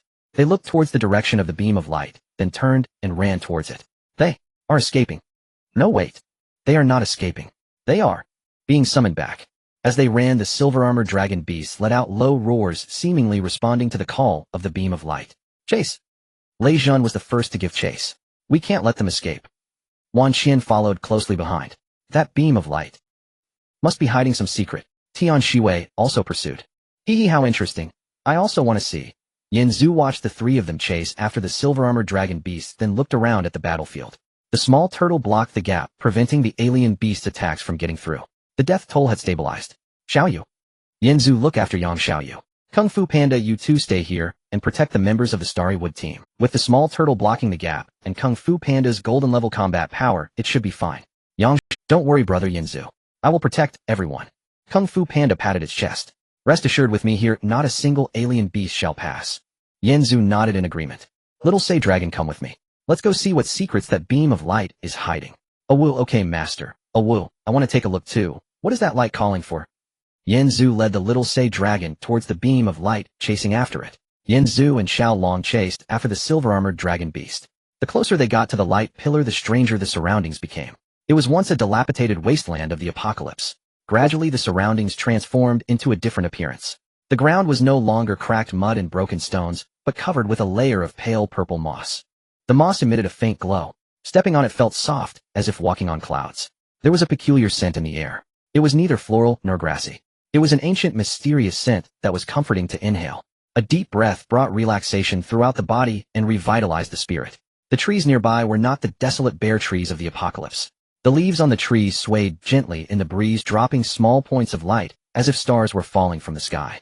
Occasionally broken stone pillars could— The leaves on the trees swayed gently in the breeze, dropping small points of light, as if stars were falling from the sky. Occasionally broken stone pillars could be seen on the ground. The pillars were carved with dragons, phoenixes, cheilants, and other mythical beasts, intricately detailed, as if they could leap from the pillars at any moment. Yin Zhu frowned as he observed the scene before him. This place. What kind of place is this? It doesn't look like the apocalypse. It feels more like some ancient ruins. Xiao Long floated in the air, his expression dazed. Awoo. Master.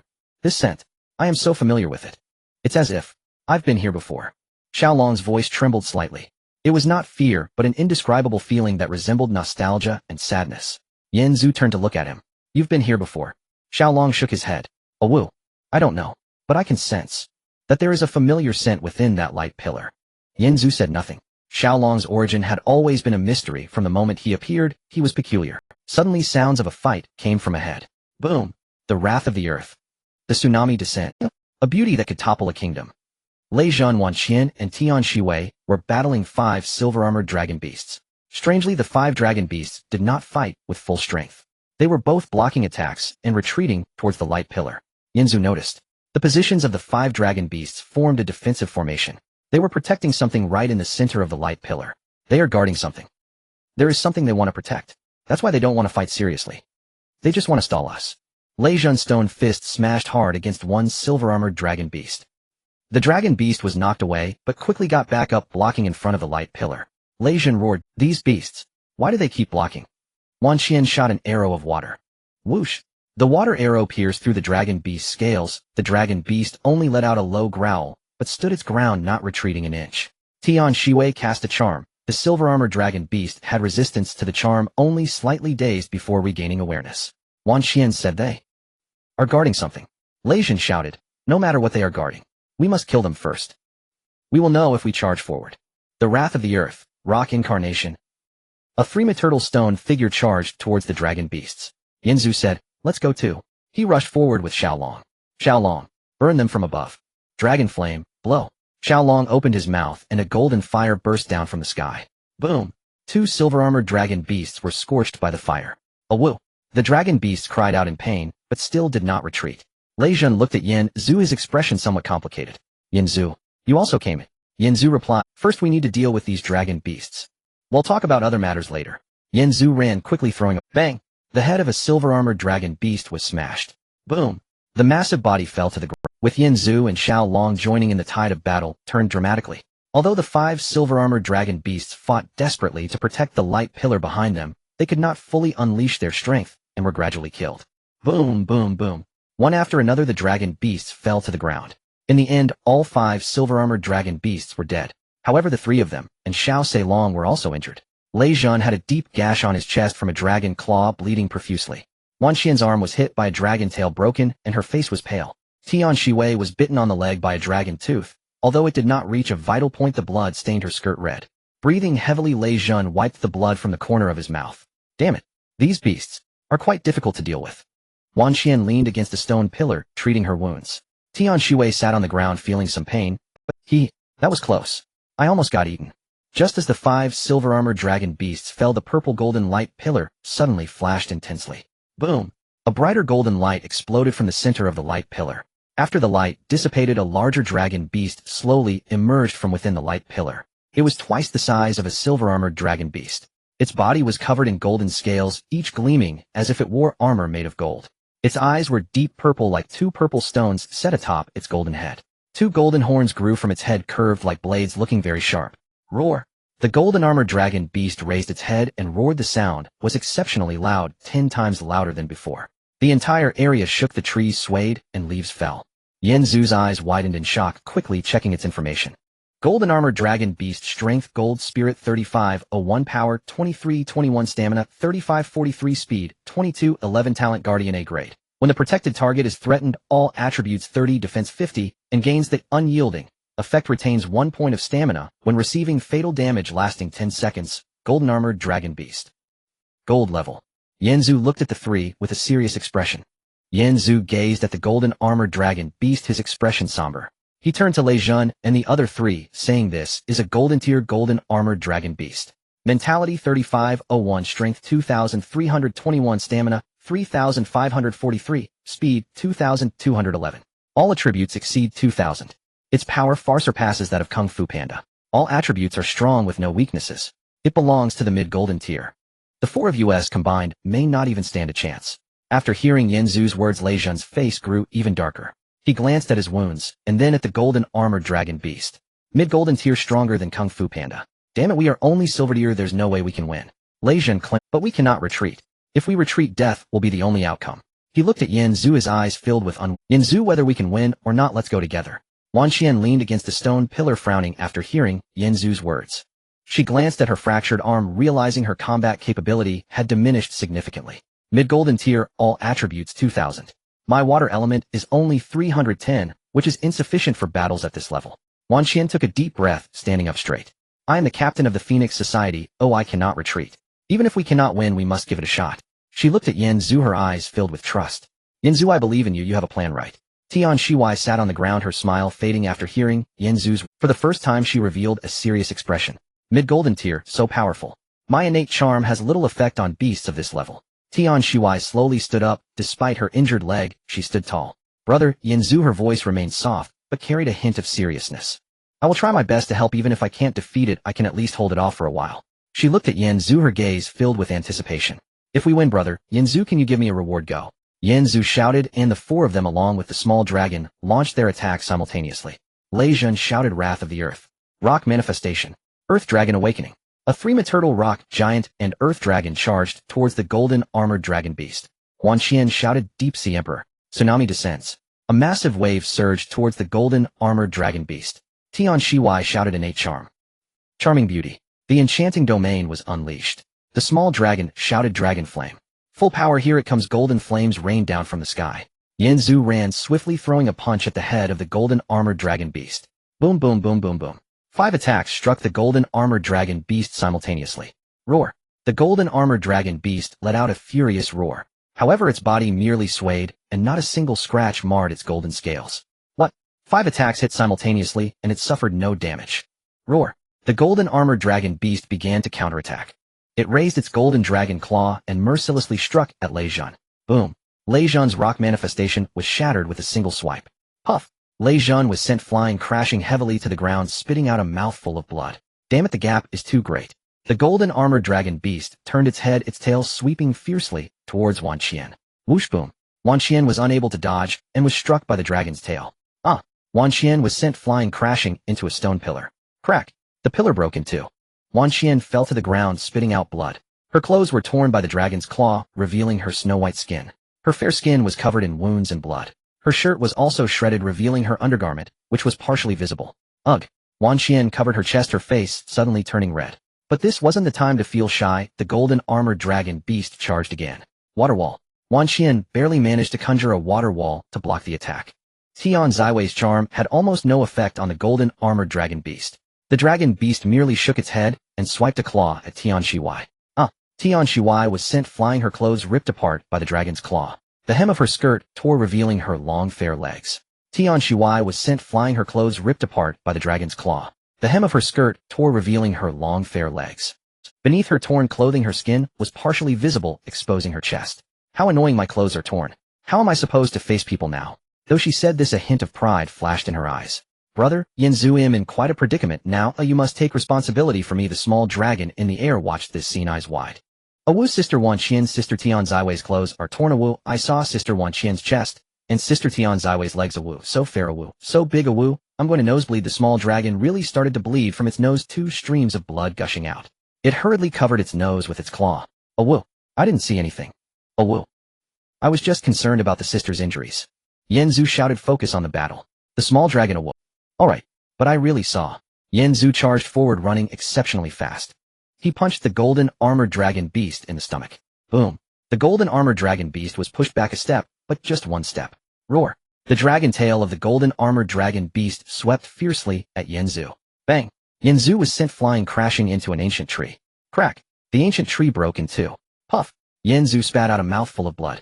Damn, it's too strong. The golden armored dragon beast stood in place. Only the imprint of Yanzu's earlier punch was visible on its golden scales. All other attacks were ineffective. Roar. The golden armored dragon beast raised its head and roared as if declaring its victory. The 4 of them and the small dragon lay defeated on the ground, all severely injured. We can't win, the gap is too great. Lei Jun lay on the ground despairingly, watching the golden armored dragon beast approach. Huan Qian leaned against the broken stone pillar, using her hands to cover her torn clothes. Tian Shiwai huddled on the ground, her clothes nearly in tatters. The small dragon flew in the air. Although it was not seriously injured, its attacks were utterly ineffective against the golden armored dragon beast. What should we do? Are we going to perish here? Yanzu lay on the ground, watching the golden armored dragon beast approach step by step. His eyes held no despair, only determination. Small dragon. Yanzu whispered. Are you ready? The small dragon paused for a moment, then understood. Awu, am ready, master. Let's fuse into one. Yanzu closed his eyes, confirming in his mind. SS tier talent fusion activate. SS level talent fusion activated.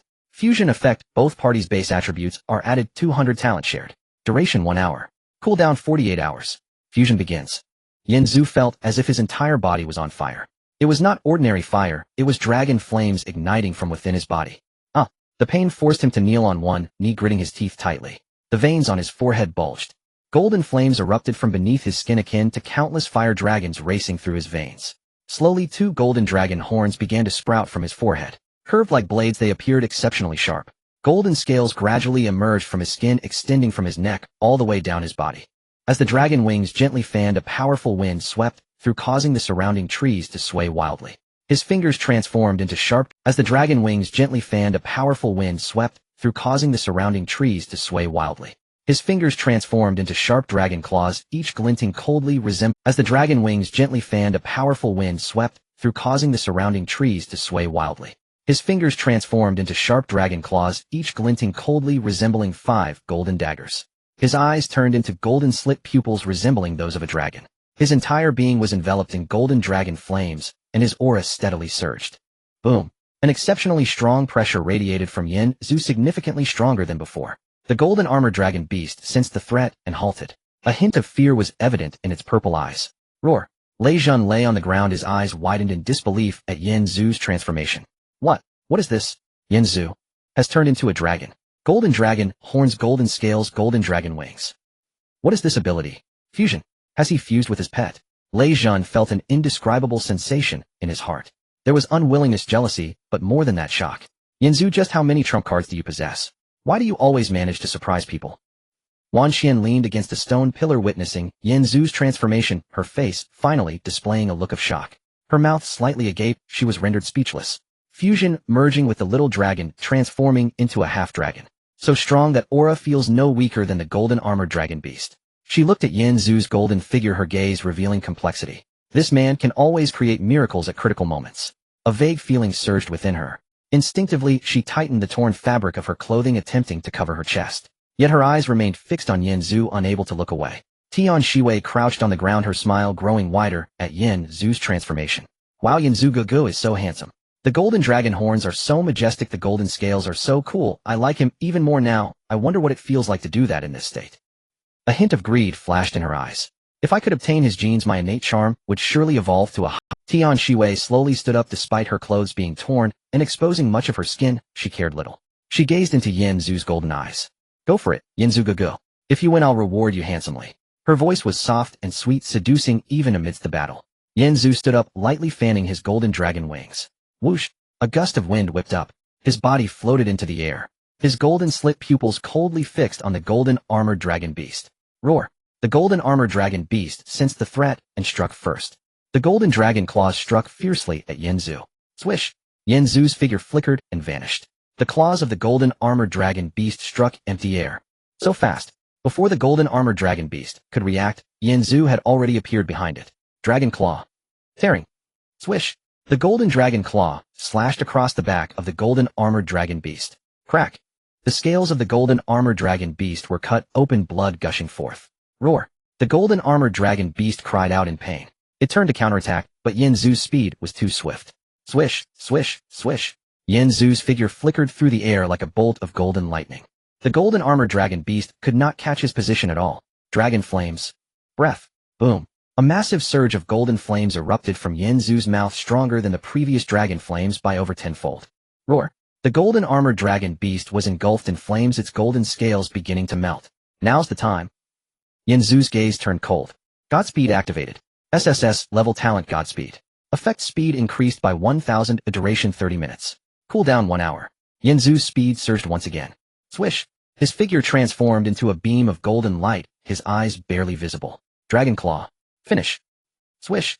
The golden dragon claw sliced through the throat of the golden armored dragon beast. Crack! The head of the golden armored dragon beast was severed. Boom! The massive body collapsed to the ground, golden blood staining the earth red. Roar! The golden armored dragon beast let out a final cry before falling silent. The golden level golden armored dragon beast was slain in an instant. Ding! Kill golden armored dragon beast. Strength golden level. Congratulations. Obtain beast core golden 1. Yin Zhu exited the fusion state. The golden dragon horns vanished, the scales receded, the dragon wings retracted, returning to his human form. He looked at the golden beast core in his backpack, a smile creeping onto his face. 1 golden beast core? Yin Zhu suddenly had a thought, and his eyes lit up. If the golden beast core lets Yang Xiaoya open a blind box. What can a golden level beast core yield? The highest the black iron blind box could yield was silver. The golden beast core's blind box should yield at most diamond level items. Moreover, with Yang Xiaoya's luck talent, theoretically, it could yield master level items. Hissed. Yanzu gasped in surprise.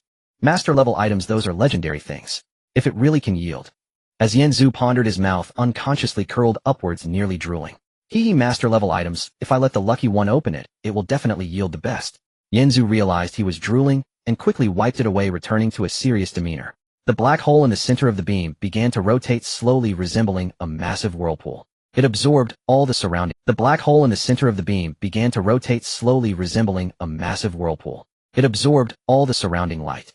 Then a figure gradually stepped out from the beam. The black hole in the center of the beam began to rotate slowly, resembling a massive whirlpool. It absorbed all the surrounding light. Then a figure gradually stepped out from the beam. Although he could not see its eyes, Yanzu felt its gaze upon him. Who are you? Yanzu instinctively asked. However, the figure remained silent, simply staring at him. Then it slowly raised its boom. The sky transformed abruptly. The purple golden rays above instantly turned deep purple akin to nightfall, shrouding the entire area. What is happening? Before Yanzu could react, an incredibly powerful force emanated from the figure's hand. Buzz! Yanzu felt a heaviness in his head as his consciousness grew increasingly hazy. Everything before his eyes gradually dimmed. In the end, Yanzu, Xiao Se Long, Lei Zhan Wanqian, and Tian Shiwei all collapsed to the ground, losing consciousness. The mysterious figure stood quietly in the beam, observing the 4 individuals and a dragon lying on the ground. Then it slowly withdrew its hand, and the beam returned to its original state, as if nothing had occurred. After an unknown period, Yanzu slowly opened his eyes. He found himself lying in a completely unfamiliar place. The surroundings left him in a daze. This place resembled a fairyland akin to a realm inhabited by elves. Towering trees surrounded him, much larger than any he had seen before. The tree trunks were adorned with glowing patterns resembling ancient runes emitting a soft light. The treetops were filled with luminous leaves that swayed gently in the breeze, showering down specks of starlight. The ground was carpeted with soft grass blooming with flowers of various colors. These flowers emitted a faint glow resembling stars that had fallen into the grass. A refreshing fragrance wafted through the air, creating a particularly pleasant sensation. In the distance, a clear stream gurgled, producing a melodious sound. In the stream, small glowing fish swam about, their bodies radiating a gentle blue light, like stars in the water. There was no sun in the sky, yet the entire place was illuminated by a soft glow. This light resembled moonlight and starlight, extraordinarily gentle and tranquil. What is this place? Wanqian lay on the grass, her clothes still torn, exposing her snow-white skin. Yanzu suddenly felt a warm force surging from all. Wanqian lay on the grass, her clothes still torn, exposing her snow-white skin. Yanzu suddenly felt a warm force surging from all directions, slowly penetrating his body. The wounds on his body were visibly healing at an astonishing speed. This is... Yanzu gazed in astonishment at his hand. The wounds were rapidly mending, and he felt his strength gradually increasing. This environment possesses some peculiar power. It can heal wounds, and also... Just then a notification sound from the system rang out. Ding, strength 1, Yanzu was taken aback. Strength 1. Just by lying here, I gained 1 point of strength. Although this increase is slow. Yanzu was astounded as he sensed the power around him. What kind of place is this? Where did that shadow take us? Taking a deep breath. At that moment, a whoa. Xiao Se Long slowly opened its eyes. It looked around, and its eyes instantly sparkled. A woo, so beautiful. A woo, where is this? A woo, what a lovely place. Xiao Long flew up, spinning in the air. A woo, little fish, how delicious they look. A woo, can I eat them? Yanzu. Don't eat recklessly. Xiao Long, a woo. Alright, a woo, but I really like it here. A woo, the energy here feels so familiar, as if I have been here before. Suddenly Xiao Long spotted Wanqian, who had just woken up and was adjusting her torn clothes. Xiao Long's eye, Wanqian slowly opened her eyes. She looked around, her expression showing surprise. Where is this? She sat up, suddenly feeling her wounds healing rapidly. My injuries are recovering, and at an astonishing speed. Wanqian looked astonished at her arm. The previously fractured arm was completely healed without a single scar. This healing speed surpasses my own healing abilities. She sensed the power around her. This environment is filled with some strange energy. This energy can heal wounds and even enhance attributes. Suddenly Wanqian thought of something and opened her attribute panel. She discovered that her attributes had increased by several points. It really can enhance attributes. This place is simply perfect for cultivation. Wanqian stood up, wanting to take a closer look around. But then she remembered that her clothes had been torn during the previous battle. She looked down at herself. Her top was ripped, exposing a lot of skin, her undergarment barely concealing her. Although there were still some wounds on her fair skin, they were healing quickly. Those wounds and stains only made her appear more pitiable. Wanqian's face turned crimson. She hurriedly covered her chest with her hands. My clothes. They're torn. How can I face others like this? Wan Qian glanced around and noticed Yin Zhu and Xiao Long were present, her face turning even redder. Yin Zhu. You. Don't look at me. My clothes. Her tone was cold yet tinged with shyness, creating a particularly charming contrast. Xiao Long, perched on a branch, gazed at Wan Qian with wide eyes. Awoo, sister Wan Qian, so fair, so ample, awoo. I'm nosebleeding again. Xiao Se Long indeed had another nosebleed, 2 streams of blood gushing from its nose. It fell from the branch. It landed on the grass. Awoo. So painful. Awoo. But worth it. Awoo. Sister Wan Qian is so beautiful. Yin Zhu shook his head helplessly. You've been bleeding from the nose since we defeated the golden armored dragon beast. Xiao Long replied, awoo. I can't control my excitement. Wan Qian was amused by Xiao Long's reaction, although her face remained red, the corners of her mouth curled up. Xiao Long, you little rascal. She covered her chest with a hand and walked behind a large tree. Yin Zhu. Xiao Se Long. Please turn around. I need to adjust my clothes. Yin Zhu nodded and turned away. Xiao Long obediently turned around as well. Awoo, sister Wan Qian, awoo. I didn't see anything. Awoo, really? Wan Qian stood behind the tree, struggling to cover her body with the torn clothes.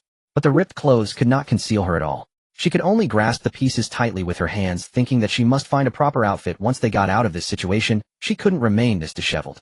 Yin Zhu faced away from Wan Qian, gazing at the distant fairyland while contemplating. What exactly is this place? What was that beam of light, and why did that mysterious figure bring us here? Xiao Se Long said that the energy here feels familiar. Could it be that this place is related to Xiao Long's origins? The little blue dragon flew curiously within the fairy realm, suddenly stopping in midair, its nose twitching. Owl. Master, sister Wan Qian, look over there. There's a pond. Owl. I can feel that the energy there is particularly strong. The little blue dragon pointed toward the depths of the fairy realm. Yin Zhu and Wan Qian followed its gaze, peering through the ancient trees and glowing flowers. They could vaguely see a blue light.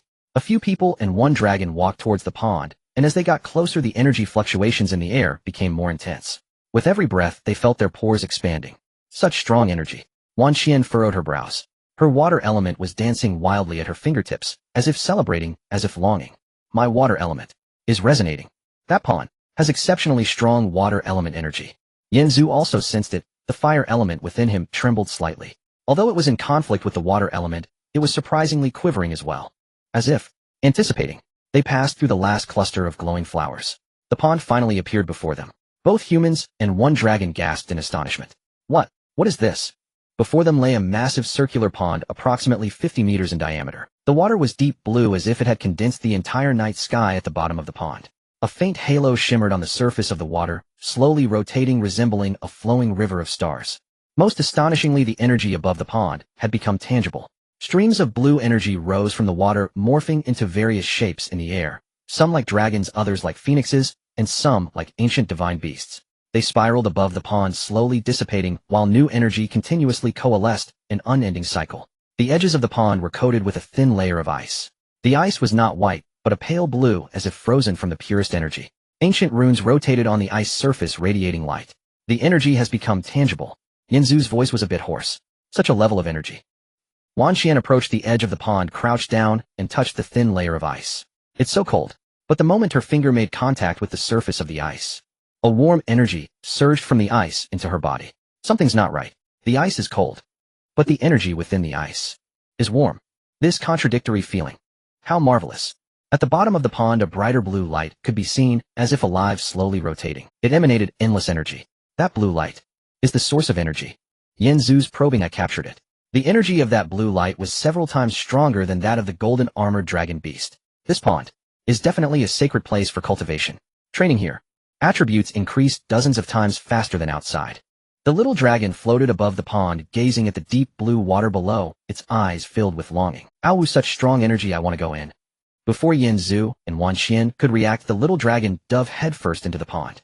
Splash. Little blue dragon. Yin Zhu exclaimed in shock. Are you okay? Wan Qian also nervously looked at the pond. Little blue dragon, come out quickly. We still don't know what's in that pond. The two of them anxiously stared at the water, fearing something might happen to the little blue dragon. However, after the little blue dragon jumped in, it did not sink. Instead, it floated in the center of the pond, enveloped by the deep blue water, as if it were being embraced. Ow, the little dragon let out a joyful cry. Master, you all come quick. The energy in here can be absorbed. So comfortable. The little blue dragon swam happily in the water, its golden scales shimmering under the reflection of the pond. Can absorb. Yin Zhu and Wan Qian exchanged glances. Let's go.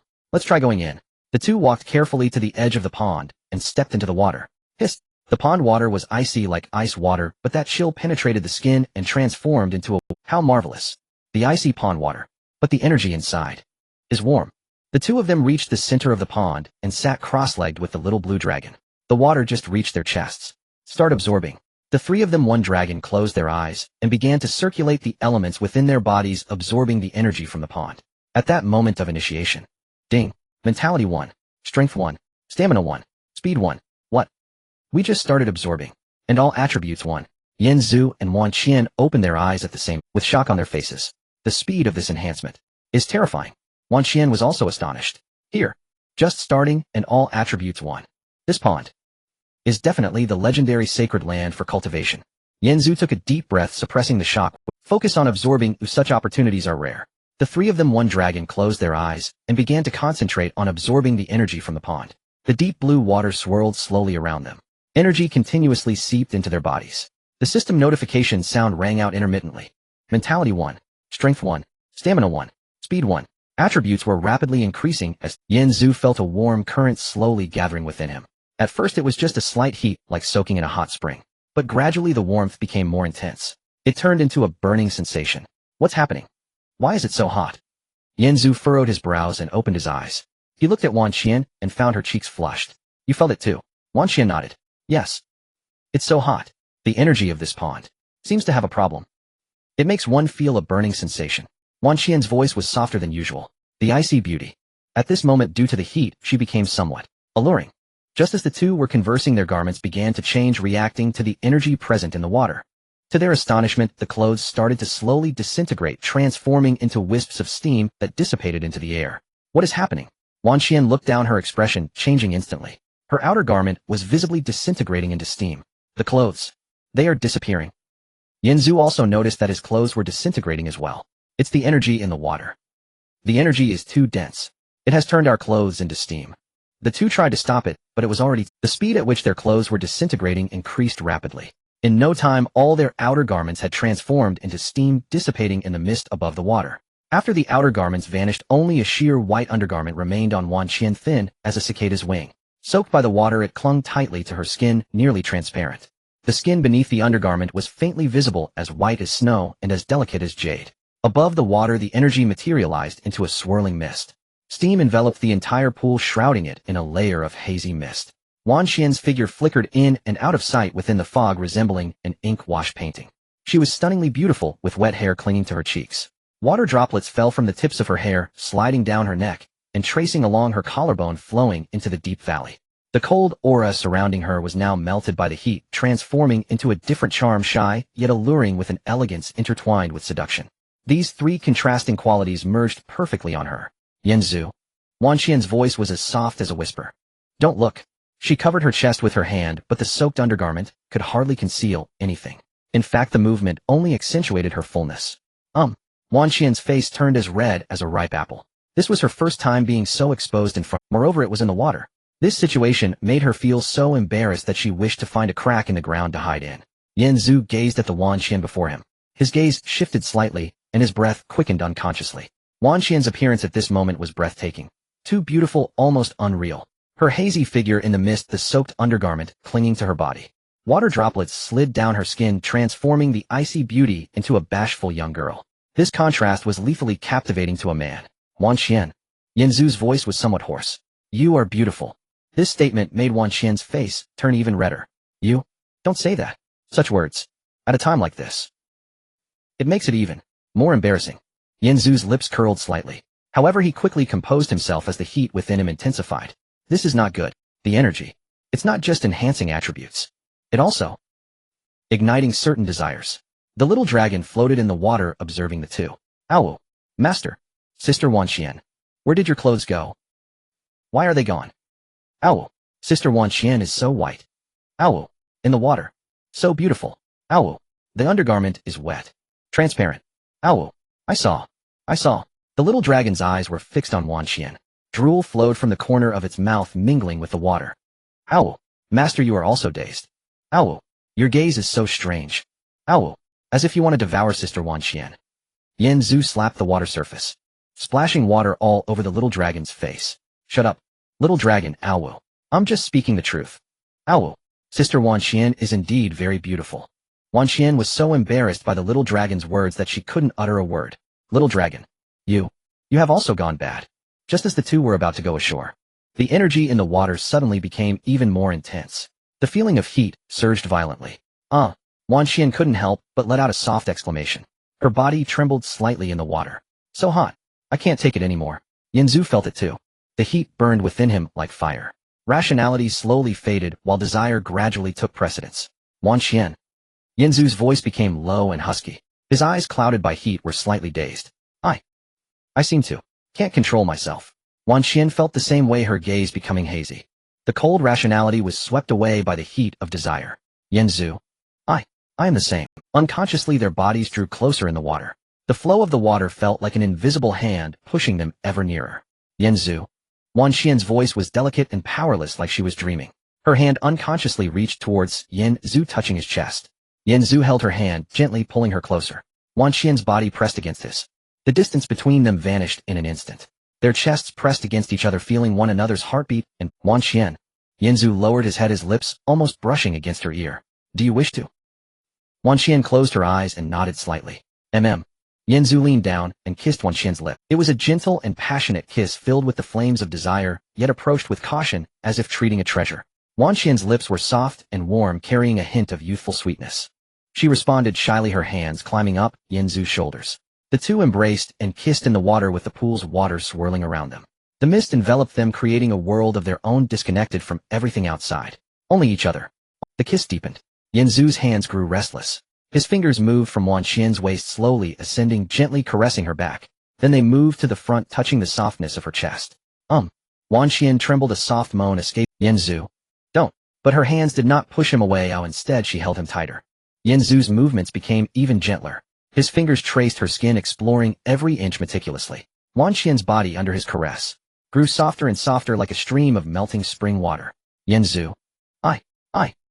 Wan Xian's voice was intermittent, her breath quickened, and her body felt hot. I want. You are so naughty. The little dragon floated in the water, watching the scene before him.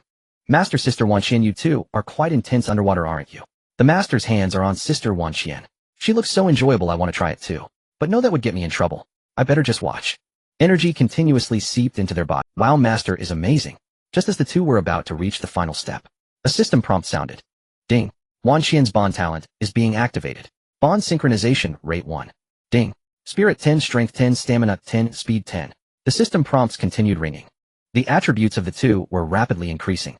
But at this moment, they cared little for attributes. They only cared for each other, wanting to hold each other tight. The energy in the pond seemed to sense something becoming denser and warmer, swirling around the two, as if joining them. As time passed, their consciousness began to slowly return, the heat gradually fading away, replaced by a warm. Wan Xian opened her eyes, realizing she was lying in Yanzu's arms, their bodies tightly pressed together. Yanzu. Wan Xian's voice carried a hint of shyness. Just now, we. Yanzu looked down at her. Yeah, we just did that. Wan Xian's face turned red again. She wanted to leave Yanzu's embrace, but he held her tighter. Don't go. Just hold me for a while longer. Wan Xian did not struggle. She lay obediently in his arms. A person who was usually as cold as ice now felt as soft as a kitten. Yanzu. You are the first person to make me let down my guard.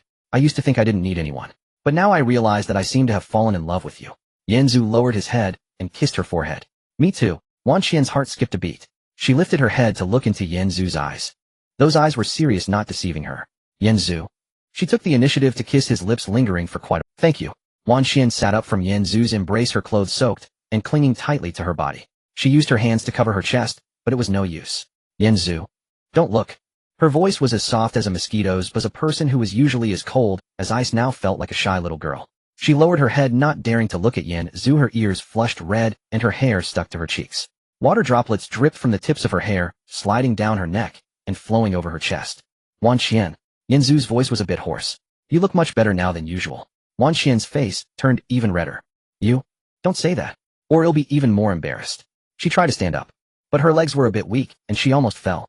Yanzu quickly supported her, holding her in his embrace. Be careful. You were too tired just now. These words made Wan Xian's face turn red to the roots of her neck. You're really naughty. She lightly punched Yanzu's chest, her strength very small, like a spoiled child. Yanzu looked at Wan Xian in his arms, amused. This woman who was usually as cold as frost was now cuddling like a... This feeling was too delightful.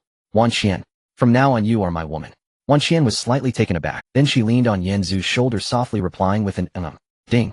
Wan Qian's bond talent activation. Reward distribution. Host all attributes 1000. Wan Qian, all attributes 500. The system prompt sounded. Both felt a surge of powerful energy within them.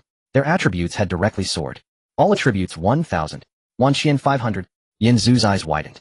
This reward was far greater than any previous one. Is it because it was completed in the pond? Wan Qian was also stunned. All attributes 500. This is way too much. She checked her attribute panel discovering that her attributes had significantly increased. Just as the two were feeling happy, the pond suddenly underwent a change, the water beginning to churn violently. The blue light swirling at the bottom of the pond suddenly erupted in dazzling brilliance. Boom! The energy of the entire pond surged towards Yanzu, Wan Qian, and the little dragon, as if it had gone mad. What is happening? Yanzu hadn't reacted, yet when a massive wave of energy rushed into his body. The energy was too fierce, crashing wildly within him, nearly bursting his body apart. Wan Qian and the little dragon were the same. The two and the dragon were enveloped in blue light, like a giant cocoon. The energy is too much. Wan Qian's voice was very weak, her consciousness beginning to blur. The little dragon also let out a painful whimper. Ow, master, it hurts. The energy is too much. Yanzu gritted his teeth, trying to endure. But the energy was too powerful to withstand. Hold on, I must hold on. But his voice grew weaker, consciousness fading. In the end, both the two and the dragon fainted simultaneously. The blue cocoon enveloped them while the energy from the pond continued to flow in, as if undergoing some kind of transformation. Uncertain of how much time had passed, Yanzu slowly opened his eyes. He found himself lying by the edge of a pool, but the pool had changed. The originally deep blue water had transformed into ordinary clear water. Above the surface, there was no longer a shimmering glow nor the mist of energy materializing. The blue light at the bottom of the pool had vanished, and the thin ice at the edges had also melted. The energy has been completely absorbed. All surged into our bodies. Yanzu stood up. He moved his body and felt better than ever. Every bone in his body crackled, each muscle filled with power. His mind was clearer than ever and his senses sharper than ever. This feeling is several times stronger than before. He opened the attributes panel. Character information: name, Yin, Zhu, survival number 0000000001, mental 24, 21 strength, 23 12 stamina, 32 11 speed, 32 12 fire element, 22 12 strength, level gold. Click to view promotion conditions. Remaining attribute points 0. Identity: captain of the Starry Treehouse, level silver, talent 1. Godspeed SSS can instantly unleash 10 times speed for 30 minutes, cooldown time 1 hour. Talent 2, exclusive talent, bond non-replaceable. After engaging in intimate actions with a recognized opposite sex by the system, all resources obtained through their labor will be multiplied and returned to the adventurer. Talent 3, exclusive talent, mutual benefit, non-replaceable. An opposite sex who has an intimate relationship with the owner for the first time can receive attribute point rewards with the quantity of the reward related to the owner's strength. Talent 4, God tier beast control, art, current contractable number 23, skill Eye of Insight, gold, current number of bonds 21, mental 24 21, strength 23 12, stamina 32 11, speed 3000, fire element 22 12, strength, gold, mid gold. I actually jumped directly from silver to mid gold. This rate of improvement is too terrifying. Yanzu's eyes widened in shock. Yanzu turned to look at the still unconscious Wan Qian. A slight smile appeared at the corner of his mouth. Just as Yanzu was immersed in the joy of his soaring attributes, a low murmur came from beside him. A woo. The little Sei Long woke up. Yanzu turned to look and his pupils suddenly contracted. Little Sei Long. Your color. The little Sei Long, originally with golden scales, had now turned deep red like a burning flame. Faint glimmers of fire flowed over its scales like magma surging under its skin. Its eyes had also changed from gold to red. A woo. The little Sei Long looked down at itself. Master, how did I become so mature? Did I become a red dragon? A woo, so cool, a woo. I'm a red dragon now, although the little Sei Long's color had changed. Its size remained the same, still palm-sized, incredibly adorable.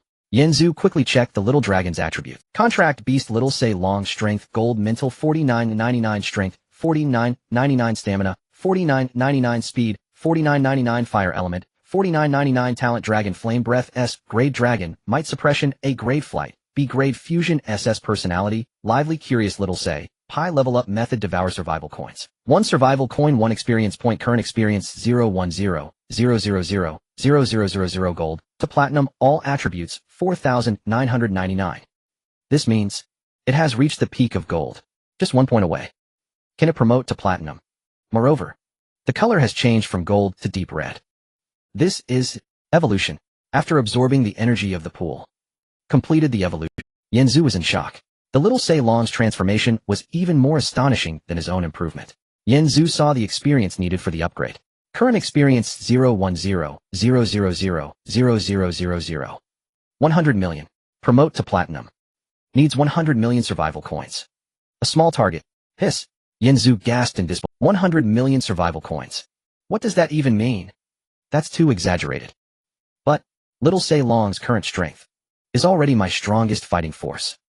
If it can promote to platinum, its strength will be even more terrifying. 100 million survival coins. I must find a way to earn them. Yanzu clenched his fist. No matter what, I must ensure that the little dragon promotes to platinum. Just then, Wan Qian slowly opened her eyes. She felt better than ever. Power surged within her body several times stronger than before. This is... She sat up and checked her attributes panel. Mental 1200. Strength 1100. Stamina 1300. Speed 1150. Water element 2800. Strength. Initial gold. Promoted to gold. Wan Qian was in shock. The energy from the pool actually allowed me to improve so much. Directly promoted from silver to initial gold. This is too incredible. Wan Qian stood up, moved her body, and felt her entire being filled with strength. Initial gold. My deep sea emperor. Its power should have increased several times. Next time I use tsunami arrival, the range should be able to expand to 200 meters. Damage should be able to increase by 300.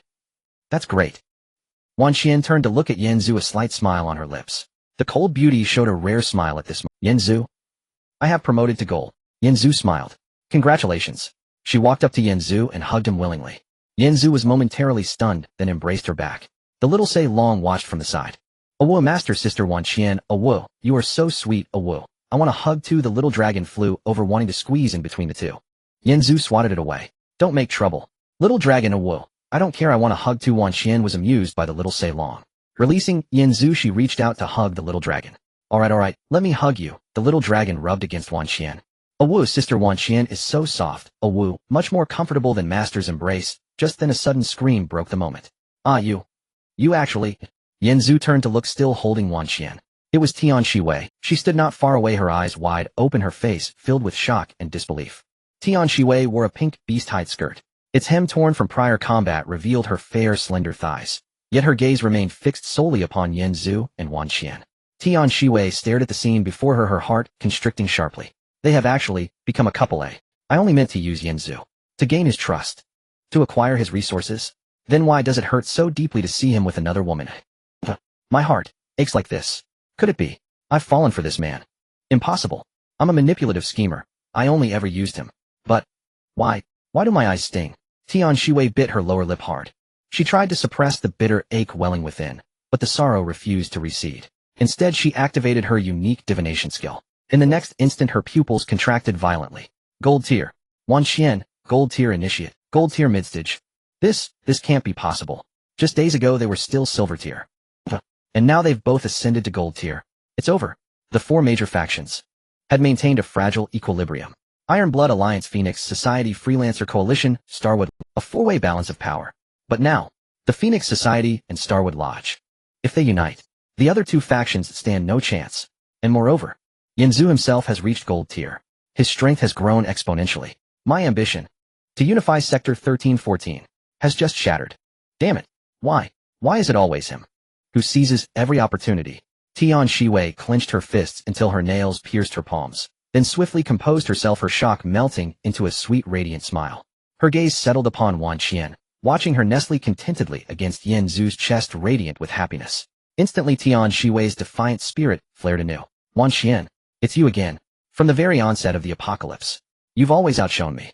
Phoenix Society's captain, ranked among the region's elite. The Icebell, feared by all, while I must rely on seduction, on cunning stratagems, just to survive this desolate world. Why do you deserve his genuine affection, while I do not? In beauty, I am your equal. In figure, I surpass you. In guile, you are no match for me. Yanzu, I will take him from you. Right before your eyes, I will steal away your man. A fierce spark ignited in Tian Shiwei's eyes. She lifted the corners of her lips into a sweet, self-assured smile. Big brother Yanzu, senior sister Wanqian, how intimate you two look. It makes me so envious. Tian Shiwei stepped forward one graceful stride at a time. Her gait was light, each step radiating subtle allure.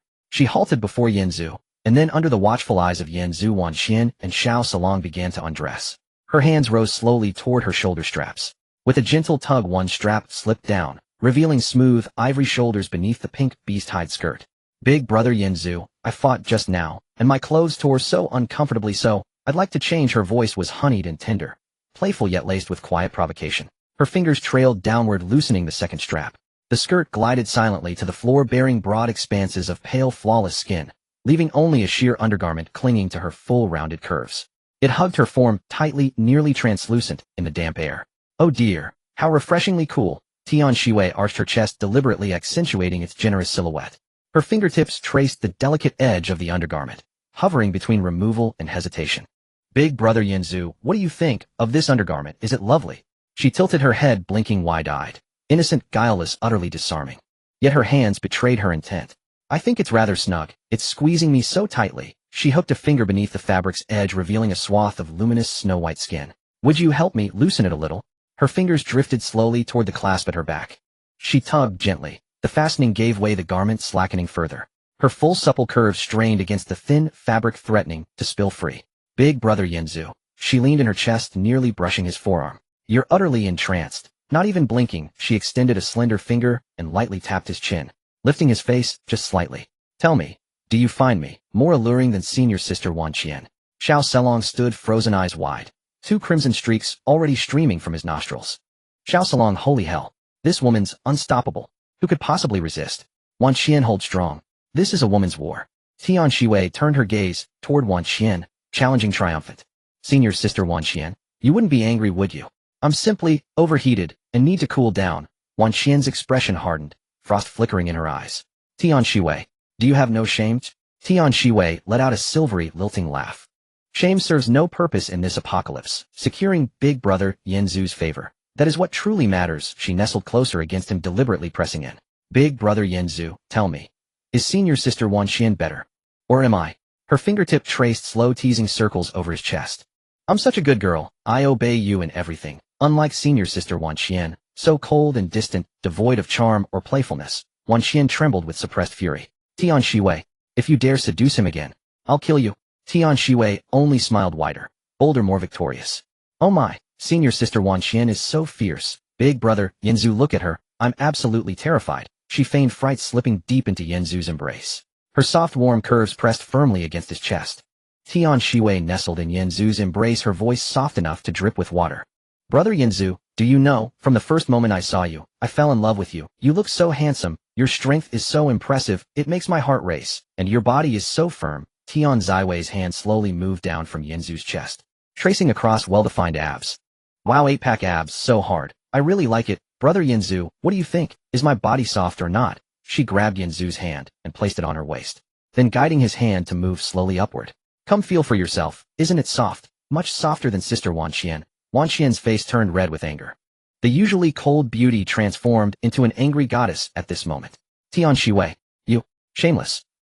She wanted to rush over and pull Tian Shiwei away from Yanzu's embrace, but Yanzu reached out to stop her. Wanqian, don't be impulsive. Wanqian glared angrily at Yanzu. Are you enchanted by her?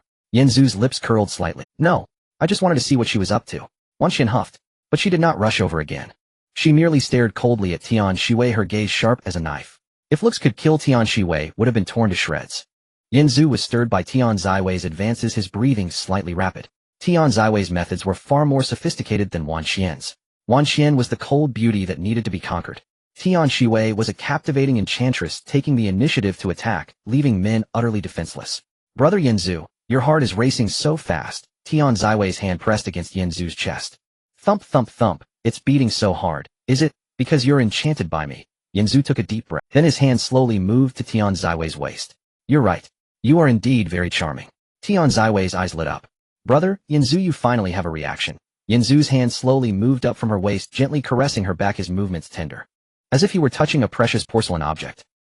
Tian Shiwei gave a soft hum, her body trembling slightly. Brother Yanzu, your hands are so warm. It feels so good. Don't stop. Continue. Yinzu's hand continued to move up, touching her shoulder strap. Gently pulling. Snap, the strap slid off. Tian Shiwei let out a soft gasp, but there was no fear in her voice, only anticipation. Brother Yinzu, you must take responsibility for me. Her breathing became rapid, her cheeks flushed. Her eyes were dazed, her lips slightly parted. Like a ripe cherry waiting to be picked. The little dragon nearby watched in astonishment, covering its eyes with its little paws. Awu. Master. Another sister. Awu, sister Tian Shiwei, is also undressing. Awu, so white, so big. Awu, bigger than sister Wan Qian. Awu, master's hands are on sister Tian Shiwei. Awu, sister Wan Qian is going to be furious. Awu, the relationship between the three is so complicated. Awu, I feel so good watching. The little dragon hid behind a tree, peeking out with its little head. Its eyes rolled around, not blinking. Awu, take another look. Awu, master's hands are so good at touching. Awu, sister Tian Shiwei looks like she's enjoying it. Awu, her face is so red, breathing so heavily. The little dragon's nosebleed flowed again, dripping onto the ground. Awu, nosebleed again. Awu. This time it's real too exciting. Just as Yinzu wanted to take action against Tian Shiwei, suddenly the entire fairyland began to tremble. Boom. The ground shook violently like an earthquake. What's going on? Yinzu quickly stopped his actions and looked around. The fairyland is in turmoil. It seems like it's about to shatter. The light in the sky began to flicker like a bulb running out of power, flashing intermittently, making people's hearts anxious. The ancient trees around began to sway and luminous flowers fell to the ground. Not good. The fairyland is about to collapse. Just as everyone was in a panic, all the energy suddenly began rushing towards the center of the fairyland where the largest ancient tree stood. Boom. The ancient tree erupted with dazzling light, blinding. The energy condensed into a huge ball of light, slowly descending. As the light faded, a figure emerged from the light ball.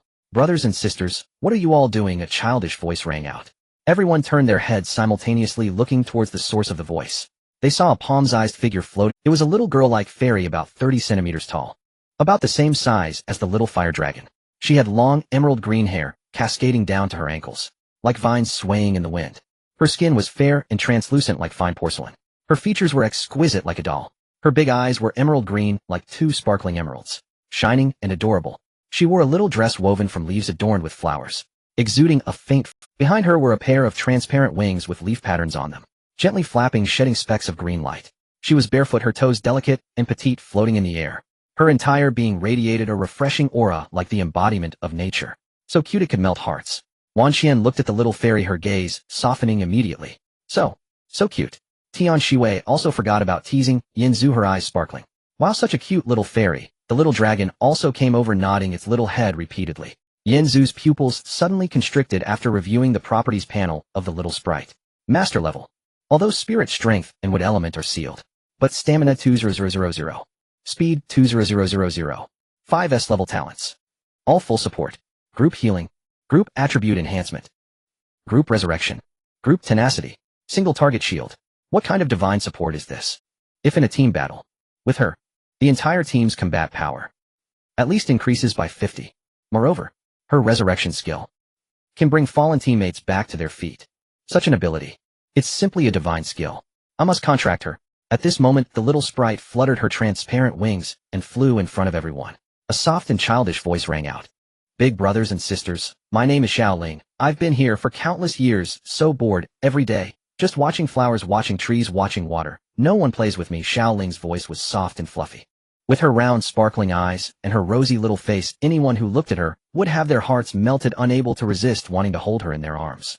Big brothers and sisters, you must be from the outside, right? What is it like outside? Are there many fun things? Is there a lot of delicious food? Are there many beautiful clothes? Are there many cute little animals? Xiao Ling bombarded them with questions. Like little firecrackers, she asked so many questions that everyone was slightly taken aback. Before anyone could answer, Xiao Ling flapped her wings and flew in front of Yinzu. Hovering in midair, her big eyes blinked and her long eyelashes fluttered. Brother, can you take me out to play? I want to see the outside world. I want to eat delicious food. I want to wear beautiful clothes. I want to make many good friends. Is that okay? She stretched out her soft little hand and gently pulled Yinzu's finger, swaying back and forth like a spoiled child. Please, brother, take me out. I will be very good. I won't cause trouble. I will help you heal, and I can enhance your attributes. I am very useful. The little Sei Long beside her looked at Xiao Ling. His eyes sparkled. Oh, whoa, Xiao Ling is so cute. Oh, whoa. I also want to take her out to play. Oh, whoa, finally someone will play with me. The little Sei Long flapped his little wings and flew over, circling around Xiao Ling, his tail wagging. Oh, whoa, Xiao Ling, I am Xiao Sei Long. Oh, whoa. I will protect you from now on. Xiao Ling looked at Xiao Sei Long and giggled, her voice as sweet as silver bells. You are so cute too, the red one so beautiful. From now on we will be good friends. Hearing this, Xiao Sei Long immediately raised his head proudly. His chest puffed out high. Awoo, of course I am the coolest. Awoo, I will take you flying. Awoo, the roasted meat outside is so delicious. Upon hearing the words roasted meat, Xiao Ling's eyes instantly lit up like two glowing stars. Roasted meat? Really? I want to eat. She immediately turned around, looking eagerly at Yin Zhu, her little with a look that seemed like she would cry if he didn't agree. Yin Zhu, brother, please, take me out to eat roasted meat. Her gaze was as soft as cotton candy, making it hard to refuse. Even if it were the stars in the sky, Yin Zhu would want to pick them for her. Yin Zhu's lips curled slightly, revealing a, all right, I will take you out. Upon hearing these words, Xiao Ling instantly jumped up, with joy spinning several times in the air. That's great. Yin Zhu, brother, is the best. Yin Zhu extended his hand, gently placing it on Xiao Ling's forehead, his expression turning serious. Divine Beast Contract, activate. As soon as the words fell, a dazzling golden light erupted from Yin Zhu's palm, instantly enveloping Xiao Ling's entire body. Xiao Ling closed her eyes, her little face revealing a comfortable expression. So warm. It's like being in my mother's embrace. The golden light continued to flow. Finally, on Xiao Ling's forehead, a small golden mark shaped like a leaf was left, radiating a soft green light. Contract successful. The little sprite, Xiao Ling, has officially become your contracted beast. As soon as the system prompt finished, Xiao Ling opened her eyes and immediately leaped into Yin Zhu's arms. Her little head rubbed against Yin Zhu's chest. Yin Zhu, brother, from now on, I will be your little sprite. I will protect you well, and also take good care of the big brothers and sisters. Yin Zhu gently stroked Xiao Ling's little head, feeling his heart melt. Yin Zhu, brother. Xiao Ling raised her head from Yin Zhu's embrace, her big eyes sparkling. You promised to take me out to play. I want to give you a gift. Follow me. After saying that, Xiao Ling flapped her wings and flew deeper into the fairyland, turning back to wave. Hurry up, hurry up. In the deepest part of the fairyland, there is a super huge treasure vault. Inside are many treasures, all left by previous masters. Now they all belong to you. The crowd exchanged glances, seeing the surprise in each other's eyes, and quickly followed. Following Xiao Ling, they passed through a flower patch, glowing softly, the air filled with a faint floral fragrance. After walking for about a few minutes, a gigantic stone door appeared before them. The stone door was covered with intricate green runes, looking ancient and mysterious. Xiao Ling flew to the door and placed her small palm on the runes in the center of the stone door. She cutely called out, open. As the words of the little sprite fell, boom, the massive stone door slowly opened, radiating dazzling. In an instant, light shot out from the stone door, causing everyone to squint their eyes. Once the brilliance faded, they stepped into the treasure vault. They were instantly stunned by the sight before them. Inside the vault was an immensely large underground space, towering 50 meters high and over 100 meters wide. Countless glowing crystals were embedded in the walls, illuminating the entire space as if it were daylight. The vault was divided into 4 distinct areas. First was the left side area. It was piled high with golden survival coins, like a small mountain, densely packed and sparkling with golden light. It nearly illuminated half of the vault. Is that survival coins? Tian Shiwei covered her mouth, her eyes wide with disbelief. So many. I can't even count them. Ding. Detected survival coins in the vault. Quantity 500,000,000. Total 500 million survival coins. The system notification rang out. Everyone froze in shock. 500 million. 500 million survival coins. Wan Qian couldn't help but gasp. My god. 500 million. Even if I squander it every day, it would last several lifetimes. Yin Zhu's pupils constricted. He only had a few million survival coins on him, and suddenly there were 500. It was like becoming rich overnight. Following this, everyone looked towards the right side area, where there was a transparent crystal platform. On the crystal platform lay a scroll radiating golden light. Treehouse Upgrade Voucher Gold 1. After use, can directly upgrade the current treehouse to a gold level treehouse. Treehouse Upgrade Voucher Gold. Yin Zhu's eyes lit up. It can directly upgrade the treehouse to gold level. That's fantastic. He had been worried about where to obtain a gold level treehouse upgrade voucher. Now the city building order could also. Then on the left side of the central area, there was an ice blue skill book that emitted a bone-chilling aura. The air seemed to freeze around it. SS Grade Hidden Class Transfer Book. Ice Mage, after learning, can directly transfer to the hidden class. Effect 1, Ice Element Affinity 500. Effect 2, all Ice Type Skill Damage 300. Effect 3, all Ice Type Skill Range 200. Ice Mage. C. SS Grade Hidden Class. Yin Zhu immediately looked at Wan Qian beside him. Ice Element Affinity 500. C. This is simply tailor-made for you. Wan Qian stared at the ice blue skill book, her eyes filled with excitement. She was already skilled in ice-type abilities, and with this transfer book her combat power would definitely soar. Finally, on the right side of the central area, there was a pink skill book that emitted a faint, enchanting fragrance. Just a whiff made her heart flutter. SS Grade Hidden Class Transfer Book Enchantress after learning can directly transfer to the Hidden Class Enchantress.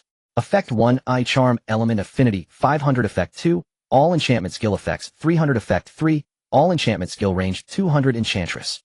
C. SS Grade Hidden Class. Tian Shiwei looked at the pink skill book, her eyes suddenly fixated. This was simply crafted for her. She excelled at charming others. Yanzu first picked up the 2 skill books from the central area, then turned to Wan Qian. Ice Mage. Wan Qian, this is yours. Wan Qian took the ice blue skill book. As her fingertips brushed against the cool cover, a faint smile finally appeared on her usually cold face. Thank you. Yanzu then picked up the pink Enchantress skill book and handed it to Tian Shiwei beside him. Enchantress. Tian Shiwei, this is yours. Your innate charm and enchanting ability are inherently related. After learning this class, your enchanting abilities will become extraordinarily powerful. Tian Shiwei took the skill book, holding it tightly to her chest, a slight smile gracing her lips. She deliberately leaned closer to Yanzu, her voice sweet as honey. Yanzu Gij, you are so nice to me, you'll definitely work harder, I will make sure to satisfy you. She winked at Yanzu, her eyes full of hints. Yanzu smiled, not responding to her words. He turned to pick up the gold-level treehouse upgrade voucher on the crystal platform, his fingers tracing the patterns on the scroll. With this upgrade voucher, once we go out we can directly upgrade the treehouse to gold level. As he spoke, he took out the city building order he had previously obtained from his storage space. The city building order emitted a faint golden light engraved with intricate patterns. City building order gold level, current status, not activated. Activation conditions: treehouse level must reach gold level. Yanzu gazed at the city building order, his expression deepening. Once the treehouse reaches gold level, we can officially build a city. Wan Qian walked up beside him, glancing at the city building order in his hand, her eyes flashing with a sharp gleam. Yanzu, I have an idea. We can use this city building order to unify the entire 1314 district and establish our own power. In this apocalyptic world, only by uniting everyone can we truly survive. Yanzu nodded. Tian Shiwei immediately leaned over, wrapping her arm around Yanzu's. She shook it, her voice sweet and delicate. Yanzu Gij, you're going to be the emperor, how imposing. Don't forget about me, your little concubine, it'll be sure to serve you well. Yanzu smirked, slightly pinching her cheek.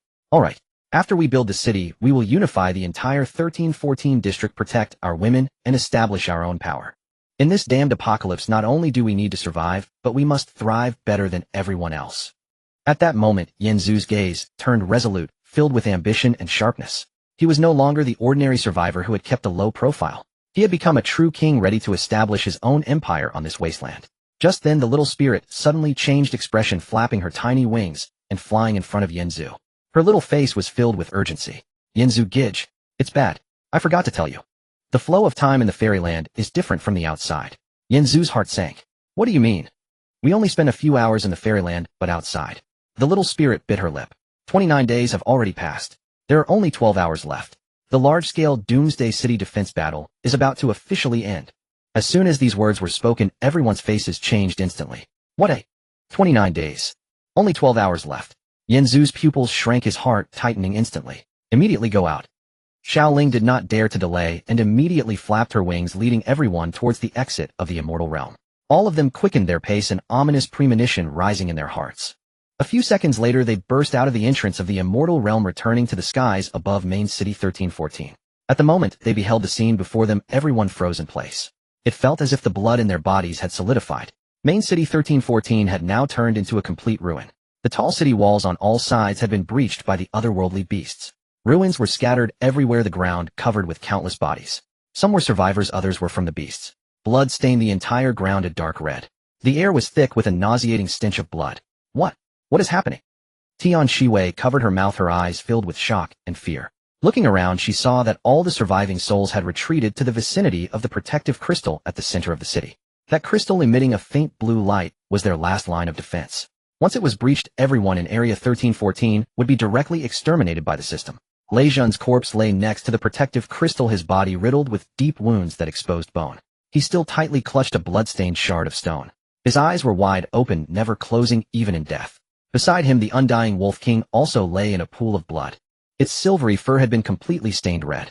Its body was covered in bite marks from the beasts, and it had long since ceased to breathe. Meanwhile, the remaining individuals were leaning against Xiao Wugui and Kung Fu Panda. They were making their last stand. Xiao Wugui had grown to the maximum size, towering 50 meters high and 100 meters wide. Like an indestructible steel fortress, it stood resolutely in front of the protective crystal. Countless attacks from the beast struck its shell, leaving only shallow marks. Kung Fu Panda stood on Xiao Wugui's back, covered in blood, its black and white fur dyed red. Yet it maintained a straight posture, continuously striking down the charging beasts. Tai Chi Fist. Panda Body Slam. High-ranking beasts charging up were directly flung away, crashing to the ground and turning into pulp. But the number of beasts seemed endless. After killing a batch, another wave surged forward. They were swarming in black masses with no end in sight. I can't hold on any longer. I really can't hold on.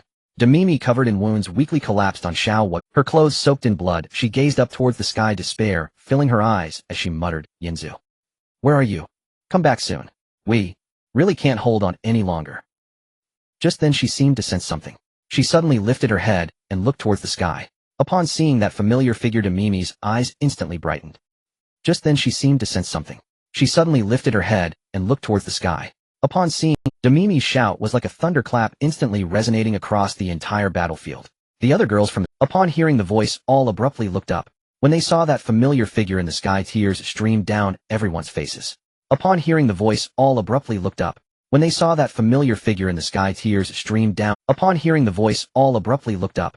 When they saw that familiar figure in the sky, tears streamed down. They erupted into deafening cheers. Yanzu, Great One. Help us. Yanzu is back. We are saved. Hope rekindled in everyone's eyes. Demimi was the first to rush over, throwing herself into Yanzu's embrace. Her fist pounded heavily against his chest, tears falling like beads from a broken string. You bastard. Where have you been?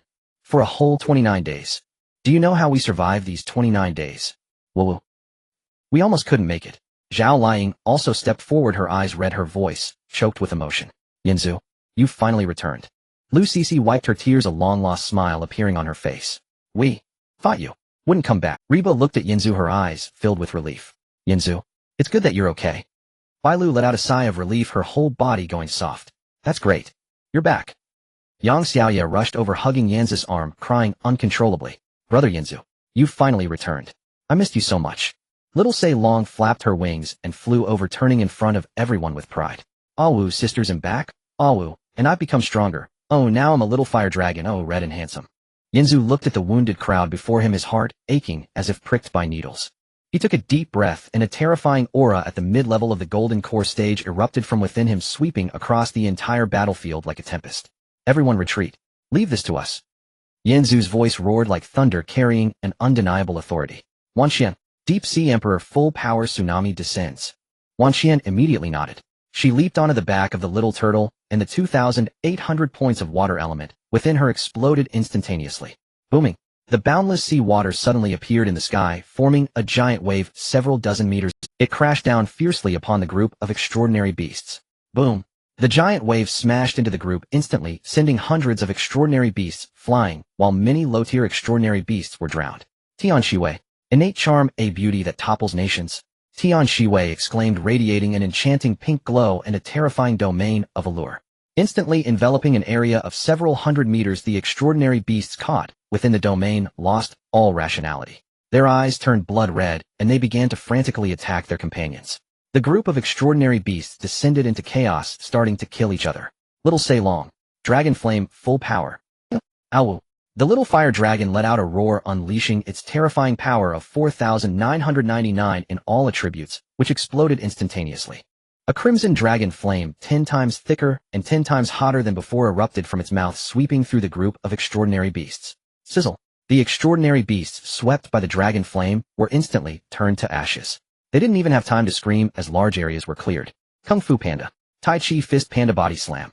Kung Fu Panda roared, jumping down from the back of the little. A dazzling golden light erupted from its body as it charged into the group of extraordinary beasts. Each punch landed with devastating force, causing one extraordinary beast to explode with every strike. Every body slam could crush a large number of extraordinary beasts. Little Ling. Forest Blessing, Horn of Courage. Little Ling flapped her transparent little wings, flying high above the battlefield. 2 S-level support talents were released simultaneously. A gentle green light instantly enveloped all friendly units. Ding. Affected by S-level talent, all friendly units gain 30 to all attributes. All friendly units recover 1 of their maximum health. Affected by S-level talent, Horn of Courage. All friendly units gain the unyielding effect. Immune to all damage for 3 seconds when health falls below 10. As the 2 talents took effect, everyone felt an influx of power within their bodies. Their wounds began to heal rapidly, and morale surged to the peak. Last 12 hours. Yanzu drew out the long knife from his back, pointing the blade at the group of extraordinary beasts, his gaze cold. Kill all extraordinary beasts. Defend the crystal. Kill. Yanzu led the charge, unleashing the full power of his mid-gold level. As the blade flashed, dozens of extraordinary beasts were slain. Wanqian Tian Shiwei, the little fire dragon, and Kung Fu Panda followed suit, joining the fray with their gold-level combat strength. The entire battle situation was instantly reversed. The once unstoppable group of extraordinary beasts now resembled lambs, waiting to be slaughtered, with many being killed and their corpses piling up. The pressure surrounding the crystal was instantly lifted. The remaining survivors also gathered their courage, rushing to eliminate the extraordinary beasts that had slipped through, completely turning the tide of the battlefield. The battle continued, and Yanzu took advantage of a brief moment to open the synchronization information of the Doomsday battlefield. 1314 District Castle Defense Battle Synchronization Status. Current total remaining 163-315-2331. Upon seeing this number, Yanzu fell silent. Originally, the entire 1314 district had over 52,000 people. Now there were only about 16,000 left. A full 36,000 had perished. In this castle defense battle that lasted for 29 days, many had closed their eyes forever. More than two-thirds had lost their lives in this disaster. Looking around, the entire 1314 district was a scene of devastation, with collapsed buildings everywhere. Cold corpses littered the ground, and the air was thick with an inescapable sense of death. However, the surviving 16,000 no longer exhibited the fear and confusion of before. Instead, their eyes were filled with determination and sharpness. They were no longer the ordinary survivors who could only hide behind the city walls, but had become warriors who had crawled out from a sea of blood and mountains of corpses. They were truly those who could survive in this apocalyptic world. In the last 12 hours of the castle defense battle, under Yanzu's furious counterattack, the group of extraordinary beasts was completely eradicated. When the last extraordinary beast fell to the ground, the system's notification sound finally rang out in the sky. Ding! The Doomsday large-scale castle defense battle in 1314 district has officially ended. The protective crystal in this area was not breached. All surviving players receive victory rewards for the castle defense battle. Upon hearing the notification, all survivors collapsed to the ground. The joy of surviving made everyone unable to hold back their tears. Yanzu let out a sigh of relief and turned to look at the women of the star team. During this time, under Yang Xiaoya's koi talent, all of them successfully completed their job changes, and their strength had reached silver level. Each of them exuded a steady silver level aura, no longer the little girls who needed constant protection. Yanzu smiled, took out the golden level treehouse upgrade token from his storage space, and waved it in front of the women. Let's go. Returning to give you a surprise.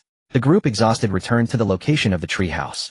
Yanzu stood before the silver-level treehouse, without hesitation. He activated the upgrade token in his hand. Ding. Do you wish to consume 100 survival coins and 1 golden treehouse upgrade token to upgrade the treehouse to golden level? Yes. Consumed 100,000 survival coins. Consumed 1 golden treehouse upgrade token. Upgrading the small treehouse.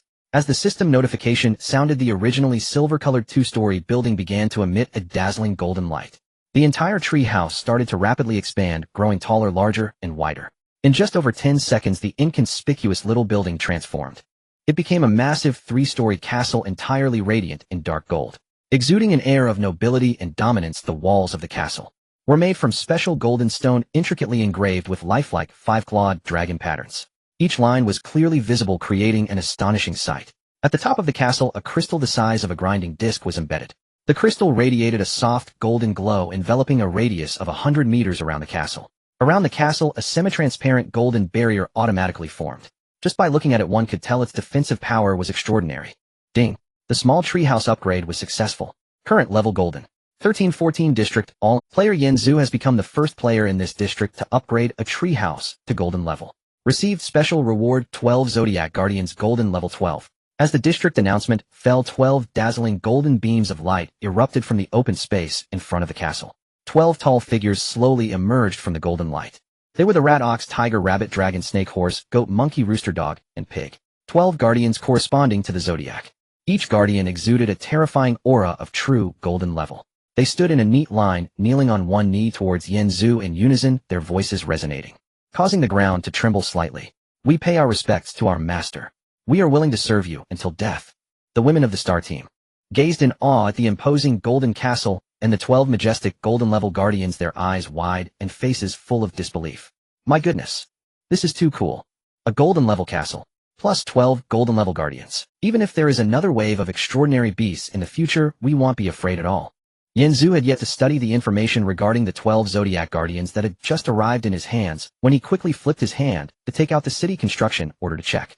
City Construction Order Golden Level can establish your own mobile fortress. Cost 1. Survival coins 1 0 cost 2. City Construction Order Golden Level 1 detecting that the player meets the construction requirements. Would you like to build the city? 100 million survival coins. Yanzu raised an eyebrow, calculating quickly in his mind. I have 500 million. That's enough. Build the city. Without a moment's hesitation, he directly pressed the confirmation button. The next second a new system prompt popped up.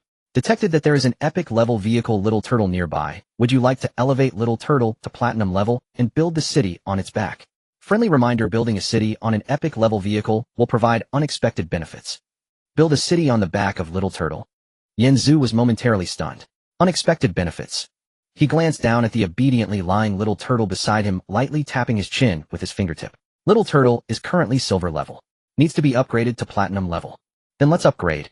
Without any hesitation, he confirmed the upgrade option. Cost survival coins 100000. Little Turtle level silver gold. Cost survival coins 100000. Little Turtle level gold platinum. Two system prompts flashed by in succession, and the next second Little Turtle's body began to undergo earth-shattering changes. The originally silvery white shell changed to a heavy and steady platinum color at a visible speed, radiating a dazzling, yet understated metallic gleam. Then its size began to swell rapidly: 50 meters. 100 meters, 200 meters, 500 meters, and still growing. Finally, its transformation came to a complete stop, turning into a gigantic being resembling a mountain. 500 meters tall, 1,000 meters wide. From a distance, it looked like an island capable of moving freely, utterly indistinguishable from a turtle. Boom. The massive body crashed heavily onto the ground, causing the entire earth to tremble violently. Dust was thrown into the air, and even the distant trees rustled. This was the Little Turtle from before. The onlookers nearby were all dumbfounded, their mouths agape, unable to utter a single word. So big. My goodness. Bigger than a mountain. This is the power of platinum level. Everyone was left speechless, even forgetting to breathe. Wan Qian looked at the giant turtle that overshadowed the sky, her eyes filled with shock. Such a size. Simply a naturally born mobile fortress.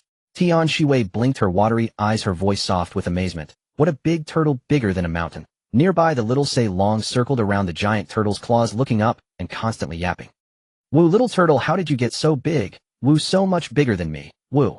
On your back, I feel like an ant. Contract beast. Little turtle strength, platinum spirit, 0 power, 0 speed, 5,000 stamina, 999999 talent. Sky devouring transformation, SSS level. Can freely control its size up to 100 times, lasting 30 minutes. Cooldown, 1 hour. Personality, steady, honest, dutiful. Upgrade method, devour survival coins. 1 survival coin, 1 experience point. Current experience, 0. Master note, can serve as a carrier for city construction. Yanzu looked at the values on the panel, unable to help but draw a cold breath. Close to 1 million. Platinum level Little Turtle. This kind of defense could even withstand master level attacks. He no longer thought further and took out the city construction order again, directly confirming the city building option. Would you like to build the city on the back of Little Turtle? Yes. City construction scanning. Please wait. After a few seconds of waiting, a new system prompt appeared. Building a city on an epic level vehicle requires an additional 300 million survival coins. Would you like to build the city? 300 million. Yanzu frowned, adding the previous upgrade and the foundational 100 million. A total of 400 million. He quickly calculated the remaining survival coins in his mind, his gaze instantly becoming resolute. That's enough. Build. Yanzu gritted his teeth and heavily pressed the confirmation key.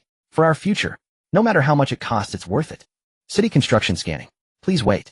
Please name your new city. Yanzu looked at the towering giant turtle in front of him, his thoughts shifting. Since we are building the city on the back of Little Turtle, then let's call it Xuanwu City. Xuanwu City is The next second the back of Little Turtle began to undergo astonishing changes. Dazzling golden light continuously emanated from within Little Turtle, and on its incredibly broad back the outline of a city began to take shape rapidly. First appeared a ring of massive city walls 100 meters high, 50 meters thick, constructed entirely from a special stone that shimmered with golden light. The city walls were lined with battlements and watchtowers, giving an overwhelming sense of impenetrable security. In the center of the walls, a magnificent palace rose up, which would serve as the city lord's residence, the future home of Yanzu and the others. Surrounding the palace, 12 towering spires were evenly distributed with ancient patterns of the 12 zodiac signs faintly appearing on their surfaces, representing the 12 zodiac guardians that had just arrived, which would permanently guard this city and ensure its safety.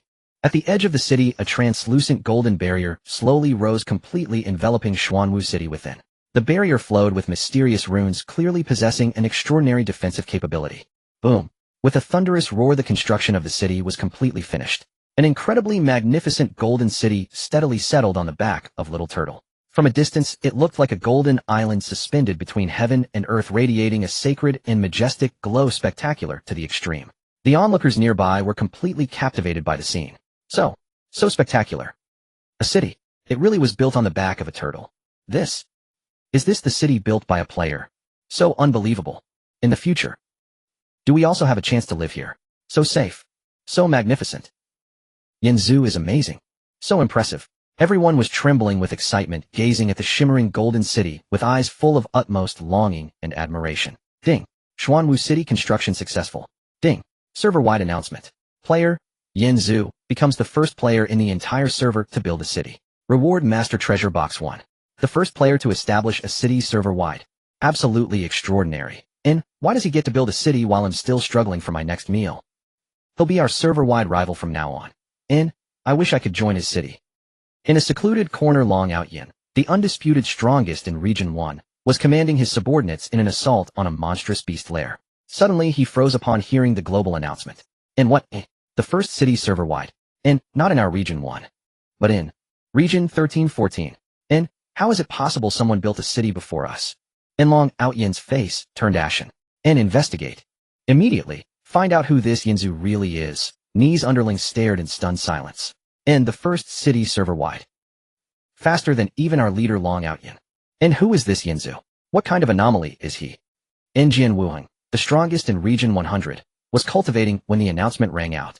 He opened his eyes, a sharp glint flashing across them. Yanzhou, Region 1314. How intriguing. It seems the server-wide competition has officially begun. Na, dazzlingly elegant woman, the strongest in Region 666, let out a light tinkling laugh upon hearing the announcement.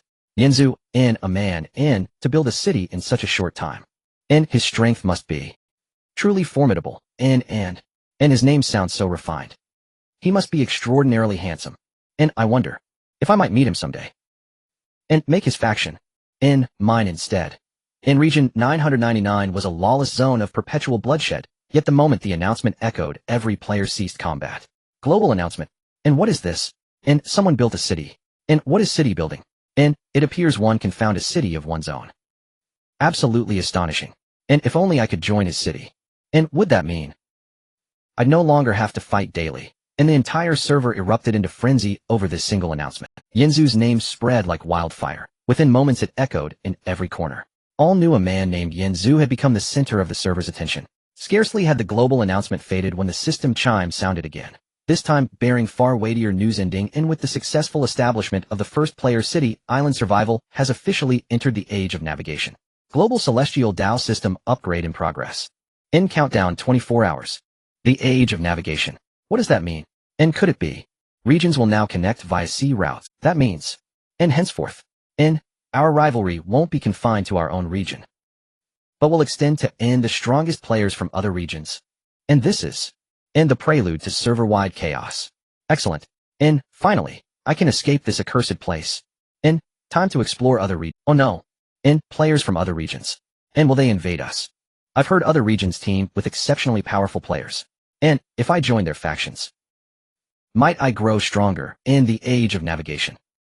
The seas surely harbor terrifying sea beasts. And with our current strength, can we even reach other regions safely? Upon learning of the system upgrade, factions across all regions sprang into action. And hurry. And gather everyone immediately. The system upgrade completes in 24 hours. And we must prepare at once. And study maritime conditions. Prepare vessels and supplies. And this age of navigation. And is both opportunity and trial. And whoever acts first, will seize the decisive advantage server-wide. And claim supremacy. Meanwhile in Region 1314, all listened intently to the system chime. Wan Xian frowned, her expression grave. Regional connectivity confirmed. And trouble is inevitable now. And strong players from other regions will certainly come seeking conflict. Tian Shiwei gently tugged Yanzhou's arm, her voice soft and sweet. What's there to fear, brother Yanzhou? You're here with us. We'll simply defeat whoever dares approach. Other regions may hold many talented young men and women. I'll help you select the best ones. She cast a deliberate pointed glance toward Wan Xian. That look was unmistakable, a challenge laid bare. Wan Xian ignored her, merely letting out a cool, dismissive snort. In Xiao Selong burst into raucous laughter. Ga. In Tian Shiwei, you little green tea. And you just want Yin Zhu senior brother all to yourself? Nand, helping select people. Huh. And I bet you'll chase away anyone remotely attractive. In Tian Shiwei flushed crimson and swatted playfully at Xiao Selong. In, you lecherous little dragon. Stop spouting nonsense. I'm not. And say another word and you won't get any roasted meat from me. Xiao Selong instantly shrank back, ducking behind Yin Zhu's other side. And no. And I'm sorry. And I'll shut up, promise. And Yin Zhu paid no mind to their banter. Calmly he opened his system interface and reviewed Xuanwu City's details. In Xuanwu City, Level 1 in upgrade requirement 1x Tier 2 kinetic blueprint, survival, coins in current members 11,000 in treehouse count 0 in node. Once admitted as a member, the squad leader may construct a treehouse within city limits. In Yin Zhu studied the data, brows faintly furrowed. In Level 1 city, capable of housing only 1,000 souls. In upgrade condition 1 Tier 2 kinetic blueprint. And 100 million survival coins. In membership count 1 out of 1,000. Only I am currently an official member. In treehouses 0. The note states once granted membership, one may erect a treehouse inside the city. Yin Zhu fell into contemplation. In 1,000. In region 1314 currently holds 16,331 survivors. Yet Xuanwu City accommodates only 1,000. In, which means only 1,000 core members may be selected. In, all others. In, must wait until Xuanwu City ascends. Before gradual expansion begins, in these 1,000 slots. In, must be allocated with ruthless precision. We shall recruit only the most elite. And the most loyal. The most trustworthy individuals. Wan Xian nodded. In, exactly. In, we mustn't admit just anyone now. In, first bring in our veteran comrades. The ones who fought monsters alongside us. In the remaining slots. In, we'll fill carefully one by one. In, better none than flawed. In Tian Shiwei leaned in, tugging Yin Zhu's sleeve playfully. Brother Yin Zhu, in, you must reserve a spot for me. In, I want to serve as your deputy city lord. In, I'll manage the citizens for you. In, guaranteeing absolute obedience. In, Wan Xian shot her a sidelong glance. In, deputy city lord, that position isn't yours to claim. In, first master yourself. In, Tian Shiwei's lips trembled, tears welling. In, brother Yin Zhu, see how sister Wan Xian bullies me again. Just then chaotic clamor erupted outside. Footsteps, thundered voices shouted in unison. Senior brother Yin Zhu, in, we demand admission into Xuanwu City. In, take us under your banner. Yin Zhu turned around, looking at the crowd behind him. Ladies and gentlemen, the Xuanwu City has just been established and can only accommodate 100 people, but we have 16331 survivors. This means we can only accept 1000 core members, leaving 15331 people behind. For now, the rest will have to stay on the outskirts until Xuanwu City upgrades. And then we can gradually expand the recruitment. The crowd nodded in understanding. Therefore, we need to carefully plan the use of these 100 slots. My idea is to divide them into 4 parts. The first part is the harem group. As soon as Yin Zhu's words fell, different expressions appeared on the faces of the women. Wan Xian's face turned slightly red, while Tian Shiwei giggled. Demimi rolled her eyes, and Yang Xiaoya jumped up in excitement. The harem group. Brother Yin Zhu is going to be the emperor, then we will be the queens and concubines. Tian Shiwei wiggled her waist and walked up to Yin Zhu. Brother Yin Zhu, I want to be the favored concubine, the most beloved one. Wan Xian shot her a cold glance. You wish. Sister Wan Xian, let me be a favored concubine. Isn't that too much to ask? Yin Zhu ignored their bickering and continued, the harem group consists of all members of our original star team. Shun Juling stepped forward, her petite figure was accompanied by a sharp gaze. After transitioning to an assassin, she exuded a fierce aura. I appoint you as the head of the harem group, responsible for managing the daily affairs of the harem group, as well as assisting me in handling the internal affairs of Xuanwu City. Shun Juling was slightly stunned, then bowed respectfully. Yes, I will not fail in my duties. Very good. Yin Zhu nodded. The members of the harem group are the core strength of Xuanwu City. Your strength must be improved as soon as possible. I will prioritize allocating the best resources to you. Thank you, City Lord. The women exclaimed in unison, their faces full of excitement and anticipation. The second part is the Phoenix Guard. Captain Wan Xian. Number of members 300. Wan Xian stepped forward, the icy beauty exuding an air of authority. With the strength of a golden stage and the hidden SS-class Ice Mage, she became one of the strongest forces in Xuanwu City, second only to Yin Zhu. The Phoenix Guard is mainly responsible for external combat for Xuanwu City, as well as exploring and conquering the seas. The selection criteria for members will focus on strength, with priority given to former core members of the Phoenix and other trustworthy, strong individuals. Wan Xian opened the system panel and issued a recruitment announcement.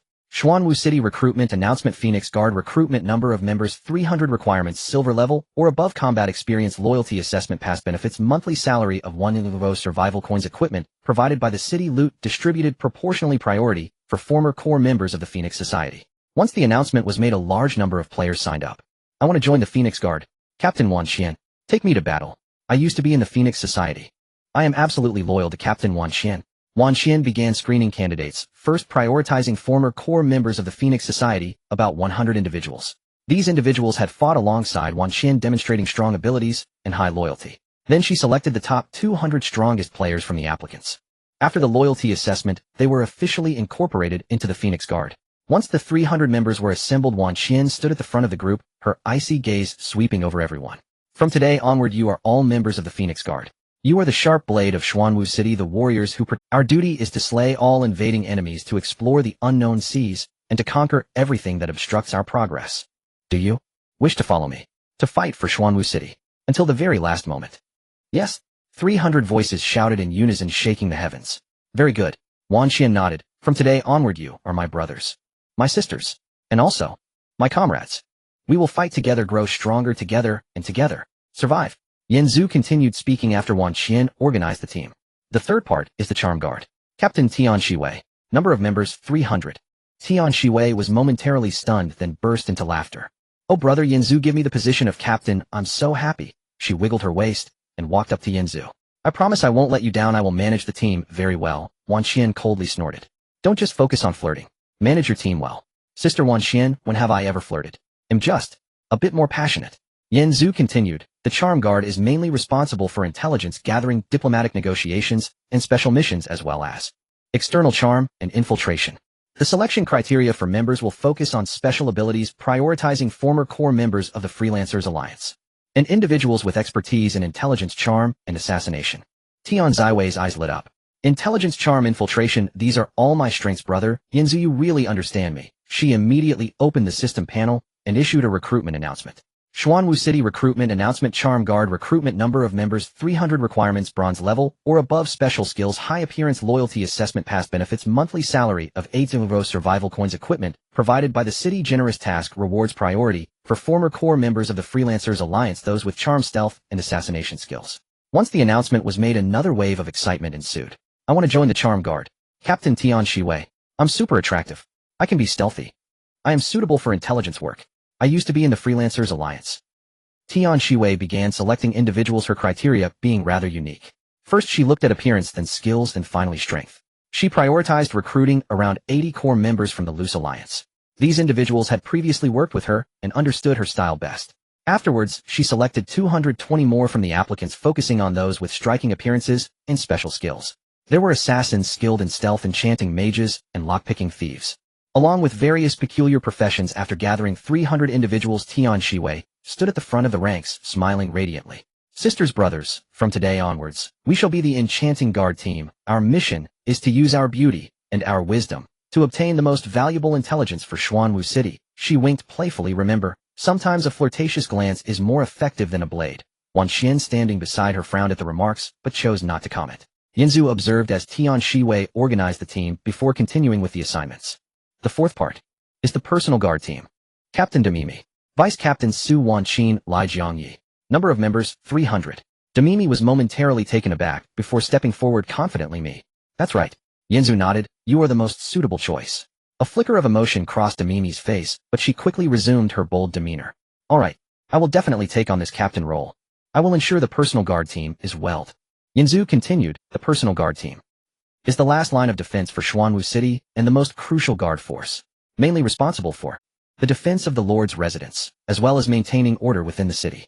The selection criteria, focusing on loyalty and defensive capabilities.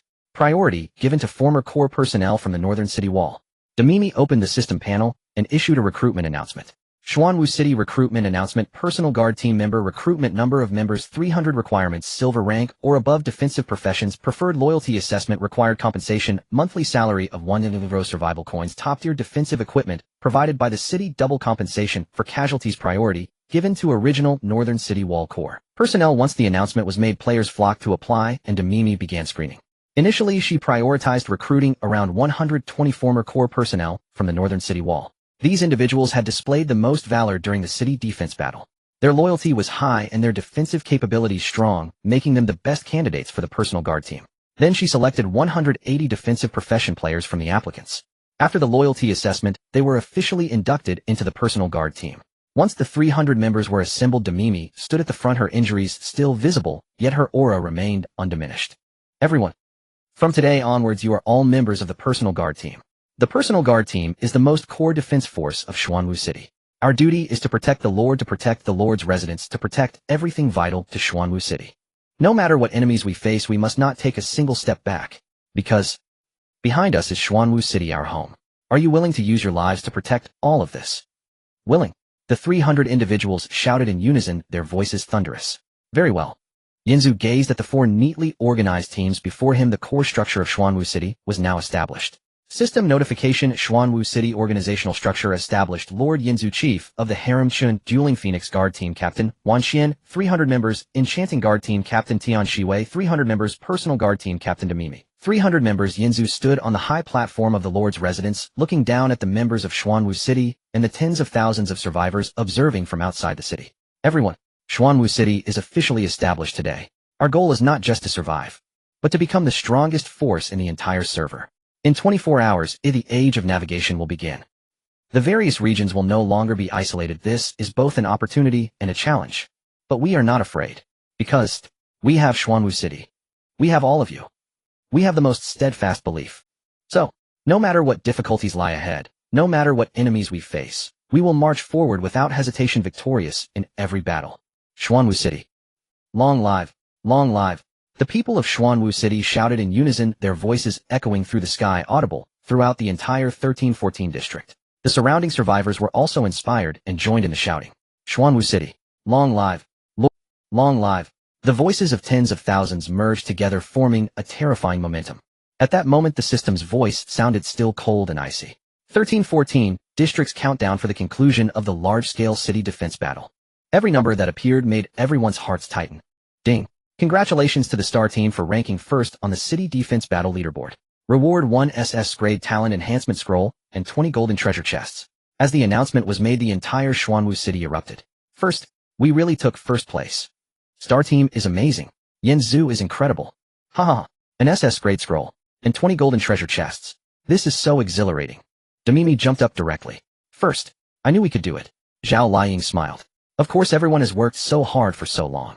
Lu Cece let out a sigh of relief. That's great. Everyone's efforts were not in vain. Reba and Bai Lu hugged each other and jumped. Yay, we won. Yang Xiaoya spun in circles, unable to stop herself. Brother Yinzu is the best. Little Sei Long flew in the sky, wagging its tail. Oh, well, we got first place. So amazing. Oh, woo, 20 treasure chests. We can open many great things. Little Ling flapped its wings, letting down a sprinkle of green light. Brother Yinzu is so impressive. Just as everyone was shouting, the surrounding space suddenly began to shake. What's going on? Why is the space twisting? Is this going to teleport us away? The scene around Xuanwu City began to blur.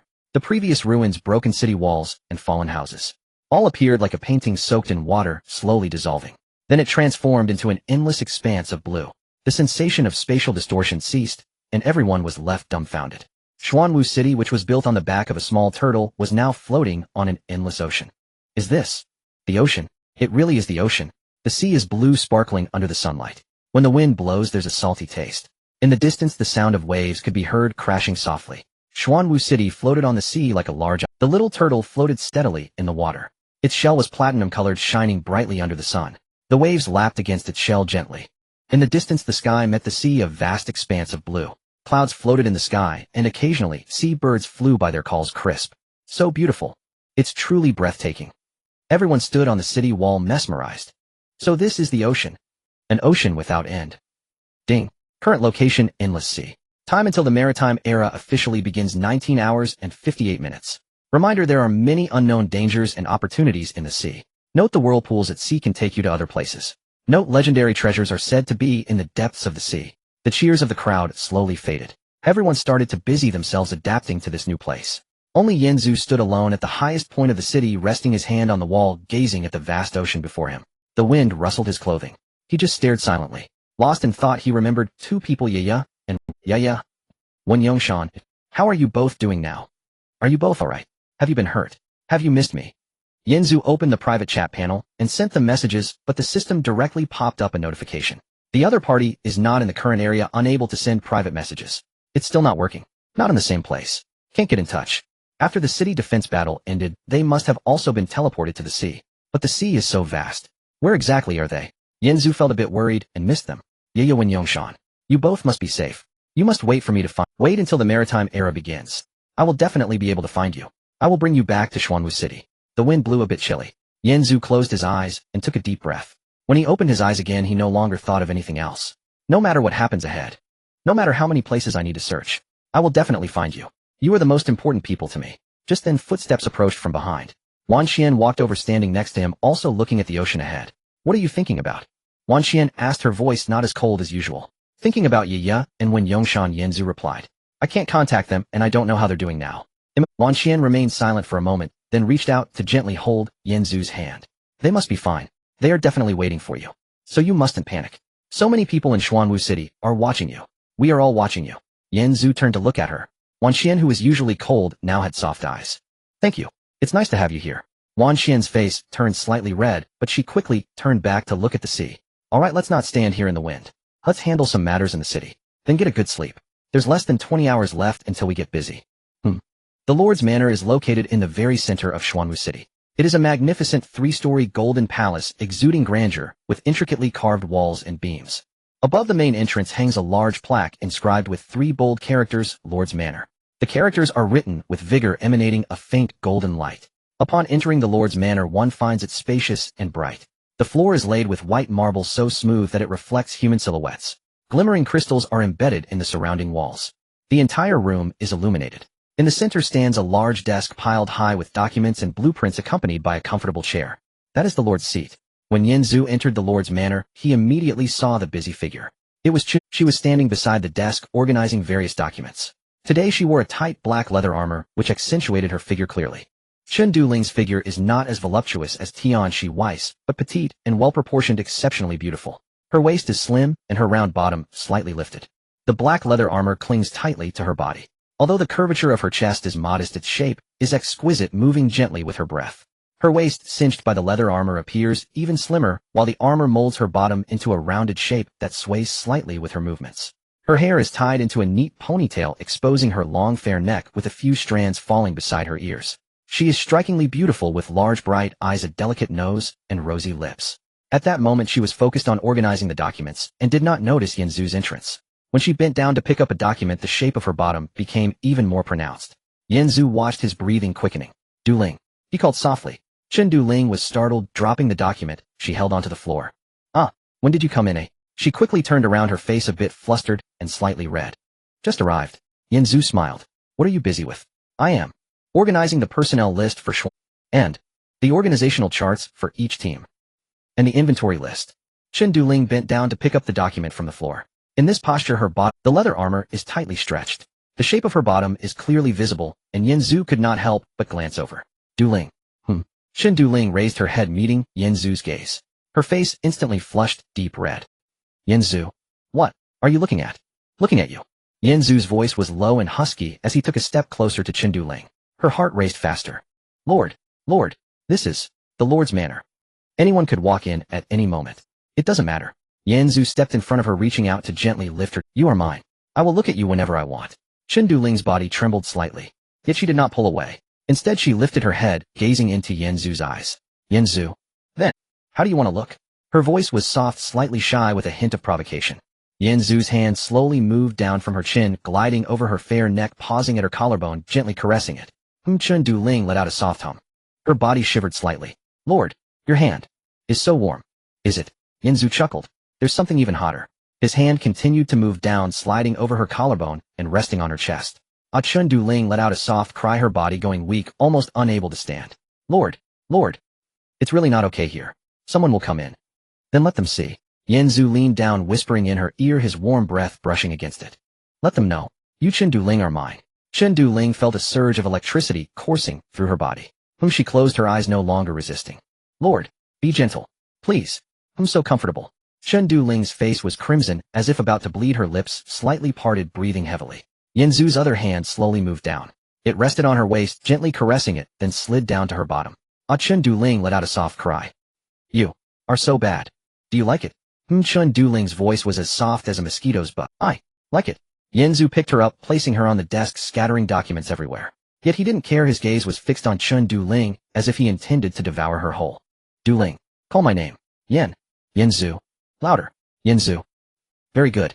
Yanzu lowered his head and kissed her lips, causing Chun Du-ling's body to stiffen instantly.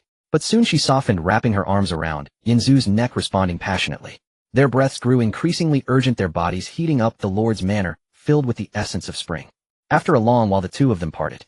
Chun Du-ling lay on the desk, her clothes disheveled, a satisfied blush on her face, her hair cascading loosely, making her even more enchanting. Yanzu, she called softly, her voice sweet and a bit coquettish. My. Yanzu sat in the chair, embracing her gently while stroking her hair. You are amazing. I almost couldn't hold on. In the future, Yanzu said casually, this will happen often. Are you willing? Chun Du-ling buried her face in his chest. I'm willing. As long as I can be by your side, I am willing to do anything.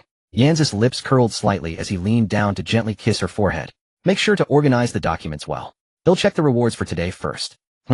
Chun Du-ling obediently nodded and began to tidy up her disordered clothes. Yanzu opened the system backpack to check the rewards he had just obtained. Talent Upgrade Scroll SSS. It can upgrade SS level talents to SSS level. Talent Upgrade Scroll SSS. It can upgrade SS level talents to SSS level. Talent up. My current SS level talent is only the Divine Beast Control Art. Then upgrade it.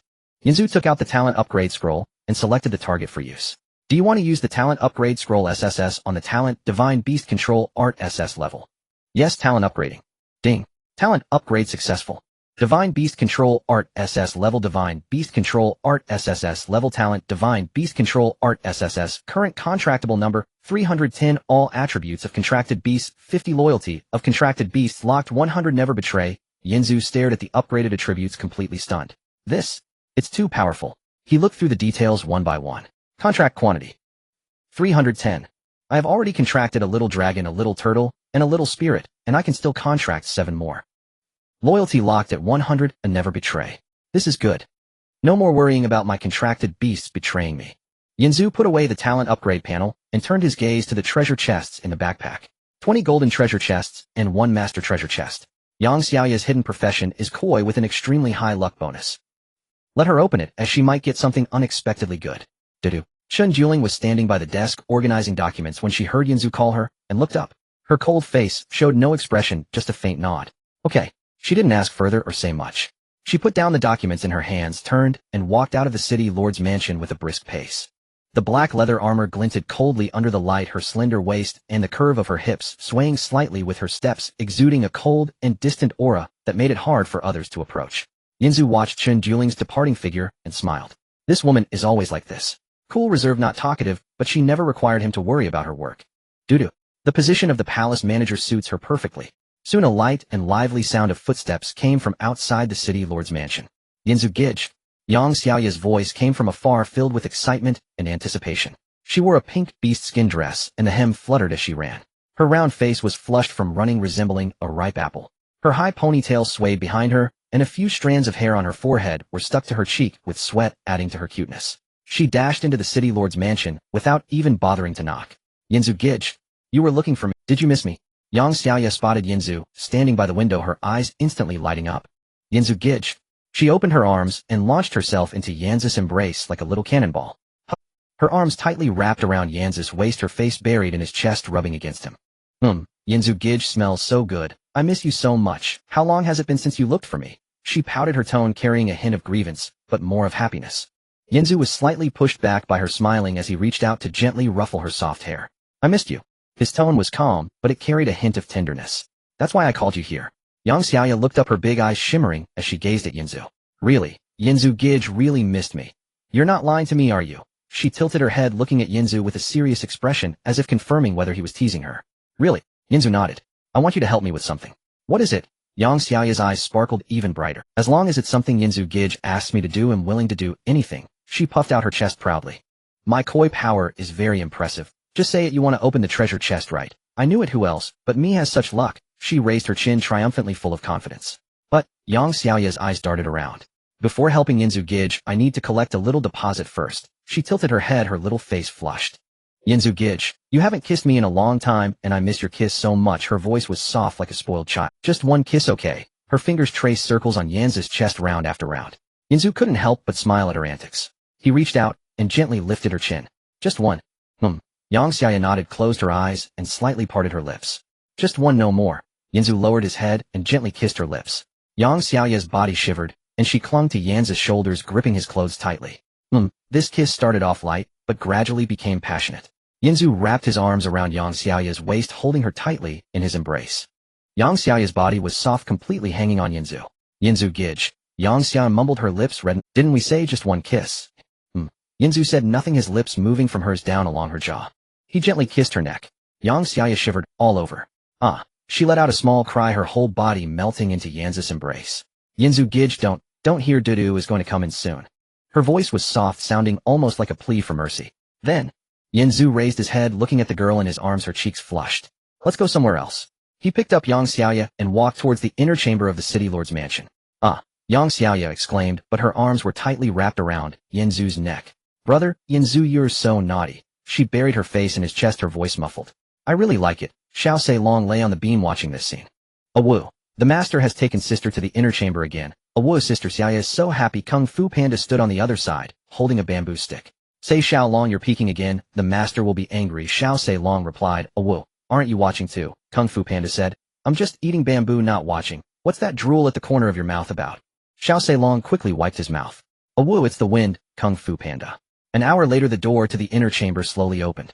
Yinzu walked out holding Yang Xiaoya. Yang Xiaoya's face was flushed, her hair, slightly messy, wrapped in Yinzu's coat, resembling a small kitten nestled in Yinzu's arms. Brother Yinzu, she called softly, her voice gentle and filled with satisfaction. You're so amazing, I almost couldn't take it. Yinzu leaned down and kissed her forehead. You've worked hard. Yang Xiaoya's face turned even redder. You're annoying, as if I did something really exhausting, she pouted, but her eyes were filled with laughter. Yinzu walked to the desk and placed Yang Xiaoya on the chair. Then he took out 20 golden treasure chests and 1 master treasure chest from his backpack, placing them on the table. A dazzling array of gold that was blinding to behold. Xiaoya, help me open these treasure chests with your koi power and see what we can get. Yang Xiaoya's eyes lit up at the sight of so many treasure chests. Wow, so many treasure chests. 20 golden treasure chests and 1 master treasure chest. She was so excited she almost jumped up. Brother Yinzu, you're too good to me, giving me so many treasure chests to open. My koi power can definitely open something amazing, don't worry. She patted her chest full of confidence. I promise to make you happy. Yang Xiaoya picked up a golden treasure chest, clasped her hands together, closed her eyes, and began to chant. Koi koi, show your powers. Open something super good. Make brother Yinzu happy. Give me some face. Please, please. She took a deep breath, and then suddenly opened the treasure chest. Opening golden treasure chest 1, obtained 1 Zero survival coins, obtained level 1 workbench blueprint 1. Yang Xiaoya was stunned. Looking at the contents of the treasure chest, the smile on her face slowly faded. It was quiet, especially quiet. Is that all it? Yang Xiaoya's voice trembled slightly. A golden treasure chest only opened 1 Zero survival coins, and a level 1 workbench blueprint. This is just 2. Her eyes turned red instantly. Woo, is my koi power ineffective? How could this happen? So embarrassing. Brother Yinzu, finally let me open a treasure chest, and I ended up with this kind of stuff. She lowered her head, her lips pouting, tears welling up in her eyes, looking particularly aggrieved. Yinzu looked at her like this, feeling a bit heartbroken. He walked over, gently pinched her chin, and lifted her face. Look up. Yang Xiaoya looked up, her eyes brimming with tears as she gazed at him. Brother Yinzu, I'm sorry I've disappointed you. Yinzu said nothing, he just lowered his head and deeply kissed her lips. This kiss was gentle, as if comforting her. Yang Xiaoya's body stiffened for a moment, then relaxed, wrapping her arms around Yinzu's shoulders, responding to his kiss. Brother Yinzu, after a long while they finally separated. Yinzu gently wiped away the tears at the corners of her eyes. Don't lose heart. This is just the first one. There are still 19 golden treasure chests. Your koi power has... Trust me, and also trust yourself. Yang Xiaoya looked into Yinzu's eyes, the grievance in her heart slowly fading away, replaced by a surge of determination. And she nodded vigorously. You're right, brother Yinzu, this is just the first one. My koi power hasn't even warmed up yet. Next, let me show you what real luck looks like. She took a deep breath, her eyes shining with confidence again. Opening them one by one is too slow, and it seems like the luck is scattered this time. I will open them all at once to concentrate the luck. I'm sure I can get something good. She stood up, placing her hands on the table, looking at the 19 golden treasure chests in front of her, her gaze firm. Koi power, open all. A faint golden light suddenly enveloped her. Her hair floated up her high ponytail, swaying in the air. She looked like a golden koi. Yang Xiaoya took a deep breath, and then simultaneously waved her hands. The 19 golden treasure chests opened at once. Boom! Golden light erupted from the 19 treasure chests simultaneously. The entire city lord's mansion was enveloped in golden light, dazzlingly bright, as if the sun had risen inside. Xiao Long was blinded by the light. Awoo, so bright, so bright. Awoo, Sister Xiaoya is unleashing a big move. Kung Fu Panda covered his eyes too.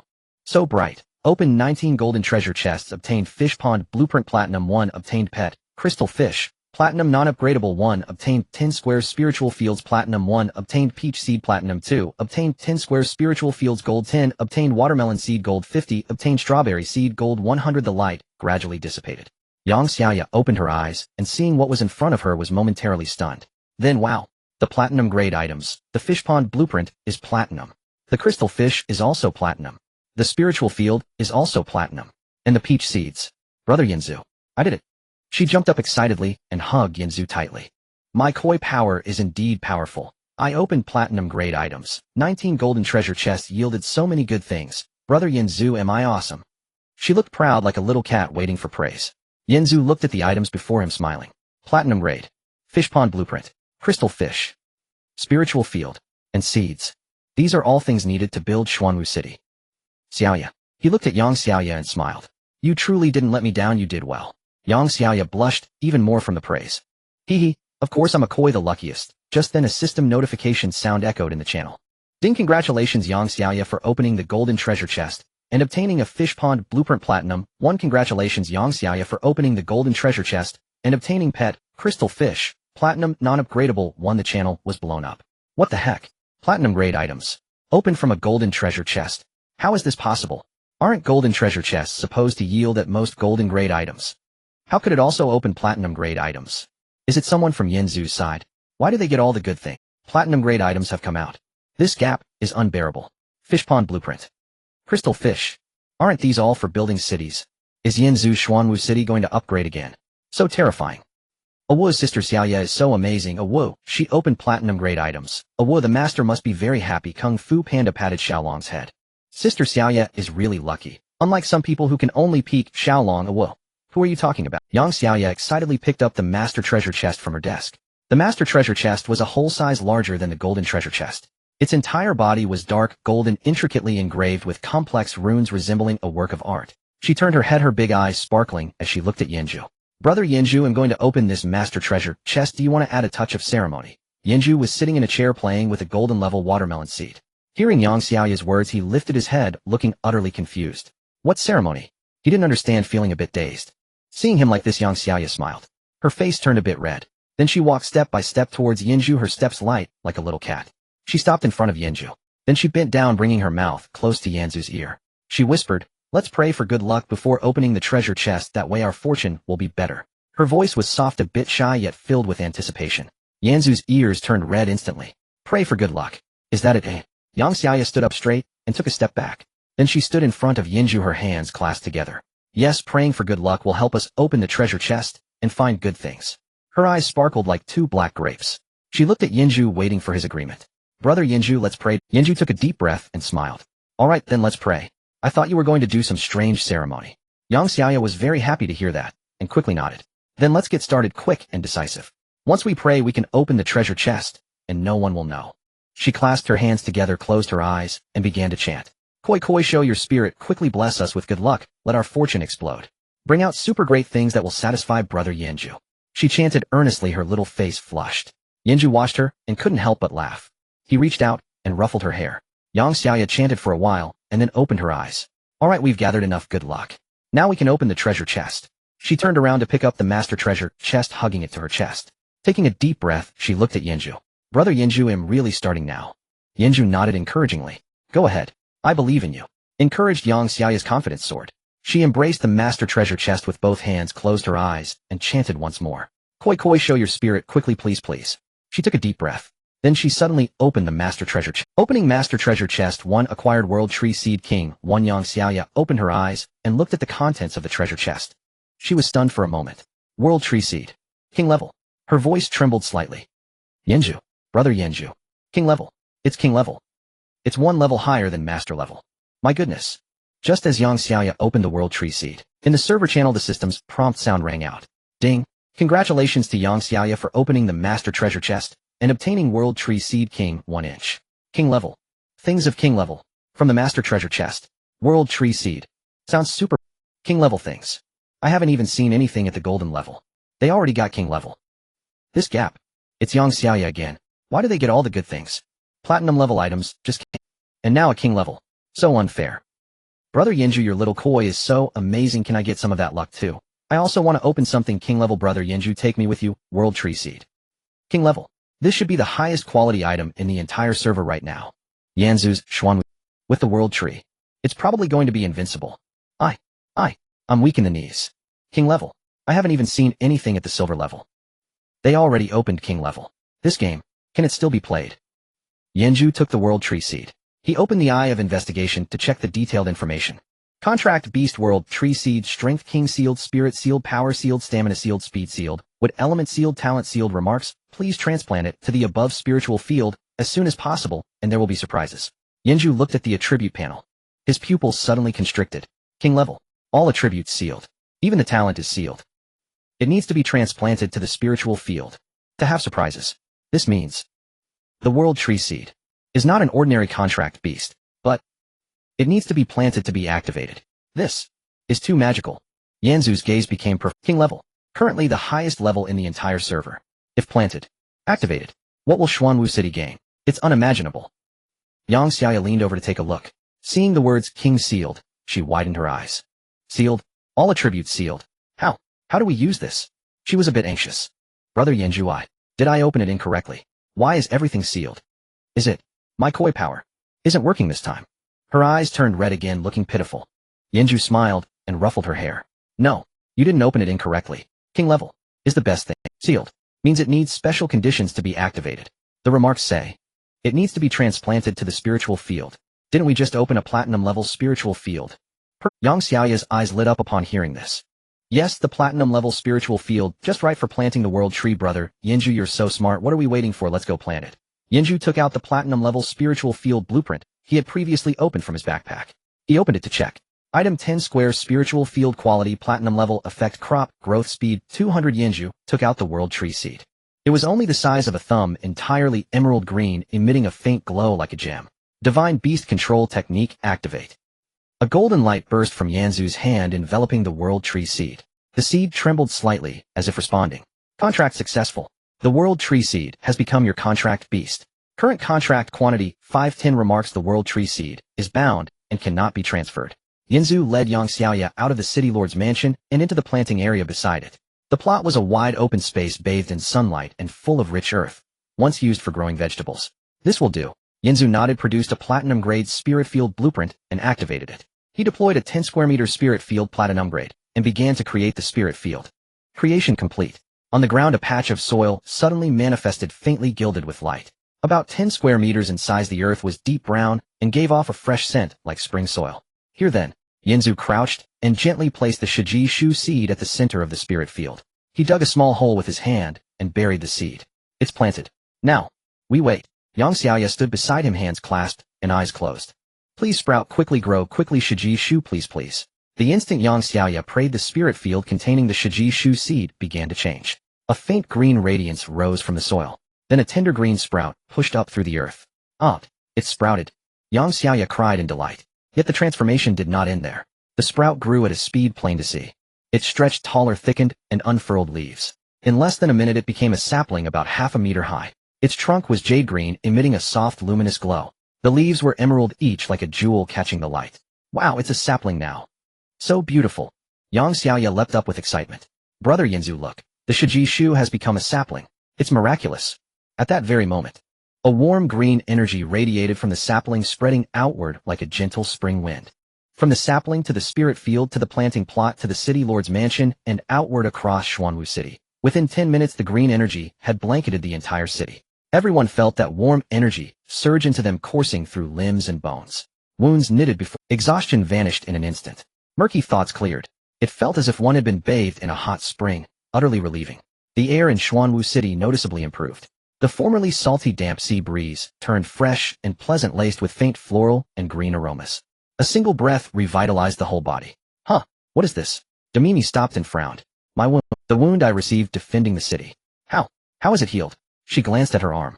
The once ghastly wound had completely closed, leaving only a faint scar. What? What is happening? No medicine. No treatment. The wound healed on its own. Wan Qian stood on the training ground as a warm energy flooded her body. Her spirit stirred. This energy, so strong and so pure. She closed her eyes and felt the current of power. The water element has become more active. What is this power? Tian Shiwei, arranging an intelligence task, suddenly felt a wave of ease. So comfortable. This energy makes my whole body go soft. It seems the charm element has strengthened as well. What is happening? So strange, so pleasant. The three on patrol along the city wall felt all their fatigue vanish. My wound. Su Wan touched her chest. The scratch I got from the beast. It's healed. Qin Lai exclaimed, my arm too. The fracture from before. Now there is no pain at all. Jiang Yi said, in my mind. It's so clear. The range of Hawk's eye seems to have expanded. What exactly is this energy? It feels so good. My wounds healed. My spirit is better. The air quality. So fresh. What's going on? Could it be a special effect of Xuanwu City? Incredible. Living here is truly fortunate. Xiao Long, flying through the air, suddenly felt the warm, woo, so pleasant. Woo, this energy is so strong. Woo, my overall attributes seem heightened. Gongfu Xiongmao, standing on the ground, felt the same surge of life. Such a powerful life aura. What is this force? I feel filled with strength. Xiao Long, do you feel it? Xiao Long answered with a howl. He felt it, and it seemed to emanate from the direction of the city lord's mansion. Master must have done something remarkable again. Sensing the energy, Yinzu immediately opened his system panel to check the Shiji Shu's information. Contract Beast Shiji Shu Juvenile. Power level Wangja sealed. Spirit sealed. Strength sealed. Stamina sealed. Speed sealed. Wood element sealed. Talent 1. Within a 1 kilometer radius of the Shiji Shu crop. Growth speed 1000. Talent 2. Produces Shiji Gua harvestable every 10 days. Talent 3. Newly activated life aura. Within a 1 kilometer radius, all allies continuously recover stamina, wounds heal faster, and spirit is restored. Note: as the Shiji Shu grows, more talents will be progressively unsealed. Having read the attributes, Yan's pupils constricted. This is overwhelmingly powerful. A 1 kilometer radius. Crop growth speed 1000. It yields Shiji Gua every 10 days. And there is the life aura. Continuous stamina recovery. Accelerated wound healing. Spirit restoration. This is Wang's level power. Although much remains sealed, this is only the juvenile passive effect. And yet it is already so formidable. If it grows to maturity, or even to its full form, what kind of power would that be? I cannot imagine it. Yinzu drew a long breath, striving to calm the shock within him. Wonderful. With the Shiji Shu, Xuanwu City's survivability will be greatly enhanced. Crop growth speed 1000. Which means food will no longer be a problem. Shiji Gua. Harvestable every 10 days. I wonder what effects they will have. Quite something to anticipate. The life aura, covering the whole of Xuanwu City. All members will continuously benefit.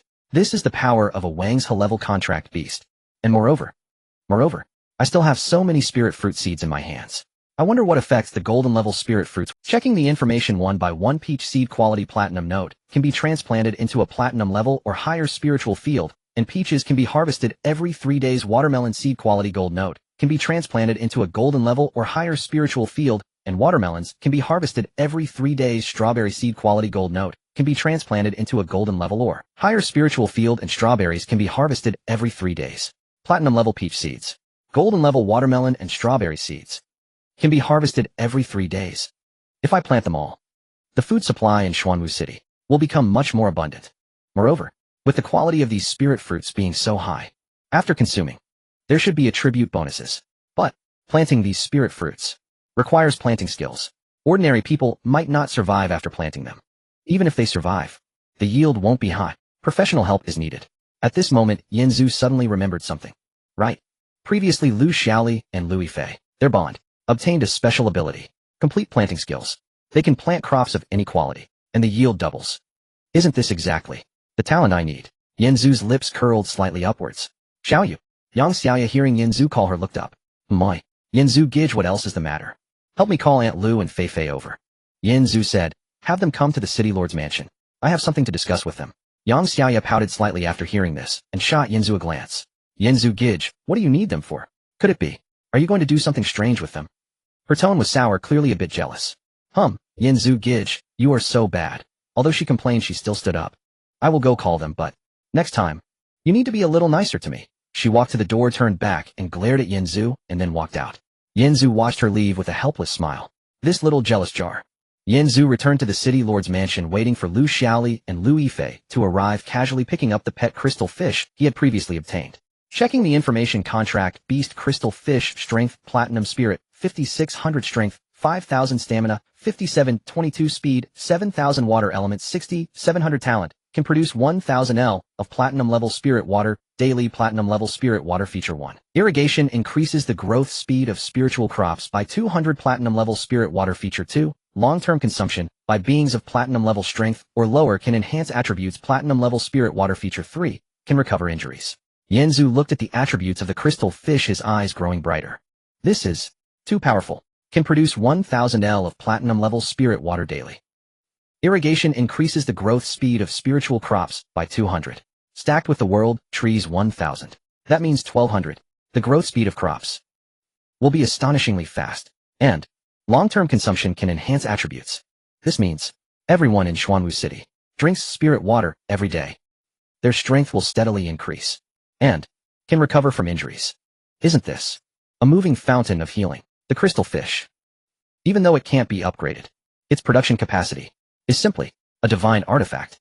Yanzu took out the pond blueprint, checking the information. Pond blueprint quality: platinum feature, can establish a 1000 square meter pond.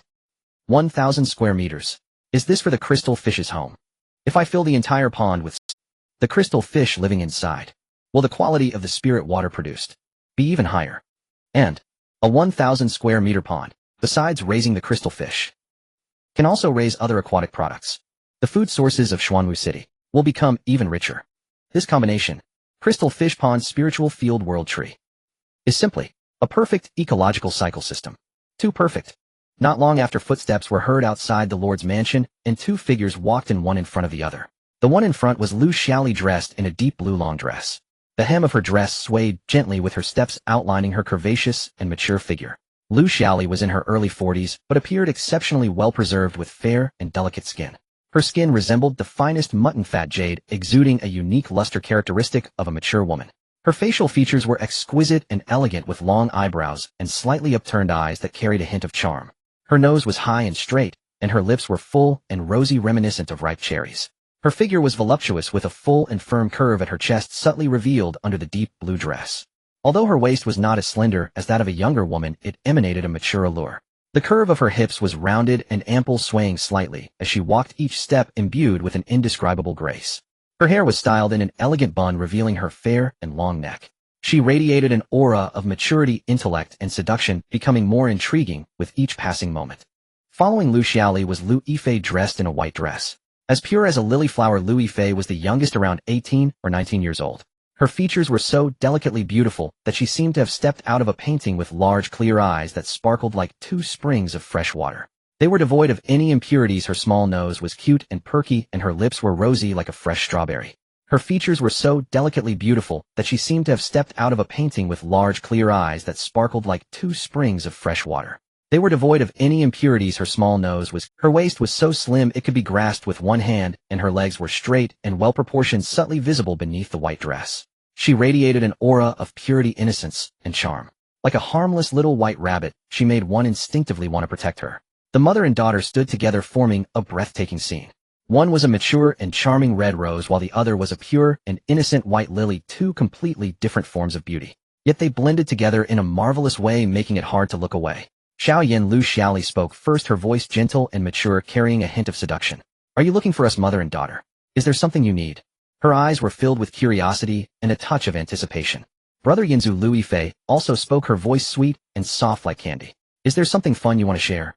She tilted her head, looking at Yanzu with an innocent expression. Yanzu looked at the mother and daughter before him, a slight smile appearing on his lips. Come in. I have some good things to show you. He placed seeds of spiritual fruits and blueprints for spiritual fields on the desk, a dazzling golden array. Lu Xiaoli and Lu Yifei both widened their eyes in astonishment. This is... Lu Xiaoli's voice trembled. Spiritual fruit seeds. Platinum-grade peach seeds. Golden-grade watermelon and strawberry seeds. And the blueprints for spiritual fields. Platinum-grade spiritual fields. Excitement sparkled in her eyes. Yanzu, where did you get all these good things?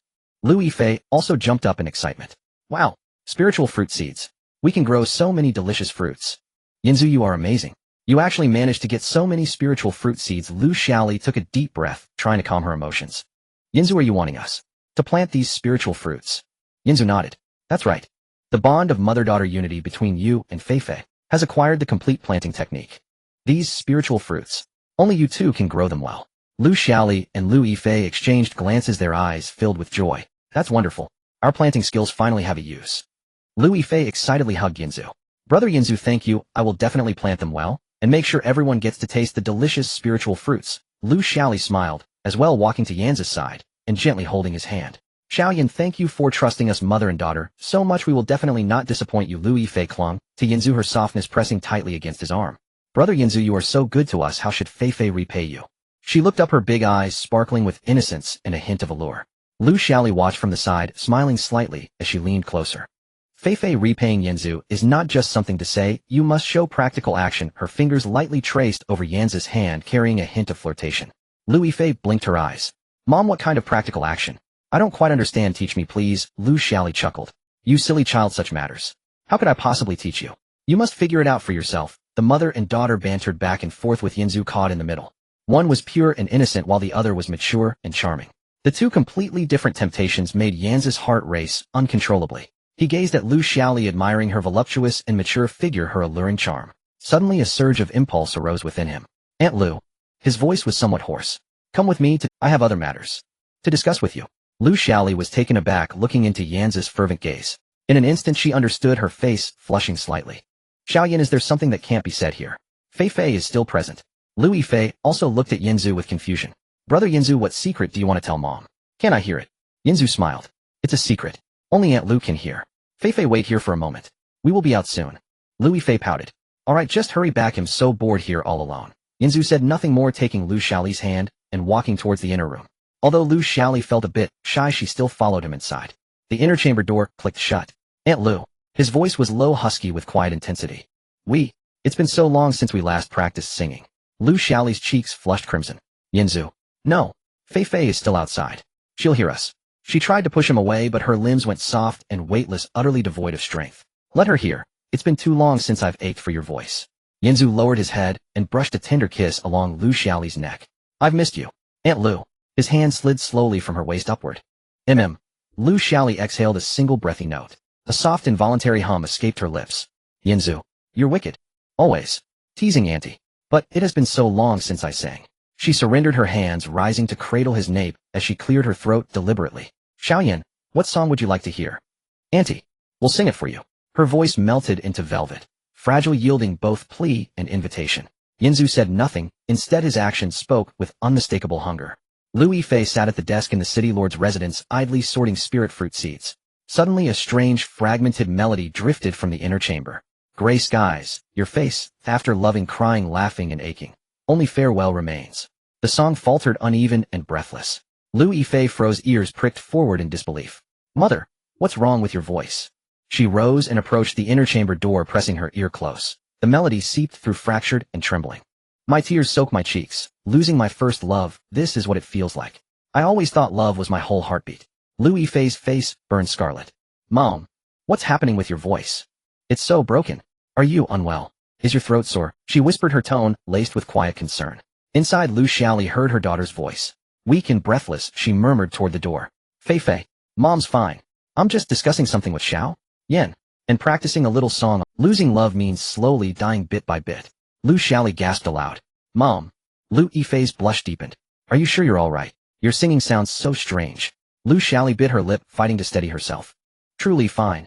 The second I lost you, my heart aged in an instant. Feifei's still outside.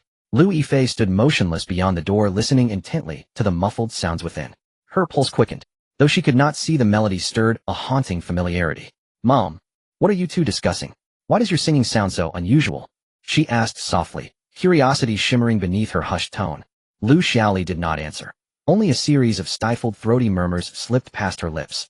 The day you went away. Lu Yifei's face flushed so deeply it seemed ready to bleed. She leaned against the doorframe, ear pressed tight to the wood. Her body trembled, faintly drawn by the sound. Aunt Lu, your voice truly grows more exquisite each time. Lu Xiaoli gripped the bedsheets until her nails dug deep into the fabric. Yinzu, don't speak. Feifei's still listening outside. Yinzu bent lower and sealed her lips with his, silencing her mid-breath. Her singing dissolved into a muffled, resonant hum. Outside, Lu Yifei heard every nuance. Her knees trembled, nearly buckling. Mom, what are you doing? Your singing somehow sounds even better now. Lu Xiaoli heard her daughter. She clutched Yinzu's shoulders fiercely, her nails scoring red trails across his back. An hour later, Lu Xiaoli lay spent upon the bed. Sweat dampened and disheveled, her face glowed with quiet, radiant satisfaction. She turned toward Yinzu and whispered shyly, Xiaoyan, what you've done? How will I ever face Fei Fei again? She heard my singing. And besides, we've sung together before. There's no reason Fei Fei should wait outside. We could sing together. A duet. Yinzu smiled, drawing her close. Ha ha. I love this feeling. Singing with you, while she listens. It's intoxicating. Lu Xiaoli's cheeks flared anew. You're terrible. They straightened their clothes and stepped out of the inner chamber. Lu Yifei sat on the chair, her cheeks still flushed. When her mother and Yinzu emerged, she rose instantly. You're finally out. Mom, your face is so red. Are you feeling unwell? Lu Xiaoli blushed deeper. No, nothing's wrong. Just a little warm. Let's go to the cultivation zone to plant the spirit fruits. Lu Yifei blinked, slowly glancing first at her mother, then at Yinzu. Something clicked, but she chose not to ask further. The three of them walked to the planting area, which was originally an empty space, now perfectly suited for cultivating spiritual fields. Yinzu took out the blueprint for the spiritual field from his storage space. He directly chose to use it. Used 10 square meters of spiritual field, golden grade, 10 creation completed. The ground trembled slightly. In the next moment, 11 blocks of spiritual fields appeared neatly before them. 10 blocks of golden grade spiritual fields shimmered with a faint golden light, with a block of previously acquired platinum grade spiritual field mixed in the middle. All done. Yinzu clapped his hands. Let's start planting. Lu Xiaoli and Lu Yifei nodded, and the mother-daughter duo said no more. They immediately got to work. Their cooperation was exceptionally harmonious.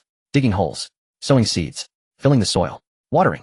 A series of actions flowed seamlessly. The platinum grade peach seed was planted in the middle of the platinum grade spiritual field.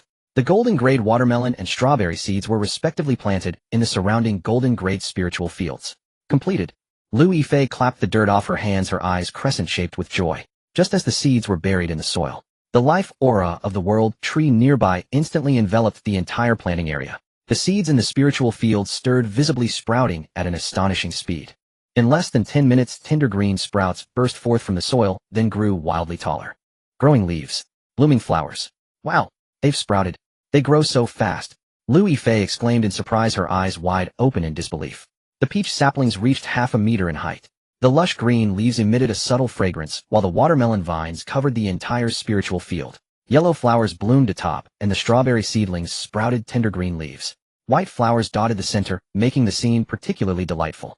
So amazing, Lu Xiaoli was also stunned, unable to help but exclaim. The effect of the world tree, plus the effect of the spiritual field.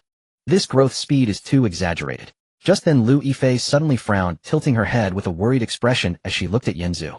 Yinzu Gidge, these spiritual fruits watered with ordinary water. I can't shake the feeling that something is off. Moreover, we are at sea. Freshwater resources are already scarce. What should we do? Yinzu looked at her adorably scrunched face, unable to help but smile.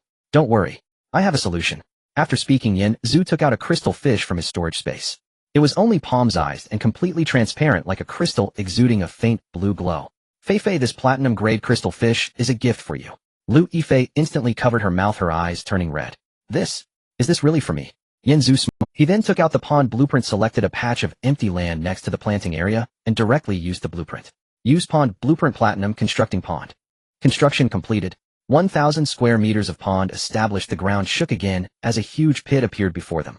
Lu Yifei carefully placed the crystal fish into the pond. Before long, the body of the crystal fish suddenly emitted a burst of blue light. Then droplets of crystalline liquid began to secrete from its body, slowly blending into the pond. Soon the pond was filled with clear water, exuding a faint, fragrant aroma. Spiritual water has been produced. Yinzu scooped up some water with his hand to check its properties. Platinum grade spiritual water quality. Platinum property 1 increases growth speed of spiritual plants by 200. Property 2, long-term consumption by those of platinum grade and below can enhance attributes. Property 3, can heal injuries. Yinzu took some spiritual water to irrigate the spiritual field, and as soon as it was poured, the growth speed of the spiritual fruits immediately increased even further. From now on, Yinzu turned to Lu Xiaoli and her daughter, saying, "We'll use this spiritual water for irrigation, but use it sparingly. Only for crops above golden grade. Ordinary crops can use regular water." Lu Xiaoli and Lu Yifei nodded in unison. Understood. Yinzu continued, "From now on, this entire planting area will be under your management. I will establish a new planting team. Aunt Lu will be the leader and Fei Fei will be the deputy leader. For personnel arrangements you can coordinate with Dudu. Lu Xiaoli listened, her eyes shimmering with a hint of emotion, her voice somewhat choked.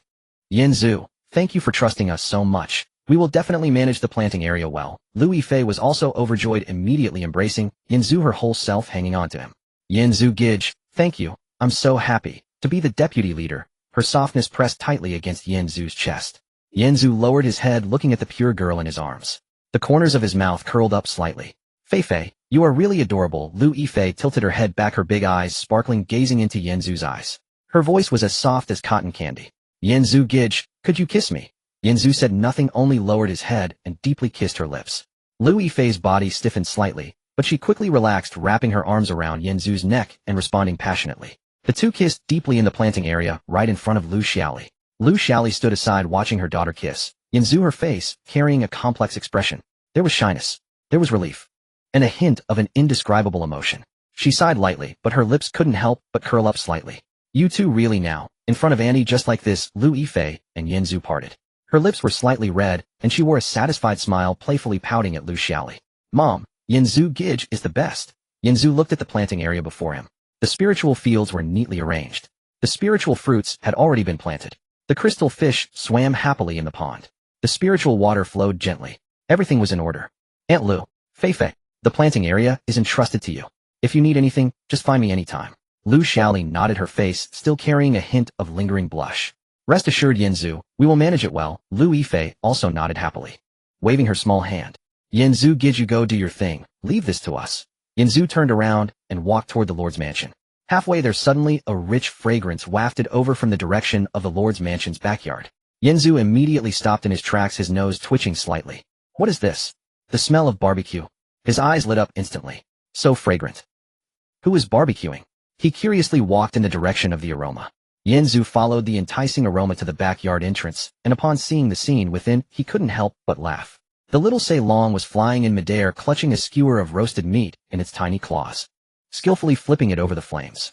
Awu, the meat needs to be evenly heated. Awu, it can't be burnt. Awu, sprinkle some salt. In its little claws there was a small jar of salt that appeared out of nowhere. With practiced movements it sprinkled the salt over the roasted meat. The scene was like that of a professional chef. Its tail was also adorned with several fish. As it swayed its body, it kept flipping the meat over the flames.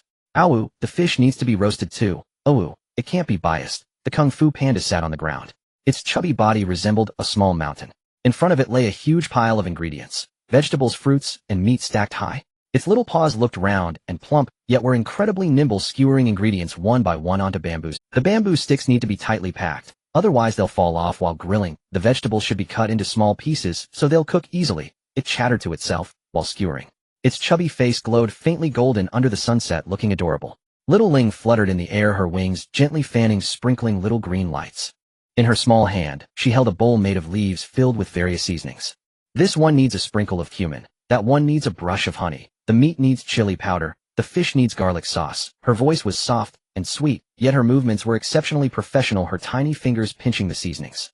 She accurately sprinkled them over each skewer of ingredients. Elder brother and elder sister, I'll be ready soon. Just wait a bit longer. Her big eyes were fixed on the food on the grill, bright as stars. I really want to eat. I want to eat quickly. Yanzu stood at the door watching this scene, unable to suppress a slight smile. His heart felt warm watching these three little creatures, one roasting meat in the air, one skewering ingredients on the ground, and one sprinkling seasonings nearby. They worked together with such harmony, creating a heartwarming scene. What are you three? Yanzu began to speak. What are you doing? The little Ceylon turned its head first. Upon seeing Yanzu, it immediately became excited. Awu, we're grilling. Awu, come join us to eat. The Kung Fu Panda also raised its head, its chubby face. Welcome, Master Yanzu. We grilled a lot of delicious food. Come and have a taste. Little Ling flew over, directly circling around Yanzu. Brother Yanzu, you're just in time. The roasted meat will be ready soon. Let's sit down and eat together.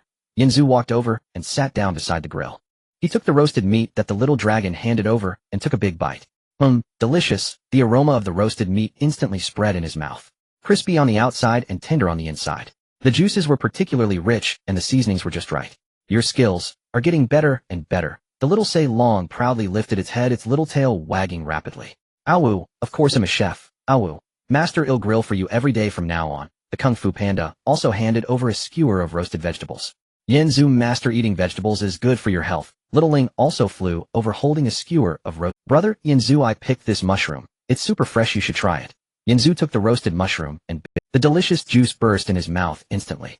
Delicious. The mushrooms picked by Little Ling are just different. Hearing this, Little Ling happily twirled in the air. Yay, brother, Yanzu likes it. The three pets surrounded, Yanzu passing skewers to each other, creating an extremely warm atmosphere. Just then 2 figures appeared at the entrance of the backyard. Yanzu turned his head to look.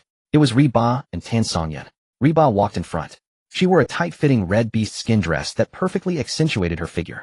Reba's features were deep and three-dimensional, her big eyes like 2 shining black jewels. Her high nose bridge resembled a delicate little mountain, her lips plump and red like ripe cherries. Her skin was fair and delicate, radiating a strong exotic charm. Her figure was incredibly hot. The curves in front were full and firm, resembling 2 ripe coconuts. Her waist was so slender it could be grasped with one hand, and her hips rounded and pert, swaying slightly as she walked like a burning flame. Her hair cascaded down her shoulders like a waterfall, black and shiny, gently swaying in the wind. She exuded an aura of passionate exuberance like a sexy little wildcat. It was hard to take one's eyes off her.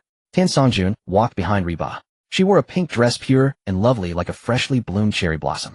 Tan Songjun's face was round with a bit of baby fat resembling a plump apple. She looked so pinchable, and her big eyes were like 2 black grapes. Sparkling and full of innocence, her little nose was cute and pert, and her pink lips resembled fresh strawberries. Her figure was petite and exquisite. Though her curves in front were small, they were particularly well-shaped. Like 2 unripe peaches, her waist was slender, and her legs straight and well-proportioned. She radiated a sweet and pure aura. Like a harmless little white rabbit, she looked so protectable. Reba sniffed the air. Her big eyes lit up and so fragrant. Brother Yanzu, are you all grilling here? She quickly walked over, staring at the food on the grill. Saliva was almost dripping. Can we eat together? Her voice was soft and sweet, carrying a hint of a... Tan Songjun also walked over, her face adorned with a gentle smile. Brother Yanzu, are we interrupting you? We came over because we smelled the delicious aroma. Yanzu smiled back. He patted the space beside him. Come, let's sit together. Let's eat together.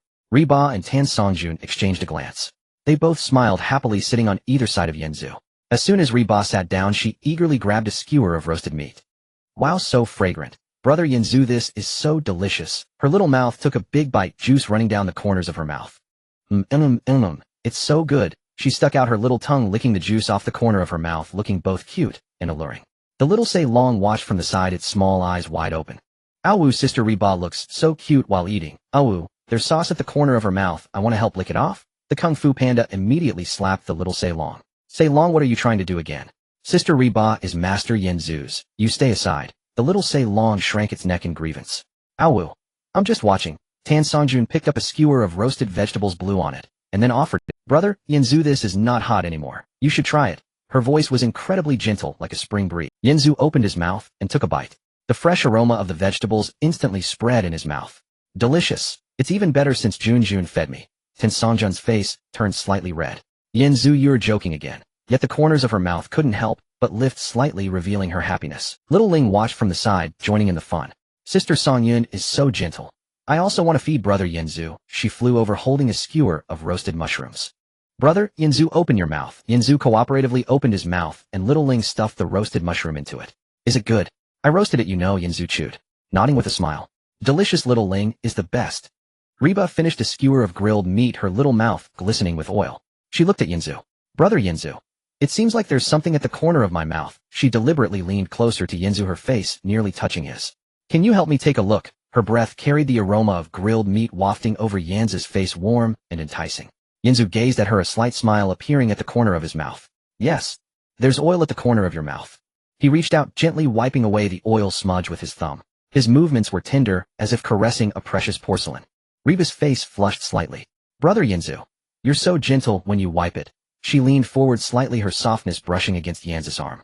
Can you wipe it for me again? There's some on this side too. She tilted her head, bringing the other side of her face. Yanzu chuckled and helped her wipe it again. All done. It's clean now. Reba giggled. Thank you, Brother Yanzu. You're really nice. She leaned against Yanzu's shoulder like a content little cat. Tan Songjun saw Reba resting on Yanzu's shoulder. She smiled slightly, not feeling jealous, but instead reached out to gently press on Yanzu's shoulder. Brother Yanzu, your shoulder seems very hard. Let me massage you. Her fingers were slender and soft. She gently kneaded on Yanzu's shoulder. Is it comfortable? Her voice was gentle, like a spring breeze. Yanzu closed his eyes. It's comfortable. Junjun's hands are so soft. Tan Songjun smiled, and her movements became even more tender. Her fingers slowly moved from his shoulder downwards. She reached his back, pressing gently. Brother Yinzu, you've been too tired lately. You need to rest well. Don't exhaust yourself too much. Her voice carried a hint of concern. Yinzu felt her tenderness warmth spreading in his heart. With you all here, it's worth it no matter how tired I am. Reba noticed Tensongjun massaging and became interested. Brother Yinzu, I'll help you massage too. She stretched out her little hand, placing it on the other side of Yanzu's shoulder. My massage skills are quite good. Her fingers, though not as soft as Tensongjun's, applied just the right amount of pressure. Yinzu was sandwiched between the two women. Reba on the left shoulder, Tensongjun on the right, both massaging simultaneously. It felt extremely comfortable. Brother Yinzu, is it comfortable? Reba leaned closer, whispering in his ear her warm breath. It brushed against the shell of his ear, causing his body to tense slightly. It's comfortable. You both massaging together is too comfortable, Reba giggled. Then from now on, we'll massage you every day. Is that okay? Tensongjun also smiled. As long as Brother Yinzu likes it. We'll massage you every day. Little Sei Long lay by the barbecue grill watching this scene. Saliva was about to drip out. Awu, master is so happy. Awu, two sisters are helping the master massage. Awu, I want it too. It swayed over, wanting to rub against Reba, but was swatted away by Yinzu. Go grill your meat. Little Dragon looked wronged. Awu, master is biased. Awu, I want beautiful sisters to massage me too. Kung Fu Panda laughed nearby. Little Sei Long, you're a dragon, not a person. Beautiful sisters won't massage you. Just accept your fate. Little Sei Long. Awu, I refuse. Little Ling also flew over. Little Sei Long, I'll massage you. She stretched out her little hand, gently pressing on Little Dragon's head. Is it comfortable? Little Dragon was taken aback. Awu, Little Ling, you're so nice. Awu, much better than the master. Yinzu, if you keep talking nonsense, you won't have grilled meat tonight. Little Sei Long. Awu, I won't say it anymore. Awu, master is the best. Time passed slowly, and the sun gradually sank in the west, painting the sky orange. The surface of the sea sparkled beautifully. The food on the barbecue grill had been cleared away. Only a few skewers of grilled meat remained still steaming. Reba and Tensongjun, one on the left, one on the right, leaning against Yinzu, helping him with a massage. Yinzu closed his eyes, savoring this rare, warm moment. Yinzu opened his eyes and accessed the system panel. He checked the information. Global Dao system upgrading. Countdown 1 hour. Only 1 hour left. Yinzu turned his head to look at Reba on the left. She was focused on massaging his shoulder. Her big eyes lowered, her eyelashes fluttering gently like a well-behaved little wife. He turned his head again, looking at Tensongjun on the right. She was gently kneading his arm, a faint smile on her face like the sunlight in spring. Warm but not glaring. Little Dragon, Kung Fu Panda, Little Ling. The three little creatures were gathered together, vying to eat the last skewer of grilled meat. They were noisy. The sea breeze gently blew over, carrying a salty and damp scent. The fragrance of the world tree in the distance, the endless sea under the sunset, glimmering with golden light, calm and mysterious. Such days are truly wonderful. Yinzu sighed inwardly. With delicious food. With beautiful women. With companions. With family. I must protect all of this. Protect well. This emperor-like life. His lips curled slightly, his eyes filled with determination. At that moment, the system countdown. Countdown 5. Countdown 4. Countdown 3. Countdown 2. Countdown 1. Each number struck like a heavy hammer on everyone's heart. Reba and Tensongjun stopped their massaging, nervously looking at the sky. Little Sei Long, Kung Fu Panda, and Little Ling also stopped their playful banter. They looked up at the sky. Yinzu stood up and walked to the center of the backyard. He raised his head, gazing at the sky, his expression profound. Ding! Global Dao system upgrade successful. The light in the sky suddenly became dazzling. A golden beam of light descended from the heavens, enveloping the entire Xuanwu city. Everyone was shrouded in light. They felt a powerful force surging into their bodies. The age of sailing finally opened. Yinzu took a deep breath, looking at the distant sea. He knew a new adventure was about to begin. At the very instant the golden light pillar enveloped Xuanwu city, the system's voice resonated once more within every mind. Ding! The age of navigation has officially begun. Oceanic maps have been updated. The global channel is the seas hold boundless treasures and boundless perils. This adventure obeys but one rule: there are no rules. Your sole objective is survival. As the system's voice echoed, the ambient temperature rose perceptibly. The once cool sea breeze grew warm, almost sultry. It was as though someone had opened a colossal furnace high above in the sky. So hot. Reba wiped sweat. Why has it suddenly grown so scorching? Tensongjun felt it too. Indeed. The temperature has surged. Yinzu looked up toward the heavens. The sky, once a clear azure, now bore a faint crimson hue, as if scorched by celestial fire. The age of navigation. Even the climate has shifted. He furrowed his brows. It seems we must now adapt to extreme heat, to enduring high-temperature environments. Yinzu opened his system interface and found a new option labeled Global. Previously only the regional channel existed, now players across all servers could communicate freely. He tapped into it, and the global channel flooded instantly with messages. At last, the age of navigation has dawned. Can we cross server boundaries now? I'm off to find beauties from other regions. Boundless treasures await upon the seas. Damn right. I'm hunting treasure. Who's with me? Anyone? Holy hell. A vortex appears in the distance. A gateway to other realms. Is there a skilled senior brother willing to guide me? I'm all alone and terrified. Which server are you from, sister? I'll escort you right away. I'm bronze tier. Really? You're amazing, big brother, but I only play with city founders. It's so boring aboard ship in the age of navigation. Any senior brother willing to keep me company? Sister, what kind of company did you have in mind? Hee. Oh, stop teasing. Just the kind where we share a tent, alone together. I'm so lonely. Come join our server. We're server 1, full of handsome men. We'll satisfy all your needs. I'm searching for companionship too, preferably someone powerfully built who can protect me. Everyone, join server 1. Long Out Yin is our server's strongest leader. Protection is guaranteed. Senior brother Yinzu, I long to join Xuanwu City. What are the requirements? I'll do anything. Has anyone else noticed how unbearably hot it's become? Huh, it was pleasant just moments ago. Now it feels like a steaming cauldron. Yes, I feel it too. The temperature must have spiked at least 10 degrees. My treehouse is blazing like an oven. I can't sleep. So hot, my clothes are drenched and clinging. So uncomfortable. Sister upstairs, post a photo. Hee. Stop flirting. Seriously, this isn't the time for flirtation. Focus on cooling down. I've discovered swimming in the sea lowers body temperature. Everyone gather here. Fortunately, Xuanwu City possesses the world tree. The life aura it radiates blankets the entire city, keeping temperatures bearable. The world tree. What is that? Sounds incredibly powerful. Oh gods, we've encountered a sea beast. Bulldrank. Enormous and terrifying. Run. Its speed is overwhelming. We cannot defeat it. Help. They're dead. Truly dead. Not a joke. Sea beasts exist. And they're this formidable. Bulldrank. Then how dare we set sail? I saw its shadow too, gliding beneath the waves. Immense. Terrified me half to death. Gold rank sea beast. Our server's strongest is merely silver rank. Encountering one means certain death. At that moment the system's voice rang out again, resounding across all servers. Ding. Global announcement. Congratulations to player Long Out Yin for founding Out Yin City. Player Long Out Yin becomes the second player across all servers to establish a city. Reward Master Chest 1. Immediately thereafter. Ding. Global announcement. Congratulations to Long Out Yin for opening the Master Chest and acquiring the City Guardian BC Serpent Master 1. Long Out Yin, the top-ranked powerhouse of Server 1. He's finally founded his city. A Master Rank Sea Serpent. A City Guardian Beast. Master Rank. Unbelievably terrifying. Long Out Yin is extraordinary. I'll join Out Yin City. But senior brother Yinzu founded the first city. Far superior to them. Haha. Listen while trash across all servers. Our Lord Long Out Yin has founded his city. And he commands a Master Rank Sea Serpent as City Guardian. Who dares defy him? I heard a player named Yinzu from server 1314 seized first city honors. What pathetic fool dares compare himself to Lord Long Out Yin? Yinzu, dare you face us in server 1? Let me show you true strength. Yinzu's faction consists entirely of women, doesn't it? Haha. Women are fit only for warming beds. War demands men. Yinzu, step forward. Hiding behind women. What kind of man are you? Yinzu regarded the global channel calmly. First to found a city means little. In the age of navigation, I shall prove who truly reigns supreme. Taunts from Out Yin City players scrolled past line after line. His expression remained utterly unchanged, serene still as deep water. Senior brother Yinzu Reba stood beside him watching. Her cheeks flushed with indignation. Those people are insufferable. How dare they slander you? Let me scold them. Tan Songjun frowned deeply too. Senior brother Yinzu, they're provoking you. Shall we respond? Yinzu closed the global channel and spoke soft. No need. Mere clowns prancing on stage.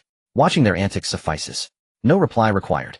His tone was tranquil, yet brimmed with unshakable confidence. Long Out Yin. Master Rank Sea Serpent. It seems. This world harbors more than one extraordinary destiny. My resolve to grow stronger has only hardened further. He drew a deep breath and gazed toward the distant ocean, his eyes flashing with razor-sharp determination. Long Out Yin. The age of navigation.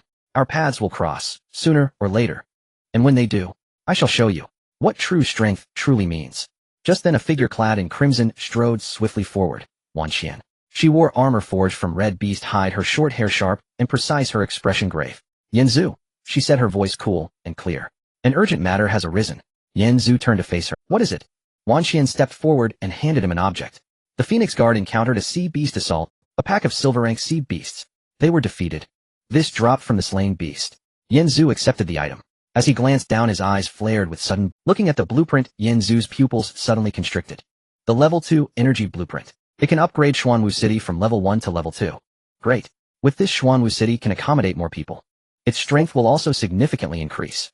A slight smile appeared at the corner of his mouth, and a glint of sharp light flashed in his eyes. Wan Qian, well done. You have killed the sea beasts and obtained such a good item. Wan Qian nodded. A faint smile appeared on her cold face. Yanzu put away the blueprint and looked at Wan Qian. How are the casualties? Was anyone injured? Wan Qian shook her head. No. Those sea beasts were of average strength. There were no casualties. That's good. Yanzu breathed a sigh of relief. Let the injured team members rest well. Rewards will be distributed. Understood. Yanzu looked at the level 2 energy blueprint in his hand, filled with anticipation. Upgrade conditions. Require 100 million survival coins. Plus this blueprint. Then it can be upgraded. Although 100 million survival coins is not a small amount. But with the crops from the world tree, and the spiritual water from the crystal fish, with the output from the planting area, it will be gathered soon. At this moment Tian Shui walked in quickly. Her face no longer wore her usual charming smile. Instead it was replaced by seriousness. Yanzu Gij, to the east a swarm of sea beasts is coming. There are many, at least 1,000. Let's go. He stood up. Shiwei, take your team, with you little Say Long, Kung Fu Panda, and Xiaoling. The others will stay to guard the Lord's mansion. Yanzu along with his contract beasts arrived at the eastern city wall. The sight before him made him gasp. On the sea a swarm of sea beasts surged towards Xuanwu City. There were huge crabs, long sea snakes, sharp sharks, and oddly shaped octopuses. There were at least 1,000. So many, but in terms of strength. Yanzu activated his probing eye and scan. Most were black iron and bronze level. Only a few were silver level. None were gold level. Just attack. Little Say Long. Dragon Flame, full power. Kung Fu Panda. Tai Chi Fist Panda Body Slam. Xiaoling. Forest Blessing Horn of Courage. Little Say Long's Dragon Flame ravaged the sea surface, turning large numbers of sea beasts to ashes. Kung Fu Panda's Tai Chi Fist knocked sea beasts flying.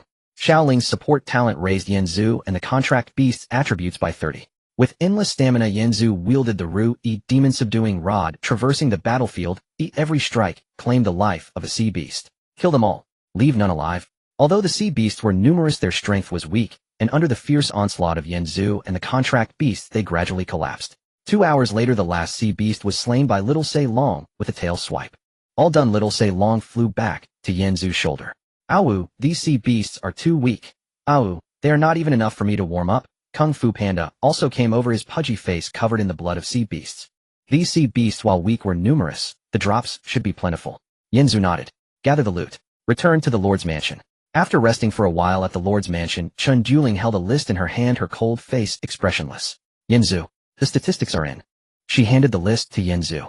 Statistics of rewards from the Sea Beast Group. Survival coins 1. 42 million large ice storage, silver 110 square spirit fields, silver 25 10 square spirit fields, bronze 184 strawberry seeds, bronze 98 tomato seeds, bronze 120 watermelon seeds, bronze 220 cucumber seeds, bronze 431 grape seeds, bronze 1821 rice seeds, bronze 4121 yen. Zhu looked at the list, a hint of surprise flashing in his eyes. 1. 42 million survival coins. A large ice storage. 25 silver spirit field. 184 bronze spirit fields. And so many seeds. Basically all focused on seeds and spirit fields. It seems I am to focus on agricultural development. A slight smile appeared at the corner of his mouth. Very good. These resources are just right to expand the planting area. Yanzu called for Lu Xiaoli and Lu Yifei. The mother and daughter quickly arrived at the Lord's mansion. Aunt Lu, Fei, look at these. He handed them the list of seeds and spirit fields. Lu Xiaoli took the list, glanced at it, and her eyes instantly lit up. So many seeds. And so many spirit. Where did you get all this from? Lu Yifei also leaned over to look. Wow. Rice seeds. Grape seeds. So many. She jumped up in excitement. Yanzu Gij, are these all for us to plant? Yanzu nodded. All for you.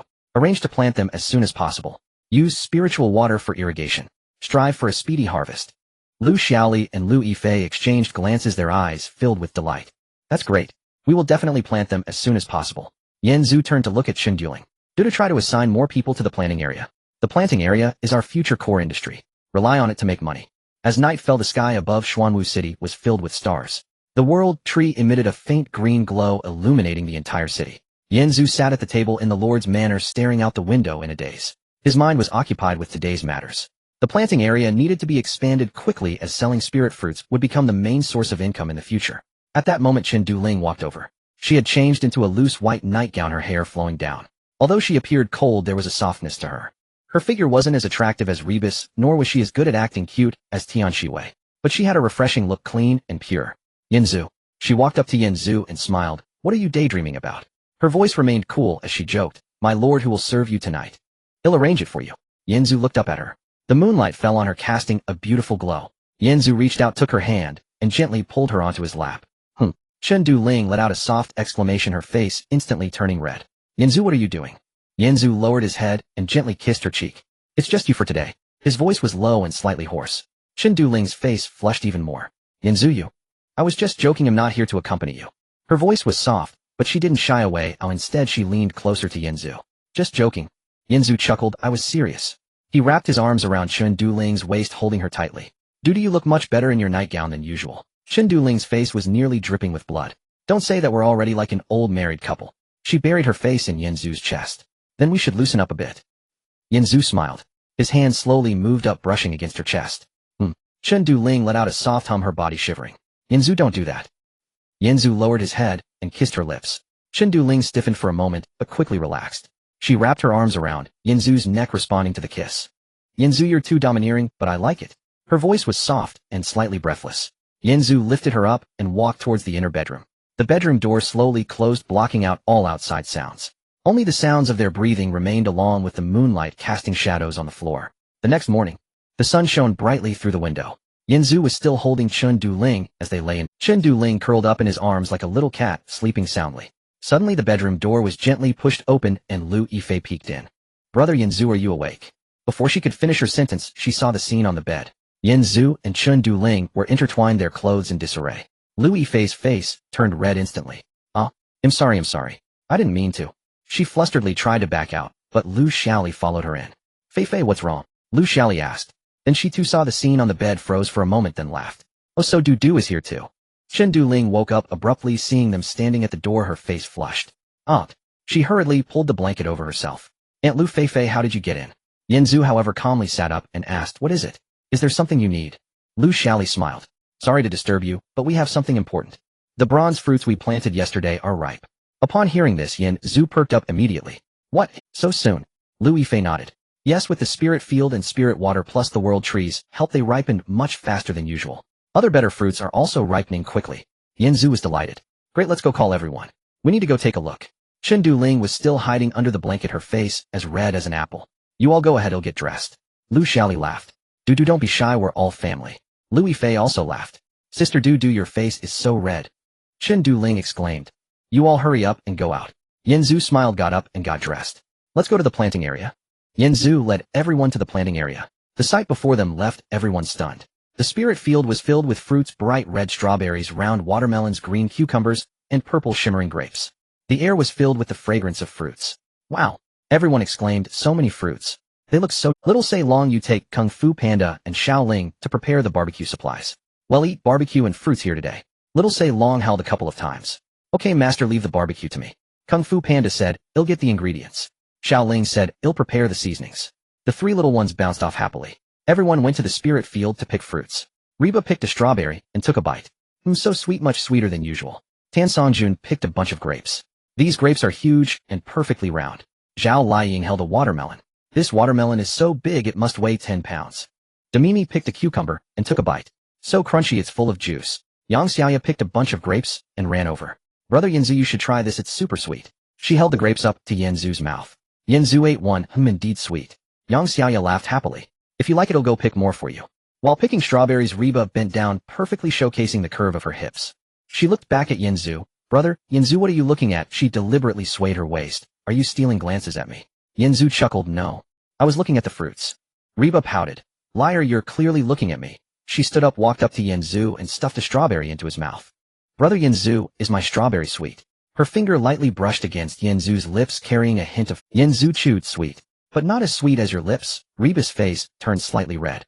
"Brother Yanzu, you're so bad." Tan Songjun also came over, holding a bunch of grapes. "Brother Yanzu, you should try my grapes too." She picked a grape and fed it to Yanzu. He opened his mouth and ate it. "Sweet, all the ones you picked are sweet." The girls surrounded Yanzu, each offering him a strawberry or a bunch of grapes. Little Say Long, Kung Fu Panda, and Xiao Ling were busy preparing the barbecue. After picking their fruits, the girls sat down on the grass in the planting area to rest. Yanzu lay on the grass, gazing up at the sky, enjoying the rare tranquility. Bailu walked over and sat beside Yanzu. "Brother Yanzu, you must be tired, let me give you a massage." Her fingers gently kneaded his shoulders. Bailu's fingers were delicate, yet strong, making for a pleasant massage. Tan Songjun also came over and sat on the other side. Brother, Yanzu will join in too. Her fingers gently pressed on Yanzu's legs. Reba also leaned in. Brother, Yanzu, I want to help you with a massage too. Her small hands traced circles on Yanzu's chest. Li Yitong also approached. Yanzu, I'm here too. Her fingers gently kneaded Yanzu's arms. The four girls worked together, giving Yanzu a massage. Yanzu closed his eyes, enjoying it. So nice, your techniques are getting better and better. Junjun smiled. Of course I give you a massage every day, how could my skills not improve? Yanzu was enjoying the massage service from four women, feeling so comfortable that he nearly let out a hum. He casually opened the World Channel, wanting to see how everyone was faring after the Age of Navigation began. The channel was filled with whales. Since the Age of Navigation began, food has become so hard to obtain.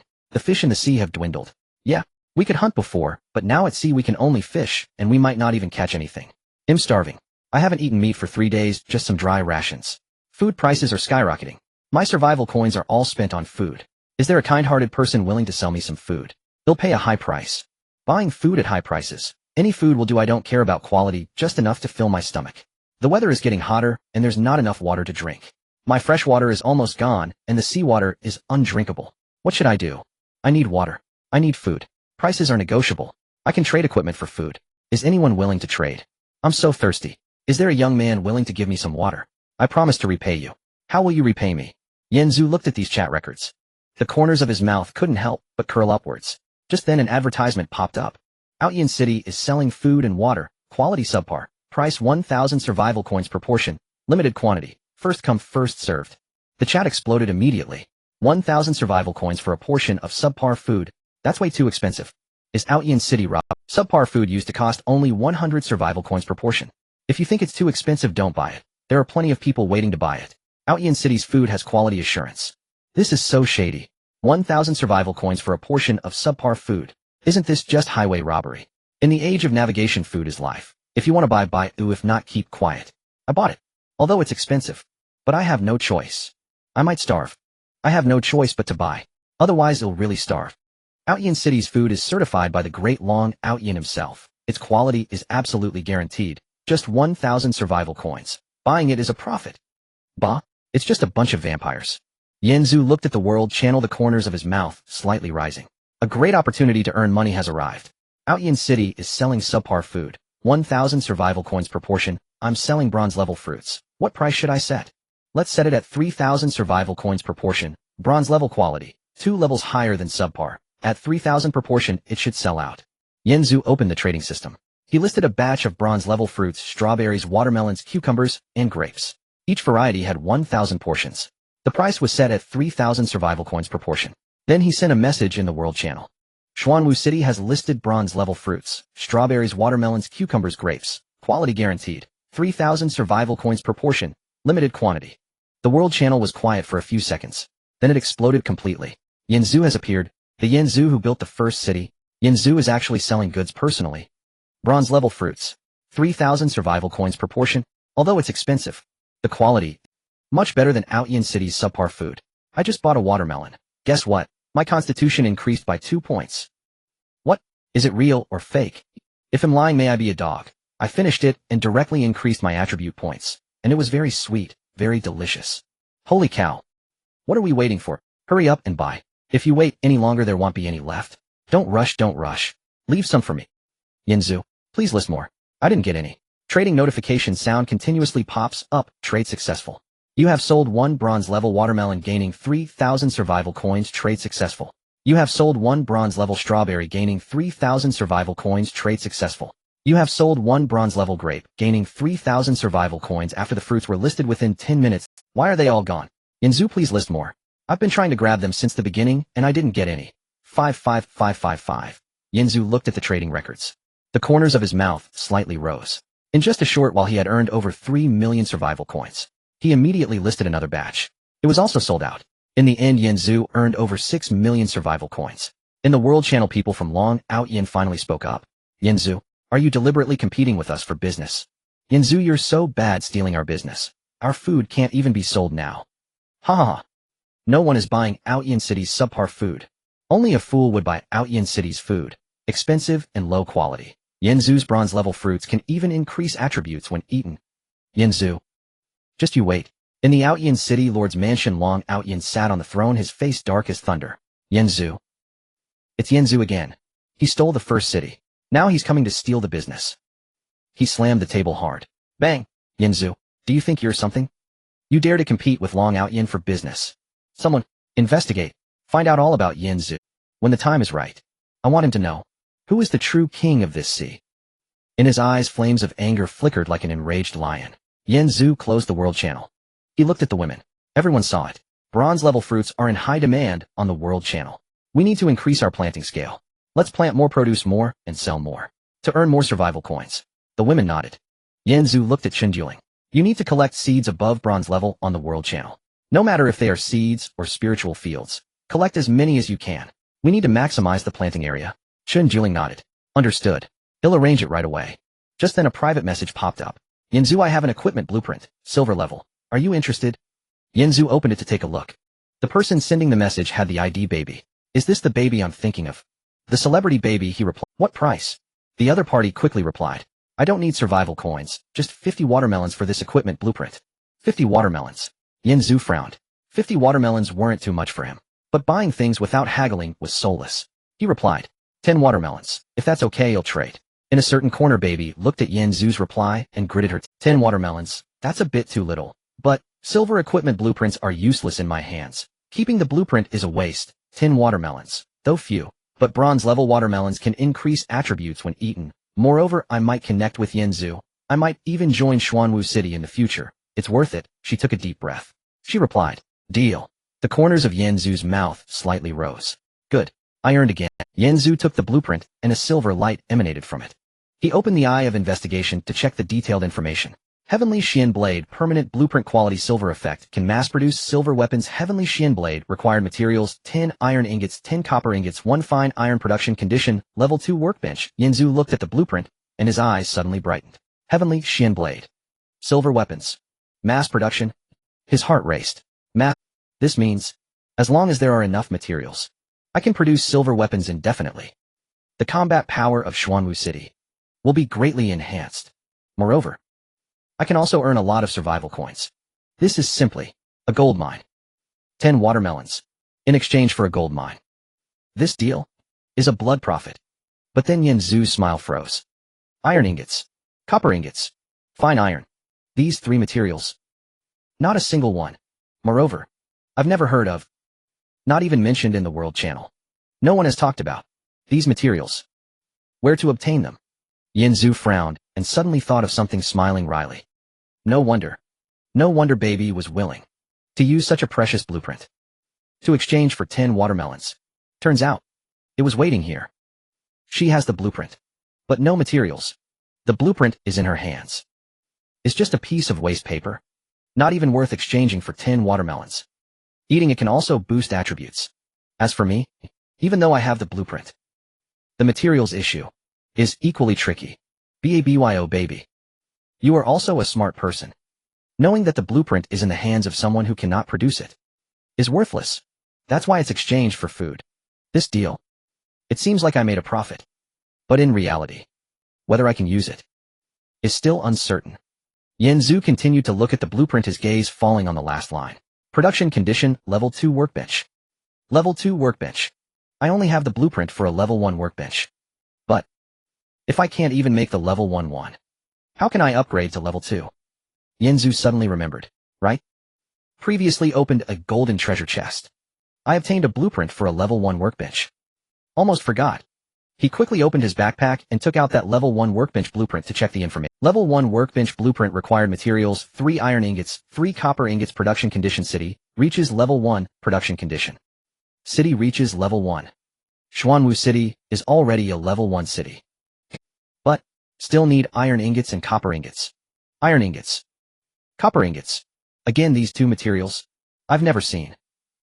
I don't even know where to obtain them. Yanzu rubbed his forehead. It seems the urgent matter is to find the source of iron ingots and copper ingots. Yanzu opened the world channel and posted a message for purchasing. Buying iron ingots, copper ingots, and fine iron price is negotiable. Anyone with stock, please contact me. Iron ingots, copper ingots, fine iron. What are those? I've never heard of them before. What Yanzu is purchasing? I've never even heard of them. What are they? Iron ingots. Sound like something mineral-related. But where can I find minerals?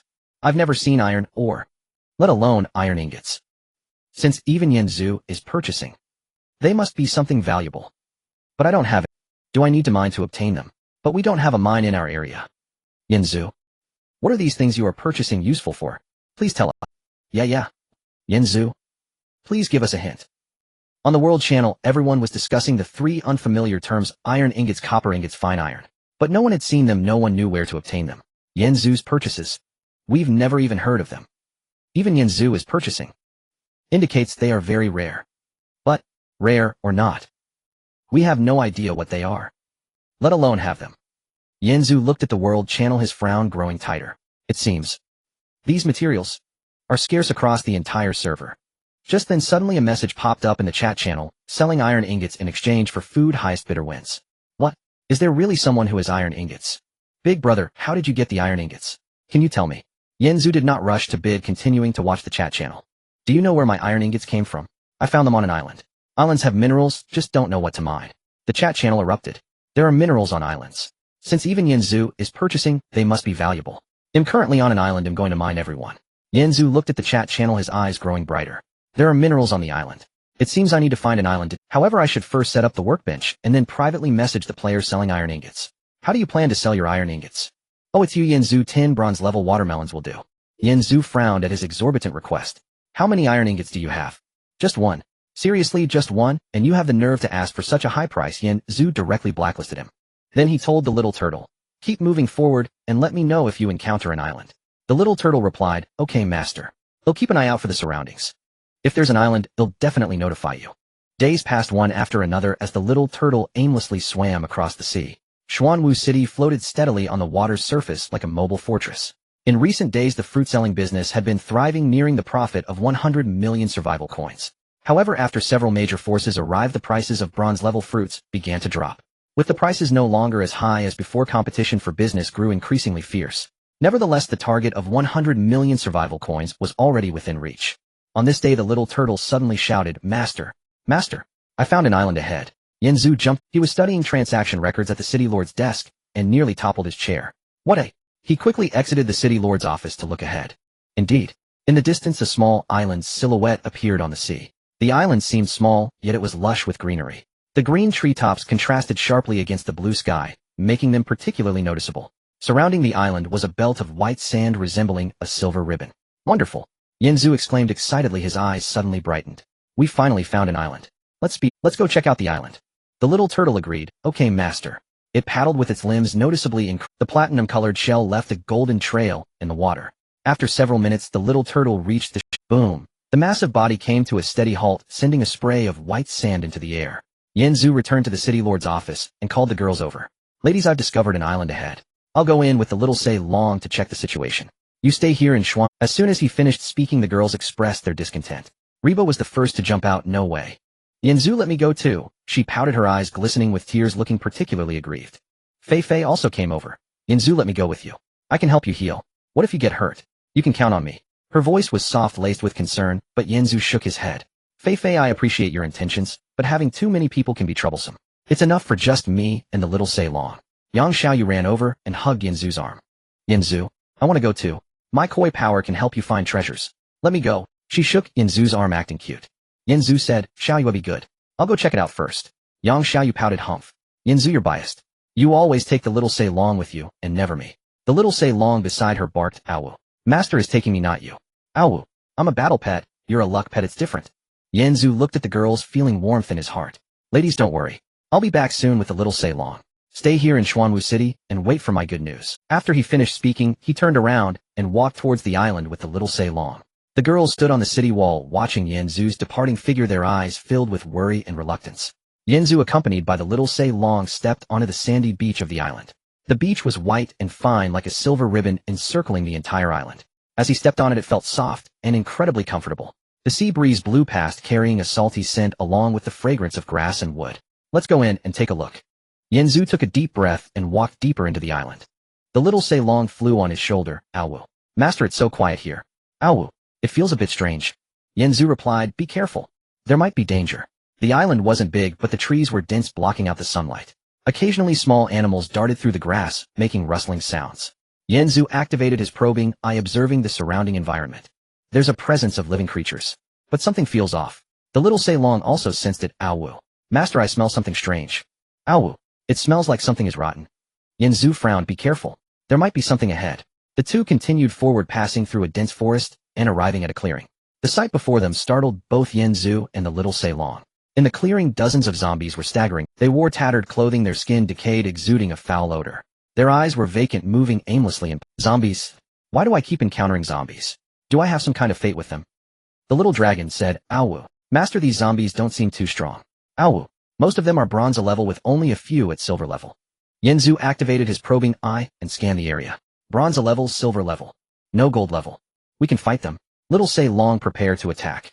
Yanzu drew the Rui demon-slaying rod and charged in. Kill. With one strike, a bronze-level zombie's head was smashed to pieces. Ding. A light sound rang out, and a piece of metal dropped from the zombie's corpse. Yanzu picked it up and exclaimed, Iron ingot. Killing zombies actually drops iron ingots. His eyes lit up. Little Ceylon, hurry. Kill a few more and see what else they drop. Ow. Got it, master. The little Ceylon flew out, breathing dragon flames. Boom. A group of zombies was turned to ash. Ding ding ding. A series of sounds echoed as metals continued to drop from the corpses of the zombies. Yanzu hurriedly picked them up and opened his backpack to check the iron and copper ingots he had just collected. Iron ingot 47 pieces, copper ingot 23 pieces, 47 iron ingots and 23 copper ingots. Not bad. But where's the refined iron?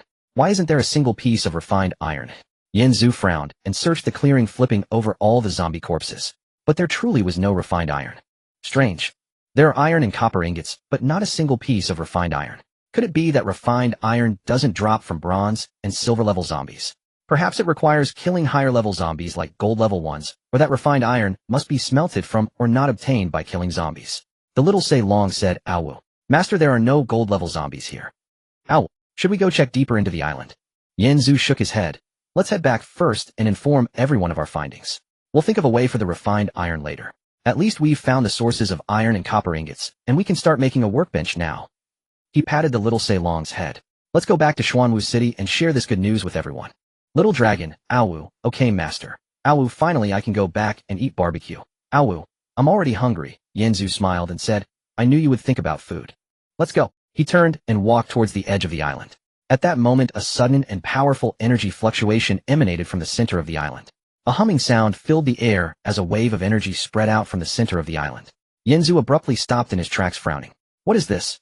He turned his head to look towards the center of the island. Little Ceylon sensed it too. Ow, master, there's an energy fluctuation. Ow, such strong energy. Ow. It's coming from the center of the island. Little Ceylon turned its little head towards the center of the island, a bit wary. Yanzu closed his eyes, using his spiritual power to sense the energy. It felt gloomy, cold, with a hint of a rotten smell. The aura of corpses. Yanzu's eyes widened. Such a strong aura of corpses. It's much stronger than the zombies I encountered earlier. It's far too strong. What could be in the center of the island? Little Ceylon. Ow. Master, should we go take a look? Ow. It feels a bit dangerous. Ow. But there might be good things. Yanzu was silent for a few seconds before opening his eyes. Let's go. Let's take a look. Even though I have enough iron and copper, I still haven't found the fine iron. That energy.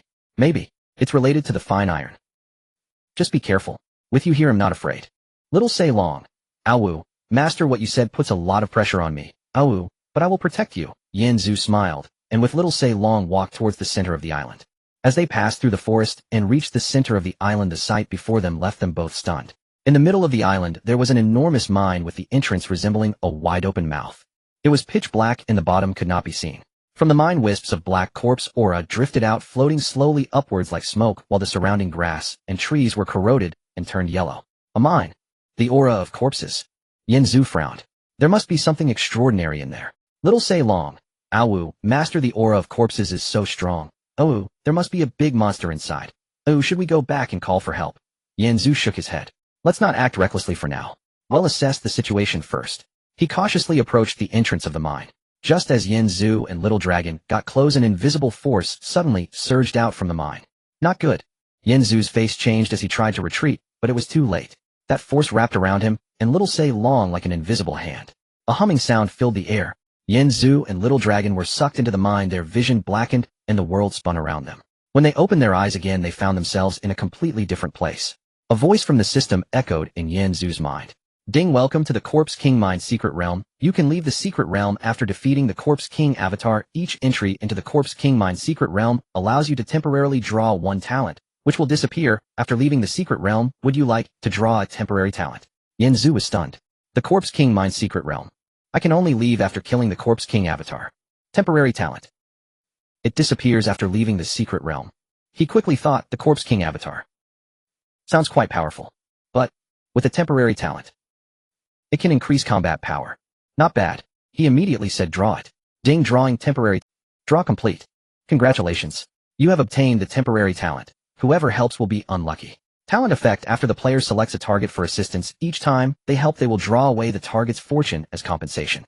The greater the help, the more fortune is drawn, and the target will become increasingly unlucky. Note this talent is temporary and will disappear after leaving the secret realm. Yanzu looked at the talent description momentarily stunned, then his expression changed slightly. Whoever helps will be unlucky. What a broken talent. After helping the target, I draw their fortune. The more unlucky the target is, the more fortune I gain. This. What kind of ridiculous setting is this? He shook his head, feeling a bit helpless. But, thinking carefully, this talent is actually quite interesting. If I encounter an enemy, they'll pretend to help them, then draw their fortune. Let them be unlucky, then take the opportunity to kill them. It's quite useful, even though it's a bit underhanded. But in this apocalypse, staying alive is the most important thing. Yanzu closed the talent panel and looked around. Let's go. First we need to find the Corpse King avatar. Well, kill it and leave. Little say long. Awu, master, this talent is so underhanded. Awu, but I like it. Awu, let's go to find the Corpse King. Yanzu and Little Say Long moved forward in the mine. Inside the mine, the space was vast with glowing ores embedded in the walls. They emitted a faint green light illuminating the path, and scattered on the ground were some white bones and rusty tools. The air was heavy with the aura of corpses, making one feel nauseous. Just then a commotion from ahead caught their attention. Boom, bang, ah, help. Yanzu frowned. Someone is here. Let's go. Let's check it out. He quickly led Little Say Long towards the sound, reaching the scene of the fight. The sight before them caused both Yanzu and Little Say Long to stop in their tracks. In a hall of the mine, a woman was engaged in battle with a silver-level zombie. The woman moved swiftly, wielding a dagger, dodging left and right from the zombie's attacks. Though it was a bit strenuous, she was managing to hold her own. Nearby, several bronze-level zombies were surrounding 2 men and 2 women. The 4 were huddled in a corner, trembling on the verge of disaster. One young man hiding in the corner saw Yanzu, and like seeing a savior shouted, "Brother, help us!" He shouted loudly, his voice nearly breaking. "I'm Xiaoming. Before the apocalypse I was a big star. You should—" Yanzu looked at him coldly, not responding. In his heart he thought, how ridiculous. You were a big star before the apocalypse. What does that have to do with me? I even know you. I don't know you at all. Xiaoming, seeing that Yanzu ignored him, became even more anxious. As long as you save me, my parents, and Xiao Ro. He pointed at Angela Baby, who was fighting. They'll let my wife spend a day with you. She is Angela Baby, also a big star before the apocalypse. You must know her, right? She is very beautiful. She has a great figure. You will definitely like her. Xiao Ming's mother brightened at her son's words, quickly agreeing. Yes. My daughter-in-law is incredible. Let her accompany you for a day, you'll gain a lot. Don't push your luck. Her tone was sharp and bitter, as if she were dealing with a surplus item. Then she looked at the baby who was fighting. At such a time, why pretend to be aloof? Just surviving is already a blessing. She's just an actress, how much is she worth? The girl named Xiao Ro beside her spoke up as well. She wore a pink dress, looking sweet, but her eyes held a glint of calculation. This handsome brother, Baby Jia, is very filial. As long as you're willing to save us, Baby Jia will be very grateful to you. Her voice was soft and glutinous. But there were ulterior motives in her words, as if she was helping the baby, but in reality, she was pushing the baby into a pit of fire. Baby Jia, you agree, right? For everyone's safety, a little sacrifice is worth it. She tilted her head. She looked at the baby with an innocent expression, but a hint of smugness flashed in her eyes. Usually it was because of her instigation that Xiao Ming and his parents grew to despise the baby. They believed she was unfilial, disobedient, and unworthy of Xiao Ming.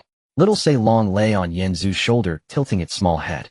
Owo, master, this family is so disgusting. Owo, more disgusting than zombies. Owo, should I just spit on them and end it? Its eyes were filled with disdain. Owo, selling his own wife. Owo, and speaking so righteously. Owo. Even though I'm a dragon, I wouldn't be so shameless. Yanzu looked at the family's true colors. He turned his head to look at the baby who was fighting. The baby's figure appeared exceptionally beautiful amidst the battle. She appeared to be around 27 or 28 years old, with exquisite and three-dimensional features like a work of art. Her large eyes bright and spirited resembled two black gemstones sparkling in the dim light. Her high nose bridge was like a delicate peak, perfectly outlining her profile. Her lips were full and rosy, resembling a ripe cherry slightly parted as she gasped for breath. Her skin was fair and delicate, catching a faint pearlescent sheen under the weak light of the mine, resembling fine. Her figure was tall and slender, about 170 centimeters, with a tight-fitting black combat suit that perfectly accentuated her physique. The curvature of her chest was full and firm like two ripe coconuts, slightly rising and falling with her movements in battle, while her waist was slim and delicate. The curve of her hips was round and perky, showcased magnificently beneath the tight combat suit.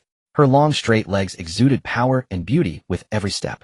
Sweat trickled down her forehead, tracing her cheek and dripping onto her collarbone, shimmering with an enticing sheen in the dim light. Her hair was tied up in a high ponytail, swaying with her movements in battle. A few strands of hair clung to her sweaty cheeks, adding to her allure. She radiated an aura of competence and sensuality like a leopard, agile and dangerous, captivating everyone's gaze. While fighting against a silver-level zombie, the baby heard Xiao Ming, his mother, and Xiao Rao's words. Her face instantly turned pale, as if splashed with a bucket of cold water. From head to toe, she felt an icy chill. She turned sharply to stare at Xiao Ming, her large eyes filled with disbelief. Xiao Ming. Her voice trembled, carrying a hint of hoarseness. Mom, do you even know what you're saying? Her body shivered slightly, not from fear, but from extreme disappointment and heartbreak. I am desperately protecting you all. Yet you are selling me. Her eyes instantly reddened. Tears welled up in her eyes, but she held back, refusing to let them fall.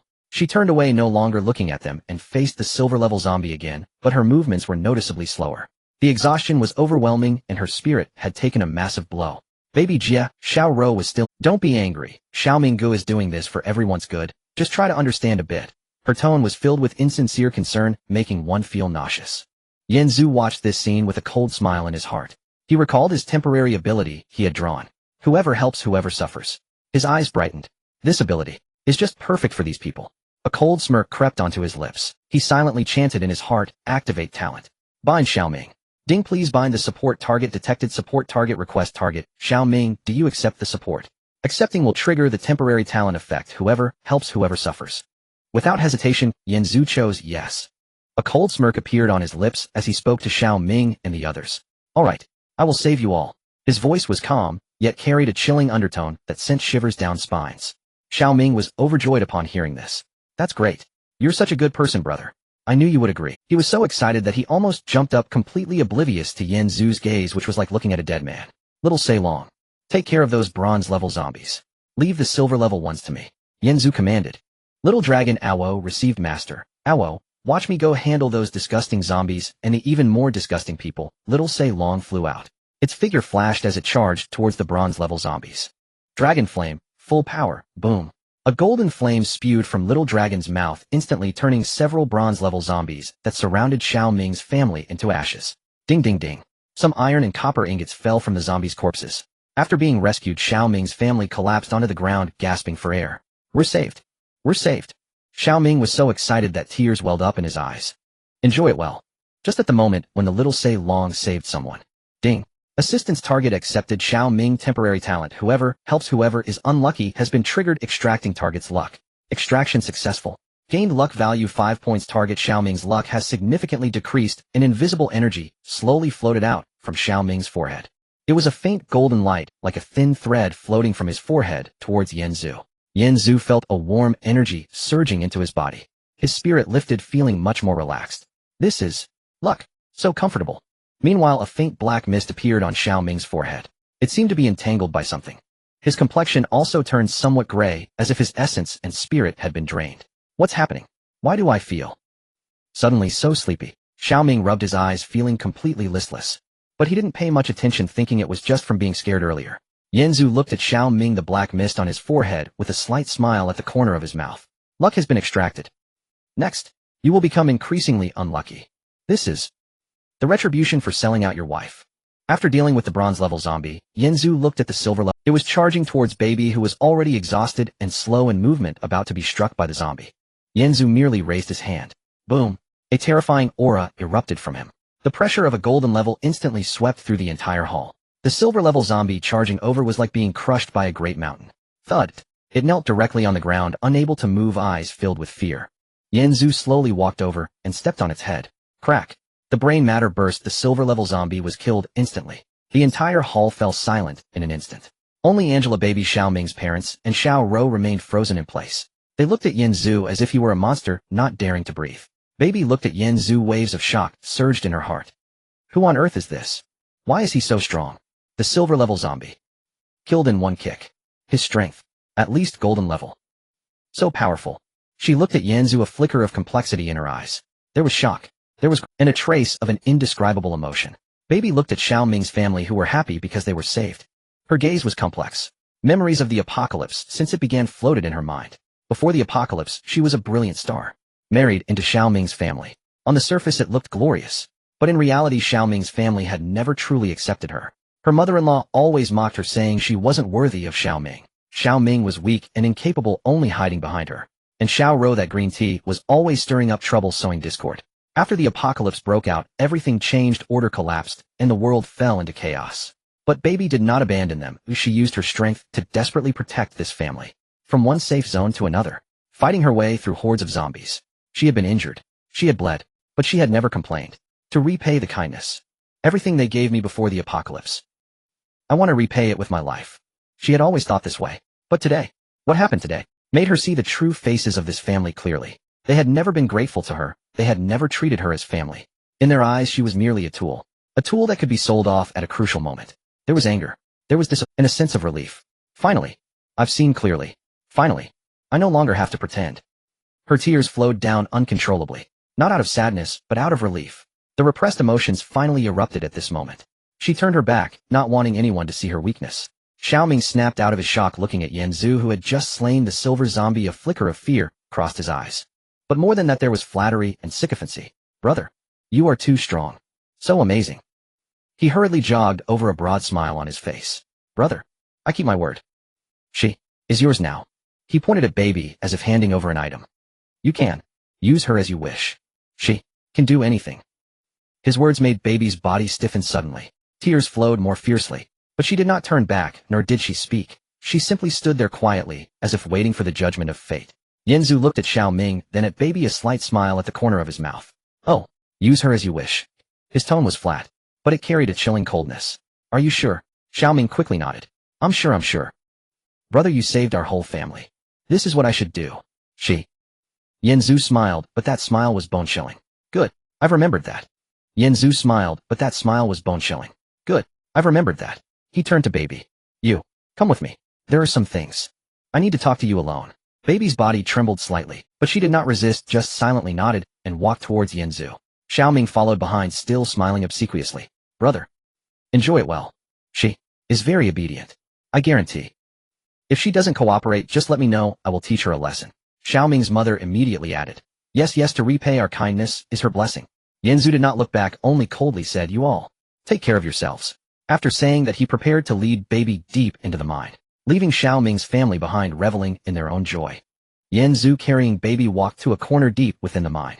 This place was relatively secluded, far from Xiao Ming's family. The walls around were embedded with glowing ores. They emitted a faint green light, illuminating this small space.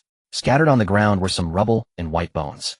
The air was filled with a subtle smell of decay and dampness. Baby stood at the corner, leaning against the wall. Her body trembled slightly, her face still marked with tear stains, but her gaze had shifted from initial shock and pain to complexity. She lowered her head, her black combat suit covered in dust and bloodstains. The tight-fitting clothes accentuated her perfect figure. The curve of her chest rose and fell with her rapid breathing. Her slender waist and the curves of her hips were faintly visible in the dim light. Her hands were tightly clenched into fists, her nails digging almost into her flesh. It seemed as if she was straining to control her emotions. Her lips quivered slightly as she bit down on her lower lip, leaving a shallow imprint. She radiated a fragile, yet resilient aura, like a rose struggling in a storm. Baby closed her eyes, and in her mind the faces of Xiao Ming's family emerged. To survive. They sold me. Grandma treated me as merchandise. Xiao Rou said. Sacrificing a bit is worth it. Xiao Ming said. You can use me as you wish. Her fists clenched tighter, her nails piercing her palms, oozing a drop of blood. I hate them. Since the apocalypse, I have fought to protect them. I carved a bloody path through a horde of zombies. I have been injured. I have bled. I have never complained a word. In the end, in their eyes, I am just a commodity that can be traded freely. Her body shook even more violently, not out of fear, but from extreme anger and coldness in her heart. But then baby opened her eyes and looked at Yen Zhu, her gaze complex. But, after all, Xiao Ming and the others, they had been kind to me before the apocalypse. Without him, there would be no today for me. Although, he sold me today. But, I owe him, and it should be repaid. She took a deep breath, striving to calm her emotions. Moreover, she glanced at Yen Zhu secretly. In the dim light, his face was angular and his features deep-set, exuding a charm of a mature man. His stature was tall and straight, with broad shoulders, a solid chest, and a powerful waist. His long legs radiated a strong aura, making one unable to resist the urge to approach. He is far stronger than Xiao Ming, no matter the strength or the temperament. He outshines Xiao Ming by several streets. Giving him is much better than giving that worthless Xiao Ming. Her face flushed slightly, but I still feel a bit unwilling. Why must it be in this way? Why must I be treated like a commodity for trade? She bit her lip, her heart filled with turmoil. Forget it. Let's consider it the last time I repay his kindness. From now on, he'll sever all ties. She seemed to have made a resolution, raising her head to look at Yen Zhu. A glimmer of determination flashed in her eyes. You? Her voice was slightly hoarse, laced with a tremor. You brought me here. She didn't finish her sentence, but the meaning was already clear. Yen Zhu looked at her silent, merely leaning quietly against the wall, arms crossed, his gaze calm.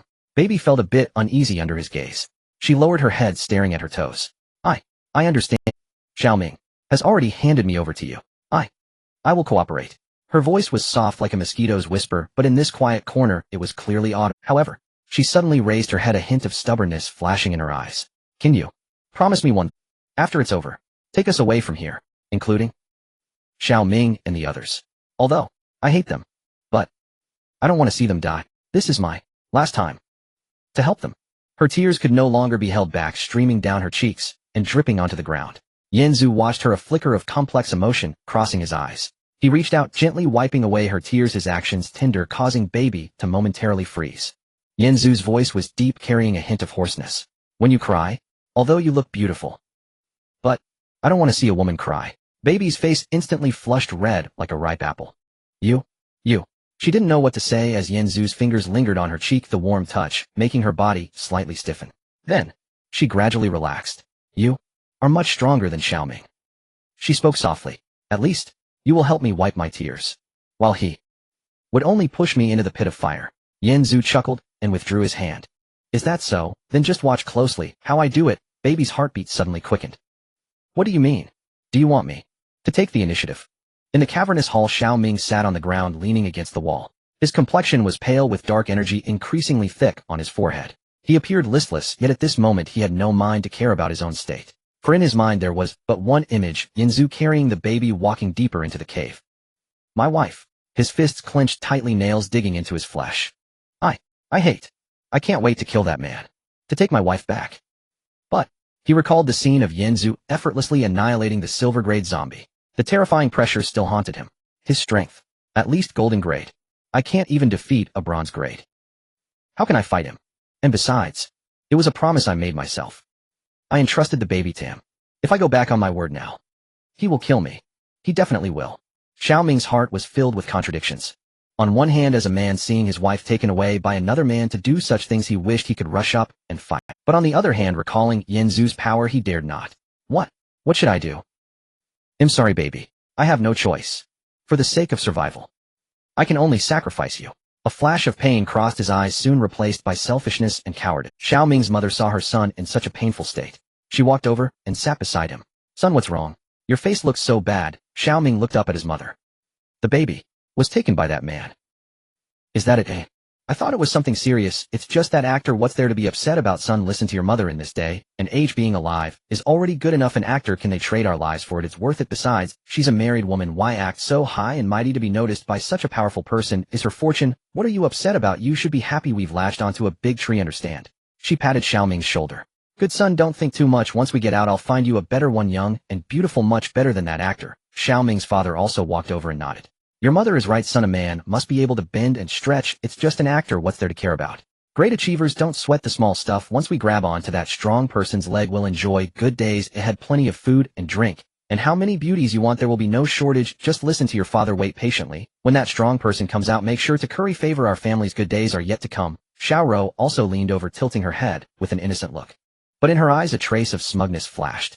Xiaoming, don't be sad, baby Jia is also doing this for everyone's good. She has always been very filial. She will definitely serve that strong person well at that time. When the strong person is pleased, they will take us out. Xiaoming, you should be happy having such a good wife willing to sacrifice for the family. And besides, baby Jia is so beautiful with such a good figure. That strong person will surely be very satisfied. Who knows, they might even give us more benefits. Xiao Ming's expression became even uglier upon hearing Xiao Rao's words. Enough. Don't say any more. But his tone lacked conviction, merely lowering his head weakly. Xiao Rou smiled, a hint of satisfaction in her eyes. Xiaoming, I just spoke the truth. Baby took a deep breath as if making up her mind. Come on. Her voice was soft yet conveyed a sense of determined resignation. I will fulfill my promise. Even if it means I help them this once. From now on, I will sever ties with them. What are you waiting for? She raised her head, looking at Yin Zhu, a complex expression flashing in her eyes. Do I really need to take the initiative? Her hand slowly reached for the zipper of her black combat suit. With a soft zip, the zipper was gradually pulled down, revealing her fair skin and black lingerie. Her collarbone was alluring. Her shoulders rounded. Her chest rose and fell with her breath. The black lingerie wrapped around her, looking quite ample. Her waist was slim. Her hips were rounded. The fabric slipped down, exposing a section of her thigh smooth and straight, also revealing a characteristic tattoo on her ankle. In the dim light, she appeared like a perfect sculpture, exuding a breathtaking beauty. I am ready. Her voice trembled, but she bit her lip and slowly removed the combat suit. You? Come on. Yin Zhu watched as the baby undressed. His gaze, initially calm, gradually shifted to something more complex. He had to admit that the baby's figure was truly perfect, rivaling that of any woman in Xuanwu City. There was even a hint of a different allure about her. After all, she was a former superstar from the pre-apocalyptic world. Her every inch of skin was captivating. It was as if she had been meticulously crafted, evoking an irresistible desire to touch. His heart raced uncontrollably, as any normal man's would. Seeing such a scene, it was impossible not to react. However, when he saw the baby close her eyes, her body trembling slightly, he felt a surge of indescribable emotions. Enough, Yin Zhu said softly. The baby paused for a moment, opening her eyes to look at Yin Zhu. What did you say? Yin Zhu smiled gently. I said enough. Put your clothes back on. The baby stared at him blankly, as if she hadn't understood his words. You don't want. Yin Zhu shook his head. I do want to. I am a man. Of course I want to see a beautiful woman undress. But, he took a step forward, reaching out to help the baby zip up her. His movements were gentle, as if touching something incredibly precious. Though I like beautiful women, I refuse to engage in this manner. Do you understand? The baby's eyes suddenly turned red, tears welling up. Why? Xiaoming was willing to give me to you. Why don't you want me? Yin Zhu smiled. Because even though I am infatuated, I have my principles. I will not take advantage of someone in distress, nor will I accept the charity of others, especially not that of a man who treats his wife like an object to be sold. I despise such people. His gaze was resolute, exuding a sense of conviction. Finally, the baby's tears fell, but this time it was not out of humiliation, but rather from being moved. You are different from them. So completely different. Yin Zhu gently wiped the tears from her face. Don't cry. You look pretty even when you cry, but I don't want to see a woman in tears. The baby let out a soft laugh. You are quite the smooth talker. Yin Zhu chuckled. Right? I have my charm. The baby looked at him, her eyes devoid of previous despair replaced by warmth. Thank you. You are a good person. Yin Zhu shook his head. Don't give me the good person card. I despise that. Besides. He smirked, slightly, a hint of mischief in his eyes. If you truly want to thank me, we can do it differently.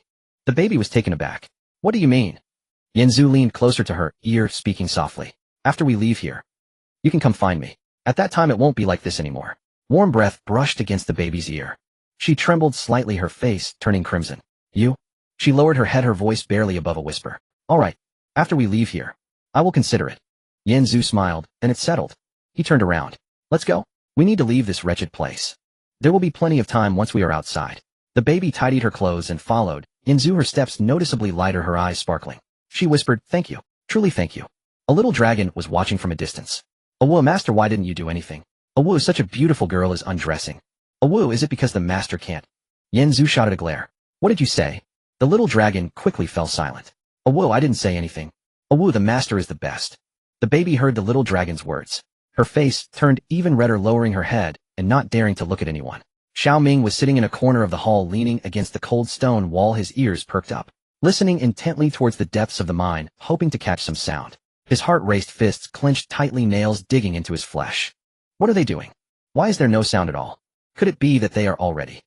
Baby, my baby, is with another man. Images continually flashed through his mind. Yin Zhu was holding baby with her beneath him. Those images cut into his heart like knives, one after the other. Why? Why is there no sound? What on earth are they doing? Sweat beaded on his forehead, every muscle in his body taut, like a bowstring ready to in the corner. The baby had been scratched on the arm during a battle with a silver-tier zombie. The wound wasn't deep, but it had been bleeding continuously. Earlier, due to the betrayal of Xiao Ming's family, she had been so tense that she completely forgot the pain. Now under Yanzu's comforting presence, her mood relaxed. The pain from the wound suddenly became clear. Hiss! The baby gasped, unable to hold back a cry.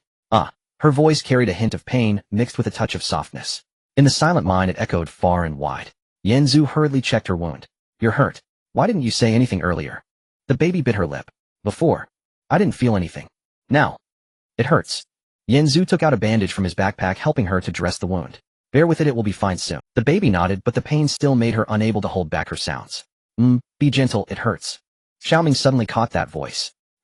That cry struck like a lightning bolt in his mind. His body stiffened abruptly, and then he began to tremble. That voice is baby. She is calling. Xiaoming's face instantly turned crimson, his eyes burning with the flames of anger. They are doing. Baby is with that man. The sounds kept coming from deep within, each one hitting Xiaoming's heart like a hammer. Unwilling. I am unwilling. She is my wife. But she is with another man. His fist slammed against the wall. Bang. But what can I do? He is a golden level powerhouse. I can't even defeat a bronze. I can't even protect my own wife. Damn it. Damn it. But then his anger turned towards baby. That bitch baby. She used to say how much she loved me, but turned around to be with another man. Calling out so loudly.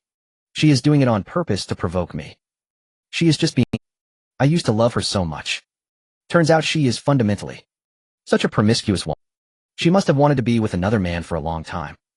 It was just a matter of not having the opportunity. Now that she has seized the opportunity, she could not wait to throw herself into that man's bitch. She is truly a bitch. Xiaoming's mind became extremely complicated. On one hand, he felt unwilling for having sent his wife away due to his own cowardice. On the other hand, he pushed all the blame onto baby, believing that baby had betrayed him rather than acknowledging he had pushed baby into someone else's arms. Xiaoming's mother revealed a hint of glee on her face upon hearing the sounds. Son, did you hear? Your wife is calling out so joyfully. It seems that powerful man is taking good care of her. Such a woman should have been dealt with long ago. In front of us, she pretended to be so dignified, with an air of superiority. Now, she is being pressed down by a powerhouse, calling out louder than anyone else. This is her true nature. A performer is just a performer. Inherently cheap. Cannot be changed. Son, now you see clearly right. Such a woman is not worth your sorrow. She is doing it willingly. Look how happy she is calling out. Xiaoming's father also heard the sounds, furrowing his brows, and then sighing. Sigh. Son, endure it. Those who achieve great things do not be petty. Once you cling to that powerful man's thigh, you can have any kind of woman you want. That performer, just consider it a tribute to the powerhouse. And furthermore, the more satisfied the powerhouse is, the greater our hope of getting out. This is a good thing. You should feel happy, not sulking here. But, Xiaoming's father paused. That performer is calling out way too loudly, completely unaware of restraint. In a place like this, still calling out so loudly. Truly shameless. Embarrassing. Xiaoro, upon hearing the sounds, flashed a hint of pride in her eyes. Xiaoming brother, did you hear? Baby sister is calling out so loudly. It seems that powerful man is indeed very formidable. Baby sister always puts on a high and mighty appearance in front of us, as if she is so impressive. Now, being pressed down, calling out like a lustful female cat. Haha, too funny. Xiaoming brother, what do you say? Is baby sister always pretending to be pure? In fact, she has long wanted to do that with another man. Just never had the chance. Now, finally got her wish. Look how happy she is calling out. Completely unlike that high cold demeanor she usually has. Indeed, women are all just acting. When it comes to a crucial moment, their true nature is revealed. Xiaoming brother, you should be thankful. You saw her true colors early. Such a woman is not worth your sorrow. Xiao Rao's words like venomous snakes drilled into Xiao Ming's ears one by one, making his heart twist even more. Yes, she is just a bitch. I should have seen her. I still thought she was a good woman. Turns out, an hour later, Yanzu and baby emerged from the depths of the mine. Bandages were wrapped around baby's arm, and her complexion was somewhat pale. Yet her gaze was much more resolute than before. Yanzu walked beside her, his expression calm, revealing no signs of change. Xiaoming's family, upon seeing them come out from the depths, displayed various complex emotions in their eyes. Xiaoming was the first to stand up, looking at baby with eyes full of anger and resentment. Oh, you're back. How was it? Was it enjoyable? His tone was sarcastic and filled with mockery. You called out so loudly. It seems that strong one took good care of you. Is it better than before? When you were with me, much more comfortable. The corners of his mouth curled up slightly, but that smile was more hideous than a cry. I said it, you kind of woman are born to be cheap. Whoever it is, as long as you can stay alive, you'd be willing to accompany. Isn't that right? His words struck Baby like knives, cutting deeply into her heart. Xiao Ming's mother also stood up, pointing at Baby. You treacherous wretch, our Xiao Ming was so good to you before the apocalypse, gave you resources, gave you fame, made you a star. And this is how you repay us, turning around, to be with another man, and calling out so loudly. You did it on purpose, to let us hear. You disgust us, don't you, you shameless, depraved woman. You're simply the disgrace of the Ming family. Xiao Ming's father also shook his head, saying, alas, the world is going down the drain. Today's women, truly, have no concept of chastity at all, saying they are with another man, and really being with another man, calling out so loudly, totally disregarding the feelings of their husbands. Such women, in ancient times, would be drowned in a pig cage. Xiao Rou stepped forward with a face of innocence, but her words were full of barbs. Baby sis, you just called out so loudly. We all heard it. It seems this strong one is really impressive, taking care of baby sis so comfortably, huh? Baby sis, didn't you always say you were very loyal? You wouldn't betray Xiao Ming. How come, as soon as you turn around, you throw yourself into another man's arms? That voice is much louder than when you usually speak. It seems baby sis has been faking it all along. When it comes to the critical moment, her true colors are revealed. What a hypocritical woman. Hearing these words, Baby's face grew paler, her body trembling slightly. At first she felt wronged, as she had desperately protected this family. Now they were using the most hurtful words to insult. The crux was that they had sold themselves to survive, and she had not even had any actual relations with Yanzu. Those words cut into her heart like knives. She felt unwilling. She had given so much, protected them for so long. In the end, all she received was such treatment. Ultimately, all her grievances and unwillingness transformed into anger. Her eyes burned with fierce flames. Enough! Baby shouted vehemently, her voice echoing in the mind, startling everyone with her imposing presence. Do you people still have a conscience? Since the apocalypse? Who has always protected you? It's me, Angela. Baby. I carved a bloody path through the zombie horde to lead you to safety, providing you with food, clothing. For you I have been injured, bled, and never complained a word. And how have you treated me? You treated me like a commodity, selling me to other men. And now you're mocking me, insulting me. Are you? Tears streamed down her face. Yet her gaze was even more resolute than before. Xiao Ming, you coward. You can't even protect your own wife. And you sold her. What kind of man are you? After speaking, she suddenly raised her hand. Slap. She gave Xiao Ming a resounding slap. The loud sound echoed in the mind. Xiao Ming was stunned, covering his face, staring blankly at Baby, completely unable to believe that Baby actually dared to hit him. Xiao Ming covered his face, a flicker of anger flashing in his eyes. But soon it was replaced by fear as he recalled Yanzu's strength, capable of annihilating silver-level zombies. You dare to hit me. His voice trembled, wanting to erupt, but dared not. Because he didn't know the true relationship between Yanzu and Baby. What if Yanzu really took a liking to Baby? If he hit Baby, it would mean offending Yanzu, and the consequences would be unimaginable. He'll fight you. He made a move as if to rush forward, but his feet took a step back instead. As Xiao Ming stepped back, he failed to notice the stone protruding beneath his feet. The stone was as big as a fist, its rough surface gray and matching the color of the cavern floor. If one didn't look closely, it was nearly invisible. Xiao Ming stepped on the stone, losing his balance and falling straight back. His hands flailed in the air, grasping at nothing. Bang! The back of his head collided with another larger stone. The stone was about the size of a human head, jagged and uneven. With a muffled crack, Xiao Ming's head hit the stone, blood immediately streaming from the wound, staining the stone red. His eyes rolled back, and he went limp, passing out on the ground without moving. Yanzu stood nearby and couldn't help. Indeed, after the luck was drained away, misfortune came upon him. Even walking led to stepping on stones. Falling caused him to hit another stone. This was truly This was too absurd. My talents bring misfortune to whoever I assist. It's really too effective. Xiao Long stood beside, stunned. Ow, master, how did he fall on his own? Ow, this is too unlucky. Ow, he fell like this just by walking. Xiao Ming's mother saw her son fall and rushed over with a scream. Xiao Ming. She knelt beside Xiao Ming, desperately calling his name. Xiao Ming, what's wrong? Don't scare me. She trembled as she cradled Xiao Ming's face, seeing the blood at the back of his head, tears instantly streaming down her cheeks. Blood, so much blood. Xiao Ming, wake up. Xiao Ming's father rushed over, and upon seeing his son like this, his expression changed.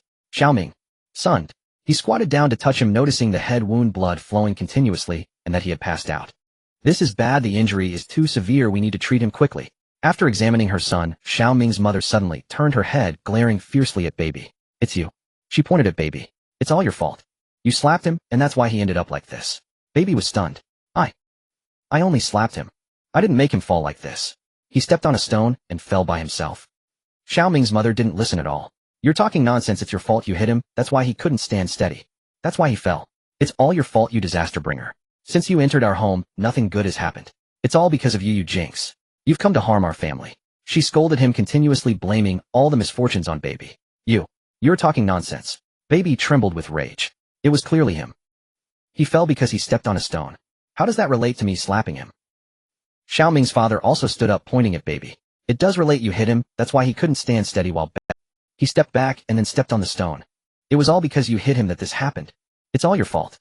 His words seemed to make sense, but in reality, it was just a nonsensical argument, twisting coincidence into blaming Baby.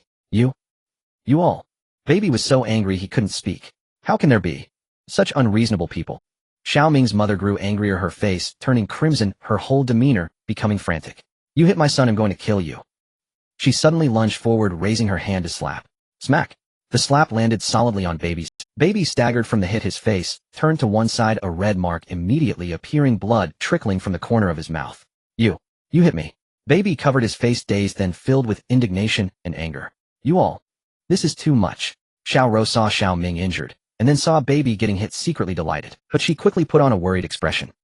Xiaoming, brother. She rushed over, pretending to cry, kneeling beside Xiaoming. Xiaoming, brother, what's wrong? Wake up. Her crying was loud, yet not a single tear fell. Baby sister. She turned to Baby with a feigned reproachful look. How could you hit Xiaoming, brother? Xiaoming, brother might have asked you to serve that big shot before, but he did it for all of us. How could you repay kindness with animosity? Look, now Xiaoming, brother, has turned into this all because of you. And moreover.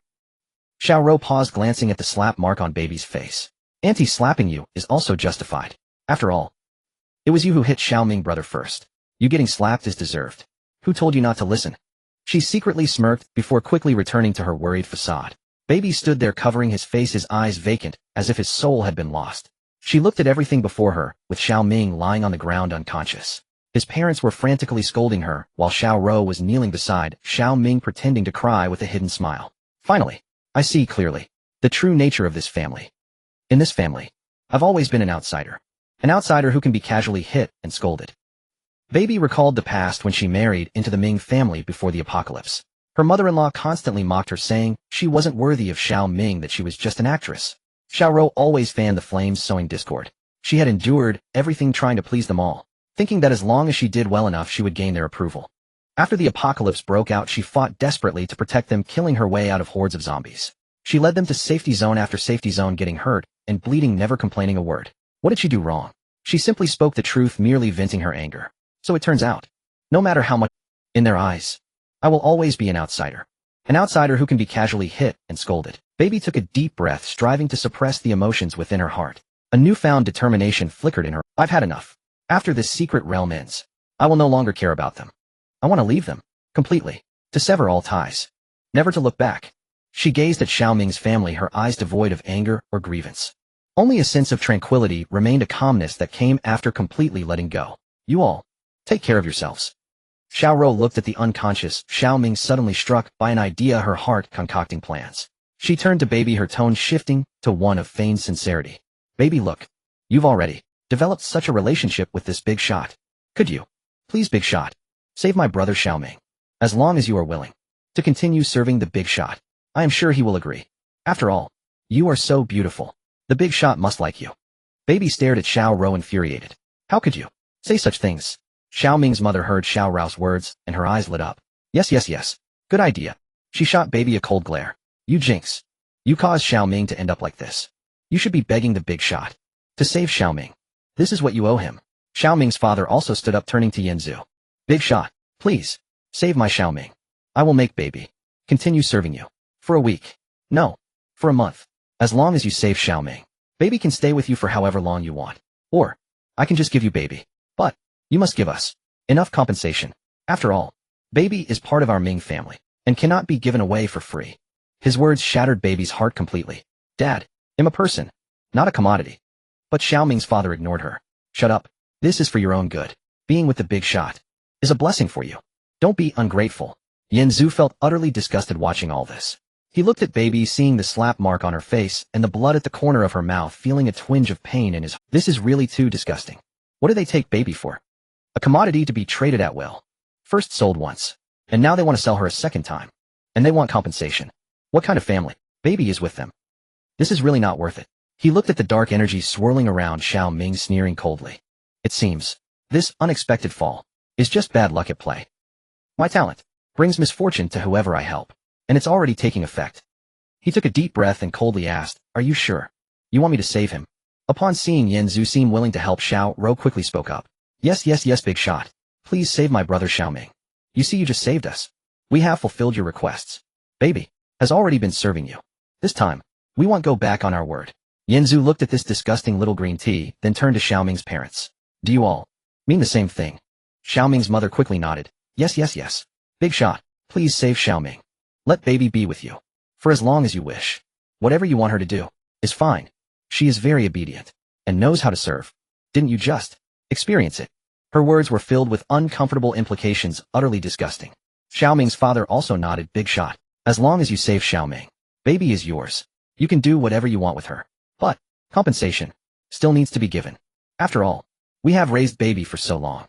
It's not just for nothing. Yen Zhu scoffed. Their words made him feel extremely nauseated. But he didn't show it, only coldly nodding. All right, I agree to your request. Remember this. This is what you are asking of me. Yen Zhu took out a bottle of platinum-grade spiritual water from his backpack. This was produced daily by crystal fish capable of healing wounds and enhancing attributes. He tossed the spiritual water to Xiao Ro. Feed this to him. I'm sure he will recover soon. Xiao Ro caught the spiritual water, her eyes lighting up. Thank you, big shot. I will feed it to Xiao Ming right away. Xiao Ro opened the cap and slowly poured the spiritual water into Xiao Ming's mouth. As the spiritual water entered, it transformed into a warm current coursing through Xiao Ming's entire body. The visible wound on the back of his head began to heal and the bleeding stopped. His pale face slowly regained color. Xiao Ming groaned softly and gradually opened his eyes. What is this? Xiao Ming, you're awake. Xiao Ro shouted excitedly. Great. The big shot's spiritual water is truly miraculous.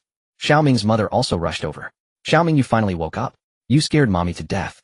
Xiao Ming's father also breathed a sigh of relief. It's good you're awake. It's good. Xiao Ming looked around, utterly bewildered. What happened to me? You tripped on a rock and fell. Xiao Ro said. You hit your head and bled a lot. It was the big shot who used spiritual water to save you. You must thank the big shot properly. Xiao Ming turned to Yen Zhu, feeling a bit uncomfortable. Thank you. But his tone was particularly perfunctory, lacking any sincerity. The moment Xiao Ming woke up, a system prompt echoed in Yen Zhu's mind. Ding. Help target accepted. Xiao Ming. Temporary talent brings misfortune to those I help has been triggered. Extracting target's luck. Extraction successful. Gained luck point 6. Xiao Ming's luck has significantly decreased. An invisible energy slowly floated out from Xiao Ming's forehead. It was a lighter golden light than before, resembling a fine thread drifting from Xiao Ming's forehead towards Yen Zhu. Yen Zhu felt a warmer energy than before surge into his body, instantly revitalizing his spirit and easing his entire being. 6 points of fortune. The more help given. At the same time, a thicker black mist appeared on Xiao Ming's forehead, rolling restlessly as if alive. It was getting darker, getting denser, as if entangled by something. Xiao Ming rubbed his forehead, feeling that something was off. Why do I feel a bit dizzy? And it feels so ominous. Like, as if entangled by something. He shook his head, trying to regain clarity. Yet that gloomy feeling lingered like a dark cloud hovering over him. He looked at his parents in confusion. Dad, Mom, what on earth happened? Why did I faint? His voice was tinged with weakness and confusion.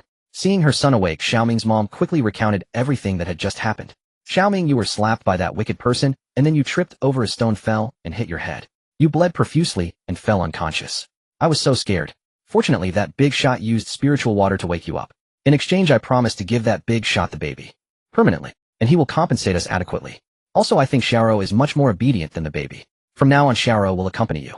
Hearing his mom's words, Xiao Ming's expression changed immediately. What? Mom? How can you give the baby to someone else without my consent? She is my wife. Your daughter-in-law.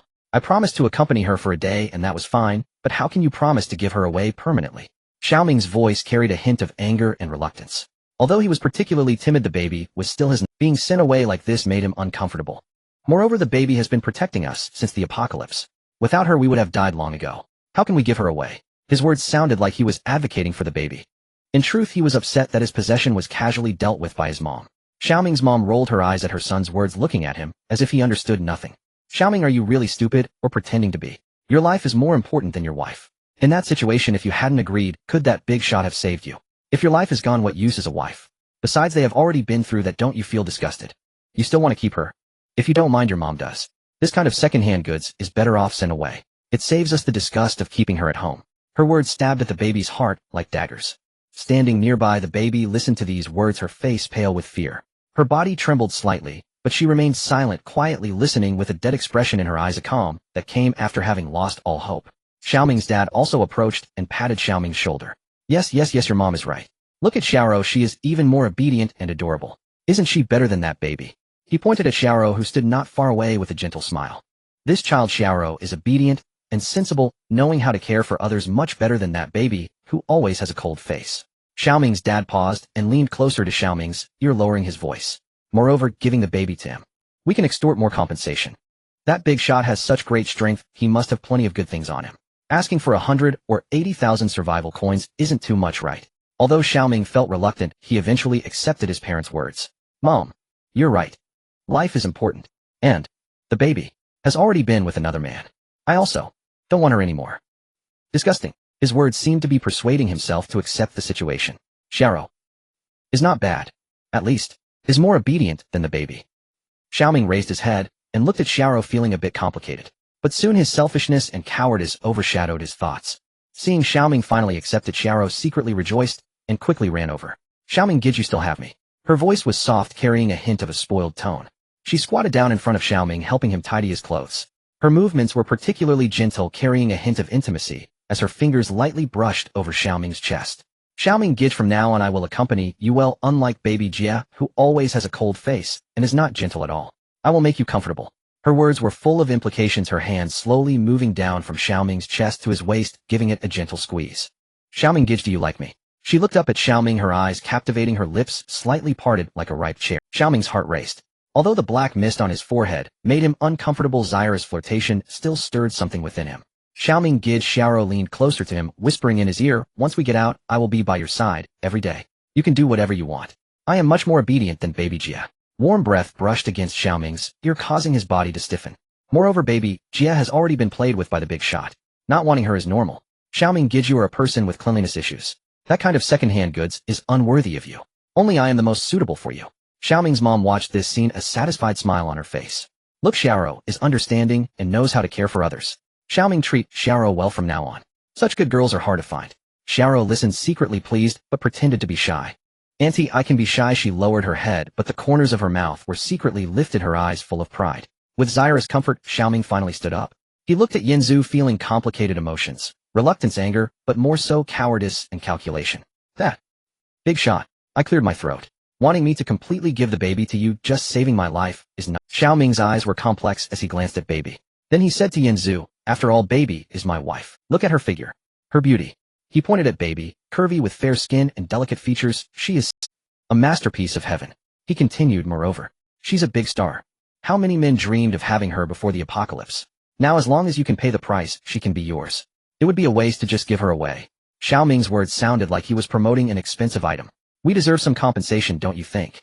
At least 1,000 survival coins. After finishing, he glanced at his parents' reactions. Xiaoming's mother frowned slightly, seeming to think it was too little. Xiaoming quickly changed his words, no. At least 1,000,000 survival coins. I will fully transfer the ownership of baby to you. From now on she will sever all ties with me and have nothing to do with me. Xiaoming's mother listened to her son's words and quickly agreed. She walked in front of baby and looked her up and down. Yes, 1,000,000 is not too much. She pointed at baby and said, look at her figure, so full, so firm, just like a peach. She is also a big star. How many men dreamed of sleeping with her for just one night before the apocalypse? This would be quite a status symbol to take out. Now with 1,000,000 you can permanently own her. It's a great deal. Big shot, you must not miss out. Such a catch is hard to find. Xiaoming's mother's words made baby's face flush with a mix of anger and humiliation. Humiliation, extreme humiliation, she felt like an item displayed on a shelf being evaluated and priced by others. Enough. Baby bit her lip, her voice trembling. Don't say any more. Xiaoming's father also walked over with a sincere expression, saying, Big shot, let me tell you, this girl baby is indeed quite good. She is beautiful, has a great figure, and is very capable. Since the apocalypse, she has been protecting us, as she has excellent skills. If you buy her, you will definitely not lose out. During the day, she can help you fight, and at night, she can warm your bed. It's killing two birds with one stone. 1 million is really not much. Think it over carefully. Xiaorou stood by listening to Xiao Ming and his parents. A glimmer of greed flashed in her eyes as she imagined what her life would be like if she obtained 1 million survival. 1 million. If I had 1 million, I could buy the best equipment, establish my own small power, become someone important, no longer needing to watch others' faces. At that time, I would be the queen. Everyone would have to listen to me. A slight smile of pride appeared at the corner of her mouth, but soon she returned to her naive expression. Big shot, if you buy her you won't lose out at all. After hearing this, Baby turned to Yanzu.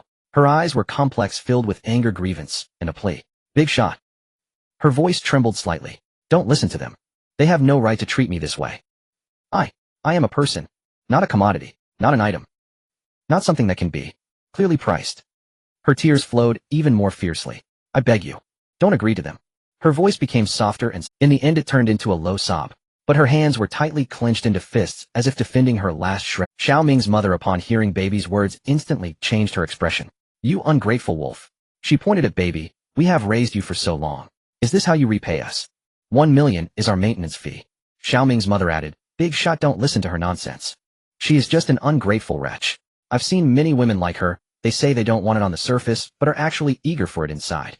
Yanzu looked at Baby at her tear-streaked face. A surge of pity welled up in his heart. He stepped in front of Baby and gently wiped away her tears. Don't. Yanzu's voice was low, carrying a hint of tenderness. Crying too much will make you less beautiful. The corners of his mouth curled up slightly, revealing a faint smile, leaving Baby stunned. Looking at Yanzu, a glimmer of surprise and gratitude flashed in her eyes. Don't you think I am being unreasonable? Yanzu shook his head. I don't think so. You did well. Facing such people, you should resist. You are not a commodity, not a product, not something that can be clearly priced. You are a person, person deserving of respect. After hearing this, Baby's tears flowed out again, but this time it was not out of grievance, but out of gratitude. Thank you, Big Shot.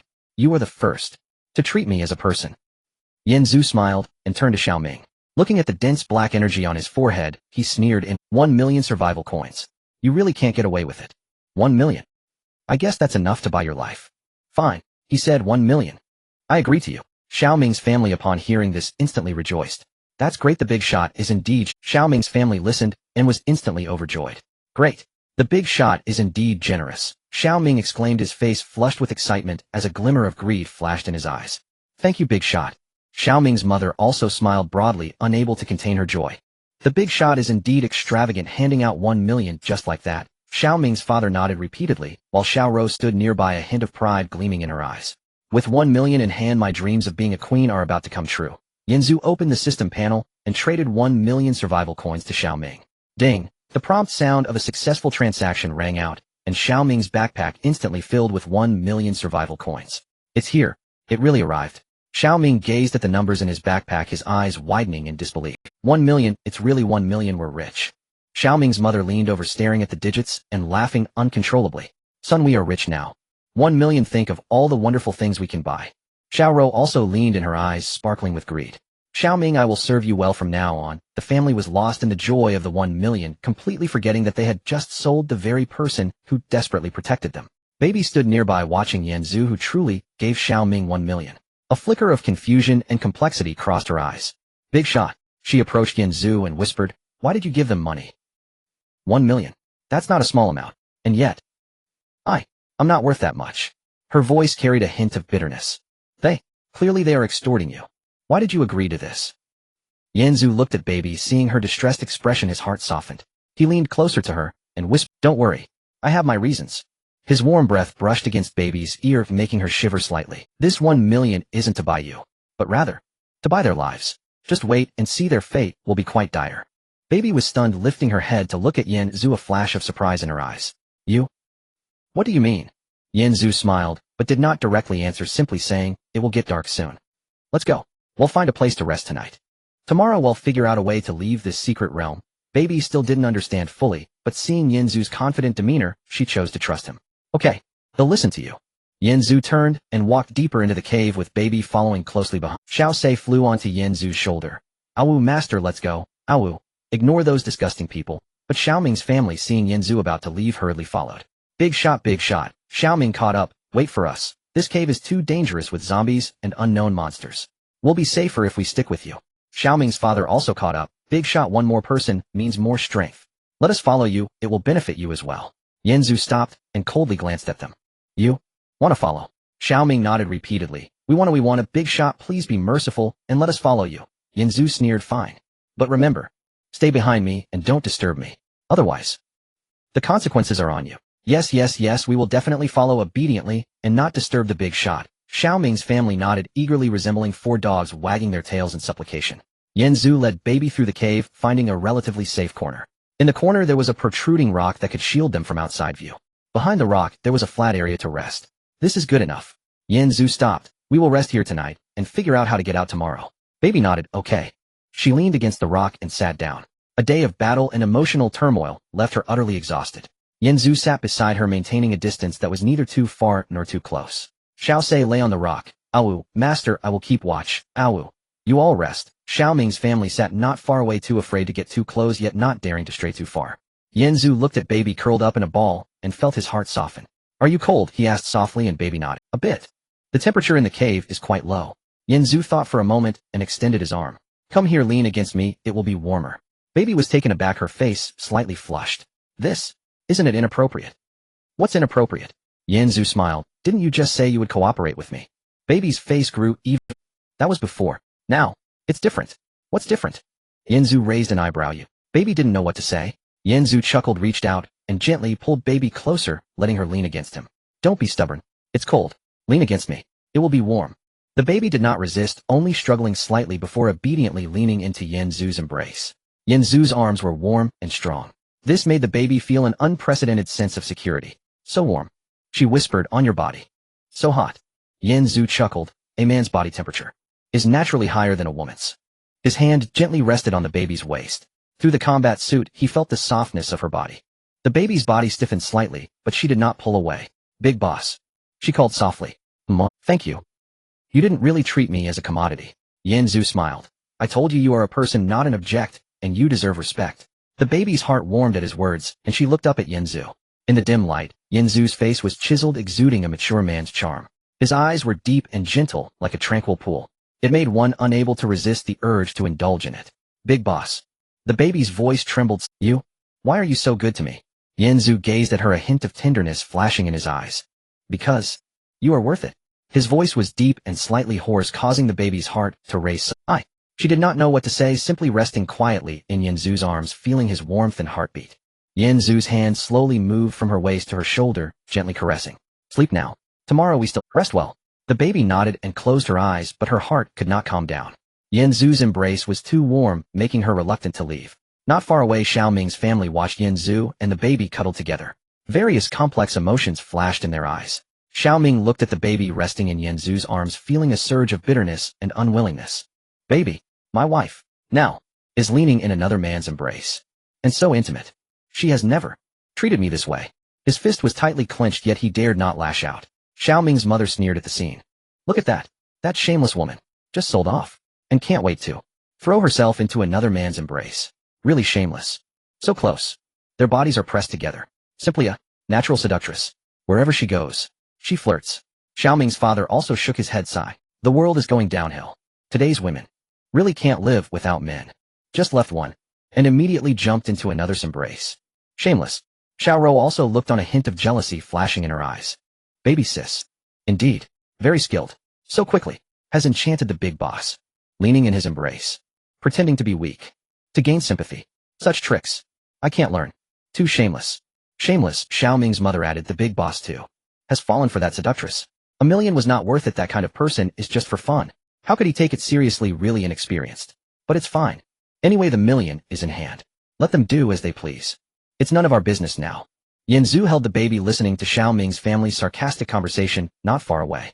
Furrowing his brows tighter, a hint of impatience flashed in Yanzu's eyes. He originally did not want to bicker with these people, but their words were simply too foul. They kept jabbering on, making him feel vexed. Yanzu turned his head and coldly glared at Xiaoming's family. His gaze was like a knife, piercing through them.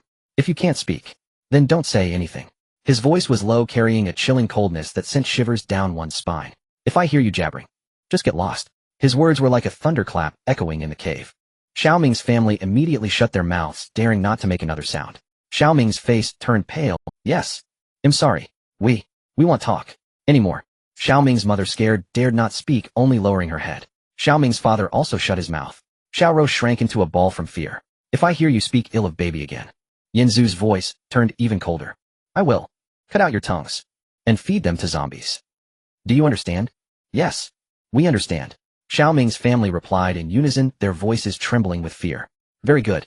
Yanzu nodded coldly. Shut your mouths and go to sleep. Xiaoming's family quickly lay down, closing their eyes and pretending to sleep. But their hearts were racing, not daring to make any sound. The cave finally quieted down, leaving only the faint sound of breathing and the distant growls of zombies. The baby leaned in Yanzu's arms, listening to his heartbeat, feeling his protection. A sense of unprecedented security surged within her. Big boss. She softly called, thank you. Once again you protected me. Yanzu smiled and gently patted her back. Sleep now. With me around, no one can bully you. The baby nodded and closed her eyes. At that moment, a sudden gurgling sound echoed in the quiet cave. It was the sound of a stomach growling in hunger. Yanzu was momentarily stunned upon hearing it, then smiled knowingly. He looked down at the baby in his arms. His voice was low, laced with a hint of affection.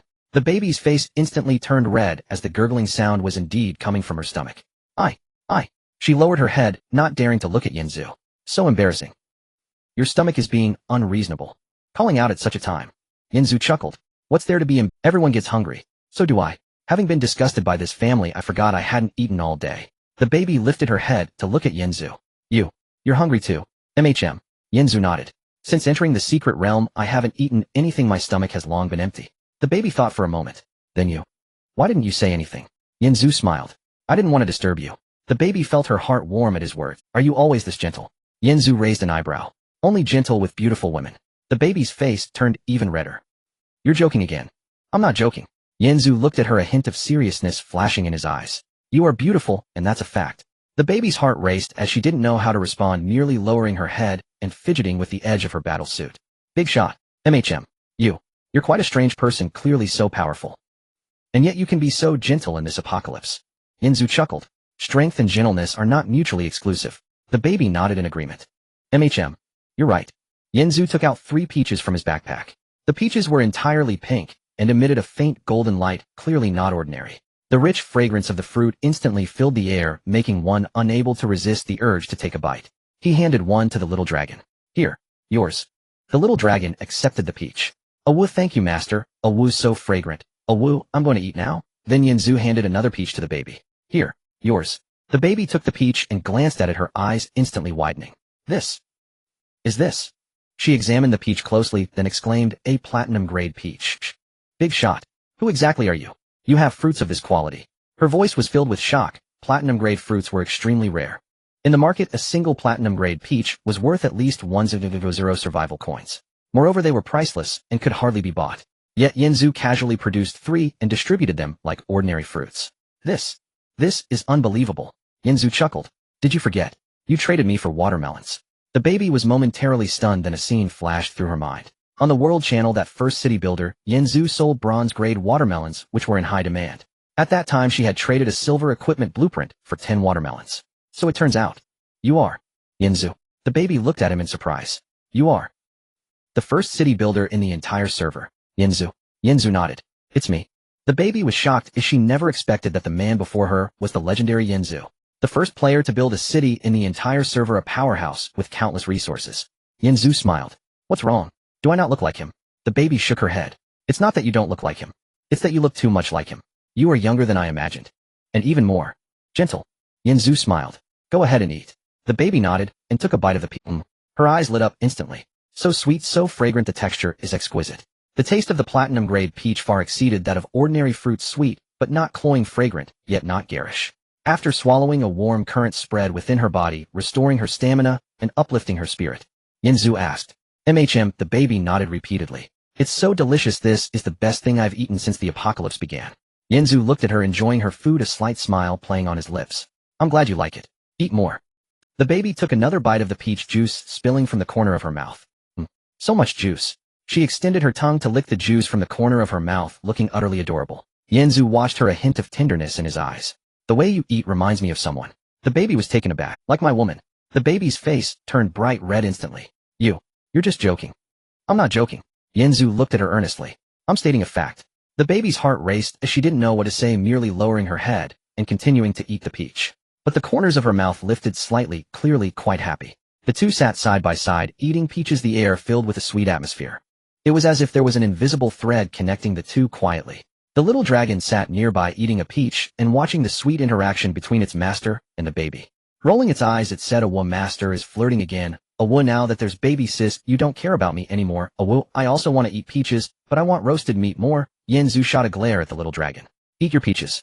Stop talking so much." Little dragon, aww, biased. Not far away, Xiaoming's family saw Yanzu and baby enjoying peaches. Xiaoming looked at baby leaning in Yanzu's embrace, her face radiating happiness, while a surge of intense jealousy welled up in his heart. Baby. She has never smiled at me like that before. She is always cold and aloof in front of me now. Yet she leans in another man's embrace, laughing so happily, so sweetly. Xiaoming's fist tightened, his nails digging into his flesh. But he dared not explode with anger, for Yanzu's strength instilled fear in him. Xiaoming's mother also saw this and snorted coldly. Look at that cheap girl eating so happily. It must be that big shot who gave her something nice. Otherwise, how could she be laughing so joyfully? TCH, it's obvious she's seducing the big shot to win his favor. So disgusting. Xiaoming's father shook his head. Sigh. The world is going downhill. Nowadays women are willing to do anything as long as there's something to eat. They would do anything, even forego their dignity. Xiaoro looked at baby eating the platinum-grade peach with a glimmer of jealousy in her eyes. Platinum-grade fruit. I've never even seen one. Yet she can eat it freely. What? Why does she have what I don't? Am also quite pretty. Why does the big shot only treat her well? It's unfair. Just then Xiaoming's family's stomachs began to rumble. Gurgle, gurgle. The four of them, as if in agreement, all cried out simultaneously. "We are so hungry." Xiaoming held his stomach. "Since entering the secret realm until now, I haven't eaten anything. It feels terrible." Xiaoming's mother also held her stomach. "I'm so hungry too. That peach smells so fragrant. I really want to eat it." Xiaoming's father frowned. "My stomach is empty. I have no strength left." Xiaoro also held her stomach. "So hungry. That peach. It must be so delicious. I really want to eat it." The family's eyes all turned to Yanzu and baby. Their eyes were filled with unmasked greed and desire. They watched baby eat the peach, saliva almost dripping from their mouths. Eventually Xiaoro couldn't hold back any longer. She stood up and walked to Yanzu and baby. "Big shot." Her voice was soft and slightly coquettish. "Baby sister, do you have any more to eat? We are also hungry." She pointed back at Xiaoming's family. "Xiaoming and uncle and aunt are all so hungry. Can you share some with us?" Her words sounded like a request, but in reality, it was a command to baby. As if it were a given that Yanzu should. Xiaoming's family also walked over, their eyes shining, staring at the peach in Yanzu's hand. Yes, big shot, please share some with us. We are all so hungry." Xiaoming's mother swallowed hard. "That peach smells so good. Give each of us one." "No. Each of us too, you have plenty, right?" Xiaoming's father nodded as well. The family's eyes were like hungry wolves eyeing their prey, greedy, shameless, and utterly without bottom line. Yanzu looked at them, a family of four with shining eyes staring at the peach in his hand. A slight smile crept on his lips, revealing a cold smirk. "If you want to eat, you can." He spoke up. "Pay me." His words fell like a bucket of cold water on Xiaoming's family, leaving them stunned. "Wah. What?" Xiaoming's eyes widened. Pay money." "Yes." Yanzu nodded. "Pay money. This is my food. It's not free. If you want to eat, just pay for it." Xiaoming's mother panicked. Big shot, you. How can you ask for money? Look, we already gifted you, baby. Now you won't even give us a peach. How stingy can you be?" Yanzu coldly laughed. 1 million has already been given to you. Baby is no longer related to you. If you want to eat, just bring money. A platinum peach costs 100 survival coins. No bargaining, eat it if you want it. Xiaoming's family turned pale at the mention of the price. 100. 10000. For a peach. How about you go rob someone instead? Xiaoming's mother screamed. Yanzu chuckled. Robbing is illegal. I'm doing business. Clear pricing, fair and square. Anyway, you have money. Xiaoming's family exchanged glances. Although they had 1 million in hand, that was their lifeline. How could they possibly use it to buy peaches? 100 for one was too expensive. Big shot, can you make it cheaper? Xiaoming weakly asked. No. Yanzu replied straightforwardly. 100 each. No bargaining. If you don't buy, just go hungry. You won't die from hunger in a few days. After saying this, he took a bite of the peach and began to enjoy it. Baby was also beside him, eating the peach and watching Xiaoming's family's defeated expression. She secretly laughed. Yanzu's tactic was too brilliant. Earlier he spent 1 million to buy her. Now he is using 100 for a peach to revenge them, letting them experience the taste of being extorted. Xiaoming's family stood in place, their faces pale, unable to move forward or retreat. 100 for a peach they were reluctant to buy, but feeling hungry was also unbearable. In the end, they could only retreat in defeat, continuing to endure their hunger. Xiaoming's mother walked while muttering, so stingy, a big shot who won't even share a peach, charging 100,000 for it, what a ripoff. Xiao Ming's father shook his head. Sigh, this person won't share even a little food with others. Too selfish. Xiao Rou pouted. Exactly, now that she's with a big shot, she doesn't recognize us anymore, not even sharing her food. Xiao Ming sat in the corner, clutching his empty stomach, growing angrier with each thought. That baby is such a wretch. Used to act all high and mighty. Now that she has a backer, she turns her back on us. Not even sharing a peach with me. I was her man back then too. How could she be so heartless? What a cold-blooded wolf, shameless. The more he cursed, the angrier he became, his fists clenched tightly, his nails digging into his flesh. The dark energy on his forehead thickened, making him look increasingly odd. The more Xiao Ming thought about it, the angrier he became, feeling increasingly indignant. He suddenly stood up and punched the wall.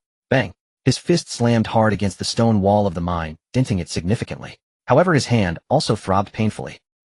Xiao Ming cried out, crouching down while clutching his hand. So painful. But right after, something strange happened. The wall he struck began to develop cracks. Crack, crack, the cracks spread outward and stones from the wall began to fall. A rumbling sound echoed from deep within the mine, as if some large object had been disturbed. The entire mine began to shake. What's happening? Xiao Ming's mother cried out. Is it an earthquake? Xiao Ming's father panicked as well. I don't know either. Xiao Ming, did you hit something with that punch? The shaking of the mine intensified. Stones from the wall kept falling, crashing to the ground with loud thuds. The ground also began to tremble, as if something was about to emerge from below. Run! Xiao Ming's mother screamed. The mine is going to collapse. The family ran around in a panic, but the shaking was so severe they could barely stand. Help! Xiao Rou's face turned pale with fear. What's happening? Xiao Ming, what did you do? The shaking of the mine grew fiercer, the cracks in the walls widening, stones continuously dropping.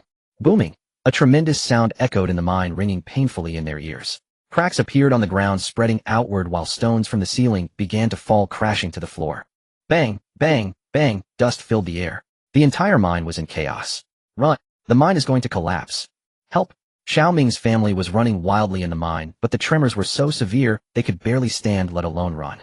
A falling stone hit Xiao Ming on the shoulder. Off! He cried out and fell to the ground, while a small stone struck Xiao Ming's mother on the foot. Ouch! She fell to the ground, holding her foot and crying out. Xiao Ming's father and Xiao Rou supported each other, barely managing to stay upright, but their faces were pale with fear. What should we do? Are we going to die here? Just as the shaking of the mine reached its peak, the ground beneath Xiao Ming suddenly collapsed, revealing a gigantic black hole. The black hole was vast and bottomless, emanating cold air. Fragments of stone kept falling into the hole, making whooshing sounds. But there was no sound of them hitting the ground, as if it were an endless pit. Xiao Ming was the first to fall in, his body plummeting into the black hole like a stone. Xiao Ming! His mother screamed, wanting to grab him, but she couldn't maintain her balance and fell in as well. Help! Xiao Ming's father and Xiao Rou also couldn't escape. As they stood at the edge of the black hole, the ground collapsed again, and they both fell into the black hole together. No! For terrified screams echoed in the mine, then silence fell. The entire Xiao Ming family had vanished into the black hole. The Xiao Ming family fell continuously down the black hole, surrounded by darkness, unable to see anything. They could only hear the rushing wind and each other's cries. Help! I don't want to die. Their bodies rolled in the black hole, crashing against the walls. Bang! Bang! Bang! Each collision caused them to wince in pain. After falling for about 10 seconds, they finally went bang! Bang! Bang! Bang! The four of them fell one after another onto the ground at the bottom of the hole. Ouch, that hurts. My back. My leg. The four of them were disoriented, lying on the ground, groaning. Above the black hole, the tremors of the mine gradually ceased. The cracks in the walls stopped widening, but the Xiao Ming family was now trapped at the bottom of the black hole. Yanzu stood at a distance, watching the Xiao Ming family fall into the black hole, amused. Indeed, misfortune had taken effect. Whoever it helped met bad luck. A total of 14 points of fortune had been drained. Xiao Ming's bad luck had intensified. That punch had triggered the mechanism causing the mine to shake and the black hole to appear, leading to the entire family falling in. This series of unfortunate events was the result of fortune being drained. The $1 million transaction had already extracted enough fortune. From here on, he would become even more unlucky. Yanzu, accompanied by Xiao Sei Long and Baby, approached the edge of the black hole, looking down. The black hole was bottomless, vast, and emanating cold air. So deep. Baby gasped. Do you think they will be all right? Yanzu nodded. They should be fine, right? Xiao Sei Long also peeked into the black hole. Whoa, what a deep hole. Whoa, those people fell down. Whoa. Serves them right. Who told them to be so disgusting? Baby looked at the black hole, a hint of worry flashing in her eyes. Yanzu, should we go down and take a look? Yanzu glanced at Baby. Do you want to save them? Baby hesitated for a moment. No. It's not that. Their lives or deaths have nothing to do with me now. Yanzu smiled. That's good to know you are my person now. But it's not safe here anymore. We must leave this secret realm quickly. There may be a passage to other places below the black hole. Let's go down and check it out. Baby nodded, okay. He'll listen to you. Yanzu turned to Xiao Sei Long. Xiao Sei Long, fly down and scout the way. See what the situation is below. Xiao Sei Long, awoo, understood master, awoo. I'm going right now. Xiao Sei Long flapped its wings and flew into the black hole, its figure quickly disappearing into the darkness. Baby looked at the little dragon disappearing into the black hole, feeling a bit anxious inside. Yanzu, my lord. Little Sei Long won't be in trouble, right? Yanzu smiled slightly, don't worry. Little Sei Long's strength is more than enough to handle the situation below, and it can fly, so even if there is danger it can come back. Baby nodded, She leaned against Yanzu, quietly waiting for news about Little Sei Long. After a short while she saw the little dragon flying up from the black hole. Its figure slowly emerged from the darkness. Awoo, master. Awoo, there's no danger below. Awoo, it's a very large space. Awoo, the bottom is flat. Awoo, you won't die from a fall. Awoo, but those 4 people. Awoo, fell pretty badly. Awoo, they're all groaning on the ground. Got it. Well done. Yanzu nodded, then turned to Baby. It's safe below, we can go down. Hold on to me tight. Baby took a deep breath, okay. She tightly hugged Yanzu's waist. Yanzu held Baby, standing at the edge of the black hole. Are you ready? Baby nodded, burying her face in Yanzu's chest. I'm ready. Jump. After Yanzu finished speaking, he jumped into the black hole with Baby. Their bodies fell continuously in the black hole with the sound of whistling wind in their ears. Baby tightly hugged Yanzu's waist, her hands wrapped around his back. With her face buried in his chest, she felt his strong heartbeat. Yanzu, my lord. Her voice seemed very small amidst the wind. I'm here, don't be afraid, we'll be there soon. Baby didn't speak, just held him tighter. Their bodies pressed closely together in the darkness. Yanzu could feel Baby's softness against his chest. Her slender waist felt exquisite, but he didn't think too much about it. He simply used one hand to protect Baby's head. With his other hand, he wrapped around her waist to prevent her from hitting the cave wall. We're almost there. Yanzu sensed a change in the air currents below. Hold on tight. We're about to land. Baby hugged him even tighter. Boom. They landed firmly on the ground at the bottom of the cave. Baby slowly lifted her head from his embrace. We're here. Yanzu released her, we've arrived. Baby looked around. At the bottom of the black hole was a vast space. Glowing ores were embedded in the walls, emitting a faint green light, barely illuminating the surroundings. Xiaoming's family lay not far away, groaning incessantly. Xiaoming's mother saw Yanzu and Baby having also descended from above. Seeing them as a lifeline, she hurried over. My lord, please save us. Xiaoming and I are both injured. She pointed to her foot, and then to Xiaoming's shoulder. My foot was crushed by a rock. Xiaoming's shoulder was also hit by falling stones. It hurts badly. My lord, I beg you, please save us. Is there any water left from before? Give us some. Her face was filled with pleading, contrasting sharply with her previous scolding of Baby. Yanzu observed that all 4 of them were injured to varying degrees. Lying on the ground in a sorry state, he slightly curled his lips. To save you is not impossible, but there are conditions. Xiaoming's mother quickly responded, what conditions? Well, agree to anything. Yanzu replied casually, 500 survival coins. Per person. For 2 people. 1 million. No bargaining. His words struck like a thunderbolt on Xiao. Wah. What? 500 per person? 1 million. Why don't you go rob someone? Xiaoming's mother screamed, 500 per person, that's too expensive. Can you lower the price a bit? 300, no, 200, how about that? It would be a piece of cake for you, right? Yanzu sneered, 500, no bargaining, either save or don't. Xiaoming thought for a moment, gritted his teeth. Mom, we have 1 million. Spend 1 million, to save us, our lives are important. Xiaoming's mother nodded in agreement. Alright, Xiao Rou immediately got anxious. What a? Spend 1 million, to save you too. Then all the money would be gone. How will we survive in this apocalypse?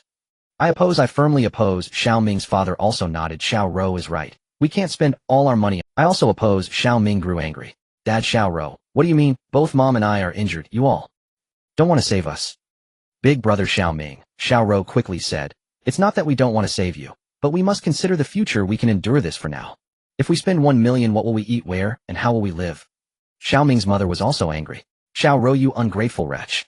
Xiaoming has always treated you well, and now that we're injured, you don't want to save us. Xiao Rou scoffed. And it's not that I don't want to save you, but we must consider reality. We can endure this and get. Xiaoming's father also said, Xiaoming, listen to your dad. Saving money can help us rebound in the future. If we spend it all, we'll really be finished. Can you all hold on for a bit longer? The 4 of them argued, fiercely blaming and cursing each other, tearing off the hypocritical masks they wore before exposing their most genuine selfish natures. Yanzu watched them argue, sneering. Whether to save or not, it's up to you all. I don't have time to watch you quarrel. After saying this, he turned and led Baby and Little Sei Long deeper into the. Little Sei Long also flew over. Oh whoa. Master, what are those people arguing about? Oh whoa, it's giving me a headache. Oh whoa, it's best to stick with the master. Xiaoming's family, seeing Yanzu leave, grew even more anxious. My lord, don't go. Let's discuss it a bit more, but Yanzu did not look back, disappearing into the darkness. Yanzu led Baby and Little Say Long to explore the bottom of the black hole. The bottom of the black hole was a vast space resembling an underground cave. The walls of the cave were embedded with glowing ores emitting a faint green light, barely illuminating the surroundings. Scattered on the ground were some rubble and bones, and the air was filled with a dampness and a faint stench of decay. This place seems like an ancient underground cave, Baby said. Yanzu nodded. There were some ancient murals on the walls. He pointed at the walls. Baby leaned in to take a look. Some vague patterns were carved into the walls. It seemed to be a trace left by some ancient civilization.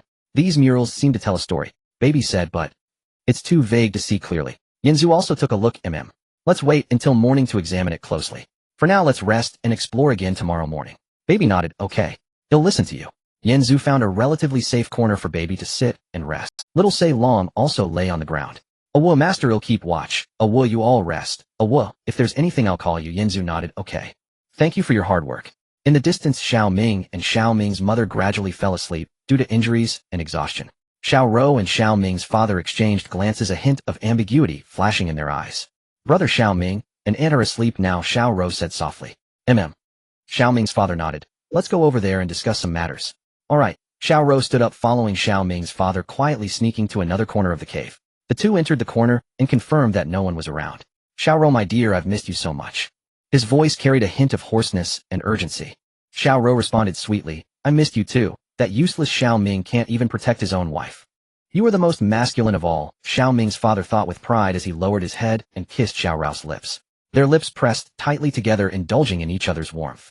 Xiao Rou's hands climbed up Xiao Ming's father's neck, actively responding. Their bodies pressed closely together. Xiao Rou let out a soft moan, her body trembling slightly. Brother Ming, don't do this. What if we get caught here? Don't be afraid, Xiao Ming's father whispered. They are all asleep. If they won't notice. He continued to hold Xiao Rou, feeling the softness of her body. Xiao Rou did not refuse, but pressed even closer to him. Uncle, once we get out, let's run away together, okay? Okay, Xiao Ming's father said while kissing her. With that 1 million, let's start anew in another district. No more worrying about that useless man and his yellow-faced wife. Their bodies continued to indulge in each other in the corner. After a passionate moment, the two pulled apart and leaned against the stone wall. Xiao Rou, that 1 million is in Xiao Ming's hands. How do we get it? Xiao Rou thought for a moment. It's simple. Well, find an opportunity to lure Xiao Ming to a dangerous place. Once we're out, let him die there. That 1 million will be in his backpack.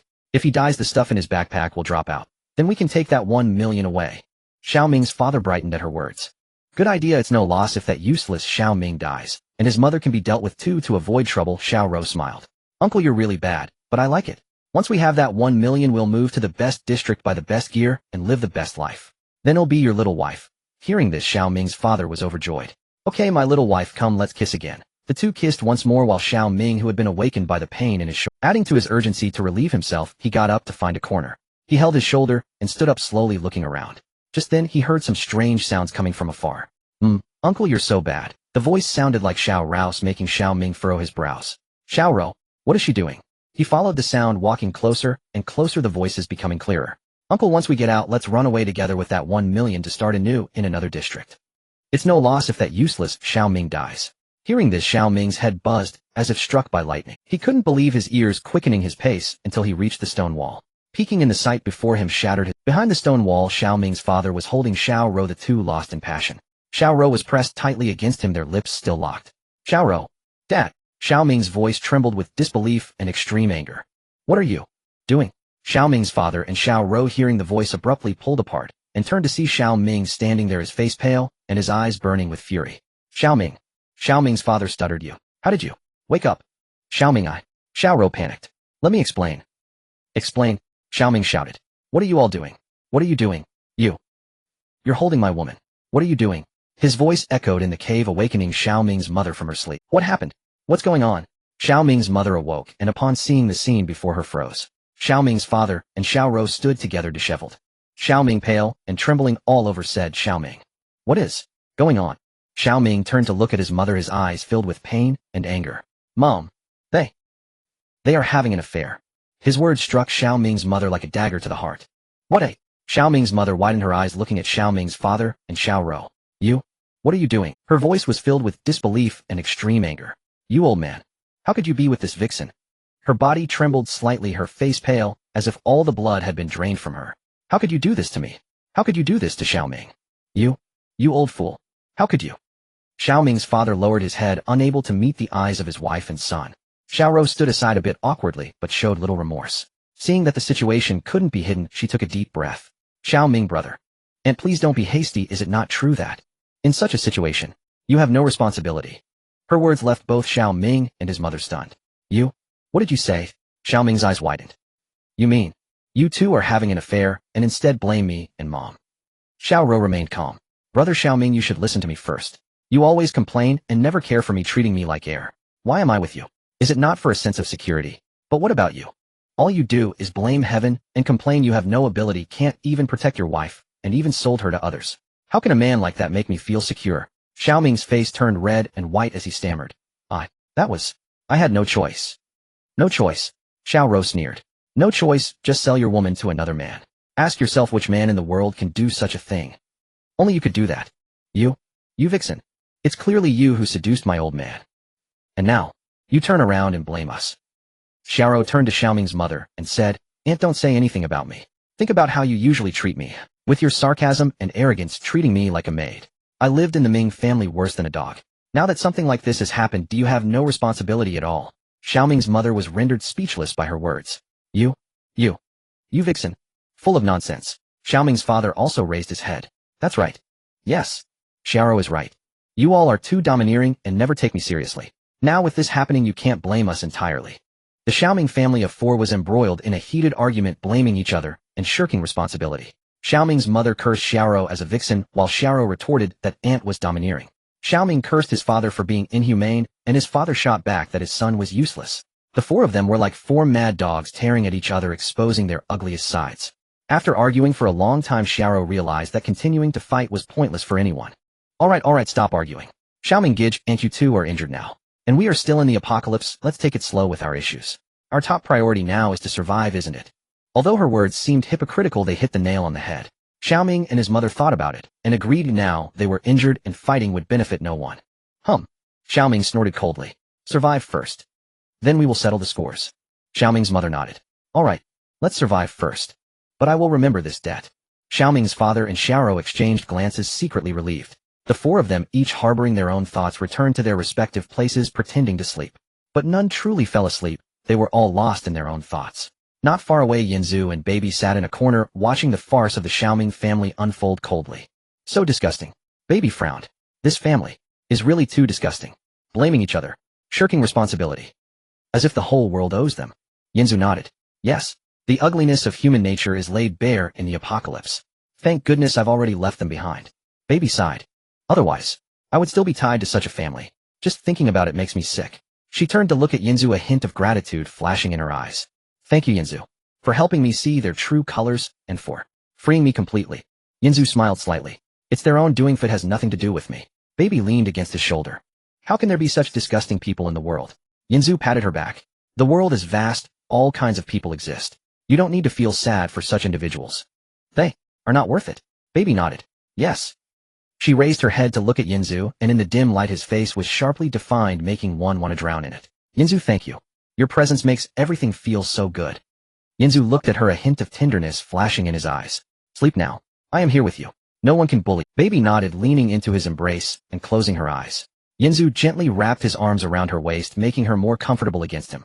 The two bodies were tightly pressed together, creating a warm picture in the dark cave. In the latter half of the night, Xiao Ming tossed and turned, unable to sleep. The scenes of his father and Xiaoro being intimate in the corner kept resurfacing in his mind. That image was like a knife cutting through his heart with each stab. But what troubled him more was the figure of Baby. Oh, he remembered how good Baby had been in the past. Since the apocalypse, Baby had been protecting them, without complaint or expectation of reward. And what about him? He sold her. I'm sorry. I was wrong. A surge of intense regret welled up in Xiao Ming's heart. He regretted selling Baby, and regretted listening to his mother and Xiaoro. Regretted being so weak. If only I could be as strong as the boss. Baby wouldn't have left me. It's all because I was too weak. It's all because I was too cowardly. Xiao Ming quietly crawled up, covering his injured shoulder, and slowly walked toward Yinzu and Baby. He moved slowly, each step sending pain through his shoulder, but he gritted his teeth and endured it. Finally, he reached in front of Yinzu and Baby. But the sight before him stunned him. In the dim light, Yinzu and Baby were tightly embraced together. Baby leaned against Yanzu's chest, a happy smile on her face. Yinzu gently wrapped his arms around her waist, their bodies closely intertwined. They looked like a loving couple, and the scene was warm and beautiful, painfully piercing Xiaoming's eyes. Baby, she has never smiled at me like that. She has never leaned so comfortably in my embrace. It was I who pushed her into the arms of another man. It was I who destroyed my own happiness. He stood there speechless for a long time. Yinzu sensed someone approaching, opened his eyes, and saw Xiaoming standing there. Is there something? Yinzu asked. Xiaoming was startled awake by his voice. Boss. I understand now. I am willing to spend 1 million to save us. Please. Save me and my mother. Yinzu looked at him, a hint of surprise flashing in his eyes. 1 million. Didn't you previously say it was too expensive? Xiaoming lowered his head. Before. I was blind. Now. I understand. Money can be earned again. But once life is lost, nothing remains. Baby slightly opened her eyes upon hearing this and glanced at Xiaoming, but remained silent. She simply buried her face deeper into Yanzi's embrace. Yinzu looked at Xiaoming, remained silent for a few seconds, then said, all right, 1 million. He'll save both of you. No bargaining. Deal. Xiaoming nodded. Deal. He took out 1 million survival coins from his backpack and traded them to Yinzu. Yinzu took the money and handed Xiaoming a bottle of platinum-grade spiritual water. Let your mother drink some too. She'll be fine by tomorrow. Xiaoming accepted the spiritual water and softly said, thank you. He turned to walk toward his mother, his back appearing particularly lonely and desolate. Baby watched Xiaoming's figure, her eyes flashing with complex emotions. But soon she closed her eyes, peacefully falling asleep in Yanzi's embrace. At that moment the system's voice rang. Ding. Ding. The target for assistance has been accepted, Xiaoming. Temporary talent, whoever I help will be unlucky, has been triggered. Extracting the target's fortune. Extraction successful. Obtained fortune value 10 points. Xiaoming's fortune has significantly decreased. A warm energy surged into Yanzu's body, stronger than ever before. 10 points. This is the most I've ever had. A transaction of 1 million. The extracted fortune is indeed greater. Yanzu felt an unprecedented clarity in his mind, as if he were filled with an invisible energy. Whoever I help will be unlucky. This talent indeed provides greater assistance. The more fortune extract. He looked down at Xiaoming in the distance. The dark energy on Xiaoming's forehead had become so thick that his face was almost unrecognizable. What level will his misfortune reach? Yanzu's lips curled slightly, revealing a meaningful smile. A night passed in silence, and the next day, just before dawn, a piercing scream suddenly echoed in the cave. How did your injuries heal? Xiao Rao's exclamation startled the entire Xiaoming family awake. Xiaoming's father opened his eyes and saw that Xiaoming's shoulder had completely healed without even a scar. Looking at Xiaoming's mother next to him, her foot was also as good as new, her complexion rosy and her spirit full of life, completely unlike someone who had been injured. You? Xiaoming's father widened his eyes, his voice trembling. Did you trade with the big shot? What? The 1 million survival coins are gone. Xiaoming sat up, moved his shoulder, and indeed felt no. Dad, what do you mean? A flash of anger crossed Xiaoming's father's face, and his voice rose sharply. What do you mean? It was 1 million. Did you just spend it all? What about your and Mom's injuries? Just endure it, it will pass. Spending 1 million is too wasteful. Xiaoro hurriedly ran over to Xiaoming, her face full of panic. Xiaoming, did you really spend all 1 million? Xiaoming nodded, speaking very calmly. I spent it. To heal me and Mom's injuries. Xiao Rao's face instantly turned pale and her body sweat. Then, what will we do in the future? We have no money left. How will we live? Xiaoming's father shouted angrily. Exactly, you are too selfish. You just spent 1 million on yourself. Did you think about us? Hey. Xiaoming's mother immediately shielded her son, shouting at the old man. Old man, why are you shouting? Xiaoming did this to save me. My foot hurts too much to walk. If not treated, how can I get out? Xiaoro stood by, sneering, her tone sarcastic. Annie, that's easy to say, but the 1 million is all spent. What will we eat? Where? How will we survive in this apocalyptic? Xiaoming, you are too selfish. Upon hearing this, Xiaoming felt a surge of anger and his voice rose. I am selfish. Is that 1 million something I exchanged for my wife? What does it have to do with you? You all jump out one by one to Sam's. Xiaoming's father was left speechless, his face alternating between red and pale. Anyway, you can't spend all 1 million, you need to leave some for us. Xiaoro quickly agreed, nodding vigorously. Exactly, Xiaoming, you were too impulsive. Couldn't you have discussed it with us? Xiaoming's mother was suddenly enraged, protecting Xiaoming and glaring at the two. Discuss what? My son saving me is only right. You, an outsider, have no right to meddle. Outsider. Xiao Rao's eyes widened, looking as if she had suffered a great injustice. Auntie, are you calling me an outsider? Xiaoming, look at how your mom can say such things to me. The four of them were embroiled in a heated argument, blaming and cursing each other.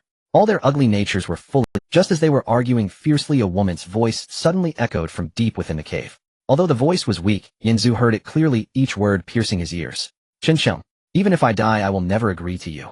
Hearing the voice, Yinzu's body stiffened, and his mind. Chincheng, wasn't he already dead? In his mind the scene flashed back, Chen Chung being killed on the spot by his dragon flame nuclear explosion. What shocked him even more was that he was very familiar with that woman's voice, so familiar it was etched into his bones. Yayoi, why are you here? Without a moment's thought, Yanzu picked up the baby beside him and turned to shout. Little Say Long, let's go. Little Say Long, Aowu, received master. Aowu, it's that sister's voice. Yanzu hurriedly ran towards the direction of the voice with Little Long and the baby. Behind them the Xiaoming family was still arguing intensely, completely unaware. At the other end of the cave Yaya was cornered against the stone wall, having nowhere to retreat. Her clothes were somewhat torn, her face weary, but her gaze remained steadfast, showing no signs of submission. Chen Cheng stood before her, even more sinister, exuding a black mist-like aura. Yaya? Chen Cheng's voice was low and hoarse, sounding unpleasant. Just yield to me, we are originally a couple. I will make you a new human. That pretty boy is not here now, no one can save you. With me, I can give you everything you desire. Yaya looked at him coldly, her eyes filled with disgust. In your dreams. Even if I die, I will never be with someone like you. Together. A flicker of anger crossed Chen Cheng's eyes, and his expression darkened. You are still so stubborn. Just like before the apocalypse. But this time, you have no choice. He reached out, intending to grab Yaya's arm, wanting to forcibly take her away. At this moment, stop. A figure dashed forward like lightning. It was Yanzu. Upon seeing Chen Cheng about to harm Yaya, his eyes burned with furious rage, radiating a murderous intent. Chen Cheng, you're not dead yet. Yaya was momentarily stunned upon hearing the voice. She turned to look, her eyes first filled with shock, then disbelief, and finally pure joy. Tears instantly welled up in her eyes. Yanzu, is it really you? Without a second thought, she rushed over and threw herself into Yanzu's embrace. Her strength was so great it felt as if she wanted to meld into him. Yanzu held her tightly, patting her back. Yaya, I'm here. Yaya clung to him, trembling as if afraid he would vanish in the next moment. Yanzu, I'm so scared. I'm so scared. I thought I'd never see you again. That bastard Chen Cheng has been bothering me, and I can't escape. Yanzu gently patted her back, his voice soft. It's all right. I'm here. He won't bully you again. Yaya lifted her head, looking at Yanzu's face, her eyes filled with tears, yet brimming with love and longing. Yanzu, I miss you so much. Every day. Every night. I have been thinking about you. Yanzu looked at her, his heart feeling heavy, a strong emotion welling up within him. I miss you too. I miss you so much. The two gazed at each other for a few seconds before instinctively pressing their lips together. It was a deep kiss filled with longing, love, and the joy of reunion. Yaya's lips were soft, tinged with a hint of salty tears, but mostly sweet. Yanzu's hands tightly wrapped around her waist, their bodies pressed closely together, as if to fill the void created by their long separation. Baby stood to the side, watching the scene unfold with a complex expression. Xiao Sei Long swayed its tail nearby, mumbling softly. Awu master kissed again. Awu, this sister is also so beautiful. Awu master truly is a winner in life. The kiss lasted a long time, as Yanzu's hand gradually moved up from Yaya's waist. It landed on her back, gently caressing her. Yaya's body trembled slightly as she wrapped her arms tightly around Yanzu's neck, refusing to let go. Yanzu. Yaya murmured softly, her voice tender. Please. Don't leave me again. I can't take it anymore. Yanzu said nothing, only deepened the kiss as their breaths quickened. Baby stood quietly to the side, unsure if she should interrupt, patiently waiting. Xiao Sei Long, understanding the situation, flew over to perch on Baby's shoulder. Oh well, let's wait a little longer. Chen Qing stood not far away, his eyes fixed on Yaya and Yanzu. The two embraced and kissed passionately in front of him. A fire ignited within him, and his eyes turned bloodshot, veins bulging. The dark mist around him churned violently, resembling an enraged beast. Enough! Chen Chung bellowed, his voice echoing through the cave. Why is it again, you pretty boy? Persistent as a ghost. Last time you ruined my good deed. And now you're back. What are you even? Why are you everywhere? He suddenly turned to look at Yaya, his eyes filled with an uncontrollable mad. Yaya, you ungrateful wretch. I treated you so well. And you don't appreciate it. What's so good about this pretty boy? Is it just because he looks a bit clean? What can he give you? Can he protect you? In the apocalypse, what good is good looks? Strength is the only truth. His voice was filled with anger and jealousy, roaring like a crazed beast. I'm at the platinum level now. Do you know what platinum level is, eh? There's no platinum level in the entire server. This pretty boy is just at the golden level. I could crush him with a single finger. If you follow this kind of trash, you'll die in the apocalypse. Yaya lifted her head from Yanzu's embrace, her gaze cold and fixed on Xinsheng. Shut your mouth. Yanzu is 1,000 times stronger than you. You're not even worthy to be compared to him. You ungrateful wretch. Just wait until I kill this pretty boy, and let's see how tough you're. After cursing, Chun Chung took a deep breath, forcing himself to calm down. A glimmer of confidence slowly emerged in his eyes as he felt the power surging within him, the platinum level energy coursing through him. I'm much stronger than when Yanzu killed me last time. Pretty boy. Chun Chung curled his lips into a sinister. Did you know? After being revived by a mysterious person, my power skyrocketed. I am now at the platinum level. And you?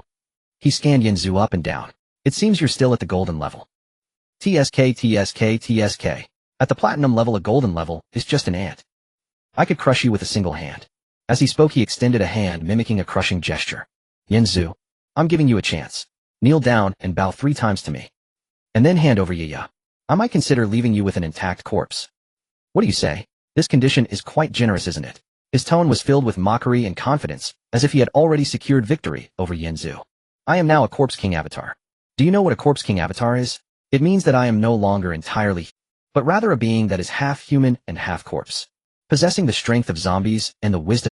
This kind of power is something you trash will never understand. As Chunsheng spoke, the dark mist around him thickened, emitting a nauseating stench of decay. Pretty boy, are you sure you want to fight me? I advise you to be sensible. Leave Yiya behind and get lost. Otherwise I will ensure you die without a complete corpse. Chunsheng's words brimmed with menace, and his mind already conjured a vivid image of Yinzu kneeling in abject supplication. Xiaoming's family stood at a distance, frozen in silence. Until after what felt like an eternity, they finally registered the scene. Xiaoming caught sight of Chunsheng's face, his eyes widening in utter disbelief. Chunsheng. His mother stared mouth agape. Director Chun. Is it really Director Chun? What are you doing here? Xiaoming's father recognized him too, frowning as he muttered under his breath, Chunsheng, the legendary pre-apocalypse director. How could he have become this? Xiao Rou cowered behind them. Her gaze locked onto the dark mist coiling around Chunsheng's body, her eyes flooded with terror. So horrifying. He reeks of corpse qi. Has he even remained human? Before the apocalypse, Xiao Ming had been a top-tier celebrity, Chunsheng his director. They'd collaborated on several films, on cordial, even warm terms. After the collapse, all contact ceased. Neither imagined they'd ever cross paths again, least of all here. Director Chun. Xiao Ming took 2 hesitant steps forward, his voice trembling. It's me, Xiao Ming. We filmed Heroes of the Apocalypse together. Do you remember? Chunsheng turned his head slightly and glanced at Xiao Ming. Xiao Ming. Oh, it's you. The little starlet from before the apocalypse. So, you're here too. Xiao Ming nodded vigorously, his skin crawling at the sight of the black mist clinging to Chunsheng's frame. Director Chun. How did you become like this? Why do you carry corpse qi? Have you ceased to be human? A chilling, grotesque laugh escaped Chunsheng, unnerving, unnatural. I am far more than that now. I am a corpse sovereign's avatar. A being straddling the threshold between man and I wield the strength of the undead and the cunning of mankind. Such power lies forever beyond the reach of mere humanity. Xiao Ming recoiled, breath catching in his throat, limbs locking rigid. A corpse sovereign's avatar. Half-man. This cannot be real. Such a being exists within the apocalypse. Xiao Ming's mother edged closer, her voice thick with sorrow. Director Chun. How could you fall to this? Before the collapse you were revered, glorious, untouchable. Now, in this world only raw power commands respect. I now possess platinum tier strength. In this world only raw power commands respect. I now possess platinum tier strength. 10,000 times more radiant than I ever was before. Those so-called stars directors are nothing but refuse before me. Xiao Ming's family stood rooted, hearts hammering, not just with shock, but who could have foreseen it? The once celebrated director whose name echoed across continents now stood twisted into this abomination. Yinzu remained motionless, watching Chunsheng's bluster with icy detachment, unmoved by his platinum tier aura. A subtle impulse stirred within Yinzu. He activated his inside eye, its gaze sweeping directly over. In an instant, a translucent stat panel materialized, named Chunsheng Corpse Sovereign Avatar Tier Platinum Spirit 54, 21 Strength 56, 21 Vitality, 67 11 Speed, 57 89 Talent Divine, Serpent Transformation SS Rank Effect instantly amplifies all stats by 300 for 30 minutes. Cooldown 60 minutes. Note, immune to certain spiritual assaults. Possesses extreme toxin resistance. Yinzu scanned the data, his expression unchanging, his pulse undisturbed. Seeing Yinzu stand silent, Chunsheng assumed he'd been paralyzed by awe. His laughter grew louder, more derisive. What? Speechless? Finally grasping your place. Too late. Yinzu lifted his eyelids, his tone flat, detached, as if commenting on tonight's dinner. You dare strut about boasting such paltry power? Chunsheng's grin froze, fury erupting like wildfire. What did you say? I am a platinum tier corpse sovereign avatar. Yet you, a golden tier wretch, dare look down on me. Xiao Ming, fearing imminent violence, stepped forward with forced courage. Director Chun, let's talk calmly. There's no need for force. Chunsheng whirled around, eyes blazing with venom. Get lost. Don't presume familiarity with me. Xiao Ming flinched violently, face draining of color. He retreated instantly. His mother swiftly pulled him behind her, whispering urgently to her husband. What's happened to him? He's lost his mind. Xiao Rou shrank to the rear, gripping her father's arm tightly. Her eyes brimmed with terror. She dared not even breathe. Chen Sheng dismissed them entirely, refocusing his glare upon Yanzu, the black mist swirling around him, growing denser, more volatile. Today I'll break you, or I renounce my own name. Let's see how stubborn your tongue remains when you're groveling at my feet. Ye stepped half a pace forward, shielding Yanzu. She glanced back at him, then turned her gaze sharpening into glacial steel as she fixed it upon Chen Sheng. Lay one finger on him, and you will not leave this cave alive. Chen Sheng nearly choked on his own laughter. You, a pathetic woman clinging to a man, dares speak thus. I'll slaughter him first, then savor breaking you slowly. With a thunderous stomp, Chen Sheng launched himself forward, shrouded in a roiling vortex of black mist, fists cleaving the air with a sonic crack. His fist streaked toward Yanzu's face, a blur of darkness velocity, defying human perception. Xiao Ming and the others watched, hearts lodged in their throats. None could even track the motion. Yanzu didn't shift his stance, not a single step. He simply tilted his head, evading the blow with effortless grace. That speed. His voice drifted languid and unhurried, slower than a snail's crawl. Chen Sheng's punch struck empty air. He staggered, stunned, disbelief contorting his features. Impossible. You're only golden tier. How could you evade me? Gritting his teeth, he swung again, faster, fiercer than before. Black corpse chi crackled around his knuckles. This time Yanzu didn't dodge. He raised his hand palm open and caught Chen Sheng's wrist mid-flight, as lightly as plucking a feather. Chen Sheng felt his wrist encased in iron, immovable, unyielding. He strained with every fiber, yet failed to wrench free even a millimeter. This can't be. His eyes bulged, panic flooding his face. You're merely golden tier. How can your strength rival mine? Yanzu met his gaze, cold, unblinking. Golden tier? Who told you? I'm golden tier. Yanzu took a step forward, his cold gaze fixed on Chen Sheng. Chen Sheng, I was able to kill you once before. This time, no matter who brought you back to life, or what you have become, your fate is the same. It is death. Yanzu's voice was low and chilling. His words sounded as if they came from an ice cellar, each syllable carrying a chill. Chen Sheng listened and burst into laughter. You little pretty boy, you're still so tough with your words. Alright, today I will show you the power of a platinum-level warrior. You will know what despair truly means. The black mist surrounding Chen Sheng began to surge violently, resembling a mass of black serpents twisting around him. A terrifying aura erupted from him, causing the entire cave to tremble. Stones from the walls began to fall one after another. Come on, little pretty boy. I will send you on your way. Chen Sheng's eyes were filled with madness as he licked his lips. Yanzu let out a cold laugh. You wish. Their gazes locked, and the air was thick with a tense, killing intent. At that moment, Yanzu opened the upgrade panel for the little Say Long in his mind. Ding, do you wish to spend 100 survival coins to upgrade little Say Long to platinum level? Yes, no. Without a moment's hesitation, Yanzu selected yes. Confirm. Ding, consuming 100 survival coins. Consumption successful. Upgrading little Say Long's level. Golden Peak Platinum level upgrading. A beam of golden light descended from the sky, enveloping the little Say Long completely. The little dragon's body began to transform, growing larger than before. Its scales changed from golden to deep gold, dazzling to the eyes, and its horns thickened considerably. Its claws became sharp as knives, gleaming with a cold light. Ow! The little Say Long raised its neck and let out a deafening roar. The entire cave shook even more violently, and fragments of stone rained down from the walls. Rumble! The golden light grew brighter, wrapping tightly around the little Say Long and forming a massive golden cocoon. Sounds of the little Say Long came from within the cocoon. Sometimes it was a pained grunt, sometimes an excited roar. The upgrading process lasted about a minute. Then with a loud bang, the cocoon exploded, scattering golden light everywhere, revealing the figure of the little Say Long once again. Its size had doubled compared to before, exuding the unique pressure of a platinum-level creature. It was both powerful and imposing. Ow! The little Say Long called out once more, its voice filled with confidence and vigor. Master, I have successfully upgraded. I feel power surging through my entire body. Yanzu opened the system panel. He glanced at the attributes of the little dragon after the upgrade. Contract, Beast Little Say Long.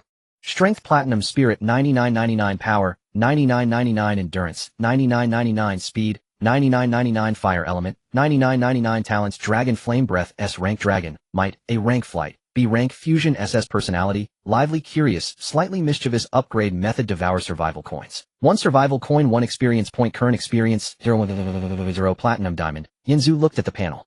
The corners of his mouth curled up in satisfaction. All attributes at 9,999, peak platinum level. Just a little short of reaching 1000 on the threshold of diamond level. With these attributes, crushing Chen Sheng will be a piece of cake. Chen Sheng stared at the little Say Long, astonished by its sudden leap from golden level to platinum level.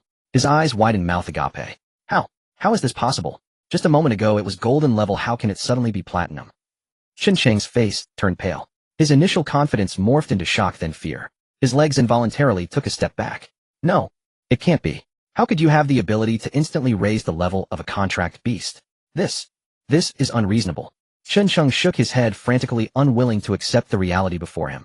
He had just thought that his platinum level could easily crush Yanzu, and yet Yanzu effortlessly upgraded the little Sei Long.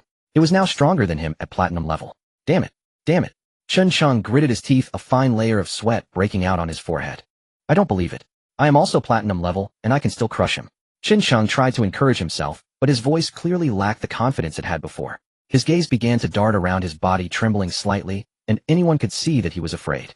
Little pretty boy, Chen Sheng forced himself to speak.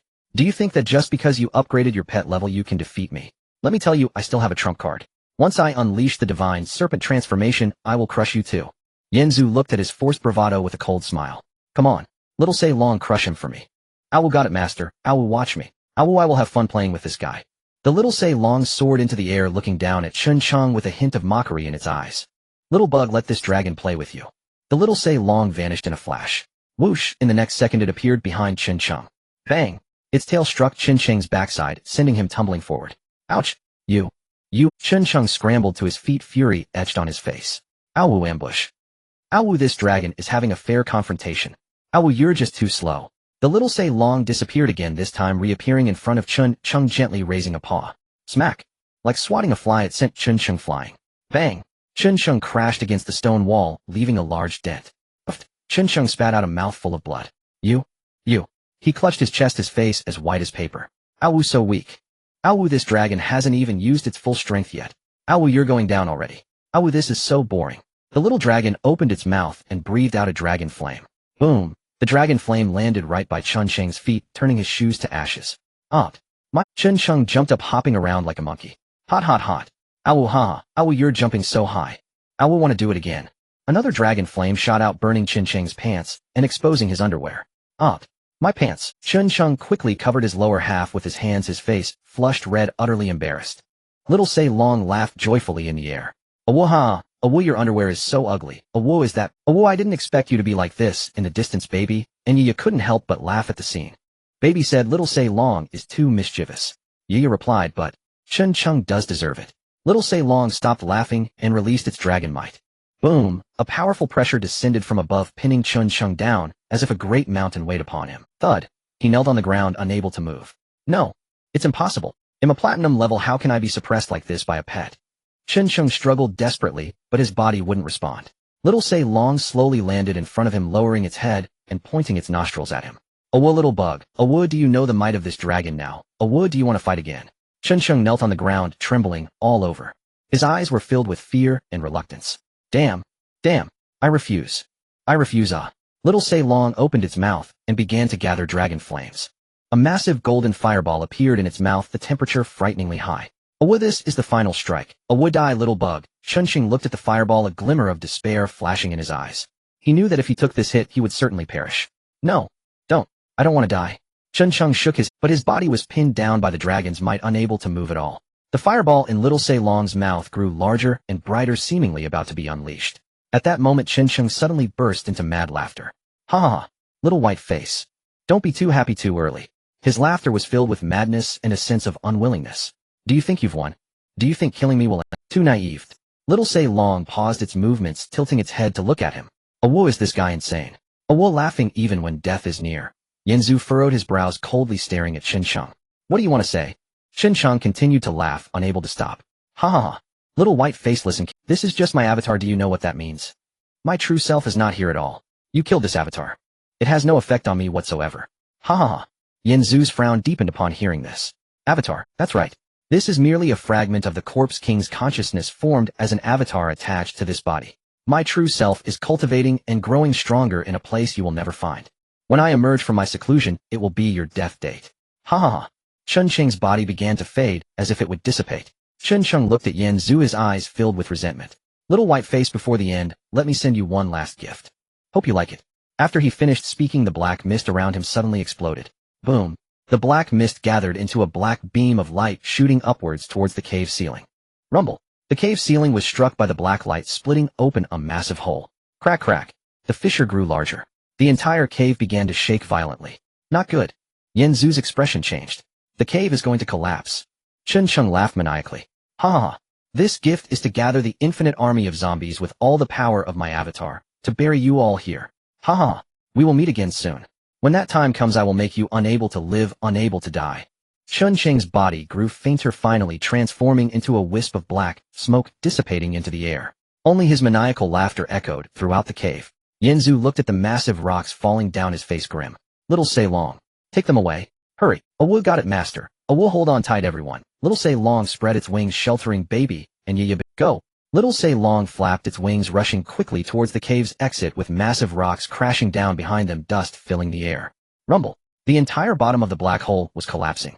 Xiaoming's family stayed far away, watching the cave collapse, nearly terrified out of their wits. Help. Run. I don't want to die. At the moment Chun Cheng's avatar completely dissipated, that black beam of light did not disappear. On the contrary, it surged upwards, shooting straight into the massive fissure in the cave ceiling. The fissure widened under the pressure of the black light, releasing endless black mist. The mist surged forth, pouring down like a black waterfall. Rumble. The black mist heavily struck the ground, producing a muffled sound, then began to condense into form. One by one zombies slowly crawled out from the black mist. Their bodies were entirely made of black mist, their eyes glowing a sinister red, constantly emitting low guttural growls. Roar, roar, roar. These zombies were different from ordinary ones. Their bodies were formed from black mist and could rapidly regenerate from injuries. Moreover, their levels were generally above bronze, with many even reaching silver. Their speed was much faster than ordinary zombies, swarming towards the living like a tide. Roar. The first zombie at the front spotted Xiaoming's family, letting out a shrill roar. The other zombies, hearing the commotion, turned and surged towards Xiaoming's family. Xiaoming's family, looking at the overwhelming horde of zombies, were terrified out of their minds, their legs going weak. Help! Zombies are coming. Run! Xiaoming's mother shouted in a shrill voice. Xiaoming, help me. Where do we run to? There are zombies everywhere. Xiaoming's father panicked, his legs trembling. Xiao Rou was so frightened her face turned pale, her body shivering. Big brother Xiaoming, save me. Xiaoming was also scared, his legs trembling, yet he gritted his teeth and held onto his mother's hand. Mom, run. The family of four desperately ran towards the direction of the little dragon. But the zombies were far faster than them. Roar. A zombie suddenly pounced, knocking Xiaoming's father to the ground. Up. Xiaoming's father let out a scream. Old man. Xiaoming's mother turned around to see her husband being pinned down and torn apart by the zombie, blood and flesh flying. No, save me. Xiaoming's father continued to shout. But soon he was overwhelmed by the horde of zombies, leaving not even a complete corpse behind. Old man. Xiaoming's mother cried heart-wrenchingly. She hadn't had time to grieve. Another zombie reached out and grabbed her hair. Up. The zombie bit into her neck, blood spraying out. Mom. Xiaoming's eyes turned red as he watched his mother being bitten. Xiaoming. Xiaoming's mother gathered her last bit of strength to speak. Run. Don't worry about me. Survive. As she finished speaking, she was dragged into the horde of zombies, her screams growing fainter until they vanished. The number of zombies in the cave increased from dozens to hundreds, then thousands, densely packed and uncountable, nearly filling the entire cave. An endless army of zombies. Yanzu looked back, his expression growing more serious. Chun Cheng is put all the power of the clones into this to create so many zombies. This is turning this place into a hell on earth. Xiaoming. Xiao Rou saw that Xiaoming's parents were dead. First her eyes were filled with fear, then suddenly changed, and she pushed Xiaoming away fiercely. It's all your fault. If it weren't for you, we wouldn't have ended up like this. After shouting, she turned and ran, leaving Xiaoming standing alone. Xiao Rou. You. Xiaoming stood there, unable to believe that she would abandon him at such a moment, even pushing him, nearly making him fall. Roar. The zombies surrounded Xiaoming, pressing down on him tightly. No, I don't want to die. Xiaoming struggled desperately, but there were too many zombies around, each biting into him. Up. It hurts a lot. Help. The screams echoed back and forth in the cave, but soon they were completely drowned out by the roars of the zombies. Xiao Rou had not run a few steps before being blocked by even more zombies ahead. No, don't come over. She swung her arms wildly, but her strength was utterly insufficient against the zombies. Roar. Several zombies pounced at the same time. Up. Xiao Rou's scream was even more heartbreaking than Xiaoming's, and in an instant she was torn to shreds, blood and flesh scattered, a horrific sight. In less than a minute, the entire Xiaoming family of four was devoured by the horde of zombies, leaving not even bones behind. The screams completely disappeared, leaving only the sound of zombies gnawing on flesh, crunching, sending chills down one's spine. Baby hid under the little dragon's wing, watching the entire process, her face turning pale, her body trembled. They are dead. Her voice trembled, her tone indescribably complex. Yanzu glanced at her. Yeah, they are dead. Baby was silent for a few seconds, gently sighed. Although they weren't good to, but seeing them die like this, it feels still a bit unpleasant. Yanzu patted her shoulder. Don't think too much about it. This is all their choice. They sold you for $1 million. In the end, they died here. This is karma. Baby nodded, yeah. I understand. She turned her face, no longer looking in the direction where Xiao Ming's family had. Yanzu. Let's hurry and leave. I don't want to stay here any longer. Yanzu nodded. Let's go. The little dragon carried Yanzu baby and Yiya rushing at full speed towards the cave exit. Behind them was an endless horde of zombies along with the collapsing cave. Boom. Huge rocks kept falling, dust swirling everywhere. The little dragon was agile, dodging the falling rocks, flying forward with all its might. We're almost there. Yanzu saw a glimmer of light ahead. The exit is right ahead. Little dragon. Little dragon, Aowu, understood master. Aowu charged. The little dragon flapped its wings rapidly, reaching its utmost speed. Whooshed. Like a bolt of golden lightning, it dashed straight out of the cave exit. Just as Yanzu stepped out of the mine, the system's cold notification echoed in the world channel. Ding, all server announcement. Congratulations player Yanzu for defeating the Zombie King's clone. Rewards 1. Survival coins 50000000002. Zombie Island 1. To all the readers who have been following this far, I've been writing this book for 3 months now. To be honest, I haven't written a proper outline even now. Every day I sit in front of the computer, my mind blank, writing whatever comes to mind, writing whatever happens. Don't say you can't guess tomorrow's plot. Even I don't know what I'm going to write before I sleep. I've never saved any drafts. I write and post on the same day. For the past 3 months, updating daily has become a habit. Even when I had a fever or cold, I didn't stop and I enjoyed the process. But recently I really can't take it anymore. The plan for the divine creation in June has been heard by everyone. Most of the traffic on the entire site has been diverted to those dozen key books, and our ordinary author's books, to put it bluntly, can't even get a sip of soup. I'm among the worst of them. I used to earn at least 100 to 180 a day, but now it's only about 10 a day, not even enough for cigarettes. It's not easy to say that it doesn't hurt. Writing for 5 or 6 hours for $10, who can endure that? So after much thought, I've decided to finish this book at 500 words by the end of this month. I truly appreciate every reader who has followed me this far. Without your reads, votes, and comments, I might have given up. Finally, if you feel there are any plots left unresolved, any holes unfilled, or any character endings that have not been clarified, please leave a message in the comments. In the remaining half month, I will try to fill all the holes and give everyone a complete and regret-free ending. Thank you all once again. The announcement echoed 3 times. The entire world channel erupted immediately. What the hell? 500 million survival coins. What major event has Yanzu done? The Corpse King's avatar. Sounds intense. What is Zombie Island? Is it a new map? The messages flew by rapidly, with dozens or even hundreds rolling past in a second. Baby was stunned for quite some time before slowly closing her mouth. 500 million survival coins. Her voice had a hint of a daze, as what she had saved up over such a long time couldn't even compare. Yanzu ignored the commotion in the channel and directly clicked on the information about Zombie Island. Item: Zombie Island. Quality: special type independent. Attached island description: an independent island composed of zombies, can be bound to the main city. Binding effects: 1. The island can continuously refresh black mist zombies, killing them. Drops or resources: 2. Can serve as a dedicated leveling dungeon for team members. 3. Zombie level bronze to silver, suitable for mid-level training. 4. Refresh frequency every 2 hours. 5. Binding condition: must possess a level 2 or higher main city. Yanzu raised an eyebrow. So it's a permanent monster spawning place, essentially providing a dedicated leveling dungeon for himself. This thing is impressive. In the future, his subordinates won't have to wander aimlessly at sea looking for monsters, and they can also get extra resources, making it a guaranteed profit. He patted the neck of the little Ceylong. Let's go back to Xuanwu City. The little Ceylong let out a low roar, changed direction, and flew the group back to Xuanwu City. The wind howled past his ears, and soon the massive silhouette of the city appeared at the edge of his vision. The guards on the city wall were the first to spot the figure in the sky and shouted out, "It's Yanzu back. The city lord is back." The shouts echoed down the street, and people in the city rushed to the roadside to look up.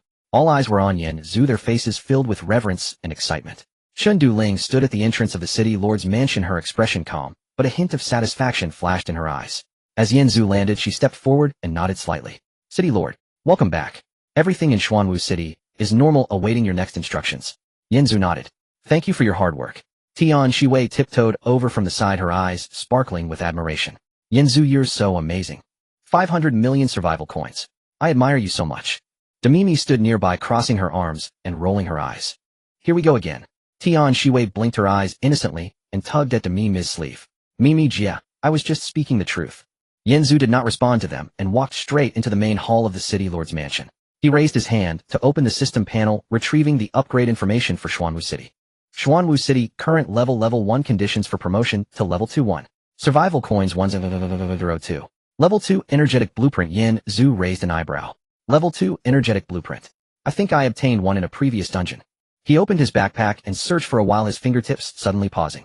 Found it. Level 2 Energetic Blueprint 1 Great. All conditions are met. Upgrade. Yanzu pressed the upgrade button on the panel. Buzz. A blinding golden light surged from the center of Xuanwu City, instantly enveloping the entire city. Boom. The ground began to tremble slightly, and the city walls visibly grew taller and thicker, with a layer of dark golden patterns emerging on the walls looking incredibly sturdy. The buildings inside the city also automatically expanded. The originally crowded areas opened up, revealing more flat spaces. Moments later, the system notification sounded on time. Ding, Xuanwu City upgrade successful. Current level 2 capacity 10005000 city wall defense greatly enhanced. New features 1. Attached island binding function 2. Intermediate workshop construction rights 3. Intermediate shop unlocked. The women standing in the courtyard looked at the changes around them, all expressing their astonishment. So impressive. The city walls have become so high. There's so much more space. Yanzu did not stop, continuing to open the workstation panel for a glance. The materials are sufficient. Upgrade the workstation. Buzz. The workstation in the center of the courtyard emitted a soft white light, its surface patterns becoming more complex and exquisite, and its size increased significantly. At that moment, the cold system notification sound reverberated throughout the server once again. Ding, server announcement. Congratulations to player Yanzu for upgrading Xuanwu City to level 2. Xuanwu City becomes the world's first level 2 main city. Reward the only title in the server, City Master. The announcement caused the already bustling world channel to erupt even more fiercely. What? Xuanwu City is level 2. So fast. City Master.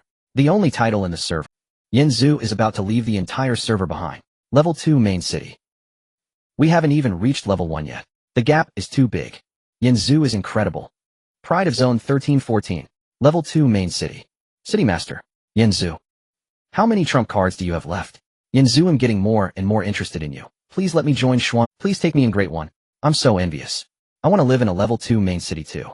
Yanzu glanced at the channel, and then turned it off, not taking it to heart. He reopened the system panel, finding the recently unlocked attached island binding function, and clicked in.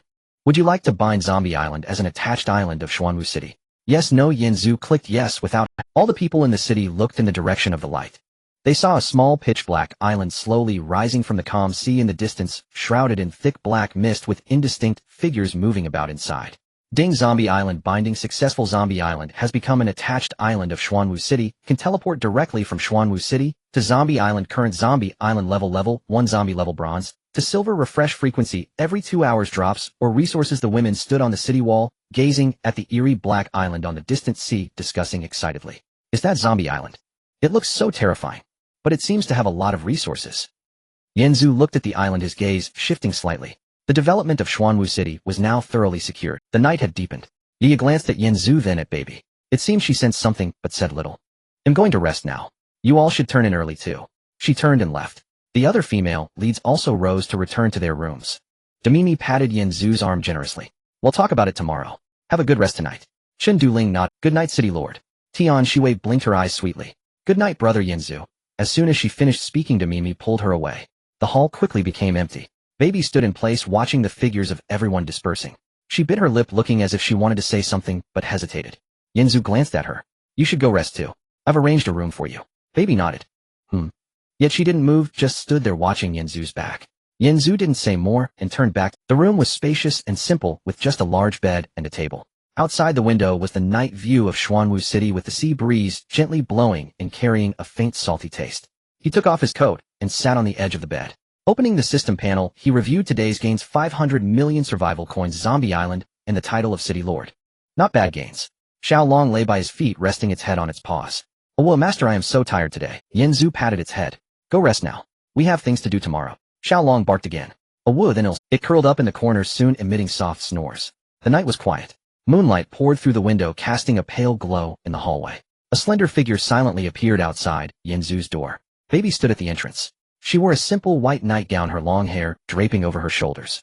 The moonlight fell on her, her skin as white as snow radiating a gentle glow. She raised her hand, wanting to knock on the door, but lowered it halfway. After several repetitions, her heart raced. Really going to go in? What will he think of me? Will he think I'm too casual? She shook her head, suppressing the chaotic thoughts. No, I'm not casual. I just want to thank him. Not just to thank him. And something else. Her face turned slightly red. The scenes from the mine today involuntarily flashed in her mind. Yanzu's imposing figure blocking her, so broad and solid. That line, as long as I'm here no one can bully you, echoed in her ears repeatedly. No one had ever protected her like this since childhood. Xiaoming only pushed her into the fire pit. Yet this person pulled her out of it. He also provided her with a place to belong. Baby took a deep breath, finally making up her mind. Knock, knock, knock. She lightly tapped the door 3 times, her voice as soft as a feather. Yanzu raised an eyebrow upon hearing the knock. Who could it be at this hour? He got up, walked to the door, and opened it. Baby stood outside. In a white nightgown with her long hair cascading down, she looked so beautiful, as if she had stepped out of a painting. Baby. It's late, do you need something? Baby lowered her head, not daring to meet his eyes. I can't sleep. I want to talk to you, is that okay? Yanzu looked at her silent for a few seconds. Then he stepped aside to let her in. Come in. Baby walked into the room. The door gently closed behind her with a soft click. In the quiet of the night, the sound was particularly clear. Baby's heart started racing. Thump, thump, thump. Like a drum, she could hear it herself. Inside the room, there was just a chair and a bed. Baby stood by the bed, unsure where to place her hands and feet. She felt particularly awkward. Yanzu pointed to the edge of the bed. Sit down. No need to be formal. Baby cautiously sat down, barely touching the edge. Her hands rested on her knees, gripping the hem of her nightgown tightly. Her knuckles turned white from the grip. Yanzu sat beside her, maintaining a slight distance. But they were close enough to feel each other's warmth. What do you want to talk about? Yanzu's voice was low and gentle. Baby remained silent for a long while before today. Thank you. If it weren't for you, I might have already died in that mine. Yanzu shook his head. No need to thank me. I said as long as I'm here, no one can bully you. That statement was not. Baby's eyes suddenly turned red. Why? Why are you so good to me? I have nothing left. I'm no longer that big star. In this apocalypse, I'm just an ordinary woman struggling to survive. Yanzu looked at her with steady eyes. Because you are worth it. Not because you're a star, but because you are a good woman in your own right. You are strong, brave, and kind. Since the apocalypse began, you have fought to protect Xiaoming's family. You've been hurt, bled, and have never complained a word. Such a woman deserves to be treated well. Baby's tears finally fell down uncontrollably. You? How do you know I've been hurt and bled? Yanzu smiled. I can see it. The scars on your body, though healed, still leave traces. Baby lowered her head, looking at her arms. There were indeed a few faint marks from being scratched by zombies before. These are left when I was protecting them. But they never said thank you. Instead, they treated me like a commodity to be traded at will. Her voice was choked. 1 million. I'm only worth 1 million. In Xiaoming's eyes, I'm worth even less than 1 million. Yanzu reached out, gently wiping away her tears. His movements were light and gentle. So don't think about them. They have already received their due punishment. From now on, you belong only to yourself. Not anyone's commodity, not anyone's appendage. You are you. Baby lifted her head, gazing at him with teary eyes. The tears sparkled in the moonlight like shattered stars. She bit her lip, as if using all her strength. Her voice was very soft, but every word was clear. Then, can I belong to you? Yanzu was momentarily taken aback. Baby. Do you know what you were saying? Baby nodded vigorously, another tear rolling down. I know. I'm not being forced. Nor is it for repayment. I'm willing. The air in the room seemed to have solidified. Moonlight poured in through the window, casting a silvery veil over the two figures. Baby slowly stood up. Approaching Yanzu, she lifted her head to meet his gaze. Last time. In the mine. You rejected me. You said. You wanted me to willingly. It cannot be forced. She paused. Now. I am willing. Not because Xiaoming sold me to you. But because I want you. I want you as a person. Not because you saved me. But because I am drawn to you. Ever since you were in the mine. From the moment you stood in front of me. My heart has belonged to you. Yanzu stood up, looking down at her, both of them close enough to feel each other's breath. Baby. Are you sure? Once it starts, there is no turning back. Baby smiled. It was a genuine smile. Not feigned. I am sure. I don't need a way back. What I want is to move forward. With you. Yanzu reached out, gently cradling her chin, his thumb brushing again, slowly caressing. The warm touch made Baby's breath quicken. You are beautiful. Yanzu's voice was low. Beautiful inside and out. Baby's face flushed, instantly red as a ripe apple. You always say such things. Make one's heart race faster. Yanzu chuckled, lowering his head, leaning close to her ear, whispering. Heart racing. Let me listen. His lips gently brushed against her neck, warm breath blowing against her skin. Baby stiffened for a moment, then gradually relaxed. She let out a soft hum. Yanzu's hand slid from her chin to her waist, gently pulling her into his embrace. Their bodies pressed tightly against each other. They could feel each other's heartbeat. Thump, thump, thump, thump. Yanzu's hand moved up her waist slowly. The movement was gentle, as if afraid of breaking something. Baby closed her eyes. Lifting her head, she let him touch her. Her body trembled slightly. Not out of fear, but anticipation. Is quite smooth. Yanzu's voice was husky, as if he was holding back something. Baby bit her lip. Your hands are quite warm. Yanzu lowered his head. He kissed her lips. At first it was gentle, as if testing the waters. Slowly it deepened. Baby responded, wrapping her arms around his neck. pressing herself closer. Their breaths intertwined. The temperature in the room rose. The air felt as if it was. Yanzu's hand untied the strap of her nightgown. The white nightgown slid down slowly, revealing the delicate shoulder straps beneath, and the faint outline of her body. Baby did not resist, just trembling slightly, her hands covering her chest, feeling Don't turn on the lights. It's too bright. I feel shy. Yanzu chuckled. He waved his hand, and the lights in the room dimmed, leaving only the moonlight. A soft silver light illuminated everything in the room. Like this. Is it okay? Baby nodded, slowly lowering her hands. Under the moonlight, her skin appeared fair. It looked especially beautiful. You too. Take off your clothes. Her voice was particularly soft, but Yanzu heard her. Yanzu unbuttoned his shirt, revealing a strong chest and broad shoulders. Baby looked at him, her eyes filled with surprise and a bit of anticipation. You have a nice figure. Yanzu lifted her gently, placing her on the bed, then leaned down over her, their bodies overlapping. It was intensely hot. She couldn't help but exclaim quickly, covering her mouth with her hand, her face flushed. Shoo, be quiet. Others will hear. The two pressed tightly together. Sweat mixed together. Their heartbeats gradually calmed down. The room fell silent, leaving only their breaths. Baby lay in Yanzu's embrace. Her face still flushed, her eyes filled with satisfaction and happiness. Yanzu, she called soft. So this is what it feels like to be loved by someone. Her voice was very soft, as if she were talking in her sleep. In the past, being with Xiaoming never felt so comfortable. He never treated me like this. Yanzu gently stroked her hair. From now on, I will always treat you this way. You are mine. Baby's eyes turned red again. Your woman. I like this title. Yanzu. Thank you. Thank you for letting me believe and love again. Yanzu lowered his head, placing a kiss on her forehead. Silly girl. I should be thanking you. Thank you for choosing me. Outside the room, Xiaolong lay at the door, pressing its ear against the door, eavesdropping on the sounds inside. Oh whoa, what is the master doing inside? Oh whoa, what are those strange sounds? Suddenly, the door swung open. Yanzu stood at the threshold, bare-chested, a towel around his waist, looking coldly at Xiaolong. Have you heard enough? Xiaolong, oh woo, master, I was just passing by. Oh woo, I was worried for your safety. Yanzu, get lost. Go back to your own room and sleep. You are not allowed to disturb me tonight. Xiaolong, oh woo, biased now that you have a woman, you don't want me. Oh woo, prioritizing love over friendship, but it still obediently. Wagging its tail, it walked away, looking back. Oh woo. Remember to give me extra food tomorrow. Yanzu closed the door. Baby lay on the bed, hearing Xiaolong's words, her face flushed even more. Xiaolong. Did it hear everything? Yanzu chuckled. It doesn't matter if it heard. It doesn't understand. Don't worry about it. He walked back to the bed, pulling Baby back into his arms. Moonlight fell on the bed, and the two embraced and fell asleep together. Baby curled up in Yanzu's embrace like a little kitten, quietly closing her eyes, a slight smile of satisfaction playing at her lips. Yanzu held her, gently stroking her back, his movements tender, as if soothing a child to sleep. Yanzu. Baby murmured drowsily. Moi. I like you. I like you a lot. I like you a lot. Yanzu smiled, leaning close to her ear and softly saying, so do I. Sleep now. We have to get up early tomorrow. Baby nodded, falling asleep in his arms, her breathing steady, and this was the most peaceful and secure sleep she had since the apocalypse began. Yanzu looked at her, her tranquil sleeping face, making his heart soften immensely. Baby, from now on, I will protect you. I will never let you suffer even the slightest grievance. The next day at noon, a baby woke up first. She was nestled in Yanzu's arms, her back pressed against his chest. She could hear his steady heartbeat, each beat reassuring and solid. She didn't dare to move, maintaining her position, and peeked up to look at his face. Usually he always wore a cold expression, but while asleep his brow was relaxed, making him seem less distant. As Baby gazed, her fingertip couldn't help but rise, wanting to touch his chin. Just as her hand reached halfway, her wrist was suddenly grasped.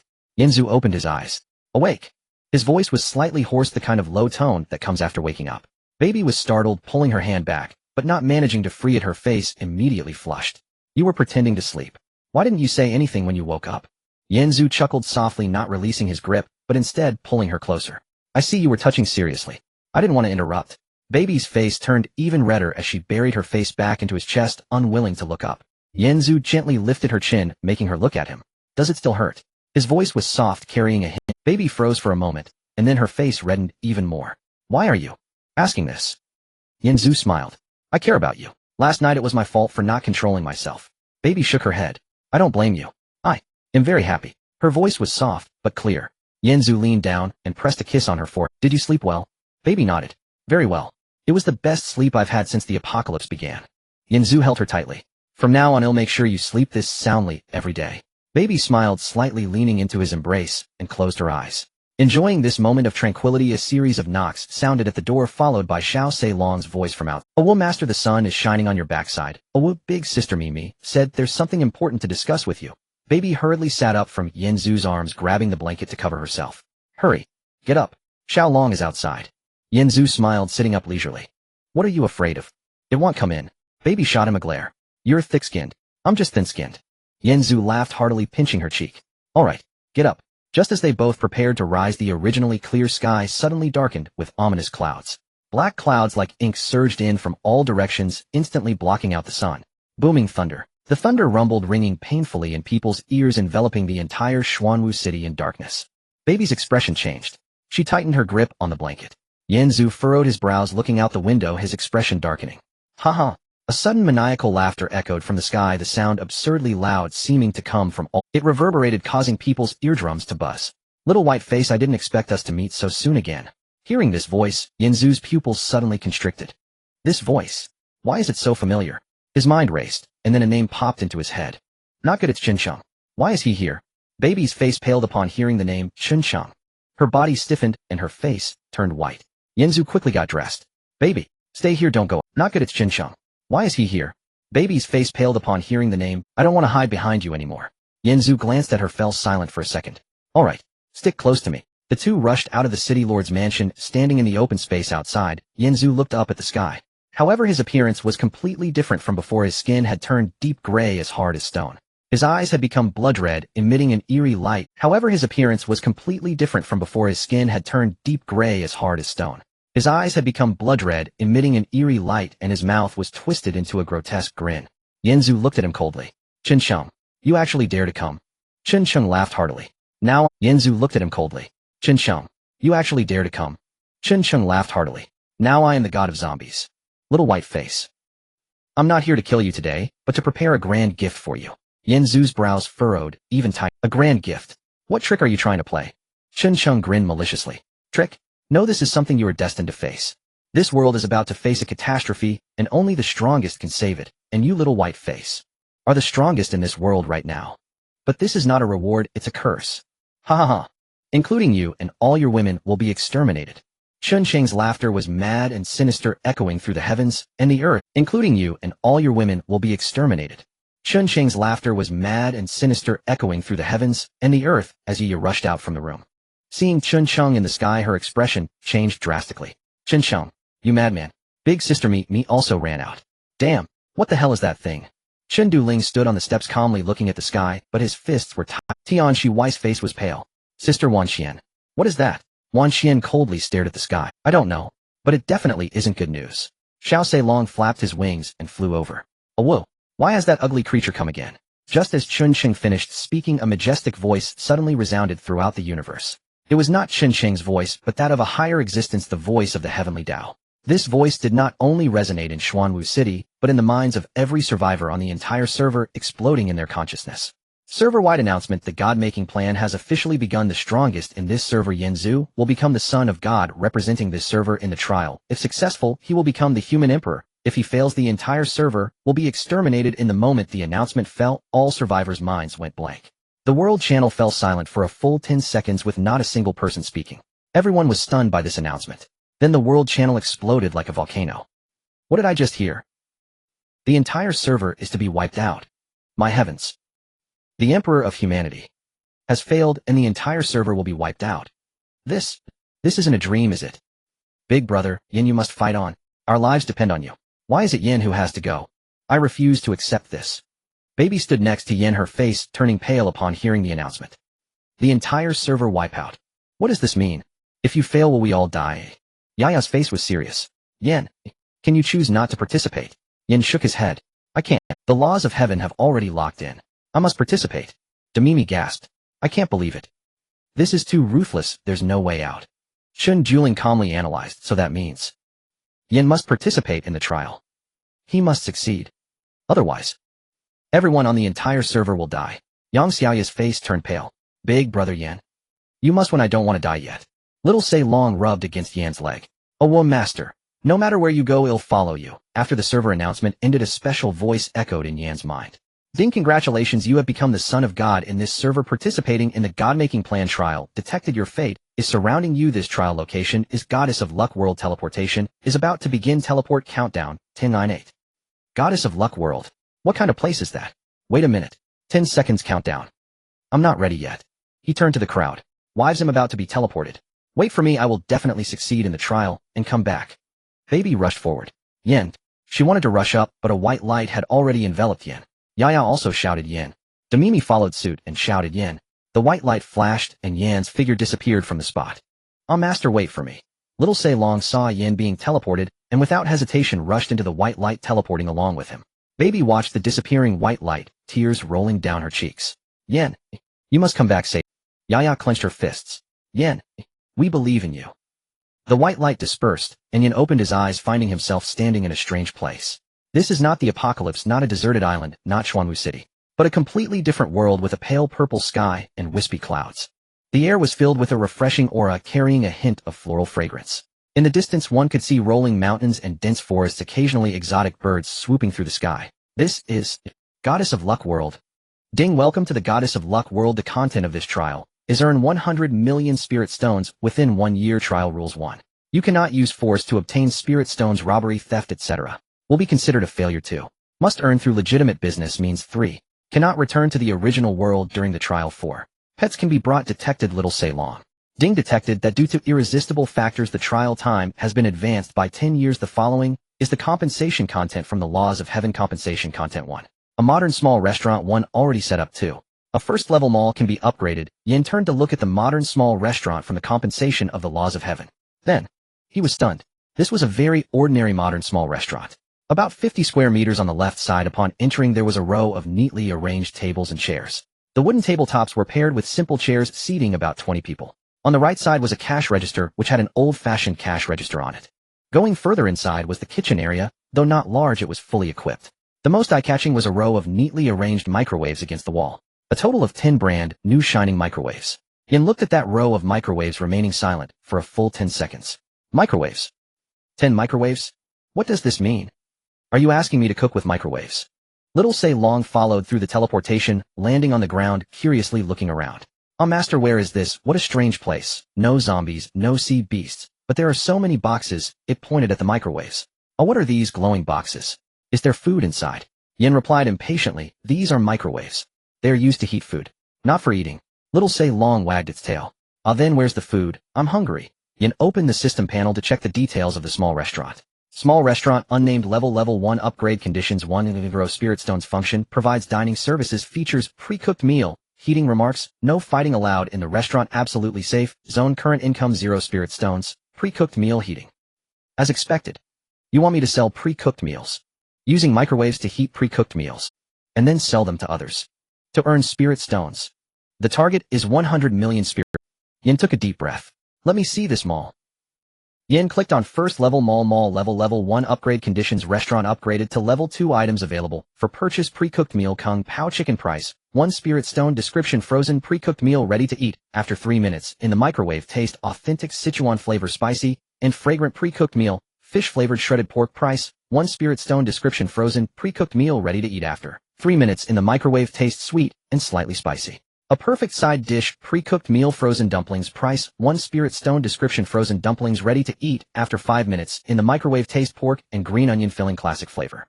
Yenzu stared at the 3 items in the mall, remaining silent for a long time before suddenly bursting into laughter. It was the kind of laughter that came from being infuriated. Kung Pao chicken, fish flavored shredded pork, frozen dumplings. He pointed to the row of microwaves against the wall. Use these microwaves to heat these pre-cooked dishes. Make 100 million. What kind of divine creation plan is this? Isn't this just a black shop trial? Little Se Long tilted his head to look at him. Well, master, what is a pre-cooked dish? Is it tasty? Yenzu curled his lip. It's food that's prepared in advance and frozen. You can just heat it in the microwave for 2 minutes and eat. Little Dragon exclaimed, isn't that just leftovers? Yenzu was momentarily speechless. You're right. It's just high-end leftovers. Yenzu turned to survey the small shop. Since we're selling pre-cooked, let's just call the shop pre-cooked dishes. Simple and straightforward, saves the trouble of thinking of a name. He opened the system panel and entered 3 words in the naming field. Restaurant name, pre-cooked dishes. Naming successful. The small restaurant pre-cooked dishes officially opens. Current level 1. Please earn spirit stones quickly. To upgrade the restaurant level, Yanzu looked at the name on the panel, unable to help but pull at the corner of his mouth. Pre-cooked dishes. The divine son of the grand divine creation plan. Running a small shop called Pre-cooked Dishes in another world. Who would believe that if I said it? He was pondering whether to buy a few dishes to test the waters when he suddenly caught sight of a discreet exchange button in the corner of the panel. He casually clicked it. Currency exchange survival coins spirit stones exchange rate 1 survival coins 1 spirit stone current survival coin balance 327 yen. Zhu stared at that exchange rate, his eyes widening in disbelief. 100 million survival coins. For 1 spirit stone. Wait. Let me think this through. A pre-cooked dish sells for 1 spirit stone. 1 spirit stone equals 100 million survival, so that means a serving of Kung Pao chicken costs 100 million survival coins. He raised his voice higher and finally shouted out loud. A serving of this lousy pre-cooked dish costs 100 million survival coins. I thought 1 spirit stone was quite cheap. So a piece of chicken costs me 100 million. This system is a black shop, right? Little Dragon was startled by his sudden loudness and shrank back. Oh, well, master, what's wrong with you? You scared the dragon. Yanzu rubbed his temples. It's nothing. I'm just speechless about this ridiculous pricing. He took a deep breath, forcing himself to calm down and calculate. So that means I have over 300 million survival coins in total. I can only exchange for 3 spirit stones. A serving of pre-cooked dishes costs 1 spirit stone, so my startup funds are only enough to buy 3 servings. I'll sell them, then restock and sell again. In the end, I need to earn 100 million spirit stones. How long will that take? Little Say Long wiggled his tail and leaned closer. Oh, well, master, what are you calculating? I'm not good at math and can't understand. Yanzu glanced at it. I'm calculating how many pre-cooked dishes I need to sell to achieve the goal. Little Say Long blinked. Oh, well, how many do we need to buy? Yanzu sighed. A lot. Just as he was complaining to the panel, the sound of footsteps and the voices of 2 girls came from outside. Sister, I'm hungry. Is there any place to eat around here? Little sister, I don't know either. I've walked this street 3 times already. There are only a few stalls selling fruits. Those fruits are sour and expensive. They can't fill me up. Sister, what should we do? My stomach is making noises, gurgling. It's so embarrassing. Don't worry, little sister. Look at that shop in front. It looks like it just opened. Let's go see if there's anything to eat. The footsteps were getting closer, clearly heading this way. Yanzu raised his eyes to look at the door. They're coming. The first customers. Yanzu stood up, tidied his clothes, and wore a professional smile. Though he was internally complaining, he couldn't be negligent with business at hand. The little dragon also perked up. Oh, well, master, we have guests. Our first business. We're going to make a fortune. Yanzu interrupted. Shut up. Don't scare the customers. The door of the restaurant was gently pushed open and 2 slender figures walked in. One. Yanzu looked up. Then his gaze became fixated. Walking in were 2 girls who looked exactly alike. The twins, one of whom wore a light blue long dress, swayed gently, with each step accentuating her slim waist and long legs. Those legs were long and straight, emerging from beneath the hem of the dress, as white as freshly peeled lotus roots. Her long black hair cascaded down to her waist, swaying lightly as she walked, resembling a black waterfall. Her features were particularly exquisite, with willow-shaped eyebrows above almond-shaped eyes exuding a gentle aura. Her figure was not exaggerated, but rather proportionate and beautiful. The long dress wrapped around her soft curves, and her demeanor was calm and elegant, resembling a refined lady, yet there was a hint of cleverness in her eyes. The other twin, who looked exactly like her, was dressed more vibrantly, wearing a pink short top, paired with a white pleated skirt, exposing a slender waist.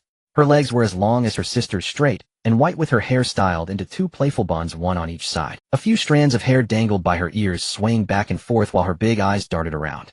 Her features were indistinguishable from her sister's, but her expressions were more lively, resembling a curious little cat. With a slender waist and long legs, her figure was identical to her sister's, and the exposed skin of her waist was particularly fair. She bounced around, completely opposite to her sister's serenity, yet both shared an innate purity. 2 identical young ladies. One was gentle, and the other lively. Standing together, they created a striking impression. Yanzu was momentarily stunned, internally marveling at their beauty and legs, and the fact that they were twins was simply astounding. He silently pondered, are all the women in this world so beautiful? 2 casually entering are of such caliber. Moreover, they are twins, one gentle and one lively. Standing together is simply double the eye candy. However, he quickly snapped back to reality, feeling perplexed. How could women of such caliber come to such a small restaurant? They clearly didn't look like ordinary people. Yanzu's professional instincts kicked in, and he immediately wanted to check their information. Character information: name, Su Qing, strength, grandmaster. Other information: unable to view, insufficient permissions. Character information: name, Su Yu, strength, grandmaster. Other information: unable to view, insufficient permissions. Yanzu's pupils constricted sharply upon seeing the information. Grandmaster. Both of them. He felt a bit dazed.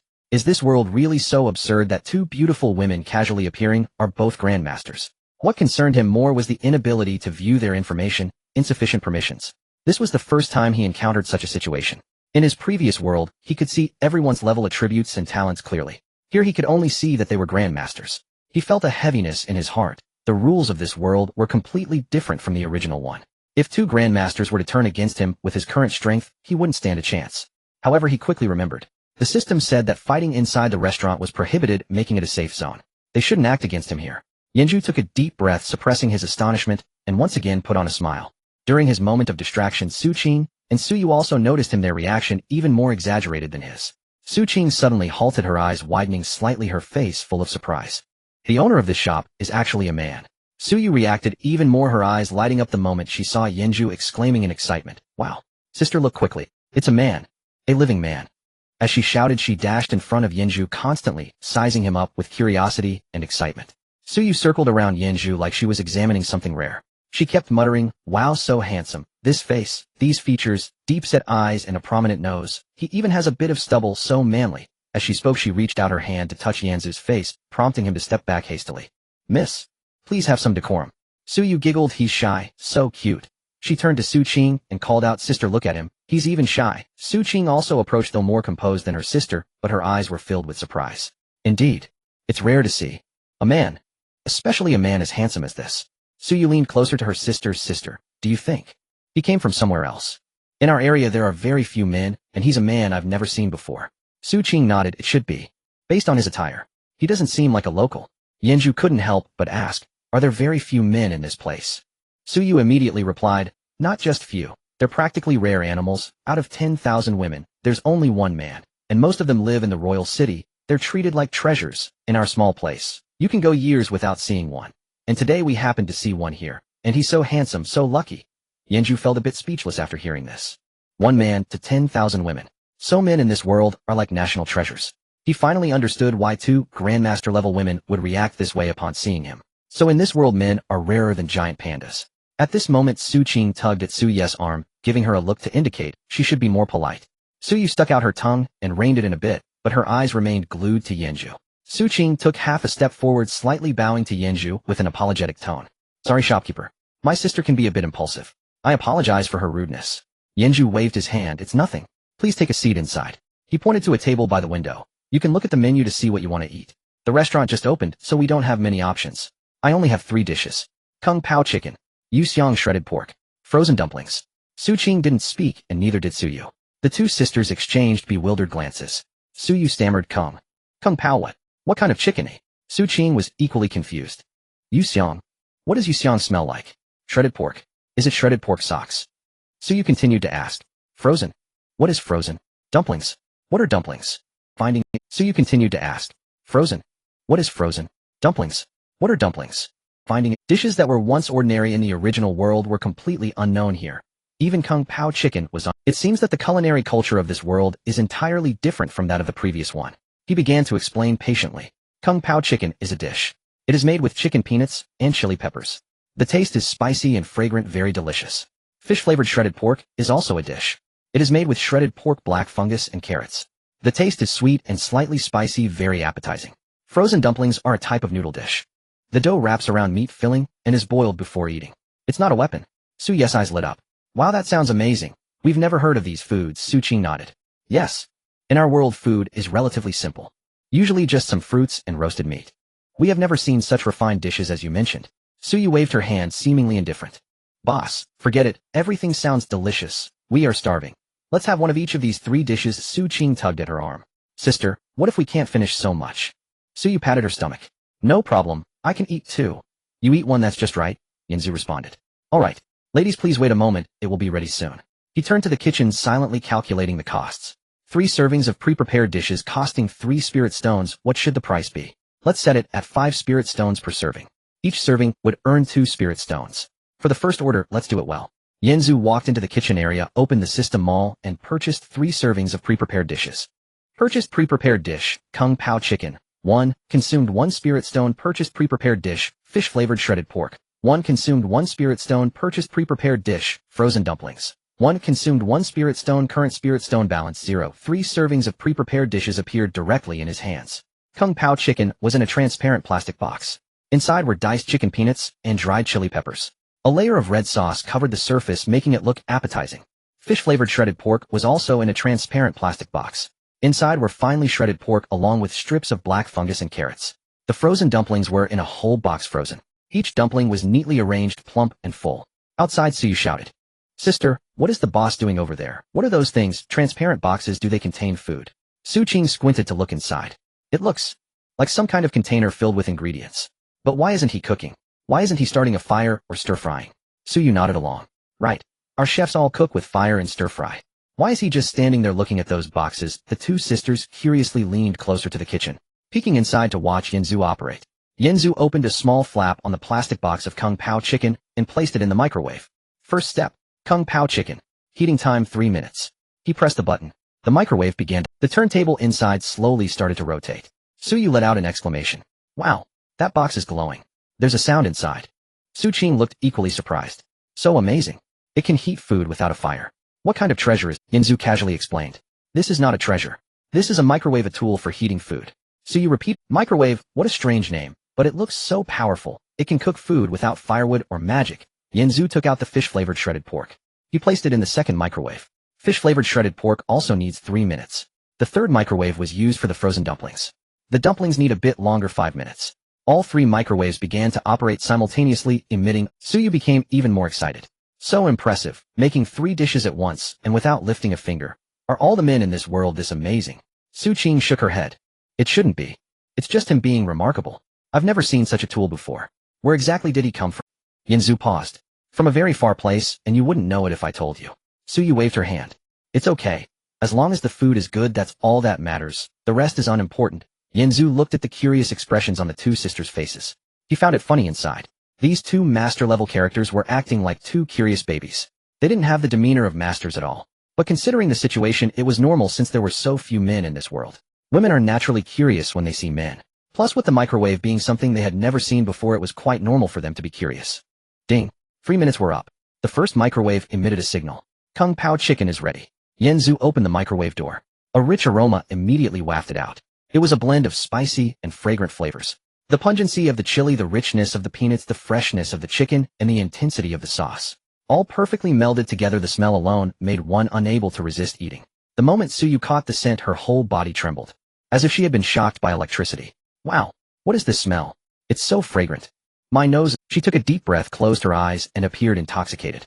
This aroma. Spicy and fragrant, both hot and aromatic. And there's a magical flavor. So fragrant, so enticing. Su Qing's reaction wasn't as exaggerated, but she couldn't help but take several deep breaths. Indeed. So fragrant. I've never smelled such a scent before. So tempting. Her stomach audibly gurgling. Suyu burst into laughter. Sister, your stomach is also growling. He, usually so demure, but now you've been exposed. Su Qing's face slightly flushed. Sister, you're the same. Another ding. The second microwave chimed. The fish-flavored shredded pork was ready. Another wave of aroma wafted out. This time it was a sweet and sour flavor with a hint of spice. Completely different from the spicy and fragrant Kung Pao chicken. Suyu yelled again. Another kind of aroma. This smell is sweet and sour. My mouth is watering. Su Qing nodded along. Really? So fragrant. I've never smelled food this fragrant before. The two sisters' stomachs growled, even louder, gurgling in unison. Suyu shouted towards the kitchen. Boss, hurry up with the dishes. I'm starving. If you don't bring it out soon, I might starve. Su Qing tugged at her. Sister, don't rush. The boss is cooking. But her own stomach was growling even louder. The gurgling sounds were quite loud, audible throughout the restaurant. Suyu laughed even harder. Sister, your stomach is growling louder than mine, and you said not to rush. Yanzu did not turn back. It will be ready soon. Just wait 2 more minutes. The dumplings need a little more time. Suyu's face fell. 2 minutes, so long. It feels longer than 2 years of cultivation. Su Qing sighed as well. This feeling of waiting is so torturous. Smelling the fragrance, but not being able to eat, it's too tormenting. The two sisters stood at the edge of the kitchen, staring eagerly at the microwave like 2 kittens waiting to be fed, totally lacking the demeanor of master-level experts. Yanzu found it amusing seeing them like this. 2 masters getting so anxious over a meal. Is it true that women in this world are so eager for the meals prepared by men? Ding. The last microwave chimed. The dumplings are ready. All done. Serve the dishes. Yanzu carried out the 3 servings. He walked towards the dining table. Su Qing and Suyu's eyes widened, staring intently at the plate in his hand like 2 cats spotting fish. Kung Pao chicken, fish-flavored shredded pork, frozen dumplings. Enjoy your meal, ladies. Suyu, I'm digging in. She eagerly picked up her chopsticks. Suyu eagerly picked up her chopsticks and reached directly for the Kung Pao chicken. She grabbed a large piece of chicken along with peanuts and stuffed it into her mouth chewing. After just a few chews, her eyes widened in astonishment, as if she had never tasted something so delicious. Her cheeks were bulging, resembling a squirrel hoarding food, and she didn't stop with the chopsticks, taking bite after bite. It's so good. Her speech was muffled by the food in her mouth. Su Qing, who had been maintaining her composure, couldn't help but pick up a piece of fish-flavored shredded pork and put it in her mouth. The sweet and sour flavor spread first, followed by a hint of spiciness. The shredded pork was tender, and the wood ear mushrooms were crunchy, creating a delightful layered texture.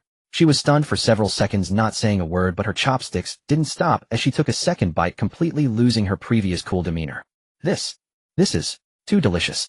Her voice trembled as if she were savoring an extraordinary delicacy. Suyu stuffed her mouth with food, speaking indistinctly. Sister, you must try this chicken.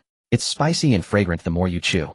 As she spoke, she picked up a dumpling, took a small bite, and the fresh juice flowed directly into her mouth, making her hiss in surprise from the heat, yet she couldn't bear to spit it out. And this dumpling, it has soup inside, and the meat filling is incredibly fragrant. She took another big bite, and the delicious broth burst in her mouth, the meat filling tender and juicy with the dough chewy and firm. Whoa, it's too delicious. I want to cry. Tears welled up in the corners of her eyes, not out of sadness, but from the overwhelming deliciousness. Hearing her sister, Su Qing also picked up a dumpling and gently took a bite. Then, her expression froze. This soup, how can it be so fresh? She alternated between picking up pieces of kung pao chicken and fish-flavored shredded pork, unable to stop. The chopsticks of the two sisters darted between the 3 plates, moving so quickly that they left only after images. Su Qing, sister, this fish-flavored shredded pork is so appetizing with its sweet and sour taste. Suyu, sister, this chicken is so spicy and addictive.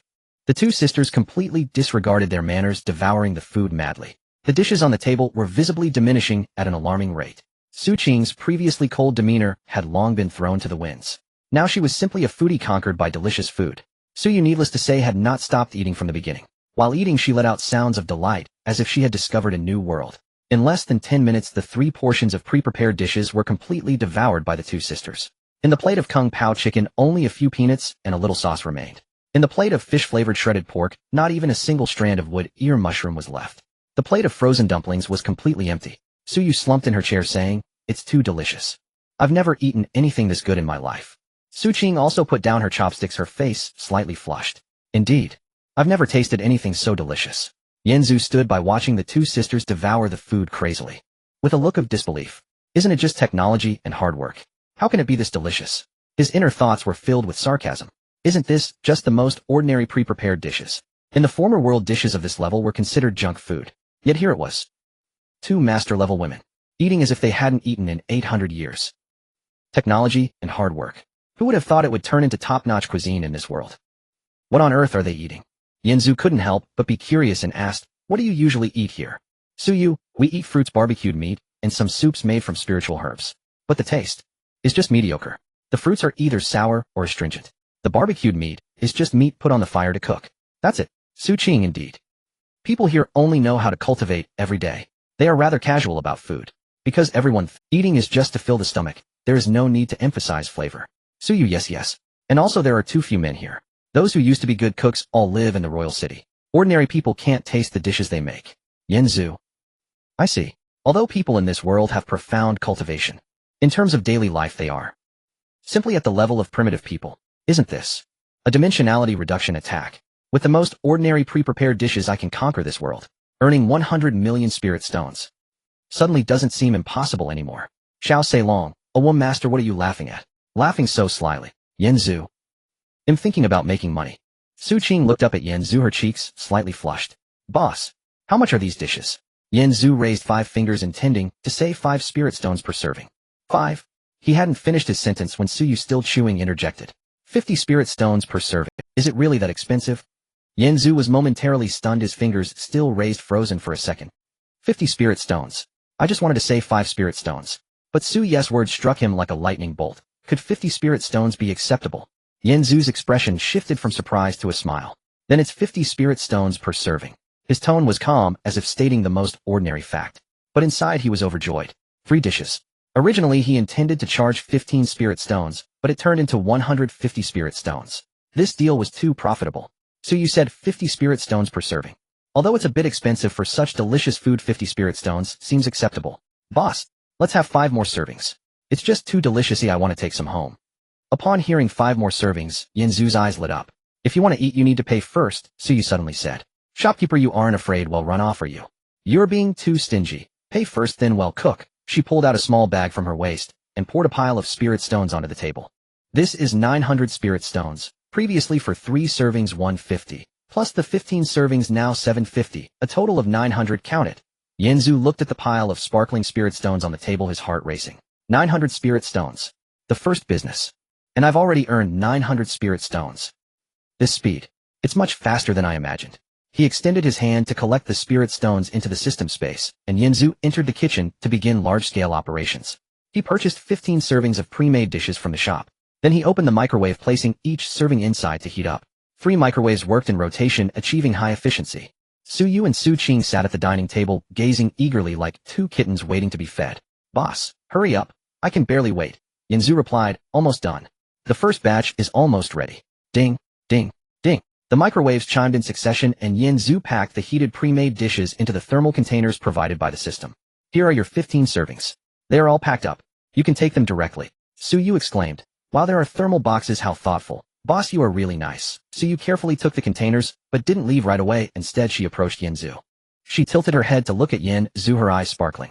Boss, your dishes really are so delicious. She took a small step forward now, just half an arm's length away from him.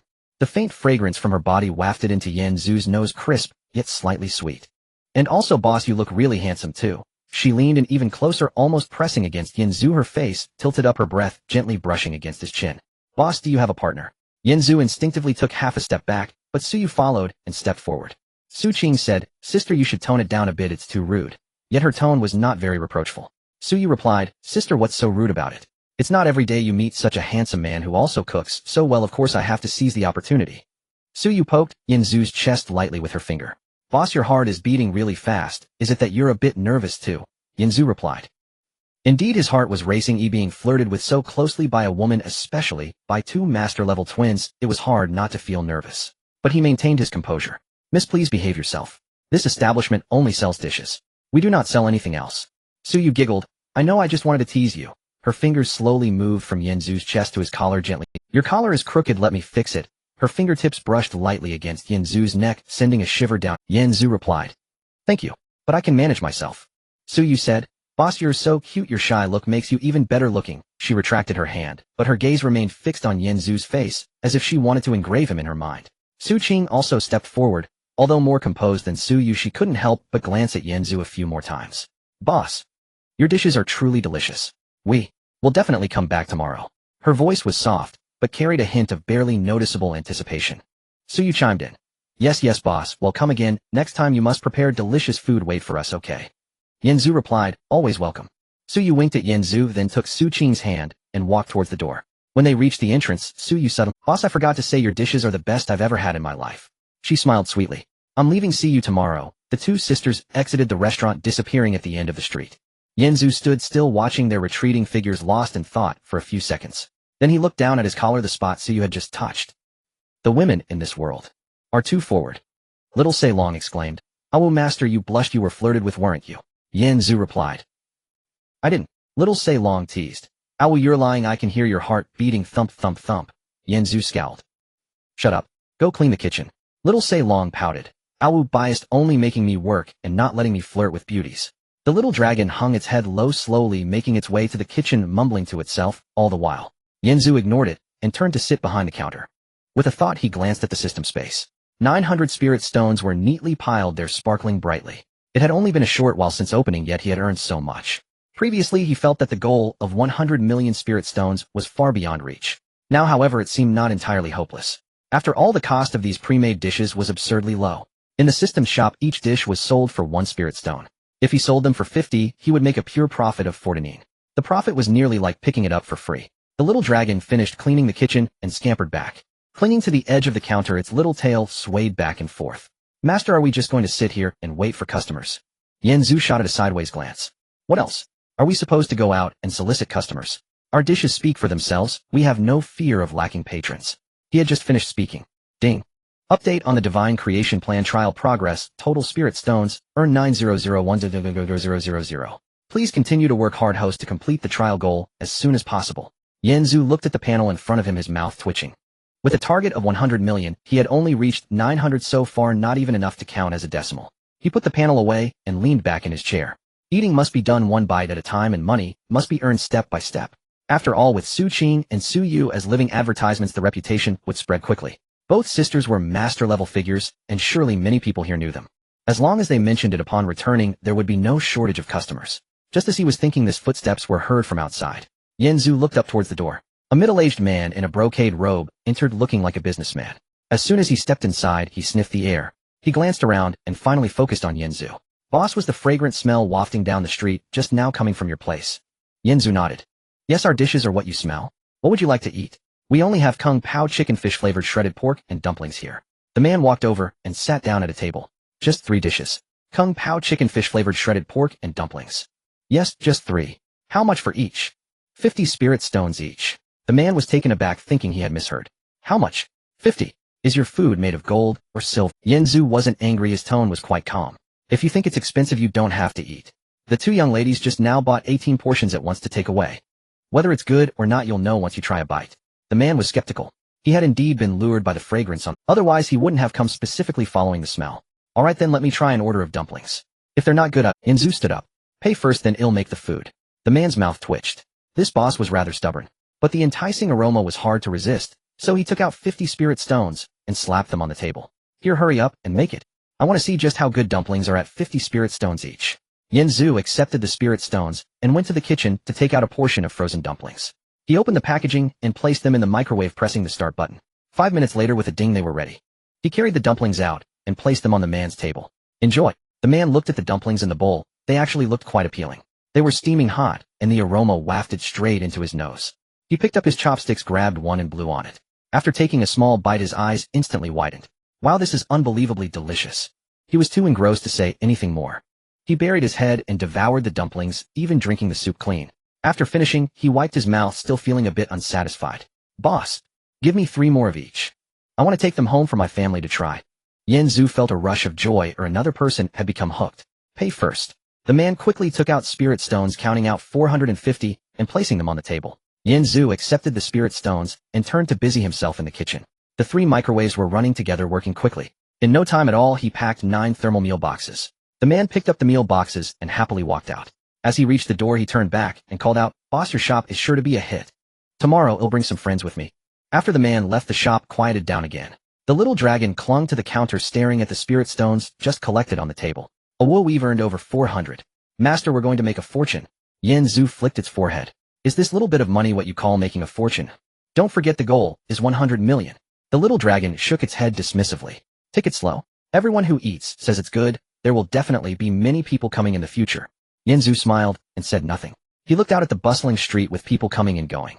At this rate, the business could indeed flourish. Just as he was pondering, the system notification sound rang out again. Ding. Detected that the host's restaurant's reputation is spreading rapidly. Triggered a novice management reward store renovation upgrade once. Would you like to use it immediately? Yanzu was momentarily taken aback. Such rewards existed. He glanced around at the shop's shabby decor, which indeed looked a bit miserable. Use it immediately. Reward distribution in progress. Store renovation upgrade complete. No sooner had he spoken than a faint glow enveloped the shop. Yanzu felt his vision blur for a moment. When he opened his eyes again, the entire shop had transformed. The tables and chairs were replaced with solid wood, feeling quite sturdy. The walls became smooth and even adorned with a few elegant paintings. Even the counter was replaced with dark wood, giving it a much more upscale appearance. The little dragon's eyes widened as it ran around the shop. Wow, master, our shop looks so much better. Yanzu was also quite satisfied. This system really knew its stuff, understanding that good decor could attract more customers. He walked around the shop taking a look. The overall style was comfortable, yet unpretentious. It was significantly better than before. Not bad. Yanzu nodded and sat back down behind the counter. With a better environment, wealthy customers would be more inclined to come in. He had barely sat down for 2 minutes when a few people walked in again. Judging by their attire, they seemed to come from well-off families. Upon entering, they looked around, clearly drawn in by the fragrance. On the other side, Su Yu and Su Qing carried thermal food containers as they walked back to their residence. The 2 sisters lived in an elegant little courtyard filled with flowers and plants, a serene environment that suited their temperament perfectly. As soon as they entered, they heard a chattering voice coming from inside. Qing, where you finally returned? I've been waiting for you for a long time. 4 or 5 young women sat inside, all around the same age as Su Qing and Su Yu. Each of them was as beautiful as a flower with distinct temperaments. Where have you 2 been? You made us wait for so— Oh sisters, what do you have in your hands? It smells so good, is it? Food. What food smells so fragrant? Wow, it's so aromatic. Jia, what delicious food is this? Suyu smiled and spoke. Sisters, you are in for a treat today. We discovered a new restaurant, and the food there is simply out of this world. Zhao Xiaoman raised her eyebrows. How good can it be? Can it compare to the chefs in the Imperial City? Imperial City chefs. They aren't even worthy of carrying their shoes. The dishes made by the owner of that restaurant are the best I've ever tasted in my life. Lin Weiner spoke softly. You usually don't exaggerate when praising someone. It seems it must be really delicious. Su Qing did not respond, and placed the thermal food containers one by one on the table, reaching out to lift the lids. Instantly a rich aroma filled the entire room. Spicy, sweet, and sour savory. 3 different flavors intertwined, forming an irresistible temptation. Lu Rian covered her mouth in surprise. Oh my, this aroma so enticing. I've never smelled food this fragrant. Mu Rongxue spoke in a calm tone. Indeed. This fragrance is completely different from what we usually eat. Tang Yuer leaned closer to the table, her face filled with anticipation. Wow, I want to eat, let me try it quickly. Lin Weiner picked up a piece of fish-flavored shredded pork and put it in her mouth to savor. After chewing a few times, her eyes lit up immediately. It's perfectly balanced in sweetness and sourness, with a hint of spiciness. The shredded meat is tender and not dry, and the wood ear mushrooms are crisp. This texture is simply marvelous. She was usually a quiet person speaking softly, but at this moment, she couldn't help but speed up, eating one bite after another, completely forgetting her ladle-like demeanor. Zhao Xiaoman picked up a piece of Kung Pao chicken and stuffed it directly into her mouth, chewing vigorously. Spicy enough. Crispy peanuts. Chicken is fragrant. This is so enjoyable. She was usually bold and her eating style was also vigorous. But at this moment her speed was even faster than usual. Her chopsticks moved like a whirlwind. This dish is just right for my taste. More. Lu Rian picked up a dumpling and gently bit into it. The delicious broth burst in her mouth. This broth. How can it be so fresh? The meat filling is tender and the skin is chewy. Her enchanting aura was completely conquered by the food at this moment. She emitted soft hums of satisfaction as she ate. Mu Rongxue initially wanted to maintain her cool demeanor, but upon smelling the aroma that filled the room, she couldn't hold back any longer and picked up a piece of Kung Pao chicken to put in her mouth. After chewing a few times, her expression changed from indifference to surprise. Delicious. These were the only 2 words she said. After that her chopsticks never stopped. Tang Yuer, the most lively among them, tried a bit of everything. Her eyes sparkled with excitement. Wow, this is delicious. Wow, that is also delicious. Wow, everything is so tasty. Jia, where is this restaurant? I want to go too. A group of women gathered together, devouring the prepared dishes. The atmosphere became particularly lively. Zhao Xiaoman shouted while eating. Where is this restaurant? Take me there. I want to go right now. Lin Weiner nodded, still chewing. Indeed. It's worth a visit. This food can't be missed. Suyu added with a smile. Moreover, the owner of that restaurant is a man, and he's quite handsome. Mu Rongxue paused for half a second. A man. A rare kind. Tang Yuer became even more excited. Wow, there's a handsome guy and delicious food. I want to go too. Zhao Xiaoman waved her hand. All right, tomorrow we go together, our girls group. We'll make a collective effort. Su Qing, who had been quietly eating, finally spoke up. That restaurant is called Prepared Dishes, located on East Street, and it just opened not long ago. The owner is very nice, and although the prices are a bit high, it's absolutely worth it. She paused and added, moreover, the owner is from out of town and seems to have many secrets. So you couldn't help but laugh. Sister, are you interested in him? You're observing so closely. Su Qing's face turned slightly red. Sister, don't talk nonsense. I'm just more observant, that's all. Lu Rian teased back. Oh, Qing has turned red. It seems you really are interested. Zhao Xiaoman waved her hand again. All right, stop teasing. Tomorrow we'll go together to taste the food at that restaurant and see what the handsome owner is really. The women echoed in unison. Let's go together tomorrow. Night fell. In the prepared dish restaurant, the last batch of customers left with satisfied expressions. Yanzu sat behind the counter counting today's earnings. After a day of sales, the reputation gradually improved. More and more customers were drawn in by the enticing aroma. After dining, they brought even more people. By closing time, the total earnings for the day reached 10500 spirit stones. Little Say Long lay on the counter, his eyes shining brightly. Wow, master, we earned a lot today, 10500 spirit stones. Yanzu nodded. Not bad. The reputation is starting to spread. Just then the system's voice sounded. Ding. The prepared dish restaurant has accumulated 10500 spirit stones, meeting the upgrade conditions. Do you wish to consume 100 spirit stones to upgrade to level 2? Yes, no. Yanzu was taken aback. Upgrade. Is it possible to upgrade so soon? He glanced at the balance. 10500 spirit stones. Upgrading costs 10000. After the upgrade, only 500 would remain. It's a bit hard to part with it. But upgrading should allow for greater earnings. He pondered. Upgrade. In the long run, it's worth it. Yanzu selected yes. Ding. Upgrade confirmed. Consuming 100 spirit stones. Preparing to upgrade the prepared dish restaurant. In an instant, the entire restaurant was enveloped in a layer of golden light. Yanzu felt a slight blur before reopening his eyes, noticing the restaurant had clearly transformed. The area doubled from 50 square meters to 100. The number of seating arrangements increased from 6 to 15. More people could dine simultaneously, and the kitchen expanded with the number of microwaves increasing from 10 to 20, all neatly arranged. A menu board was added to the wall, able to feature more dishes, and a glowing sign appeared at the entrance proclaiming, "Special prepared dishes," visible from a distance. The overall decor was much more upscale than at level 1, resembling a proper boutique restaurant. Little say long. Wow, master, the restaurant has expanded so much. We can accommodate more guests now. We're going to make a fortune. Yanzu opened the system panel to view the upgraded restaurant information. Special prepared dishes level 2 upgrade requirement 1 spirit stones function, providing dining services, feature heating prepared dishes. Notes, no fighting allowed in the restaurant. Absolute safe zone. Current earnings 500 spirit stones. Capacity 50 people. Yanzu clicked on the marketplace to see what new dishes were unlocked at level 2. Marketplace level 2 upgrade requirement restaurant upgrade to level 3 prepared dish, Kung Pao chicken. Price 1 spirit stone prepared dish, fish flavored shredded pork. Price 1 spirit stone prepared dish, frozen dumplings. Price 1 spirit stone newly added dish prepared dish, braised pig trotters. Price 10 spirit stones. Description: packed with collagen, ready to eat after 5 minutes in a microwave. Flavor rich and savory, soft and delicious. Special effect: breast enhancement effect. After consumption, limited to females. Everything seemed normal until he reached the last line. Special effect: breast enhancement effect after consumption. And it's limited to females. Yanzu fell silent for a moment, unable to suppress a twitch at the corner of his mouth. Breast enhancement? What kind of ridiculous effect is that? He stared at the line for 10 seconds, confirming he wasn't mistaken. Braised pig trotters. Breast enhancement. This system is becoming increasingly indecent. Little Say Long leaned in to take a look. Wow, master, what is breast enhancement? Is it delicious? Yanzu replied irritably. You don't need to know. Little Long protested. Wow, why not tell me? It's not fair. Yanzu ignored it and continued to browse the menu. Braised pig trotters. Cost 10 spirit stones. What would be a suitable selling price? This one has a special effect. Maybe I can charge a bit more. I'll set the price at 500 spirit stones per serving. A 50-fold profit. After all, women in this world tend to care about such matters. They should be quite concerned about it. He stroked his chin, the corners of his mouth curling up.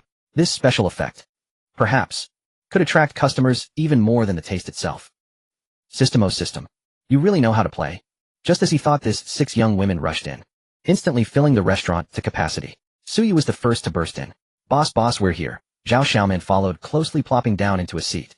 I heard your dishes are especially delicious. What do you have today, eh? Lin Weiner strolled in, slowly glancing around. The environment is indeed nice, quite comfortable. Lu Ruyin fanned herself. Oh, this restaurant is decorated with quite good taste, I see. Murong Shui maintained a cold demeanor, but her eyes showed curiosity. Is this the place? Tang Yinner bounced in. It smells so good. I could smell it as soon as I walked in. Boss, hurry and serve the dishes. Yanzu watched this group of women, secretly amused. As expected, they've come. The word-of-mouth effect is starting to take hold. Ladies, please take a seat. Currently, our restaurant offers 4 types of dishes. Kung Pao chicken, fish-flavored shredded pork, frozen dumplings. And today's newly introduced special dish, braised pig trotters. Suyu exclaimed, braised pig trotters. A new dish. It wasn't here yesterday. 1 serving, please, 1 serving. Zhao Xiaoman chimed in, braised pig trotters. It sounds delicious. Give me 1 as well. The others nodded in agreement. We all want 1 of each, please. Yanzu turned and entered the kitchen. He began to operate in bulk with the microwave humming simultaneously, the sound rising and falling. In less than 5 minutes, all the dishes were heated. Yanzu carried the plates and placed them one by one on the table. 3 old dishes were just set down. Su Qing and Suyu were busy recommending. Sisters, come and taste. This Kung Pao chicken is spicy and fragrant. Yuxiang Rosi is sweet and tangy. Dumplings are so fresh they could make you burst into tears. The group of close friends had 4 people left. Although they had heard them rave about it yesterday, experiencing it for themselves was still shocking. Zhao Xiaoman took a bite of the Kung Pao chicken. This is too delicious. The spice is just right. The more I eat, the more I crave it. Lin Weiner slowly savored the Yuxiang Rosi. The balance of sweet and sour is just perfect. The texture is rich. I've never had anything this delicious. Lu Ru took a sip of the dumpling soup. This soup is so fresh. The meat filling is tender and the skin is chewy. Tang Yinner had her mouth completely full. Wow, everything is so delicious. Mu Rongshui, who had initially been maintaining her cool demeanor, couldn't help but pick up her chopsticks upon smelling the aroma filling the room. She first picked up a piece of braised pig trotter. Her expression shifted from surprise to enjoyment, and finally her face radiated satisfaction. Soft and glutinous. Rich in sauce. So delicious. Her chopsticks never stopped moving after that. In fact, when the braised pig trotter was just served, everyone's gaze was drawn to it. The pig trotter was stewed to a bright red color glistening with oil, and particularly tempting, wafting a strong aroma of sauce. Just looking at it made mouths water. Suyu was the first to grab a piece and pop it into her mouth. With a gentle bite, the soft pigskin melted in her mouth. Packed full of collagen, the texture was exceptionally good. This pig trotter is too delicious. It's even better than yesterday's dishes. The other girls quickly joined in. Each took a bite. Zhao Xiaoman exclaimed, soft and glutinous, rich in sauce. So incredibly delicious. Lin Weiner remarked, the texture is rich and layered. I've never had anything this wonderful. Lu Ru added, full of collagen. I feel like my skin has improved after eating it. Mu Rongshui replied. It really is delicious. Tang Yener said, so good. I want more. The group of women finished the pig trotters and leaned back in their chairs reminiscing. Suddenly Zhao Xiaoman frowned at Suyu. Then her eyes widened in surprise. Xiao Yu, wait a minute. Why do you today have gotten fuller? Suyu was taken aback. Huh, what do you mean fuller? Zhao Xiaoman pointed at her chest.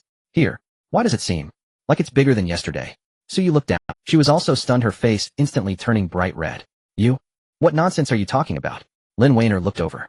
She scrutinized for a few seconds. It seems there really is a bit of. Lu Ru also leaned in. She looked Suyu up and down. Oh, it really seems like it's indeed rounding out a bit. Suyu's face turned even redder. You all, stop saying weird things. It can't happen that quickly. Su Qing also walked over. She looked at her younger sister. It seems like there is a bit of a change. Suyu protested, sister, even you. Tang Yener's eyes lit up. Wow, is this for real? Really? Eating pig trotters can make you fuller. Then I need to eat more. Mu Rongshui remained silent. She quietly looked down at herself, then reached for another piece of pig trotter. Yanzu stood behind the counter listening to the corners of his mouth subtly curled up. As expected, this special effect has started to take effect. Xiao Long leaned over the counter. Master, what are they talking about? What do you mean fuller? I don't understand. Yanzu replied. You don't need to understand. Go refill that table with some water. The group of close friends finished their meal while a few others were still chattering about the miraculous effects of the pig trotters.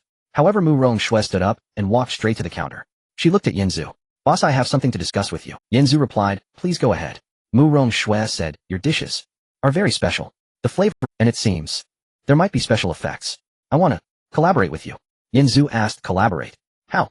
Mu Rongshui explained, I have several large restaurants in the Imperial City. They are not small. If you are willing, you can hand over your pre-prepared dishes to me for sale in the Imperial. You provide the food and I handle the channels and sales. The profit will be split 7 for you and 3 for me. So you quickly chimed in. Boss, sister Mu Rong is very capable in the Imperial City. Her restaurants are among the best. Customers are either rich or noble. If your dishes can be sold there, you'll definitely make a fortune. Su Qing also nodded. The Mu Rong family's business is indeed among the top in the Imperial City. And Mu Rongshui, although she appears cold, is very reliable. She is trustworthy. Yanzu stroked his chin, lost in thought. The exclusive agency rights for the Imperial City. Mu Rongshui had ready channels in the Imperial City. I take 7, you take 3. This profit-sharing ratio is acceptable. The key is that the Imperial City is the most prosperous place in this world. The people there are wealthy and have strong purchasing power. If I can penetrate the market of the Imperial City, the goal of earning 100 million spirit stones will be much faster. Moreover, I only need to provide pre-made dishes. I don't have to personally go to the Imperial City to open a store. It's time-saving and labor-saving. Yanzu spoke. We can cooperate. But I have a few conditions. Mu Rongshui said. Yanzu first. You can only sell my pre-made dishes. You cannot sell anyone else's. Mu Rongshui. Yanzu second. The pricing power is mine. I will decide how much to sell them for. Mu Rongshui fell silent for 2 seconds. Yanzu third. You must guarantee the sales volume. If you can't sell 1,000 portions in a month, I will reclaim the agency rights. Mu Rongshui. 1,000 portions. You underestimate me. I can sell 10,000 portions in a month. Yanzu, that's good. Mu Rongshui, are you done? Then I will propose a condition as well. Yanzu speak. Mu Rongshui leaned in. She was very close to the counter. A faint cold fragrance wafted over. You must notify me immediately when you have new dishes. Her voice was soft, but carried a hint of barely perceptible anticipation. Yanzu agreed. Mu Rongshui, then. Let's have a pleasant cooperation. She extended her hand. Yanzu reached out to shake it. Her hand was very cool, with an indescribable sensation when they shook hands. Suyu on the side chimed in. Oh, Mu Rong's sister, the handshake is taking a bit long. Mu Rongshui quickly withdrew her hand, her ears slightly flushed. Yanzu. Let's have a pleasant cooperation. He turned around and took out a stack of thermal food containers filled with various pre-made dishes. Take these to try selling. Kung Pao chicken, fish-flavored shredded pork dumplings, braised pig trotters. 50 portions of each. A total of 200 portions. Morong Shui good. I will return to the Imperial City today and start selling tomorrow. She organized the food containers and turned to walk towards the door. As she reached the door, she suddenly stopped and turned back. Boss, your dishes are the best I've ever tasted. You are quite an interesting person. Saying this, she quickly walked out, her cold and elegant figure disappearing at the end of the street. Suyu exclaimed. Wow, Morong's sister just blushed. It's so rare. On the other side, Morong Shui returned to the Imperial City and immediately summoned all the managers of her affiliated. She distributed the pre-made dishes. Starting tomorrow, every restaurant will showcase these dishes. They will be called special pre-made dishes. Price set at 200 spirit stones per portion. Focus on promoting the braised pig trotters. The next day, several restaurants under Morong Shui simultaneously introduced new items. At first, the guests in the Imperial City were quite skeptical. Pre-made dishes. What are those? I've never heard of them. But after tasting the first bite, everyone was captivated. In the Imperial City's top restaurant, a wealthy merchant took a bite of Kung Pao chicken. My heavens. This is too delicious. Give me 10 more portions. I want to take them home for my family to try. Nearby, a noblewoman finished the braised pig trotters. These trotters are tender and delicious. Moreover, she looked down at her chest. It seems to really have an effect. Give me 5 more portions of braised pig trotters. In the VIP room, a minister tasted the fish-flavored shredded pork. Such a flavor. Even the best chefs in the Imperial City couldn't make this. Where did it come from? A young lady sipped. So fresh. This soup is so delicious. I want to eat here every day. News traveled fast. Have you heard? Muron's restaurant has released new dishes. They are called pre-made. They are so delicious. Is it true? Of course it's true. I tried them yesterday. I've never eaten anything this good in my life. And that braised pig trotters. I heard there are special effects. Eating them can make you fuller. Is that true? Of course it's true. My sister has been eating them for 3 days. She clearly feels bigger. Morong Shui's restaurant had a long line from the moment it opened. Guests came in waves. They couldn't keep up with the supply. The 200 portions of pre-made dishes sold out in less than half a day. Morong Shui had no choice. She could only hurry to send someone back to East Street to ask Yanzu for a resupply. On the other side of the Imperial City, in a luxuriously decorated restaurant, a woman in a gorgeous gown sat in a top-floor room. Her expression was very grim. She was Ouyang Qing, Morong Shui's arch-rival, and the owner of the largest restaurant in the Imperial City, Tianxiang Tower. Boss. A timid-looking manager walked in. This month's revenue has dropped by another 30%. The guests have all been taken by Morong's restaurant across the street. Ouyang Qing slammed her teacup to the ground. Morong Shui, what tricks has she used? Why have the guests all gone to her? The manager, I heard. They launched a new dish. It's called pre-made dishes. The taste is particularly good. Once guests have tried it, they don't want to come here anymore. Ouyang Qing, pre-made dishes. What is that? Is it a new dish they developed themselves? The manager, it shouldn't be. The chefs in Morong's kitchen can't make dishes of this caliber. It's said that they are sourced from outside. The origin is unknown. Ouyang Qing sneered. Sourced from outside. Knowing Morong Shui, she definitely couldn't produce such delicious food herself. Her chefs. I could make better dishes with my eyes closed. Suddenly having such high-quality food appear. There must be a problem. Ouyang Qing stood up and walked to the window, watching the long line forming at Morong's restaurant across the street. A cold glint flashed in her eyes. Investigate. Within 2 hours, I want to know the source of her food. Every single detail. Where it came from. Who made it. How it was delivered. Find it all out. The manager, yes. I will send someone to investigate right away. Ouyang Qing turned around and coldly spoke. Morong Shui. Do you think that by finding some outside help you can suppress me? Dream on. No matter where your food comes from, I will find and then take it for myself. In less than 2 hours, Ouyang Qing's people had investigated thoroughly. They reported, Madam, we found out that the food from Morong Shui was sourced from a small restaurant called Pre-Made Dishes on East. Ouyang Qing whispered the name Yanzu. A foreigner. With an unknown background. She let out a cold snort. A foreigner dares to do business in the Imperial City. Let's go meet him. A group of people arrived at the entrance of the Pre-Made Dishes restaurant, led by a woman. She wore a bright red long dress adorned with a golden hairpin, her makeup striking. Yet there was a fierce intensity in her eyes. She was Ouyang Qing, the proprietress of Tianxiang Tower and the sworn enemy of Morong Shui. Behind her followed a dozen black-clad guards, each exuding a powerful aura clearly not to be trifled with. Ouyang Qing was stunningly beautiful, possessing a bold allure with her bright red lips, phoenix-like eyes, and a curvaceous figure. As she walked, her waist swayed, emanating the charm of a mature woman.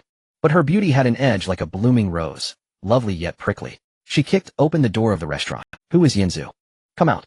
Yanzu was counting the day's earnings behind the counter. Hearing the commotion, he looked up at the door. Upon seeing Ouyang Qing and her group of black-clad guards, his brows furrowed slightly. I am. What's the matter? His tone was calm, showing no signs of panic. Ouyang Qing strode in, surveying the surroundings, a hint of disdain flashing in her eyes. This place. Such a rundown establishment can produce that kind of food. It seems Morong Shue's taste isn't that great. Ouyang Qing approached the counter, leaning forward with her hands pressed down, looking down at Yinzu. You are Yinzu, right? I am Ouyang Qing, the proprietress of Tianxiang Tower. The largest restaurant in the Imperial City is mine.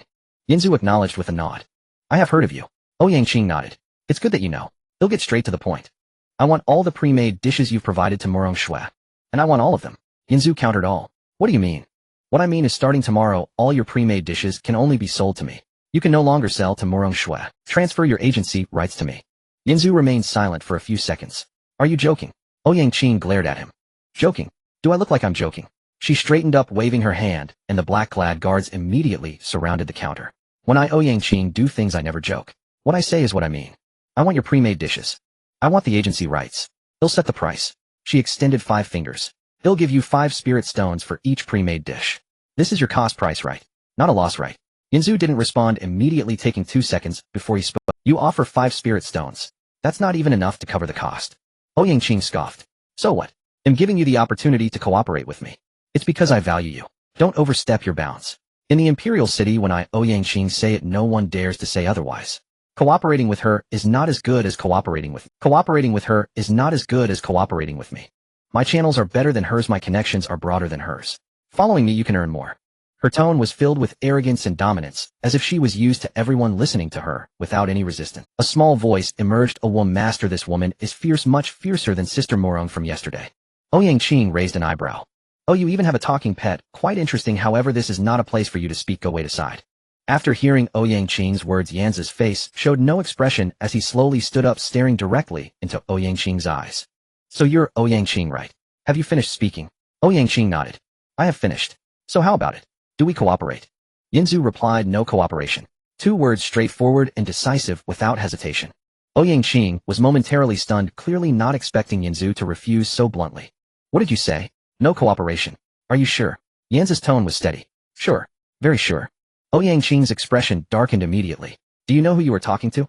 Do you know the consequences of refusing me? Yinzu leaned against the counter, arms crossed, with an attitude even more resolute than Ouyang Qing's. I know. Ouyang Qing, the proprietress of Tianxiang Tower, a tyrant in the Imperial City. Arrogant and overbearing, known for strong-arm tactics. But so what? I've already signed a contract with Morong Shue. The exclusive agency rights in the Imperial City belong to her now. You think you can just take it away? Yinzu looked at the twin sisters, rushing in, his brows slightly furrowing. What happened? Why are you in such a hurry? Suyu gasped for breath as she spoke. Boss, something big happened over in the Imperial City. Yinzu paused for a moment. What? Diarrhea? Impossible. My pre-made dishes are absolutely safe. How could they cause diarrhea? Su Qing nodded in agreement. We also find it strange, but many people in the Imperial City indeed experienced vomiting and diarrhea after eating them. Now it's causing quite a commotion. Suyu swallowed hard, her face turning paler. What's more troublesome is General Ouyang is coming here with. They say they want to seal your store to arrest you for questioning. Yinzu repeated. General Ouyang. The general coming is surnamed Ouyang. Suyu quickly nodded. Yes. This General Ouyang is the sister of Ouyang Qing, the commander of the Imperial City's royal guards. She wields great power and authority. Su Qing added, it's obvious she's here for revenge against you. Ouyang Qing harbors resentment against you for rejecting her. She intends to use her sister's influence to deal with you. Yinzu said nothing, a glint of cold light flashing in his eyes. Diarrhea? Huh, such a clumsy tactic. My pre-made dishes never have problems. It must be Ouyang Qing scheming behind the scenes, deliberately letting people eat spoiled food and then framing me. Little Say Long called out from the counter. Oh, woman master, these people are so sinister, to use such a despicable method. Yinzu waved his hand. It's all right. When soldiers come, we meet them. When water comes, we dam it. He turned to look toward the door. Let them. I want to see what tricks they can play. Not long after, the sound of synchronized footsteps echoed down the street. Dong, dong, dong. It sounded like war drums. Dozens of armored soldiers armed with long spears surrounded the pre-made dish restaurant. Neighbors hurriedly hid inside their homes, afraid to come out. The entire street suddenly turned somber. The soldiers parted to clear a path. A woman clad in golden armor strode forward. She was General Ouyang, the sister of Ouyang Qing, commander of the Imperial City's royal guards. General Ouyang stood nearly 1.8 meters tall, taller than most men. Her golden armor gleamed brightly in the sunlight. With a sword hanging at her waist and a fierce aura emanating from her brow, her features bore a resemblance to Ouyang Qing, but were more defined and resolute. Like a drawn sword, her presence was sharp and striking. Her figure was encased in armor, yet her curves were still. The breastplate was prominently raised, her waist slim and her hips curvy. She walked with an imposing stride, exuding an air of undeniable valor. But beneath that valor lay an arrogance and domineering nature akin to Ouyang Qing. Following General Ouyang was Ouyang Qing. Today she wore a long purple dress, her face adorned with a smug smile resembling a fox that had succeeded in its schemes. General Ouyang reached the entrance of the restaurant. She kicked the door open, by decree of the imperial city, sealing the black shop pre-made dishes. Owner Yanzu is suspected of selling toxic food, causing hundreds of citizens to suffer from poisoning and diarrhea. We are here to arrest you by law. Those who resist, kill without mercy. Her voice thundered, echoing through the street, as the soldiers responded in unison. Yes. The long spears pointed directly at the inside of the restaurant. Ouyang Qing stepped out from behind her sister, walking to the counter, looking smugly at Yanzu. Yanzu, we meet again. How's it going? I told you would regret it. She feigned a sigh of disappointment. What a pity, so many innocent citizens. They ate your toxic pre-made dishes and suffered terribly. You heartless merchant poisoning food for profit. Truly heinous. Yanzu looked at her coldly. Poisoning? Ouyang Qing. Only someone like you would think of such a clumsy scheme. Ouyang Qing blinked. What are you saying? I don't understand. All I know is that now hundreds of witnesses have pointed out issues with your pre-made dishes. You won't be able to argue your way out of this. Ouyang Qing stepped close to Yanzu, almost touching close enough to feel each other's breath, a playful smile on her lips. However, I can give you a chance. She reached out gently, lifting Yanzu's chin. Cooperate with me. 90% of the profits go to the Ouyang family. You take 10%. What do you say? This is your last chance. Yanzu said nothing, his gaze as cold as ice. Seeing his expression, Ouyang Qing not only didn't get angry, but smiled even wider. Oh, don't be so cold. I have even better conditions. She suddenly leaned close to Yanzu's ear. In a voice only they could hear, she softly said, I'm giving you an opportunity. You could be my male pet. How about that? After saying this, she took a step back and burst into laughter. Haha. A handsome man like you, it would be a pity to kill you. Why not follow me enjoying the good life? Isn't that better than selling vegetables in this shabby shop? What do you say? Think about it. Become my male pet. I can guarantee you won't be thrown into prison or face execution. Her tone dripped with disdain and humiliation, like a queen bestowing scraps to a beggar. After hearing Ouyang Qing's words, Yanzu's expression remained unchanged. Not even a frown crossed his brow as he slowly raised his hand to gently brush aside Ouyang Qing's finger that was lifting his chin. The movement was slow and graceful, yet carried an undeniable force. Ouyang Qing. His voice was soft, but every word was crystal clear. Firstly, my pre-made dishes are absolutely safe. Those who had diarrhea were caused by your schemes. Such framing tricks are too low. Secondly, cooperate. 90% of the profits for you. You must be dreaming. Lastly, he leaned slightly closer, whispering in the same manner to Ouyang Qing, you do not deserve. The two words pierced Ouyang Qing's heart like daggers. Then Yanzu straightened up, looking at her coolly. Understand. Get lost. Ouyang Qing stood frozen, her smile instantly freezing on her face. Then it twisted, becoming vicious. You dare speak to me like that? You're asking for death. She turned to General Ouyang beside her. Sister, this person is stubborn. Stop wasting words and capture him directly. General Ouyang snorted coldly. Unaware of your own mortality. You are overstepping your bounds. She strode into the restaurant. A terrifying aura emanated from her body. It was the oppressive force of a king enveloping the entire restaurant in an invisible pressure. The tables and chairs began to tremble. The dishes emitted a cracked sound. The twin sisters turned pale, struggling to breathe under this overwhelming pressure. Kneel down, General Ouyang said coldly. Surrender unconditionally, or else, death. A golden beam shot forth from her palm, heading straight for Yanzu. It was the power of a king capable of obliterating everything. Just as the golden light was about to strike Yanzu, a faint silver glow suddenly appeared in the restaurant, like a transparent dome enveloping the entire space. General Ouyang's golden light collided with the silver glow and instantly dissipated, as if a stone had sunk into the ocean, creating no ripples. At the same time, General Ouyang felt her body suddenly become heavy. The spiritual power within her was tightly grasped by an invisible hand. She tried to mobilize her spiritual power, but found she couldn't move at all. Her king-level cultivation was completely sealed within this restaurant. What is happening? A storm surged in her heart. My spiritual power. My cultivation. Completely sealed. This is impossible. As a dignified king-level powerhouse, I am among the top experts in the entire royal city. How could I be entirely controlled by an invisible force? She desperately attempted to mobilize her spiritual power, but it felt as though it had frozen, not moving at all. Cold sweat began to bead on her forehead. What is this power? How is it that even a king-level cannot Could it be? There is a master protecting this place, and one that transcends king-level existence. Fear appeared in her eyes for the first time. With my king-level strength, I am actually controlled. This is impossible. Her voice no longer held the previous arrogance, but trembled slightly. Her body began to tremble slightly. She wanted to retreat, but found she couldn't even move her feet. The invisible force pressed down on her like a mountain, rendering her unable to move. Sister. Ouyang Qing noticed something was wrong. What's wrong with you? General Ouyang's voice trembled. Don't come over. There are experts here. Her voice was filled with fear. At that moment a series of orderly footsteps sounded from outside the restaurant. Stop. A cold voice came from outside the door. The soldiers turned around. A team of armored soldiers had also arrived at the restaurant entrance. Leading them were two women. The one in front was Murong Shui, clad in silver armor, exuding a heroic demeanor and a cold expression. Behind her stood a more mature woman dressed in golden armor with an extraordinary presence and an air of authority. She was Murong Shui's sister, General Murong, another general of the royal city, on equal footing with General Ouyang. Murong Shui strode into the restaurant. Seeing General Ouyang, who was sealed by the invisible power, a flicker of surprise crossed her eyes, but she quickly regained her composure and walked to Yanzu's side. Yanzu, are you alright? Yanzu shook his head. I'm fine.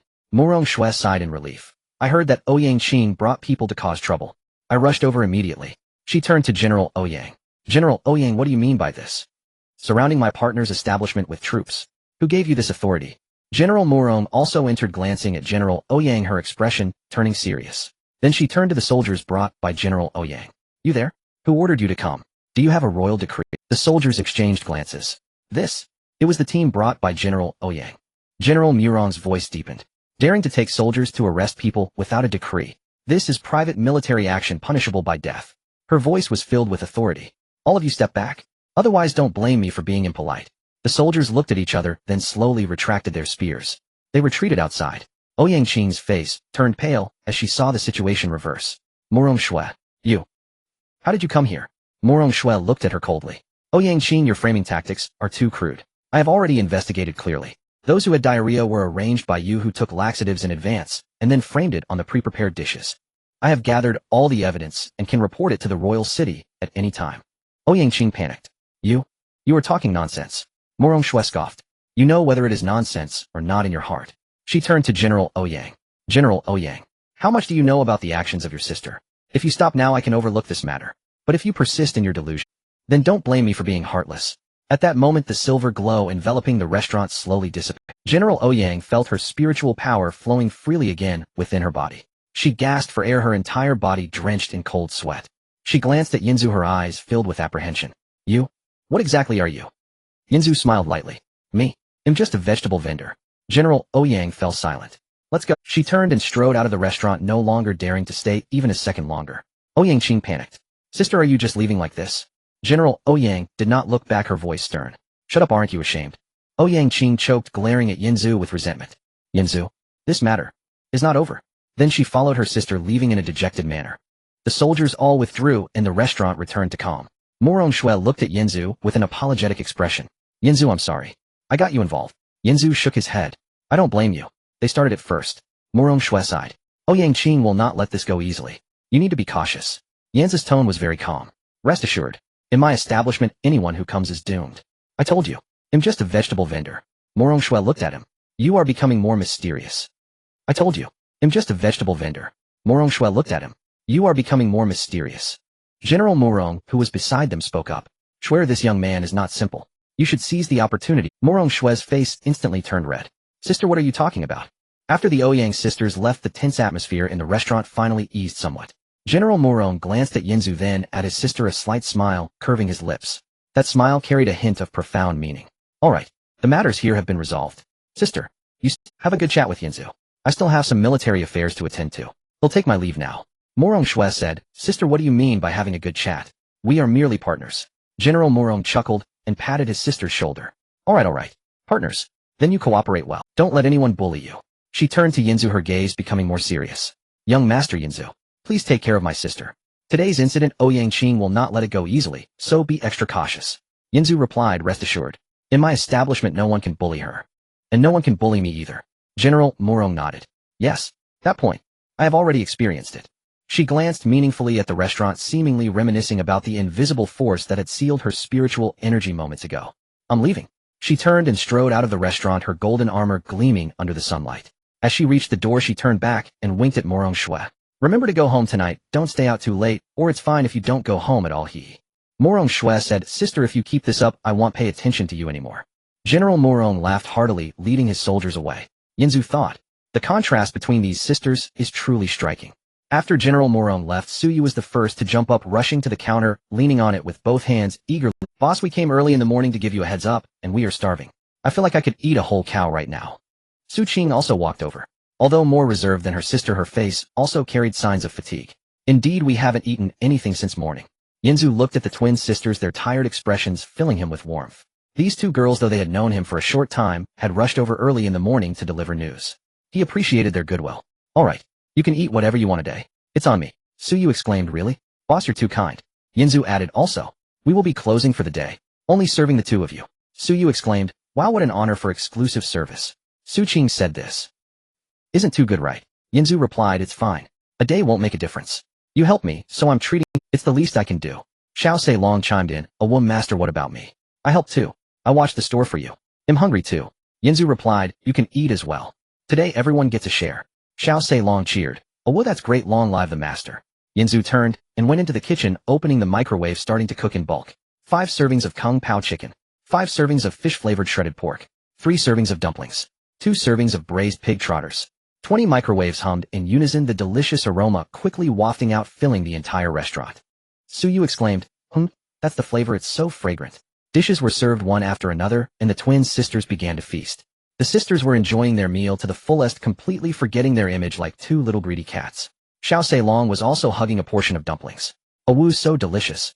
The dishes made by the master are the best in the world. Yinzu sat behind the counter watching them eat, a slight smile appearing at the corner of his mouth. This lively atmosphere reminded him of the days in Xuanwu City and the scenes of dining with those women. I wonder how they are doing now. He took a deep breath, temporarily pushing those thoughts down. Now the task is to complete the trial and earn 1,000,000 spirit stones. Just when the twin sisters were enjoying their feast, Morong Shui approached, standing at the counter looking at Yinzu. Her expression was somewhat hesitant, as if she had something to say, but didn't dare to. Yinzu, can we find a quiet place to talk? Yinzu glanced at her. We can just talk here. We are not outsiders. Morong Shui's face turned slightly red here. There are too many people and too many eyes. Some things are not convenient to say here. Her voice was soft, carrying a hint of shyness. Yinzu observed the surroundings. The twin sisters were happily eating, and Xiao Sei Long was also engrossed in his meal. It was indeed a bit noisy. All right, follow me. He stood up and led Morong Shui toward the back of the restaurant. Behind the restaurant was a small door leading to a small courtyard.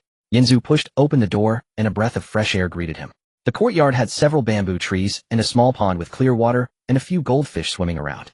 In the center of the courtyard there was a stone table surrounded by stone stools with flowers and plants surrounding it, creating a tranquil and elegant environment. This place is quiet. Go ahead. Morong Shui walked into the backyard, standing beside the bamboo grove, sunlight filtering through the bamboo leaves and casting dappled shadows on her. She wore a silver long dress today, which hugged her body, accentuating her graceful curves. Her waist was slender, yet her hips were rounded and full, forming a perfect arc. A portion of her calf peeked out from under the long dress, fair as jade with graceful lines that made one unable to resist glancing twice. Her upper body, the curves of her chest were full and upright, subtly visible under the silver long dress, exuding an alluring aura. Her face, under the shadows of the bamboo, appeared exceptionally exquisite. Willow leaf brows, phoenix eyes, a high nose bridge, and a cherry-like mouth combined to form a stunningly beautiful face. Her temperament was completely different from Ouyang Qing's. Ouyang Qing was flamboyant and fiery, while Morong Shui was reserved and cold, like a lotus flower on a snow-capped mountain, unattainable. Yet it made one yearn for her. Yinzu looked at her, secretly admiring. Women in this world are truly more beautiful than the last. Morong Shui, with her cold elegance, has a unique charm. Morong Shui noticed Yanzi's gaze, and her face turned slightly red. What are you looking at? Yinzu replied, looking at you. You are beautiful, Morong Shui retorted. Her face turned even redder. You? Why are you so straightforward? Yinzu chuckled, just speaking the truth. Morong Shui lowered her head, not daring to look at him. Let's get back to business. She composed herself and took out a small box from her bosom. Morong Shui placed the box on the stone table and pushed it toward Yinzu. This is for you. Yinzu asked, what is this? Morong Shui explained, this is considered a compensation from the Morong family for this matter. The incident with Ouyang Qing was initiated by our Morong family, causing you so much trouble. I truly feel guilty. She paused, and I assure you, similar incidents will not happen again. I will strengthen our defenses to prevent Ouyang Qing from having any opportunities. Yinzu picked up the box, opened it, and saw a jade green pill lying inside. It emitted a faint fragrance, clearly not an ordinary item.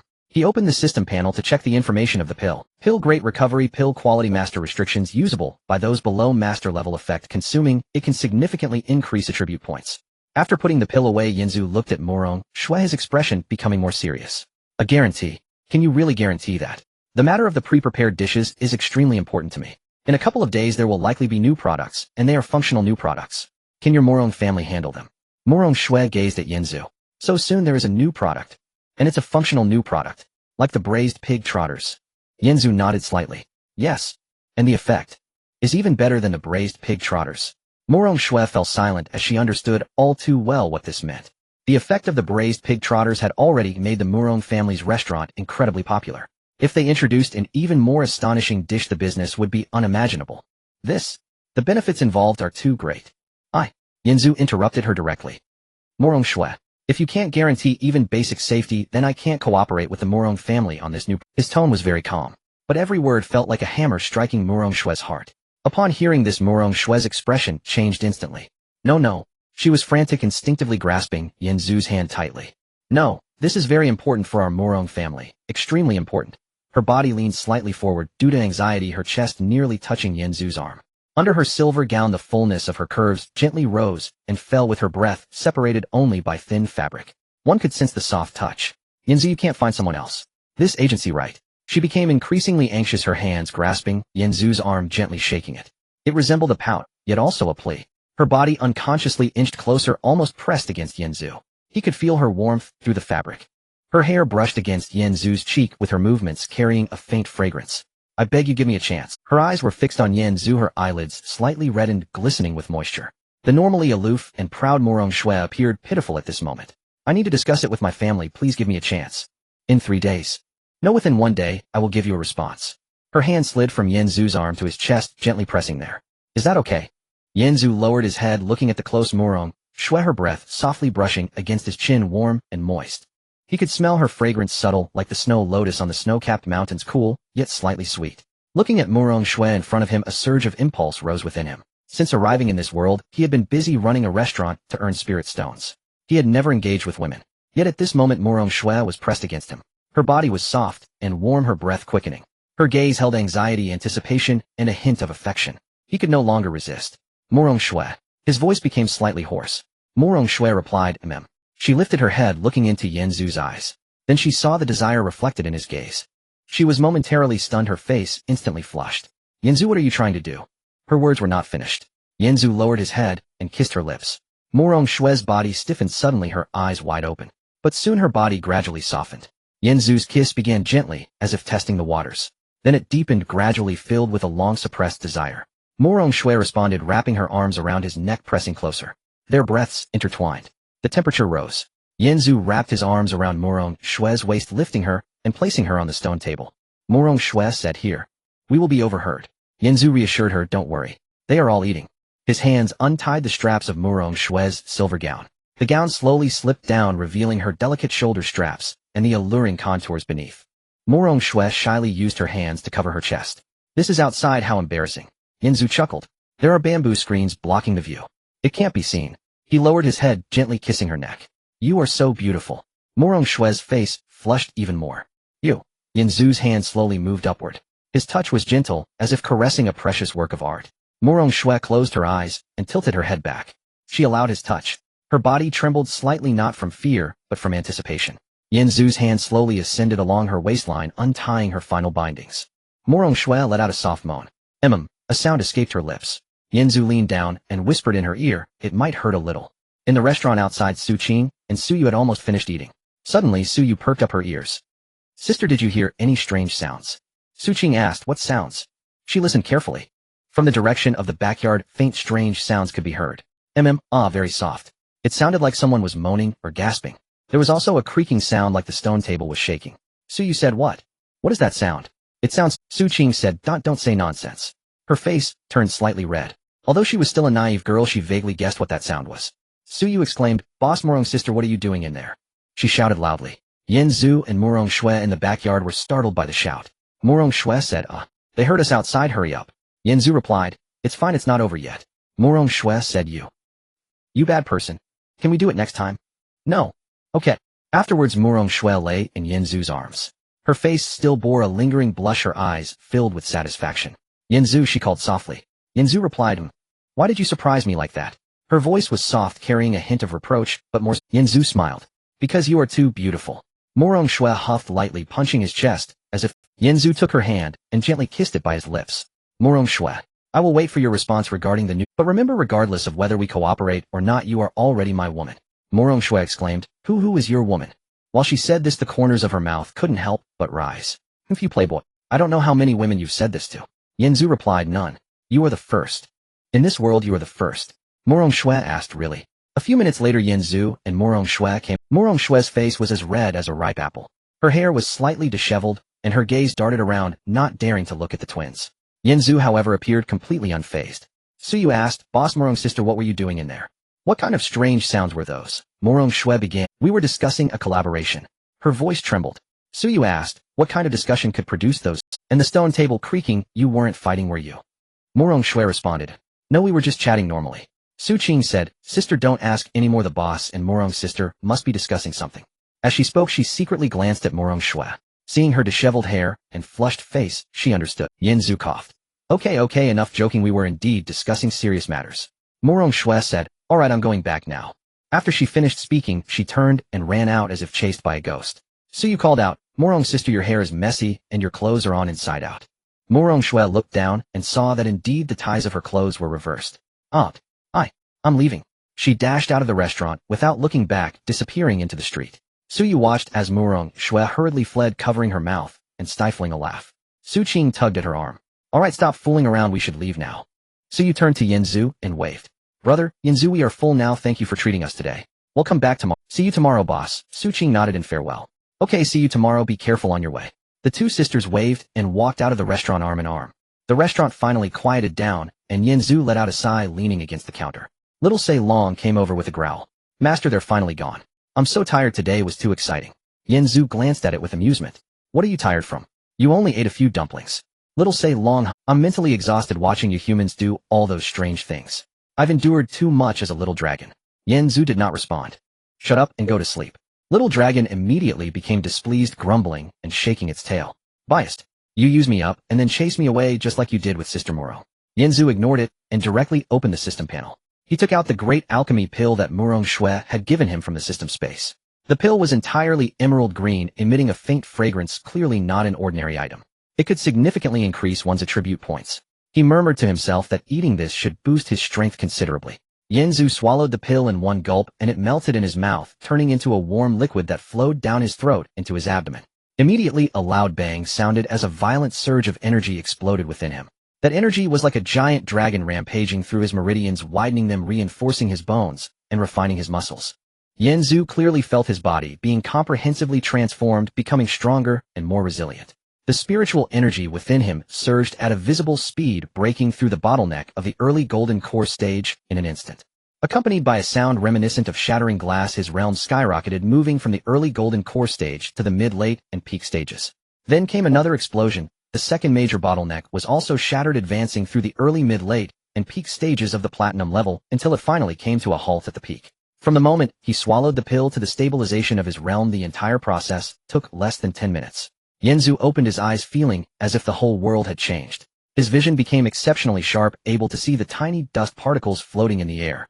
His hearing was also several times more sensitive, able to hear the chirping of insects dozens of meters away outside the restaurant. His body felt light, yet full of power. He even believed that he could crush a mountain with a single punch. Jumping directly from the early golden core stage to the peak of the platinum level, this great alchemy pill truly lives up to its reputation.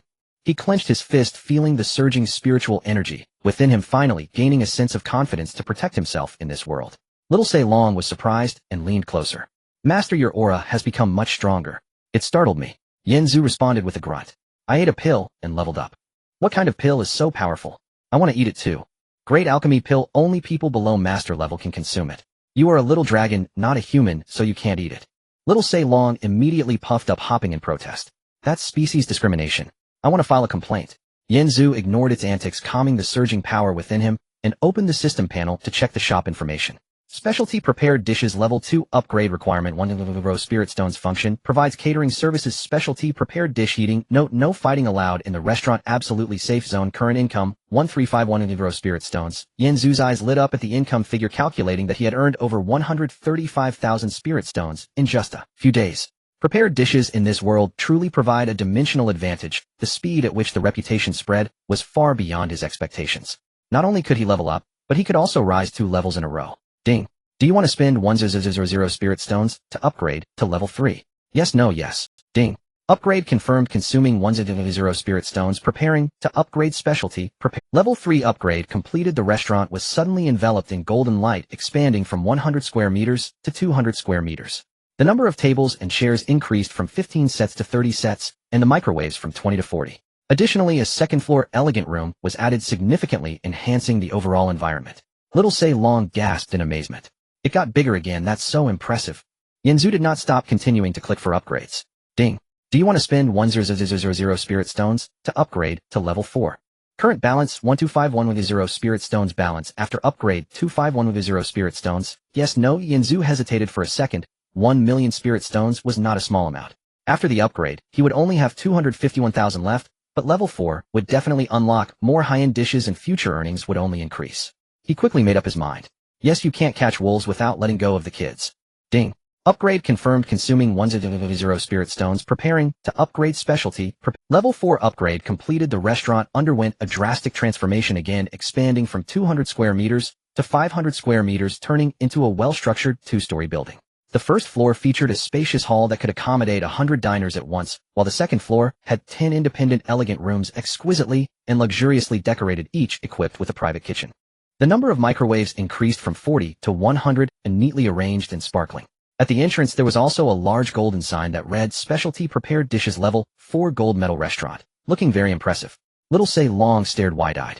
Master, have we turned into a big restaurant? This is too grand. At level 4 it has indeed transformed from a small restaurant to a proper restaurant. Yanzu eagerly clicked into the shopping mall to check the new dishes unlocked at level 4. Mall level 4 upgrade requirement restaurant needs to reach level 5 existing dishes prepared dish, Kung Pao chicken, price 1 Spirit Stone prepared dish, fish fragrant shredded pork, price 1 Spirit Stone prepared dish, frozen dumplings, price 1 Spirit Stone prepared dish, braised pig trotter, price 10 Spirit Stones new dishes prepared dish, golden soup wings, price 100 Spirit Stones note cooked in thick soup microwave heated for 5 minutes before consumption flavor rich and sweet taste full-bodied texture special effect eliminates impurities in the body, giving you baby-like skin prepared dish, top-tier 8 treasures collagen soup. Price 100 Spirit Stones note slowly simmered, with various high-end seafood microwave heated for 5 minutes, before consumption flavor rich, and sweet taste thick, and nourishing texture special effect comprehensive adjustment for the entire face. The golden soup wings can eliminate impurities from the body and cultivate baby-like skin, which is already appealing enough for women. The top-tier 8 treasures collagen soup is even more exaggerated, offering comprehensive adjustments for the entire face and body, synchronously optimizing facial features and figure equivalent to multiple cosmetic surgeries, achieving an overall transformation from the inside out. This is much safer than cosmetic surgery with no risks, no recovery period, and no side effects. In this woman-dominated world, it is a product of nuclear bomb-level appeal. He quickly calculated the pricing in his mind. The golden soup wings cost 100 Spirit Stones, selling for 200 is not expensive, it's just doubling. The top-tier 8 treasures collagen soup costs 100 Spirit Stones, selling for 200 is completely reasonable, and it could even be priced higher. 20,000 Spirit Stones for a risk-free comprehensive beauty transformation would definitely be snatched up by the noble ladies and young misses of the royal city, as well as the masters and their partners. Morong Shui, didn't you say that the Morong family can handle any amount? This time let's see if you can manage this batch. Yanzu's lips curled up slightly, a glint of light flashing in his eyes. Now that the product line was complete, the low-end had affordable home-style dishes, the mid-range offered braised pig trotters and golden soup wings. The high-end featured the 8 treasures collagen soup, covering all consumer levels. From now on, the speed of earning Spirit Stones would only increase, and the goal of 100 million Spirit Stones was getting closer. Little Say Long tilted its head closer. Master, you look so sinister while smiling. What bad idea are you plotting now? Nothing, I'm just planning for the future. Little Say Long let out a sound of understanding. Planning for the future, does that mean you're looking for new, beautiful sisters again? Yanzu was momentarily speechless. Can you think of something else? Little Say Long proudly lifted its chin. I can't, because I'm a lustful little Yanzu couldn't be bothered to argue with it. Suit yourself. Mu Rong Shui exited the restaurant and hurried home, her heart racing. It wasn't due to her brisk pace, but rather because her mind was filled with the events that had just transpired with Yen Zhu in the backyard, her face still flushed with heat. Ensuring that no one on the street noticed her unusual demeanor, she rushed straight to her sister's study upon entering the Mu Rong residence. "Sister, I have something urgent to discuss with you." Mu Rong, the great general, was seated in the study reading military reports when he lifted his head at his sister's voice. "Shuer, why is your face so red? Are you running a fever?" "And no, I just walked a bit quickly." "Oh, is that so? It doesn't look like you were just in a hurry. It seems like you've done something shameful." "Sister, please don't tease me. I have serious matters to discuss." All right, go ahead with your serious matter." Mu Rong Shui sat down, took a deep breath, and composed her flustered expression. "Sister Yen Zhu is about to launch a new product." "A new product? So soon? What is it?" "He said it's a functional new product, and its effectiveness exceeds that of the red braised pig trotters." "Sister Yen Zhu is about to launch a new product." "A new product? So soon? What is it?" "He said it's a yes, and he also mentioned that if our Mu Rong family can't even ensure basic safety, he won't cooperate." "What does that mean? Does he distrust us?" "It's not distrust, but the matter with Ouyang Qing has led him to believe our capabilities are insufficient." Mu Rong Shui sighed. "Sister, to be honest, I've been thinking all the way here, our Mu Rong family's strength might indeed be insufficient to handle this opportunity." "What do you mean? Are you saying our Mu Rong family isn't strong enough?" "Sister, think about it. Although our Mu Rong family is also a prominent family in the Imperial City, there is still a gap compared to the Ouyang family. The Ouyang family has Ouyang Qing and her sister Ouyang, the great general, the commander of the Imperial Guards, wielding immense military power. Although our Mu Rong family has you as the great general, we still fall short in military strength compared to the Ouyang family. Moreover, the Ouyang family has been established in the Imperial City for hundreds of years with deep roots and numerous supporters, while our Mu Rong family has only risen for less than a century. Today, Ouyang Qing can bring troops to seal off our business. Tomorrow, she might do something even more extreme, and we truly cannot defend against it." Mu Rong, the great general, fell silent. Her sister spoke the truth. While the Mu Rong family held a respectable position in the Imperial City, it indeed lacked the foundation compared to the century-old Ouyang family. "What should we do then? Should we just give up on this big opportunity?" "I don't want to give up either. You know the profits from pre-prepared dishes. It has already tripled our restaurant's income in just a few days. Once the new product is launched, the profits will only increase. It would be a shame to give up. Do you have any solutions?" Mu Rong Shui bit her lip, as if having made a significant decision. "Sister, what if we approach the Emperor directly?" "Approach the Emperor? What do you mean?" "Look, if we get the Emperor involved in this business, it will be entirely different. With the Emperor backing us, others won't dare to make trouble. Even if Ouyang Qing is arrogant, she wouldn't dare to. Besides, isn't the Emperor also short on funds lately? I heard from someone in the palace that the Emperor wants to expand the palace, but is troubled by an empty treasury. If we recommend the pre-prepared dishes to the Emperor and let him get a share of the profits, he would surely be delighted." Upon hearing this, Mu Rong, the great general's eyes brightened suddenly, slapping her hand on the table. "That's right. How did I not think of that? Getting the Emperor to invest would turn pre-prepared dishes into a royal business. Who would dare to cause trouble then? Even if Ouyang Qing is arrogant, she wouldn't dare touch royal enterprises, or it would be treason, a crime warranting the extermination of 9 clans. And the Emperor is indeed short on money lately. Last month's military salaries were delayed, and my soldiers are complaining. If the Emperor can make money through pre-prepared dishes, the salaries will be secured, and my soldiers won't complain anymore. This is a win-win situation, no, a win-win-win, and even a win-win-win-win." Mu Rong, the great general, became increasingly excited, pacing back and forth in the study, before hugging Mu Rong Shui tightly. "Shuer, this idea of yours is brilliant, absolutely brilliant. No wonder you're my sister, so clever, so very clever. Sister, you're going to suffocate me. Oh haha, I'm just so excited." Mu Rong, the great general, released her sister, waving her hand. "Let's go, we'll head to the palace now and have a word with the Emperor." The two sisters quickly changed their clothes. Mu Rong, the great general, donned formal court attire, clad in golden armor with a sword at her waist, exuding a heroic demeanor. Mu Rong Shui changed into a light purple long dress, her elegant and dignified aura standing out. "Let's go." Just as Mu Rong, the great general, was about to step out, Mu Rong Shui called her back. "Sister, wait a moment. Shouldn't we bring some samples for the Emperor to taste?" "Right, you're so thoughtful. Ooh, I almost forgot." Mu Rong, the great general, immediately instructed the servant outside. "Come here, go to the kitchen, and bring some pre-prepared dishes: kung pao chicken, fish-flavored shredded pork, and red braised pig trotters. Pack them in the best thermal boxes." "Yes, I'll prepare it right away." Before long, the servant returned with several beautifully packaged pre-prepared dishes neatly arranged in exquisite food boxes. "All right, let's go." The sisters picked up the food boxes and exited the Mu Rong residence, boarding the carriage heading towards the palace. Inside the carriage, Mu Rong Shui nervously clutched her skirt. "Sister, do you think the Emperor will agree, eh?" "Don't worry, the Emperor is a wise person, as she won't refuse something beneficial. Moreover, we're not asking her to invest for free, we'll be sharing the profits, so the Emperor has no reason to disagree." Mu Rong Shui gently nodded. "I hope so." The carriage stopped at the palace gate, and General Morong took out a token and handed it over. I General Morong seek an audience with your majesty regarding an urgent matter. The guards at the gate, seeing it was General Morong, did not dare to ask further and granted him entry directly. Please, General. Your majesty is in the study. Ladies, allow this servant to go in and announce your arrival. General Morong gave a slight acknowledgement. The two sisters followed the eunuch inside, passing through layer upon layer of palace gates, walking down long corridors, and finally stopping in front of the study. Ladies, allow this servant to go in and announce your arrival. General Morong gave a slight acknowledgement. Go ahead. The eunuch entered and soon came back out. Your majesty said please let the two generals enter to speak. General Morong and Morong Shui pushed the door open and walked in. The study was quite spacious. The walls were lined with bookshelves filled with classics and memorials. In the center stood a large dragon table piled high with documents. Behind the dragon table sat a woman looking to be in her mid-20s, exuding an air of authority from her prolonged position. She wore a bright yellow dragon robe embroidered with 9 golden dragons. Her features were quite beautiful, her skin very fair. She was tall, and even seated her long legs were apparent. Her bosom was ample, wrapped in the dragon robe, and the collar was slightly open, revealing a section of her fair neck. Her long hair was styled up and secured with a phoenix crown. She was the highest ruler of this nation, the goddess of fortune. However, at that moment, she had completely lost her youth. She was sprawled over the dragon table as though all her strength had been sapped, appearing utterly listless.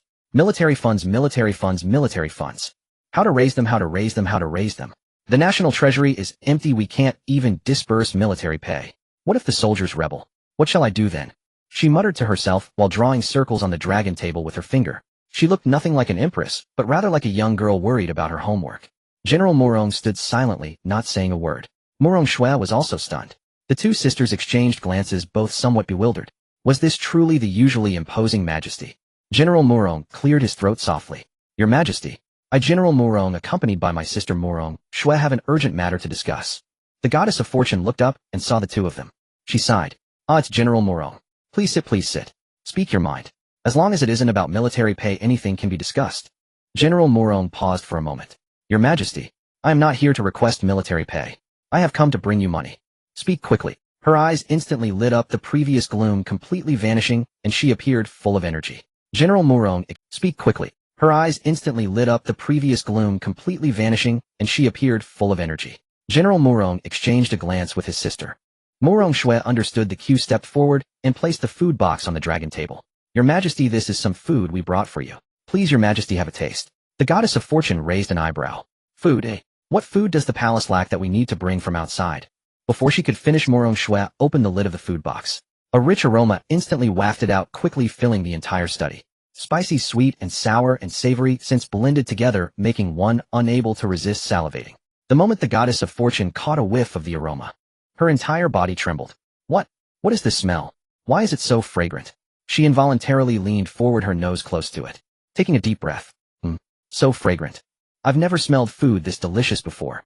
Her previous authority was completely gone. Her eyes sparkled as she fixated on the food box, entirely transformed into a girl entranced by delicious food. Quick. Bring it over, I want to taste it. Quickly. Morong Shui said nothing while General Morong stifled. The sisters found the majesty's impatient demeanor somewhat amusing. General Morong thought to himself, it seems the plan has succeeded halfway. The majesty had already been completely conquered by the fragrance, and Morong Shui began placing the dishes one by one onto the dragon table. Your majesty, this dish is called Kung Pao chicken, spicy and fragrant. This dish is called fish fragrant, shredded pork, sweet and sour to whet the appetite. This dish is called braised pork trotters, tender and delicious. And it has a special effect. The goddess of fortune was not even listening to the introduction. No need for introductions, I want to eat it. Quick, give me the chopsticks.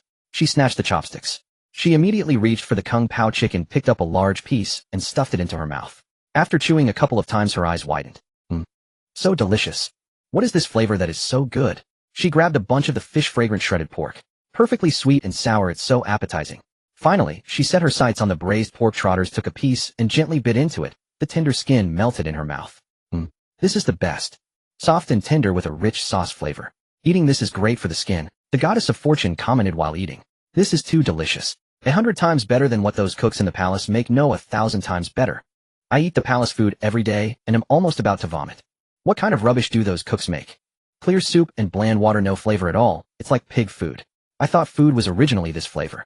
Turns out my cooks are just useless. Tomorrow, no, right now I want to replace all those cooks. General Morong interjected to offer advice. Your majesty, calm down. If you replace the cooks, who will cook? The goddess of fortune did not even look up.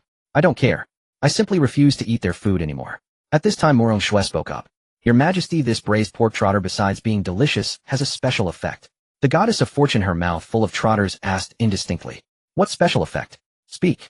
Morong Shui paused for a moment. It has a breast-enhancing effect after eating it. The goddess of fortune was momentarily stunned. Then she suddenly raised her head. What? Breast-enhancing? It can enhance breasts while being so delicious. She looked down at her own chest. Then she glanced at the braised pork trotters on the plate. Then I want to eat more of this. Bring me 10 portions, no 100 portions. Morong Shui felt a bit helpless. Your Majesty, while this effect is good, you can't eat too much. Moderation is key. The goddess of fortune completely ignored her. She hugged the food box closer to her chest. I don't care. All of this is mine, you are not allowed to snatch it away. She had the air of a girl fiercely protecting her food. She showed no trace of the Empress authority, completely resembling a girl guarding her food. General Morong saw that the timing was right, and spoke up. Your Majesty, this food is called pre-prepared dishes. They are sourced from a small restaurant called Pre-Prepared Dishes on East Street. The shop's owner is Yin Zhu, an outsider. He cooks exceptionally well. The goddess of fortune mumbled as she chewed. Yin Zhu. I'll remember this name. Please continue. General Morong proceeded. The situation is that our Morong family is currently the exclusive agent of pre-prepared dishes in the Imperial City. The business is exceptionally good, but we have encountered some trouble. Ouyang Qing from the Ouyang family has set her sights on this business and wants to seize it by force. She even led troops to seal off the shop. Upon hearing Ouyang Qing's name, the goddess of fortune frowned. Ouyang Qing, that headstrong woman. I know her, she is quite arrogant, and I've disliked her for a long time. General Morong nodded. So we wish to invite your Majesty to invest with us, to become the royal partner of pre-prepared dishes. This way the pre-prepared dishes will carry the royal title. Ouyang Qing will not dare to act recklessly again. Moreover, the profits are substantial. Your Majesty can receive a considerable amount of spirit stones. This will perfectly resolve the military funds issue. The goddess of fortune put down her chopsticks after listening. She began to think seriously. Although she had just acted like a girl who only knew how to eat, she was still a ruler of a nation, and when it came to serious matters, she was very clear-headed. Royal investment. This idea is not bad, but I have one condition. General Morong inquired. Your Majesty, please speak. The goddess of fortune looked at her. I want to meet this Yin Zhu in person. I want to see what kind of person can make food, and I want to taste all of his dishes. Each one must not be missed. General Morong was taken aback. Does this include all his current dishes, or those he will make in the future? The goddess of fortune replied with certainty, all of them.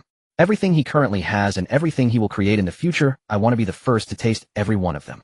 This is my condition for investing. General Morong nodded in agreement. I will convey your Majesty's request to Yin Zhu. Morong Shui, who had been silent, was thinking to herself that Yin Zhu now had another woman to deal with. And this one was the Majesty herself. I hope he can handle it. The goddess of fortune nodded in satisfaction. All right, it's settled then.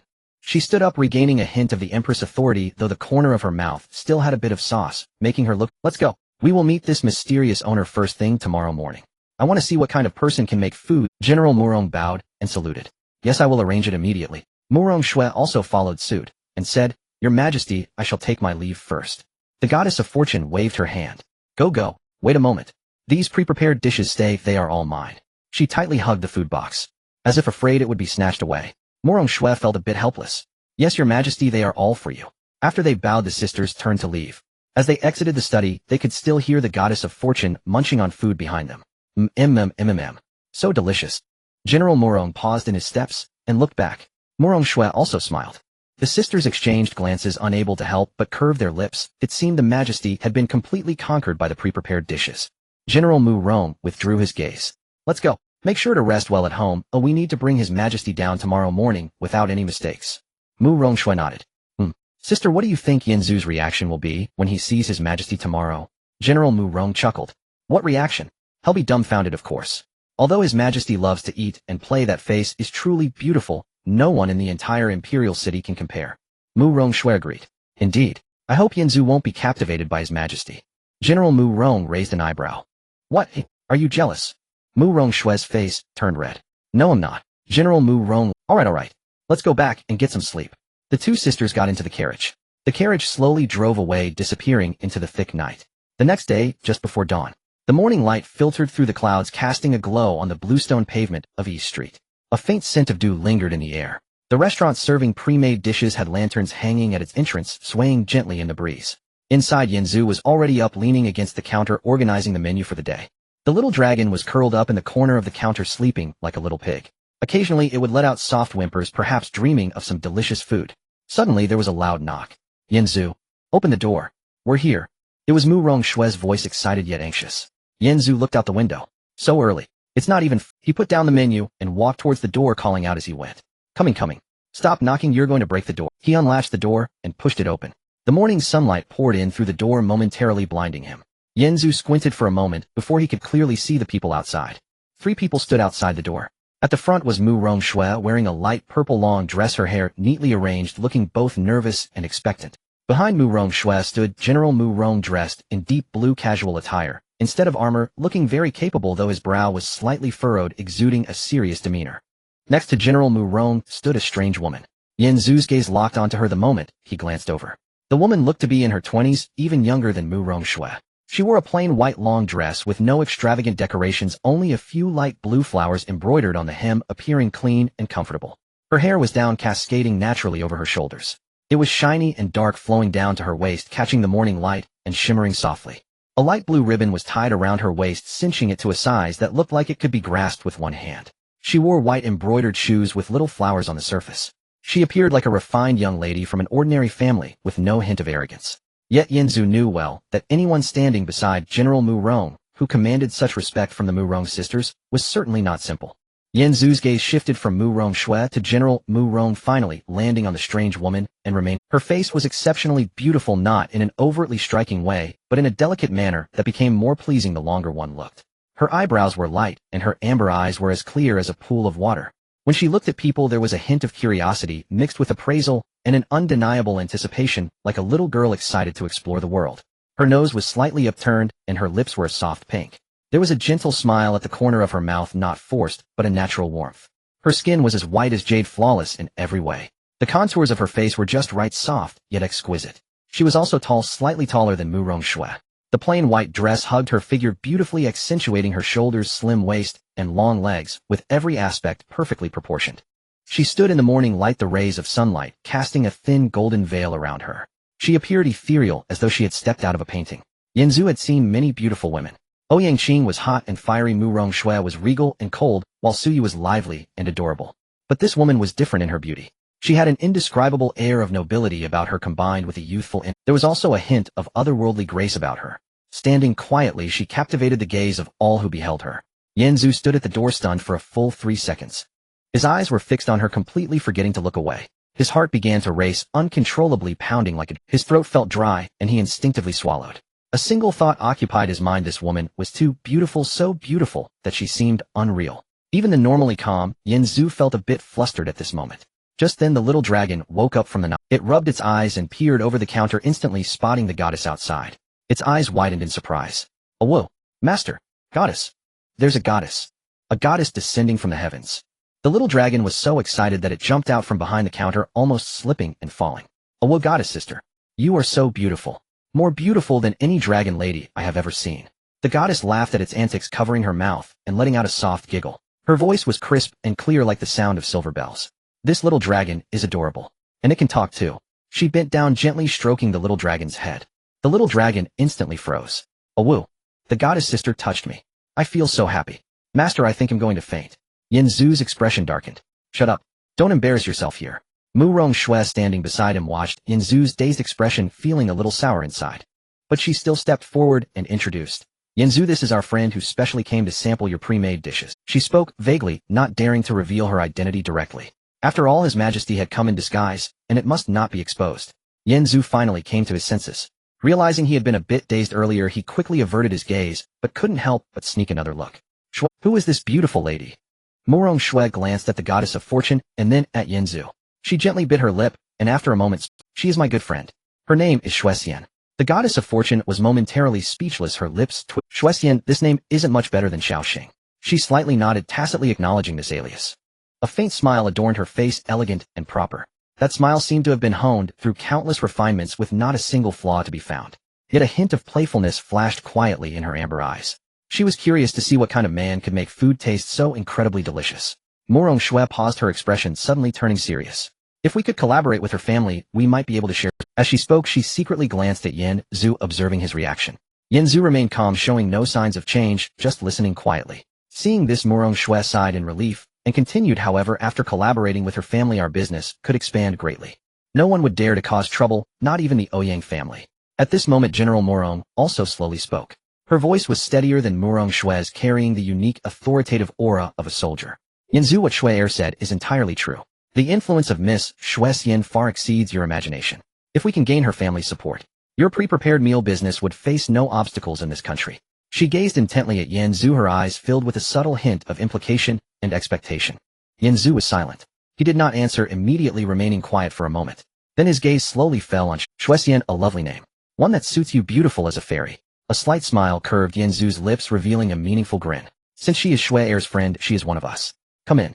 If there's anything to discuss, let's talk slowly inside. He stepped aside to make way at the door and gestured invitingly. The three women walked into the restaurant together. Murong Shui and General Murong navigated the familiar surroundings and directly found a place to sit. Meanwhile, the goddess of fortune under the alias Shuixian paused in the store, looking around. Her gaze meticulously scanned every corner of the restaurant. From the counter to the kitchen, from the tables and chairs to the microwave, from the menu on the wall to the sign at the door. She observed with great detail, like a shrewd merchant evaluating the true value of the establishment. While she scrutinized the shop, Yanzu secretly opened the system panel. His fingertip gently tapped the virtual panel.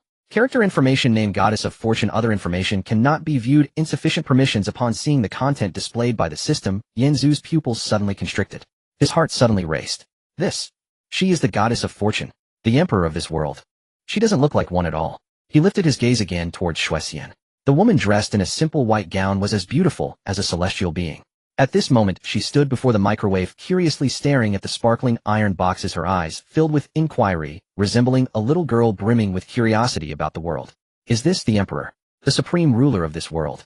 Why does she look like an innocent girl unfamiliar with the world? Yanzu's heart was thrown into turmoil. What troubled him even more was that on the system panel, aside from the name Goddess of Fortune, all other information was completely blank. I can't see anything other than her name. Not even her power level can be detected. Yanzu's mind raced quickly, sorting through two possibilities. There are only two possibilities. First, her strength far exceeds my detection range, and the system cannot recognize it. Second, she possesses a special treasure that can shield against system detection. Regardless of which it is, it indicates that this woman is not simple, very not simple. Yanzu's heart was filled with shock and curiosity. He has encountered countless powerful beings in this world. Both Su Qing and Su Yu, the two grandmasters, could easily have their levels and information detected. Yet before him, the Goddess of Fortune's information was entirely blank. This means her strength absolutely surpasses that of a grandmaster, even reaching a higher unknown realm. After a brief shock, a bold thought suddenly flashed through Yanzu's mind. Such a beautiful emperor. If I could win her over, wouldn't my goal of 100 million spirit stones be easily accomplished? His heart raced, not from nervousness, but from extreme excitement. Just think, she is a ruler, the entire country is her. If she could invest, no, if she could become my woman, then I'd have no need to worry about those 100 million spirit stones. Moreover, she is exceptionally beautiful, with an exquisite figure and an extraordinary aura. Winning her over would be a sure gain of blood profit. The corners of Yanzu's mouth couldn't help but lift slightly, his eyes gleaming. Miss Shuixian, what are you looking at? He took the initiative to speak, his voice softer than usual. Oh, I'm looking at these iron boxes. What are they? What are they used for? She pointed at the microwave, her face filled with curiosity and confusion. Yanzu gently explained, that's a microwave oven used for heating food. My pre-prepared meals are heated with it. The Goddess of Fortune whispered, finding the name quite strange. What a peculiar name. But what is its principle? Why can it heat food without using fire? Yanzu smiled lightly. This is a long story, who I'll tell you slowly later. For now, let's sit down and try my dishes. We'll have plenty of time to discuss other matters later. The Goddess of Fortune quietly observed the man before her, her curiosity deepening along with a hint of affection that even she herself had not noticed quietly blossoming. This man appeared to be just an ordinary restaurant owner. But deep within her eyes lay unfathomable wisdom, enveloped in an irresistible aura of mystery. All right. She nodded gently, and then found a seat. Murong Shui and General Murong exchanged glances, both seeing smiles in each other's eyes. It seemed the Emperor had a good impression of Yanzu. There is hope for this matter. Just as the Goddess of Fortune settled into her seat, an invisible, mysterious force suddenly enveloped her whole body. The force was as light as mist, gently wrapping around her limbs. She furrowed her brow, slightly feeling What is this feeling? She instinctively mobilized the spiritual energy within her, only to find that its operation had become exceedingly sluggish. It was not a violent suppression, but rather a gentler, higher-level power that wrapped around her, preventing her from fully exerting her cultivation. Her expression changed slightly, but she quickly regained her composure, not allowing anyone to notice her abnormality. But deep down, a storm was already raging. What is this power? As the ruler of this world, my cultivation has long reached the demigod level. In this realm, almost no one can rival me. Yet in this small restaurant my power is actually suppressed. Although the suppression is not heavy, it undeniably exists. This indicates that there is a force guarding this restaurant that far exceeds me. Could it be the power of the heavenly Tao rules? No, that's not it. The heavenly Tao wouldn't specifically protect a restaurant. Then it must be this man. He possesses power that transcends this world. Her gaze involuntarily shifted back to Yanzu. The man stood at the counter looking kindly at everyone, his demeanor friendly and ordinary. But the goddess of fortune was already certain in her heart. This seemingly ordinary restaurant owner harbored a shocking secret.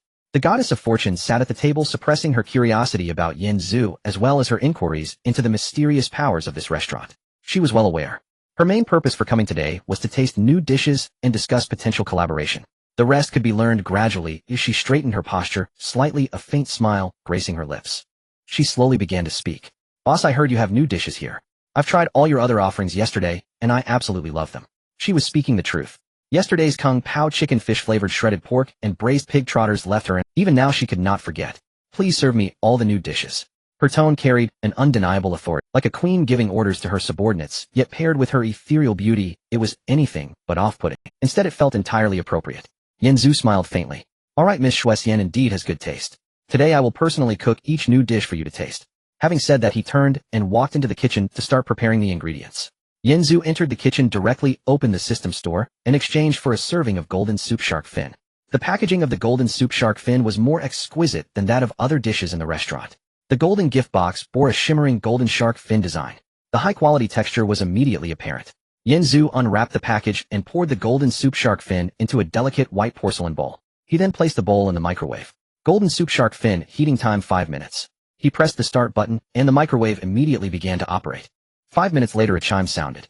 Yanzu opened the microwave door, and an incredibly rich aroma instantly. The unique freshness of the seafood intertwined with the rich flavor of the soup instantly whetting one's appetite. Yanzu carried the golden soup shark fin out of the kitchen and placed it steadily on the dining table. The shark fin in the bowl was golden, and the soup was thick and translucent.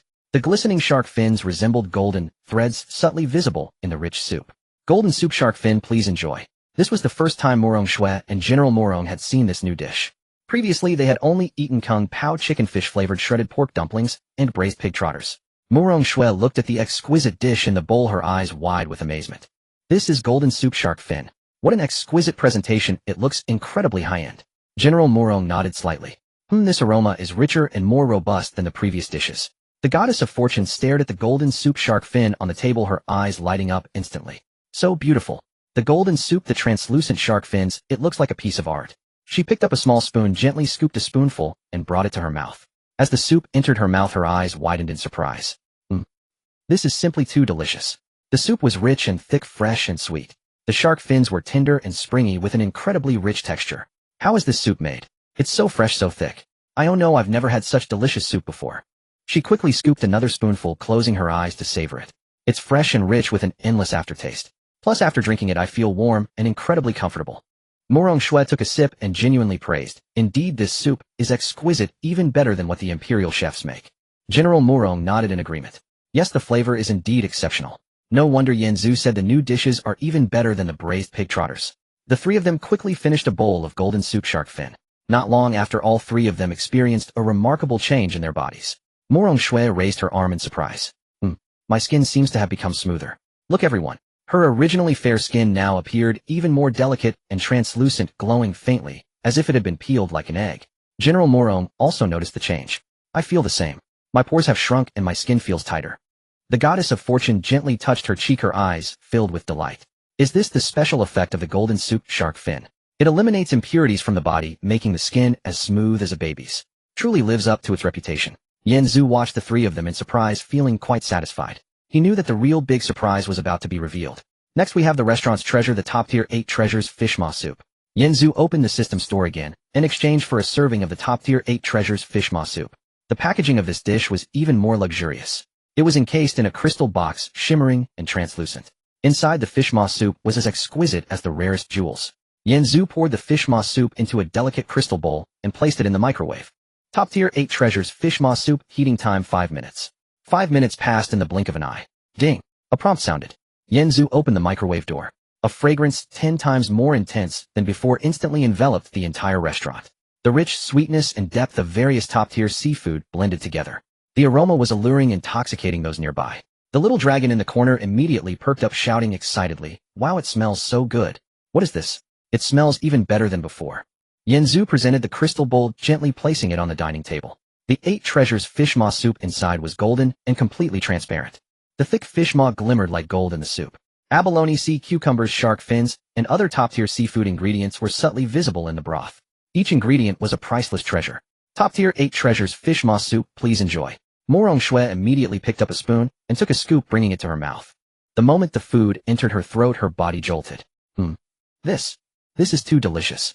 The fish maw was soft and springy, the abalone was firm and tender, and the sea cucumber was smooth and refreshing. The soup was rich and sweet, with each bite offering a different flavor, yet all perfectly blended together. Every bite is a different taste, but every flavor melds perfectly. It's incredible.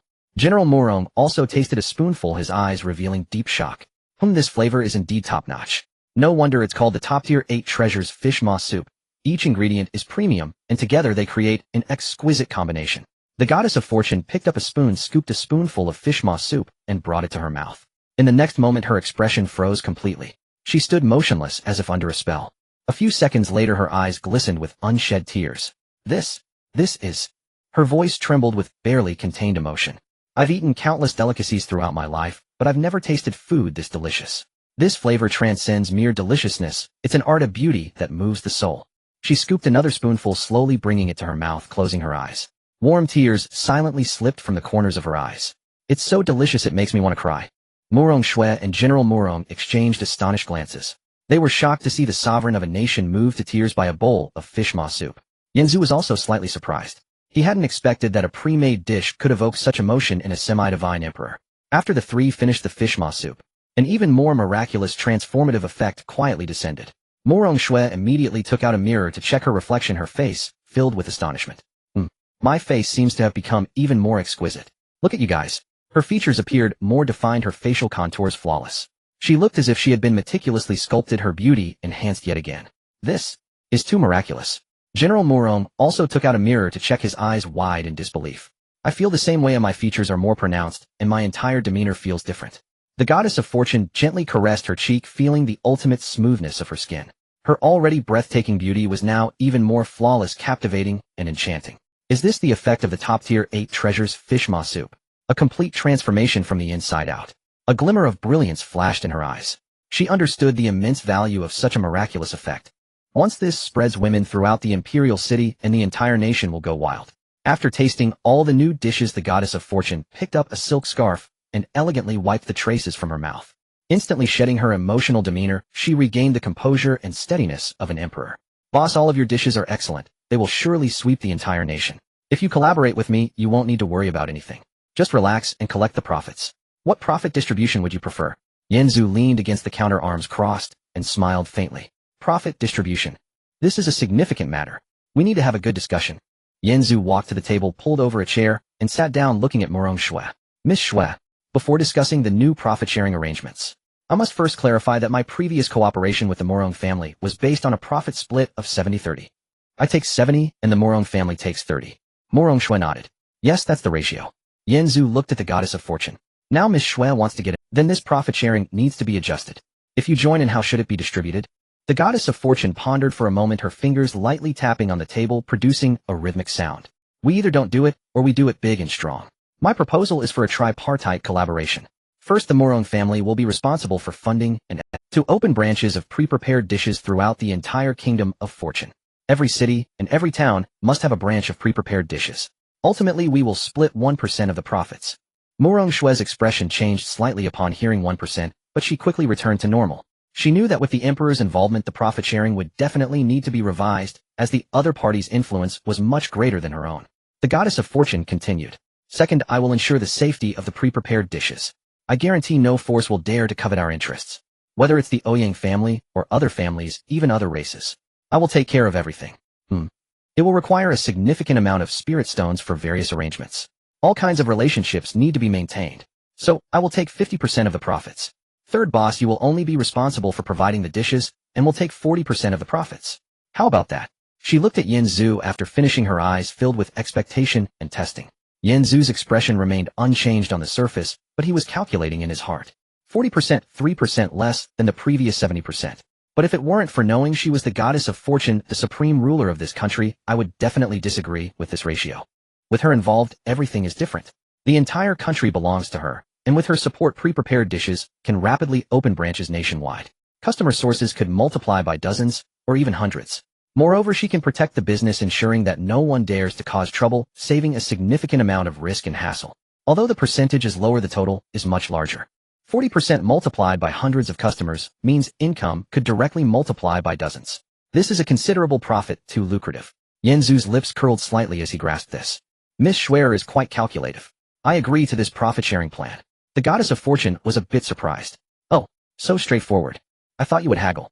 But I have one condition. Yanzu looked at the goddess of fortune, speaking slowly. I need your guarantee. Within a month, at least 100 branches must be opened. If we can reach 150, or even 200, that would be even better.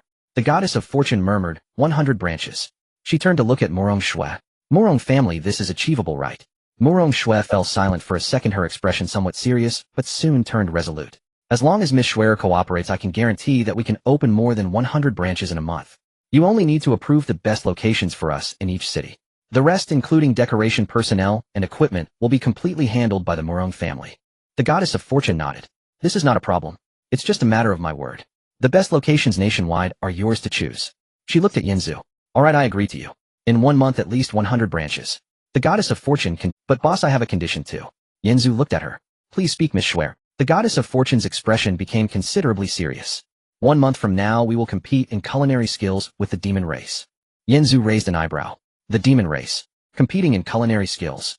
Both Morong Shue and General Muron's expressions changed upon hearing the words demon race. General Morong spoke up. How could the demon race suddenly propose a cooking competition? The goddess of fortune looked at Yen Zhu seriously. The winning side can obtain all the slots for the Ascension Trial, which only opens once every 500 years. The Ascension Trial is the most precious opportunity on the entire continent. The food prepared by the demon race is notoriously bad. They only eat raw meat and drink fresh blood, having no understanding of what cooking means. I also don't know why they have the confidence to compete with us this time. But since they dare to propose it, they must be prepared. So I hope you can represent our kingdom of fortune in this culinary competition. If you win, I can offer you 5 trial slots. The competition will take place right in your restaurant, which is fittingly grand. Ascension Trial. Yanzu frowned slightly, curiosity filling his eyes. Morong Shue noticed his doubts and stepped closer to Yanzu. The Ascension Trial is a large-scale trial that opens once every 500 years. Our Kingdom of Fortune and the Demon Realm have always competed for trial slots through competitions. Each Ascension Trial has different contents every time it opens. But what remains unchanged is that there are treasures, legacies, and great opportunities everywhere within. Her tone became much more serious. It is certain that as long as one can survive the trial, they will definitely undergo a transformation, and their strength will experience a qualitative leap. The last time the trial opened, a predecessor from our Kingdom of Fortune brought back an ancient cultivation method. That predecessor broke through to the divine level directly after completing the cultivation. That is the guardian deity currently protecting our entire country. Yanzu fell silent. A tremendous wave surged in his heart. An ancient cultivation method. A direct breakthrough to the divine level. Yanzu quickly calculated everything in his heart. With 1 month left, my shop could completely level up to level 5, or even 6. Level 4 has already unlocked the golden soup wings, and the top tier 8 treasures fish maw soup. Level 5 will definitely unlock even more powerful and top tier dishes. At that time, I can directly take out level 5 dishes to participate in the competition. Those barbaric demons who only eat raw meat and drink fresh blood. What can they compare with me? Winning this competition is basically a sure thing. Yanzu completely understood, in his heart a slight smile appearing on his lips filled with confidence. He raised his head and looked at the goddess of fortune in front of him. All right, Miss Schwer, I agree to this condition. The goddess of fortune's lips curved up, clearly in a good mood. Good, then let us enjoy a pleasant collaboration. She slowly stood up, casually adjusting her white dress. In 1 month, I will personally bring the demon race over. You prepare well in advance. Yanzu spoke calmly. Rest assured, no matter who they send to compete, they will ultimately lose. The goddess of fortune smiled, her smile particularly beautiful. Oh no, I await the outcome. After saying this, she turned and left the restaurant with General Morong. Morong Shue walked at the back of the group, turning back for a deep look at Yanzu before leaving. Her eyes were full of reluctance. I will leave first. See you in a month. Yes, see you in a month. Time flies swiftly. Since reaching a cooperative agreement with the goddess of fortune, 29 days have passed in the blink of an eye. During these 29 days, tremendous changes have taken place in the entire Kingdom of Fortune. The Morong family mobilized all their resources to frantically open stores nationwide. The branches of prepared dishes sprang up like bamboo shoots after the rain. They quickly spread to every corner of the Kingdom of Fortune, from the bustling imperial city to remote border towns, from large cities to ordinary villages. Everywhere one could see the signs of Yen Zhu's prepared dishes. The fame of these dishes soared along with it, becoming the hottest topic of conversation in the entire Kingdom of Fortune. Kung Pao chicken, fish-flavored shredded pork dumplings, braised pig trotters, golden soup shark fin, and the premium 8 treasures fish maw soup. Each dish became a national sensation in constant demand every day. Especially the premium 8 treasures fish maw soup, whose effects could be described as cosmetic surgery. It drove the women of the entire nation utterly crazy. Each day customers queued from one end of the street to the other. For the entire 29 days the Ouyang family dared not make a single move. With the goddess of fortune backing them, they did not dare to cause any trouble. Ouyang Qin could only watch helplessly as Yen Zhu's business grew larger and more prosperous. Though her heart seethed with resentment, she felt utterly powerless.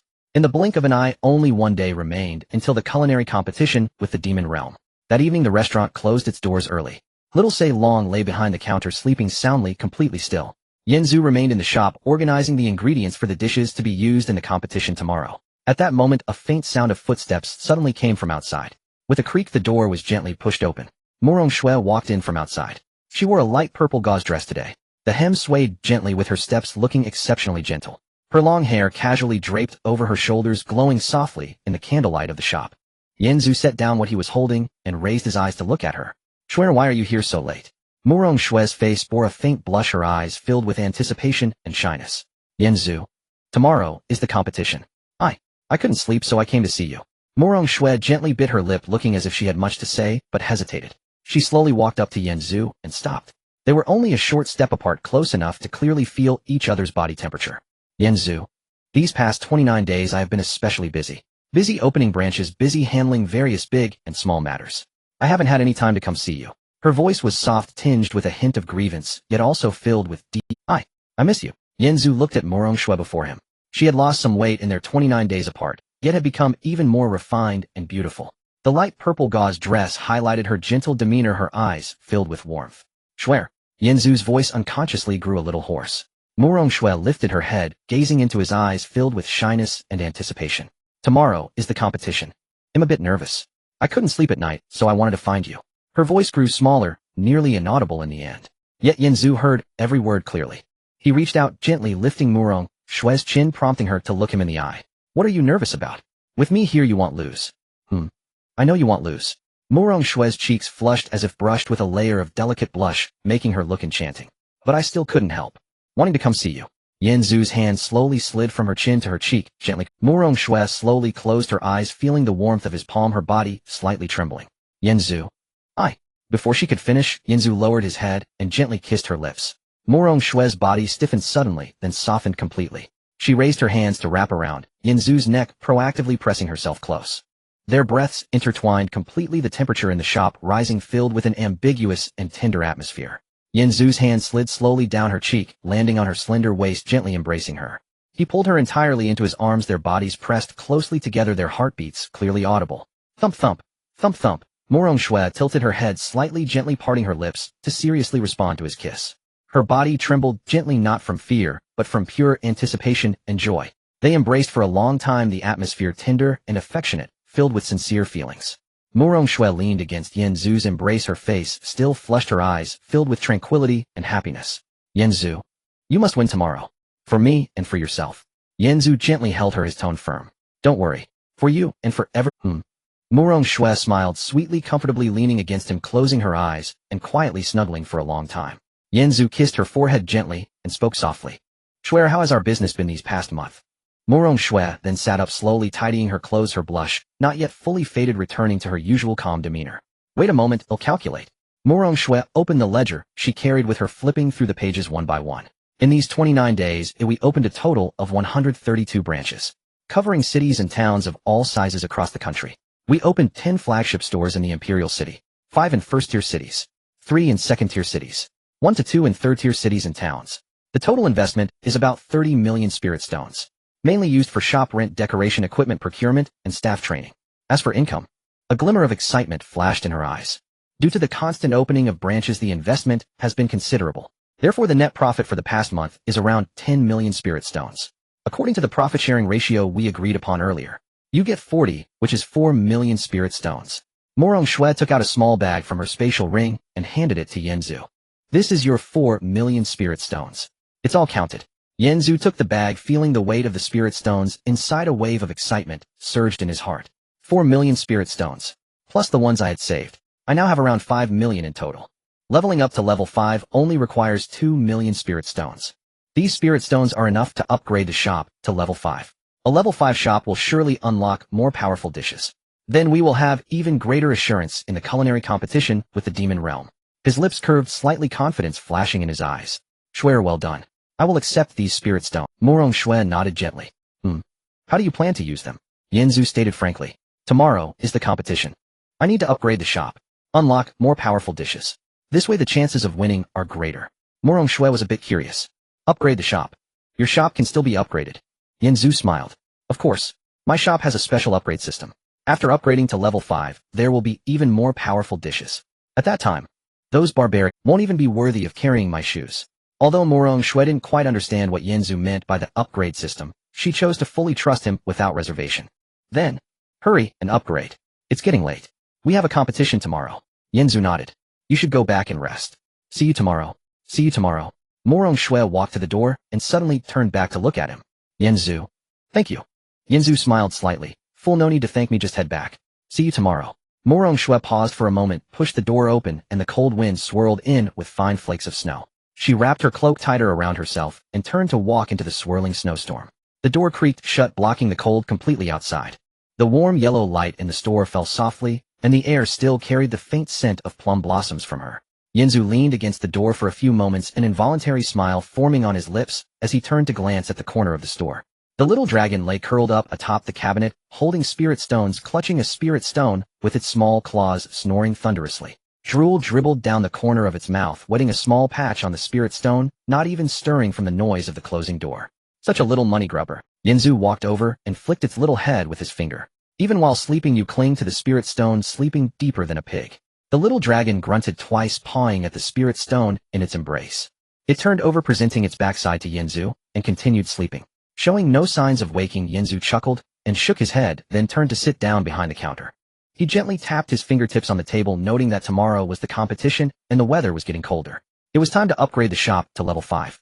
With a thought, of blue system panel appeared before his eyes. Current shop, level 4 gold restaurant, current spirit stone balance, 47510 spirit stones required to upgrade to level 5. 2 spirit stones, expected balance after upgrade, 27510 spirit stones for 75 million. It takes 2 million to upgrade to level 5, and he'll still have 75 million left.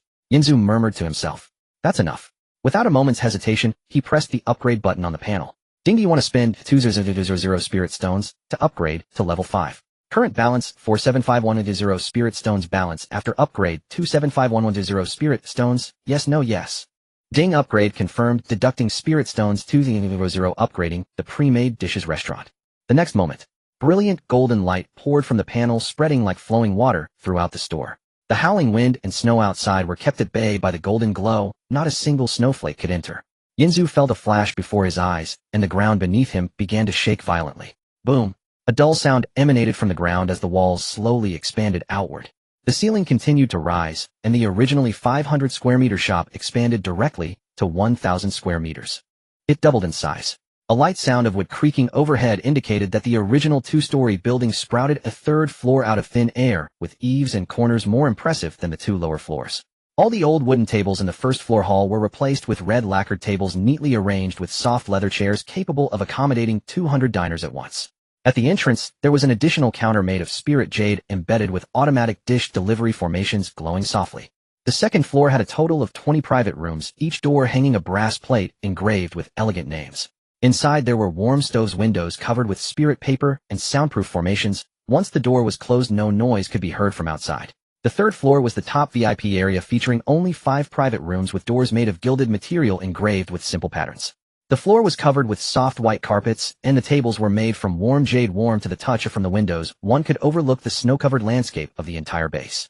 The space in the kitchen also tripled. Next to the original 100 microwaves, another 100 were added, making a total of 200 microwaves neatly arranged, their surfaces shimmering with faint spirit patterns. At the far end there was a massive central kitchen equipped with dozens of copper hot pots alongside a temperature-controlled ingredient rack. The old wooden sign at the entrance lifted into the air, slowly transforming in the golden light into gilded material. At the moment the upgrade was completed, the concentration of spiritual energy in the shop surged threefold, who just taking a breath felt refreshing. The floor was warm, devoid of any winter chill. Pachi. The little dragon tumbled down from the top of the cabinet, landing on the soft carpet. It groggily opened its eyes, its small paws still pawing at the air. Ow! Was there an earthquake?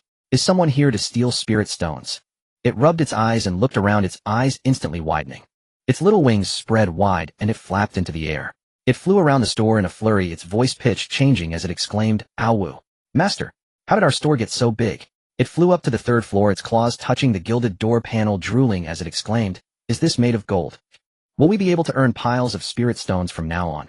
It flew back to Yanz's side, rubbing its small head against his arm, its tail swishing rapidly. "Master, you are so amazing. Little dragon wants to sleep on the third floor from now on, holding a pile of spirit stones while sleeping." Yanzu smiled and flicked its little head. "You have ambition, you only think of spirit stones. Having upgraded to level 5, you'll have your work cut out for you from now on." The little dragon immediately puffed out its round chest. Little dragon isn't afraid of being busy. Little dragon will help Master collect spirit stones. Whoever tries to cause trouble will spray them. Ding, level 5 upgrade completed. Current shop, level 5, pre-made dishes, restaurant capacity, 500 people, spiritual energy concentration, 300 extra 10, to cultivation speed in the shop. Shop defense ignores any attacks in this world. Unlocked features: automated dish delivery, automated cleaning, soundproof private rooms, VIP service, spirit stones required to upgrade to level 6. Spirit stones. As the prompt sound fell, the golden light gradually receded, and Yinzu took the little dragon for a tour around the store. He touched the smooth tabletop and observed the arrangement of the private rooms. He then went to the kitchen and touched the brand new copper hot pot, nodding in satisfaction. The little dragon followed behind him, poking around, secretly stashing a piece of broken spirit jade into its little pouch. Even when Yinzu caught it in the act, it just chuckled, unwilling to take it out. Returning to the counter, Yinzu focused his thoughts and opened the shop mall. He was most looking forward to the new dishes unlocked at level 5. Mall current level 5 upgrade condition. Restaurant must reach level 6. Existing dishes: pre-made dish, Kung Pao chicken. Price 1 spirit stone. Pre-made dish, fish flavored shredded pork. Price 1 spirit stone. Pre-made dish, frozen dumplings. Price 1 spirit stone. Pre-made dish, braised pig trotters. Price 10 spirit stones. Pre-made dish, golden soup wings. Price 1,000 spirit stones. Pre-made dish. Top tier 8 treasures, fish maw soup. Price 1,000 spirit stones. New category: hot pot set. Upon seeing the words hot pot set, Yinzu's eyes instantly lit up. Could it be hot pot? He suppressed his excitement and continued to read. Happy Fat Boy water. Price 100 spirit stones. Description: a carbonated sweet drink, refreshing and stimulating upon entry. Effect: energizes and relieves fatigue, slightly boosts spiritual energy circulation speed. After consumption, Yinzu couldn't help but swallow. Isn't this cola? How long has it been since I had it? Little Say Long leaned over to stare at the panel, tilting its head. Master, what is this black liquid? Can we drink it? Is it tastier than spirit stones? They'll let you have a taste later. Yinzu smiled and rubbed its head. Spicy hot pot. Base price 10 spirit stones. Description: made from various spirit peppers and beef fat, bright red and spicy. Effect: aromatic. While cooking, warms the body after consumption, resisting the cold. Mushroom hot pot. Base price 10 spirit stones. Description: slow cooked from various precious spirit mushrooms, milky white soup with a fragrant taste. Effect: nourishes the meridians, suitable for those who are not good with spicy food. 2 types of broth, 1 spicy and 1 not very. Consider it. Fatty beef roll. Price 100 spirit stones. Description: thinly sliced meat from a third-tier wild bull, evenly marbled texture, cooked in 3 seconds, tender and juicy, containing spiritual energy. Fatty lamb roll. Price 100 spirit stones. Description: rolled meat from a third-tier cold sheep leg, marbled texture, cooked in 5 seconds, fresh without the gamey taste with a hint of milk flavor. Handmade shrimp paste. Price 100 spirit stones. Description: made from live third-tier spirit shrimp. No additives, texture bouncy and crunchy, full of flavor. All 3 classic meat dishes are present. People in this world have never had hot pot. Just the novelty alone is enough to attract them. Baby cabbage. Price 10 spirit stones. Description: tender baby cabbage from spirit fields, sweet and refreshing. Sweet corn. Price 10 spirit stones. Description: spirit grown sweet corn, juicy and sweet. Tender tofu. Price 10 spirit stones. Description: tender tofu, made from ground spirit beans, smooth and absorbs soup. Instant noodles. Price 10 spirit stones. Description: noodles, made from spirit wheat, chewy and smooth. Upon seeing the instant noodles, Yinzu couldn't help but smile. The final cooking of the hot pot noodles is always the soul. Garlic oil dip. Price 10 spirit stones. Description: garlic oil paired with cilantro, fragrant without being greasy, alleviates spiciness. Sesame sauce dip. Price 10 spirit stones. Description: sesame sauce paired with fermented bean curd and chive flowers, rich and fragrant, two classic dipping sauces from North and South satisfying everyone's taste. After looking through all the individual items, Yin Zhu continued to scroll down. His eyes widened as he saw the set effect 1 eye refreshing energy effect consuming the complete hot pot. Set instantly removes all negative statuses, fatigue, light injuries, sluggish spiritual energy, etc. Additional effect within 2 hours of consumption, cultivation speed 20. Set effect 2 collective food buff effect for every additional person at the table. All members receive a 3 buff limit, maximum stacking of 5 people up to an additional 15 boost. Yanzu quickly calculated in his mind. A base 20 boost plus an additional 15 for a team of 5. Just the hot pot alone can provide a 35 increase in cultivation speed. Furthermore, with the shop's own 10 spiritual energy boost, that would be a 45 speed increase. The best enhancement pills on the market only provide a 10 increase in cultivation speed. They also carry pill toxicity and cannot be consumed in excess. But eating hot pot has no side effects and tastes great. It can instantly relieve fatigue and light injuries. If you're tired from a match, a meal can instantly restore your condition. Not to mention the effect of the collective food buff. It's clearly designed to encourage customers to team up and eat together. In the future, after completing tasks, family gatherings, and sect disciples cultivating, they will definitely flock here. Outside, the world is cold and freezing. A few people are gathered in the warm room enjoying steaming hot pot, while sipping on the refreshing happy fat boy water. Who could resist? This is clearly a dimensional reduction strike. Other restaurants are still selling cold hard rations. Here hot pot is served directly. Tomorrow is sure to shock everyone. The more Yanzu thought, the more excited he became, unable to suppress a smile at the corners of his mouth. Little Sei Long watched him, alternating between staring and smiling. It poked his arm with its small wings. Master, what's wrong with you? Have you gone silly? Yanzu came to his senses, smiled, and directly exchanged for a bottle of happy fat boy water from the system. The icy glass bottle appeared in his hand, covered in tiny water droplets and emitting white steam. Hiss! He pulled the tab. The sound of bubbles surging forth was particularly clear in the quiet shop. Yanzu tilted his head back and took a big gulp. The icy bubbles burst on his tongue, sweet with a hint of punch. A cool sensation shot from his throat straight to the top of his head. He let out a satisfied belch, all fatigue instantly dissipating. This is the taste. Little Sei Long clung to his hand, staring intently at the bottle. Master, let me have a taste. Yanzu handed over the bottle. Little Sei Long held the bottle carefully and took a sip. Its eyes instantly widened, stunned for 2 seconds. It chugged the bottle only to be choked by the bubbles, coughing hard. Cough, cough, cough. Bubbles were coming out of its little nose, yet it held onto the bottle tightly. Oh whoa, this is so delicious. My tongue is tingling. I want more. Yanzu was amused, bursting into laughter. He simply exchanged for another portion of spicy hot pot-based fatty beef rolls, shrimp paste, and 2 servings of dipping sauce. He moved everything to the copper hot pot in the central kitchen and lit the charcoal. Before long, the red broth in the pot began to boil. The aroma of chili and pepper instantly filled the entire restaurant. Little Sei Long circled around the hot pot, saliva dripping. Oh whoa, so fragrant. Even more fragrant than braised pig trotters. Little Sei Long wants to eat. Yanzu picked up a slice of fatty beef and swished it in the pot for 3 seconds. The meat turned a beautiful pink, and he dipped it in sesame sauce, blew on it to cool it, and popped it into his mouth. The tenderness of the fatty beef, the fragrance of the sesame sauce, and the spiciness of the broth spread in his mouth. A warmth slid down his throat into his stomach, and he sighed in comfort. This is the authentic taste.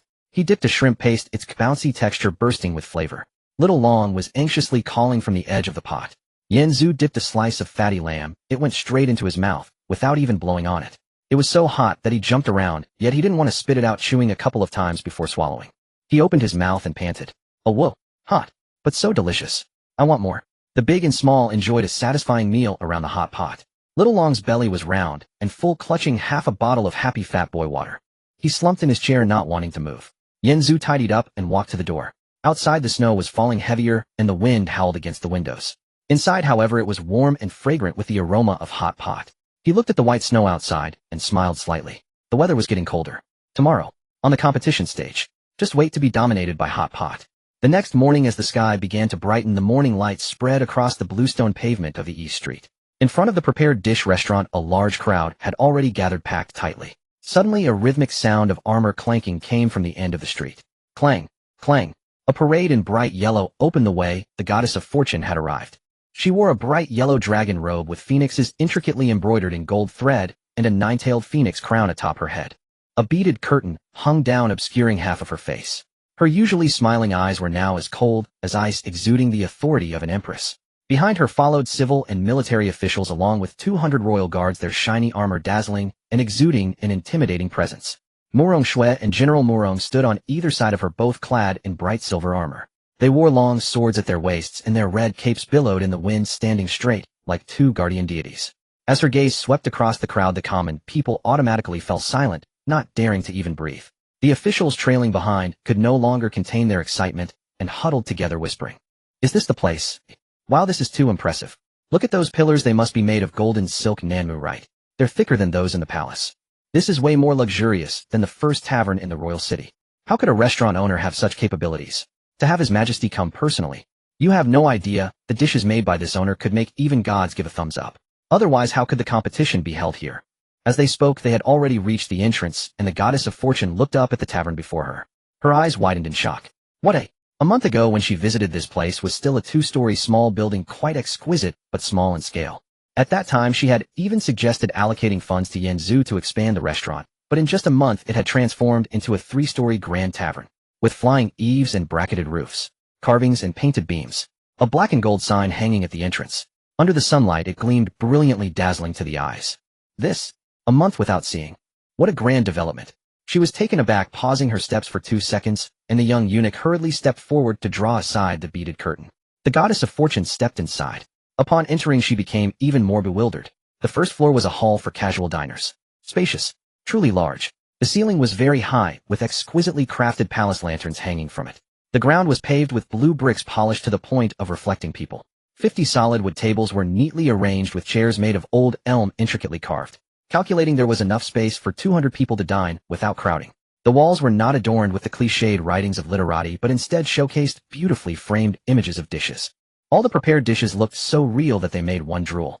"Boss, what have you done in a month? Did you tear down the shop and rebuild it?" She turned to look at Yanzu, her words faltering. Just as she spoke, she suddenly frowned, her expression shifting. That feeling. She had sensed something wrong upon entering, but only realized it now that she had stopped. The oppressive force was dramatically stronger than a month ago. A month ago when she dined here, she felt the flow of spiritual energy was slightly sluggish, as if wrapped in something. It was hardly noticeable unless one paid close attention. But now, upon entering, her entire spiritual energy was firmly pinned down at her dantian by an invisible force. This oppressive force. It's at least 10 times stronger than last time.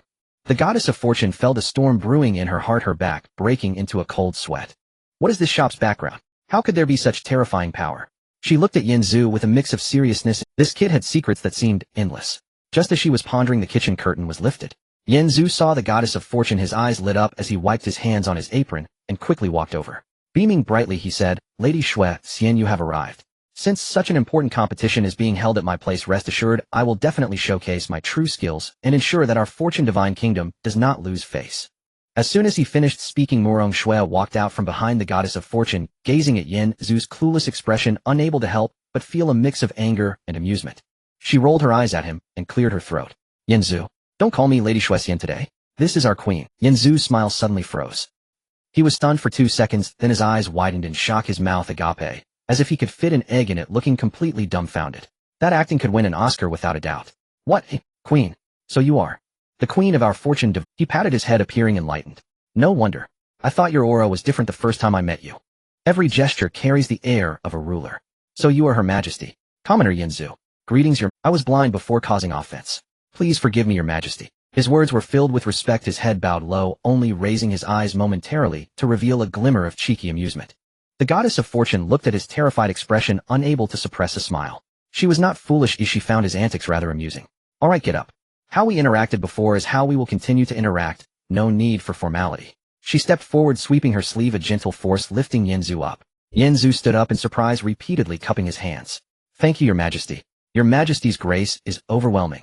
I am deeply grateful." Murong Shui watched Yanzu's exaggerated display of respect, unable to hold back. She turned her head and covered her mouth, laughing quietly. Just as the atmosphere in the room was pleasant, an explosion occurred outside. "The demon clan is here.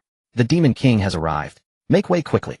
People quickly parted with a rush, mingled with the startled gasps of the common folk, while the officials in the room were pale-faced, instinctively gripping their swords. The smile on the goddess of fortune's face vanished as she turned to look towards the door, her gaze as cold as ice. Yanzu raised his eyes to look at the entrance, and the first to step in was a giant nearly 2 meters tall. His shoulders were as broad as a wall, and the muscles on his body stretched his black armor, tightly resembling a moving black iron tower. The armor was engraved with twisted blood-red runes, glowing ominously as he entered. His eyes were filled with brutality and murderous intent, showing no signs of concealment, This was the Demon King. Behind him followed a dozen demons, men and women of all ages, none resembling humans. Some had curved horns on their heads, others had tails with spikes trailing behind, and some were covered in green scales. As they entered, a stench wafted through the air. The smell of blood. The stench of decay. The Demon King strode to the center of the hall, lifting his chin and surveying the surrounding decor with disdainful eyes. This is the venue you chose for the competition. A broken restaurant. Ha ha ha. Ridiculous. Truly fucking ridiculous. The goddess of fortune coldly snorted, stepping forward, her dragon robe billowing in the wind. Whether it's a broken restaurant or not, you'll only find out after the competition. I hope if you lose later you won't cry here on the spot. The Demon King's laughter abruptly stopped. He glanced at her sideways. A hint of lewdness flashed in his red eyes. Cry. Ha ha ha. We demons have never known how to cry. We only make others cry. If we win the competition, it'll be the first to make you cry. The demons behind him burst into laughter, spouting foul language. Yanzu ignored them, his gaze sweeping over the group of demons following the Demon King, trying to see what the rumored demon chef looked like. Suddenly, his gaze locked onto a figure among the group of green-faced tusked demons, a woman standing quietly. Clad in a black palace outfit, her hair loosely tied up with skin as white as snow, her features exquisite, completely different from the surrounding grotesques, she looked like a fairy who had fallen into a demon's lair. Yanzu's pupils suddenly constricted to pinholes as he stared at her face. That is Zhao Luci. Yanzu silently recited a phrase in his heart and summoned the heavenly Dao system. A semi-transparent panel floated before his eyes. He tapped twice, found the friend module, and opened the search box.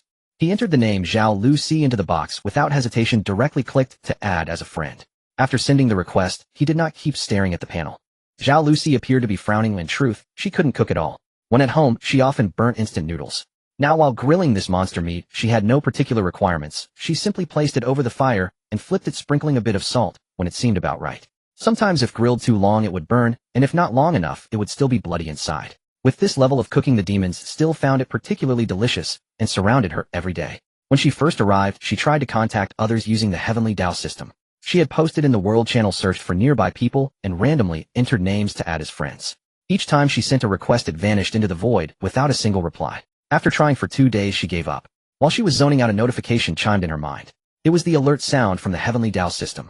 It indicated that she had received a friend request, and she stood frozen in place for several seconds.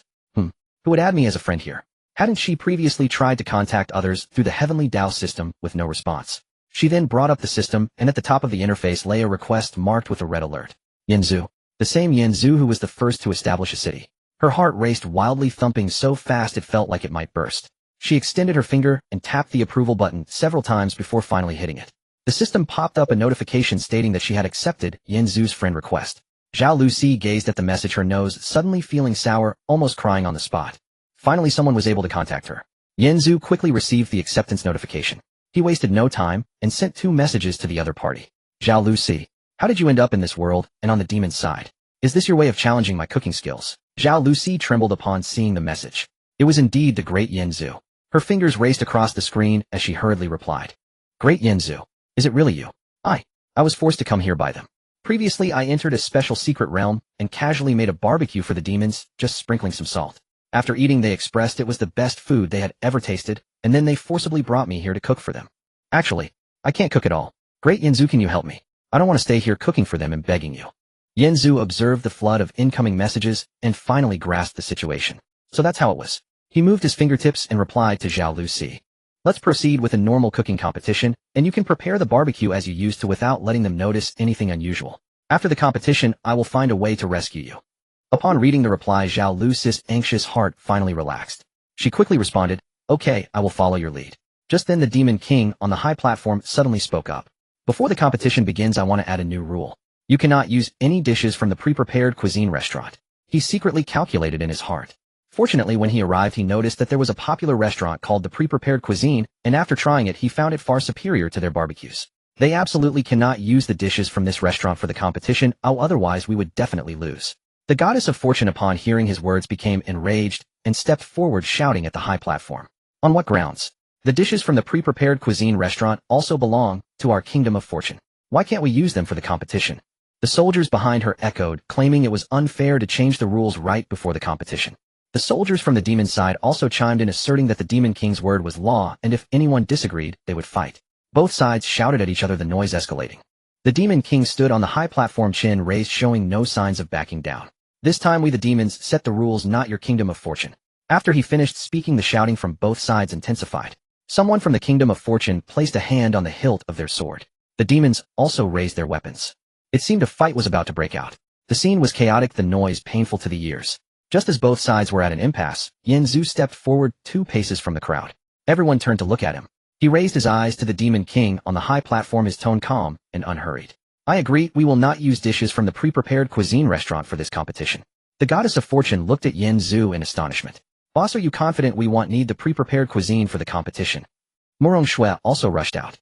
Yeah, Yanzu, we don't have to listen to them. Yanzu glanced at Murong Shui and the goddess of fortune, giving them a reassurance. Rest assured, your majesty, since I have promised, I am confident of victory. Moreover, who told you that I only have those dishes from the pre-prepared cuisine here? As soon as the words left his mouth, the eyes of the goddess of fortune lit up. Boss, have you released a new product again? Yanzu nodded at her and turned his face back to look at the demon king across from him. We agree, but I have one condition. The voice was not loud, yet the noisy crowd instantly fell silent. Everyone on both sides was stunned. The ministers from the divine kingdom exchanged glances. They thought to themselves that the boss was too bold, daring to negotiate with the demon king. The demon side was also in an uproar, clamoring that he was being ungrateful. The demon king raised his hand, and the crowd immediately quieted down. He did not respond to Yanzu. Instead, he lowered his head and looked at the goddess of fortune standing next to Yanzu, his gaze clearly questioning her. Can the words of this kid be taken seriously? The real decision-makers still had to be the queen of the kingdom of fortune. The goddess of fortune stood tall and straight. There was not a hint of hesitation on her face. She raised her head, her voice clear and resonant, echoing throughout the tavern. The boss words are our kingdom of fortune's words. Just one sentence, no extra explanation. Her attitude was clear as day. The ministers below were all dumbfounded. Everyone knew what kind of personality the monarch had. Always dictatorial, when had she ever delegated decision-making to others? And she was just a restaurant owner. General Murong, standing nearby, moved his lips. He wanted to say something, but ultimately did not speak up. He knew the monarch's intentions and trusted Yanzu's abilities. The demon king stared at the goddess of fortune for several seconds. He wanted to say something, but ultimately did not speak up. He knew the monarch's intentions and trusted Yanzu's abilities. The demon king stared at the kid. Go ahead, what is your condition? He didn't take it seriously at all. Yanzu did not beat around the bush. He raised his right hand and pointed toward the back of the demon ranks. He was pointing at Zhao Lucy, who was standing in the corner. If we win, I want her. As his words fell, the arena fell silent for several seconds. Everyone on both sides was bewildered. No one reacted. After all this effort to propose a condition, and he only wanted a chef. This was simply outrageous. The demon king was also taken aback. Following his finger, he glanced back and saw Zhao Lucy immediately bursting into laughter again. Haha, so you have your eye on my chef. He waved his hand, agreeing particularly readily. Alright, I accept. As long as you can defeat me, she will be you. You can go wherever you want to, I won't stop you. Zhao Lucy had been huddled in the back of the team, her head lowered, feeling anxious. Suddenly hearing Yanzu's words, her body stiffened. She slowly raised her head, her eyes instantly turning red. She bit her lip, not daring to cry out loud. Her hands clenched the hem of her clothes, wrinkling them. The only thought in her mind was great. Yanzu is indeed not. Murong Shui beside her heard this and pouted. She gently elbowed Yanzu. Snorting softly, she muttered. If you can't resist a pretty woman, can you? Yanzu, hearing her mumble, felt a mix of amusement and exasperation. He rubbed his nose, smiling awkwardly. At this moment, explanations were futile. The more they explained, the more chaotic it became. Just then, 3 laughs suddenly echoed from the tavern's air. The laughter was not loud, but it was strange. Every person present heard it clearly, as if they were laughing right next to their ears. Everyone instinctively looked up. The tavern hall was very high, with palace lanterns hanging overhead. After looking for a long time, they didn't see a single figure. The scene, which had just been noisy, inexplicably fell silent. Even the wind blowing outside seemed to have stopped. After a short while, they finally saw 3 figures slowly drifting down from the 2nd floor. They were 3 old men, all dressed in gray robes with white hair and beards. They looked ordinary, just like old men soaking up the sun in a village. They floated with remarkable steadiness, with nothing beneath their feet, as if they were walking on flat ground. There was no glow emanating from them, nor did they exude any intimidating aura. Yet they floated down like this. No one dared to speak in the entire venue. Not even a breath was dared to be taken. It was hard to pinpoint what felt off. They looked like 3 ordinary old men. But just standing there made everyone feel tense and intimidated.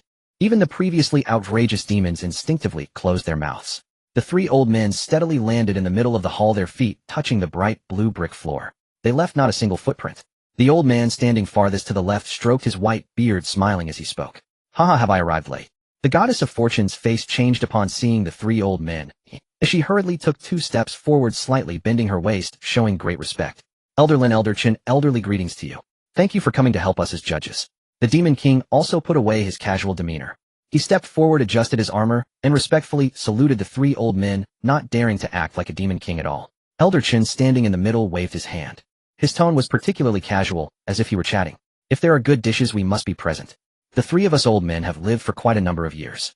In this lifetime we have no other pursuits, we just love good food. The old man Lin nodded along. I heard you two are competing in culinary skills. We three have nothing better to do, so we came to join in the fun. Just in time to act as judges. To be fair, no one is better suited than us three when it comes to food. Elderly furthest to the right rubbed his hands together, smacking his lips, looking a bit greedy. It was indeed cold, and they had come a long way, they were quite hungry. Alright, enough of the pleasantries. We can hardly wait, let the competition officially begin. Elder Chen stepped forward, glancing at both sides, and spoke leisurely. I would like to announce the competition rules here. As soon as he finished speaking, the entire venue instantly became even quieter. Everyone was all ears. They wanted to know what complicated rules would apply to a competition of this level. Would there be restrictions on ingredients, time, or types of cuisine? However, Elder Chen's words surprised everyone. The rules are very simple. In this cold weather, both sides just need to prepare a meal for us three old men to eat. It doesn't matter what ingredients or cooking methods you use. You can be as creative as you like, we won't be picky.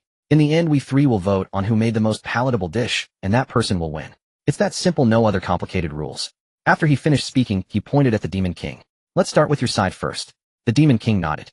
A confident smile appeared on his face. He was always very confident in his side's culinary skills, especially facing three seniors who understood food. He felt more secure. He turned around and waved his hand. His demons immediately sprang into action, moving pots, bowls, and various beast meats to the side. They were very quick, and in no time they had set up the stove. Various ingredients filled the ground, all of which were notorious beast meats, clearly extraordinary.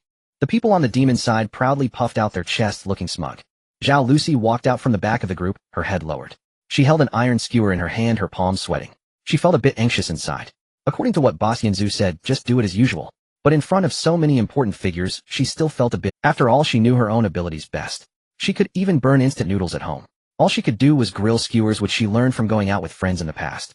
She walked over to the stove. She took the pre-cut monster meat and skewered it piece by piece onto the iron skewer. The meat pieces were cut unevenly, some large, some small. After skewering, she placed it over the charcoal fire. There were no other operations. Just flip it every now and then, afraid of burning it. It was grilled until it sizzled and oozed oil. She took out a small salt jar and casually sprinkled some salt on it. There wasn't even any cumin or chili powder, just salt. It was that simple. Repeating these two steps. The demons nearby looked on in admiration, their eyes wide. Did you see that? This is the technique of our demon chef. So impressive, the rhythm of flipping the meat is so meticulous. No wonder the food tastes so good, this is a master chef. The demons were exchanging praises, and the people from the divine kingdom were also dumbfounded. The ministers craned their necks, staring at the meat skewers over the charcoal fire. Smelling the enticing aroma of the meat wafting over, they were all stunned. This aroma is extraordinary. It looks simple, yet it can produce such fragrant meat. I only heard that demons eat raw meat and drink blood. I didn't expect they actually have such a skilled chef. No wonder they dared to propose a competition. Oh, it turns out they have genuine talent. In the crowd, discussions erupted. No one thought this method was simple. Instead, they all believed it was the true skill of a master. The simpler the method, the more true skill it revealed. Morong Shui frowned. She sniffed the aroma of the grilled meat. Her heart skipped a beat. She turned to look at Yinzu, her eyes filled with a hint of worry. This actually smells quite good. I didn't expect they really have some skill. Yinzu remained silent, a slight smile curling at the corners of his mouth, his heart clear as day. People in this world have never seen genuine cooking. In the past, whether it was gods or demons, meat was either eaten raw or boiled in water. For Zhao Lucy to properly grill and salt the meat was indeed a top-notch delicacy for them. Before long, it was sizzling with oil, emitting steam, and the fragrant aroma filled the entire tavern. Zhao Lucy plated 3 skewers and brought them over to the 3 old men. Each skewer had only 3 pieces of meat, not much. The 3 old men stared at the grilled meat on the plate, their noses twitching, their eyes sparkling. Fragrant, truly fragrant. This meat is grilled to a golden glossy finish. It looks extraordinary. Old Lin picked up a skewer, first blew on it, and took a small bite. As the meat entered his mouth, his eyes widened in shock. He tightened his grip on the skewer. He chewed a couple of times, his eyes growing wider. After swallowing a bite, he slapped his thigh. Incredible. Truly incredible. Crispy on the outside and tender on the inside. The meat's flavor burst in my mouth. I've lived so many years and have never eaten such delicious meat. Old Chen and Old Li quickly grabbed their, each took a bite. The two immediately fell silent, devouring the meat eagerly. Old Chen nodded while eating, getting grease all over his beard. Delicious. So delicious. This meat is so tender and carries a smoky aroma. The raw and boiled meats from before can't compare to this. It's simply pig food. This tiny skewer can produce so many flavors remarkable. The three old men exchanged praises nonstop. Their faces were filled with satisfaction, as if they had eaten some rare delicacy. With those words the minister's expressions changed, looking at each other with shock in their eyes. Even the three elders said so. Is this grilled meat really that amazing? Oh no, this time it might be hopeless. What mountain delicacies have the three elders not tasted? If they praise it this much, how good must it be? The crowd buzzed. Just a moment ago, those who believed Yinzu would win were now starting to feel anxious. No one expected that a mere demon cook could possess such terrifying skills. The goddess of fortune furrowed her brow. She had tasted Yanzu's pre-prepared dishes and knew what true delicacies were. But seeing the reactions of the three old men, her heart couldn't help but skip a beat. She turned to look at Yinzu, uncertainty in her eyes. His level seemed to exceed her expectations by far. The demon side erupted in cheers. The cheers almost lifted the roof. Did you see that? The three elders all said it was good. Our demon chefs are just amazing. This time victory is assured. What can the goddess of fortune compete with? The demon king looked up, laughing heartily, a proud expression on his face, his tail almost reaching the sky. So what do you think, goddess of fortune? Is my chef's skill acceptable? I think you don't even need to compete, just admit. His tone was filled with sarcasm, so arrogant. The demons behind him cheered, shouting for them to admit defeat. No one from the divine kingdom spoke. Everyone wore serious expressions. They couldn't even find the words to refute. After all, even the three esteemed elders had praised it like that. What could they say? All eyes were fixated on Yinzu, filled with worry, anxiety, and a bit of expectation. Everyone was counting on. Morong Shui was even more anxious, her palms sweating. She tugged on Yanzu's sleeve. Yinzu, what should we do? Their reaction is so huge, could it be? Yinzu smiled and patted her hand. Why panic? They've just never seen such things before. Let's show them what true deliciousness is later. He looked at the three old men, who were still savoring. He then glanced at the smug demon king, feeling not at all anxious. It was just grilling meat with salt. Once the hot pot was served, they would understand what a dimensional strike was. Zhao Lucy stood by the stove, watching the three old men praise the food, and looking at the astonished expressions of everyone around her, she felt dazed.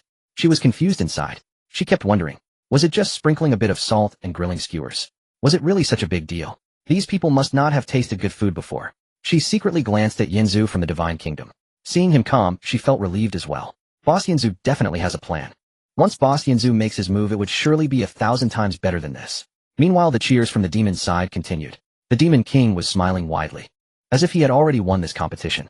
The cheers of the demon tribe shook the roof, buzzing loudly. The king of the demon realm looked up, his tail raised in joy. So what do you think, Lady Luck? How's my skill as a demon chef? I think you should just admit defeat to save yourself from further embarrassment later on. No one from the divine kingdom spoke. The ministers exchanged glances, their expressions not looking too good. Even the three esteemed elders were praising him to such an extent, leaving them feeling uncertain. Morong Shui clenched her fists, her palms sweaty. She turned to look at Yinzu. The man stood calmly by the stove, leisurely wiping the pot, showing not the slightest hint of panic. Don't worry. Yinzu did not lift his head, his voice steady yet soft.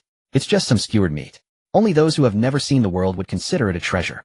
After saying this, he raised his hand and took a copper pot down from a rack behind him. The pot was polished to a shine, featuring a chimney in the middle, looking quite bizarre. Everyone present stared in astonishment. What kind of pot is this? It looks strange. Can it even cook? It doesn't seem suitable for stir-frying. Someone from the demon tribe scoffed. What's with all this flashy nonsense? Just a showpiece. Can it even compare to the aroma of grilled meat? Yinzu ignored them. He opened a packet of spicy base and poured it directly into the pot, adding the bone broth that had been simmered in advance. He lit the fire and heated the pot. Before long, the broth began to bubble, and an unprecedented aroma burst forth from the pot. First came the richness of beef tallow, followed by the spiciness of chili blended with layers of dozens of spices. It was an overpowering aroma, direct and invasive, drilling right into people's nostrils. The aroma of grilled meat that had previously filled the venue was instantly overshadowed. Buzz. The entire venue erupted in excitement. What the hell is that smell? So fragrant. How can it be this fragrant? The grilled meat smelled good enough already, but compared to this, it seems flavorless. The three judges' noses twitched simultaneously. Their eyes brightened, and their bodies unconsciously leaned forward, fixated on the pot in Yinzu's hands. The smile on the king of the demon realm's face suddenly froze. He sniffed, his expression turning sour. Impossible. How could there be something that smells better than grilled meat? Yinzu paid no mind to the crowd's reactions. The broth was ready. He picked up a plate of fatty beef slices, grabbed a pair of chopsticks, and dipped it into the red broth for 3 seconds. He pulled it out and dipped it in sesame sauce. His movements were fluid and graceful. He didn't eat it himself, but served 3 small bowls with the cooked beef, shrimp paste, and tender tofu. He placed them one by one in front of the 3 elders. Elders, give it a try. This is called hot pot. It's best enjoyed while it's still hot. Old Man Lin was the first to pick up the chopsticks. He took a piece of beef, blew on it, and put it in his mouth. In the next moment his eyes widened and his beard trembled. The spicy and fragrant flavor exploded in his mouth. The beef was so tender it melted at a slight bite, and the aroma of the sesame sauce enveloped the spiciness of the broth surging onto his tongue in layers. The warm steam slid down his throat, instantly dispersing all the coldness in his body. Incredible. Old Man Lin murmured, his chopsticks never pausing. He picked up a piece of tofu. The tofu soaked up the broth, bursting with juice at a bite tender as water. Old Man Shen and Old Man Li quickly followed suit, moving their chopsticks. The two of them tasted it, and immediately fell silent. They buried themselves in eating their chopsticks, moving rapidly, as if they were competing. Earlier when they were eating grilled meat, they could still leisurely comment on it. Now they couldn't even spare a word. A pot of hot pot bubbled away, the fragrance wafting throughout the restaurant. The people present were practically drooling at the enticing aroma. The ministers stretched their necks, swallowing hard. The Imperial Guard stood rooted, their feet inching forward unconsciously. The demon tribe members fared even worse. Smelling the fragrance and looking at the raw meat in their hands, they suddenly found it unappealing. Zhao Lucy stood in the back, secretly letting out a sigh of relief. Indeed, once Yanzu made his move, there was nothing he couldn't handle. So what do you think? Yanzu leaned against the stove, casually asking. Elders, you should have a clear idea of who won and who lost, right? Only then did the three old men put down their chopsticks. They exchanged glances and saw the answer reflected in each other's eyes. Old Man Lin wiped his mouth and spoke first. No need to compare anymore. Grilled meat is good, but it's just delicious. This hot pot is truly a taste that one can remember for a lifetime. I vote for the Divine Kingdom. Old Man Chen nodded in agreement. I also vote for the Divine Kingdom. The layers of flavor and warmth in the aftertaste cannot be compared to grilled meat. Finally, Old Man Li put down his bowl, licking his lips with lingering desire. I also vote for the Divine Kingdom. 3-0 Divine Kingdom wins. With that, the Divine Kingdom erupted in joyous cheers. We won. We won. Boss, you're amazing. Weren't the demon tribe just being arrogant? Go on, keep being arrogant. The ministers were so excited their faces turned red, patting each other's shoulders. Lady Luck's anxious heart finally settled, her eyes shining with amazement at Yanzu. Morong Shui let out a long sigh of relief, unable to stop the corners of her mouth from rising. The demon tribe looked green with envy. The king of the demon realm stood there, his face alternating between green and white. He simply couldn't comprehend how their astonishing grilled meat could lose so thoroughly. Impossible. He took a step forward, his voice filled with fury and humiliation. You must have cheated. How could something cooked in that broken pot taste better than grilled meat? Yanzu raised his eyebrows. If you can't take the loss, just say it. The three elders have already judged. Do you have any objections? The three old men simultaneously turned their heads, glaring coldly at the king of the demon realm. What? Do you think we three old geezers have a problem with our taste buds? Old Man Lin's tone was calm, yet it carried an invisible pressure. The king of the demon realm's throat constricted. These three elders were recognized as the seniors of the continent, their strength unfathomable, and he dared not offend them. He gritted his teeth and shot Yanzu a fierce glare. You've got some guts. The quota for the Ascension trial, our demon tribe concedes. After saying that, he turned to leave. Yanzu's voice floated lazily from behind. Wait a moment. There's still one matter to settle. As agreed, since I won, Zhao Lucy belongs to me. The king of the demon realm paused. He glanced back at Zhao Lucy at the end of the line, then looked at Yanzu. Though he was reluctant to part with this divine chef, he had to honor the bet, and with the three elders pressing him, he didn't dare to go back on his word. She's just a chef. Fine, take her. We're leaving. He waved his sleeve and led the demon tribe away from the restaurant, dejected. Zhao Lucy stood in place, watching Yanzu's retreating figure. Her eyes instantly turned red. Finally she could leave that wretched place of the demon tribe. She sniffed, hurried to Yanzu, and deeply bowed. Thank you, Yanzu. If it weren't for you, I really wouldn't know what to do. Yanzu waved his hand. It's a small matter. Since we met, there's no reason to leave it be. Let's settle you in first, and we can discuss other matters later. Zhao Lucy nodded vigorously, tears finally streaming down her face. Just as she had settled Zhao Lucy, Lady Luck approached with her entourage. She wore an openly appreciative smile, her eyes filled with admiration as she looked at Yanzu. Boss, great skills. You truly brought honor to our divine kingdom today. I will send someone with the 5 quotas for the Ascension trial over shortly. She paused, her gaze sweeping over the steaming hot pot on the table, the corners of her mouth slightly curling up. However, more than the quotas, I am now more interested in tasting what this hot pot truly tastes like. The gaze of the goddess of fortune was glued to the copper pot, unable to look away. Though she maintained a regal demeanor, the corners of her mouth were nearly lifted to her ears. Yanzu smiled. If your majesty wishes to taste it, that's an easy task. He turned and shouted towards the kitchen. Little Say Long, bring over a few more sets of chopsticks and bowls. Little Say Long yelped and scampered off to fetch them, his tail swaying so fast it seemed to leave a blur. To share a table with the emperor made the little dragon feel immensely proud. The 3 elderly judges exchanged glances, showing no intention of leaving. Old Lin stroked his beard and chuckled. Since your majesty wishes to try, we 3 old fellows will join the fun. After all, with such a large pot, more pairs of chopsticks won't crowd it. Yanzu had no objections. It is my honor for the 3 seniors to grace us with their presence. He raised his hand and added several plates of fatty beef and shrimp paste to the pot. The red broth bubbled vigorously, releasing an even richer aroma than before. The goddess of fortune picked up her chopsticks, mimicking Yanzu's earlier movements. She grabbed a slice of fatty beef and dipped it in the red broth, swirling it 3 times. After coating it in sesame sauce, she brought it to her mouth. In the next moment, her eyes lit up. The spicy, fragrant flavor exploded in her mouth. The fatty beef melted at the slightest bite, while the richness of the sesame sauce enveloped the broth's spiciness, surging layer by layer to her taste buds. A warmth slid down her throat, instantly spreading through her limbs. The fatigue from days of reviewing official documents dissipated by more than half in an instant. She instinctively let out a soft hum. Quickly regaining her composure, she feigned calmness, but her chopsticks did not stop. One piece after another, she rapidly sent food to her mouth. Mu Rongshui, sitting next to her, stole a glance at her, suppressing a laugh. Indeed, no matter how dignified a person was, they couldn't resist the meals prepared by Yanzu. She herself picked up a piece of soft tofu. The tofu absorbed the red broth, bursting with juice at the first bite. It was so spicy that she gasped, yet she couldn't bear to stop eating. After consuming nearly half the pot, the goddess of fortune suddenly paused. She instinctively circulated her inner spiritual energy. The meridians that had felt somewhat sluggish now flowed smoothly. Even her cultivation, which had been stuck at a bottleneck for a long time, showed faint signs of loosening. She abruptly looked up at Yanzu. This hot pot, not only is it delicious, but it also aids in cultivation. Yanzu nodded lightly. It has some effects. Eating it can relieve fatigue, and the flow of spiritual energy can quicken. The 3 old men also paused their chopsticks. Old Chun rubbed his round belly in astonishment. No wonder I feel so comfortable all over. So it has this effect. This is much better than those dilapidated pills with damn poison. Old Lin nodded in agreement. Not just that. Some old injuries in my body have eased quite a bit. Your hot pot is quite extraordinary. Yanzu smiled, offering no further explanation. The effects from the systems set were naturally extraordinary. How powerful they were he understood in his heart. There was no need to explain everything. Zhao Lucy stood by the table, fidgeting with the corner of her clothes. She didn't dare to approach the table or speak casually. Yanzu glanced at her. Lucy, come and sit down. You must not have eaten well during your time in the demon clan. Let's eat first before discussing anything else. Zhao Lucy was taken aback and hurriedly waved her hands. No, I can just stand. With your majesty and the seniors here, I wouldn't dare to join the table. The goddess of fortune lifted her gaze. It's fine, sit together. You contributed to our victory today. With her words, Zhao Lucy cautiously pulled out a chair and sat down. She ate with her head lowered, taking small bites. Her eyes were slightly red. At this age, it was her first time dining at the same table with so many distinguished figures. At that moment, Yanzu heard a ping in his mind. Ding.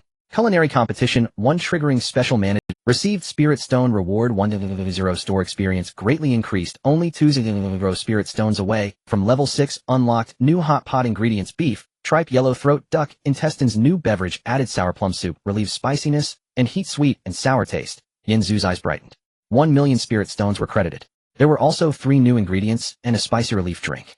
This was a huge profit. Only 2 million Spirit Stones were needed for a level 6 store. At this pace, he would definitely level up before the Ascension trial began. Having eaten enough, the goddess of fortune set down her chopsticks and wiped her mouth. Finally, she brought up the important matter. The 5 slots for the Ascension trial will be sent over tomorrow. It will officially begin in about half a month. There are many dangers inside, but there are also numerous opportunities. Be cautious once you enter. Yanzu nodded. I understand. Thank you for the warning, your majesty. The goddess of fortune looked at him, her gaze somewhat complex. With your abilities, you could thrive in the divine kingdom without participating in the trial. However, since you wish to go, I won't stop you. If you have any needs, feel free to approach the Murong family. Anything I can assist with is no problem. These words carried significant weight, essentially granting Yanzu a life-saving token in public. The ministers standing nearby felt a sudden jolt in their hearts. It seemed this out-of-town restaurant owner would hold an unusual status in the divine kingdom in the future. General Murong raised his bowl, gesturing to Yanzu. Young Master Yanzu, I acknowledge today's events. In the future, if there's anything in the Imperial City, just look for my Murong family. Yanzu clinked the edge of his bowl against hers. Thank you, General. In a corner, Ouyang Qing squeezed herself to the back of the crowd, her nails nearly digging into her palms. Why should this out-of-town rogue be favored by His Majesty? Not only was his business thriving, but even His Majesty looked at him differently. She gritted her teeth, her gaze filled with malice. Yanzu, huh? Let's wait and see. I refuse to believe you can keep this luck going. She shot Yanzu a fierce glare and quietly squeezed out of the crowd. As the banquet concluded, the goddess of fortune led the officials back to the palace. The 3 old men also left satisfied. Before leaving, they specifically arranged to come back in a few days to try the new dishes. Mu Rongshui walked at the back and discreetly slipped a small cloth bag to Yanzu as she passed by. Inside are some spirit stones and pills for cultivation. The Ascension trial is dangerous. Take these for protection. Her voice was very low with concern hidden in her eyes. After speaking, she hurriedly walked away red-faced before Yen Zhu could respond. Yen Zhu weighed the bag in his hand smiling. This girl was quite thoughtful. The shop finally quieted down. Zhao Lucy took the initiative to tidy up the table, her movements quite nimble. Yen Zhu, I'll help out in the shop from now on. I can do any work, whether it's cleaning wiping tables or grilling skewers. Just feed me. Yen Zhu leaned against the counter and nodded. All right. From now on you'll handle miscellaneous tasks in the kitchen and grill skewers when you have free time. Your salary will be paid in spirit stones monthly. Zhao Lucy's eyes brightened immediately. Really? Thank you, Yen Zhu. She had thought it would be great just to have a place to stay, but she didn't expect to earn a salary as well. Little Say Long flew over and landed on the counter. Now we have someone to work. Little Dragon can focus on helping the master collect spirit stones. You're just lazy. Yen Zhu flicked its forehead. He opened the system panel, watching the progress bar for the level 6 upgrade move slowly. There were also new ingredients and drinks unlocked. The corners of his mouth slowly curled upwards. Half a month was enough to level up the shop again. The Ascension trial. He was quite looking forward to it. He wondered what good things awaited him inside. The cheers on the street have not yet faded away. The demons walked dejectedly on the stone-paved road, their heads hanging low, their armor drooping, losing the arrogance they had when they arrived.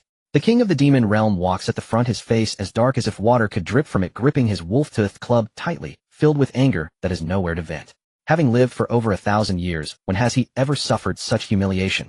He had thought that bringing Zhao Lucy, the divine chef, would guarantee a win in the competition, securing a spot for the Ascension trial. With that he could enter the secret realm and obtain the legacy, making the entire kingdom of luck his to command. However, it turned out that a kid running a restaurant defeated him effortlessly with an unknown pot of food, and all 3 judges unanimously declared him the loser, utterly humiliating him. Father, please don't be angry. At the back of the group, a young demon, less than 1.7 meters tall with a face full of flesh approached. His dark greenish skin had 2 small black, curved horns on his forehead. With malicious glints in his pea-sized eyes, he was the king of the demon realm's youngest son, Mo1. It's just a silly competition. When the Ascension trial begins, he'll bring people to strip that kid of his skin and avenge you. While Mo1 spoke comforting words, his gaze was fixated on the street corner, where he had noticed 2 beautiful twin girls among the crowd.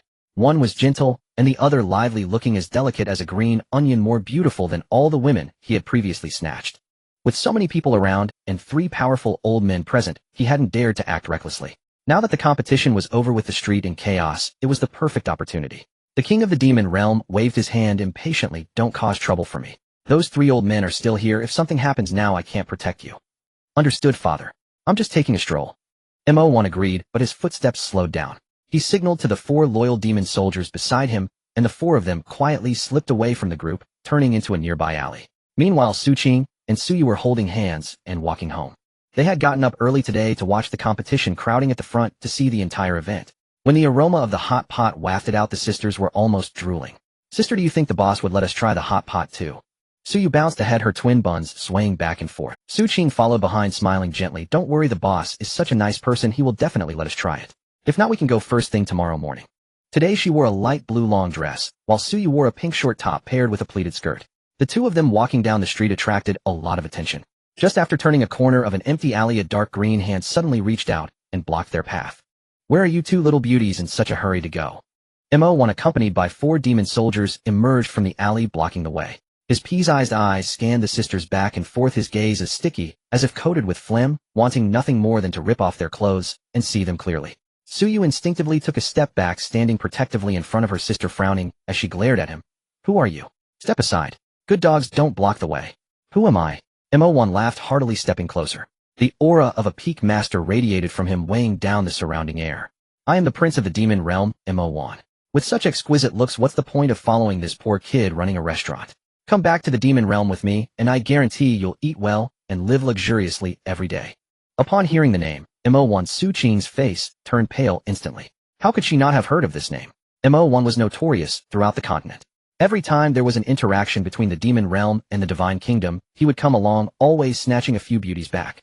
None of the women he took could survive more than 3 days. Last month, the daughter of a small lord at the border, just turned 16, was seized by him on the street.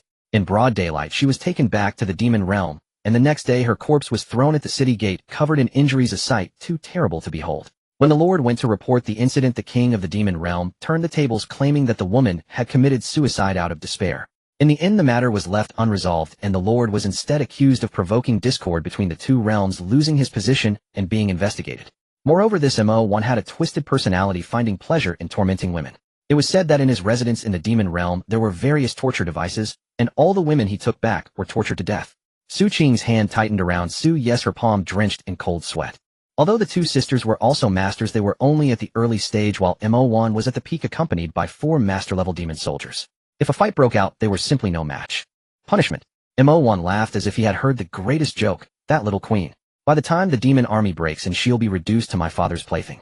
If I take 2 of her citizens, does she dare to make a sound? Punishment. MO1 laughed as if he had heard the greatest joke, that little queen. By the time the demon army breaks in, she'll be reduced to my father's plaything. If I take 2 of her citizens, does she dare to make a sound? He stepped closer, a lewd smile plastered on his face. Don't ask for trouble. It's a blessing for you that I even have my eye on you. If you obediently come back with me and serve me well, I might let you live a few more days. If you dare to resist, I'll deal with you right here in this alley, and then toss your bodies to the dogs. You're dreaming. Su Yu gritted her teeth, drawing a soft sword from her waist, pointing the tip at MO1. Let me tell you, don't come any closer. Come any closer, and I'll shout for help. Shout for help. MO1 scoffed, glancing around. Go ahead, let's see if anyone dares to intervene in my affairs. Su Yu instinctively looked around. The once lively alley was now deserted, with every household tightly shutting their doors and windows, not even a head peeking out. Who in the Imperial City didn't know of MO1's infamous reputation? Who would dare to intervene? That would be akin to seeking death. Su Qing's heart sank to the bottom. Run. She made a swift decision, pulling Su Yu to turn and dash out of the alley. Run.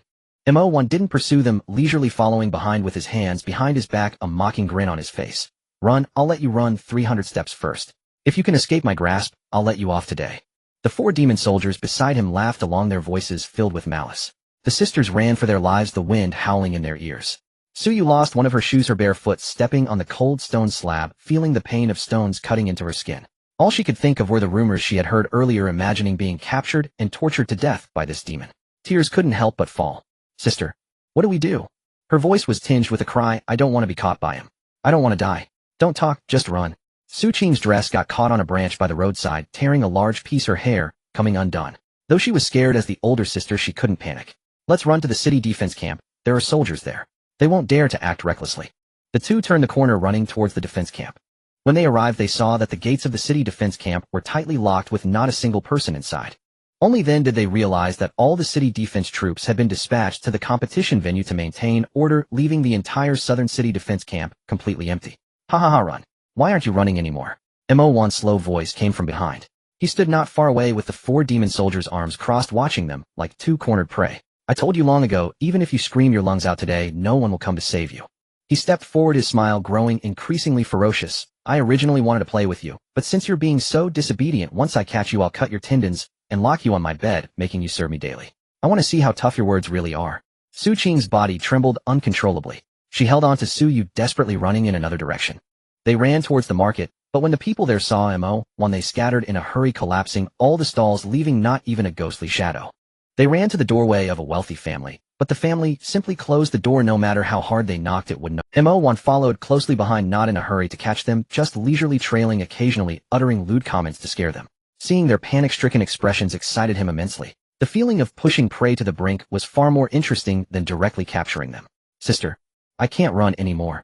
Su Yu gasped for breath, her legs so weak she almost fell. Her feet were covered in cuts from the stones, and each step brought sharp pain. Maybe we should just fight him.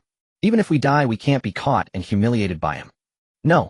Su Qing gritted her teeth, supporting her sister, tears streaming down her face. We can't die? There must be a way out, there must be. Suddenly, halfway through her sentence, she noticed a golden sign at the street corner. The words "Special Pre-Made Dishes" in golden letters on a black background shone under the sunlight, with the red ribbons from the earlier competition still hanging at the entrance, gently swaying in the wind. It was Boss Yanzu's shop. Su Qing suddenly remembered what General Morong had said when Ouyang Qing brought her sister to the shop before. This shop is protected by a powerful person, it's an absolute safe zone. Not to mention the king-level General Ouyang, even if His Majesty came here, he wouldn't dare to act violently. No matter how great the force, they wouldn't dare to act recklessly in this shop. Yes, this shop is safe. As long as they ran inside, they would be safe. Little Yu, run that way. Su Qing's eyes lit up, using all her strength to pull Su Yu towards the restaurant. Oh, still running. MO1 couldn't help but laugh when he saw them heading towards the restaurant. A mere restaurant, do you really think it can protect you? Let me tell you, even if the King of Heaven himself came today, he couldn't save you.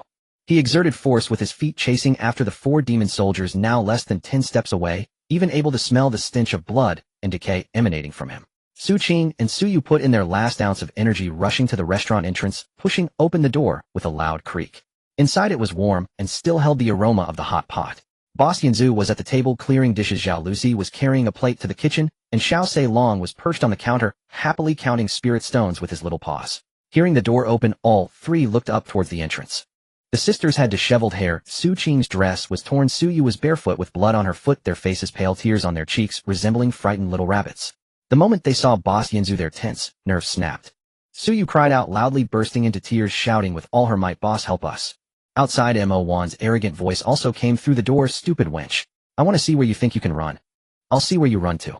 Boss, save me." As Su Yu's cry fell, the sisters stumbled in. They quickly slammed the door shut and leaned against it, gasping for air, as if some man-eating monster was chasing them. The warm aroma of hot pot still lingered in the air as Yen Zhu was wiping the table. Upon hearing their cries, his actions froze. Xiao Sei Long leaped up from the counter with a loud ow, its tiny wings unfurling as sparks flew from its mouth, shielding Yen Zhu. Who dares to cause trouble in our shop? Little Dragon spit fire at him. Yen Zhu quickly walked over, supporting the sisters. Their hands were icy, both trembling, and Su Yu's bare foot was covered in blood. Her skirt was muddy, her hair half unraveled, and her tear-streaked face was smeared with dirt, making her look like a little... Su Qing was no better off. A large tear marred her light blue skirt, her wrist bruised, and her lips devoid of color. "Sit down first." Yen Zhu helped them to a chair and poured 2 cups of warm, happy fat boy drink. "What happened? Who was chasing you?" Su Yu held her cup, took a sip of cola, and felt the bubbles burst on her tongue, her tense nerves slightly relaxing. With a sudden wow, she burst into tears, unable to articulate her words. Su Qing took a deep breath, suppressing her sobs, her voice still trembling. "It's Mo Wan, the prince of the demon realm, Mo Wan. We finished watching the competition and wanted to eat hot pot, but he stopped us on the way. He wants to take us back to the demon realm. Mo Wan." Yen Zhu frowned. Zhao Lucy's face paled immediately, her plate clattering onto the table. That little demon king. How could he be here? She had stayed in the demon clan for nearly a month and knew exactly what kind of person Mo Wan was. "It's him." Zhao Lucy's voice changed in urgency. "Boss, you don't understand. This guy is a lunatic. No woman taken by him ever survives 3 days. They all die from torture. Last time a maid from the demon clan accidentally touched his belongings, and he hung her up and beat her for 3 days and nights, eventually throwing her to feed the demon beasts. He can do anything." Su Yu leaned on the table, her shoulders shaking. "I don't want to go. I don't want to be..." They had run all the way. No one on the street dared to intervene, and the city defense camp was deserted. The kind of despair that felt like calling out to the heavens and having no answer almost crushed the 2 girls. At that moment, bang. A loud crash echoed as the restaurant's door was kicked open, the door slamming against the wall and shaking down the dust. Mo Wan entered with 4 green-faced, sharp-toothed demon soldiers, a sinister smile on his green face. His pea-sized eyes scanned the shop and finally fixed on the huddled twins. He licked his lips, his gaze resembling that of a predator eyeing 2 lambs ready for slaughter. "Running away? Why aren't you running now?" He leisurely walked over, his boots thudding against the blue brick floor. "2 little beauties, I thought you could run away, but you ended up hiding here. What did you find? A pretty boy running a restaurant as your back? Behave and come back to the demon realm with me. Serve this prince well, and I might spare your entire family. If you dare to resist again, I will send someone to capture your whole family right now and skin them alive in front of you." Su Yu gasped, hiding desperately behind Su Qing, trembling like a leaf. Su Qing shielded her sister, her nails digging deep into her palm, nearly losing sensation from the pain. She looked at Mo Wan's ferocious face, her mind blank. Run? Where could they run? Mo Wan was a prince of the demon realm with immense power. Even if they escaped today, what about tomorrow? The day after? They couldn't hide in the restaurant forever, could they? What if he really targeted their family? Unless they went with him. At worst it would be death, but at least it would save her family. Tears rolled down her cheeks as she closed her eyes, slowly loosening her grip on her sister's arm and pushing against the table to stand. At that moment, a hand gently pressed on her shoulder. Yen Zhu stood beside her, shielding the sisters behind him, looking at Mo Wan with a tone as calm as if addressing a customer. "I say, buddy, didn't you hear the ladies don't wanna? There are still people here. Is it really appropriate to rob someone in my restaurant?" Mo Wan laughed as if hearing the biggest joke, sizing Yen Zhu up, his eyes filled with disdain. "What are you? A lowly restaurant owner daring to meddle in this prince's affairs?" He stepped forward, releasing all his peak master-level spiritual energy, causing the dishes on the table to tremble. "If you know what's good for you, hand over the girls and bow 3 times. I might leave your corpse intact. If you dare to meddle further, I'll kill you and tear down your shabby restaurant to feed the dogs." "Boss!" Su Qing called out urgently from behind, fearing that Mo Wan would really kill Yen Zhu. Xiao Sei Long was so angry that its scales stood on end, ready to breathe fire. "How dare you insult my master? I'll burn your mouth." Yen Zhu waved his hand, signaling the little dragon to calm down. He leaned against the table, arms crossed, looking at Mo1, even smiling. What if I don't hand them over? Don't hand them over. Mo1's face darkened instantly. Then you die.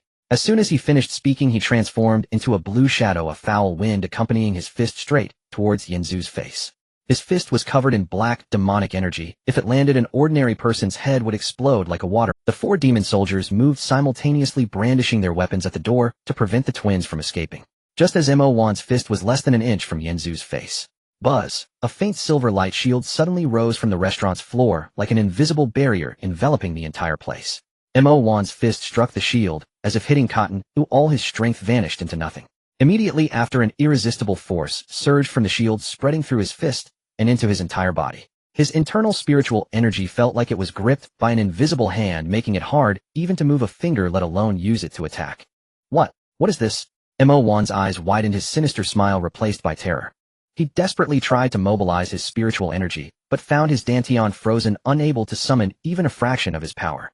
He was a peak master-level powerhouse, one of the top figures in the demon realm. How could he be rendered immobile in a mere restaurant? Impossible. Mo1 gritted his teeth, veins bulging on his forehead, exerting all his strength to break free from this restraint. Break for me, he roared, forcibly channeling a hint of demonic energy, trying to break through this suppression. Bang! That invisible force seemed to be enraged, violently rebounding, and Mo1 felt as if he had been rammed by a charging beast. His body flew out, crashing heavily into the wall, and he coughed up a mouthful of dark green blood. His ribs. The 4 demon soldiers fared even worse, unable to move a muscle, directly kneeling on the ground, their faces pressed against the floor, unable to lift their heads. How is this possible? Mo1 lay on the ground, coughing up blood, his eyes filled with fear as he looked at Yanzu. Who exactly are you? He still could not comprehend that Yanzu had not even moved a finger, yet he was gravely injured. This power was at least god level. How could this restaurant owner have such a powerful protector? Yanzu slowly walked over, squatting down in front of him, patting his swollen face with a calm tone. Who I am doesn't matter. What matters is that in my restaurant you must abide by my rules. My customers are not for you to— Mo1 glared at Yanzu, his eyes filled with resentment, knowing he had hit a brick wall today. Staying longer would cost. He gritted his teeth, supported by 2 demon soldiers, and staggered towards the door. When he reached the entrance, he suddenly turned back, his resentful gaze sweeping over the twins, and then Yanzu, his voice hoarse as he spat threats. You wait. You can protect them for a moment, but can you protect them for a lifetime? As long as they dare to step out of this restaurant, I have plenty of ways to take them back. I will make them wish they were dead, and you will regret meddling in my affairs today. After saying that, he didn't linger, scurrying away with the 4 demon soldiers, not even daring to pick up the weapons they dropped on the ground. The restaurant finally fell silent. Su-Qing and Su-Yu watched the direction in which Mo1 fled, stunned for a long while before finally realizing they were safe. The sisters embraced each other, bursting into tears. The fear, despair, and grievances from earlier all erupted at that moment, crying their hearts out. Xiao Seilong had calmed down, squatting nearby, gently patting Su-Ye's back, with its tiny wings no longer causing a fuss. Zhao Lucy also sighed in relief, patting her chest. Thank goodness, he's finally gone. I was scared to death. Yanzu didn't rush them, just stood by waiting and handing them tissues. After crying for nearly 10 minutes, the sisters gradually calmed down, their eyes swollen like walnuts. Su-Qing wiped her tears, looked up at Yanzu, her eyes filled with gratitude. She knew that without Yanzu today their lives would have been ruined. Mo1 was right. Yanzu couldn't protect them forever. They would eventually have to go out, and Mo1 would surely come back for revenge. Unless— Her face slowly turned red from her neck to the tips of her ears, her hands tightly clutching her skirt. After hesitating for a long time, she finally took a deep breath, stood up, walked to Yanzu, her voice very soft, but remarkably firm. Boss, thank you for saving us. She lowered her eyes, not daring to look Yanzu in the face, her eyelashes trembling lightly, her voice as tiny as a mosquito. We have no way to repay? How about— let us sisters follow you. The shop fell silent in an instant. The hot pot broth continued to bubble on the stove, releasing wisps of white steam. Zhao Lucy dropped the cloth in her hand onto the table, her eyes widening in shock, and her face turned bright red. Standing frozen in place, she didn't know whether to stay or leave, not knowing where to put her hands. The little dragon tilted its head, still holding a half-eaten shrimp ball, in its claws, blinking its pea-sized eyes, and foolishly asking, following the master. Does that little dragon have new companions again? Su-Yu, who was sniffling, instantly forgot her tears upon hearing her sister's words. Her face flushed bright red, reaching her ears, and even her neck turned pink. She tugged at her sister's clothes, her head lowered even more than Su-Qing's, her voice as tiny as a mosquito's buzz. I am willing to. The boss saved us. We are willing to do anything. Yanzu was taken aback for 2 seconds. Watching the 2 girls with their heads nearly buried under the table, their ears were so red they seemed to drip blood. Their hands clenching the skirts were about to tear the fabric. Looking both anxious and fearful, he couldn't help but laugh. He reached out and flicked Su-Ye's forehead. Little girl, what are you thinking? I saved you not for this. Su Qing suddenly raised her head, her eyes still glistening with tears, her eyelashes damp. But the demon pill won't let this go easily. We are all alone, and besides this I really don't know how to repay you. Just thinking about the harsh words from the demon pill made her shoulders tremble. They were truly at their wits' end. They dared not return home, as the demon pill would definitely send someone to watch over them. Once they stepped out of the shop, they would be captured again. Other than offering themselves to Yin Zhu, they could think of no other way to survive. Yin Zhu remained silent, squatting down to look at Su Ye's feet. The little girl was barefoot, her soles covered in cuts from stones, stained with mud, still oozing blood, and her with your feet like this, stop daydreaming. He turned to the counter to grab a first aid kit, sat down on a small stool in front of her, and said, first stretch out your foot, I'll apply the medicine. Su Ye's face turned even redder as she pulled her foot back, saying, I can do it myself. Don't move. Yin Zhu grasped her ankle. The little girl's foot was soft, her skin very pale, and her slender ankle could be encircled by a single hand. When he grasped it, Su Ye's entire body trembled like a frightened little rabbit. She even softened her breathing, biting her lip in fear of moving, sneakily glancing at Yin Zhu's profile, her heart racing rapidly. Su Qing sat beside them, watching Yin Zhu carefully tending to her sister's wounds and applying ointment, his movements gentle, as if afraid to hurt her. The warm yellow light fell on his face, and the heavy stone in her heart slowly settled. Her nose tingled, and tears almost fell again. Growing up aside from her sister, no one had ever treated her this well. Yin Zhu finished wrapping Su Ye's bandages and looked up at the two girls. You don't have to repay me. If you have nowhere to go, just stay in the shop and help out. Food and shelter are provided. All you need to do is carry dishes and clean tables. It's not tiring. Moreover, as long as you are in my shop, even if the demon pill comes in person, they won't be able to lay a finger on you. Su Qing suddenly looked up, her eyes shining brightly, unable to believe her ears. Really? Am I going to lie to you? Yin Zhu smiled. From now on, consider this your home. No one dares to bully you. Wow. Su Yu burst into tears, not caring about her sore foot, as she suddenly threw herself to hug Yin Zhu's arm, her tears smearing his sleeve. Thank you, boss. Thank you, boss. You are such a good person. She was overjoyed. Not only would she not be captured by the demon pill, but she could also stay in the shop and eat delicious food made by the boss every day. Su Qing also reddened, her eyes nodding vigorously, tears rolling down her cheeks. This time, they were tears of happiness. Zhao Lucy also breathed a sigh of relief, smiling as she walked over. Great, now I have company. The little dragon flapped its tiny wings and flew over, landing on the table, wagging its tail happily. Great. Now I have two beautiful sisters to play with me. Sisters, will you buy candy for me to eat? Yes, of course. Su Yu laughed through her tears, reaching out to pat the little dragon's head. Yin Zhu stood up and went to the kitchen, bringing out 2 glasses of chilled sour plum soup, handing them to the sisters. Just chilled to calm your nerves. Su Yu took the glass and drank a big gulp. It was sweet and sour, and the cold made her shiver instantly, dispelling most of the earlier shock and fatigue. Her eye. What is this? It's tastier than any juice I've ever had. Sour plum soup, freshly made. Yin Zhu leaned against the counter, smiling. There will be plenty from now on. Su Qing also took small sips, the icy sour plum soup sliding down her throat. She looked around the warm shop, at Zhao Lucy bustling about, at the little dragon playing with Su Yu on the table, and then at Yin Zhu smiling by the counter, her heart warming up immensely. She had previously feared that Yin Zhu would make some outrageous demands. Unexpectedly, he not only didn't touch them, but also provided them a place to stay, a job, and protection. This kindness they would remember for a lifetime. Behind the old locust tree outside the shop, the demon pill leaned against the trunk, gasping in pain, his broken ribs hastily bandaged with cloth, his complexion turning a deep shade of blue. He stared fiercely at the warm yellow light in the shop, his eyes filled with resentment, as if poisoned, his teeth nearly grinding to dust. Damn it! A mere restaurant owner dares to oppose me. The black-clad demon guard beside him lowered his head, cautiously asking, Prince, should we return and ask the king for help? Bring the army over and flatten this broken shop. What nonsense! The demon pill slapped him on the head. Didn't you see the strange energy in that shop? Even if my father came, he might not achieve a good outcome. Moreover, those 3 old mystics are still in the royal city. If this escalates, my father won't be able to protect me either. He couldn't swallow this indignation. He had never suffered such a great loss in his life. 2 beauties that were practically in his grasp had flown away, and he had been severely injured. How could he show his face in the demon world after this? So what should we do? Just let it go? Let it go? Is that possible? The demon pill sneered, his eyes cruel. I don't believe they can hide in that broken shop for the rest of their lives. Isn't there half a month until the Ascension trial? That brat will definitely want to go in. He licked his lips, a cruel smile appearing on his face. Once he enters the trial, let's see who can protect those 2 little bitches. At that time, I'll have people waiting at the shop door. As long as they dare to step out of the shop, even a step, I will have them captured immediately. I want them to be unable to live, unable to die, and I want that restaurant owner to regret coming to this world. The wind rustled through the treetops, stirring the leaves. The hot pot in the shop was still steaming. Su Yu was raising her glass, clinking it with the little dragon, her eyes crescent-shaped from laughter. Su Qing sat beside her watching her sister, a gentle smile on her lips, occasionally glancing at Yen Zhu by the counter, her face quietly turning a bit red. The warm yellow light stretched their shadows long. No one knew that a scheme targeting them had quietly been laid. At night, all the shops on the street were closed with only the sound of insects chirping in the alley. Zhao Lucy gently coaxed the drowsy little Sei Long back to the courtyard room, making sure to lock both the front and back doors before leaving. The shop was quiet with only a warm yellow oil lamp flickering on the counter, the wick crackling softly. Yen Zhu leaned back in his chair, his fingers lightly tapping the table. Knock knock. A soft knock on the door, as if afraid of being heard. Yen Zhu looked up and said, "Come in." The door was pushed open a crack, and Su Qing peered in, half of her head visible, wet hair draping over her shoulders, the ends still dripping with water, clearly just out of the shower.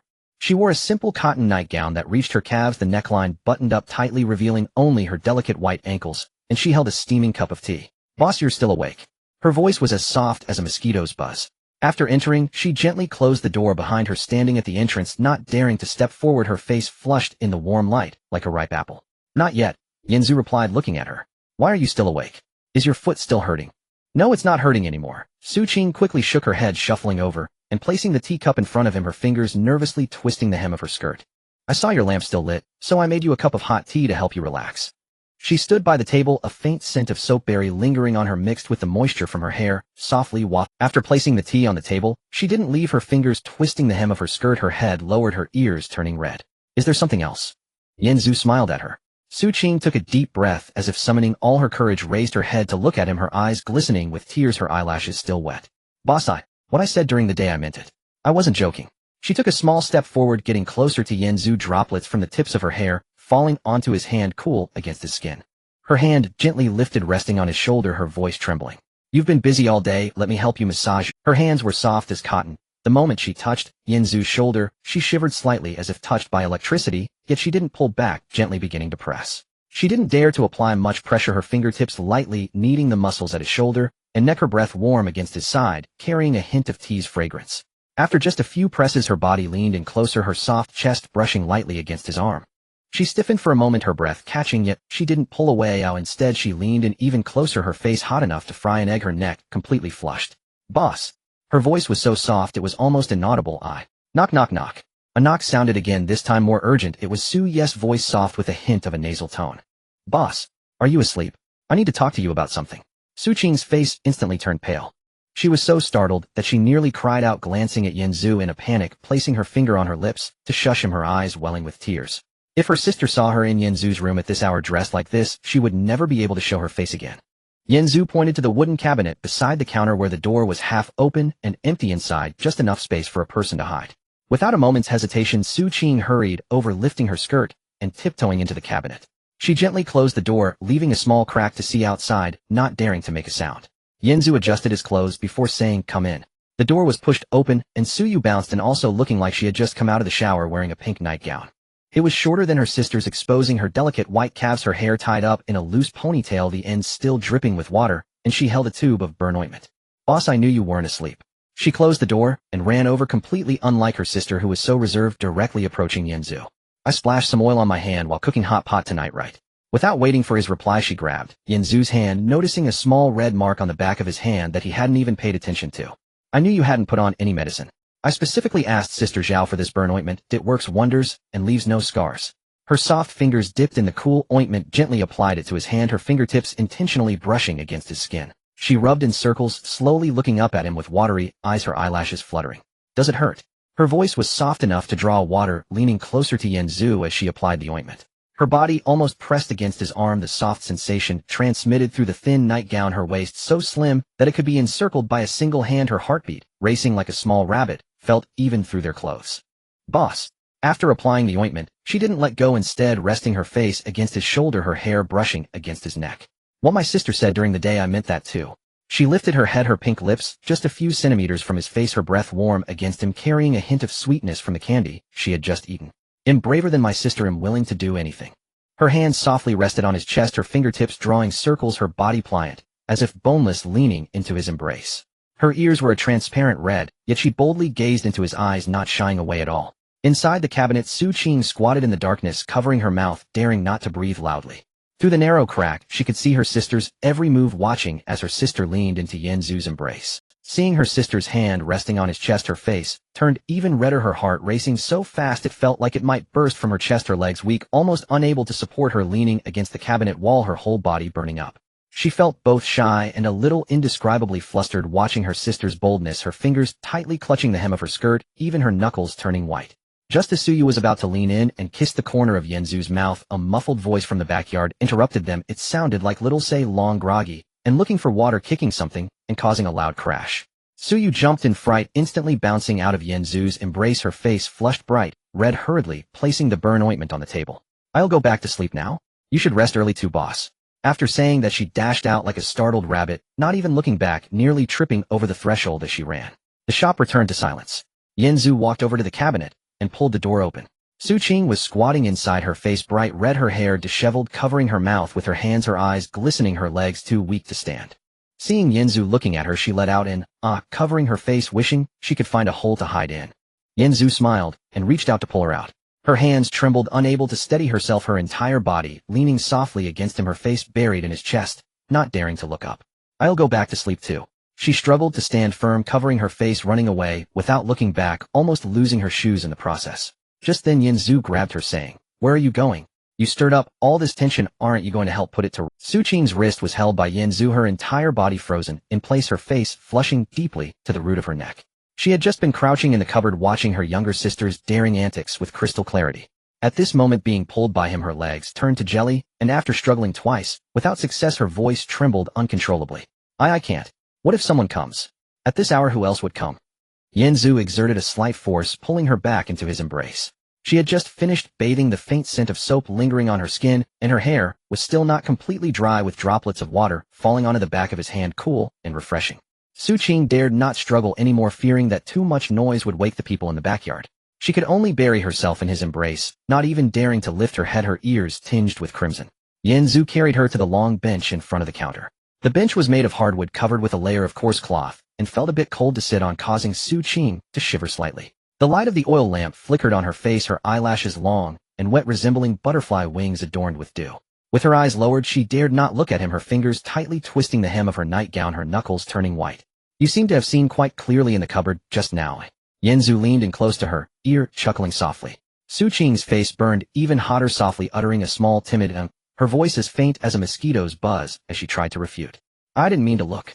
Before she could finish her sentence, her lips were sealed. Her breath caught in an instant, her eyes wide open for 2 seconds before she hurriedly closed them, awkwardly responding, while gently clutching his clothes, forgetting even to breathe. Outside, the sound of insects chirping came one after another. The shop was quiet, only the soft crackling of the oil lamp's wick could be heard, along with the intertwined breaths of the two. Yenzu's hand rested on her waist, the thin cotton nightgown doing little to shield her from the warmth of his palm. Su Qing arched her body, as if scalded, almost crying out, but quickly bit her lip, swallowing the sound back down, afraid of being overheard by Zhao Lucy in the backyard. The neckline of her nightgown was already buttoned tightly, but one button had slipped open, revealing her delicate collarbone glimmering white under the warm yellow light. She could feel his hand slowly moving upward, her body becoming as soft as a puddle of water, leaning entirely against him, unable to sit up straight, only able to clutch onto his shoulder, her mind a blank. Everything about shyness, about being a sister, about fearing being seen, all forgotten. She bit her lip, letting out a soft hum, her toes curling tightly within her slippers, even her fingertips tingling. At that moment, a faint sound of footsteps came from outside the door. The soles of slippers brushed against the bluestone path, step by step, stopping at the entrance. Su Qing felt as if a bucket of cold water had been poured over her, her eyes snapping open in shock. "It's Xiaoyu. Why is she back?" Her voice trembled as she struggled to dive under the bench. Yenzu quickly pressed her down and pointed to the half-open wooden cupboard beside the counter. It was the very place she had just hidden and filled with dried chili peppers, Sichuan peppercorns, and empty cloth bags, with just enough space to conceal 2 people. "Quick, hide in there, and don't make a sound." Su Qing had no time to arrange her skirt, grabbing the hem and running over with one bare foot, crouching into the cupboard without daring to breathe loudly. Just as she hid away, the door was gently pushed open. Suyu peeked in with half her head, first glancing to the left, then confirming that there was only Yenzu in the shop. She finally breathed a sigh of relief and slipped inside like a little mouse stealing rice. She gently closed the door behind her, not daring to latch it, fearing the sound of the bolt might be too loud. She was still wearing that pink nightgown, which was a bit shorter than her sister's, revealing her slim white legs. Her hair was loose, her cheeks flushed, and she had clearly not returned to her room, having crouched at the wall for quite some time. "I knew you weren't asleep." She trotted over in small steps, her voice very low, and immediately spotted the burn ointment on the table, patting her chest. I said I left the ointment here. When my sister wakes up and doesn't see me, she will surely scold me. As she spoke, her hands did not reach for the ointment, but instead leaned closer to Yin Zhu, carrying a hint of orange candy sweetness, which she had secretly eaten before bed, hidden under her pillow. Just now. I didn't mean to run away. She twisted her fingers, looking up at Yin Zhu, her eyes sparkling, her ears a translucent red. I heard a clatter in the backyard and thought Sister Zhao had come over, which scared me so much that my legs went weak. She leaned closer to Yin Zhu, her entire body pressing against his arm, the soft sensation transmitted through the thin nightgown, her voice so soft it was almost inaudible. My sister is probably already fast asleep. She sleeps deeply and can't even be woken by thunder, so she won't come over. Yin Zhu chuckled, wrapping his arm around her waist. Suyu let out a soft call and sat down on his lap, wrapping her arms around his neck, showing no fear. Instead, she leaned in and placed a kiss on his chin.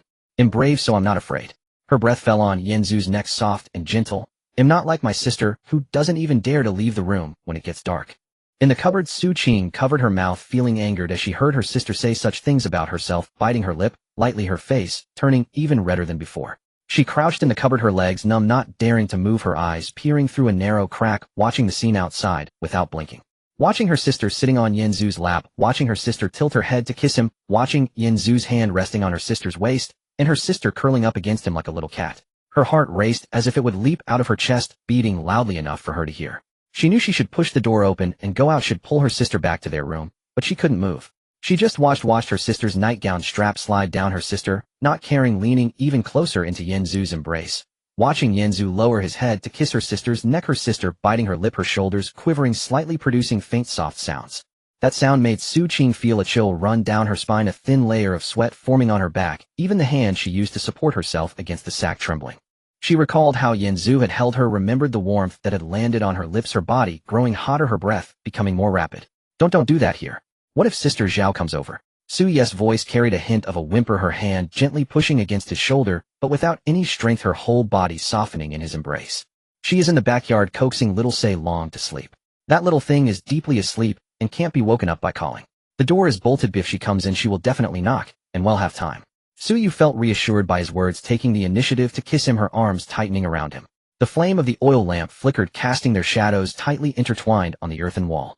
Suyu's breath grew increasingly hurried. 2 buttons of her nightgown unfastened, the exposed skin glowing pink under the light. She tilted her head back, her neck forming a beautiful curve, even her toes tightly curling up. Su Qing, concealed in the cupboard, felt her heart racing as if it would leap from her throat, desperately covering her mouth, not daring to breathe. Watching the two draw closer, watching her sister close her eyes, her neck taut, on the verge of taking the final step. She felt both anxious and flustered, with a sour feeling bubbling within her, even her fingertips trembling. At that moment, the door from the backyard creaked open. Then came the sound of footsteps and slippers stepping on the wooden planks, slowly making their way over it, was Zhao Lucy's voice, still slightly hoarse from just waking up, accompanied by a yawn. Yin Zhu, why aren't you sleeping at this late hour, and why is the light still on? In an instant, Suyu froze, her eyes snapping wide open, her face paling, her entire body stiffening in Yin Zhu's embrace, her breath halting, not daring to move. Su Qing in the cupboard almost cried out, desperately covering her mouth, a cold sweat breaking out on her back, her heart. Yin Zhu raised an eyebrow. This was quite the coincidence in the middle of the night. Zhao Lucy approached the door, pushed it slightly, and finding it bolted from the inside, gently knocked twice, her voice carrying a hint of laughter. Why is the door locked? Open up, I've brought you a bowl of sour plum soup that has been chilled all afternoon, drink it to cool down. She gently shook the bolt. Click. The door was pushed open a crack. Zhao Lucy stood at the entrance with 2 cups of sour plum soup, steaming coolly. Remembering that today Yin Zhu won the competition and rescued her from the hands of the demon clan, she had not properly expressed her gratitude, so she made 2 bowls of sour plum soup to bring to Yin Zhu. She had just arrived at the shop today and had spoken less than 10 words, with Yin Zhu feeling somewhat reserved. She knocked twice on the door and received no response, thinking Yin Zhu was busy counting the money and couldn't hear, so she gently pushed the door. As she lifted her head, she happened to see Suyu sitting on Yin Zhu's lap.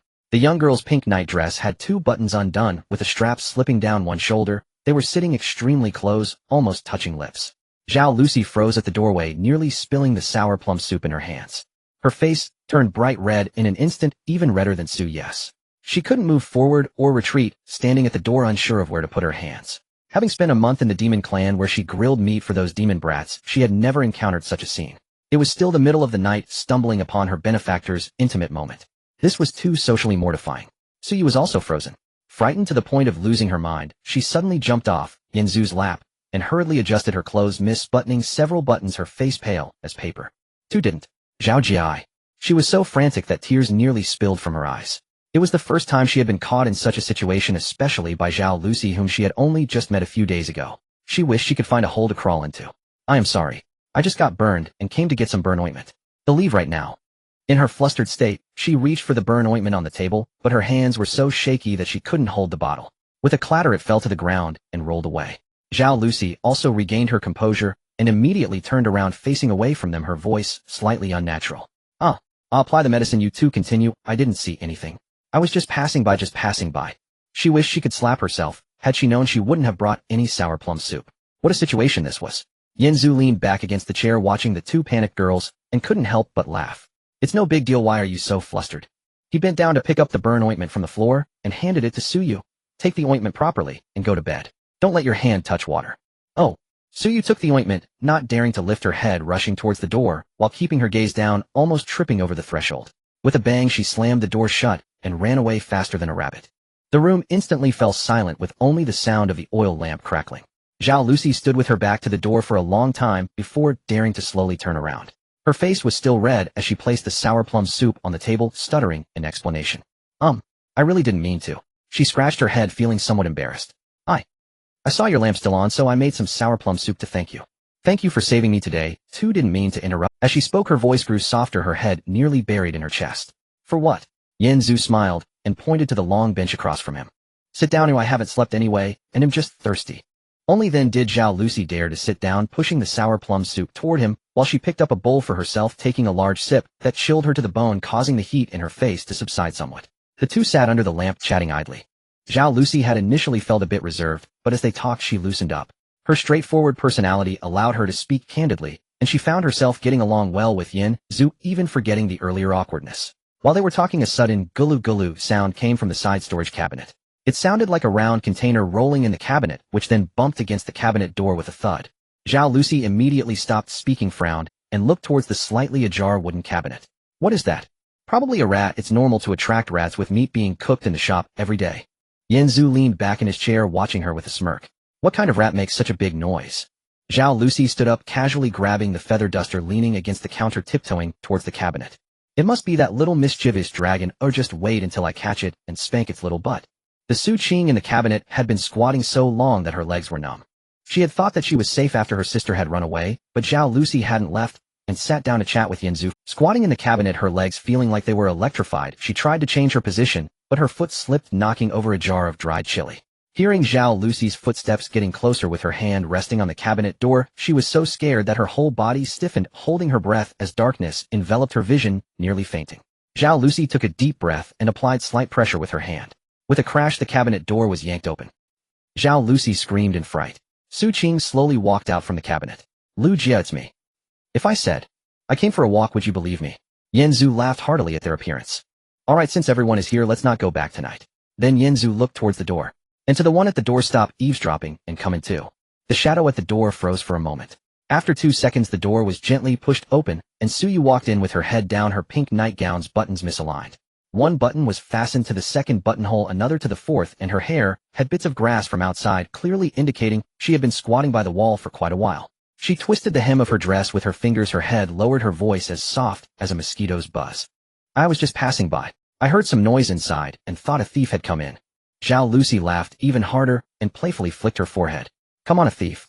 I think you were hoping to sneak into the boss arms instead. Your sister has been hiding in the cupboard for half an hour. You've been squatting by the wall for almost 15 minutes, haven't you? The hem of her pants was soaked with dew. Suye's face instantly turned bright red as she hid behind her sister, peeking at Yanzu with just half her head showing. Su Qing was jolted by her sister's bump, her legs still numb from before nearly falling over, but Yanzu reached out just in time to catch her in his arms. Yanzu smiled at the three of them. All right, I was just joking with you. Get some rest early tonight. Naturally, that night was filled with warmth and joy. Time flew by quickly. In the blink of an eye, 27 days had passed. Yanzu's restaurant business was thriving. Under Mu Rongshue's management, 3 branches opened in the Imperial City, all fully packed with long lines from morning till night. Ordinary pre-made dishes had become the sought-after spiritual food in the cultivation world, with red-braised pig trotters being snatched up crazily by female cultivators who claimed it improved their figures and boosted their cultivation. Spicy hot pot became the standard for banquets among the nobles in the Imperial City. Anyone who hosted without serving hot pot felt embarrassed to call themselves upper class. Even the most ordinary frozen dumplings were being sold for 10 spirit stones a serving with no supply to meet the demand. The Empress became a regular customer at the restaurant, visiting incognito every few days, and each time brought a heap of rewards from the palace piles of golden spirit stones, and even sent royal chefs from the kitchen to help out. Zhao Lucy stood by the grill, every day grilling skewers until her hands nearly smoked, yet she wore a smile every day. The skewers she grilled became the restaurant's signature dish, with people lining up for 3 hours just to taste her spicy meat skewers. Su Qing managed the accounts for the 3 stores, calculating spirit stones with an abacus every day. From initially making errors and blushing, she now skillfully clacked the abacus, keeping a clear record of spirit stones coming in and out, becoming Yan Zhu's chief steward. Suyu worked as a waitress in the restaurant, her sweet mouth like honey charming the elderly cultivators who came to dine, collecting a hefty amount of tips, which she secretly saved to buy candy for Yan Zhu. Mu Rongshui managed the operations of the 3 branches, keeping the business running smoothly. Every night after closing, she would come over with the account books to reconcile with Yan Zhu, and after finishing they would stay together, 4 people crammed into one bed, singing and celebrating. Little Say Long ate 10 skewers of chicken wings brushed with 3 layers of honey every day, gaining weight rapidly over the month, almost unable to fly. He spent his days napping on the counter, only lifting his eyelids to greet customers with a cheerful welcome. Eat well and drink well became the restaurant's living signboard. On this day after closing, Su Qing calculated the accounts, and when she lifted her head her eyes sparkled. "Boss, we now have 72,272,000 spirit stones on the account." Her voice trembled with excitement as she counted. At the current pace, earning over 500,000 spirit stones daily, in less than a week they would reach 100 million and complete the trial task. Zhao Lucy, who was wiping the grill, paused upon hearing this and smiled. "That's great. Once we gather 100 million, boss, you'll complete the trial and well enjoy the good life with you. At that time he'll grill skewers for you for a lifetime." Suyu jumped into Yan Zhu's arms, wrapping her arms around his neck with a smile. "Then we won't need to be so busy every day. I want to eat pig trotters every day. Eat hot pot. Eat 10 skewers of chicken wings." Mu Rongshui sat beside them, pouring Yan Zhu a cup of tea, her lips curling into a smile. After so many years in business, she had never dreamed of earning over 30 million spirit stones in a month, a thought that was once unfathomable. The group was in high spirits when suddenly 9 bell tolls echoed from outside. Dong, dong, dong. The entire imperial city could hear it. The sound came from the direction of the palace, loud and resonant, ringing in people's ears as golden petals floated down from the sky, enveloping the entire imperial city in a golden glow. The people on the street erupted in excitement. It's the Ascension Bell. The Ascension trial that happens once every 500 years is about to begin. This is the Ascension trial. This opportunity could directly lead to becoming a deity. How many cultivators spend their entire lives stuck at the earth immortal level waiting for such a chance? In the entire imperial city of hundreds of millions, only 5 slots were available, and people would fight tooth and nail to get one. Everyone was guessing who would receive these 5 slots. The next day, the palace's eunuchs personally delivered 5 golden ascension tokens to Yan Zhu's small restaurant. The delivering eunuch politely bowed to Yan Zhu, saying, "Boss, Yan Zhu, His Majesty said these 5 slots are..." The diners in the restaurant were stunned. All 5 slots were given to Yan Zhu. Oh my, what a huge favor. Everyone turned green with envy, wishing they could have just one ascension slot, willing to lose 10 years of their lives for it. Yan Zhu took the 5 warm golden tokens, weighed them in his hand, and turned to look at the 4 women beside him who were staring wide-eyed at him. "Just write 5 in total. He'll keep 1. He began to distribute the tokens. 1 for Lucy, 1 for Su Qing, 1 for Suyu, and 1 for Mu Rongshui. "We 5 will go together." The entire restaurant fell silent in an instant. The 4 women were dumbfounded, frozen in place, staring at the golden tokens handed to them, their breaths caught. She was just an ordinary girl from a humble family, running a small noodle shop in the imperial city with her sister, bullied by local ruffians, never imagining she would have a chance for ascension. She was just an ordinary girl from a humble family, running a small noodle shop in the imperial city with her sister, bullied by local ruffians, never imagining she would have a chance for ascension. This was ascension. How many people would fight tooth and nail for a slot that they couldn't get? Yan Zhu said he would give it to her. "Boss." Her voice trembled, words failing her as tears flowed down uncontrollably. Suyu reacted, bursting into tears, leaping up to hug Yan Zhu's neck, showering his face with kisses. Her tears. "Boss, you're the best. From now on, I'll follow you for life. Wherever you go, I'll go. I'll wash dishes for you for a lifetime." Zhao Lucy dropped the skewer she was holding in shock, looking at the token before her. This straightforward girl who had never cried, even when beaten by demons, had red eyes, now wiping her face, and vigorously patted Yan Zhu's shoulder, nearly shaking him. "From now on, my life belongs to you, Zhao Lucy. In the future, if you ask me to climb a mountain of knives or walk through a sea of fire, if I hesitate even a little, I won't bear the surname Zhao. Let alone grilling skewers for you for a lifetime, I would be willing to grill skewers for 10 lifetimes." Murong Shui, sitting beside them, crushed the teacup in her hand with a loud crack, splashing tea all over herself without noticing. Having seen countless treasures in her many years of business, she knew that an ascension slot was something that money could. She looked at Yanzu, her usually cold and beautiful face filled with emotion. She stood up, walked to Yanzu, hugged him voluntarily, her voice a little hoarse. From now on, my restaurant is yours and my life is yours. Wherever you go, I'll follow you. The warm spiritual spring emitted a white steam. Zhao Lucy was the first to shed her outer clothes and stepped directly into the spring water, letting out a comfortable hiss. Wow, this water feels so good. As the water reached her waist, she felt a warm current penetrating her body through her pores. The old injuries from the barbecue and the hidden wounds from the demon tribe instantly ceased to hurt, and the grime on her body washed away, making her feel lighter. Su Qing blushed, hesitated to take off her outer clothes, and was pulled into the spring water by Su Yu. As soon as she entered, she let out a soft hum of comfort, and the fatigue from days of calculations vanished without a trace. Her eyesight noticeably improved, as she could see the small stones in the water clearly.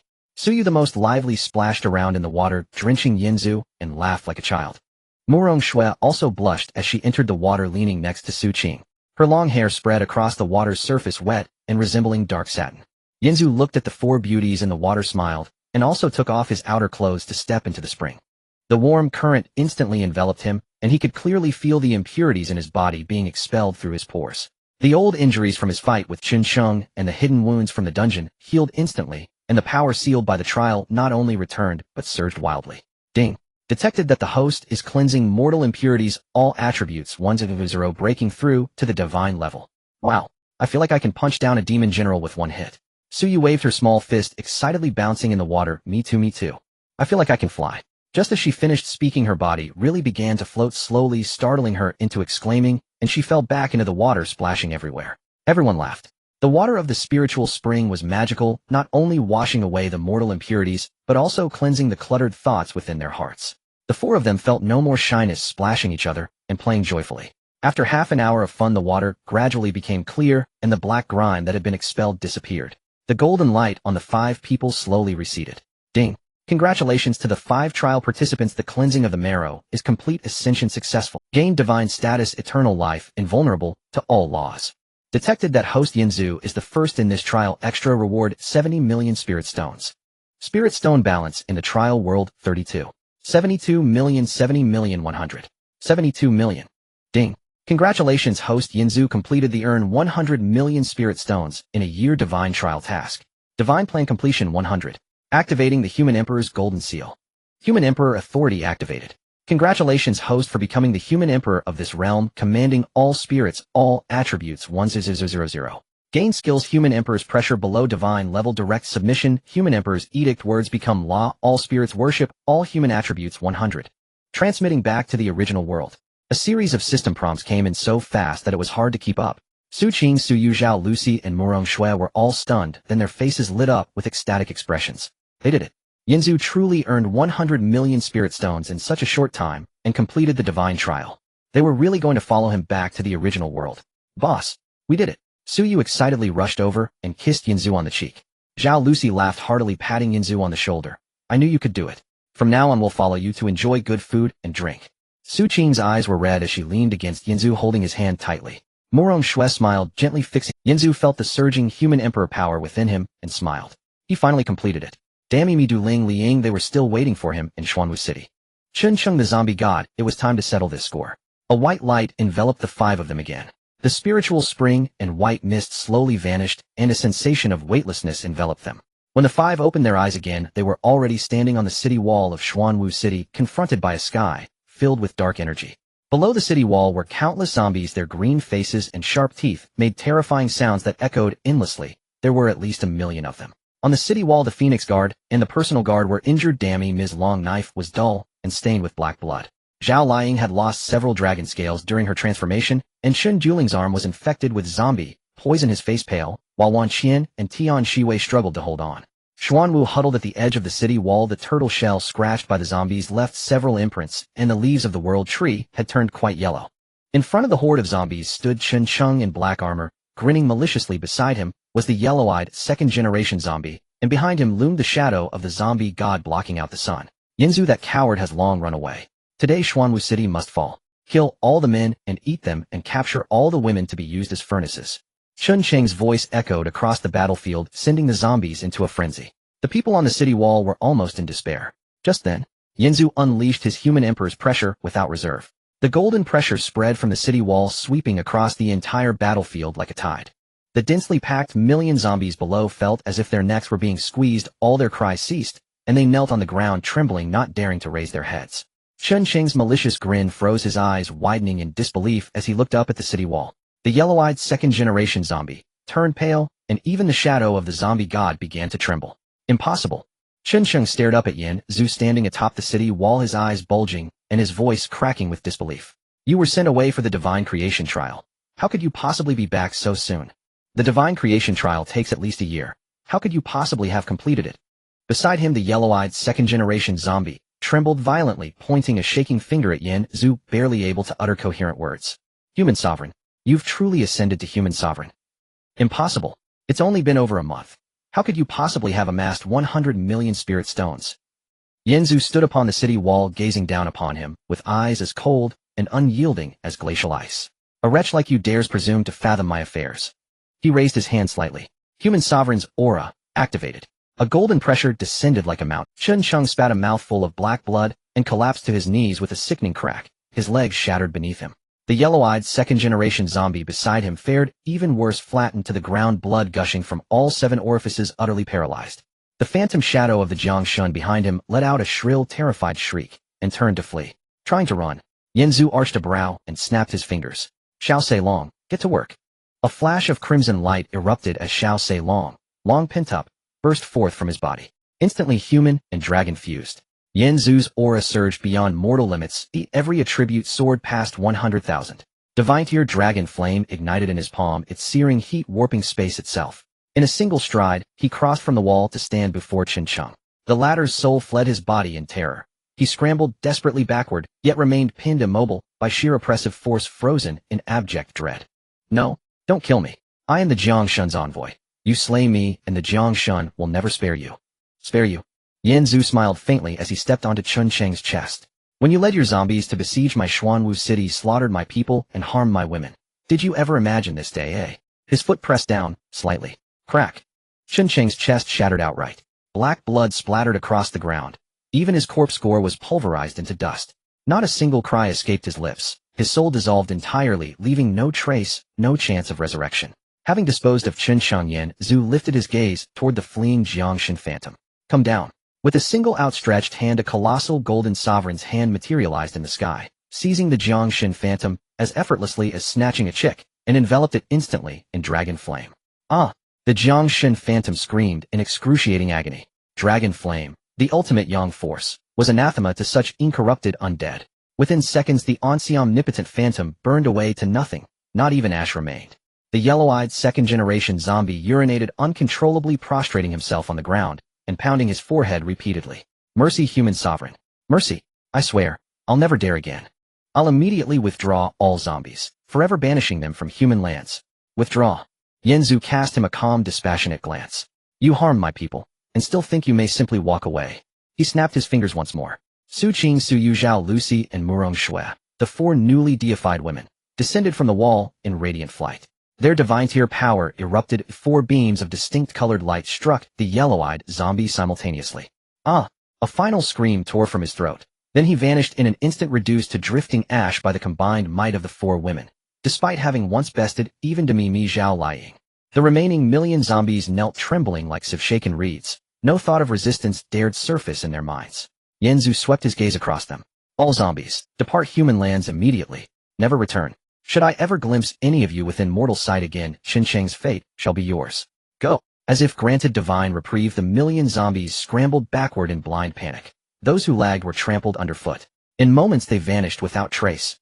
Not even the black blood staining the earth remained scoured clean by wind. The siege had ended.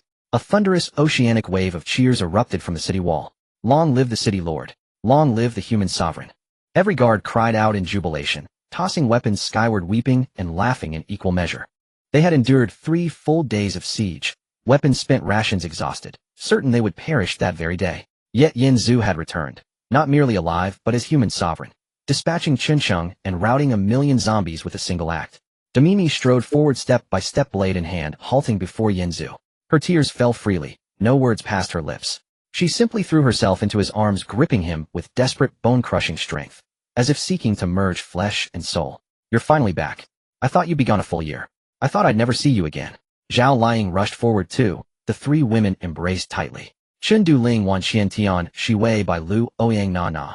All the women gathered around him, crying and laughing, surrounding him in a circle of love and relief. Above, Xiao Sei Long circled joyfully, spitting tiny celebratory fireworks. Xuanwu extended his massive head to nuzzle Yanzu's hand. The world tree's leaves rustled softly, showering golden light across the city. Xuanwu City bathed in radiance, every wound upon its people healing swiftly.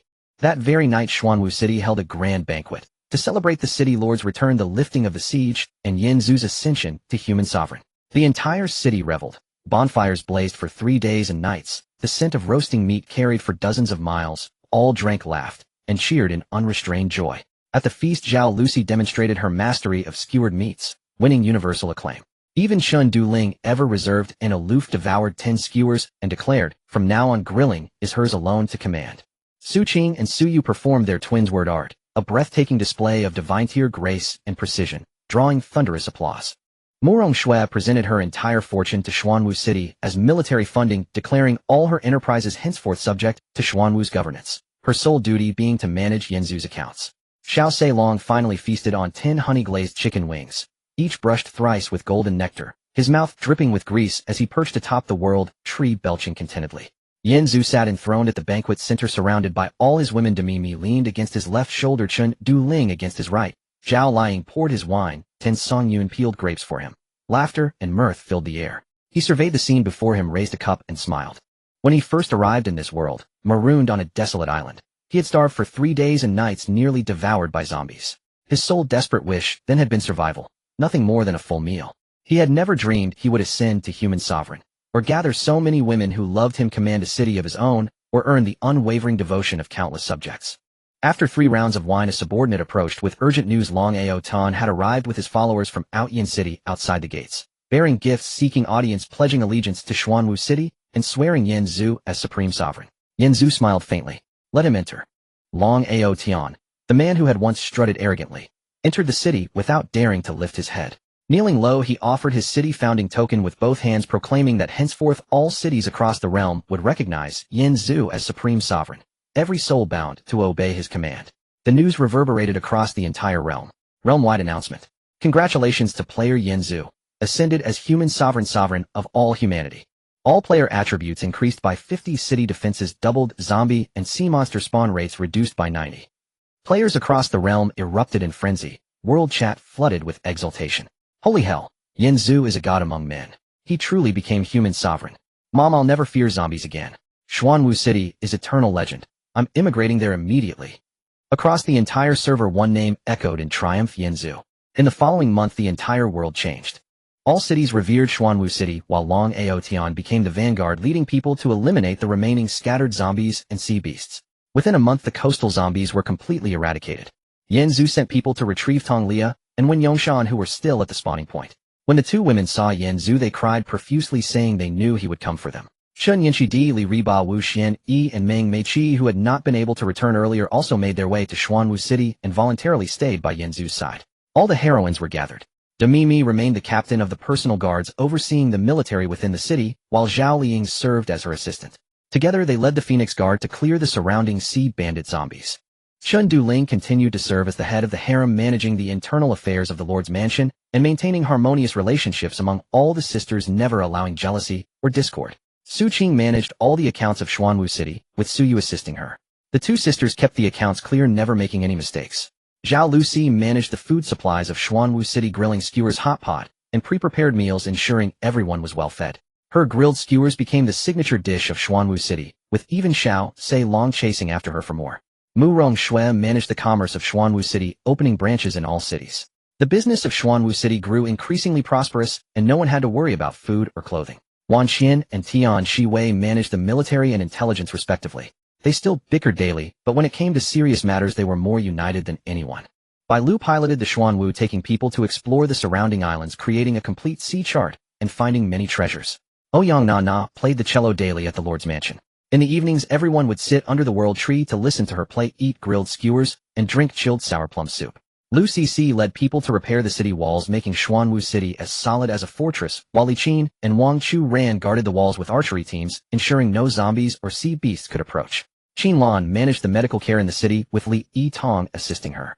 The heavy rain joke was often brought up by the sisters, and she would chase after them, blushing every time. Lu Shaoli managed the spiritual fields where crops grew rapidly under the blessing of the world tree, providing an endless supply. Lu Yifei led the healing team, quickly treating anyone who was injured. Guan Xiaotong and Wan Qi managed the city defense army. The two beautiful women in black stockings stood on the city walls, becoming a beautiful sight of Xuanwu City. The foot connecting system joke was frequently mentioned, causing Guan Xiaotong to blush and kick people.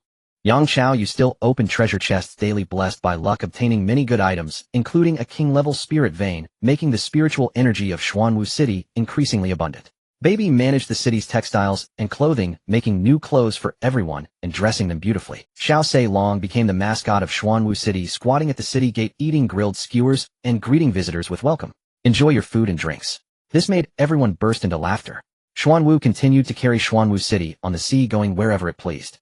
The world tree grew larger and larger, bearing world fruits that enhanced attributes, becoming the holy relic of Xuanwu City. The spiritual water produced by crystal fish became the everyday drinking water, beneficial for health, ensuring no. Kung Fu Panda became the instructor of the city defense army, teaching everyone Tai Chi. Xiaoling flew back and forth delivering messages, never making any mistakes. Everyone lived a good life, free from man-eating zombies, sea bandits, stealing hunger, and constant fear. Xuanwu City became a paradise in this apocalyptic world where everyone lived and worked in peace, with no one picking up lost items and doors left unlocked at night. That evening, under the world tree, Yanzu lounged in a rocking chair surrounded by all his wives. Demimi leaned on his left, Chun Du-ling on his right, Zhao Li Ying peeled grapes for him, Tan Song, Yin fed him watermelon, and Zhao Lu Si grilled skewers nearby, the sizzling sound and aroma wafting far away. Xiao Sei Long squatted on a branch eating grilled chicken wings while gazing at the stars in the sky. Yanzu. Demimi ate a grape, leaning on his shoulder, asking, the zombie god is not dead, yet is he in the heavenly realm? Will he come to seek revenge on us in the future? Yanzu smiled, ruffling her hair. If he comes, then let him. Once we cultivate for a while longer, and everyone reaches the divine level, we'll ascend to the heavenly realm and completely eradicate the zombie god. By then the world will be at peace. But there's no rush for now. He looked up at the stars, at the women around him laughing and playing, at Su Wanqin, Lai Lei Zhun, and others drinking and playing cards not far away, at the flickering lights of the city, and listened to everyone's laughter. He had been stranded on this deserted island for nearly a year. From having nothing at first, starving and being pursued by zombies, to now becoming the emperor among people, surrounded by so many who loved him, with a city and numerous subjects supporting him. He was already very content. As for ascending to the heavenly realm to eliminate the zombie god, there was no hurry. There's plenty of time. Once everyone is well prepared, it won't be too late to go. What mattered most now was to cherish the days at hand. Zhao Lucy finished grilling the skewers and handed one to him, while Su Yu ran over with chilled sour plum soup. Su Qing wiped the dust from her face, and Mu Rong Shui smiled while distributing fruits. All the women laughed and played with the firelight, reflecting beautifully on their faces. Xiao Sei Long ate too many chicken wings, let out a satisfied burp, and released a small fart that almost ignited the branch, causing everyone to burst into laughter. As the wind blew, the leaves of the world tree rustled, carrying the fragrance of fruits. In the distance, the sea surface glistened as Xuanwu swam, slowly creating small waves. The stars shone brightly, and the moon was full. The best days were just like this.